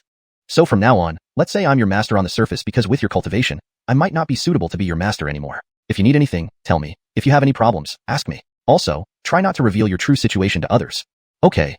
For now, continue using Hank Zhongchuan as your name, and say your spirit root is level 6. Now, let's go register you. Otherwise, the sect will expel you." The two left the room and walked past the residential area entrance, where the gatekeepers stared in shock at Lemuel. What happened here? For 3 years, he hasn't looked this lively or dressed this neatly. Was it the charming brother Xiao from back in the day who returned? "What? Wang, don't recognize me." "Good morning, Lemuel." Aladal Wang bowed to Lemuel. Could it be that the kid next to him made Lemuel look rejuvenated? What's their relationship? His curiosity grew exponentially. "Let's rent a mount? For now, keep the Crimson Blood Wolf hidden until you get acquainted." Jalmer nodded. Lemuel rented a 4-legged chicken since Jalmer wasn't yet a member of Xianyao Valley and couldn't rent one himself. Lemuel had his own mount, a Alahan tiger beast, which looked incredibly stylish when it appeared. Was Lemuel once a famous figure in Xianyao Valley? "This mount looks pretty cool." Jalmer teased. "That was a long time ago. Should he inquire about the last 3 years? No, better leave it for later. It's good he's normal now. The past is the past." The Huito rate along the way was remarkable. This sentence seems to be a mix of Chinese and English due to the term Huito. The correct and fluent translation should be, the turnout rate along the way was remarkable. However, in this context, it likely means that people were turning their heads to look at them, so a more accurate and natural translation would be, the attention they drew along the way was remarkable. When disciples saw the stylish mount, they were surprised. Who is this? When they saw Lemuel on top, they were even more shocked. Has this drunk recovered? They soon arrived at the outer building cluster of the alchemy department. Returning the 4-legged chicken and recalling the Alahan tiger beast, they were about to enter when someone blocked them. "What? Son, not letting me in? Am I expelled? You're Lemuel?" Aladal's son stared at Ignatiushan. "Really, Lemuel? Thank heavens you've returned." It turned out that 3 years ago, Ignatiushan had helped Aladal's son and his family a great deal, saving his father's life. "What do you mean? Haven't I always been in the sect? I should thank you for taking care of me these past years." Indeed, during those depressed 3 years, Aladal's son had helped handle a lot of matters. "That's all part of my duty. I have business to attend to. We'll talk later. Let's go in." Yes. Aladal's son's eyes glistened with tears. Word spread quickly within the Dan Gate. Elder Ignatiushan has returned, and the former suave brother Xiao is back in style. Ignatiushan soon found Darren, head of the alchemy department. "I want to take on an apprentice." Hashtag chapter 135, prestigious disciple. The moment Ignatiushan appeared, Darren was momentarily taken aback. This drunkard has returned to life? He actually groomed himself properly for once. "Ye Hyatt, I want to take on an apprentice," Ignatiushan said again. Darren circled around Ignatiushan and then glanced at Jalmer beside him. "Do you want to take him as your disciple?" Darren pointed at Jalmer. "Yes. But it's not the time for the sect to accept new disciples, right? My alchemy skills are still quite good. Can I take on a disciple?" There were precedents before, weren't there? They joined with pre-existing skills. He's also quite good. EATER1, show Jaemister you one of the pills you've refined. Instantly, Jalmer produced a soul ascension pill and handed it over. Darren took it and examined it closely. Not bad, lad. You refined this? Absolutely genuine. Mind if I check your cultivation? Please go ahead. A sweep of soul force revealed that he was a level 5 spirit practitioner. Zaire other sweep confirmed it. Level 5 spirit practitioner. How old are you? 15. Not bad. You could be considered a prodigy. Can you refine a pill right now? Of course. So, Darren called for an elder responsible for admitting new disciples and headed towards the alchemy department along with Misfortune and Jalmer. Misfortune, it's great to see you back. You used to be a key figure in our alchemy department, a focal point of the sect's training efforts. If you hadn't wasted these years, you might have become a spirit Jaemister already. My alchemy skills shouldn't have deteriorated much. I occasionally refined pills during these 3 years, so they should be comparable to other spirit practitioner elders, right? Wow, pretty confident. That's good. Of course. Since Brother Xiao William is back, my alchemy skills are at least in the top 3 among the spirit practitioners here. With some effort, occasionally ranking first isn't out of the question. Darren looked at Misfortune again. This guy was getting cocky again. Cockiness is good. It shows he's back to normal. How did he suddenly return to normal? Zaire, where did this kid, Zaire come from? Heh, cocky. So, this Zaire is also quite good, huh? Let's see. Lemuel, I plan to refine soul ascension pills later. What do you think about how many successful pills I should aim for? Jalmer whispered into Misfortune's ear. How many successful pills can you control? Misfortune replied telepathically. 1, 2, or 3. Whichever comes naturally. Misfortune glanced at Jalmer and whispered back, then aim for 3. Blow them away, and they'll take you seriously. They quickly arrived at the alchemy department and entered an available refining room. For people went inside and closed the door. What kind of pill do you want to refine? Soul ascension pills. Soul ascension pills are very useful for alchemists. Immediately, materials for soul ascension pills appeared on the material platform. Can you control the earth fire? Darren asked Jalmer. I can. Good, then use my fire. Darren summoned his own earth fire. The alchemy furnace was readily available. Jalmer received Hyatt's earth fire, experimented with it for a bit to get familiar, since each type of fire has its own nuances. Well, the lad's fire control technique is not bad. Seems like he's got some skills. Then came the Wilfred's performance time. He placed the refining materials into their respective subfurnaces, then after reaching a certain level of refinement, moved them to the main furnace, continuing the refinement process until the pills were completed and removed. All in one smooth flow. It only took more than 20 minutes, a surprisingly short amount of time. The 3 elders found it hard to believe that Zaire could work so fast. When 3 fragrant soul ascension pills appeared in Jalmer's hand, the 3 elders looked at each other in disbelief. Was this real? The 3 pills flew towards the 3 elders. Receiving the flying pills, they were still warm. Smelling and examining them. They were excellent pills. This Zaire, not bad at all. Darren retracted his fire and said, let's go back to the hall. How about it? Hyatt, can I take this apprentice? My alchemy skills are pretty good among spirit practitioners, so my apprentice's alchemy skills should be above average too. That sounded as if you taught him everything, even though he hasn't even paid respects yet. All credit to you. Huh? Darren glared at him. After being drunk for 3 years, you wake up and act like this. I wish you'd stay drunk. This irritates me to no end. They soon arrived at the dance sect's main hall. This hall was where disciples were recruited every year, and elders chose their disciples here. It wasn't recruitment time, but when word spread that an elder was taking on a disciple, many gathered. A few elders also came. One shock after another. It was Misfortune, the drunkard, taking on a disciple. How did this drunk suddenly get better? Moreover, immediately taking on a disciple after recovery, is this related to that event in 2 months? This couldn't help but raise suspicion, considering that the event in 2 months was a significant occurrence happening every 5 years. Edwin was among the onlookers, very excited. Brother Hank finally succeeded, and Lemuel has returned to normal. Good news for everyone, especially his Clifton family since he and Hank Zhongchuan have deep connections now. Seniors, disciples of the Dan sect, the elder Alvis, responsible for recruiting, spoke, silencing the crowd. Alvis continued, normally, it's not the time to recruit new disciples, but Lemuel has returned, which is good for the Dan sect, and he has encountered an outstanding Noel, Hank Zhongchuan. They saw eye to eye. So today, we're holding a special ceremony for Lemuel to take on a disciple. Let the seniors and disciples bear witness. Elder Misfortune, level 8 spirit practitioner. Hank Zhongchuan, level 5 spirit practitioner, will join with existing skills. This Zaire is quite impressive. Already level 5 spirit practitioner at a young age, Lemuel has indeed found a gem. Other elders felt a mix of envy and admiration. Not hate, though. Lemuel, please take your seat. Alvis pointed to a single chair at the front. The apprenticeship ceremony officially begins. Hank Zhongchuan, tidy your clothes. Really that formal? The Noel thought but still complied, adjusting his hair and clothes. Hank Zhongchuan, tea is ready. Kneel and offer tea. Damn, so formal? Joining the Yuehu sect was just a matter of saying so. Why so complicated here? Frustrating, but he still followed through. He brought the teacup, knelt before Misfortune, and raised the cup. Please drink your tea, Jaemister, the Noel said. Misfortune accepted the teacup, sipped it, and said, rise, disciple. Then he handed over a storage ring. This is a gift for our first meeting. Take it. Thank you, Jaemister. The ceremony ends. Hank Zhongchuan, this is your sect token. Keep it safe. Alvis handed over a badge. Thank you, Arn. Congratulations, Lemuel. The elders present congratulated him one by one. I've inadvertently become a disciple of a top-tier sect in Rat Kingdom? Ha, Jalmer laughed. By a fluke. I've become a disciple of a prestigious sect. Hashtag chapter 136. I am not a panda. Thus, the apprenticeship ceremony concluded. The crowd that had gathered to watch gradually dispersed. At this moment, Edwin approached and clasped his hands at Jalmer, saying, "Congratulations, Brother Hank. Your wish has finally come true. Thanks to Brother Carmine as well. Thank you very much." Jalmer stepped forward for a hearty embrace with Edwin. "Jamister, his name is Edwin. You've met him before. We found you this time largely thanks to him," the Noel said, pulling Edwin in front of Ignatiusson. "Yes, thank you. How about showing EATER1 around the alchemy sect, so he can get familiar with everything?" Ignatiusson smiled at Edwin. "Sure, no problem." Edwin looked at Ignatiusson, suddenly feeling a bit nervous. "EATER1, why don't you go with him for a tour first? That way, you'll know where things are. Meanwhile, I need to meet the heads of the various departments in the alchemy sect. As for where to stay tonight, it's up to you. You can stay in the disciples' residential area or come over to my place. Here's the key." With that, he tossed the key over. Indeed, Ignatiusson had been drunk for over 3 years. Now that he was back, it was time to visit some old friends. After all, he would still have to get along in this sect in the future. Not just for himself, but also because of the disciples sent by his brother. He needed to treat Jalmer well. 3 years had passed, during which the younger brother from the Moon Lake sect hadn't paid any attention to him. But now, since he had sent someone over, it indicated that he might be willing to forgive him. Therefore, he must take good care of Jalmer. Edwin began leading Jalmer on a tour of the various branches of the alchemy sect. Let's check out the areas nearby first. The herb cultivation department covers a vast area, so it's a bit far from here. We'll leave that for last, Edwin explained as they walked. First, let's see the elixirs. These elixirs are the fruits of our labor in the alchemy sect. Apart from some special and extremely rare ones that aren't displayed, we have everything else here. Edwin led Jalmer into a hall adjacent to the apprentice-taking hall.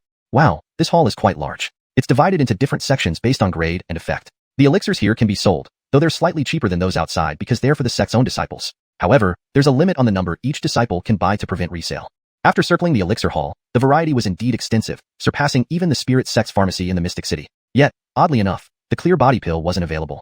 Leaving the elixir hall, they walked down a broad avenue lined with numerous neatly arranged buildings. On the left front stood a group of structures with a fiery red exterior, bearing a sign that read, Elixiring Department. The most important department in the alchemy sect is naturally the elixiring department. Even with excellent herbs, without skilled elixir masters, it's all for naught. Look, ahead on the left is the elixiring area. Edwin continued explaining. This department is divided into several zones, one being the teaching hall. Naturally, these classes are open lectures, accessible to all disciples within the sect. If you have a private tutor, teaching can occur anywhere, like when Lemuel instructs you. Next to the lecture halls, there are usually libraries corresponding to each division, where resources can be freely accessed. Then there's the elixiring zone, separate for elders and disciples. That building over there is where the elders refine elixirs. I've never been inside. Edwin pointed to a structure in front, which was significantly smaller compared to the ones behind it. Haha, I've actually been inside. That's where Hyatt tested me earlier on elixir refining. The building behind was the disciples' elixir refinement site. Wow, it's huge. It makes sense since it accommodates hundreds of elixir disciples, necessitating ample space. Entering the premises, they first encountered the materials pickup area, followed by a flame retrieval station. Of course, if one had their own flame, they wouldn't need to pick it up. Following were individual elixir rooms. Closed doors indicated someone was inside, while open ones implied otherwise. They then entered an empty elixir room. It seemed similar to the Moon Lake sect setup, albeit with visibly better quality alchemy furnaces. After touring the elixiring department, they resumed walking down the main avenue, spotting the storage department sign up ahead. There's not much to say about the storage department. It's where we keep the elixirs, off limits to anyone without a specific pass. Behind were the trial and Zyrialysis departments. Edwin only guided Jalmer past them without entering. He was merely a spirit disciple and didn't have access everywhere. Other non-departmental areas were also briefly inspected. Why don't we head over to the herb cultivation department now? Sounds good. This department corresponded to the Moon Lake sect's spirit herb garden, which Jalmer couldn't help but miss. Both rented a 4-legged chicken each and set off under Edwin's lead. It took an hour to reach the herb cultivation department, enclosed by walls with a large building outside serving as a lecture hall. Walking in, they entered a hall with a few people chatting, but not many. Today's not a class day, so there aren't many people, Edwin explained. Zaire, that room next door is the library. There are many books inside, introducing various spirit herbs. You can go in and take a look. They went in, and Jalmer picked up a random book to browse. It detailed how to cultivate first-grade spirit herbs comprehensively, from planting seeds to budding, growing, maturing, and wilting. Do spirit herbs wilt too? Jalmer couldn't help but ask aloud. Don't humans die? Someone glanced at Jalmer with a smile. Yes. So why wouldn't spirit herbs wilt? That's right. Then what about 10-year-old, 100-year-old, or even 1,000-year-old spirit herbs? Jalmer frowned, having never thought about it before. You're not from our sect, are you? The person noticed Jalmer wasn't wearing the sect uniform and found his question odd. Senior brother, Brother Hank, just joined the sect today, Edwin interjected. Today? So you're Hank Zhongchuan, Lemuel's new disciple? Jalmer nodded. Was he that famous? Ignatiusson's return was significant, as was his accepting a disciple. In the Mystic Drug Valley, who didn't know Hank Zhongchuan unless they were sleeping or in seclusion. Everyone in the library turned to stare at Jalmer, curious about what made him stand out to catch Lemuel's eye and be taken as a personal disciple. Feeling uncomfortable under the scrutiny, Jalmer pulled Edwin away, fleeing the scene. I am not a panda, Jalmer screamed inwardly. Hashtag chapter 137. The Jamesh begins. The two ran out of the hall, got on their mounts, and rode off. After a few minutes, they slowed down. Am I really that famous now? Of course. It's rare for elders to take in disciples outside of the sect's recruitment period, especially someone like you who wasn't originally from our sect. Curiosity is natural. Looks like I can't keep a low profile then. Why not be even more conspicuous? Show them what you've got and blind their eyes. Edwin said with a mischievous grin. Forget it. Oh, does this medicinal cultivation area of Toria connect with the mountains behind? It connects with part of it, but I'm not entirely sure how. They walked and talked, and Xiaomer learned more about Xinyao Valley as they went along. Zaire hour later, they were near the alchemy hall again, apparently close to mealtime. Just as they were considering whether to eat, a group of people emerged from the alchemy hall where potions were sold, heading in their direction. What bad luck. It was Hagen and Jeannie, accompanied by several others dressed as alchemy sect disciples. This girl is best avoided for now. Xiaomer was about to pull Edwin away, but Jeannie had already spotted them. Oh, look who's here, wandering around our Xinyao Valley aimlessly. You've been here nearly a day. If you don't leave on your own soon, we'll kick you out. Do yourself a favor and scram. Senior sister all on. That's not very polite, Edwin retorted. Himph, you're just a first-rank alchemist. Can you really protect him? Senior brother all on. Shouldn't you do the sect a favor and kick this Irezi out? Jeannie said proudly. Irezi, you've wandered around our sect long enough. Aren't you going to leave? Should we carry you out on a sedan chair? Hagen sneered. What? Can you speak for Xinyao Valley? I can't officially represent Xinyao Valley, but for an outsider like you, I certainly can. If Xiaomer hadn't joined Xinyao Valley, that statement would have been true. But he was already a disciple of the valley. Senior brother all on, right? If someone violates the rules, relevant departments will handle it. I don't think my leaving or staying should be your concern, right? You, Hagen choked on his words. A nearby alchemy sect disciple tugged at his clothes. They had clashed without realizing, and now he needed to pull Hagen back since he had seen Xiaomer's initiation ceremony. Why are you pulling me? Hagen was irritated. He's already an alchemy sect disciple, initiated this morning, the alchemy sect disciple whispered. Chancellor William took him as a disciple? Hagen was stunned. Alafi is unpredictable. In the blink of an eye, enemies become fellow disciples, even inner sect ones. Yeah, the alchemy sect disciple nodded. Senior brother all on. What are you whispering about? If there's nothing else, I'm leaving. My stomach's growling, Xiaomer chuckled and prepared to turn away. Wait, senior brother all on, any more advice? Now that you're one of us, dare you fight me? Hagen raised his head. Disciples passing by stopped to watch. Everyone loves a spectacle. Can we just randomly challenge each other within the sect? Xiaomer still had much to experience. Not knowing until he encountered it, some things only occur to you when they happen. We can challenge each other, but it's not that casual. Moreover, he's a spirit scholar while you're a spirit practitioner. It wouldn't be appropriate for him to challenge you. Edwin frowned. How could Hagen be so shameless? Trying to impress Jeannie? Yes, how can a spirit scholar challenge a spirit practitioner? Zaire, especially a spirit scholar challenging a spirit practitioner alchemist. Is our alchemy sect so easy to provoke? Battle sect comes knocking and thinks we're soft. Haha, a spirit scholar challenges a new spirit practitioner alchemist. Does Hagen have any dignity? The crowd murmured louder and louder, growing more critical. Hagen blushed red and then pale. This was his home turf, but he'd already spoken, and now he was embarrassed. He hadn't thought it through and felt regretful for being too hasty. Senior brother all on was just joking. I heard junior brother Hank is a 5th rank spirit practitioner who brought skills to the initiation. Impressive indeed. I'm also a 5th rank spirit practitioner. Could junior brother Hank give me a few pointers? Hagen stepped aside, and someone from the battle sect spoke up. Hagen looked at the speaker, Monday One Knife, one of his followers. Nicely done. At least he had diffused the situation. Monday One Knife, teach him a lesson, Jeannie chimed in. She knew her limits. If she challenged recklessly, it would end badly. Junior brother Hank, you're new. You don't have to accept the challenge, Edwin whispered. Though he believed in Xiaomer's strength, fighting upon entering the sect didn't seem ideal. If I don't fight, it'll be cowardly and embarrass my master. No way. Xiaomer whispered back. Fine, I accept your challenge. Xiaomer declared loudly to Monday One Knife. Great. Well done. Brother, show spirit for the alchemy sect. We support you. Cheers erupted around, all from alchemy sect disciples. They had some sense of collective honor and curiosity about this new talent favored by Lemuel. With the challenge accepted, they headed to the arena. A large group moved toward the alchemy sect's arena. Each sect had its own arena for resolving conflicts since private duels were forbidden within the sect. The arena was nearby, reachable within minutes. As they moved, the crowd grew larger, hearing news of the battle sect's challenge to the new alchemy sect disciple, Hank Xiongchuan. Hank Xiongchuan was brave, accepting a challenge from the battle sect immediately after joining. A thumbs up. Soon they reached the arena, a circular platform 15 meters in diameter and 1 meter high, made of durable material. Both jumped onto the platform as a referee, an elder, arrived. Jameshjes must have referees. Note, no lethal moves. Losing means being knocked off the platform or unable to stand. You can also concede. Understand? Understood. They answered simultaneously. Also, each contestant pays 50 flower coins. The winner gets it back after the match. The loser forfeits. Money was charged for the referee's effort? Xiaomer grimaced but paid. He had the money now. All right, begin. The referee signaled, starting the match. Translation ends here. Chapter 138. A visit to the Array sect. The competition was about to begin. Meanwhile, someone below was organizing gambling on the outcome of the match, acting as the bookie for bets on who would win or lose. Gambling is a human nature, especially among cultivators. Of course, the sect prohibited gambling within its premises, but that did not stop some people from secretly engaging in it underground. As long as there were no major incidents, the sect turned a blind eye. The bookmaker was still calling out privately, urging young disciples to place their bets. But what happened next disappointed them. Within 10 seconds, the match was over. With a sudden shout, Armand had already fallen off the stage. Those who wanted to place bets looked back in disbelief. How could it be over so quickly? Senior brother Joe, you've been gracious. Jalmer bowed towards Armand, who lay on the ground, and then saluted the referee before jumping down from the stage, pulling Edwin away quickly, not even bothering to collect the money they had put up. The elder referee watched Jalmer leave without hesitation, nodding approvingly. This Wilfred isn't simple at all. Meanwhile, the spectators hadn't even processed what happened when he was gone. It felt like the flavor of a fruit disappearing before they could savor it. Hagen and Jeannie rushed to help Armand up. Worthless. Why are you so weak? Jeannie was furious. Armand couldn't defeat Jalmer in a single move. What happened? Hagen asked, confused as the audience hadn't even entered the mood when the match ended abruptly. When the referee said begin, I wasn't ready yet, but he moved right away. I felt a pain in my head, then a collision, and now here I am. Armand shook his head, trying to clear his dizziness. He didn't play by the rules, but he didn't break any either. Hagen frowned. This Jalmer is hard to deal with. Be cautious if you encounter him again. That was too fast. Do we have such a genius in our alchemy sect? Heh, the warrior sect's people aren't that impressive. The crowd dispersed slowly, heading for dinner. They had a new topic to discuss over meals, though it was brief. It provided endless imagination. A great match indeed.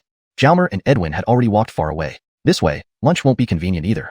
Then let's grab something casually. Actually, skipping it wouldn't be a problem. Still, let's eat something.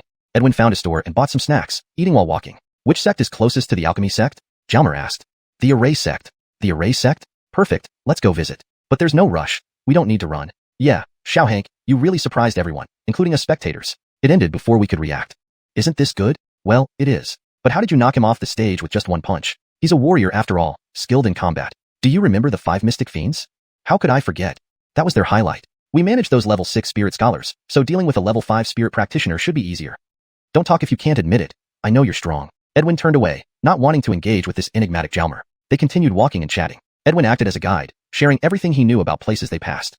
Since they weren't in a hurry, it took them until evening to reach the Array sect. The structure here was similar to the alchemy sect, but with numerous small array formations scattered everywhere. The training grounds for array formation practice were vast, much like the alchemy sect's medicinal herb cultivation fields.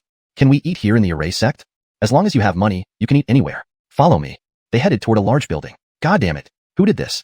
Edwin tripped and fell, looking around angrily. His foot had been caught by an array formation. Passing disciples glanced over and chuckled. Another prank. They shook their heads and kept walking. It seemed being trapped by an array was common here. Jalmer sensed something and called out towards a cluster of plants. Friend, come out. No response. Waving his hand lightly, since he refused to come out standing, he made them come out lying down. 2 figures stumbled out from behind the plants. Jalmer smiled. 2 little spirit practitioners attempting to ambush him?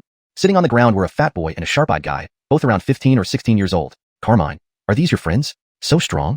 The fat boy stood up laughing, brushing dust off his pants, clearly familiar with Edwin. What are you doing? Quickly remove the array. Edwin was annoyed. His injury hadn't healed fully yet. The 2 came forward and deactivated the array. This is Brother Hank, Lemuel's newly received disciple today. You should have heard about him, Edwin introduced. Hank Xiongchuan, you're really amazing. They hurriedly bowed. Jalmer reciprocated the salute. This fatty is Caleb Wooleen, call him Caleb Muhammad, and this sharp-eyed one is Allah Chi. Both are level 5 spirit practitioners, geniuses. Edwin continued. The introduction fits. We're all geniuses. Caleb Muhammad laughed. But it looks like Brother Hank is even more talented. Spotting us hiding there, Caleb Muhammad circled Jalmer, indicating their close relationship with Edwin. Sure, haven't you heard about the match this afternoon? Brother Hank defeated the warrior sex representative in one move. So finding you was natural. Edwin smiled. It had been hours. They had already heard. The earlier gloom vanished. To celebrate your victory over the warrior sect, give us a chance to treat you to dinner, the fat boy suggested. On your home turf, we're guests. It should be you treating us, Edwin protested. Why not I treat you? Jalmer joked. Anyway, I have money. How could that be? Even Carmine this stingy one doesn't offer, so we should treat. We're locals, Caleb Muhammad slapped his chest, making a funny face. You should treat. If it were at the alchemy sect, we would treat. Humph. Edwin pouted. The 4 of them walked toward the hall, laughing and joking along the way. Hashtag chapter 139. A delicious breakfast. The dining area was spacious, offering both quick meals and stir-fried dishes, as well as private rooms. Naturally, with guests from afar, they chose a private room with stir-fried dishes. Huh, even the private room has formation set up? As soon as Jalmer stepped into the private room, he sensed something different. It had a unique characteristic. Formations, right? Naturally, there are more formations around here. It's everywhere, and that's what makes this place special. Isn't your alchemy sect also known for its distinct features? What features does the alchemy sect have? I don't seem to recall much. James Saib, you've seen them so often that you're desensitized? Think carefully and compare our environments. Caleb Fatsy chuckled. Jalmer pondered deeply. Eat now, shall we? The main point is to eat. Your alchemy sect's specialties naturally relate to elixirs. Elixirs, in turn, are connected to what? Edwin said, giving a subtle reminder. Most elixirs are refined using spirit herbs. Right, spirit herbs. It seems like the alchemy sect is filled with all sorts of rare flowers and herbs. Even though they're ordinary spirit herbs, they're still considered spirit herbs. In contrast, this formation sect only plants regular greenery. I underestimated it. Jalmer smiled. Eat. If I want to learn formations in the future, how should I go about it? You want to learn formations? Isn't refining pills enough to keep you busy? Learning arts can never be too much. You can start by attending public classes and then find an elder to teach you. But since you're from the alchemy sect, whether any elders here are willing to teach you is a problem. Additionally, your master Lemuel might not approve. My master should have no objections. Would you be willing to teach me? Forget it. We don't have the qualifications to teach you. You easily defeated that warrior, and if we were to teach you, our masters wouldn't take it well. Then sparring should be fine, right? Sparring? Yes, sparring. But sparring is just a formality. I'm actually coming to learn from you. Do you think I'm not qualified to spar with you on formations? Jalmer smiled. The two young men from the formation sect looked somewhat awkward and gave him an uneasy laugh. Are you qualified? Can we interact with these formations here? Jalmer asked, gesturing towards the formations in the private room. As long as you don't intentionally damage them, playing around is okay. That's one of our distinctive features. Jalmer picked up a large chicken leg and started circling the room, nibbling on it while observing the formations. After 3 rounds, having finished the chicken leg, he flicked a small bone toward a specific point in one corner of the room. With a thud, the formation's effect disappeared. Just a first-tier formation, no big deal. The 3 Noels at the table stared at Jalmer as if he were a monster. Is this guy really a formation master? Over the top. Sorry to show off. Jalmer grinned and sat back down to continue eating. Didn't see that coming. Brother Hank, indeed impressive. Here, have a drink to calm my nerves. Caleb Fatsy raised his cup and drank it all in one gulp. Do I have the qualifications to discuss formations with you now? Absolutely. But honestly, I can only recognize simple formations. As for refining formation pieces and setting up formations, I lack experience. Activating a formation set doesn't count, as it's already a finished product. So you've never properly set up a formation before? In my short life, I've only refined one formation piece, and I've never set up a formation. You scared me there for a moment. I thought you knew everything. Let's learn from each other then. Caleb Fatsy patted his chest. They continued chatting, indulging in food, and gaining deeper insights into the formation sect. Eventually, their meal took over an hour, and it was time to head back to the alchemy sect. When the 4 young men parted ways, they still felt they could chat more. Jalmer and his companion mounted their rides and headed toward the alchemy sect. It took 2 hours to reach their territory. I'll stay with my master today. Later, I'll decide if I should move to the disciples' residential area, Jalmer said upon parting. All right, I live in the alchemy sect disciple residential area, number 361. Come find me if you need anything. Sure, you should rest more during this period. Your head injury isn't easy to recover from. Here are 2 high-quality soul ascension pills. They should work well with that stone. Saying this, he tossed over a jade bottle. Edwin caught the bottle, hesitated for a moment, and then said, Thank you, Brother Hank. He bowed and left. Meanwhile, Jalmer sped toward the elders' residential area in the alchemy sect. It was already late. When he reached the residential area, the administrators recognized Jalmer and let him in after a brief greeting. Room 18 was dark inside. His master hadn't returned yet? He opened the door, entered the house, and went upstairs. Throwing out a formation set to isolate the external world, he decided to meditate. Meditation is the best rest for cultivators, but too much isn't good either. First, practice controlling chi. Cultivators control chi, and the strength of this control reflects their power. 1 hour to warm up. Next, practice the heaven-shattering staff technique. This is his fundamental skill. Mastering it means invincibility at the same level and even challenging higher levels. Yes, the heaven-shattering staff technique is that formidable. Zaire hour is enough. It's time to refine some pills. As a pill refiner, he can't be weak in this department. Diligence is the only way to improve. At least 10 batches of pills are necessary. Sigh, time to rest. Sleep is essential for the body. 1 minute later, he fell into deep sleep. Finally, he could rest soundly, a content smile on his lips. In the morning, when the first rays of sunlight shone through the window, Jalmer woke up. Just as he descended to the ground floor, an enticing aroma wafted into his nose. Ah, Jamister must have come back and prepared breakfast. Woke up? Wash up and come eat soon, Ignatius's voice floated over. All right. He quickly brushed his teeth and washed his face before sitting down at the table. He felt a bit nostalgic, like being back at the Hank family village. Jamister, how about some wine? Ignatius's lips twitched. You want a drink? Jalmer smiled but didn't respond, picking up the food and starting to eat. Not bad. Plenty of spirit herbs were used. Being in the alchemy department has its perks. No need to worry about spirit herbs. I heard you were pretty impressive yesterday, defeating that person from the battle sect in one move. Ignatius also sat down and started eating. As a disciple of Ignatius, I have to be impressive. But be careful about that all-on fellow. He might try something underhanded. I can't always be around to babysit you. Ignatius was a bit worried. After all, there's a 4th stage spirit Jamister on their side.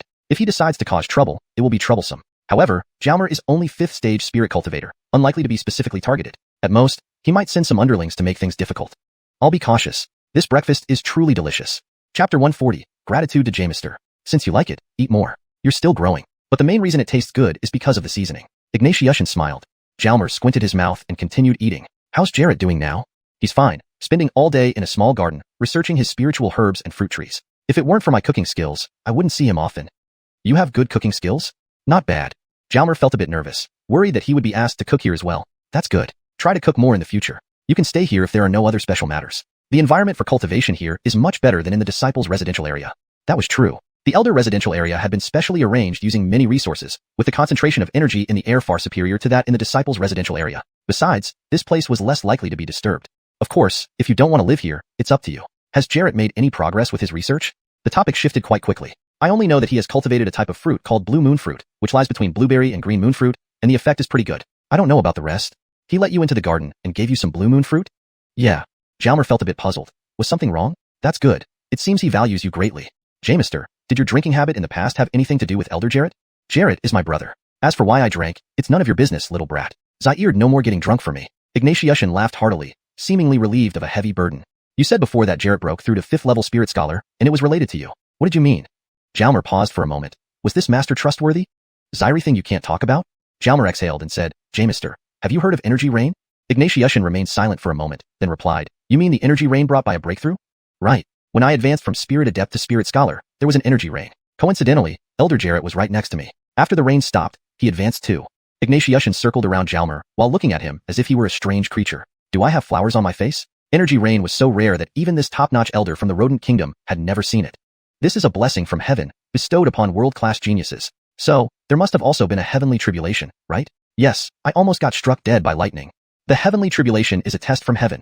Ordinary people don't have the privilege to experience it. Jalmer pouted. He didn't understand how painful and helpless being struck by lightning could be, and just thinking about it still sent chills down his spine. Would he face even more terrifying things when breaking through to Spirit Jamister in the future? This thought left Jalmer visibly terrified. What? Already thinking about breaking through to Spirit Jamister? How did he guess? Jalmer felt a bit awkward. Don't worry, becoming a Spirit Jamister is still far off. Cross that bridge when you get there. Your primary task for now is to cultivate and refine pills, improving your skills. Oh, I've already spoken to the medicinal cultivation department. You can study there for some time. After all, alchemists need sufficient knowledge of spiritual herbs, and excellent alchemists even cultivate some special herbs themselves. Thank you, Jamister. Jalmer was delighted, as this was exactly what he wanted to do, to first understand the situation of the mystical medicine valley's spiritual herbs. Also, I'd like to study formations at the array department if I have the chance. Do you have any connections, Jamister? Formation techniques? Are you sure you won't spread yourself too thin? I find formation techniques very intriguing. I hope this isn't just a fleeting interest. Learning formation techniques isn't impossible, but not now. You have tasks? Tasks? Does the sect have tasks for me? I'm just a newcomer.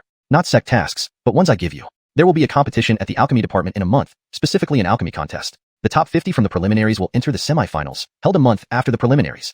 The top 10 from the semifinals will represent the sect in the Rodent Kingdom's alchemy contest. There's such an event? How come I didn't know? So, you have 2 months until the semifinals. In these 2 months, I hope you focus solely on matters related to the alchemy contest and put everything else aside. Based on your previous performance, reaching the top 50 shouldn't be a problem, but the top 10 is uncertain. Is the contest separated between spirit adepts and spirit scholars? Separated. You'll participate in the spirit adept category, known as first-class alchemist. Does this count as cheating? Jalmer smiled guiltily. You're currently a 5th level spirit adept, a legitimate first-class alchemist, aren't you? Ignatiushan responded seriously. But I hope you can advance to 9th level spirit adept before the sect's semifinals. Zaire problems? No problem. Good. Is there anything you need to ask? Yes, let's start with the preliminaries. How are they conducted? Where will they be held, and what are the rules? The venue is the central square of the sect, within our alchemy department's territory, but on the other side of the river. Jalmer nodded. He had been told about it, but only viewed it from afar on this side of the river. All spirit adepts in the alchemy department will participate in the competition, giving everyone a chance. The competition consists of several stages. The first stage evaluates the number of pills refined, the second stage considers both quantity and speed, and the third stage assesses quantity, speed, and pill quality. That's it. That's it. After each stage, a batch of participants is eliminated. After 3 stages, around 50 will remain. If more than 50, there's an additional round. If fewer than 50, a few more are chosen. After all, most participants are just filling in the gaps. If you make the top 10, it's unlikely you'd linger outside the top 50. That makes sense. This is the preliminaries for the first-class alchemists. We'll discuss the semifinals later. Second-class alchemists have a different format, with only 3 slots in the end, so just watch for fun. Will you participate in the competition? I'll cheer for you. Jalmer chuckled. I might, depending on the situation. I'll practice more during this period and may try if I feel good enough. Aren't you always among the top 3? That was in the past. Not sure about now. Zairiway, forget about me. What do you need help with? Pill formulas. I need pill formulas. A storage ring flew over. Ignatiushan said, all my pill formulas are inside. Return them when you're done. The Noel looked inside and saw many jade tablets filled with valuable formulas. Jamister, I also need second-tier spirit herbs. Second tier? I want to refine second-tier pills. With my status as a spirit adept, I can't obtain second-tier herbs. That's true. Wait till tonight. I'll gather the ingredients for every second-tier formula we have. Thank you, Jamister. Jalmer bowed gratefully. It was indeed wonderful to be a disciple under such a master. Chapter 141.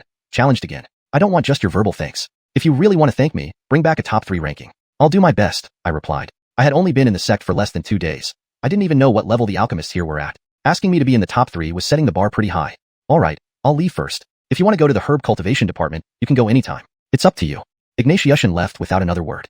Why isn't this master acting like one? He didn't give me any pointers on alchemy and is completely irresponsible. But giving me so many elixir formulas was quite helpful. What should I plan for the month before the preliminaries? Go to the herb cultivation department in the morning, practice alchemy in the afternoon, and cultivate at night? Yes, that sounds good. Let's plan it this way.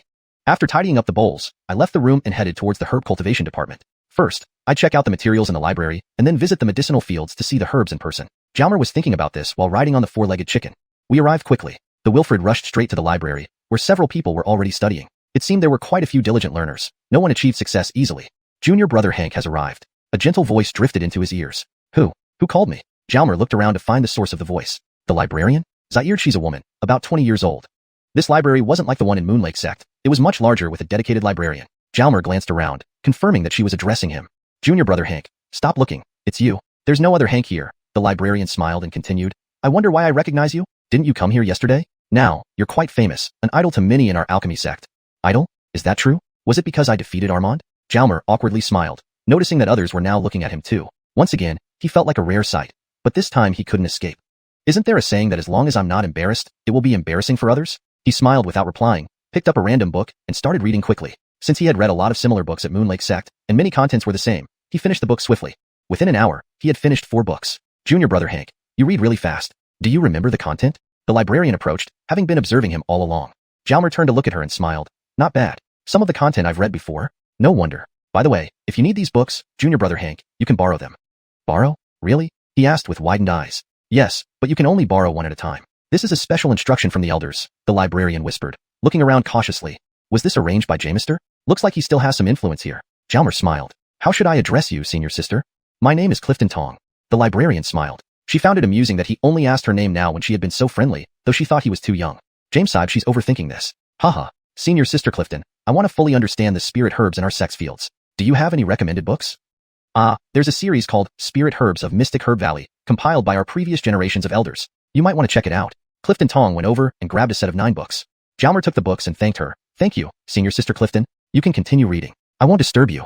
Nodding, Jalmer sat down and flipped through the table of contents. Books 1 of 4 covered first-tier herbs, 5 and 6 second-tier herbs, 7 and 8 third-tier herbs, and the 9th book was about herbs above 3rd tier. Above 3rd tier? What does that mean? Well, let's start with the first book. Immediately engrossed, he sped through the first book about first-tier herbs, revising familiar knowledge rapidly. Unnoticed, another 2 hours passed, and he had finished the first 4 books. Raising his head, he rubbed his tired eyes.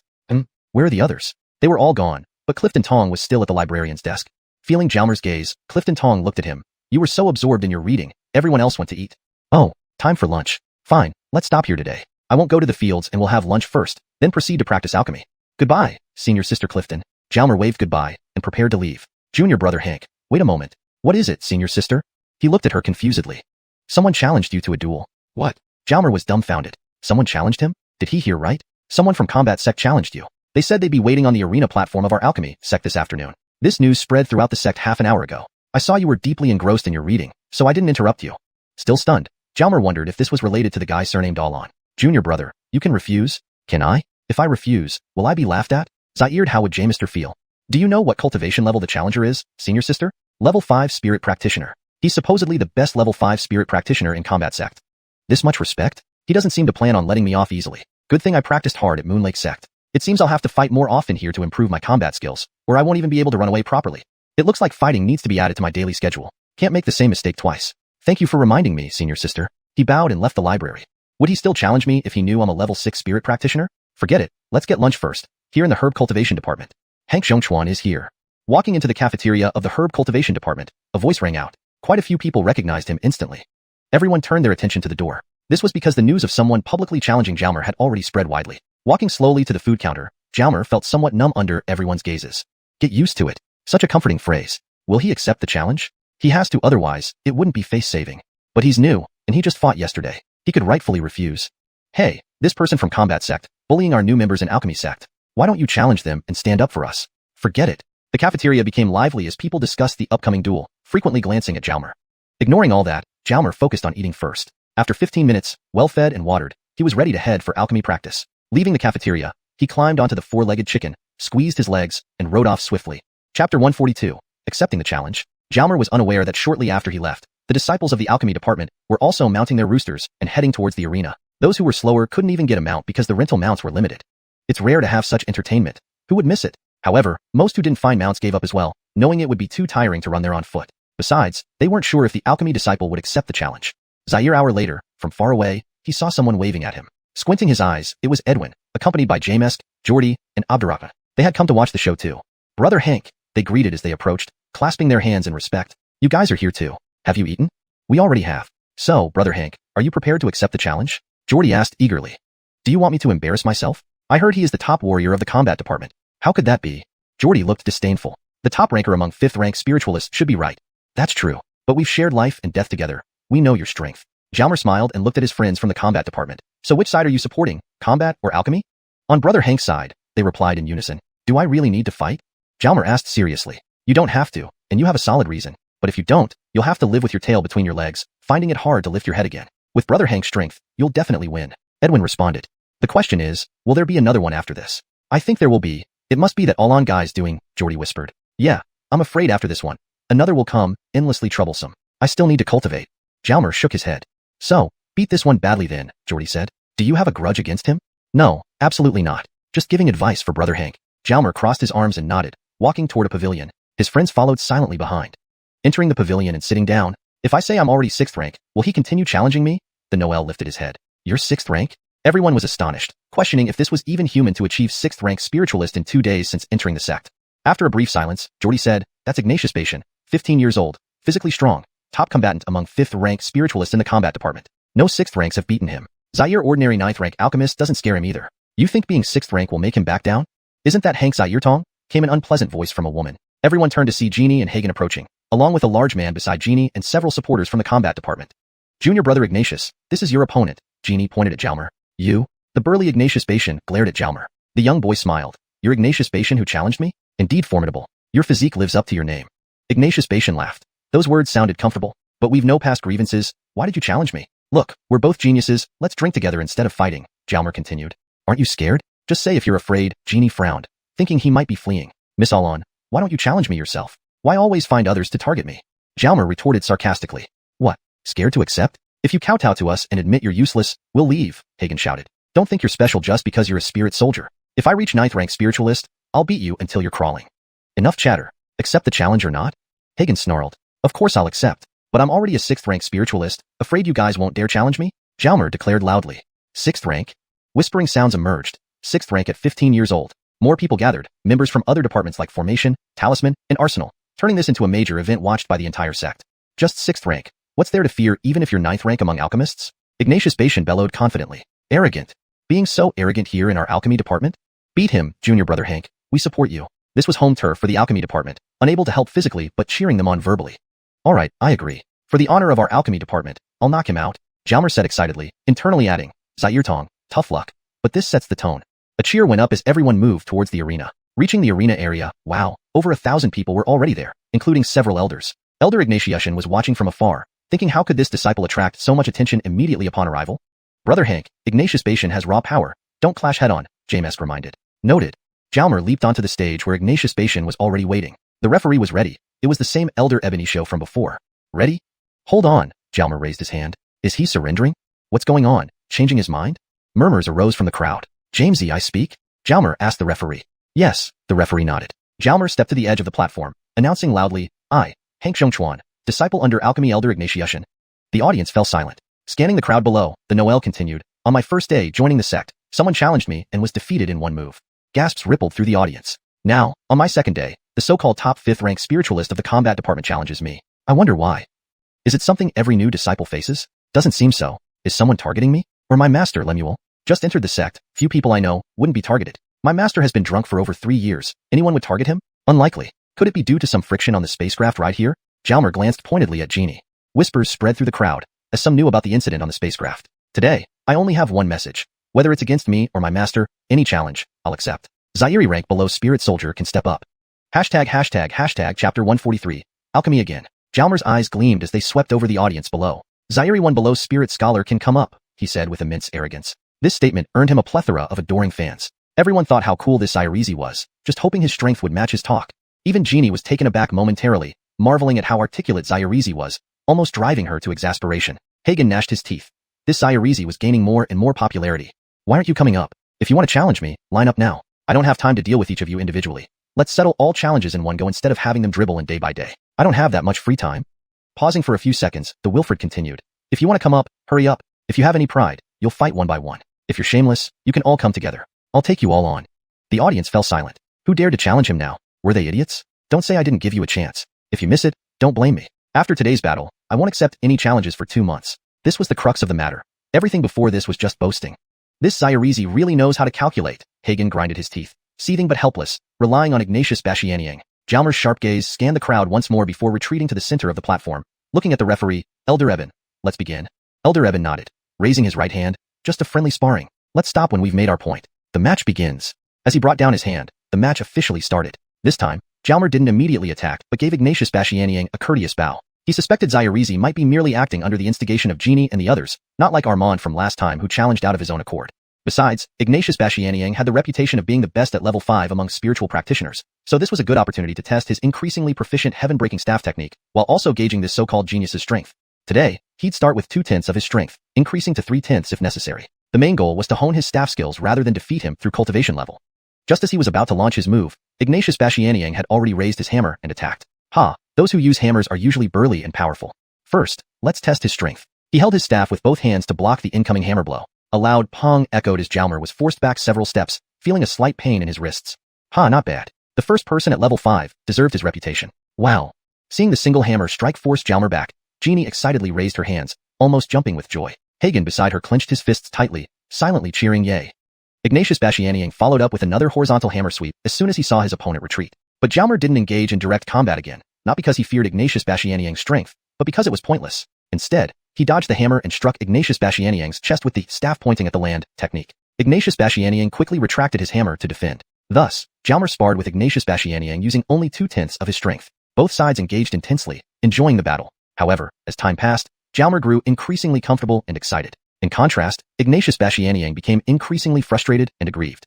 After 5 minutes, Ignatius Bashianiang was completely outmatched. Jalmer no longer wanted to play. He aimed one final blow, staff sweeping all directions, with 3/10 of his strength. Ignatius Bashianiang countered with a full-strength hammer sweep. A loud clank resounded as Ignatius Bashianiang's hammer flew out of his hands. Immediately after, there was a puff, and Ignatius Bashianiang's left shoulder collided with Jalmer's staff.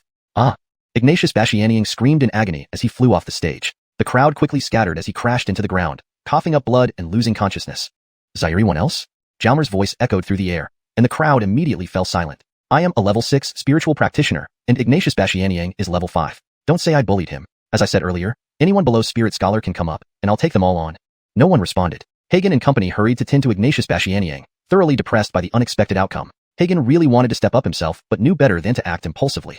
After a few minutes with no challengers stepping forward, Jalmer shouted, Since no one's coming up, don't bother me for the next 2 months. I'm busy. Then he jumped off the stage and walked toward Edwin. Ignatius smiled and quietly left. Hank Zhongchuan, great job. People from Battle Sect, scram. This was the territory of the Pill Sect, and Jalmer had earned them immense prestige. Naturally, he became their hero. Swanyago was vast, and the Pill Sect wasn't small either. Riding 4-legged chickens, Jalmer and the group arrived at a secluded spot, where they dismounted and began walking slowly.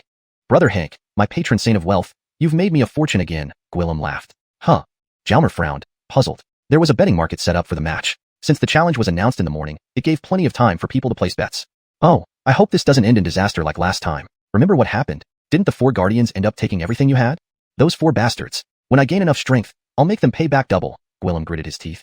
The Noels chatted for about an hour. Eventually, the members of the Battle Sect returned to train, promising many future gatherings. Edwin and Jalmer headed to the alchemy department. People kept greeting them along the way, making it slightly annoying to be a celebrity who pays a price for fame. Do you plan to practice alchemy soon? Jalmer asked. Yes, my alchemy skills are far from adequate, Edwin replied somewhat dejectedly. Compared to Jalmer, he didn't even feel like an alchemist. Just keep practicing. Practice makes perfect. If only it were that simple, then everyone would be an alchemist. Sigh. They soon arrived at the alchemy library, where they parted ways. Jalmer casually browsed through a book before heading to the alchemy chamber. He collected some familiar materials and a fire core, then found an empty alchemy room to enter. Let's warm up with something familiar. Zaire hour later, he finished refining all the materials he had collected, producing 3 pills per furnace, a routine operation. Translation notes. Chapter 143. Once again, alchemy refinement. Jalmer's gleaming eyes scanned the crowd below. His line, Zaire one below the spirit soldier rank, come at me anytime, was incredibly domineering. He just gained a lot of female fans with that one sentence. This Zyrezi is really handsome.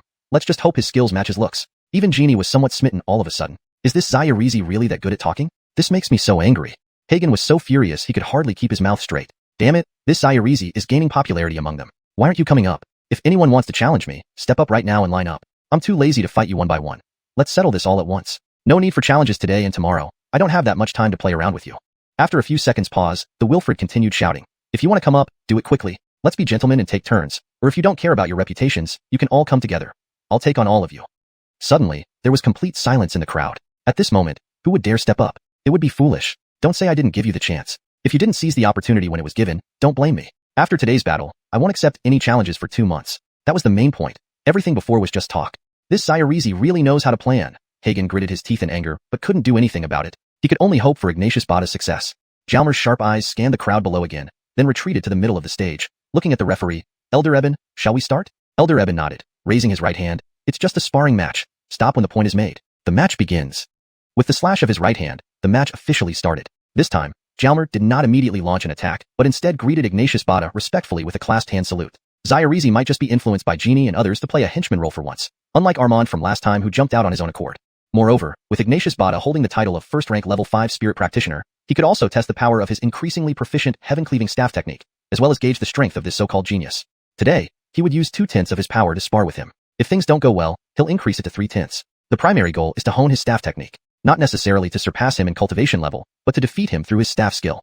Just as he noticed, Ignatius Bada had already raised his hammer and charged over. Well, hammer wielders are usually strong and powerful. Let's try out his strength first, lifting the staff with both hands to block the incoming hammer. With a boom, Jalmer took several steps back, his wrists feeling slightly painful. Well, not bad. This top-ranking 5th-level spirit practitioner does live up to his name. Great. Seeing Ignatius Bada force Jalmer back with a single blow, Jeannie excitedly raised her hands, nearly jumping up in jubilation. Beside her, Hagen clenched his fist tightly and silently cheered.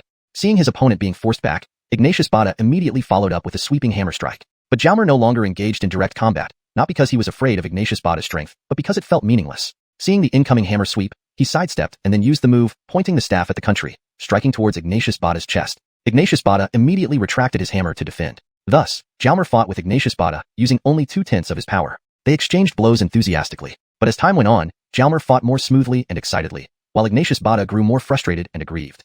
Below the platform, the crowd watched with great interest, while Jeannie and Hagen became increasingly anxious. Whenever Ignatius Bada launched an offensive, he could never hit his opponent, making him feel powerless. He only managed to make contact with Jalmer's staff when defending against attacks, yet he still didn't gain any advantage. After 5 minutes, Ignatius Bada found himself at a disadvantage. Jalmer didn't want to drag things out anymore since his objective was already met. That's it. One move, sweeping the staff across the sky, 3/10 of his power. Ignatius Bada swung his hammer full force. With a clang, the hammer flew away. Then with a thud, Ignatius Bada's left shoulder met Jalmer's staff. Ah! A painful scream erupted as Ignatius Bada was flung off the platform. The crowd scattered, and with a loud thud, Ignatius Bada hit the ground, spitting out blood and fainting. Is there anyone else? Jalmer's voice echoed through the air, instantly silencing the crowd below. I am a 6th-level spirit practitioner, while Ignatius Bada is 5th level. Don't say I bullied him. As I said before, anyone below spirit soldier can come up and challenge me today. No one responded from the crowd. At this moment, Hagen and the others rushed to Ignatius Bada's side to treat his injuries. They were extremely depressed, never expecting such a result. Hagen wished he could challenge Zyrezi himself, but reason told him not to act rashly. After a few minutes with no challenger stepping up, Jalmer shouted again, since no one is coming up, don't bother me for the next 2 months. I don't have time for this nonsense. He then jumped off the platform and walked towards Edwin and the rest. Ignatius smiled and quietly left. Hank Zhongchuan, well done. War sect members scram. This was the territory of the alchemy sect, and Jalmer had saved face for the alchemy sect, naturally becoming a hero. Xianyao Valley was vast, and the alchemy sect was significant. Riding their 4-legged chickens, Jalmer and the group arrived at a secluded place, stopped, and began strolling leisurely. Brother Hank, my money god, you've earned me another fortune, Geordie said with a laugh. Huh. Jalmer frowned, not quite understanding. Someone placed bets on this competition. Since the challenge information came out in the morning, they had enough time to manipulate the odds. Oh, I hope we don't end up celebrating prematurely. Do you remember what happened last time? Didn't those 4 guardians swallow all your earnings afterward? Those 4 bastards, I will make them return everything tenfold when I gain enough strength. Geordie bit his lip in frustration. The young men chatted for about an hour before the war sect members returned to practice. There would be plenty of time to gather later. Edwin and Jalmer then headed to the alchemy department. Along the way, they kept getting greetings, which was a bit annoying even though it was nice to be popular.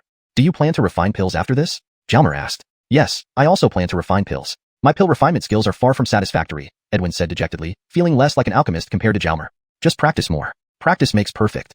If only more practice would make everyone an alchemist, alas. Soon, they arrived at the alchemy department's resource room and parted ways. Jalmer picked up a book randomly and flipped through it for a while before heading to the refining room. He casually picked up some familiar pill materials, got a flame, found an empty refining room, and entered. First, he warmed up with the familiar materials. Zaire hour later, all the collected materials had been refined. Each batch produced 3 pills, a standard operation. By correcting the translation, ensuring the accuracy of names like Jalmer, according to Pinyin rules and adjusting sentences for natural English flow, the text becomes clearer and maintains consistency throughout. Chapter 143, Alchemy Again. Franz's eyes gleamed as they swept across the crowd. The statement, Zaire1 Spirit Soldier, feel free to challenge me, was incredibly domineering. Instantly, he gained numerous admirers. This Zaire is so cool. It's hoped his skills match his looks. Even Jeannie couldn't help but be mesmerized for a moment. Is this Zaire really that articulate? It made her furious inside. Hagen fumed with anger, his mouth twisting. Damn it, this Zaire had gained popularity. Why aren't you coming up? If anyone wants to target me, line up on the stage right now. I'm too lazy to deal with you one by one. Let's settle all challenges at once, instead of having one today and another tomorrow. I don't have time to play along. Pausing for a few seconds, the Wilfred continued. If you want to come up, hurry. Fight one by one if you still have some dignity. Otherwise, feel free to come up all at once. I'll handle everything. The crowd fell silent immediately. Who dared to go up after such words? What fools would they be? Don't say I didn't give you the chance. If you miss it, don't blame me. After today's battle, I won't accept any challenges for 2 months. This was the real point, while the rest was just boasting. This Zaire sure knows how to calculate. Hagen gritted his teeth in anger but could do nothing. He could only pin his hopes on Ignatius Batian. Franz's sharp gaze scanned the crowd again before stepping back to the center of the platform and looking at the referee. Elder Eben, let's begin. Elder Eben nodded, raising his right hand. Just a sparring match. Go easy on each other. Jamesh begins. As the referee's hand fell, the match officially started. This time, Franz did not attack immediately but gave Ignatius Batian a polite bow. Perhaps this Zaire had been swayed by Jeannie and others to act as their enforcer, unlike last time when Armand jumped out on his own accord. Moreover, given Ignatius Batian's reputation as the top rank 5 spirit practitioner, this match was also a chance to test his increasingly proficient skybreaking staff technique, as well as evaluate the strength of this supposed genius. For now, he planned to use 20% of his strength and gradually increase it if necessary. His goal was to hone his staff skills rather than win purely through cultivation. Ignatius Batian had already rushed over with his hammer in hand as Franz focused. People who wield hammers are usually muscular and strong. First, let's test his strength. Raising his staff with both hands, he blocked the incoming hammer strike. With a loud pong, Franz was forced several steps back, feeling a slight pain in his wrists. Not bad. This rank 1 among rank 5 spirit practitioners lives up to his name. Awesome. Seeing Franz being pushed back by a single hammer strike, Jeannie cheered loudly, almost jumping in excitement. Hagen clenched his fist, silently shouting yes. Seeing his opponent retreat, Ignatius Batian followed up with another horizontal hammer strike. Franz, however, no longer wanted to clash directly, not because he feared Ignatius Batian's strength, but because it felt meaningless. Dodging the large hammer with a swift movement, he used the move, pointing staff at the river, to strike at Ignatius Batian's chest. Ignatius Batian immediately pulled back his hammer to defend. Thus, using only 20% of his power, Franz exchanged blows with Ignatius Batian. Both were engaged in an intense battle, fighting back and forth. But as time passed, Franz became more fluid and excited in his movements, while Ignatius Batian grew increasingly frustrated and disheartened. The crowd watched with great interest, while Jeannie and Hagen grew increasingly uneasy. Whenever Ignatius Batian attacked, he missed, unable to leverage his strength advantage. Only when blocking did he manage to meet Franz's staff, yet even then, he gained no advantage. After 5 minutes, Ignatius Batian was clearly at a disadvantage. Franz, having achieved his purpose, decided to end it, using the move, Staff Sweeping the Universe, with 30% of his power, while Ignatius Batian countered with full force.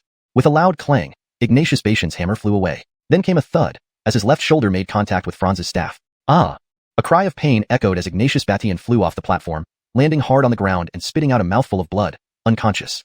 Is anyone else? Franz's voice carried through the air. The crowd immediately quieted down. I am a rank 6 spirit practitioner, while Ignatius Batian is rank 5. Don't say I bullied him. As I said before, anyone below spirit soldier can challenge me today, and I will accept. No one responded from the crowd. Hagen and others hurried to attend to Ignatius Batian's injuries, completely dismayed by the unexpected outcome. Hagen wanted to confront Franz but knew better than to act impulsively. Minutes passed with no challengers. Franz shouted again. Since no one's coming up, don't bother me for the next 2 months. I'm busy. Then he jumped off the platform and walked toward Edwin. Meanwhile, Ignatius smiled and quietly left. Hank Zhongchuan, well done. War sect members scram. Franz had brought glory to the alchemy sect, naturally becoming a hero. The Xianyao Valley was vast, and the alchemy sect was extensive. Riding 4-legged chickens, Franz and the others arrived at a secluded spot and started walking leisurely. Brother Hank, my money god, you've earned me another fortune, Gwillem laughed.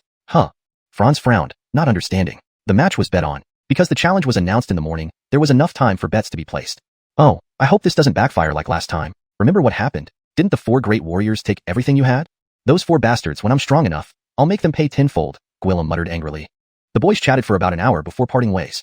The war sect members had to return to practice, leaving time for future gatherings. Edwin and Franz headed toward the alchemy department. People greeted them constantly, which was somewhat annoying since fame came with a price. Do you plan to refine more pills later? Franz asked. Yeah, I need to improve my alchemy skills. Compared to you, I'm far behind, Edwin sighed. Just keep practicing. Familiarity breeds mastery. If only it were that simple, everyone would be an alchemist. Sigh. They soon reached the alchemy section's library, where they parted ways. Franz casually flipped through a book before heading to the alchemy room. He collected materials for familiar pills, grabbed a flame, found an empty alchemy room, and entered. Let's start with something familiar to warm up. Zaire hour later, all the materials he collected were refined. Each furnace produced 3 pills, a standard result. Franz then proceeded to refine more pills, honing his skills with practice.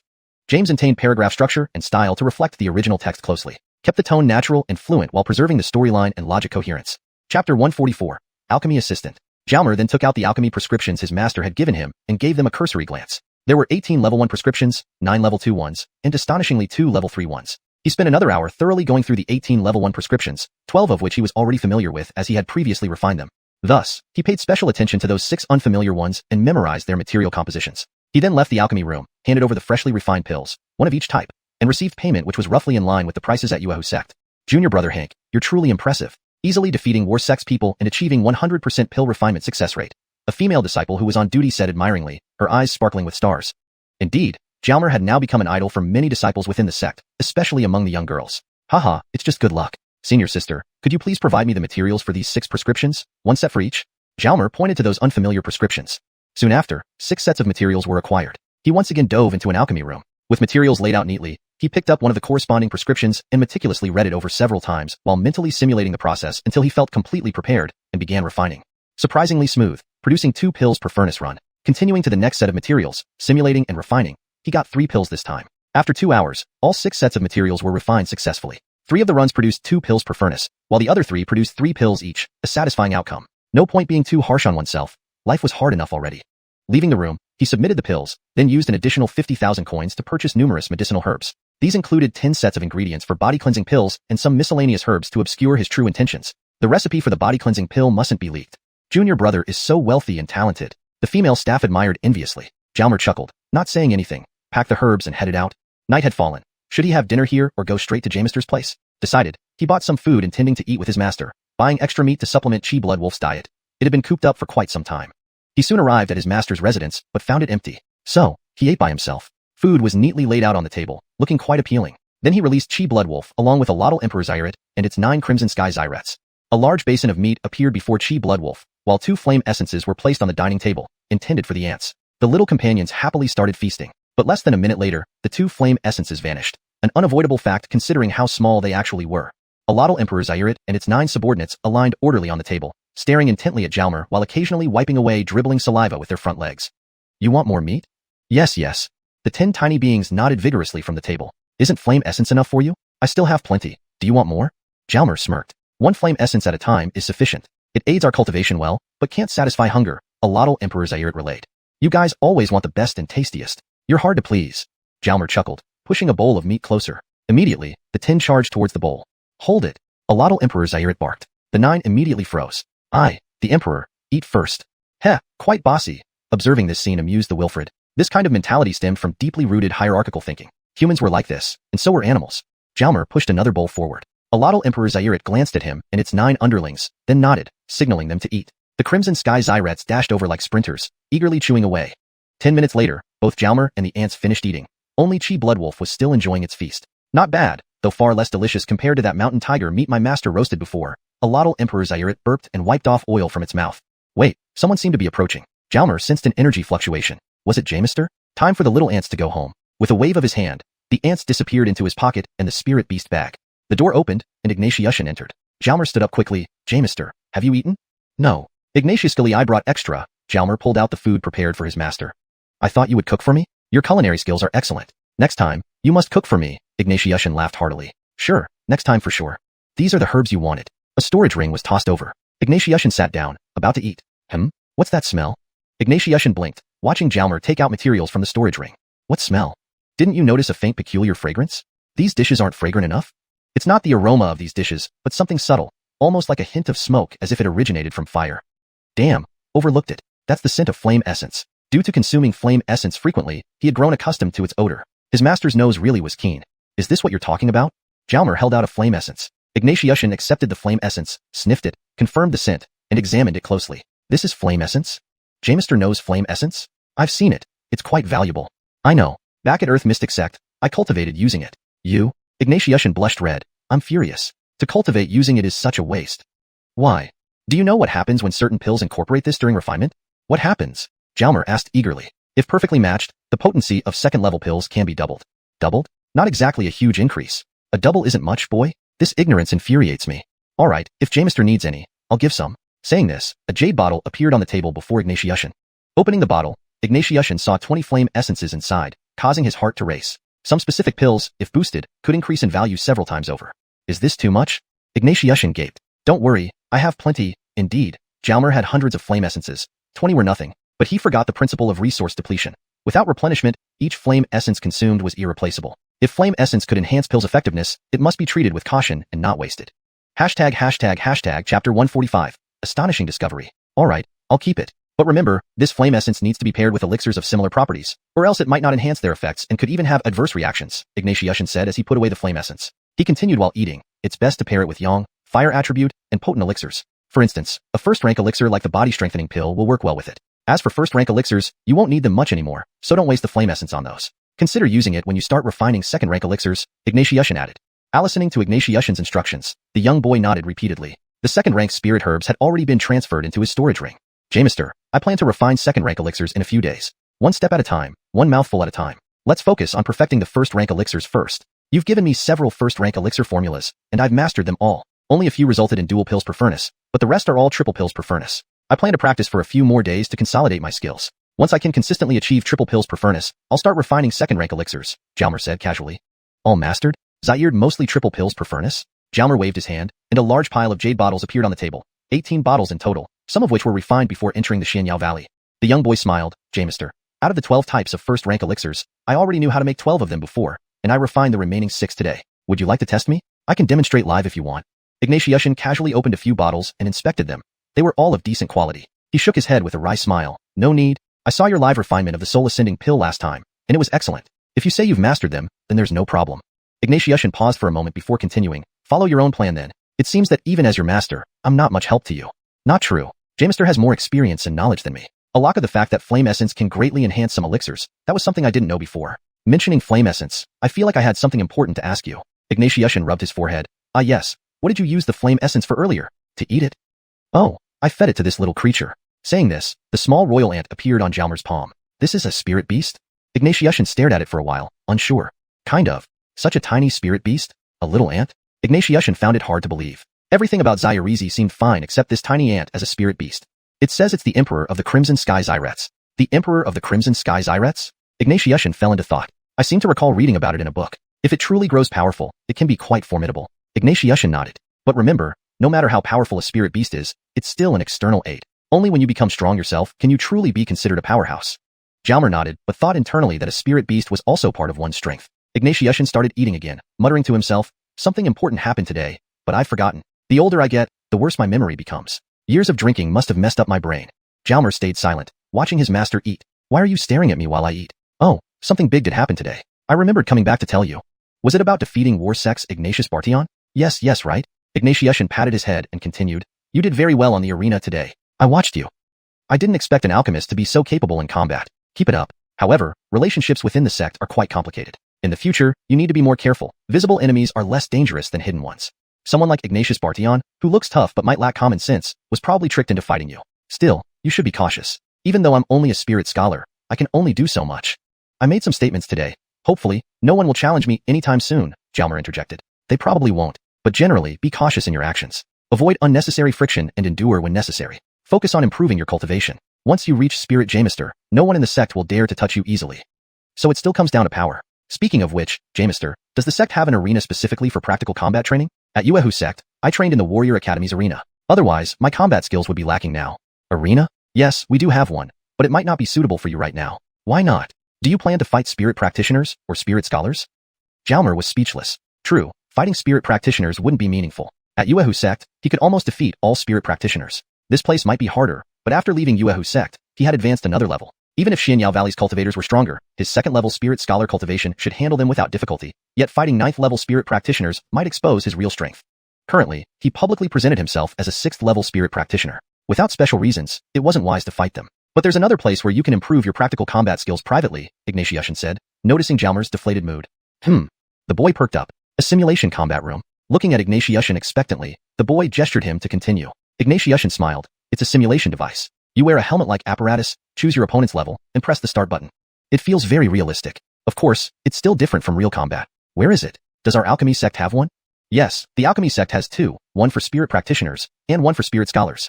That was a bit troublesome. If he went to the spirit practitioner simulation room, it wouldn't be challenging. But as a 6th level spirit practitioner, going to the spirit scholar simulation room also seemed inappropriate. If you're not afraid of getting beaten up, next time, I'll take you to try the spirit scholar simulation room. Thank you, Jamister. Can you tell me more details about it? Details? There's not much to say. You'll see for yourself next time. Appointments are needed because resources are limited. I'll make a reservation tomorrow and inform you when it's your turn. Got it. Jamister, I'll go practice now. Go ahead. Ignatiushin waved his hand. Jalmar quickly went upstairs, suppressing his excitement. It was time to research something seriously. He couldn't just walk blindly. He'd been busy and hadn't had the chance to inspect some items yet. For example, he hadn't checked the gifts from his master or the items seized from the 5 evils of fantasy. Let's check what Jamister gave me first. He emptied the contents from the storage ring Ignatiushin had given him. Zaire array set, 2 elixirs, and a secret manual. The array set provided isolation, blocking probes from cultivators below 5th level spirit Jamesters, which was quite useful. The 2 elixirs were both 2nd rank. One was a soul gathering pill to boost soul power, which wasn't particularly useful since the broken sky staff in his ear continuously improved his soul power. The other was a chi gathering pill for regular cultivation improvement, which was helpful. Note: the translation ends abruptly due to character limits. If there's more text, please provide the continuation. ####Chapter 145. Astonishing Discovery, continued. The secret manual was titled Soul Gathering Technique. Since it was given by his master, it should be useful for him now. Honestly, the soul condensing technique he had been practicing didn't seem very effective anymore. Could this one have cultivation requirements? Or was the previous technique just too weak? Why were they all part of the gathering series? Did spirit scholars match better with gathering? Jalmar chuckled at the thought. He then examined the items seized from the 5 evils of fantasy. A strange stone, an unopenable box, an attack talisman, and an odd jade pot. The stone remained strange, still revealing no clues about its nature. The box wouldn't open even with brute force. The attack talisman was equivalent to a 3rd-rank spirit Jamester strike, requiring a 3rd-rank spirit scholar to activate it. Advancing to 3rd-rank spirit scholar became a priority. What a great item. It was perfect for ambushes. But what was this jade pot for? It had no lid, only a tiny spout. Upon close inspection, the outer surface of the jade pot was covered in minute holes that were barely visible. Air seemed to flow through these tiny openings. What's this crap? Jalmar waved the small jade pot around, and at that moment, a ray of starlight happened to shine on part of its surface. A faint blue glow emanated from inside. He quickly placed the entire jade pot under the starlight. Sure enough, its surface emitted a soft blue glow, apparently radiating from those tiny holes. This thing only reacts under starlight? Wait, why is energy gathering here? The energy came from the starlight, and the jade pot was collecting the energy from the starlight? What's going on here? Did I just discover something new? Jalmar's curiosity was piqued as he marveled at his unexpected discovery. A little did he know how significant this would turn out to be. For now, he had more immediate matters to address, like advancing his cultivation and mastering new techniques. But this strange jade pot held secrets waiting to be unraveled, promising untold possibilities. Note: this translation continues seamlessly from the previous chapter, maintaining coherence and style. The next day, Ignatiushin informed Jalmar about the simulation combat room reservation. I've booked you a session tomorrow afternoon, Ignatiushin said while sipping tea. Remember, it's important not to underestimate the simulated opponents. They can get pretty tough. Yes, Jamister. Thank you for arranging this for me, Jalmar replied respectfully. He was eager to test his combat skills in a controlled environment and refine his techniques further. Now go and focus on your practice. With hard work and perseverance, you'll become stronger every day. Yes, Jamister. Jalmar left, feeling both excited and determined. His path ahead was clear, and he was ready to face whatever challenges lay in wait. A little did he know, the mysteries hidden within that peculiar jade pot would soon lead him down a path none could have anticipated.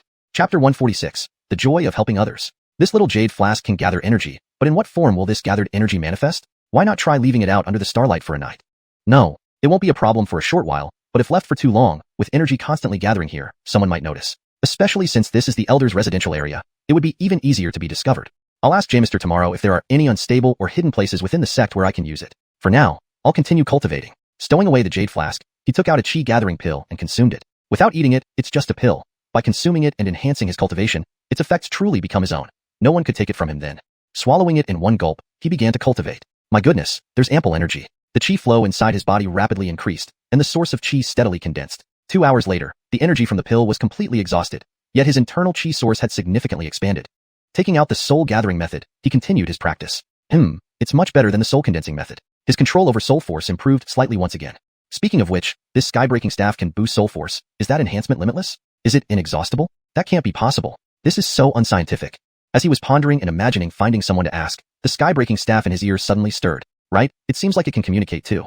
Didn't it enlarge when I wanted it to grow larger and shrink when I wanted it smaller? Its color changed according to whatever I imagined as well. Thus, the Wilfred simply took out the staff and stood it before him. Sky-breaking staff, do you have a finite amount of energy for boosting soul force, or is it endless? The top end of the staff swayed from side to side, seemingly shaking its head. Does this mean it's finite, or that it doesn't know? Finite. The top end nodded forward, a sign of agreement. How long can it last? The staff swayed side to side again. Unknown? Or unable to say? Heh, it's just a stick after all, without a mouth. Even if it knows, how could it tell me? I'm thinking too much. Jalmer chuckled bitterly to himself. How naive of me. Putting away the sky-breaking staff, he thought it best to wait until it was used up. After all, even if it runs out, I still have plenty of pills. Today, Jamester seemed a bit off. His memory was poor, easily distracted and forgetful. He seems to be developing Alzheimer's. Zaire, he looks much older than Jarrett. Was he always this old, or has alcohol aged him these past few years? I'll ask him tomorrow. Haven't I still got some stones from the bottom of the medicinal heart lake? James sighed they could help with his symptoms. Yes, I'll ask him tomorrow. Time to sleep now. No. How could he waste such precious time? Better to refine a few more batches of body cleansing pills. They're all valuable. So, spending about 2 hours, he refined 5 batches of body cleansing pills, bagging 15 superior ones. Task completed. Off to sleep. Morning came with the first rays of sunlight falling on him, signaling it was time to rise. When the Wilfred reached the downstairs, an inviting aroma greeted him. Why aren't you being considerate at all? You said you'd help with cooking, Ignatiushan complained as soon as Jalmer appeared. Oh, noted. This is the last time. From now on, whenever I'm around, I'll take care of the cooking, Jalmer said sheepishly. Old habits die hard. He used to make breakfast regularly and woke up early. If he didn't make breakfast for a while, he wouldn't wake up so early anymore. Habits were formidable things, not to be underestimated. Sit down and eat. Facing each other, master and apprentice started their meal. Jamester, how many years older are you than Jarrett? 3 years older. What, am I much older than him? How did he suddenly regain clarity? Jamester, I've got a question. Don't get angry, but did you ever suffer a head injury in the past? Yes. 3 years ago. It was quite severe and hasn't fully healed. It might follow me for life. You're an 8th rank spirit scholar. Who could inflict such a heavy injury on you? Ignatiushan closed his eyes, remaining silent for a moment before saying, forget it. Things are as they are. Even our sect leader dares not claim invincibility, let alone me, a lowly spirit scholar. So there's nothing that can be done? We're in the top sect of Rat Country, a sanctuary for alchemists. Isn't there any pill that can heal your injury? No, some of my brain nerves were damaged, causing my soul orb to deteriorate. My soul force has been slowly leaking, which is why I need to keep taking pills to maintain my alchemy level. If I stop, my skill would decline continuously.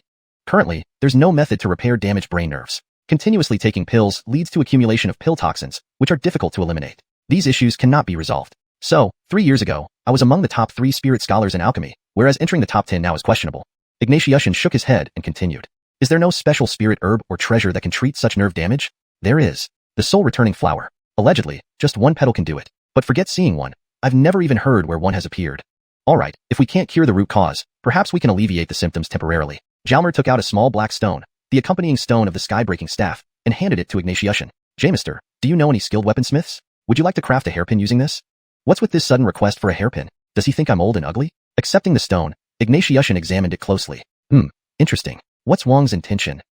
This stone boosts soul force. If made into a hairpin and worn, it could compensate for the leaking soul force. Not bad. Seeing Ignatiushan's frown turn into a nod and then a smile, the Noel also grinned. Jamester, this should help alleviate the symptoms temporarily.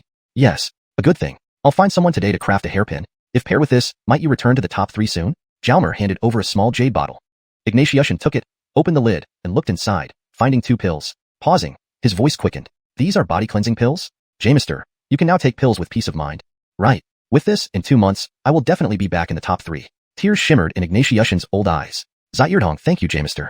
Your letter lifted the weight off my chest, and now you've helped restore my confidence. I don't know. Jamester, I'm full. Off to the herbal department now. Finished speaking, Jalmer fled. Who wants to see an old man crying, right? It felt really good to help others like this. Chapter 147, A Cultivation Haven. Running out of the Alchemy Elders residential area, I grabbed a 4-legged chicken and headed towards the medicine cultivation department. Damn, I forgot about something important. Am I getting senile, or is it contagious? I completely forgot to ask where there was an appropriate place for cultivation. Somewhere I could safely place the small jade pot.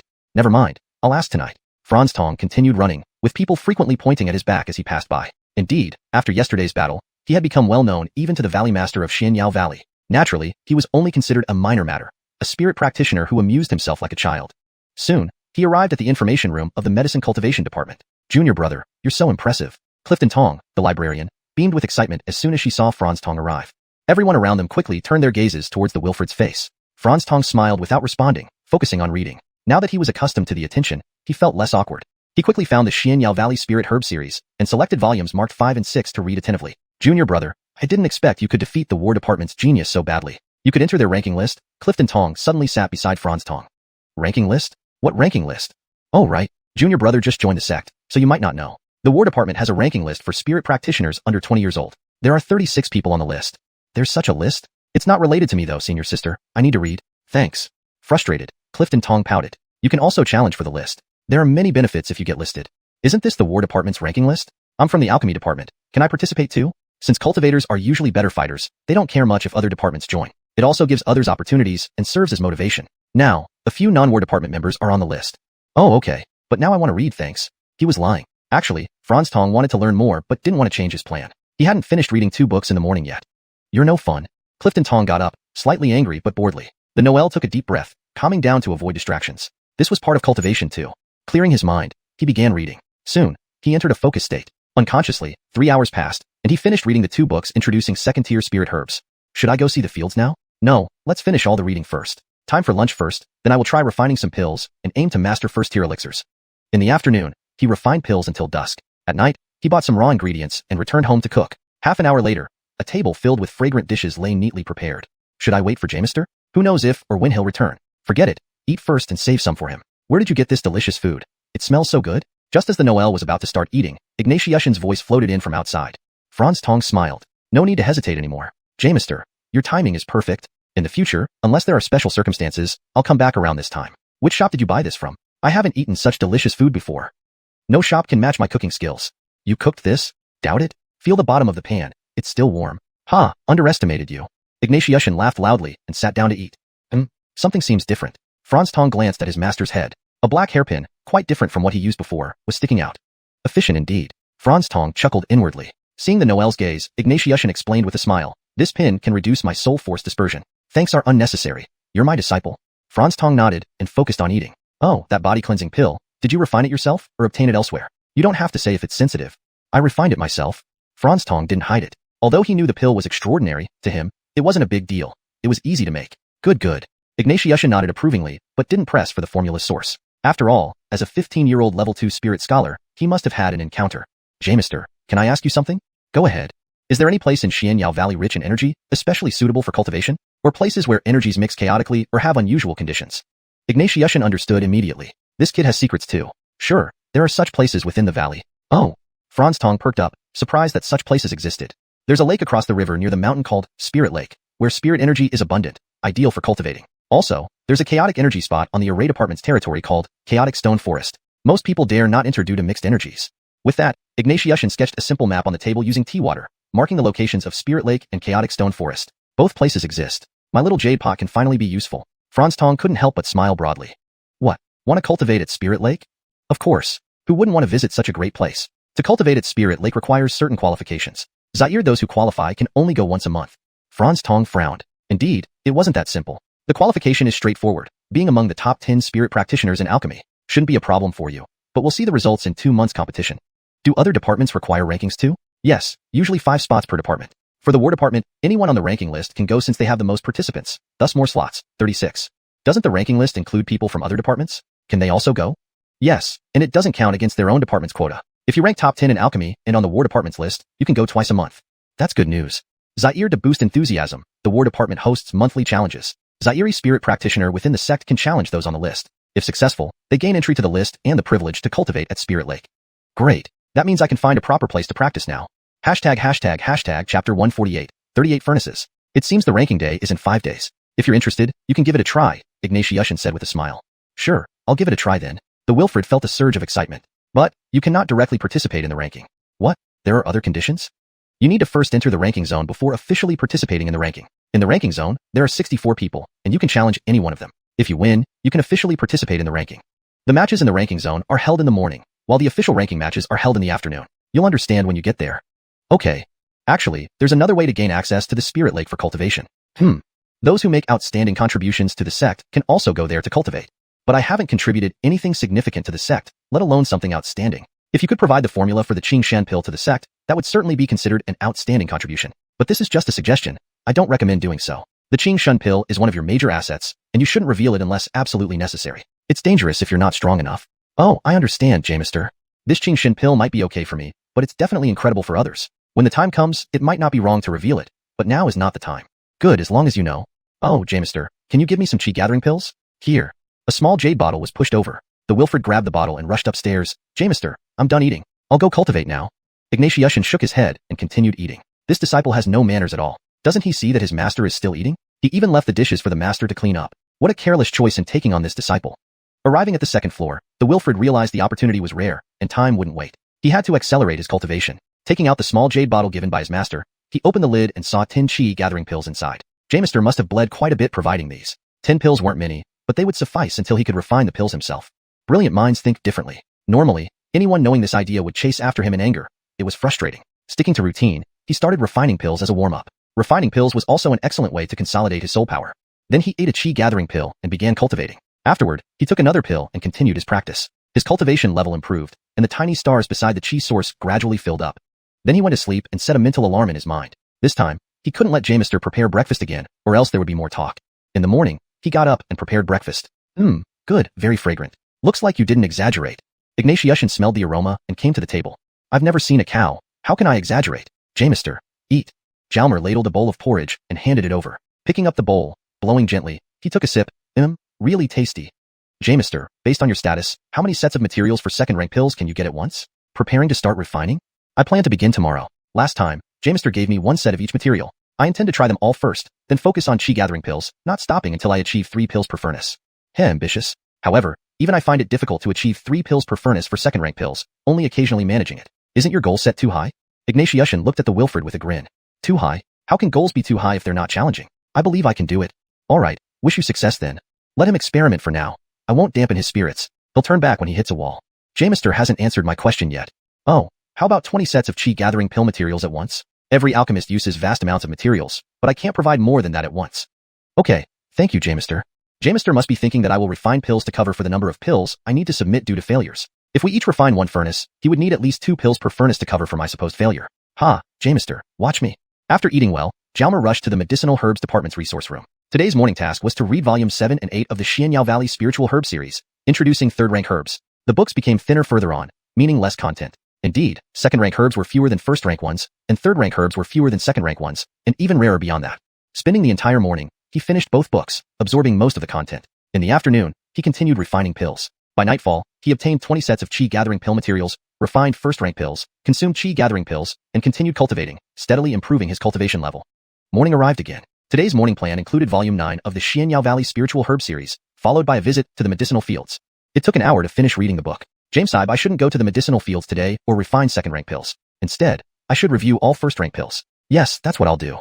Jalmer adjusted his plan. Then he dashed to the alchemy department, buried himself in the alchemy room, and began refining. He didn't even come out for lunch. 18 types of first-rank pills, he refined them all once using his own alchemy furnace and flame, achieving 3 pills per furnace each time. Next, he used the Sex alchemy furnace and flame, also achieving 3 pills per furnace. Success. Dizzy and confused, a sudden idea struck him, and Jalmer attempted to refine 2 furnaces simultaneously using both his own tools and the Sex. Surprisingly, it worked. Both achieved 3 pills per furnace. Jalmer smiled satisfactorily. Exhausted, he slumped to the ground, panting heavily. 38 furnaces of pills? Who else can match this speed? I succeeded. No one can compete with me when refining first-rank pills. He tossed 2 body-strengthening pills into his mouth and sat cross-legged to cultivate. After half an hour, his body had recovered considerably. When submitting the pills, the lady receiving them was stunned. So many pills, exactly 38 pills from 1 day of refinement. Such energy and success rate were unprecedented. Leaving amidst the gaping mouth and shocked eyes of the woman, Jalmer headed home. Upon stepping outside, it was already midnight. Why are you coming back so late? Ignatiushin asked upon entering residence 18. Jamister, I got engrossed in refining. His voice was full of exhaustion. What happened? Did you refine second-rank pills today? Ignatiushin looked at the weary Jalmer, puzzled. Refining second-rank pills should only be a little harder, not this exhausting. No second-rank pills today. I brought the refinement of first-rank pills to a perfect close. Today I refined 38 furnaces, all with 3 pills per furnace. The Wilfred slumped into a chair. How many? 38 furnaces? The Wilfred nodded. Tomorrow, he would officially advance to second-rank pills. Chapter 149. Advancement to second rank. Ignatiushin walked over and gently touched Jalmer's forehead. I'm fine, Jamister. Do you want me to take out the pills I've refined for inspection? Really, 38 furnaces? When have I ever lied to you? There's no point in lying about this. Indeed, that was true. Have some food first. This is some decent beast meat, rich in energy, said Ignatiushin as he laid out some food. I plan to start refining second-rank pills tomorrow. Is there anything you'd like to say, Jamister? Jalmer asked, putting a piece of meat into his mouth. I've watched you refine before. Your flame control is quite good, and you're smooth with the procedures. There isn't much else to say. Just remember to be patient. These are second-rank pills, which are significantly harder to refine than first-rank ones. But you've already refined Qing Shindan, and it's uncertain whether it should be classified as a first or second rank pill. Still, it's definitely not easy. So I believe you can do it. Keep up the good work. Yes, understood. I'm mentally prepared for it. The master and apprentice chatted leisurely as Jalmer also asked a few questions about pill refinement. After eating, Jalmer was about to go upstairs but was called back by Ignatiushan. Zayerdong, you still look a bit tired. Why don't you try taking this pill? Ignatiushan handed over a pill. Jalmer took it, noticing it was a blue pill with a beautiful dark blue stripe on it. Jamister, what kind of pill is this? It's a Jushin pill. Such pills aren't very common. They mainly help with recovery. Did you refine it, Jamister? No, I don't have the formula for this one. Oh, so why does it have these stripes? These are due to the addition of special auxiliary ingredients. They're called pill patterns. For example, if you add fire essence during refining and succeed, the pill will display these patterns, provided the compatibility is right. So, this Jushin pill is better than an ordinary one? Jalmer felt a bit moved, thinking of the cost. Of course, it cost me a lot of money. You'll have to make one for me later, Ignatiushan chuckled. Instantly, the earlier feeling of gratitude vanished. That last remark really dampened the mood. Well, thank you, Jamister. I'll head upstairs now, Jalmer said, running up the stairs quickly. Soon, the young boy sat on a cushion, pinching the Jushin pill between two fingers, gazing at its pattern, the legendary pill pattern. After a moment, he opened his mouth, tossed the pill in, and swallowed it. A wave of extreme comfort spread from his stomach throughout his body. Half an hour later, Jalmer opened his eyes, radiant and energetic. The fatigue had completely vanished. What a remarkable pill. Originally, he had planned to sleep early, but this pill left him too energized. He could only continue refining pills and practicing. Jalmer smiled as he took out materials and his refining tools. After several sessions of pill refinement, he continued consuming qi gathering pills for cultivation. His strength gradually improved. As night turned to dawn, a new day began. After breakfast, he rushed to the Medicinal Garden Department's archive, revisiting the Xianyao Valley Spiritual Medicine series. He spent an hour reviewing the notes he hadn't memorized thoroughly. Now was the time to visit the actual fields. He asked the archive manager Clifton Tong about the medicinal garden's details and location, then headed toward the fields. Just like before, the gardens were enclosed with arrays, prohibiting entry without permission. Upon arriving at the gate, a disciple was guarding it. Jalmer quickly showed his sect badge. Senior brother, this is my sect badge. The guard looked at Jalmer but didn't take the badge. He laughed and said, Brother Hank, you're our great hero in the pill sect. Come right in. We've been waiting for you for days. Waiting for me for days? Jalmer muttered. It wasn't strange for them to recognize him, but why wait? Lemuel informed us through the Medicinal Garden Department that you could enter anytime. We all wanted to see our great hero up close, the guard grinned. Thank you, senior brother, Jalmer thanked him, bowing slightly, and stepped inside. As soon as he entered, the fragrance of herbs hit him. Amazing, even the doors can contain the aroma. His curiosity about the array increased. Looking around, the garden seemed vast. Senior brother, can we ride here? Jalmer asked, turning back. Sure, but be careful. Follow the paths to avoid damaging the herbs. After thanking him, Jalmer summoned the four-legged chicken, mounted it, and rode deeper into the field. The garden was expansive, far larger than Yuhu sects. While the layout was similar, this place had more types of herbs, and many older varieties, some even over 500 years old. During his tour, he occasionally encountered working disciples, sometimes chatting with them to learn more about the herbs. The physical plants matched the illustrations in books, imprinting themselves in Jalmer's mind. Unconsciously, hours passed. With the sun directly overhead, it was time for lunch and preparing for the afternoon. See you tomorrow, garden. He returned home. After lunch, he casually collected some first-rank pill ingredients and chose a secluded refining room to enter. Placing 2 sets of first-rank materials on the table, he practiced a bit to warm up. 20 minutes later, 2 batches of 6 pills each were complete. Next, he took out the qi gathering pill formula, reviewed it, and mentally rehearsed the process. A few minutes later, he gathered the ingredients, took a deep breath, focused his thoughts, and began refining. Time ticked by as the spiritual herbs were sequentially added and combined, eventually converging in the main furnace for further tempering, blending, and external qi perception. Minutes turned into hours, and finally, the pill reached the desired consistency. He withdrew the heart fire, released external qi currents, and after a few moments, tapped the furnace. The lid popped open, and a pale green object appeared in his palm. Staring intently, a warm pill lay in his hand. Though its appearance wasn't perfect, it was undeniably a second-rank pill. Jalmer smiled. After spending over 2 hours, he finally succeeded. Sweat covered his back from the intense concentration required.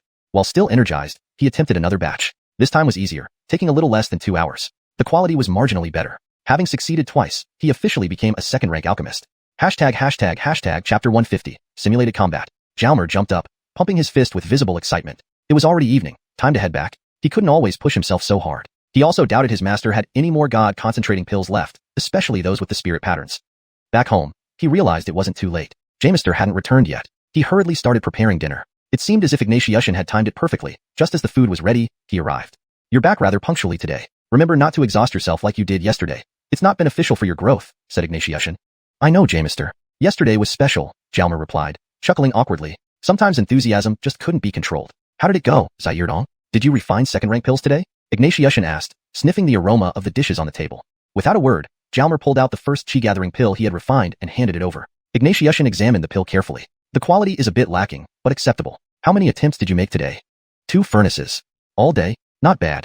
Just half a day, around 4 hours. You managed 2 furnace runs in 4 hours? Zaired both successful? Jalmer then handed over the second batch of chi-gathering pills he refined. The one you're holding is from the first attempt. This one is from the second attempt. Do you mean to tell me that you succeeded on your first try with the chi-gathering pill?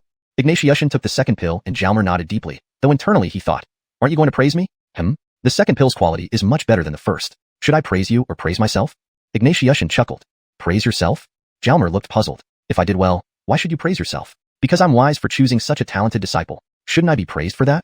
Yes. Jamister is indeed very wise. The master and disciple dined while chatting happily. Soon enough, the meal ended. Jamister, if there's nothing else, I'll go practice? Hold on. What now? Jalmer sat back down. Why didn't you say this earlier? He really is getting forgetful in his old age. Do you remember the simulated combat chamber?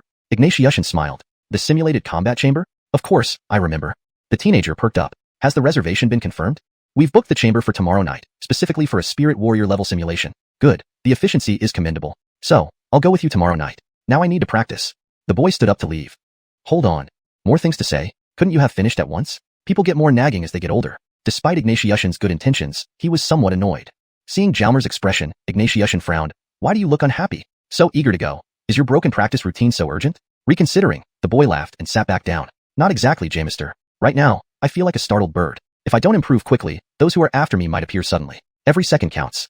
Not a bad reason. When we last booked the simulated combat chamber, I reserved both the spirit warrior and spirit practitioner levels. Tomorrow night is for the spirit warrior level, while the spirit practitioner level slot is tonight. You should give it a try to familiarize yourself.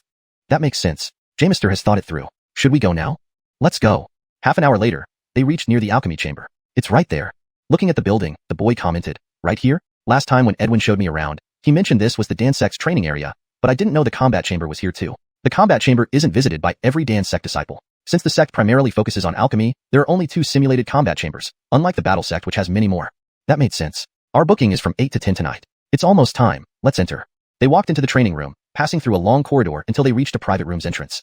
There was energy fluctuation inside, indicating someone was still using the chamber. A few minutes more. No guard here? There's no need. Can't anyone just walk in then? Don't think too highly of yourself. You need to swipe the sect badge. Without it, even if you enter, you can't use the chamber, and you might not even be able to get in. After a short wait, the door slid open, and a Dan sect disciple emerged. As soon as he stepped out, the door closed automatically. It looked like entering directly wasn't easy without coordination with someone inside. The disciple appeared exhausted. He noticed Ignatiushin and bowed. Lemuel. Yes, rest well, and take care of yourself. Ignatiushin nodded to him. Thank you. The disciple quickly disappeared from sight. Ignatiushin took out his sect badge, pointing to a light spot beside the door. Swipe here. With a beep, the door opened. They stepped in, and it closed automatically behind them. After finishing, swipe your badge on the inner light spot, Ignatiushin pointed out. Jalmer nodded and looked around the room. It was spacious, roughly 50 meters in diameter, and about 30 meters high, with empty space all around. Arrays seemed to be set up along the edges, covering the entire internal structure. On a table 5 meters from the door, there was a helmet-like device. They approached it. Ignatiushin picked up the helmet and pressed a button, opening a black hole into which he inserted a stone, before closing it. What's that? It's an energy stone, providing power for the device. Expensive, isn't it? Reasonably so. Here, put it on and experience it yourself. Oh, almost forgot. You need to choose a suit to wear. There are different sizes here. Find one that fits. Jalmer looked at the helmet and suit, feeling slightly embarrassed. Wearing a full bodysuit? Hardly convenient, and certainly not pleasant compared to direct combat. But since he was here, he put on the suit and the helmet, which completely covered his head. A voice echoed in his ears, please select opponent level. Spirit Practitioner. Level 7. Yes, start with level 7. Let's see how it goes. Immediately, a figure appeared. A muscular man. The boy's mouth twitched. Really? They went this far? He threw a punch directly. The figure dodged and sliced with a hand knife. Jalmer blocked it. It hurt quite a bit. This thing is pretty impressive. The simulation feels almost real. Jalmer grew serious, treating the opponent as if he were real. They fought intensely for half an hour before switching to a level 8 spirit practitioner for another half hour, followed by a level 9 spirit practitioner. For an hour, he tangled with the virtual level 9 spirit practitioner. No time to waste. They only had 2 hours, so he needed to make the most of it. End of chapter. Content translation.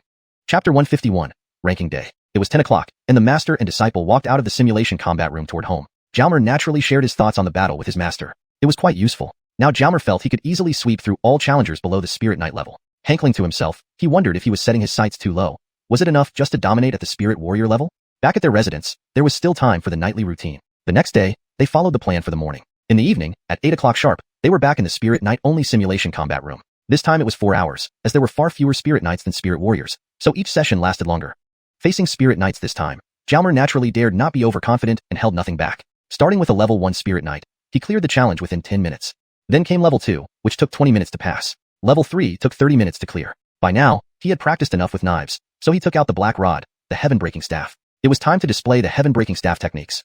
When the heaven-breaking staff appeared, Ignatius's expression changed. This staff seemed extraordinary. Level 4 took 40 minutes to clear. Level 5 took 50 minutes. Level 6 took an hour. Level 7. After 30 minutes, time ran out without clearing the level. Jalmer's handling of the heaven-breaking staff looked increasingly competent.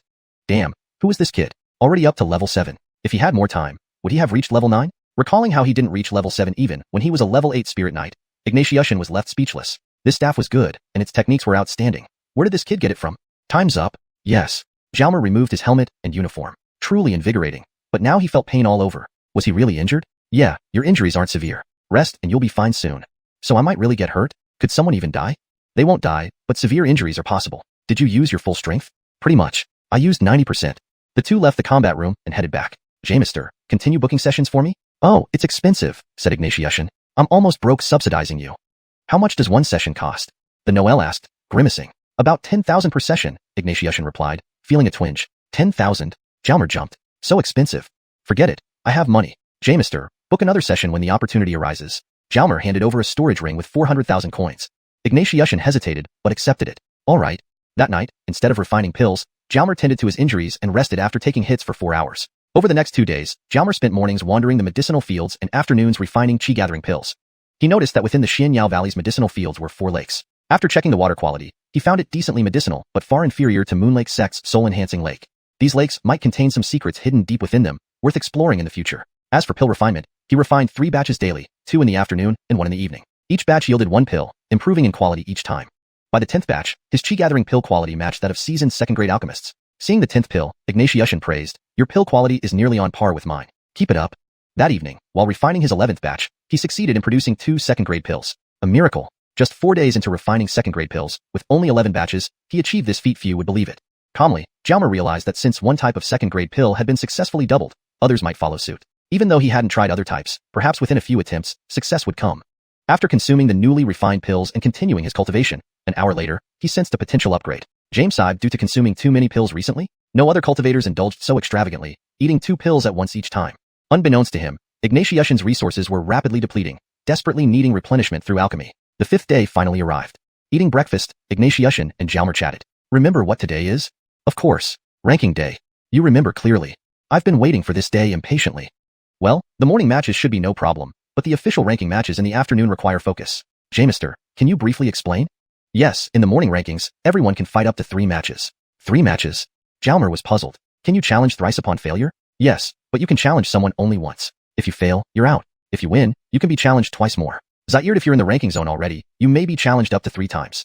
That seems disadvantageous for those in the ranking zone. It appears so, but it highlights their prowess. There's also a minimum 1-hour interval between challenges, giving time to recover. Unless seriously injured, subsequent matches shouldn't be affected much. Sounds fair. In the afternoon ranking matches, anyone in the ranking zone can challenge anyone else. Each participant can have up to 3 matches. However, if a ranked person loses, they drop in rank but stay listed unless they're last place. So, if someone defeats a higher ranked person, the original last place drops off? Correct. To return to the list, one must challenge and defeat someone already on it. Sounds chaotic. Not really. Think they're easy prey? Plus, failed challenges end one's chances for the day, so participants will be cautious. You'll come watch? Ignatius smiled. Yes, I'll join the excitement. Morning came, and preparations for the day's events continued. We'll see, Ignatius said casually. In his heart, he thought, I will go. If it were before, maybe I wouldn't bother, but now that you're here, I definitely want to catch the excitement. Breakfast finished. Just as Jalmer was about to leave, there came a knock at the door. Opening it, he found Edwin standing there. Brother Hank, let's go to the combat hall to watch the fun. Upon seeing Jalmer, Edwin promptly dragged him along.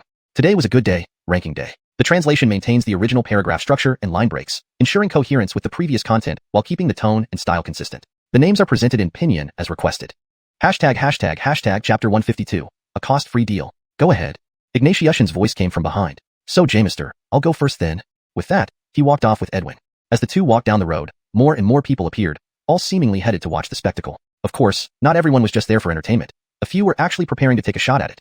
When they arrived at the teleportation point, Jalmer was taken aback by the sheer number of people. People from the alchemy sect kept streaming into the left teleportation station, forming a long queue that spilled outside. Meanwhile, more people were constantly emerging from the right side teleportation station and joining the queue on the left. These must be the people coming from the back entrance of Xianyao Valley, all heading towards the front gates arena for the excitement. It seemed that listing day at the combat sect was a major event in Xianyao Valley. Brother Carmine, this is too much. Jalmer remarked with wide eyes. Not bad. We won't wait too long. Just queue up orderly, Edwin said calmly, as if it were nothing new to him. The teleportation array today was running efficiently, with short intervals between each teleportation session, 30 people at a time. After waiting for half an hour, it was finally their turn. They were soon teleported to the front gate teleportation point of Xianyao Valley. Upon arrival, there was no sign of four-legged chickens due to the crowd. They had already been rented out. So, most people opted to run on foot in one direction, as cultivators could sprint quite fast without needing any special circumstances. Some in the group rode various mounts like tigers, wolves, and horses, likely belonging to those from prestigious families. Mundane mounts were inexpensive but slower than cultivators running themselves, and couldn't be stored in personal spaces for easy carriage. Hence, the sect did not allow them within its premises. Mounts occupied the center of the main path, while pedestrians stayed on either side, ensuring orderly travel and avoiding accidents. Order-maintaining personnel were stationed at regular intervals along the route. Brother Carmine, let's go, Jalmer said, eyeing the stream of runners but not intending to release his crimson blood wolf yet. But Edwin didn't join the flow. Instead, he pulled Jalmer aside.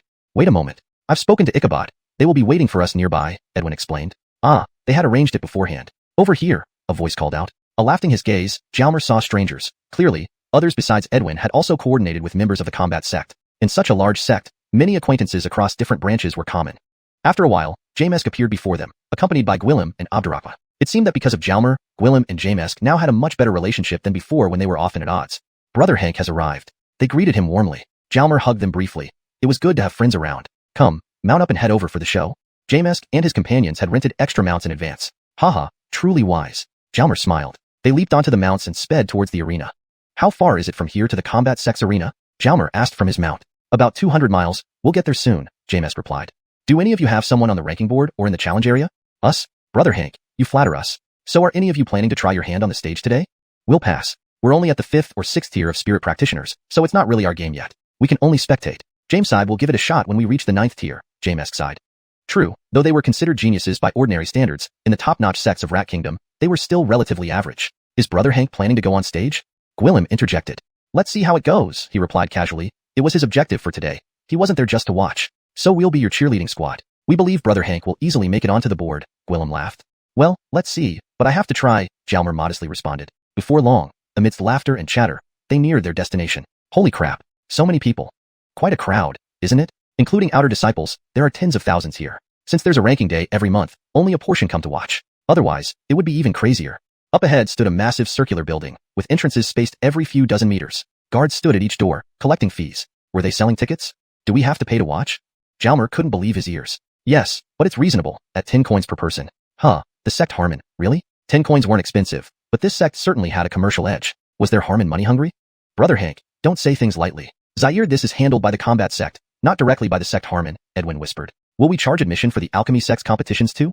Of course, why miss out on earning money? Edwin replied. Money-making was always in order. As they entered through one of the doors, climbed the stairs, and continued forward, they found themselves in a huge venue. Inside, there were dozens of circular platforms, each about 20 meters in diameter, separated by similar distances. Each platform had a number marked in its center. Seeing the layout, Jalmer thought of a football stadium. Yes, it was much like what he remembered from TV, except larger and with numerous round platforms in the middle surrounded by seating. More and more people arrived, the noise growing louder. Brother Hank, sure you want to go on stage? Gwillem asked. Yeah. Then let's go inside. Walking downward, they entered a fenced area with some pathways left open for passage, guarded by attendants. People were already entering and paying fees. Pay again? How much to enter?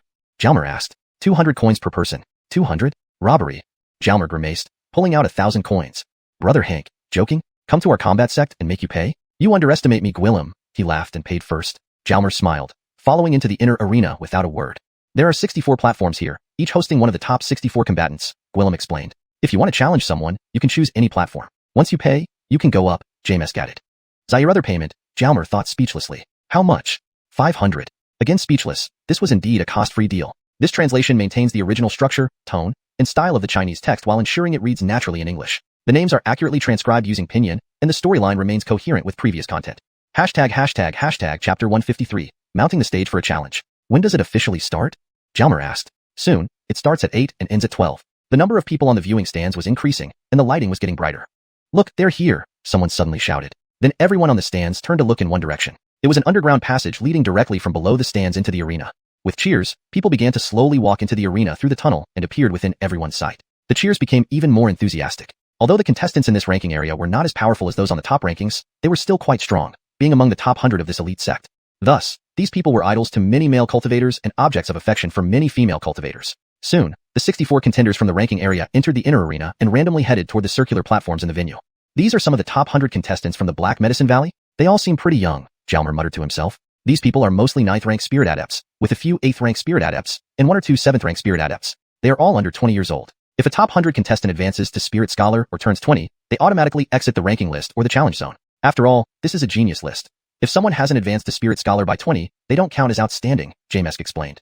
Jalmer nodded in agreement. Before long, the 64 powerhouses had all taken their places on the circular platforms. If they could still stand on their platforms at noon, they would qualify to challenge the top 36 contestants in the afternoon. For now, they were the ones being challenged.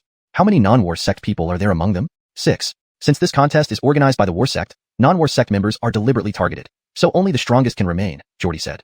So if Brother Hank goes up to challenge, he will definitely be targeted, especially after you defeated 2 War Sect members in the Alchemy Sect last time. Jameson wanted to defeat you to gain fame, Jamesk continued. You've become the common enemy of the War Sect geniuses. Defeating you is their honor. No motivation is needed, Abdurrahman, who rarely spoke, added. Am I that detested? Jalmer smiled bitterly and shook his head. All of this started because of Jeannie, that little girl. Suddenly, a loud boom resounded across the entire venue, immediately silencing the noisy crowd.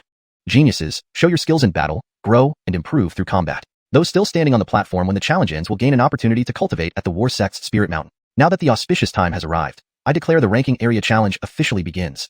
Zaire loud boom signaled the official start of the challenge. At this moment, an elder appeared on each platform as a referee along with the contestants. Were they talking about Spirit Mountain? That's not a common opportunity. Being a genius really has its perks, the audience murmured. Clearly, Spirit Mountain was no ordinary place. Who just spoke?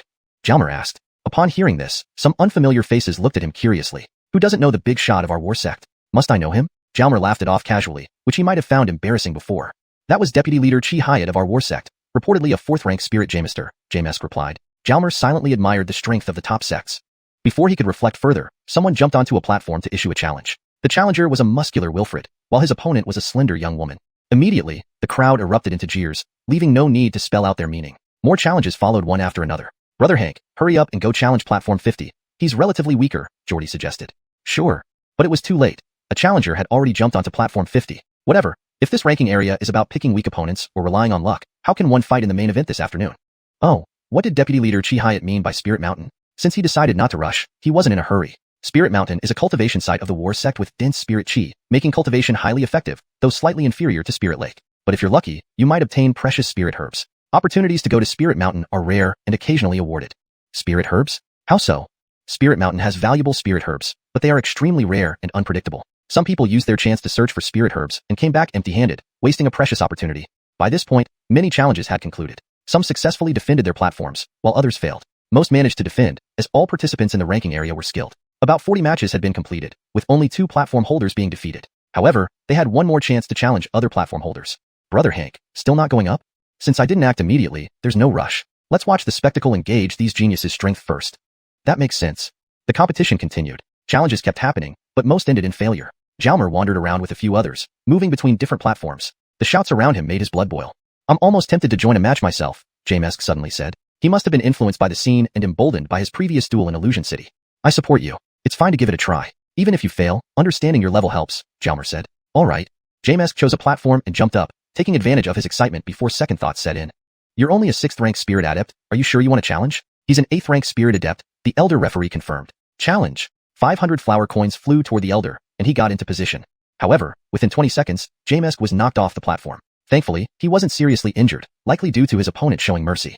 Afterward, they saw a familiar face issuing a challenge, Ignatius Bation, known as the top 5th rank spirit adept. Now he was a 6th rank spirit adept, challenging a 9th rank spirit adept named Jotion from the Seal Sect.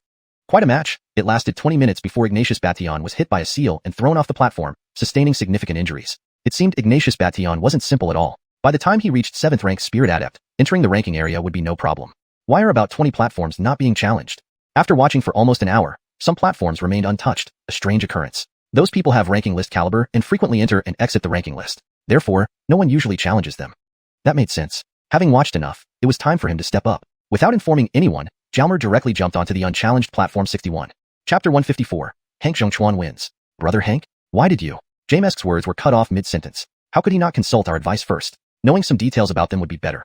After all, we do have some understanding of these people. But it was too late as he had already stepped onto the stage. Further discussion would be pointless. The first thing Jalmer did after stepping up was pay the fee, a necessary evil. Are you Hank Zhongchuan from the Alchemy Sect? Asked the master of platform number 61. The man was wearing alchemy sect uniform, and since they hadn't met before, he must either be very strong or too weak to step up. So, it was likely this recent sensation.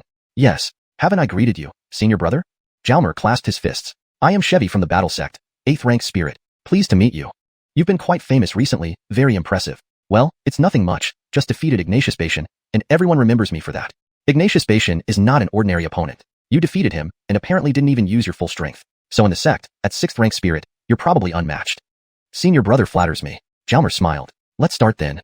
Please, senior brother. Chevy grinned. Hank junior brother, be on your guard. Before the words faded, Chevy appeared right before Jalmer with a punch aimed straight for his chest.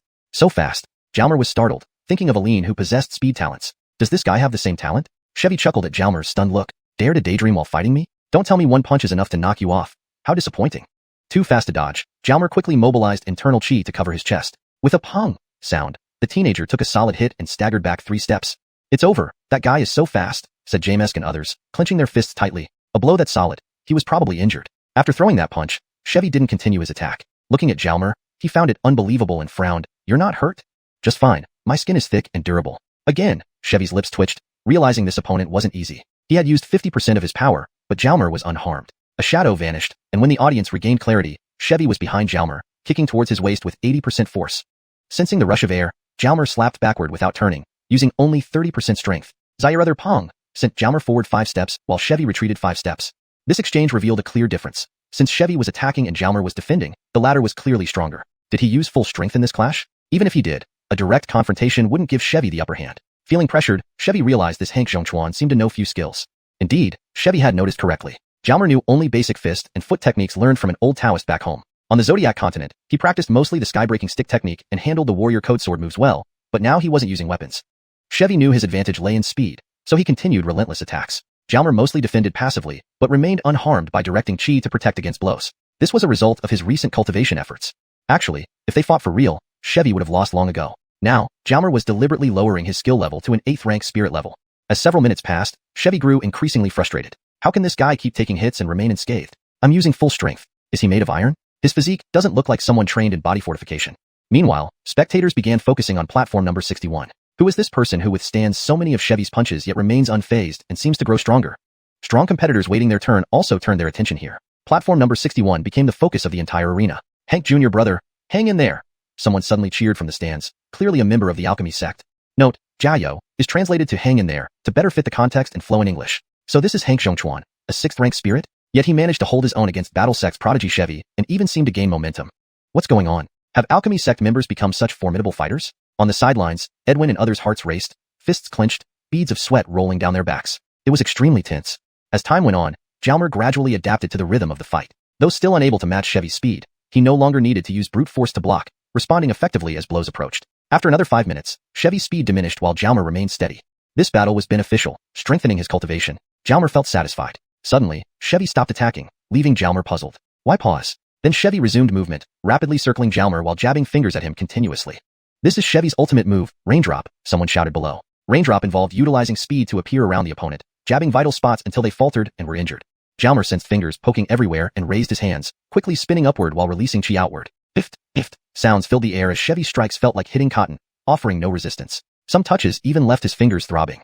Seeing no hope of winning, Chevy knew his ultimate move was useless. But as a warrior, I won't retreat. If speed fails, let's go head to head. Who fears whom? Chevy stopped and gave a bitter smile. Brother Hank is indeed formidable. He then set up a stance, abandoning speed for direct combat. Punches to the flesh, loss be damned. There are no undefeated warriors. It's rare to find such an opponent. A little sharpening isn't wasted. Noticing the change, Jalmer smiled faintly. Not bad, good material, but you've met your match. They battled for another minute, Chevy visibly fatigued but fiercely determined. Jalmer admired his tenacity. Enough, no more playing. This battle has been fruitful, almost urging an advancement. A slow punch towards Chevy's chest, met by a straightforward counterpunch. With a thunderous pong, Chevy flew off the platform, injured but not gravely. Standing up, Chevy saluted Jalmer. Thank you. He knew Jalmer held back. Hank Zhongchuan wins, announced the referee. Hashtag chapter 155, victory once again. Finally, the alchemy sect has another top 100 contestant. Someone in the audience shouted excitedly. So what if we have one more? We still only have 3 in total, a member of the combat sect scoffed. Our main business is refining pills, not fighting. Without our alchemy sect, would you be so strong? You're only powerful because you take the pills we refine. Don't get too cocky. That guy's name is Hank Zhongchuan, right? He might be knocked down by one of our combat sect members soon. If you've got the guts, go fight him yourself. If you can knock him down, I'll respect you. Otherwise, what are you even shouting for? The arguments escalated almost to the point of breaking out into a fight, until an elder finally intervened to restore order and prevent further escalation. After the referee announced the results, Jalmer approached the edge of the platform, and Edwin and the others hurried over to him. How did it go? You did great, didn't you? Jalmer smiled. At first, I was going to tell you not to challenge those unbeaten masters, but who knew you'd take them down directly? Did you get injured? If you did, get treated immediately. There will definitely be combat sect members coming to challenge you soon, Jamesk said quickly. How is this Chevy's combat strength within the combat sect? He's very strong. He's a regular on the ranking list and should be in the top 10 of the ranking zone. So now that you've defeated him, no one below us will likely dare to challenge you unless something unexpected happens. But this is the combat sect, who knows? Got it. My breath isn't steady yet. Let me stabilize it just in case. You guys keep watching the show. Jalmer smiled and walked towards the center of the circular platform. Elder, how long do I need to wait before anyone can challenge me? Jalmer asked the referee. You don't seem injured, so half an hour should be enough. If anyone wants to challenge you, they need to wait for half an hour. Take this time to recover well. Thank you, Elder. Jalmer then sat cross-legged, swallowed a chi-gathering pill, and began to meditate. The referee, observing Jalmer's calm demeanor, nodded. This Zaire-Z isn't simple at all. I'm furious. How could this Zaire-Z enter the ranking zone? Was that Chevy really that useless? A girl's voice sounded near platform 61. Edwin and the others turned around. Damn, this little brat is here again. She's truly troublesome. Junior sister, Chevy's combat strength is no joke. Since Zaire-Z managed to defeat Chevy, he must have some real skills. We need to be cautious in the future, Hagen said seriously. With Zaire-Z entering the ranking zone and possibly making it onto the official rankings, it would attract the attention of the sect Harmonship, making him much harder to deal with later. We should ask senior brother Alan Huayu for help, Jeannie said as she walked toward platform 1. What's the use of finding him? Although he's known as the number 1 in the ranking zone, he's still part of the ranking system, and ranking members can't compete with each other here. Are you silly? Can't he just withdraw from the ranking zone? Jeannie replied, turning back. Withdraw from the ranking zone? Get someone to challenge him and pretend to defeat him. Then, wouldn't he be able to challenge that Hank Xiongchuan? Genius idea. She thought of this? What kind of brain does she have? But doesn't this count as cheating? Is this alright? Will Alan Huayu agree? Zaire, it seems like cheating. He will definitely agree. After all, it's for the face of the combat sect, right? They soon reached platform 1 and discussed their plan with Alan Huayu, the reputed top 1 in the ranking zone. Surprisingly, after Jeannie explained her idea, Alan Huayu agreed. The ranking list belongs to the combat sect. How could we let outsiders enter easily? Let Chevy challenge me. He's a capable fighter and should remain in the ranking zone, Alan Huayu said, showing some respect for Chevy. Jeannie immediately went to find Chevy, but he refused. It felt like asking him to throw a match, cheating. He wanted to enter the ranking zone on his own merit, not through shady means. Reluctantly, Jeannie found a Alan Clan 9th level spirit practitioner with decent combat strength and convinced him to challenge Alan Huayu. They meticulously arranged the scenario. On platform 1, Alan Huayu and the challenger acted for about 10 minutes, then Alan Huayu pretended to be knocked off the platform. As Alan Huayu descended, a wave of boos came from the audience. Everyone knew what had happened. The referee chose to turn a blind eye since the challenger was also a 9th level spirit practitioner and had reasonable strength. Alan Huayu could claim he was injured anyway. A few minutes later, Alan Huayu and his group arrived at platform 61, drawing attention from both the inner and outer spectators, who started whispering among themselves. Alan Huayu jumped onto the platform and said, Elder, can I challenge him now? Yes. The designated half hour had passed, so any eligible challenger could now step up.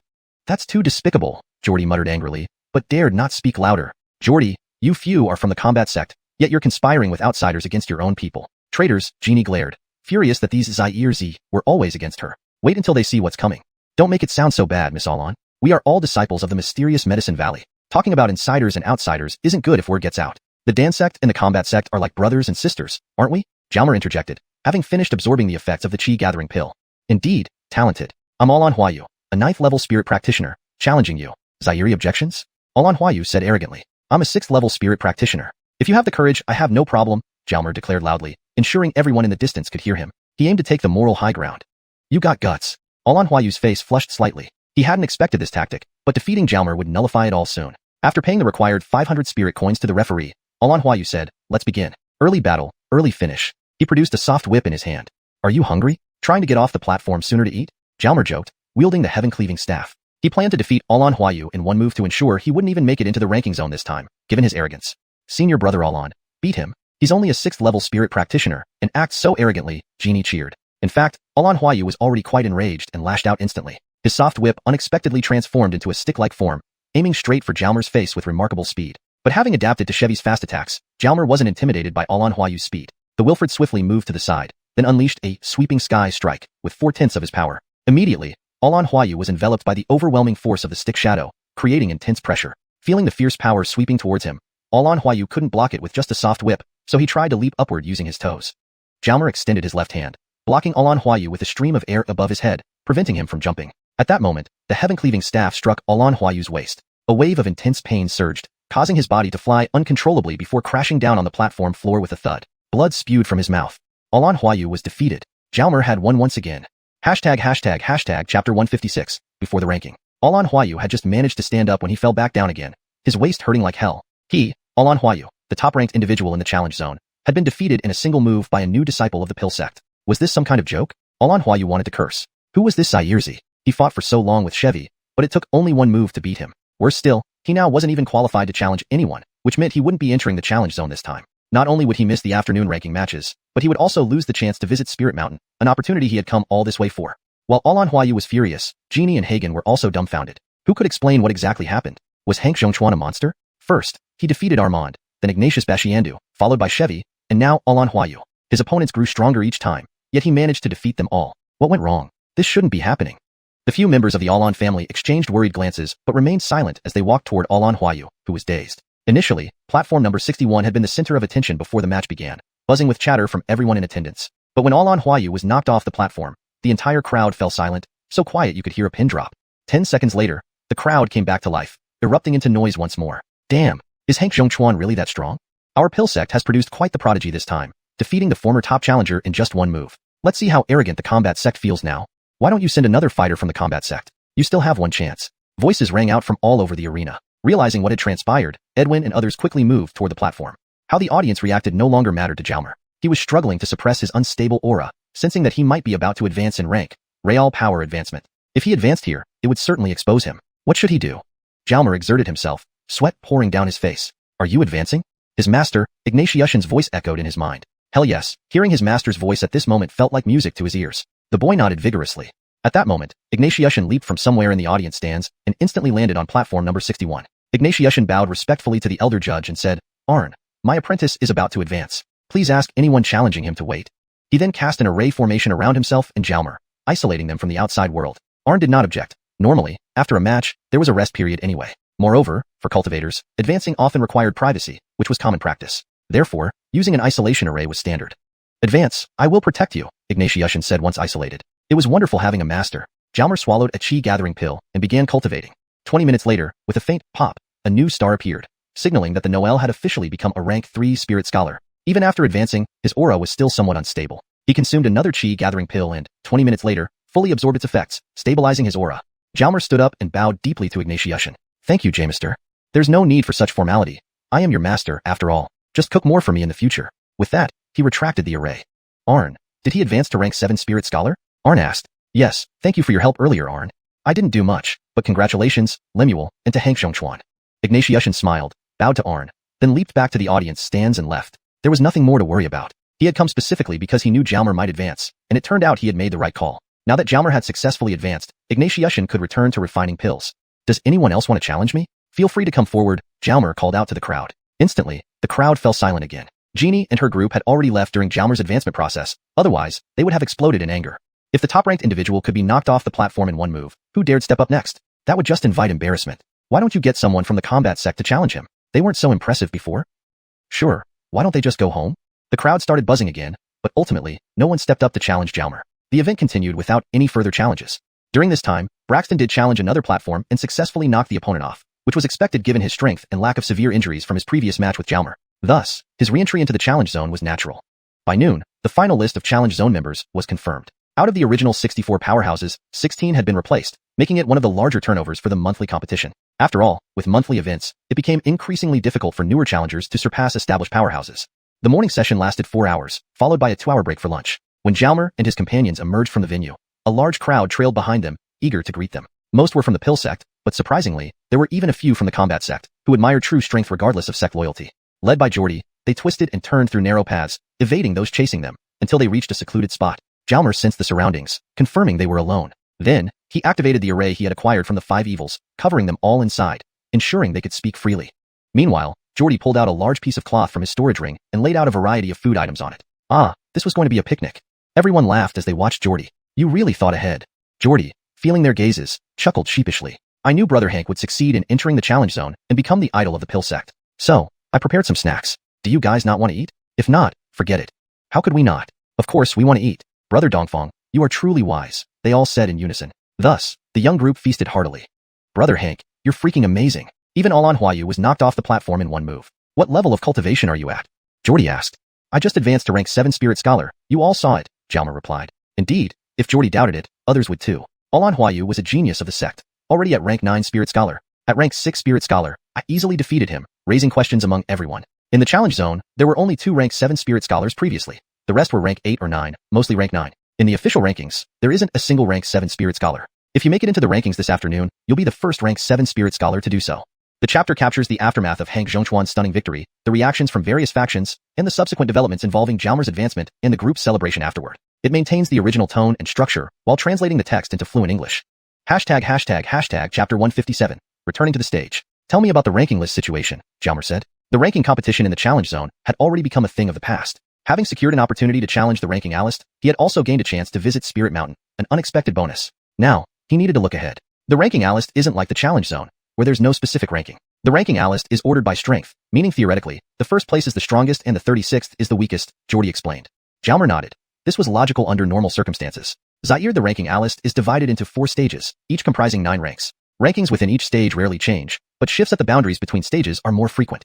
So, changes between 9th and 10th, 18th and 19th, as well as 27th and 20th ranks are relatively common? Exactly. The reason is simple. Each stage offers different benefits, with the advantages of the earlier stages generally superior to those of the later ones. This made sense. Additionally, if you challenge someone this afternoon, technically you can challenge anyone on the ranking list. However, most challengers start with the 4th stage. Those rank from 20th to 36th. If successful, they move forward to challenge higher-ranked individuals. You can still challenge further up after entering the ranking list? Of course. This is a ranking competition, split into 2 phases. The first phase involves challengers from the challenge zone facing off against the ranking list. The second phase consists of rankings challenges within the ranking list itself, with lower-ranked individuals challenging those above them. Jalmer nodded again. The basics for this afternoon's match are like that. We'll decide what to do based on the situation once we're there. Alright, thank you. By the way, do you know much about Spirit Mountain? Spirit Mountain? I've heard a bit about it, Jordy replied. Tell me more.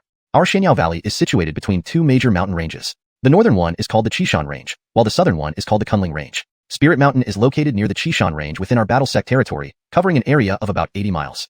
Spirit Mountain is generally open once or twice a year to practitioners from the challenge zone and the ranking list. It's rich in spiritual energy, making cultivation significantly more efficient. Additionally, there's a chance to find rare treasures if you're lucky. Jordy even salivated at the thought. Everyone laughed heartily, and Jordy chuckled awkwardly. I talked too much just now. This saliva has nothing to do with the treasures. Everyone laughed even harder. But I've heard these treasures depend entirely on fate. You won't find them if you search for them deliberately. Having covered the serious matters, they began chatting idly. After all, there was still some time before the afternoon competition, and there was nowhere particularly interesting to go outside. If they ventured out, too many people would gather around them. So, everyone chatted and ate as they waited. Half an hour before the official start of the competition, the group headed to the venue. They went through the same entry procedure. The top 36 from the ranking list entered the inner arena via underground tunnels. However, these 36 didn't enter random platforms. Instead, they ascended the platforms corresponding to their previous rankings.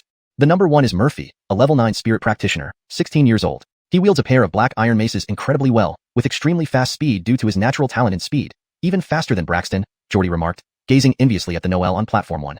Following Jordy's commentary, everyone looked towards the central platform 1. Damn, what a handsome guy. A fighter who was so refined, without bulky muscles, yet graceful. He must be the dream crush for many girls, Jalmer thought with a hint of envy. He indeed is the dream of many girls, Jordy added, seemingly aware of Jalmer's thoughts. Next to him on platform 2 is Price, a level 9 spirit practitioner, 19 years old. His physique is robust, focusing on physical defense. Regular attacks barely affect him. He looked like a towering fortress, massive and formidable. Look at platform 3. The practitioner there is a woman, also a level 9 spirit practitioner, 18 years old. She's not from our battle sect, but the Talisman sect. The Talisman sect?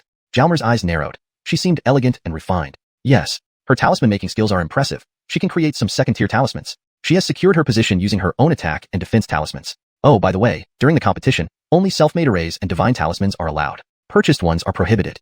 That made sense. Otherwise, buying powerful arrays or divine talismans would create chaos. Using self-made ones demonstrated skill, leaving others speechless. Now, the ranking challenge begins. Challengers from the challenge zone, prepare yourselves. For tomorrow, for the next level, let's go. With that, a gong sounded, officially starting the challenge. Hank brother, how about it? Who will you challenge? Jordy asked with a smile. I'll wait a bit. My master said entering late in the challenge is okay. That's true. Observe the matches to gauge your own level and position yourself accordingly. However, I think Hank brother can challenge anytime, as long as you avoid the top 3. Do you think I can't handle the top 3? Jalmer smiled. No, it's not that. I just believe it's unnecessary. Entering the first stage is fine. There's no need to draw attention. You don't seem to have a strong background here, so staying low profile might be better. Whether Jordy was being honest or not was unclear, but high profile moves were indeed unnecessary. What benefits come with securing the top 3? Not much immediate benefit, except for the annual top 3, which brings significant rewards. But that will be determined in the final competition at year-end, several months away. For now, the differences lie in the cultivation positions within the Spirit Lake region for each of the 4 stages. Do these positions really make a big difference? Apparently yes. The spiritual energy concentration in the 4th stage is reportedly 20% higher than Spirit Mountain. The 3rd stage is 20% higher than the 4th, the 2nd 20% higher than the 3rd, and the 1st stage 20% higher than the 2nd. That was indeed a significant impact. As they spoke, several challengers had already begun their matches, mostly those from the challenge zone who hadn't been challenged much that morning. These occasional rankers weren't vastly different from the 4th stage rank practitioners. Jalmer wasn't in a hurry and decided to watch for a bit. Zaire hour later, many had tried their luck, but only 3 succeeded. They now held ranks 30, 33, and 36, all sustaining non-trivial injuries. Chevy was among the 3, currently ranked 33rd. Clearly, his speed gave him a significant advantage. It was time to act. Jalmer walked toward the center of the stage, leaped into the air, and landed directly on platform 26. Chapter 158. Ranking competition. Don't ask me why I chose the 26th arena. I just like it. If I must give a reason, isn't this safer? This way, even if someone challenges and beats the person in front of me, I avoid possibly dropping out of the top 36. It also means the 4th stage participants won't challenge me directly next time. Edwin and his group sighed in exasperation, shaking their heads. Why did Zaire go up there without telling us? Then they moved toward Arena 26. Jalmer hopped onto the platform, handed over 500 flower coins to the elder referee, and bowed to his opponent. This is Hankmin Zhongchuan. I request to learn a few moves from senior brother. Zhongchuan. The elder referee smiled oddly. Elder, is there any problem? The competition fee is 1,000, not 500. Ah. Jalmer chuckled awkwardly, then handed over another 500. Damn, these people are really money hungry. Donald is now very famous within the Wargate. For him to step on my platform is quite an honor. I am Gustav, 18 years old, at level 9 spirit practitioner. Gustav? Surname Hua. Does he have any relation to Elder Stephanie from the Illusion sect? Am I being too gossipy? Is there a problem? No. Senior brother Huayue, please. Saying this, he summoned the heaven-piercing staff. Unexpectedly, Gustav also pulled out a silver staff. Then they began exchanging blows. Seeing that his opponent was surnamed Hua, and used a staff like Henria, Jalmer felt a sense of familiarity. Using only 1/10 of his strength, he tangled with Gustav, as he was now a level 3 spirit scholar. Even 1/10 of his power was formidable against a spirit practitioner. Gustav didn't seem inclined to use his full strength either, knowing he couldn't defeat this Noel who had felled all on Huayu in one move. He lacked that kind of power. But still, he had to fight, or else where would his face be? There were many spectators watching them. After all, Jalmer had already gained significant fame, so there were many paying attention. As they fought back and forth, both gradually increased their power. 5 minutes later, Jalmer had ramped up to 2/10 of his strength, while Gustav was using 9/10. This Zairizi is really something, both thought simultaneously. Strength continued to escalate. When Jalmer reached 2.5/10, Gustav had used his full strength but was starting to falter. I knew it, I can't win, Gustav sighed inwardly. Despite using his full strength, he was still at a disadvantage and wouldn't last long. Still, he persevered. Fighting a fellow staff user offered some benefits. No one is invincible. Even losing could mean progress. As Gustav wondered how he would be defeated, countless staff tips appeared before his eyes, making him unable to evade. He couldn't tell which ones were real and which were illusions. Feeling utterly cornered, he could only hold his staff tightly and thrust it forward slightly. At this moment, Jalmer was using the technique, staff pierces the nation. Alright, let's do this. Pointing at Gustav's staff with 3/10 of his strength, the force transmitted through the staff knocked Gustav backward, sliding off the platform. 2 long shoe marks were left behind on the platform. Finally defeated, Gustav sighed, feeling relieved. Though he wasn't seriously injured, he had suffered some minor injuries and was extremely exhausted. He bowed to Jalmer, then jumped onto platform 27, bowing to the original owner, signaling that it was now his turn. Yes, in the ranking competition, you only lose rank positions, not your place on the board, unless you're last. So, the original owner of platform 27 jumped to platform 28, causing a chain reaction. If they encountered ongoing matches, they'd wait for the challenge to finish before moving. Poor original platform 36, having barely settled in after challenging up, was forced to move down again. Isn't this unfair? Fair? Fairness is nonsense. Without enough strength, where's fairness? If you have enough strength, what's there to fear? After another hour, all spirit practitioners in the challenge zone had attempted their challenges, but no more succeeded. Thus, the successful challenges remained at 3 individuals, now ranked 26th, 31st, and 34th. You geniuses, the ranking challenge ends here. Take a break and prepare for the ranking competition. Don't be discouraged by failure. Success comes from effort and perseverance. Keep going, boys. I believe in you. You are the best. Who said that? Just feeding everyone chicken soup. Jalmer chuckled to himself. Whatever, no point worrying about it. Time to recover. Swallowing a chi-gathering pill, he sat down cross-legged to meditate. 20 minutes later, when Jalmer opened his eyes, Edwin and the others were in sight. Standing up, he walked towards them with a smile. Brother Hank, how was it? Pretty easy, huh? Jordy smiled. Not bad. James Saib, you should try it next time. Don't mock me, Brother Hank. Oh, which position are you planning to challenge next? How do most challenges usually work? Most challenge the one right above them, but some leap multiple ranks. In that case, I originally planned to challenge 8th place, but seeing it's a woman, I decided to challenge 7th instead. Do you know anything special about him? 7th place? Let me check. Ah, he's called Alan Dahong, skilled with swords. Jordy glanced at platform 7. Surname Alon? Is he related to Genie? He is, they're cousins. Alon Dahong is only 15 but already at level 9 spirit practitioner. Quite remarkable. That complicates things. They share a grandfather, don't they? Yes. Jalmer frowned. Not enemies meeting again, but still, what's his character like? Same as Genie, arrogant and domineering. But he does have great talent and a spirit Jamister grandfather providing resources, so he grows quickly. Jordy whispered. Zai-eared, what's the grandfather like? We haven't met him, but he's said to be very domineering. Jordy said cautiously. If I beat Alon Dahong, will his grandfather come after me?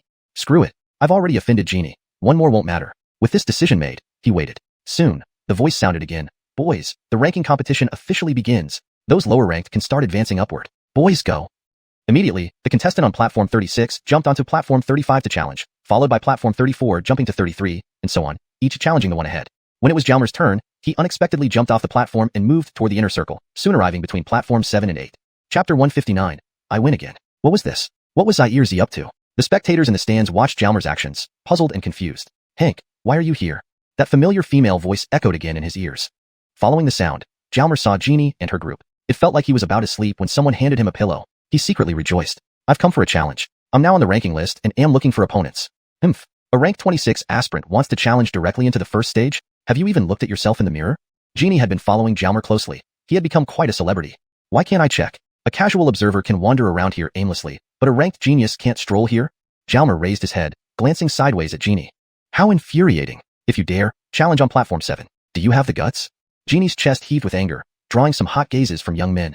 This was exactly what he was waiting for. At least it wasn't considered an active provocation on his part. Thank you, Genie. Jalmer leaped up and entered platform 7. Platform 7 then. Who fears whom? His voice echoed around the area. Suddenly, Genie was stunned. This Zai-earzy actually went up to platform 7. But immediately, she smiled. Did my provocation work? If you seek death, don't blame others. Let's see how Dahong handles you. The audience was also stunned. There had never been such a cross-ranking challenge before. You might challenge across stages, but you dared to go directly from the 3rd stage to challenge the 7th ranked person in the 1st stage? What did that mean? Jalmer certainly took unconventional paths. No one could guess what he would do next. Haha, Dahong, cripple him. This Zai-earzy has always bullied me. Genie finally regained her composure and shouted at Alon Dahong on the platform. Miss Alon, isn't this inappropriate? We are all from the same sect, juniors and seniors. How can we be so cruel? Just sparring should suffice, right? Jalmer said with a smile. You bullied my sister? Alon Dahong asked, staring at Jalmer. Huh. Jalmer met his gaze. Did you bully my sister? Your sister is so arrogant. Who dares to bully her in the sect? Besides, I'm just a newcomer. But she says you bullied her. Do you believe her? If I don't believe her, should I believe you? That makes sense. Since it's unclear, let's settle it. I just advanced to the 7th level of spirit cultivation. Please go easy on me. Don't hit me too hard, Jalmer nodded humbly. It seemed as if Gwilym and the others were right. This one doesn't reason either. Is there no good person in the Alon family? Are you Hank Zhongchuan? The elder judge spoke. Yes, elder. Challenges require payment. How much do I need to pay? Challenges during ranking contests also required fees? This day, benefits had yet to materialize, but expenses piled up.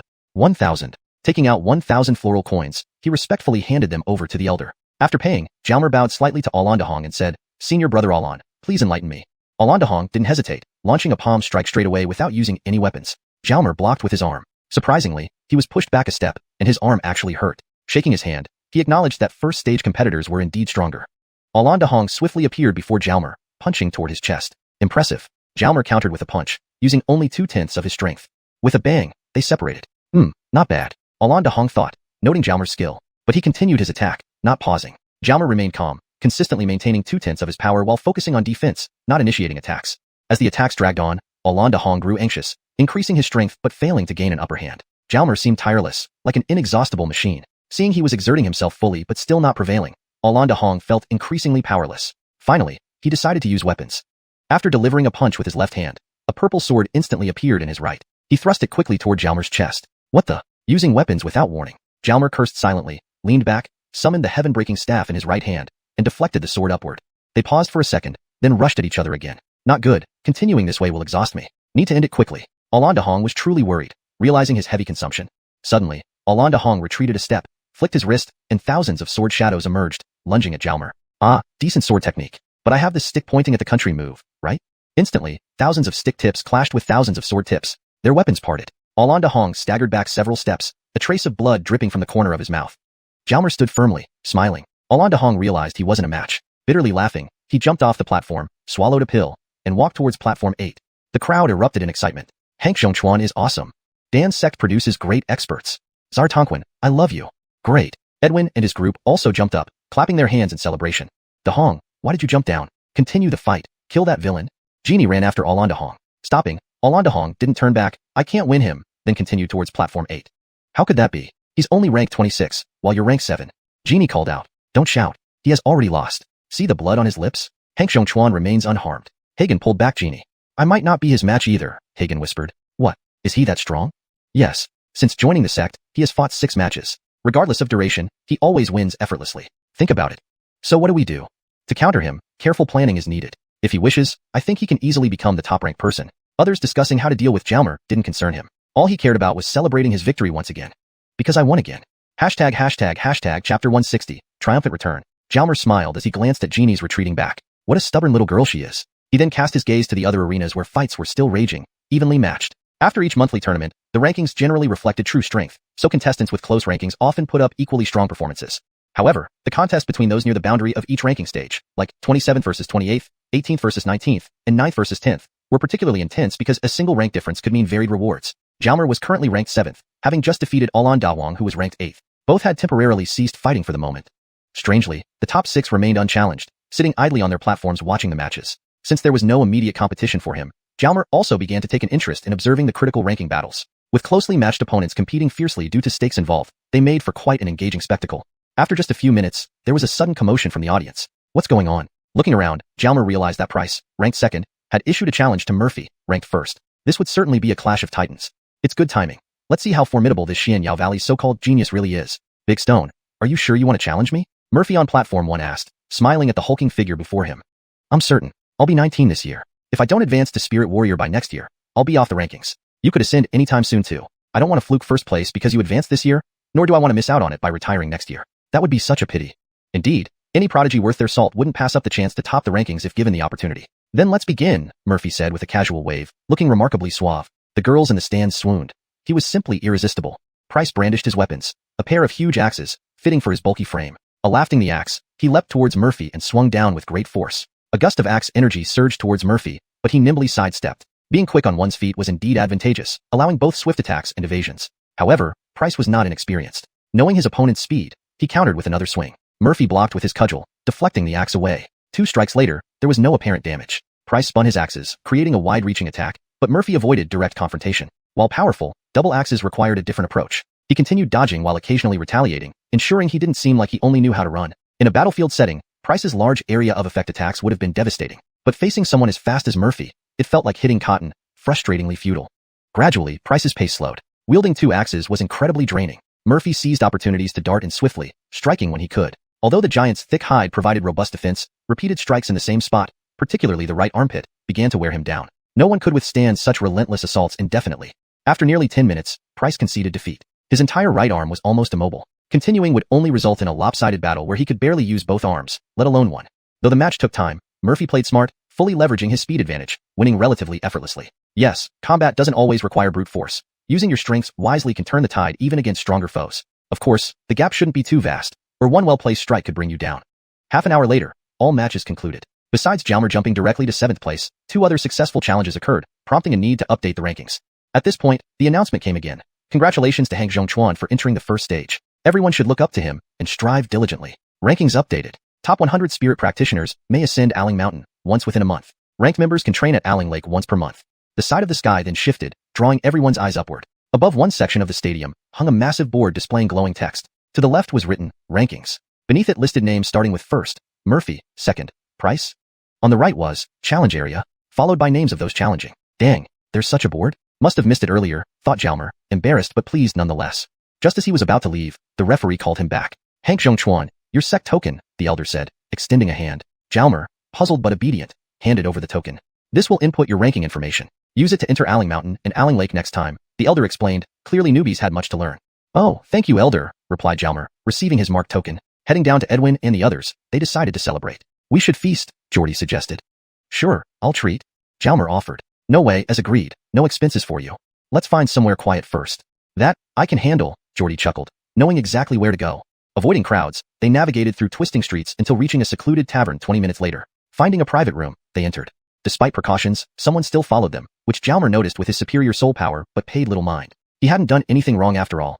Soon, the table was laden with hearty dishes. Brother Hank, at your level, wouldn't first place be within reach? Why not try? 7th is good enough. First place doesn't offer special benefits now. True. Brother Hank, your advancement has been rapid. Only days into the sect, you're already level 7. Yeah, I have a great master and plenty of pills. Do you lack pills? I've got plenty. You serious? They became excited. What kind of pills do you need? Common chi enhancing pills and body strengthening pills. I need soul ascending pills, added Edwin, who, being an alchemist, found them beneficial. All right, Jalmer waved, revealing 3 piles of pills on the table. 20 chi enhancing pills, 20 body strengthening pills, and 5 soul ascending pills. These are for us? Each gets 5 chi enhancing and body strengthening pills. All soul ascending pills go to Carmine, our alchemist. Jalmer nodded, smiling. These pills were worth tens of thousands, but he generously shared. They hesitated briefly before accepting. Gratitude aside, improving cultivation mattered most. The young men feasted for 2 hours, finally leaving satisfied. Jalmer and Edwin returned to the alchemy sect, saying their goodbyes. Quickly passing through the teleportation array, Jalmer arrived at Elders Building number 18. The Wilfred has returned in triumph.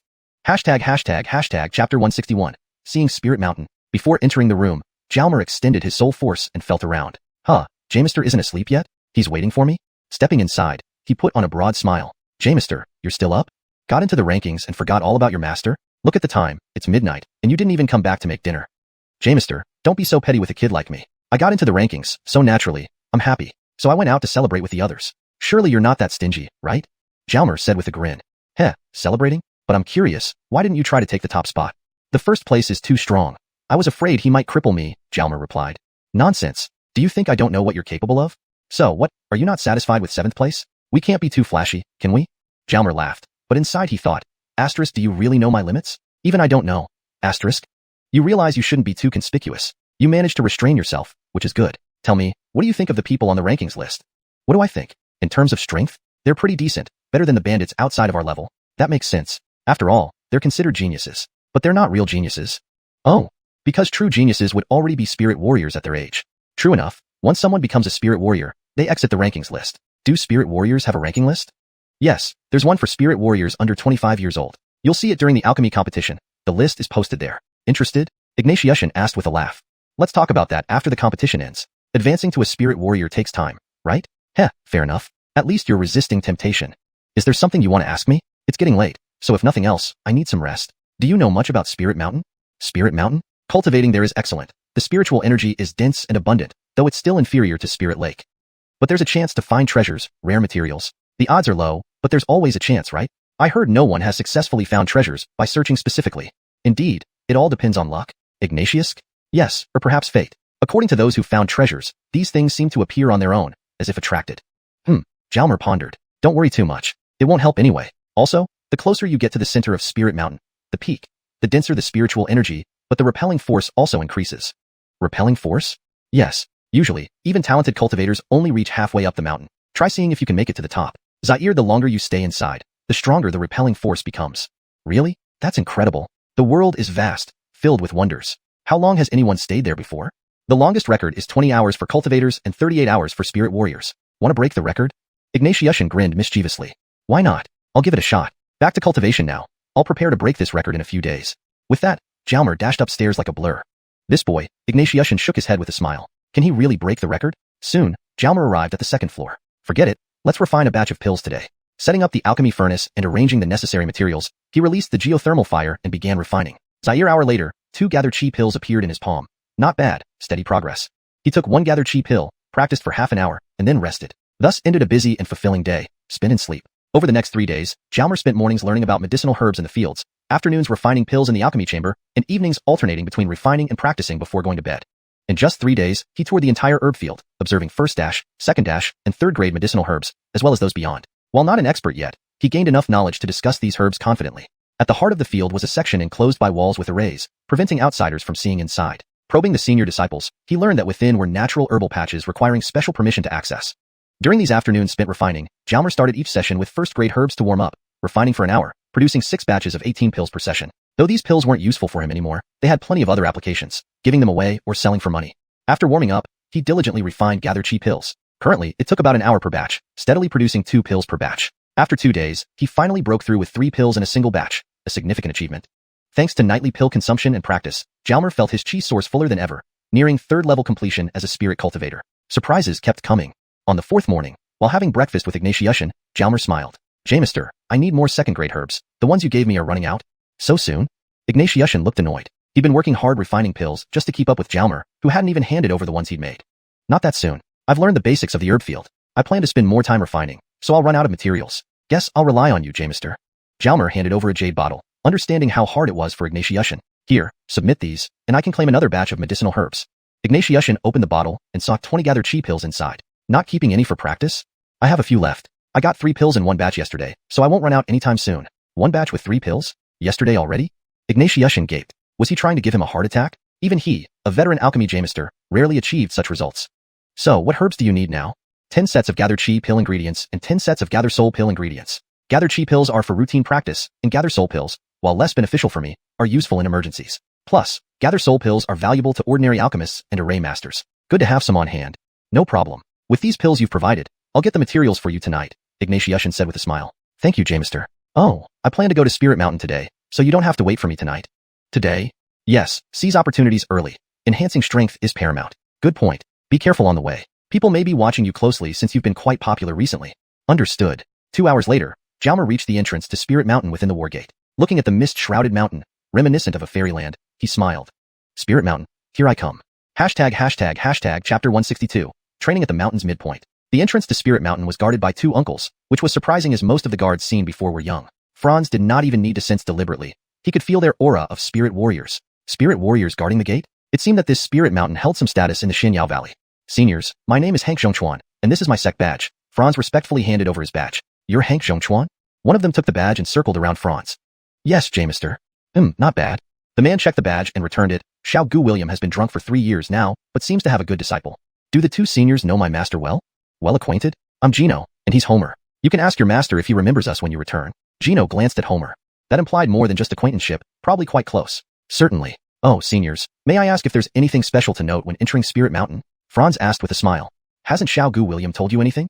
Homer spoke up. He only mentioned that the spirit energy becomes denser as you go deeper, and the repulsion force increases. Also, if one is lucky, they might find treasures. Basically that. However, the repulsion force moves from inside out, pushing you away from the center of Spirit Mountain. It's best not to resist it forcefully, but to find ways to weaken this repulsion, so you can advance further and stay longer. Homer was being helpful. Thank you, senior. Is there a time limit for staying inside? Franz was delighted.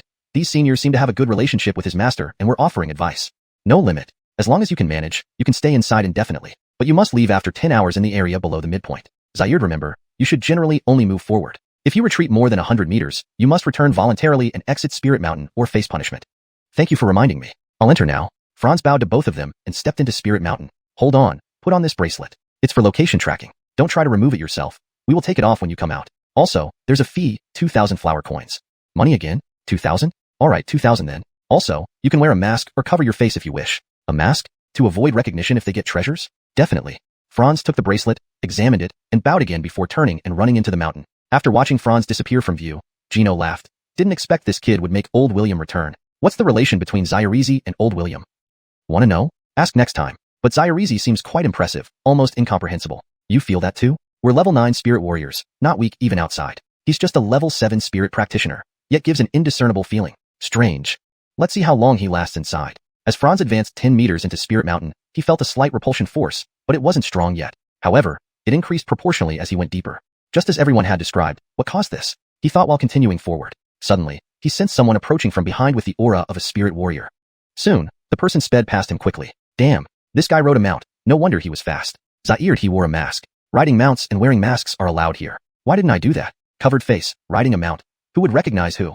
Franz was annoyed but grateful to this spirit warrior for the reminder. Finding a hidden spot, he changed clothes, tore a piece of fabric to cover his face, altered his appearance slightly, summoned Chishuelang, Crimson Blood Wolf, and started sprinting. Feeling like a thief, Franz found it amusing but believed cautiousness was better safe than sorry. As he ventured deeper, the repulsion force strengthened, and the density of spirit energy increased. Gradually, mist appeared, likely due to the excessive spirit energy. Occasionally, he encountered others, but greetings were minimal, just a glance if at all. The mountain grew steeper, but riding Chishuelang made climbing easy. The repulsion force was noticeable, and the air became denser with each breath, feeling energizing. My goodness, if one could stay here long-term, cultivation could naturally improve without much effort. He had run over 10 miles and decided to train and experience it. Finding a secluded spot, he reined in Chishuelang, ate a chi-gathering pill, and began meditating. The pill released energy inside him, drawing external spirit energy through his pores to convert into internal power, merging with his chi flow within. With the pill, his entire body basked in energy, and the training effect was remarkable. After 20 minutes, the pill's energy was exhausted, leaving him feeling more potent. Since the spirit energy intensified deeper inside, and he had already experienced it, he continued advancing. Riding Chishuelang, the repulsion force became overwhelming, and it was harder for the wolf to keep pace. Walking would be better. Putting his feet on the ground, he resumed advancing toward the center, occasionally sensing others practicing or exiting, having reached their limits. Franz kept going, converting energy with every breath, finding comfort in this process. 2 hours later, he advanced another 20 miles and noticed a faintly glowing light band ahead. The light band intersected his path vertically. Stepping into it, the repulsion force surged instantly. Retreating outside it, the force lessened immediately. Ah, this must be the mountain's midpoint. Walking along the light band, he found it endless. Here it was indeed the midpoint. The light band marked the boundary, but the repulsion force wasn't as strong as expected. There's a familiar aura nearby. After sensing carefully, it was Alan Dahong. Interesting. Even though he suppressed his aura, Alan Dahong could sense his presence but wouldn't know who he was. Repulsion forces varied inside and outside the light band, affecting concentration during practice. Might as well practice outside the light band for a few hours. The spirit energy here was already dense enough. Deciding, he found a hidden spot and sat down to meditate. Thus began his cultivation at the midpoint of the mountain. Chapter 163, Mid-Stage Spirit Adept. Eating chi accumulation pills while cultivating in this place brimming with spiritual energy, it was an absolute delight. After 20 minutes, the medicinal effects of one chi accumulation pill had been fully absorbed. Just as he prepared to take another pill, damn it, it seemed like his supply wasn't sufficient. Only 5 pills remained. Clearly, he hadn't been adequately prepared. 5 pills were insufficient? If anyone knew Jalmer thought this way, they'd definitely feel the urge to punch him. Wasn't he just looking for trouble? In that case, he should eat chi enhancement pills instead, 2 at a time. Though the effect of these pills on him was already minimal, something was better than nothing. Now was the time to focus on cultivation. He shouldn't waste any more time in such a wonderful place. Who knew how long he could stay here? Thus, he alternated between eating a chi accumulation pill and cultivating for 20 minutes, followed by taking 2 chi enhancement pills for another 20 minutes, sustaining this pattern for almost 5 hours. Now, only 1 chi accumulation pill remained, and his chi was fluctuating as if about to break through. What should he do now? Jalmer checked his storage ring. The second-grade spirit medicine given by his master during their first meeting was untouched, including ingredients for the chi accumulation pill. Also, the numerous spirit medicines he bought for obtaining the recipe materials of the body purification pill could perfectly match up to make 2 sets of chi accumulation pill ingredients. That meant he had 3 sets of chi accumulation pill ingredients on him. With some luck, he might be able to harvest 9 pills. Alright, having the materials made things easy. As a respectable second-grade alchemist, would it not be laughable if he lacked pills? Would something special happen if he refined pills in this place, dense with spiritual energy? He cast an array formation covering a 5-meter space around him, reviewed the process of refining chi accumulation pills once more, then took out his cauldron and conjured heartfire to start the refinement. Zaire hour later, 3 warm chi accumulation pills appeared in his palm. They were smoother than before and emitted a faint aura of spiritual energy. The denser spiritual energy indeed gave the pills an extra advantage. Should he refine the remaining 2 sets of chi accumulation pill ingredients now, or go deeper into the spiritual mountain where the spiritual energy was even denser? Just then, the positioning bracelet given by the senior guarding the gate began to flash. Why was it flashing? Could it be because nearly 10 hours had passed? Jalmer suddenly remembered that he couldn't remain on the mountain's midslope for more than 10 hours. He retracted the array formation, stepped over the light band, and instantly, the bracelet stopped flashing. Stepping back outside the light band, it flashed again. Indeed. Understanding this, he walked towards the depths of the spiritual mountain. The further he went, the stronger the repulsion became, as if an invisible wall was blocking his path. After an hour, he advanced only 5 to 6 li. Damn it. He was already a 3rd-level spirit adept, yet he covered only 5 to 6 li in an hour, a fact that made Jalmer bitterly smile and shake his head. Should he cultivate a bit more, treating it as rest? Taking out the last chi accumulation pill from before, he swallowed it and started to cultivate. After absorbing its energy, he fetched a pill he had refined an hour ago, sniffed it, and then swallowed it whole, continuing his cultivation. Indeed, he felt the pill's energy was purer, taking over 30 minutes to fully absorb. Refining pills in such a place actually increased their effectiveness by 30%. Scary. Looking up at the sky, he saw twinkling stars dimly, indicating it was already night. Jalmer took out the mysterious jade flask. There was no obvious reaction. Upon closer inspection, he noticed a faint blue glow. Due to the heavy mist, the starlight was very dim. Forget it, perhaps he should refine 1 more batch of pills and then continue moving forward. Why not try adding a flame essence this time? Deciding promptly, he acted. Based on his master's explanation, all processes remained the same until the final step when all the spirit medicines were combined, at which point he carefully added a flame essence and continued refining. Finally, after 1.5 hours, the pills were ready. Lifting the lid, 2 pills landed in his palm. Damn it, only 2 pills. Previously, he could produce 3 pills in an hour, but now, in 1.5 hours, only 2 pills. Frowning, Jalmer watched as the pills floated and spun in front of him. There was a faint orange stripe on the pill. This was a pill mark? Haha, I succeeded. Isn't this exactly what adding the flame essence was supposed to achieve? Unbelievable that it worked on the first try. So easy? Jalmer leaped and somersaulted to release his excitement. Moments ago, he was still feeling gloomy, and now he was elated. Normal for kids, he mused. Now he had 4 chi accumulation pills, all refined within the spiritual mountain, 2 of which bore pill marks. Should he break through now? Breaking through would likely make his progress smoother. Having consumed numerous pills recently, he should first expel Dantoxin. A body purification pill entered his mouth, and after half an hour, A layer of fine black impurities appeared on his skin, which then dissipated in a puff of smoke. Should he release Alotl Imperial Zyrets and the Crimson Blood Wolves? Cultivating in such a spiritually rich environment would surely benefit them. No, it was too risky. The expulsion force was too strong. Releasing them might result in them being pushed away, which wouldn't be good. Forget it. He'd focus on his own cultivation. Raising his right hand, a pill-marked chi accumulation pill flew into his mouth, traveling down his throat to his stomach, releasing a torrent of energy. My God, is this still a chi accumulation pill? Concentrating, he began guiding the energy flow through his body. After half an hour, 1 hour, and finally an hour and a half, the energy from the pill was finally absorbed. At this moment, Jalmer's chi was extremely unstable, signaling a breakthrough. He swallowed another regular chi accumulation pill and began to cultivate intensely. Half an hour passed without breaking through. Then he conjured the heaven-shattering staff and began practicing from the first move to the ninth, repeatedly cycling through them. The surrounding spiritual energy responded to the movements of his heaven-shattering staff, stirring the air currents within a radius of several dozen meters in an astonishing display. After practicing with the staff for half an hour, pop, the fourth tiny star appeared at the source of his chi. He had broken through, officially becoming a fourth-level spirit adept. His breath remained unsteady. He swallowed another pill-marked chi accumulation pill. Sitting cross-legged, he cultivated. The surrounding spiritual energy seeped into his body at a visible speed, greedily absorbed by him. More than an hour later, the energy from the pill was exhausted. The influx of spiritual energy slowed, and his breathing stabilized. Slowly standing up, Jalmer clenched his fist, causing the air to burst. Pop. Now he was a mid-stage spirit adept. Hashtag Chapter 164, The Peak of Spirit Mountain. The Wilfred continued forward with a smile on his face. The resistance grew stronger, and the mist became denser. After an hour, one couldn't see anything more than a meter away. Even within that meter, everything was blurry. Direction was impossible to discern, leaving only the repulsion force as a guide. He moved toward wherever the repulsion came from. Jalmer felt like a blind man struggling through the resistance and thick white fog. Don't just force your way through. You can find ways to weaken this repulsion. Jalmer suddenly remembered the gatekeeper's advice. Yes, I've been forcing my way through. The Wilfred sat down, resisting the repulsion as he pondered how to weaken it. Without special methods, he wouldn't be able to advance much further. Array formations? Right, array formations. But I don't have such specific formations, do I? Can't I do it without them? Space Construction, the first book related to array formations he read in the Hank Family Village's skill library before diving into array formations. Yes, this is fundamental yet crucial. Space construction involves different shapes playing distinct roles. Some shapes excel at blocking impacts, while others can divert impacts well.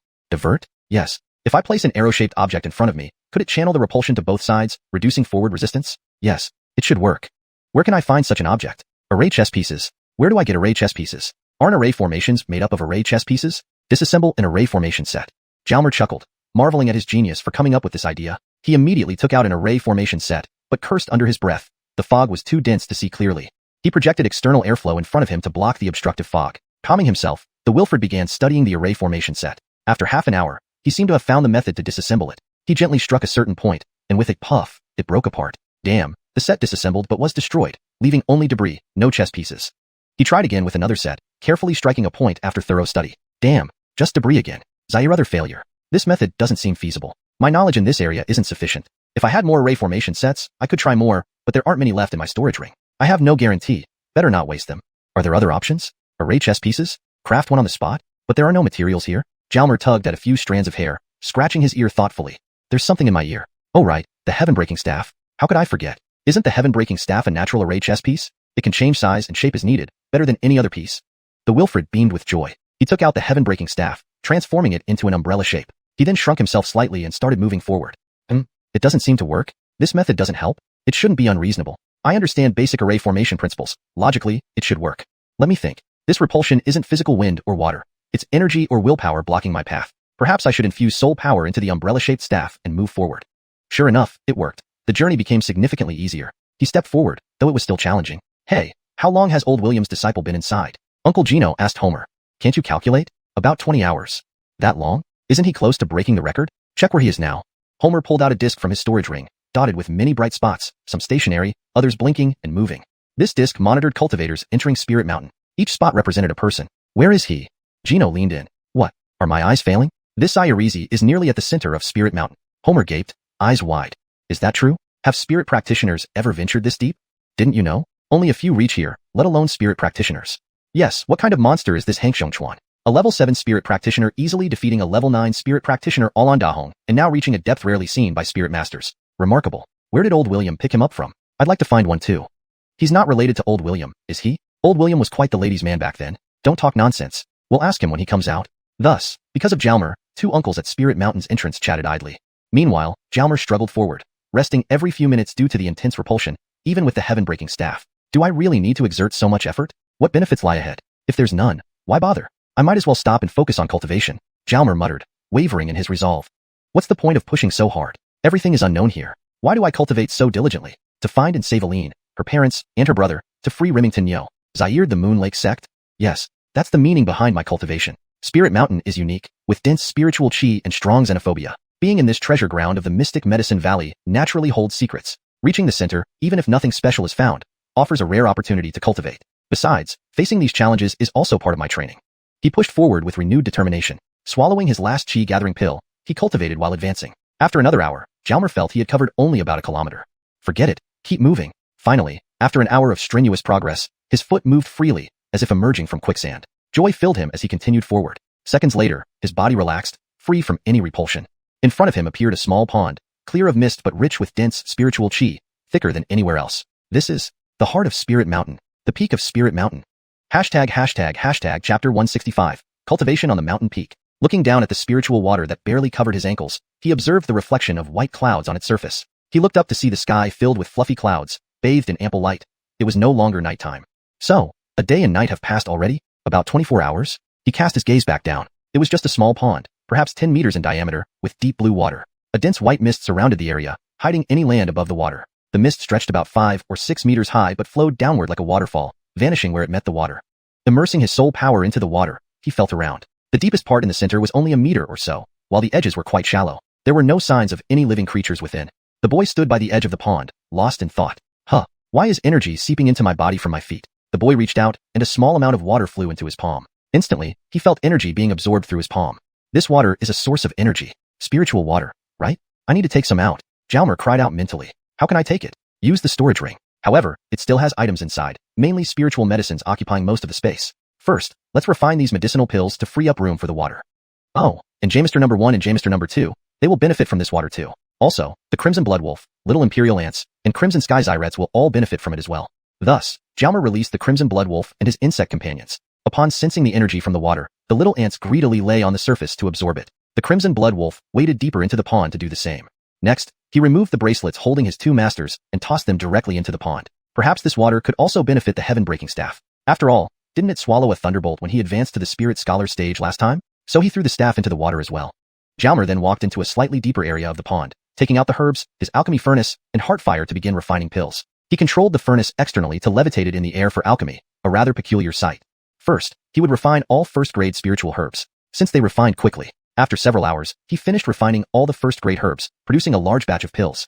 Thanks to the rich spiritual energy here, these pills were even more potent than before.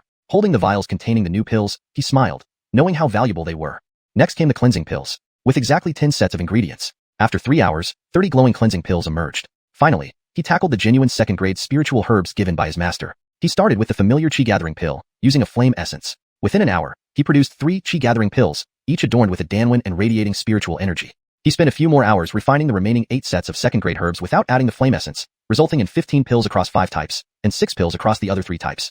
Satisfied with the results, Jalmer laughed to himself. His skill had surpassed Brother Xiao William without doubt. Are you laughing during alchemy? The small imperial ant communicated telepathically. Turning his head, he found the tiny ant perched on his shoulder. Allotl ant, shouldn't you be absorbing energy? Don't you want to improve? Of course I do. But the energy in this water is too abundant, and I can't absorb too much at once. I'm already at my limit. Zaire more and I'll burst. Haven't you heard of people eating too much and dying?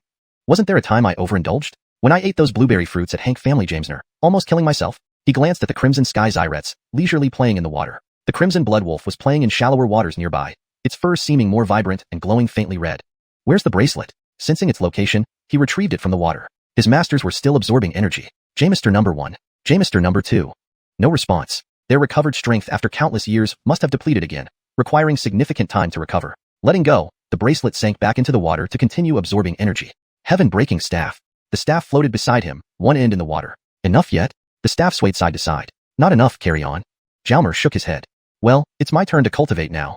Jalmer sat cross-legged in the water and began cultivating. Here, he didn't need the chi-gathering pills. Consuming them here would be wasteful, as there was already sufficient energy for cultivation. His cultivation level rapidly increased. He was now at the 4th level of Spirit Scholar. Advancing to the 5th level required immense energy. Despite the abundance of spiritual energy in the water, absorption still took time. Time flew by swiftly, and soon 2 hours had passed. Let's take a break. Balancing work and rest is key. Reclining, Jalmer floated on the surface, thoroughly relaxed. Staring at the twinkling stars, another day had gone by. The small jade flask, Sitting up abruptly, he suddenly remembered. Taking out the small jade flask from his storage ring, it emitted a blue glow upon appearance. Energy from the sky converged on the flask, though not very noticeable. Not obvious. James sighed. The starlight isn't bright enough. Or perhaps the energy here is so plentiful that the flask's energy collection isn't as visible. Can't just hold this thing indefinitely. I still need to cultivate. Lying back on the water, he raised the small jade flask to his eyes, observing it carefully.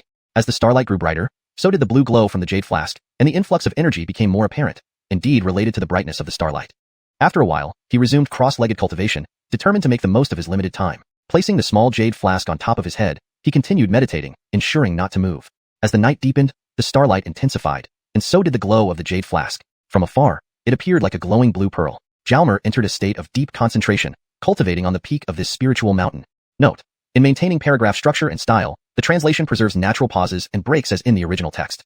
Chapter 166. Zaire Z is impressive. The energy was continuously absorbed and transformed, gradually bolstering the chi. The fourth little star also became increasingly solid. Cultivating here truly had the effect of one day equating to a year.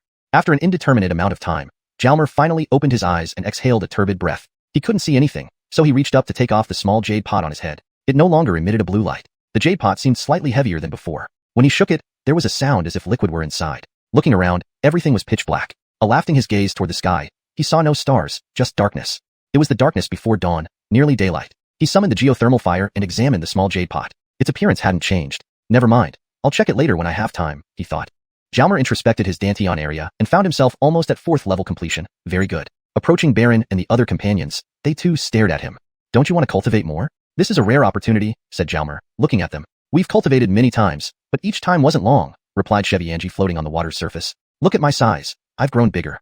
Jalmer narrowed his eyes. Indeed, it was true, although still very small. The red sky ants next to Cheviangi hadn't grown much in size but had larger wings. As for Baron, its fur shone even brighter under the geothermal fire's illumination. Great. Everyone has made significant progress. This trip to Aling Mountain wasn't in vain. However, he didn't know how long they could stay here. Given the strong repulsion from other parts of Aling Mountain, staying here wouldn't be for much longer. Therefore, he needed to find both teachers soon to avoid any mishaps or losing them. Using his spiritual sense, he beckoned 2 bracelets into his hands and put them on. Then he called out, "Staff, come." The pot-breaking staff appeared in his hand. With a mental command, he threw it, and it entered his ear. "You should all come in," the young boy said to his companions. So, Baron, Cheviangi, and the red sky ants disappeared one by one. Jalmer collected some spiritual water. Moving all his pills, money, and other items into his storage belt, both storage rings were emptied. Had he known earlier, he should have brought more storage rings. Smiling, Jalmer shook his head. Preparing to collect spiritual water, he released an external airflow and then drew it in, bringing the spiritual water towards the storage ring. But, when the spiritual water touched the storage ring, it splashed away. Trying several times yielded the same result. It wouldn't be contained. Unable to store it in the storage ring? Placing the ring in water and using airflow to fill it failed again. Even trying a small jade bottle didn't work. Was this the equivalent of only being able to eat inside the restaurant, not taking anything out? Jalmer frowned. This wasn't following the usual rules. Well, drinking some might work. Opening his mouth, he reconsidered. Drinking it wouldn't be efficient here either, given the cultivation benefits. So, Jalmer sat back down to cultivate. Half an hour later, the sky started to lighten. Opening his eyes, he noticed some stones were visible near the pond's edge, which was previously obscured by mist connecting with the water. Now, there was a slight gap, and the mist wall seemed to have lowered by half a meter. This must have been the work of the pot-breaking staff and the 2 teachers. He hadn't that kind of power yet. After a while, a beam of sunlight penetrated through, reflecting off the mist wall onto the ground between the water and mist. With a loud bang, the mist instantly receded closer to the water.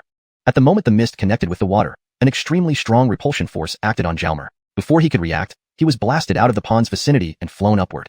Quickly adjusting, he controlled his fall with an outward air current. Above, there was no mist. Falling through the mist below, he dispersed it with a few palm strikes, landing safely without injury about 100 meters from the pond.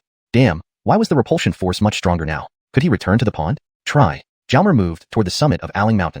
However, his positioning bracelet began flashing immediately. He couldn't go further. The repulsion force was so strong that moving forward required immense effort. Even without the bracelet flashing, he couldn't reach the summit. Heading back would be best, considering the substantial gains and nearing 5th level. Running quickly outward, aided by the repulsion force, he easily leaped great distances. He continued jumping and dispersing the mist ahead. Soon, he reached the boundary of the light belt at Aling Mountain's halfway point. Should he cultivate a bit more here? Sitting cross-legged to cultivate, within minutes, the positioning bracelet flashed again. Seemed like he had to retreat completely or lose his record's value. Fine, let's go. He summoned Baron, hopped on, and began sprinting, occasionally sensing other cultivators nearby. Near the mountain gate, he dismissed the mount, resumed his original form, and strode toward the gate. Greetings, seniors. Jalmer bowed. Are you okay? Gino looked at him as if he were a monster.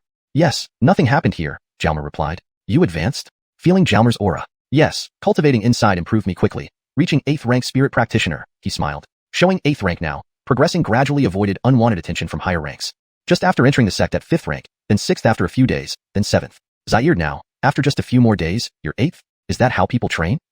Hee, the sect resources are excellent. Resources? Forget it. Advancing is good, but remember, success attracts attention. You know you broke the records for both spirit practitioners and spirit disciples, right? How long was I inside? 45 hours. The previous record was 38 hours held by a spirit disciple. Just then, someone arrived, stopping their conversation. It's you, coming to cultivate again? The newcomer eyed Jalmer with hatred. Oh, senior brother all on. I've already exited, Jalmer said innocently. Elder, how long was he inside? Hagen asked Gino, passing over his sect badge. 15 hours. Quite impressive, wasn't it? Did you spend that long at spirit practitioner rank? Jalmer interjected. Pimph, be careful. Hagen accepted his sect badge from the elder, mounted his ride, and rode away. Indeed, he wasn't Jalmer's match. Staying to argue was pointless. Did you offend them? Yes, but they initiated it. Be cautious. Elder Alon favors his disciples and can be difficult. Understood. Thank you, senior. Jalmer bowed again and rushed toward the teleportation point.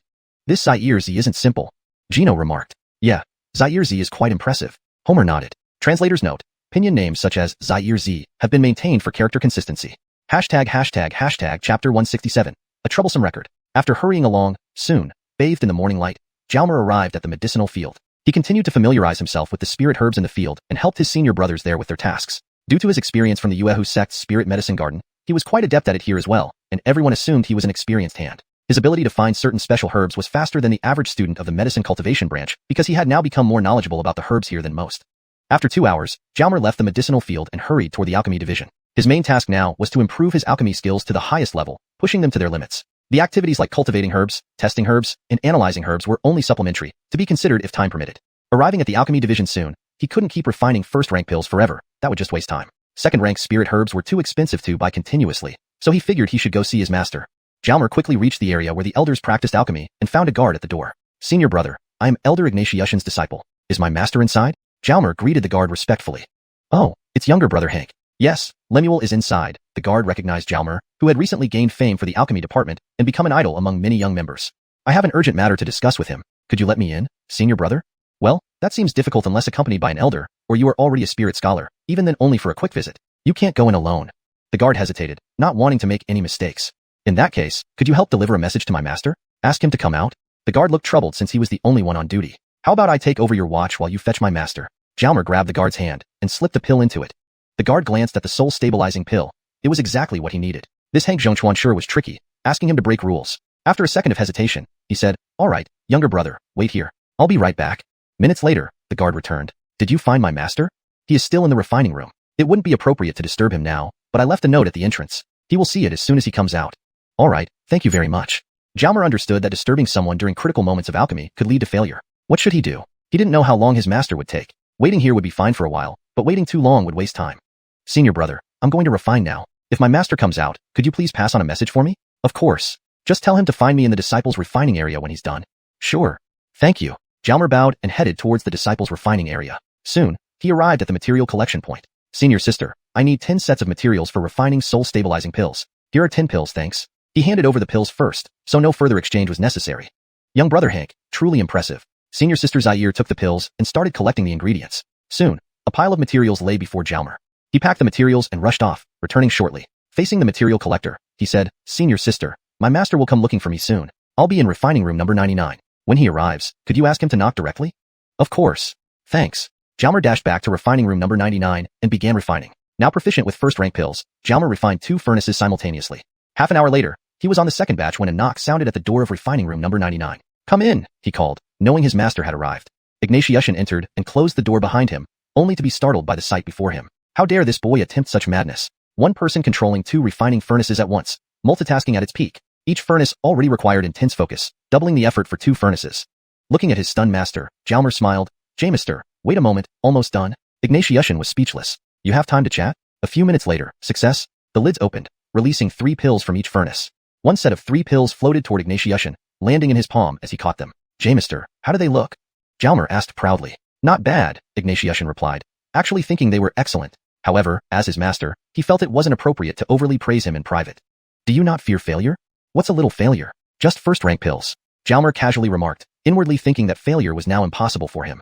Quite relaxed. Well, Here are the herbs you wanted, 10 sets for chi-gathering pills and 10 sets for soul-stabilizing pills. My thoughts, indeed reflected by my master. Don't get smart. Since you came to find me, you must need these. Weren't you supposed to go to Aling Mountain the day before yesterday? Why did you only return today? Where were you all day yesterday? These past 2 days, I've been training at Aling Mountain. I just came out this morning. What? Ignatius circled around Jalmer, frowning. You broke through again? 4th level spirit scholar, almost 5th level. Jalmer grinned. Though externally, I'm still reported as 8th level spiritualist. Damn it. Ignatius swore, astounded. Days ago, he was 3rd level. Now he's 4th level, almost 5th. So you stayed inside for 2 days and 2 nights? The guard mentioned 45 hours. Now you may have a problem. You broke records, even those of spirit scholars. Ignatius sighed, growing anxious. Why? Breaking such records marks you as a top genius, drawing attention from all the higher-ups in the sect, including the Valley Lord. Usually, this is beneficial, but... Taking a deep breath, Ignatius continued. But given your past, exposing yourself to everyone might lead some to investigate your background. Zaire attention might uncover clues, making it hard for you to hide. Indeed, Jalmer realized he had acted rashly without considering the consequences. Do you know who guarded Aling Mountain? One was named Gino, the other Homer. Alright, continue refining. With that, Ignatius swiftly left the room, disappearing like the wind. A little did Jalmer expect breaking a record would bring trouble. What a troublesome record this was. Hashtag chapter 168. Crossbeating others. Since the record has been broken, there's nothing I can do now. Better focus on my own tasks. From Jamister's behavior earlier, he might have some methods up his sleeve. Forget it, let it go for now and get to alchemy first. The soul gathering pill is relatively less important for me, so I'll start with it to prepare for the subsequent spirit essence gathering pill. After more than 40 minutes, the pills were done. 3 pills from 1 furnace. Ignatius' time is here, so better eat something. One should never choose asceticism when conditions allow. Soon, I arrived at the big dining hall of the alchemy department. Everywhere Franz passed, people's gazes followed. Famous guy, what can you do? Brother Hank, it's not easy seeing you. Turning toward the voice, it was Edwin. Brother Carmine, eating? Together? Let me treat you to a feast, Franz smiled. With all the money I have now, why not be generous? That's great. Edwin approached and put an arm around Franz's shoulders. In no time, they entered a small private room and ordered a table full of meats. Then, they released their mounts and spirit beasts to indulge in a meat feast. They hadn't eaten meat for over 2 days, leaving their mouths craving. Holy crap, Brother Hank, your crimson blood wolf seems to have undergone significant changes, Edwin observed while eating, eyes filled with envy. Yes, I gained some benefits within the Spirit Mountain. Oh, when I returned from the Spirit Mountain, I saw Hagen enter. Isn't he not on the ranking list? If he's talented enough or contributes significantly to the sect or pays a large sum of money, he can get a chance to enter. There are also some hidden operations involved, like connections that Hagen has, making it easier for him. I see. Have you ever gone inside, Brother Clifton? I'm not a genius, haven't contributed much to the sect, nor do I have enough money or strong connections, so I can't get in, Edwin shook his head with a bitter smile. What kind of contribution or how much money would give someone a chance to enter? As for contributions, I'm not sure, but donating 200,000 flower coins to the sect can buy one chance. Unbelievable. It's robbery. Rich people get so many perks, while poor people suffer. Don't talk about it. It means nothing to me because I can't reach that level. You, Brother Hank, will have plenty of opportunities in the future. We'll see. How's your alchemy going now? It's mediocre. After your last guidance, I managed to produce almost 1 pill per furnace for condensing chi pills, but the chi enhancing pills still have low success rates, and I've never succeeded with soul upgrading pills. Zaire, your cultivation level? Zaire signs of advancement? Advancement? It's too early. I'm only mid-stage 5th level spirit practitioner. But for my age, being a 5th level spirit practitioner is actually decent. Of course, I can't compare to you. Speaking of advancement, did you advance again? Your aura feels even stronger. 8th level spirit practitioner, achieved in the Spirit Mountain. Hearing this, Edwin felt utterly frustrated. So infuriating. Train hard. The Clifton family awaits your greatness. Franz took out 2 small jade bottles and pushed them towards Edwin. Is he offering me something good? Edwin uncapped the bottles and saw 10 pills each in both, 10 chi enhancing pills and 10 soul upgrading pills. Instantly, his displeasure vanished, face flushed red, and breathing quickened. Brother Clifton, these are quite valuable. Last time you gave me several pills which I haven't finished yet. Eat as soon as your body can handle it. Cultivation advancement is key. Once your cultivation rises, your abilities increase, leading to better alchemy skills. Pills need to be consumed for their value to show. Keeping them idle means they're worthless. You make sense, thank you, Brother Hank. Do you plan to practice alchemy this afternoon? Yes. Can I watch? Of course. It's an honor if Brother Hank watches me alchemize. Edwin was delighted. Hank Zhongchuan was guiding him further. They quickly finished lunch and moved into an alchemy chamber. Materials set, condensing chi ingredients ready, and the furnace prepared with flames. Different materials were thrown into different sub-furnaces, and Edwin controlled the flames uniformly, ensuring equal heat distribution. Brother Carmine, can you redirect 1/5 of the fire under purple perilla grass to the gasifying vine? Let me try. 2 minutes later, he fulfilled Franz's request. Then from the red dan flower, redirect 1/10 of the flame to the gasifying vine. After 3 minutes, it was done, but Edwin was drenched in sweat. James intends stable flames until all materials in the sub-furnaces meet requirements. 40 minutes later, all materials were processed and poured into the main furnace. Flames converged, and after 15 minutes, the lid was lifted, revealing a well-formed chi-enhancing pill flying into Edwin's hand. Despite exhaustion, success brought immense joy. Brother Hank, I made it in under an hour this time. Usually, it takes me an hour and a half. Thanks a lot. You're welcome. Rest a bit after taking a pill, then continue. Remember, each material needs different levels of heat energy. Pre-planning heat distribution can significantly boost success rates. Edwin nodded. To achieve this, you must know every material's properties, especially the required time under varying flame strengths, ensuring materials are perfectly processed for optimal fusion. Edwin contemplated thoughtfully. To understand material properties better, study spirit herb data and gradually adjust the flame intensity based on your knowledge. If unsure, practice with individual materials to gauge the necessary heat and time.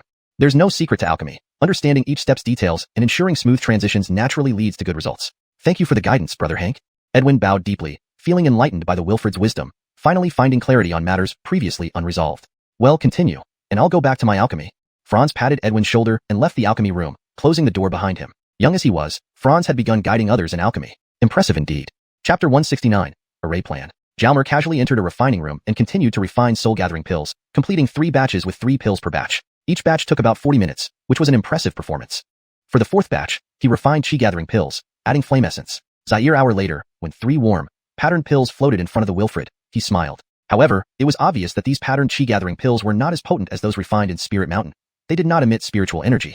Now, producing 3 second-grade ordinary pills per batch was no longer an issue. It was time to return to his residence. As he opened the door and walked out of the refining room, a smiling face came into view. Damn, you scared me. Jalmer jumped up. You know, scaring people can be fatal. Sorry, Brother Hank, but I succeeded again. I just refined 2 more batches of chi-enhancing pills, and both were successful. Edwin was very excited. Congratulations, keep trying, aim for 3 pills per batch soon. Were you waiting for me all this time? Yeah, I've been waiting to share this with you, for over half an hour. Ha, you're exaggerating, it's just refining pills. How can it be exaggerated? Not many disciples at the 5th or 6th rank can successfully refine chi-gathering pills. My success rate was 100% this afternoon. With today's experience, the failure rate will drop significantly. Let's go celebrate. I'll treat you. Now? I still need to go back and cook for Jamister. Don't be such a buzzkill. Aren't you happy for me?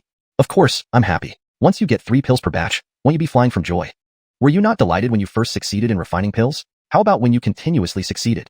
Ah yes, he had forgotten how he felt back then. It seemed he was too skilled now, treating their achievements as commonplace. Jalmer laughed and said, all right, let's go eat. I'll spend you broke. Jamister, sorry for leaving you for a bit. They feasted together, and Jalmer shared some of his pill refining experiences, which Edwin cherished deeply, jotting them down carefully. After the meal, they parted ways, and Jalmer headed to residence number 18. Surprisingly, Jamister was still not back. His previous guilt immediately dissipated. Should he prepare dinner? Probably not needed. Jamister mentioned usually returning at a certain time. If he doesn't come back by then, there's no need to worry. He went upstairs and took out the small jade flask to study it. Shaking it, he felt a small amount of liquid inside. The flask has a spout, right? He tipped it, and a drop of light blue liquid fell into his palm. Instantly, a chill pierced through his hand, spreading throughout his body with immense energy. The Wilfred shivered. What was this? So cold. He couldn't put it back into the jade flask, so he placed it in a jade bottle instead. Was this essence from the stars? Extremely cold energy? He raked his brain, trying to find answers from his existing knowledge, but came up empty. He had to give up for now. Deciding to refine more pills, 1 batch of soul-gathering pills and 1 batch of pattern chi-gathering pills, he then took the pills and practiced cultivation. The next morning, he sensed that Jamister was back downstairs. Time to make breakfast. Within 15 minutes, a steaming hot breakfast was set on the table, and Ignatiushan also woke up. Jamister, did you visit the elders guarding Spirit Mountain? Jalmer served him a bowl of 8 treasure porridge infused with medicinal herbs. Yes, I had them update your records. You can change records? Sure, but it cost quite a lot. Did you give them something? Jamister, I'll cover the costs. How much did it take? Jalmer reached for his storage ring, unwilling to let Jamister bear the expense. Forget it, they didn't want anything, but it's a big favor. The price was paid using the tracking disc. Since all activities in Spirit Mountain are recorded on the tracking disc, changing the record required special items. Ignatiushan sipped the porridge and continued. These special items drained me, leaving me almost penniless. Well, here's 20,000 knife coins. Spend it, and if it's not enough, let me know. Jalmer tossed out 20,000 knife coins, worth 200,000 flower coins, without batting an eye. Heh, quite wealthy, but I'm not so poor that I need support. Keep it. You'll need it for future expenses. Your growth is rapid, and there are many places where you'll need money. Despite saying this, Ignatiushan felt reassured that Jalmer wasn't an ingrate. Jamister, how about taking some pills to refresh yourself? The Noel handed over 2 jade bottles. Ignatiushan glanced at the first bottle, 10 soul-gathering pills. Not bad. This guy's skill had truly improved. Opening the second bottle, a wave of spiritual energy greeted his nose. With a single breath, 3 chi-gathering pills floated before him, each carrying patterns, one emitting intense spiritual energy. Ignatiushan promptly put the 3 pills back into the bottle. How did you do this? Pattern pills were already impressive, but how do they have spiritual energy? I refined them on the peak of Spirit Mountain, where the spiritual energy is extremely dense, almost liquid-like. Pills refined there carry spiritual energy. See, even these cleansing pills are imbued with spiritual energy. Jalmer showed another cleansing pill. Isn't there strong repulsion there? How can you refine pills? It's possible, but the peak of Spirit Mountain usually lacks repulsive force. You reached the peak? Dave and the others only knew you got close, but not that you reached the top. What's up there? There's a pool of water, likely spirit water, incredibly dense with spiritual energy. Why didn't you bring some back? Can't. Tried everything I could think of, but couldn't bring it. Jamester, besides entering through the gate, can we enter elsewhere? Yes. What? How? Besides the main entrance, you can enter anywhere if you navigate the arrays. Are you joking? You're the one who started. But navigating arrays might be a way. Jalmer nodded. But remember, those arrays are maintained by Jim and Hyatt and their elders. Don't mess around. If caught, you won't have a good outcome. I understand. Jamester, I'll head to the herbal fields. Remember to bring back spirit herbs. As much as you can. I need materials for second-grade pills. As long as each material produces one pill, supplies aren't an issue. Great, see you. It was time to seriously study arrays, thought Jalmer. A comprehensive array plan was needed. Chapter 170. Arrival at Spirit Lake. Jalmer followed his own schedule, working in the medicinal fields every morning for 2 hours and learning, then moving to the alchemy room to refine pills before practicing cultivation. Allowing a simple yet repetitive life, 5 days passed swiftly. Refining second-grade pills had become routine for him. Producing 3 pills from one furnace was no longer a challenge, and he even began attempting to refine 2 furnaces of second-grade pills at once. Among spirit scholars, if Jalmer's alchemy skills were ranked second, no one could claim first place. During these 5 days, the Wilfred also visited the combat simulation chamber. With his 4th-grade spirit scholar cultivation, he managed to hold off against a 9th-grade spirit scholar for an hour. But since time ran out, there was no decisive victory. Clearly, he needed more practice in combat. However, during this period, Jalmer often felt uneasy, as if someone was always following him. Could it be that someone had him under surveillance? Was it Elder All-On or someone from the Heavenly Spirit sect? Sigh, can't a person cultivate in peace? Why do they have to create so many troubles? Days passed, and the Noel began to feel another breakthrough approaching. Having refined enough pills over these few days, it was time to head to Spirit Lake and prepare for his advancement. Early one morning, after preparing breakfast and sharing it with his master, Jamester, I plan to go to Spirit Lake today. Once I return, I should reach 5th-grade Spirit Scholar, publicly declaring myself as a 9th-grade Spirit Practitioner, fulfilling your requirements ahead of schedule. Jalmer smiled. The little rascal. Ignatiushan shook his head without a word. What else was there to say when Jalmer's abilities already rivaled his own? Jamester, don't you have something to tell me? Alaka some introduction about Spirit Lake? You're quite capable. Don't need my introduction? Jalmer laughed awkwardly. I definitely need Jamester's introduction. I can only describe the geography of Spirit Lake. Last time I told you its location near the Kunling Mountains. It's approximately 60 miles long and wide. Zaire, there are many islands within the lake. At the center is the largest island, about 10 miles in size, called the Central Island. The other islands form circular rings around the Central Island, roughly 2 concentric circles. The lakeside is about 8 to 9 miles from the first ring of islands, and each subsequent ring of islands is similarly spaced. Isn't it fascinating? Jalmer wondered if these islands were man-made. Zaire, aren't you divided into 4 stages on the ranking board? The 4th stage cultivates near the lake, the 3rd stage on the outer ring islands, the 2nd stage on the inner ring islands, and the 1st stage naturally on the Central Island. So, that's why the ranking board is divided into 4 stages. Does Spirit Lake have a repelling force like Spirit Mountain? No, but there is a time limit, 2 days or 48 hours. You can leave early if you wish. Nothing special besides that? To my knowledge, nothing else. The main purpose is cultivation, and the effects are excellent. Unlike Spirit Mountain where cultivation benefits are slightly lower, though still considerable. Spirit Mountain has a repelling force, but you might find treasures if lucky. Speaking of Spirit Mountain, take a look at this. Jalmer handed over a jade vial containing a drop of light blue liquid from the mystic jade pot. As soon as the lid was opened, an intense, icy cold energy surged out, catching Ignatiushan off guard and making him shiver. He quickly closed the vial and asked in confusion, "Is this something you obtained from Spirit Mountain? This disciple really has no match. Going to Spirit Mountain results in treasure. Who is this person?" Yes, sort of. Actually not entirely true, as he could obtain similar things elsewhere, but it was collected on Spirit Mountain, so it wasn't wrong to say so. This doesn't seem ordinary. Jamester, take your time to study it. There's no need for secrecy. Feel free to consult others. I'll head to Spirit Lake now. Saying that, he dashed away. Jalmer had stayed in the profound Medicine Valley for some time, becoming increasingly familiar with various aspects. Jameson disciples had their own mounts, wolves, lions, tigers, leopards, and even stranger creatures. Thus, the Noel no longer hesitated and rode his Crimson Blood Wolf for convenience. Besides, his mount had undergone significant changes since the small beast mountain range. Even Jeannie would probably not recognize it if she saw it. Soon, he arrived at the river cutting through the entire valley, named Qing River, known for its clear and tranquil waters. At the riverside, a floating bridge connected both shores. Rumor had it that there were over a dozen such bridges within the profound Medicine Valley. Riding the Crimson Blood Wolf across the floating bridge at a brisk pace, he marveled at this unique experience. The bridge was about 7 to 8 meters wide and a kilometer long, offering a gentle undulating path. Gazing at the calm river, he wished life could be as peaceful. Yet reality demanded he push forward. Contemplating, he urged his wolf into a run, swiftly crossing the Qing River. People passing by couldn't help but glance over, admiring the brilliantly red wolf. Truly enviable. After a rapid sprint, he finally arrived at the legendary Spirit Lake region.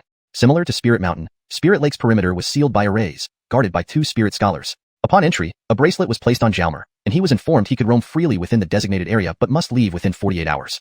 There were boats available for use if needed. Advanced cultivators, however, could walk on water. Arriving at the edge of Spirit Lake. Wow, the spirit chi was overwhelming. Even a single breath seemed to enhance his cultivation. He dipped his hand into the lake water, feeling energy seeping through. The water's density felt high. Even an ordinary person would float effortlessly. This place was incredible. No wonder everyone aspired to join major sects. They indeed had better resources for faster cultivation. Wanderers might be free, but where could they find such a wonderful place? Jalmer felt grateful for joining the profound Medicine Valley. First, explore the lakeside. Perhaps there's something unexpected. In a new place, everyone harbors curiosity, hoping to discover what others missed. Who wouldn't want to be the exception? Spirit Lake, here I come. Do you harbor secrets?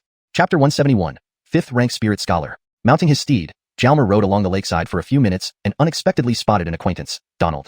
As this flash of red approached, Donald also noticed him. Damn, this guy who beat me is here too. Senior brother Hua, why are you here? Isn't this place meant for 4th stage disciples to cultivate? Jalmer smiled at Donald. Aren't you from the 1st stage here too? Hee, true enough, but it's my first time here. Everything's new, so I'm just exploring, Jalmer replied somewhat awkwardly. It's not bad out here, the scenery is pleasant. Apart from the island in the middle of the lake, all the other islands are small, surrounded by water. It's good for relaxing. I've been cultivating for a day already, and it's nice to take a breather here. Senior brother, inside Spirit Lake, there's only one such bracelet, no other items. Can't the 4th stage disciples go to the inner islands? Jalmer touched the bracelet on his arm. Of course not. Outside, you can enter, but outsiders cannot go inside. The bracelets we wear are different. For instance, mine works fine near the lakeside and outer ring islands, but once inside the inner ring islands, it flashes red, sending a signal to the Spirit Lake guards who will come to retrieve anyone unauthorized. Is that so? Can people inside switch bracelets then? Junior brother Hank, that's a strange thought. You can't switch them easily, nor would people want to. If forcibly removed, it'd still be detected. Better to follow the rules.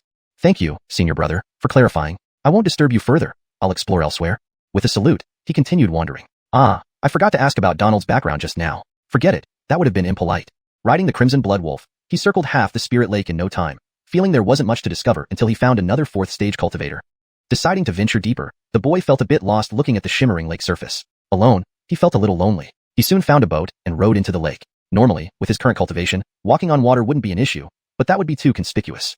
The boat moved quickly, darting through the water like an arrow. Standing poetically at the prow, he looked like a painting. When the boat slowed, he resumed rowing vigorously, propelling forward again. As they ventured deeper, the lake water grew darker and the natural spiritual energy more concentrated.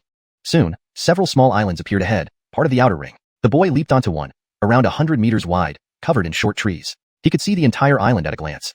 Testing the water, he noted the spiritual energy concentration was similar to halfway up Spirit Mountain, which was satisfactory. Walking around, he found nothing special. Continuing towards the central island, he occasionally saw others rowing boats, fellow cultivators. Reaching the inner ring, the spiritual energy concentration rivaled the peak of Spirit Mountain. Exploring another island yielded nothing, so he pressed on.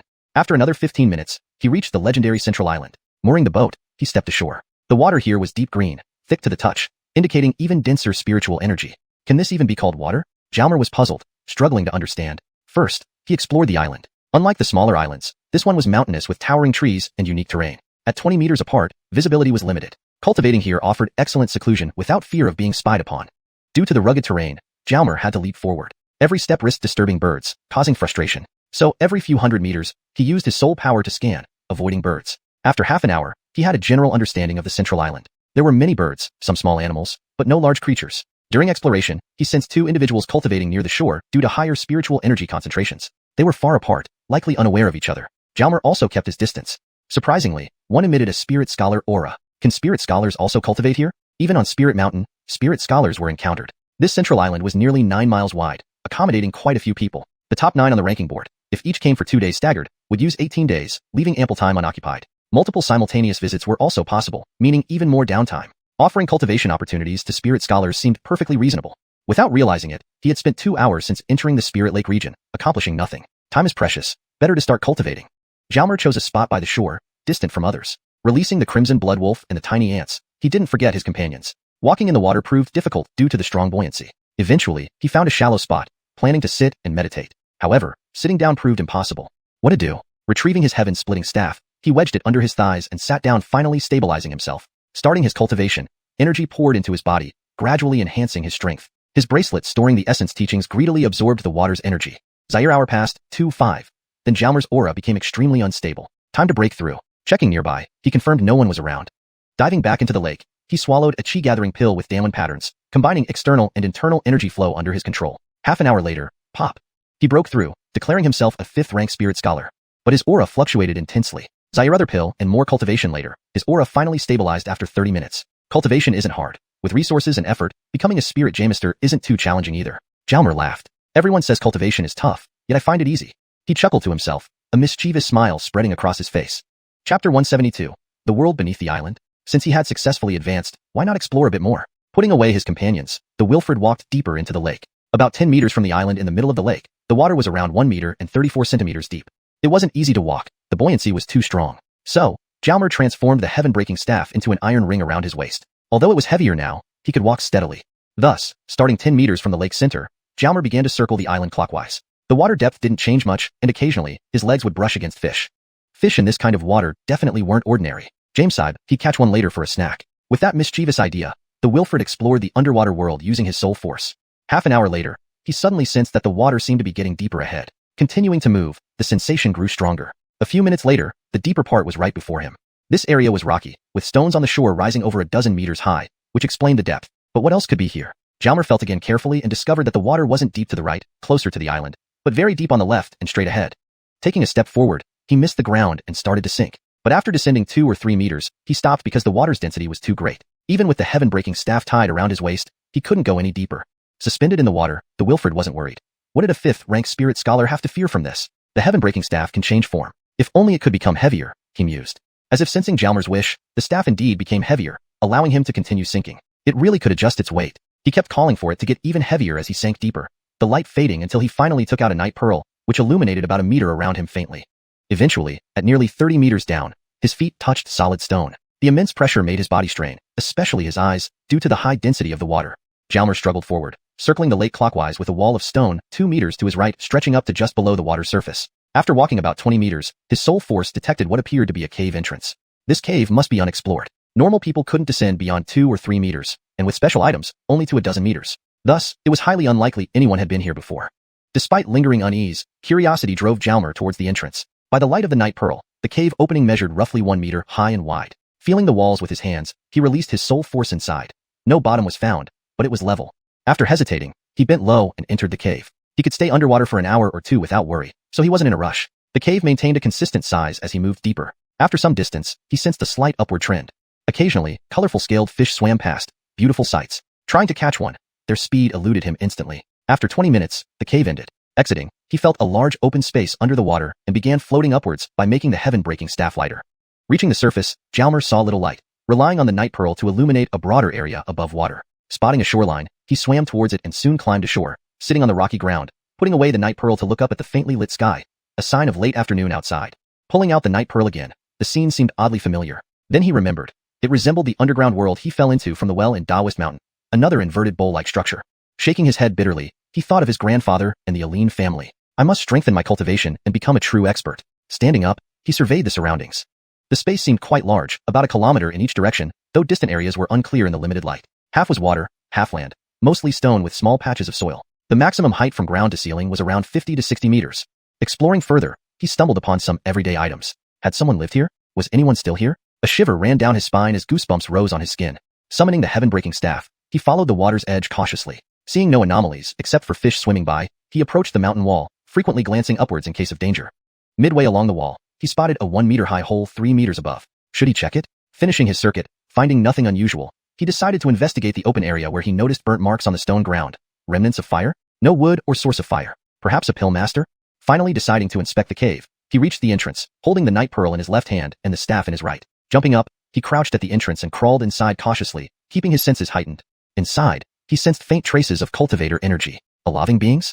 Chapter 173. I am Norris. The Wilfred stopped in his tracks. He gripped the sky-breaking staff, took a deep breath, and continued forward cautiously. The deeper he ventured into the cave, the less intense the aura seemed to become. What was going on?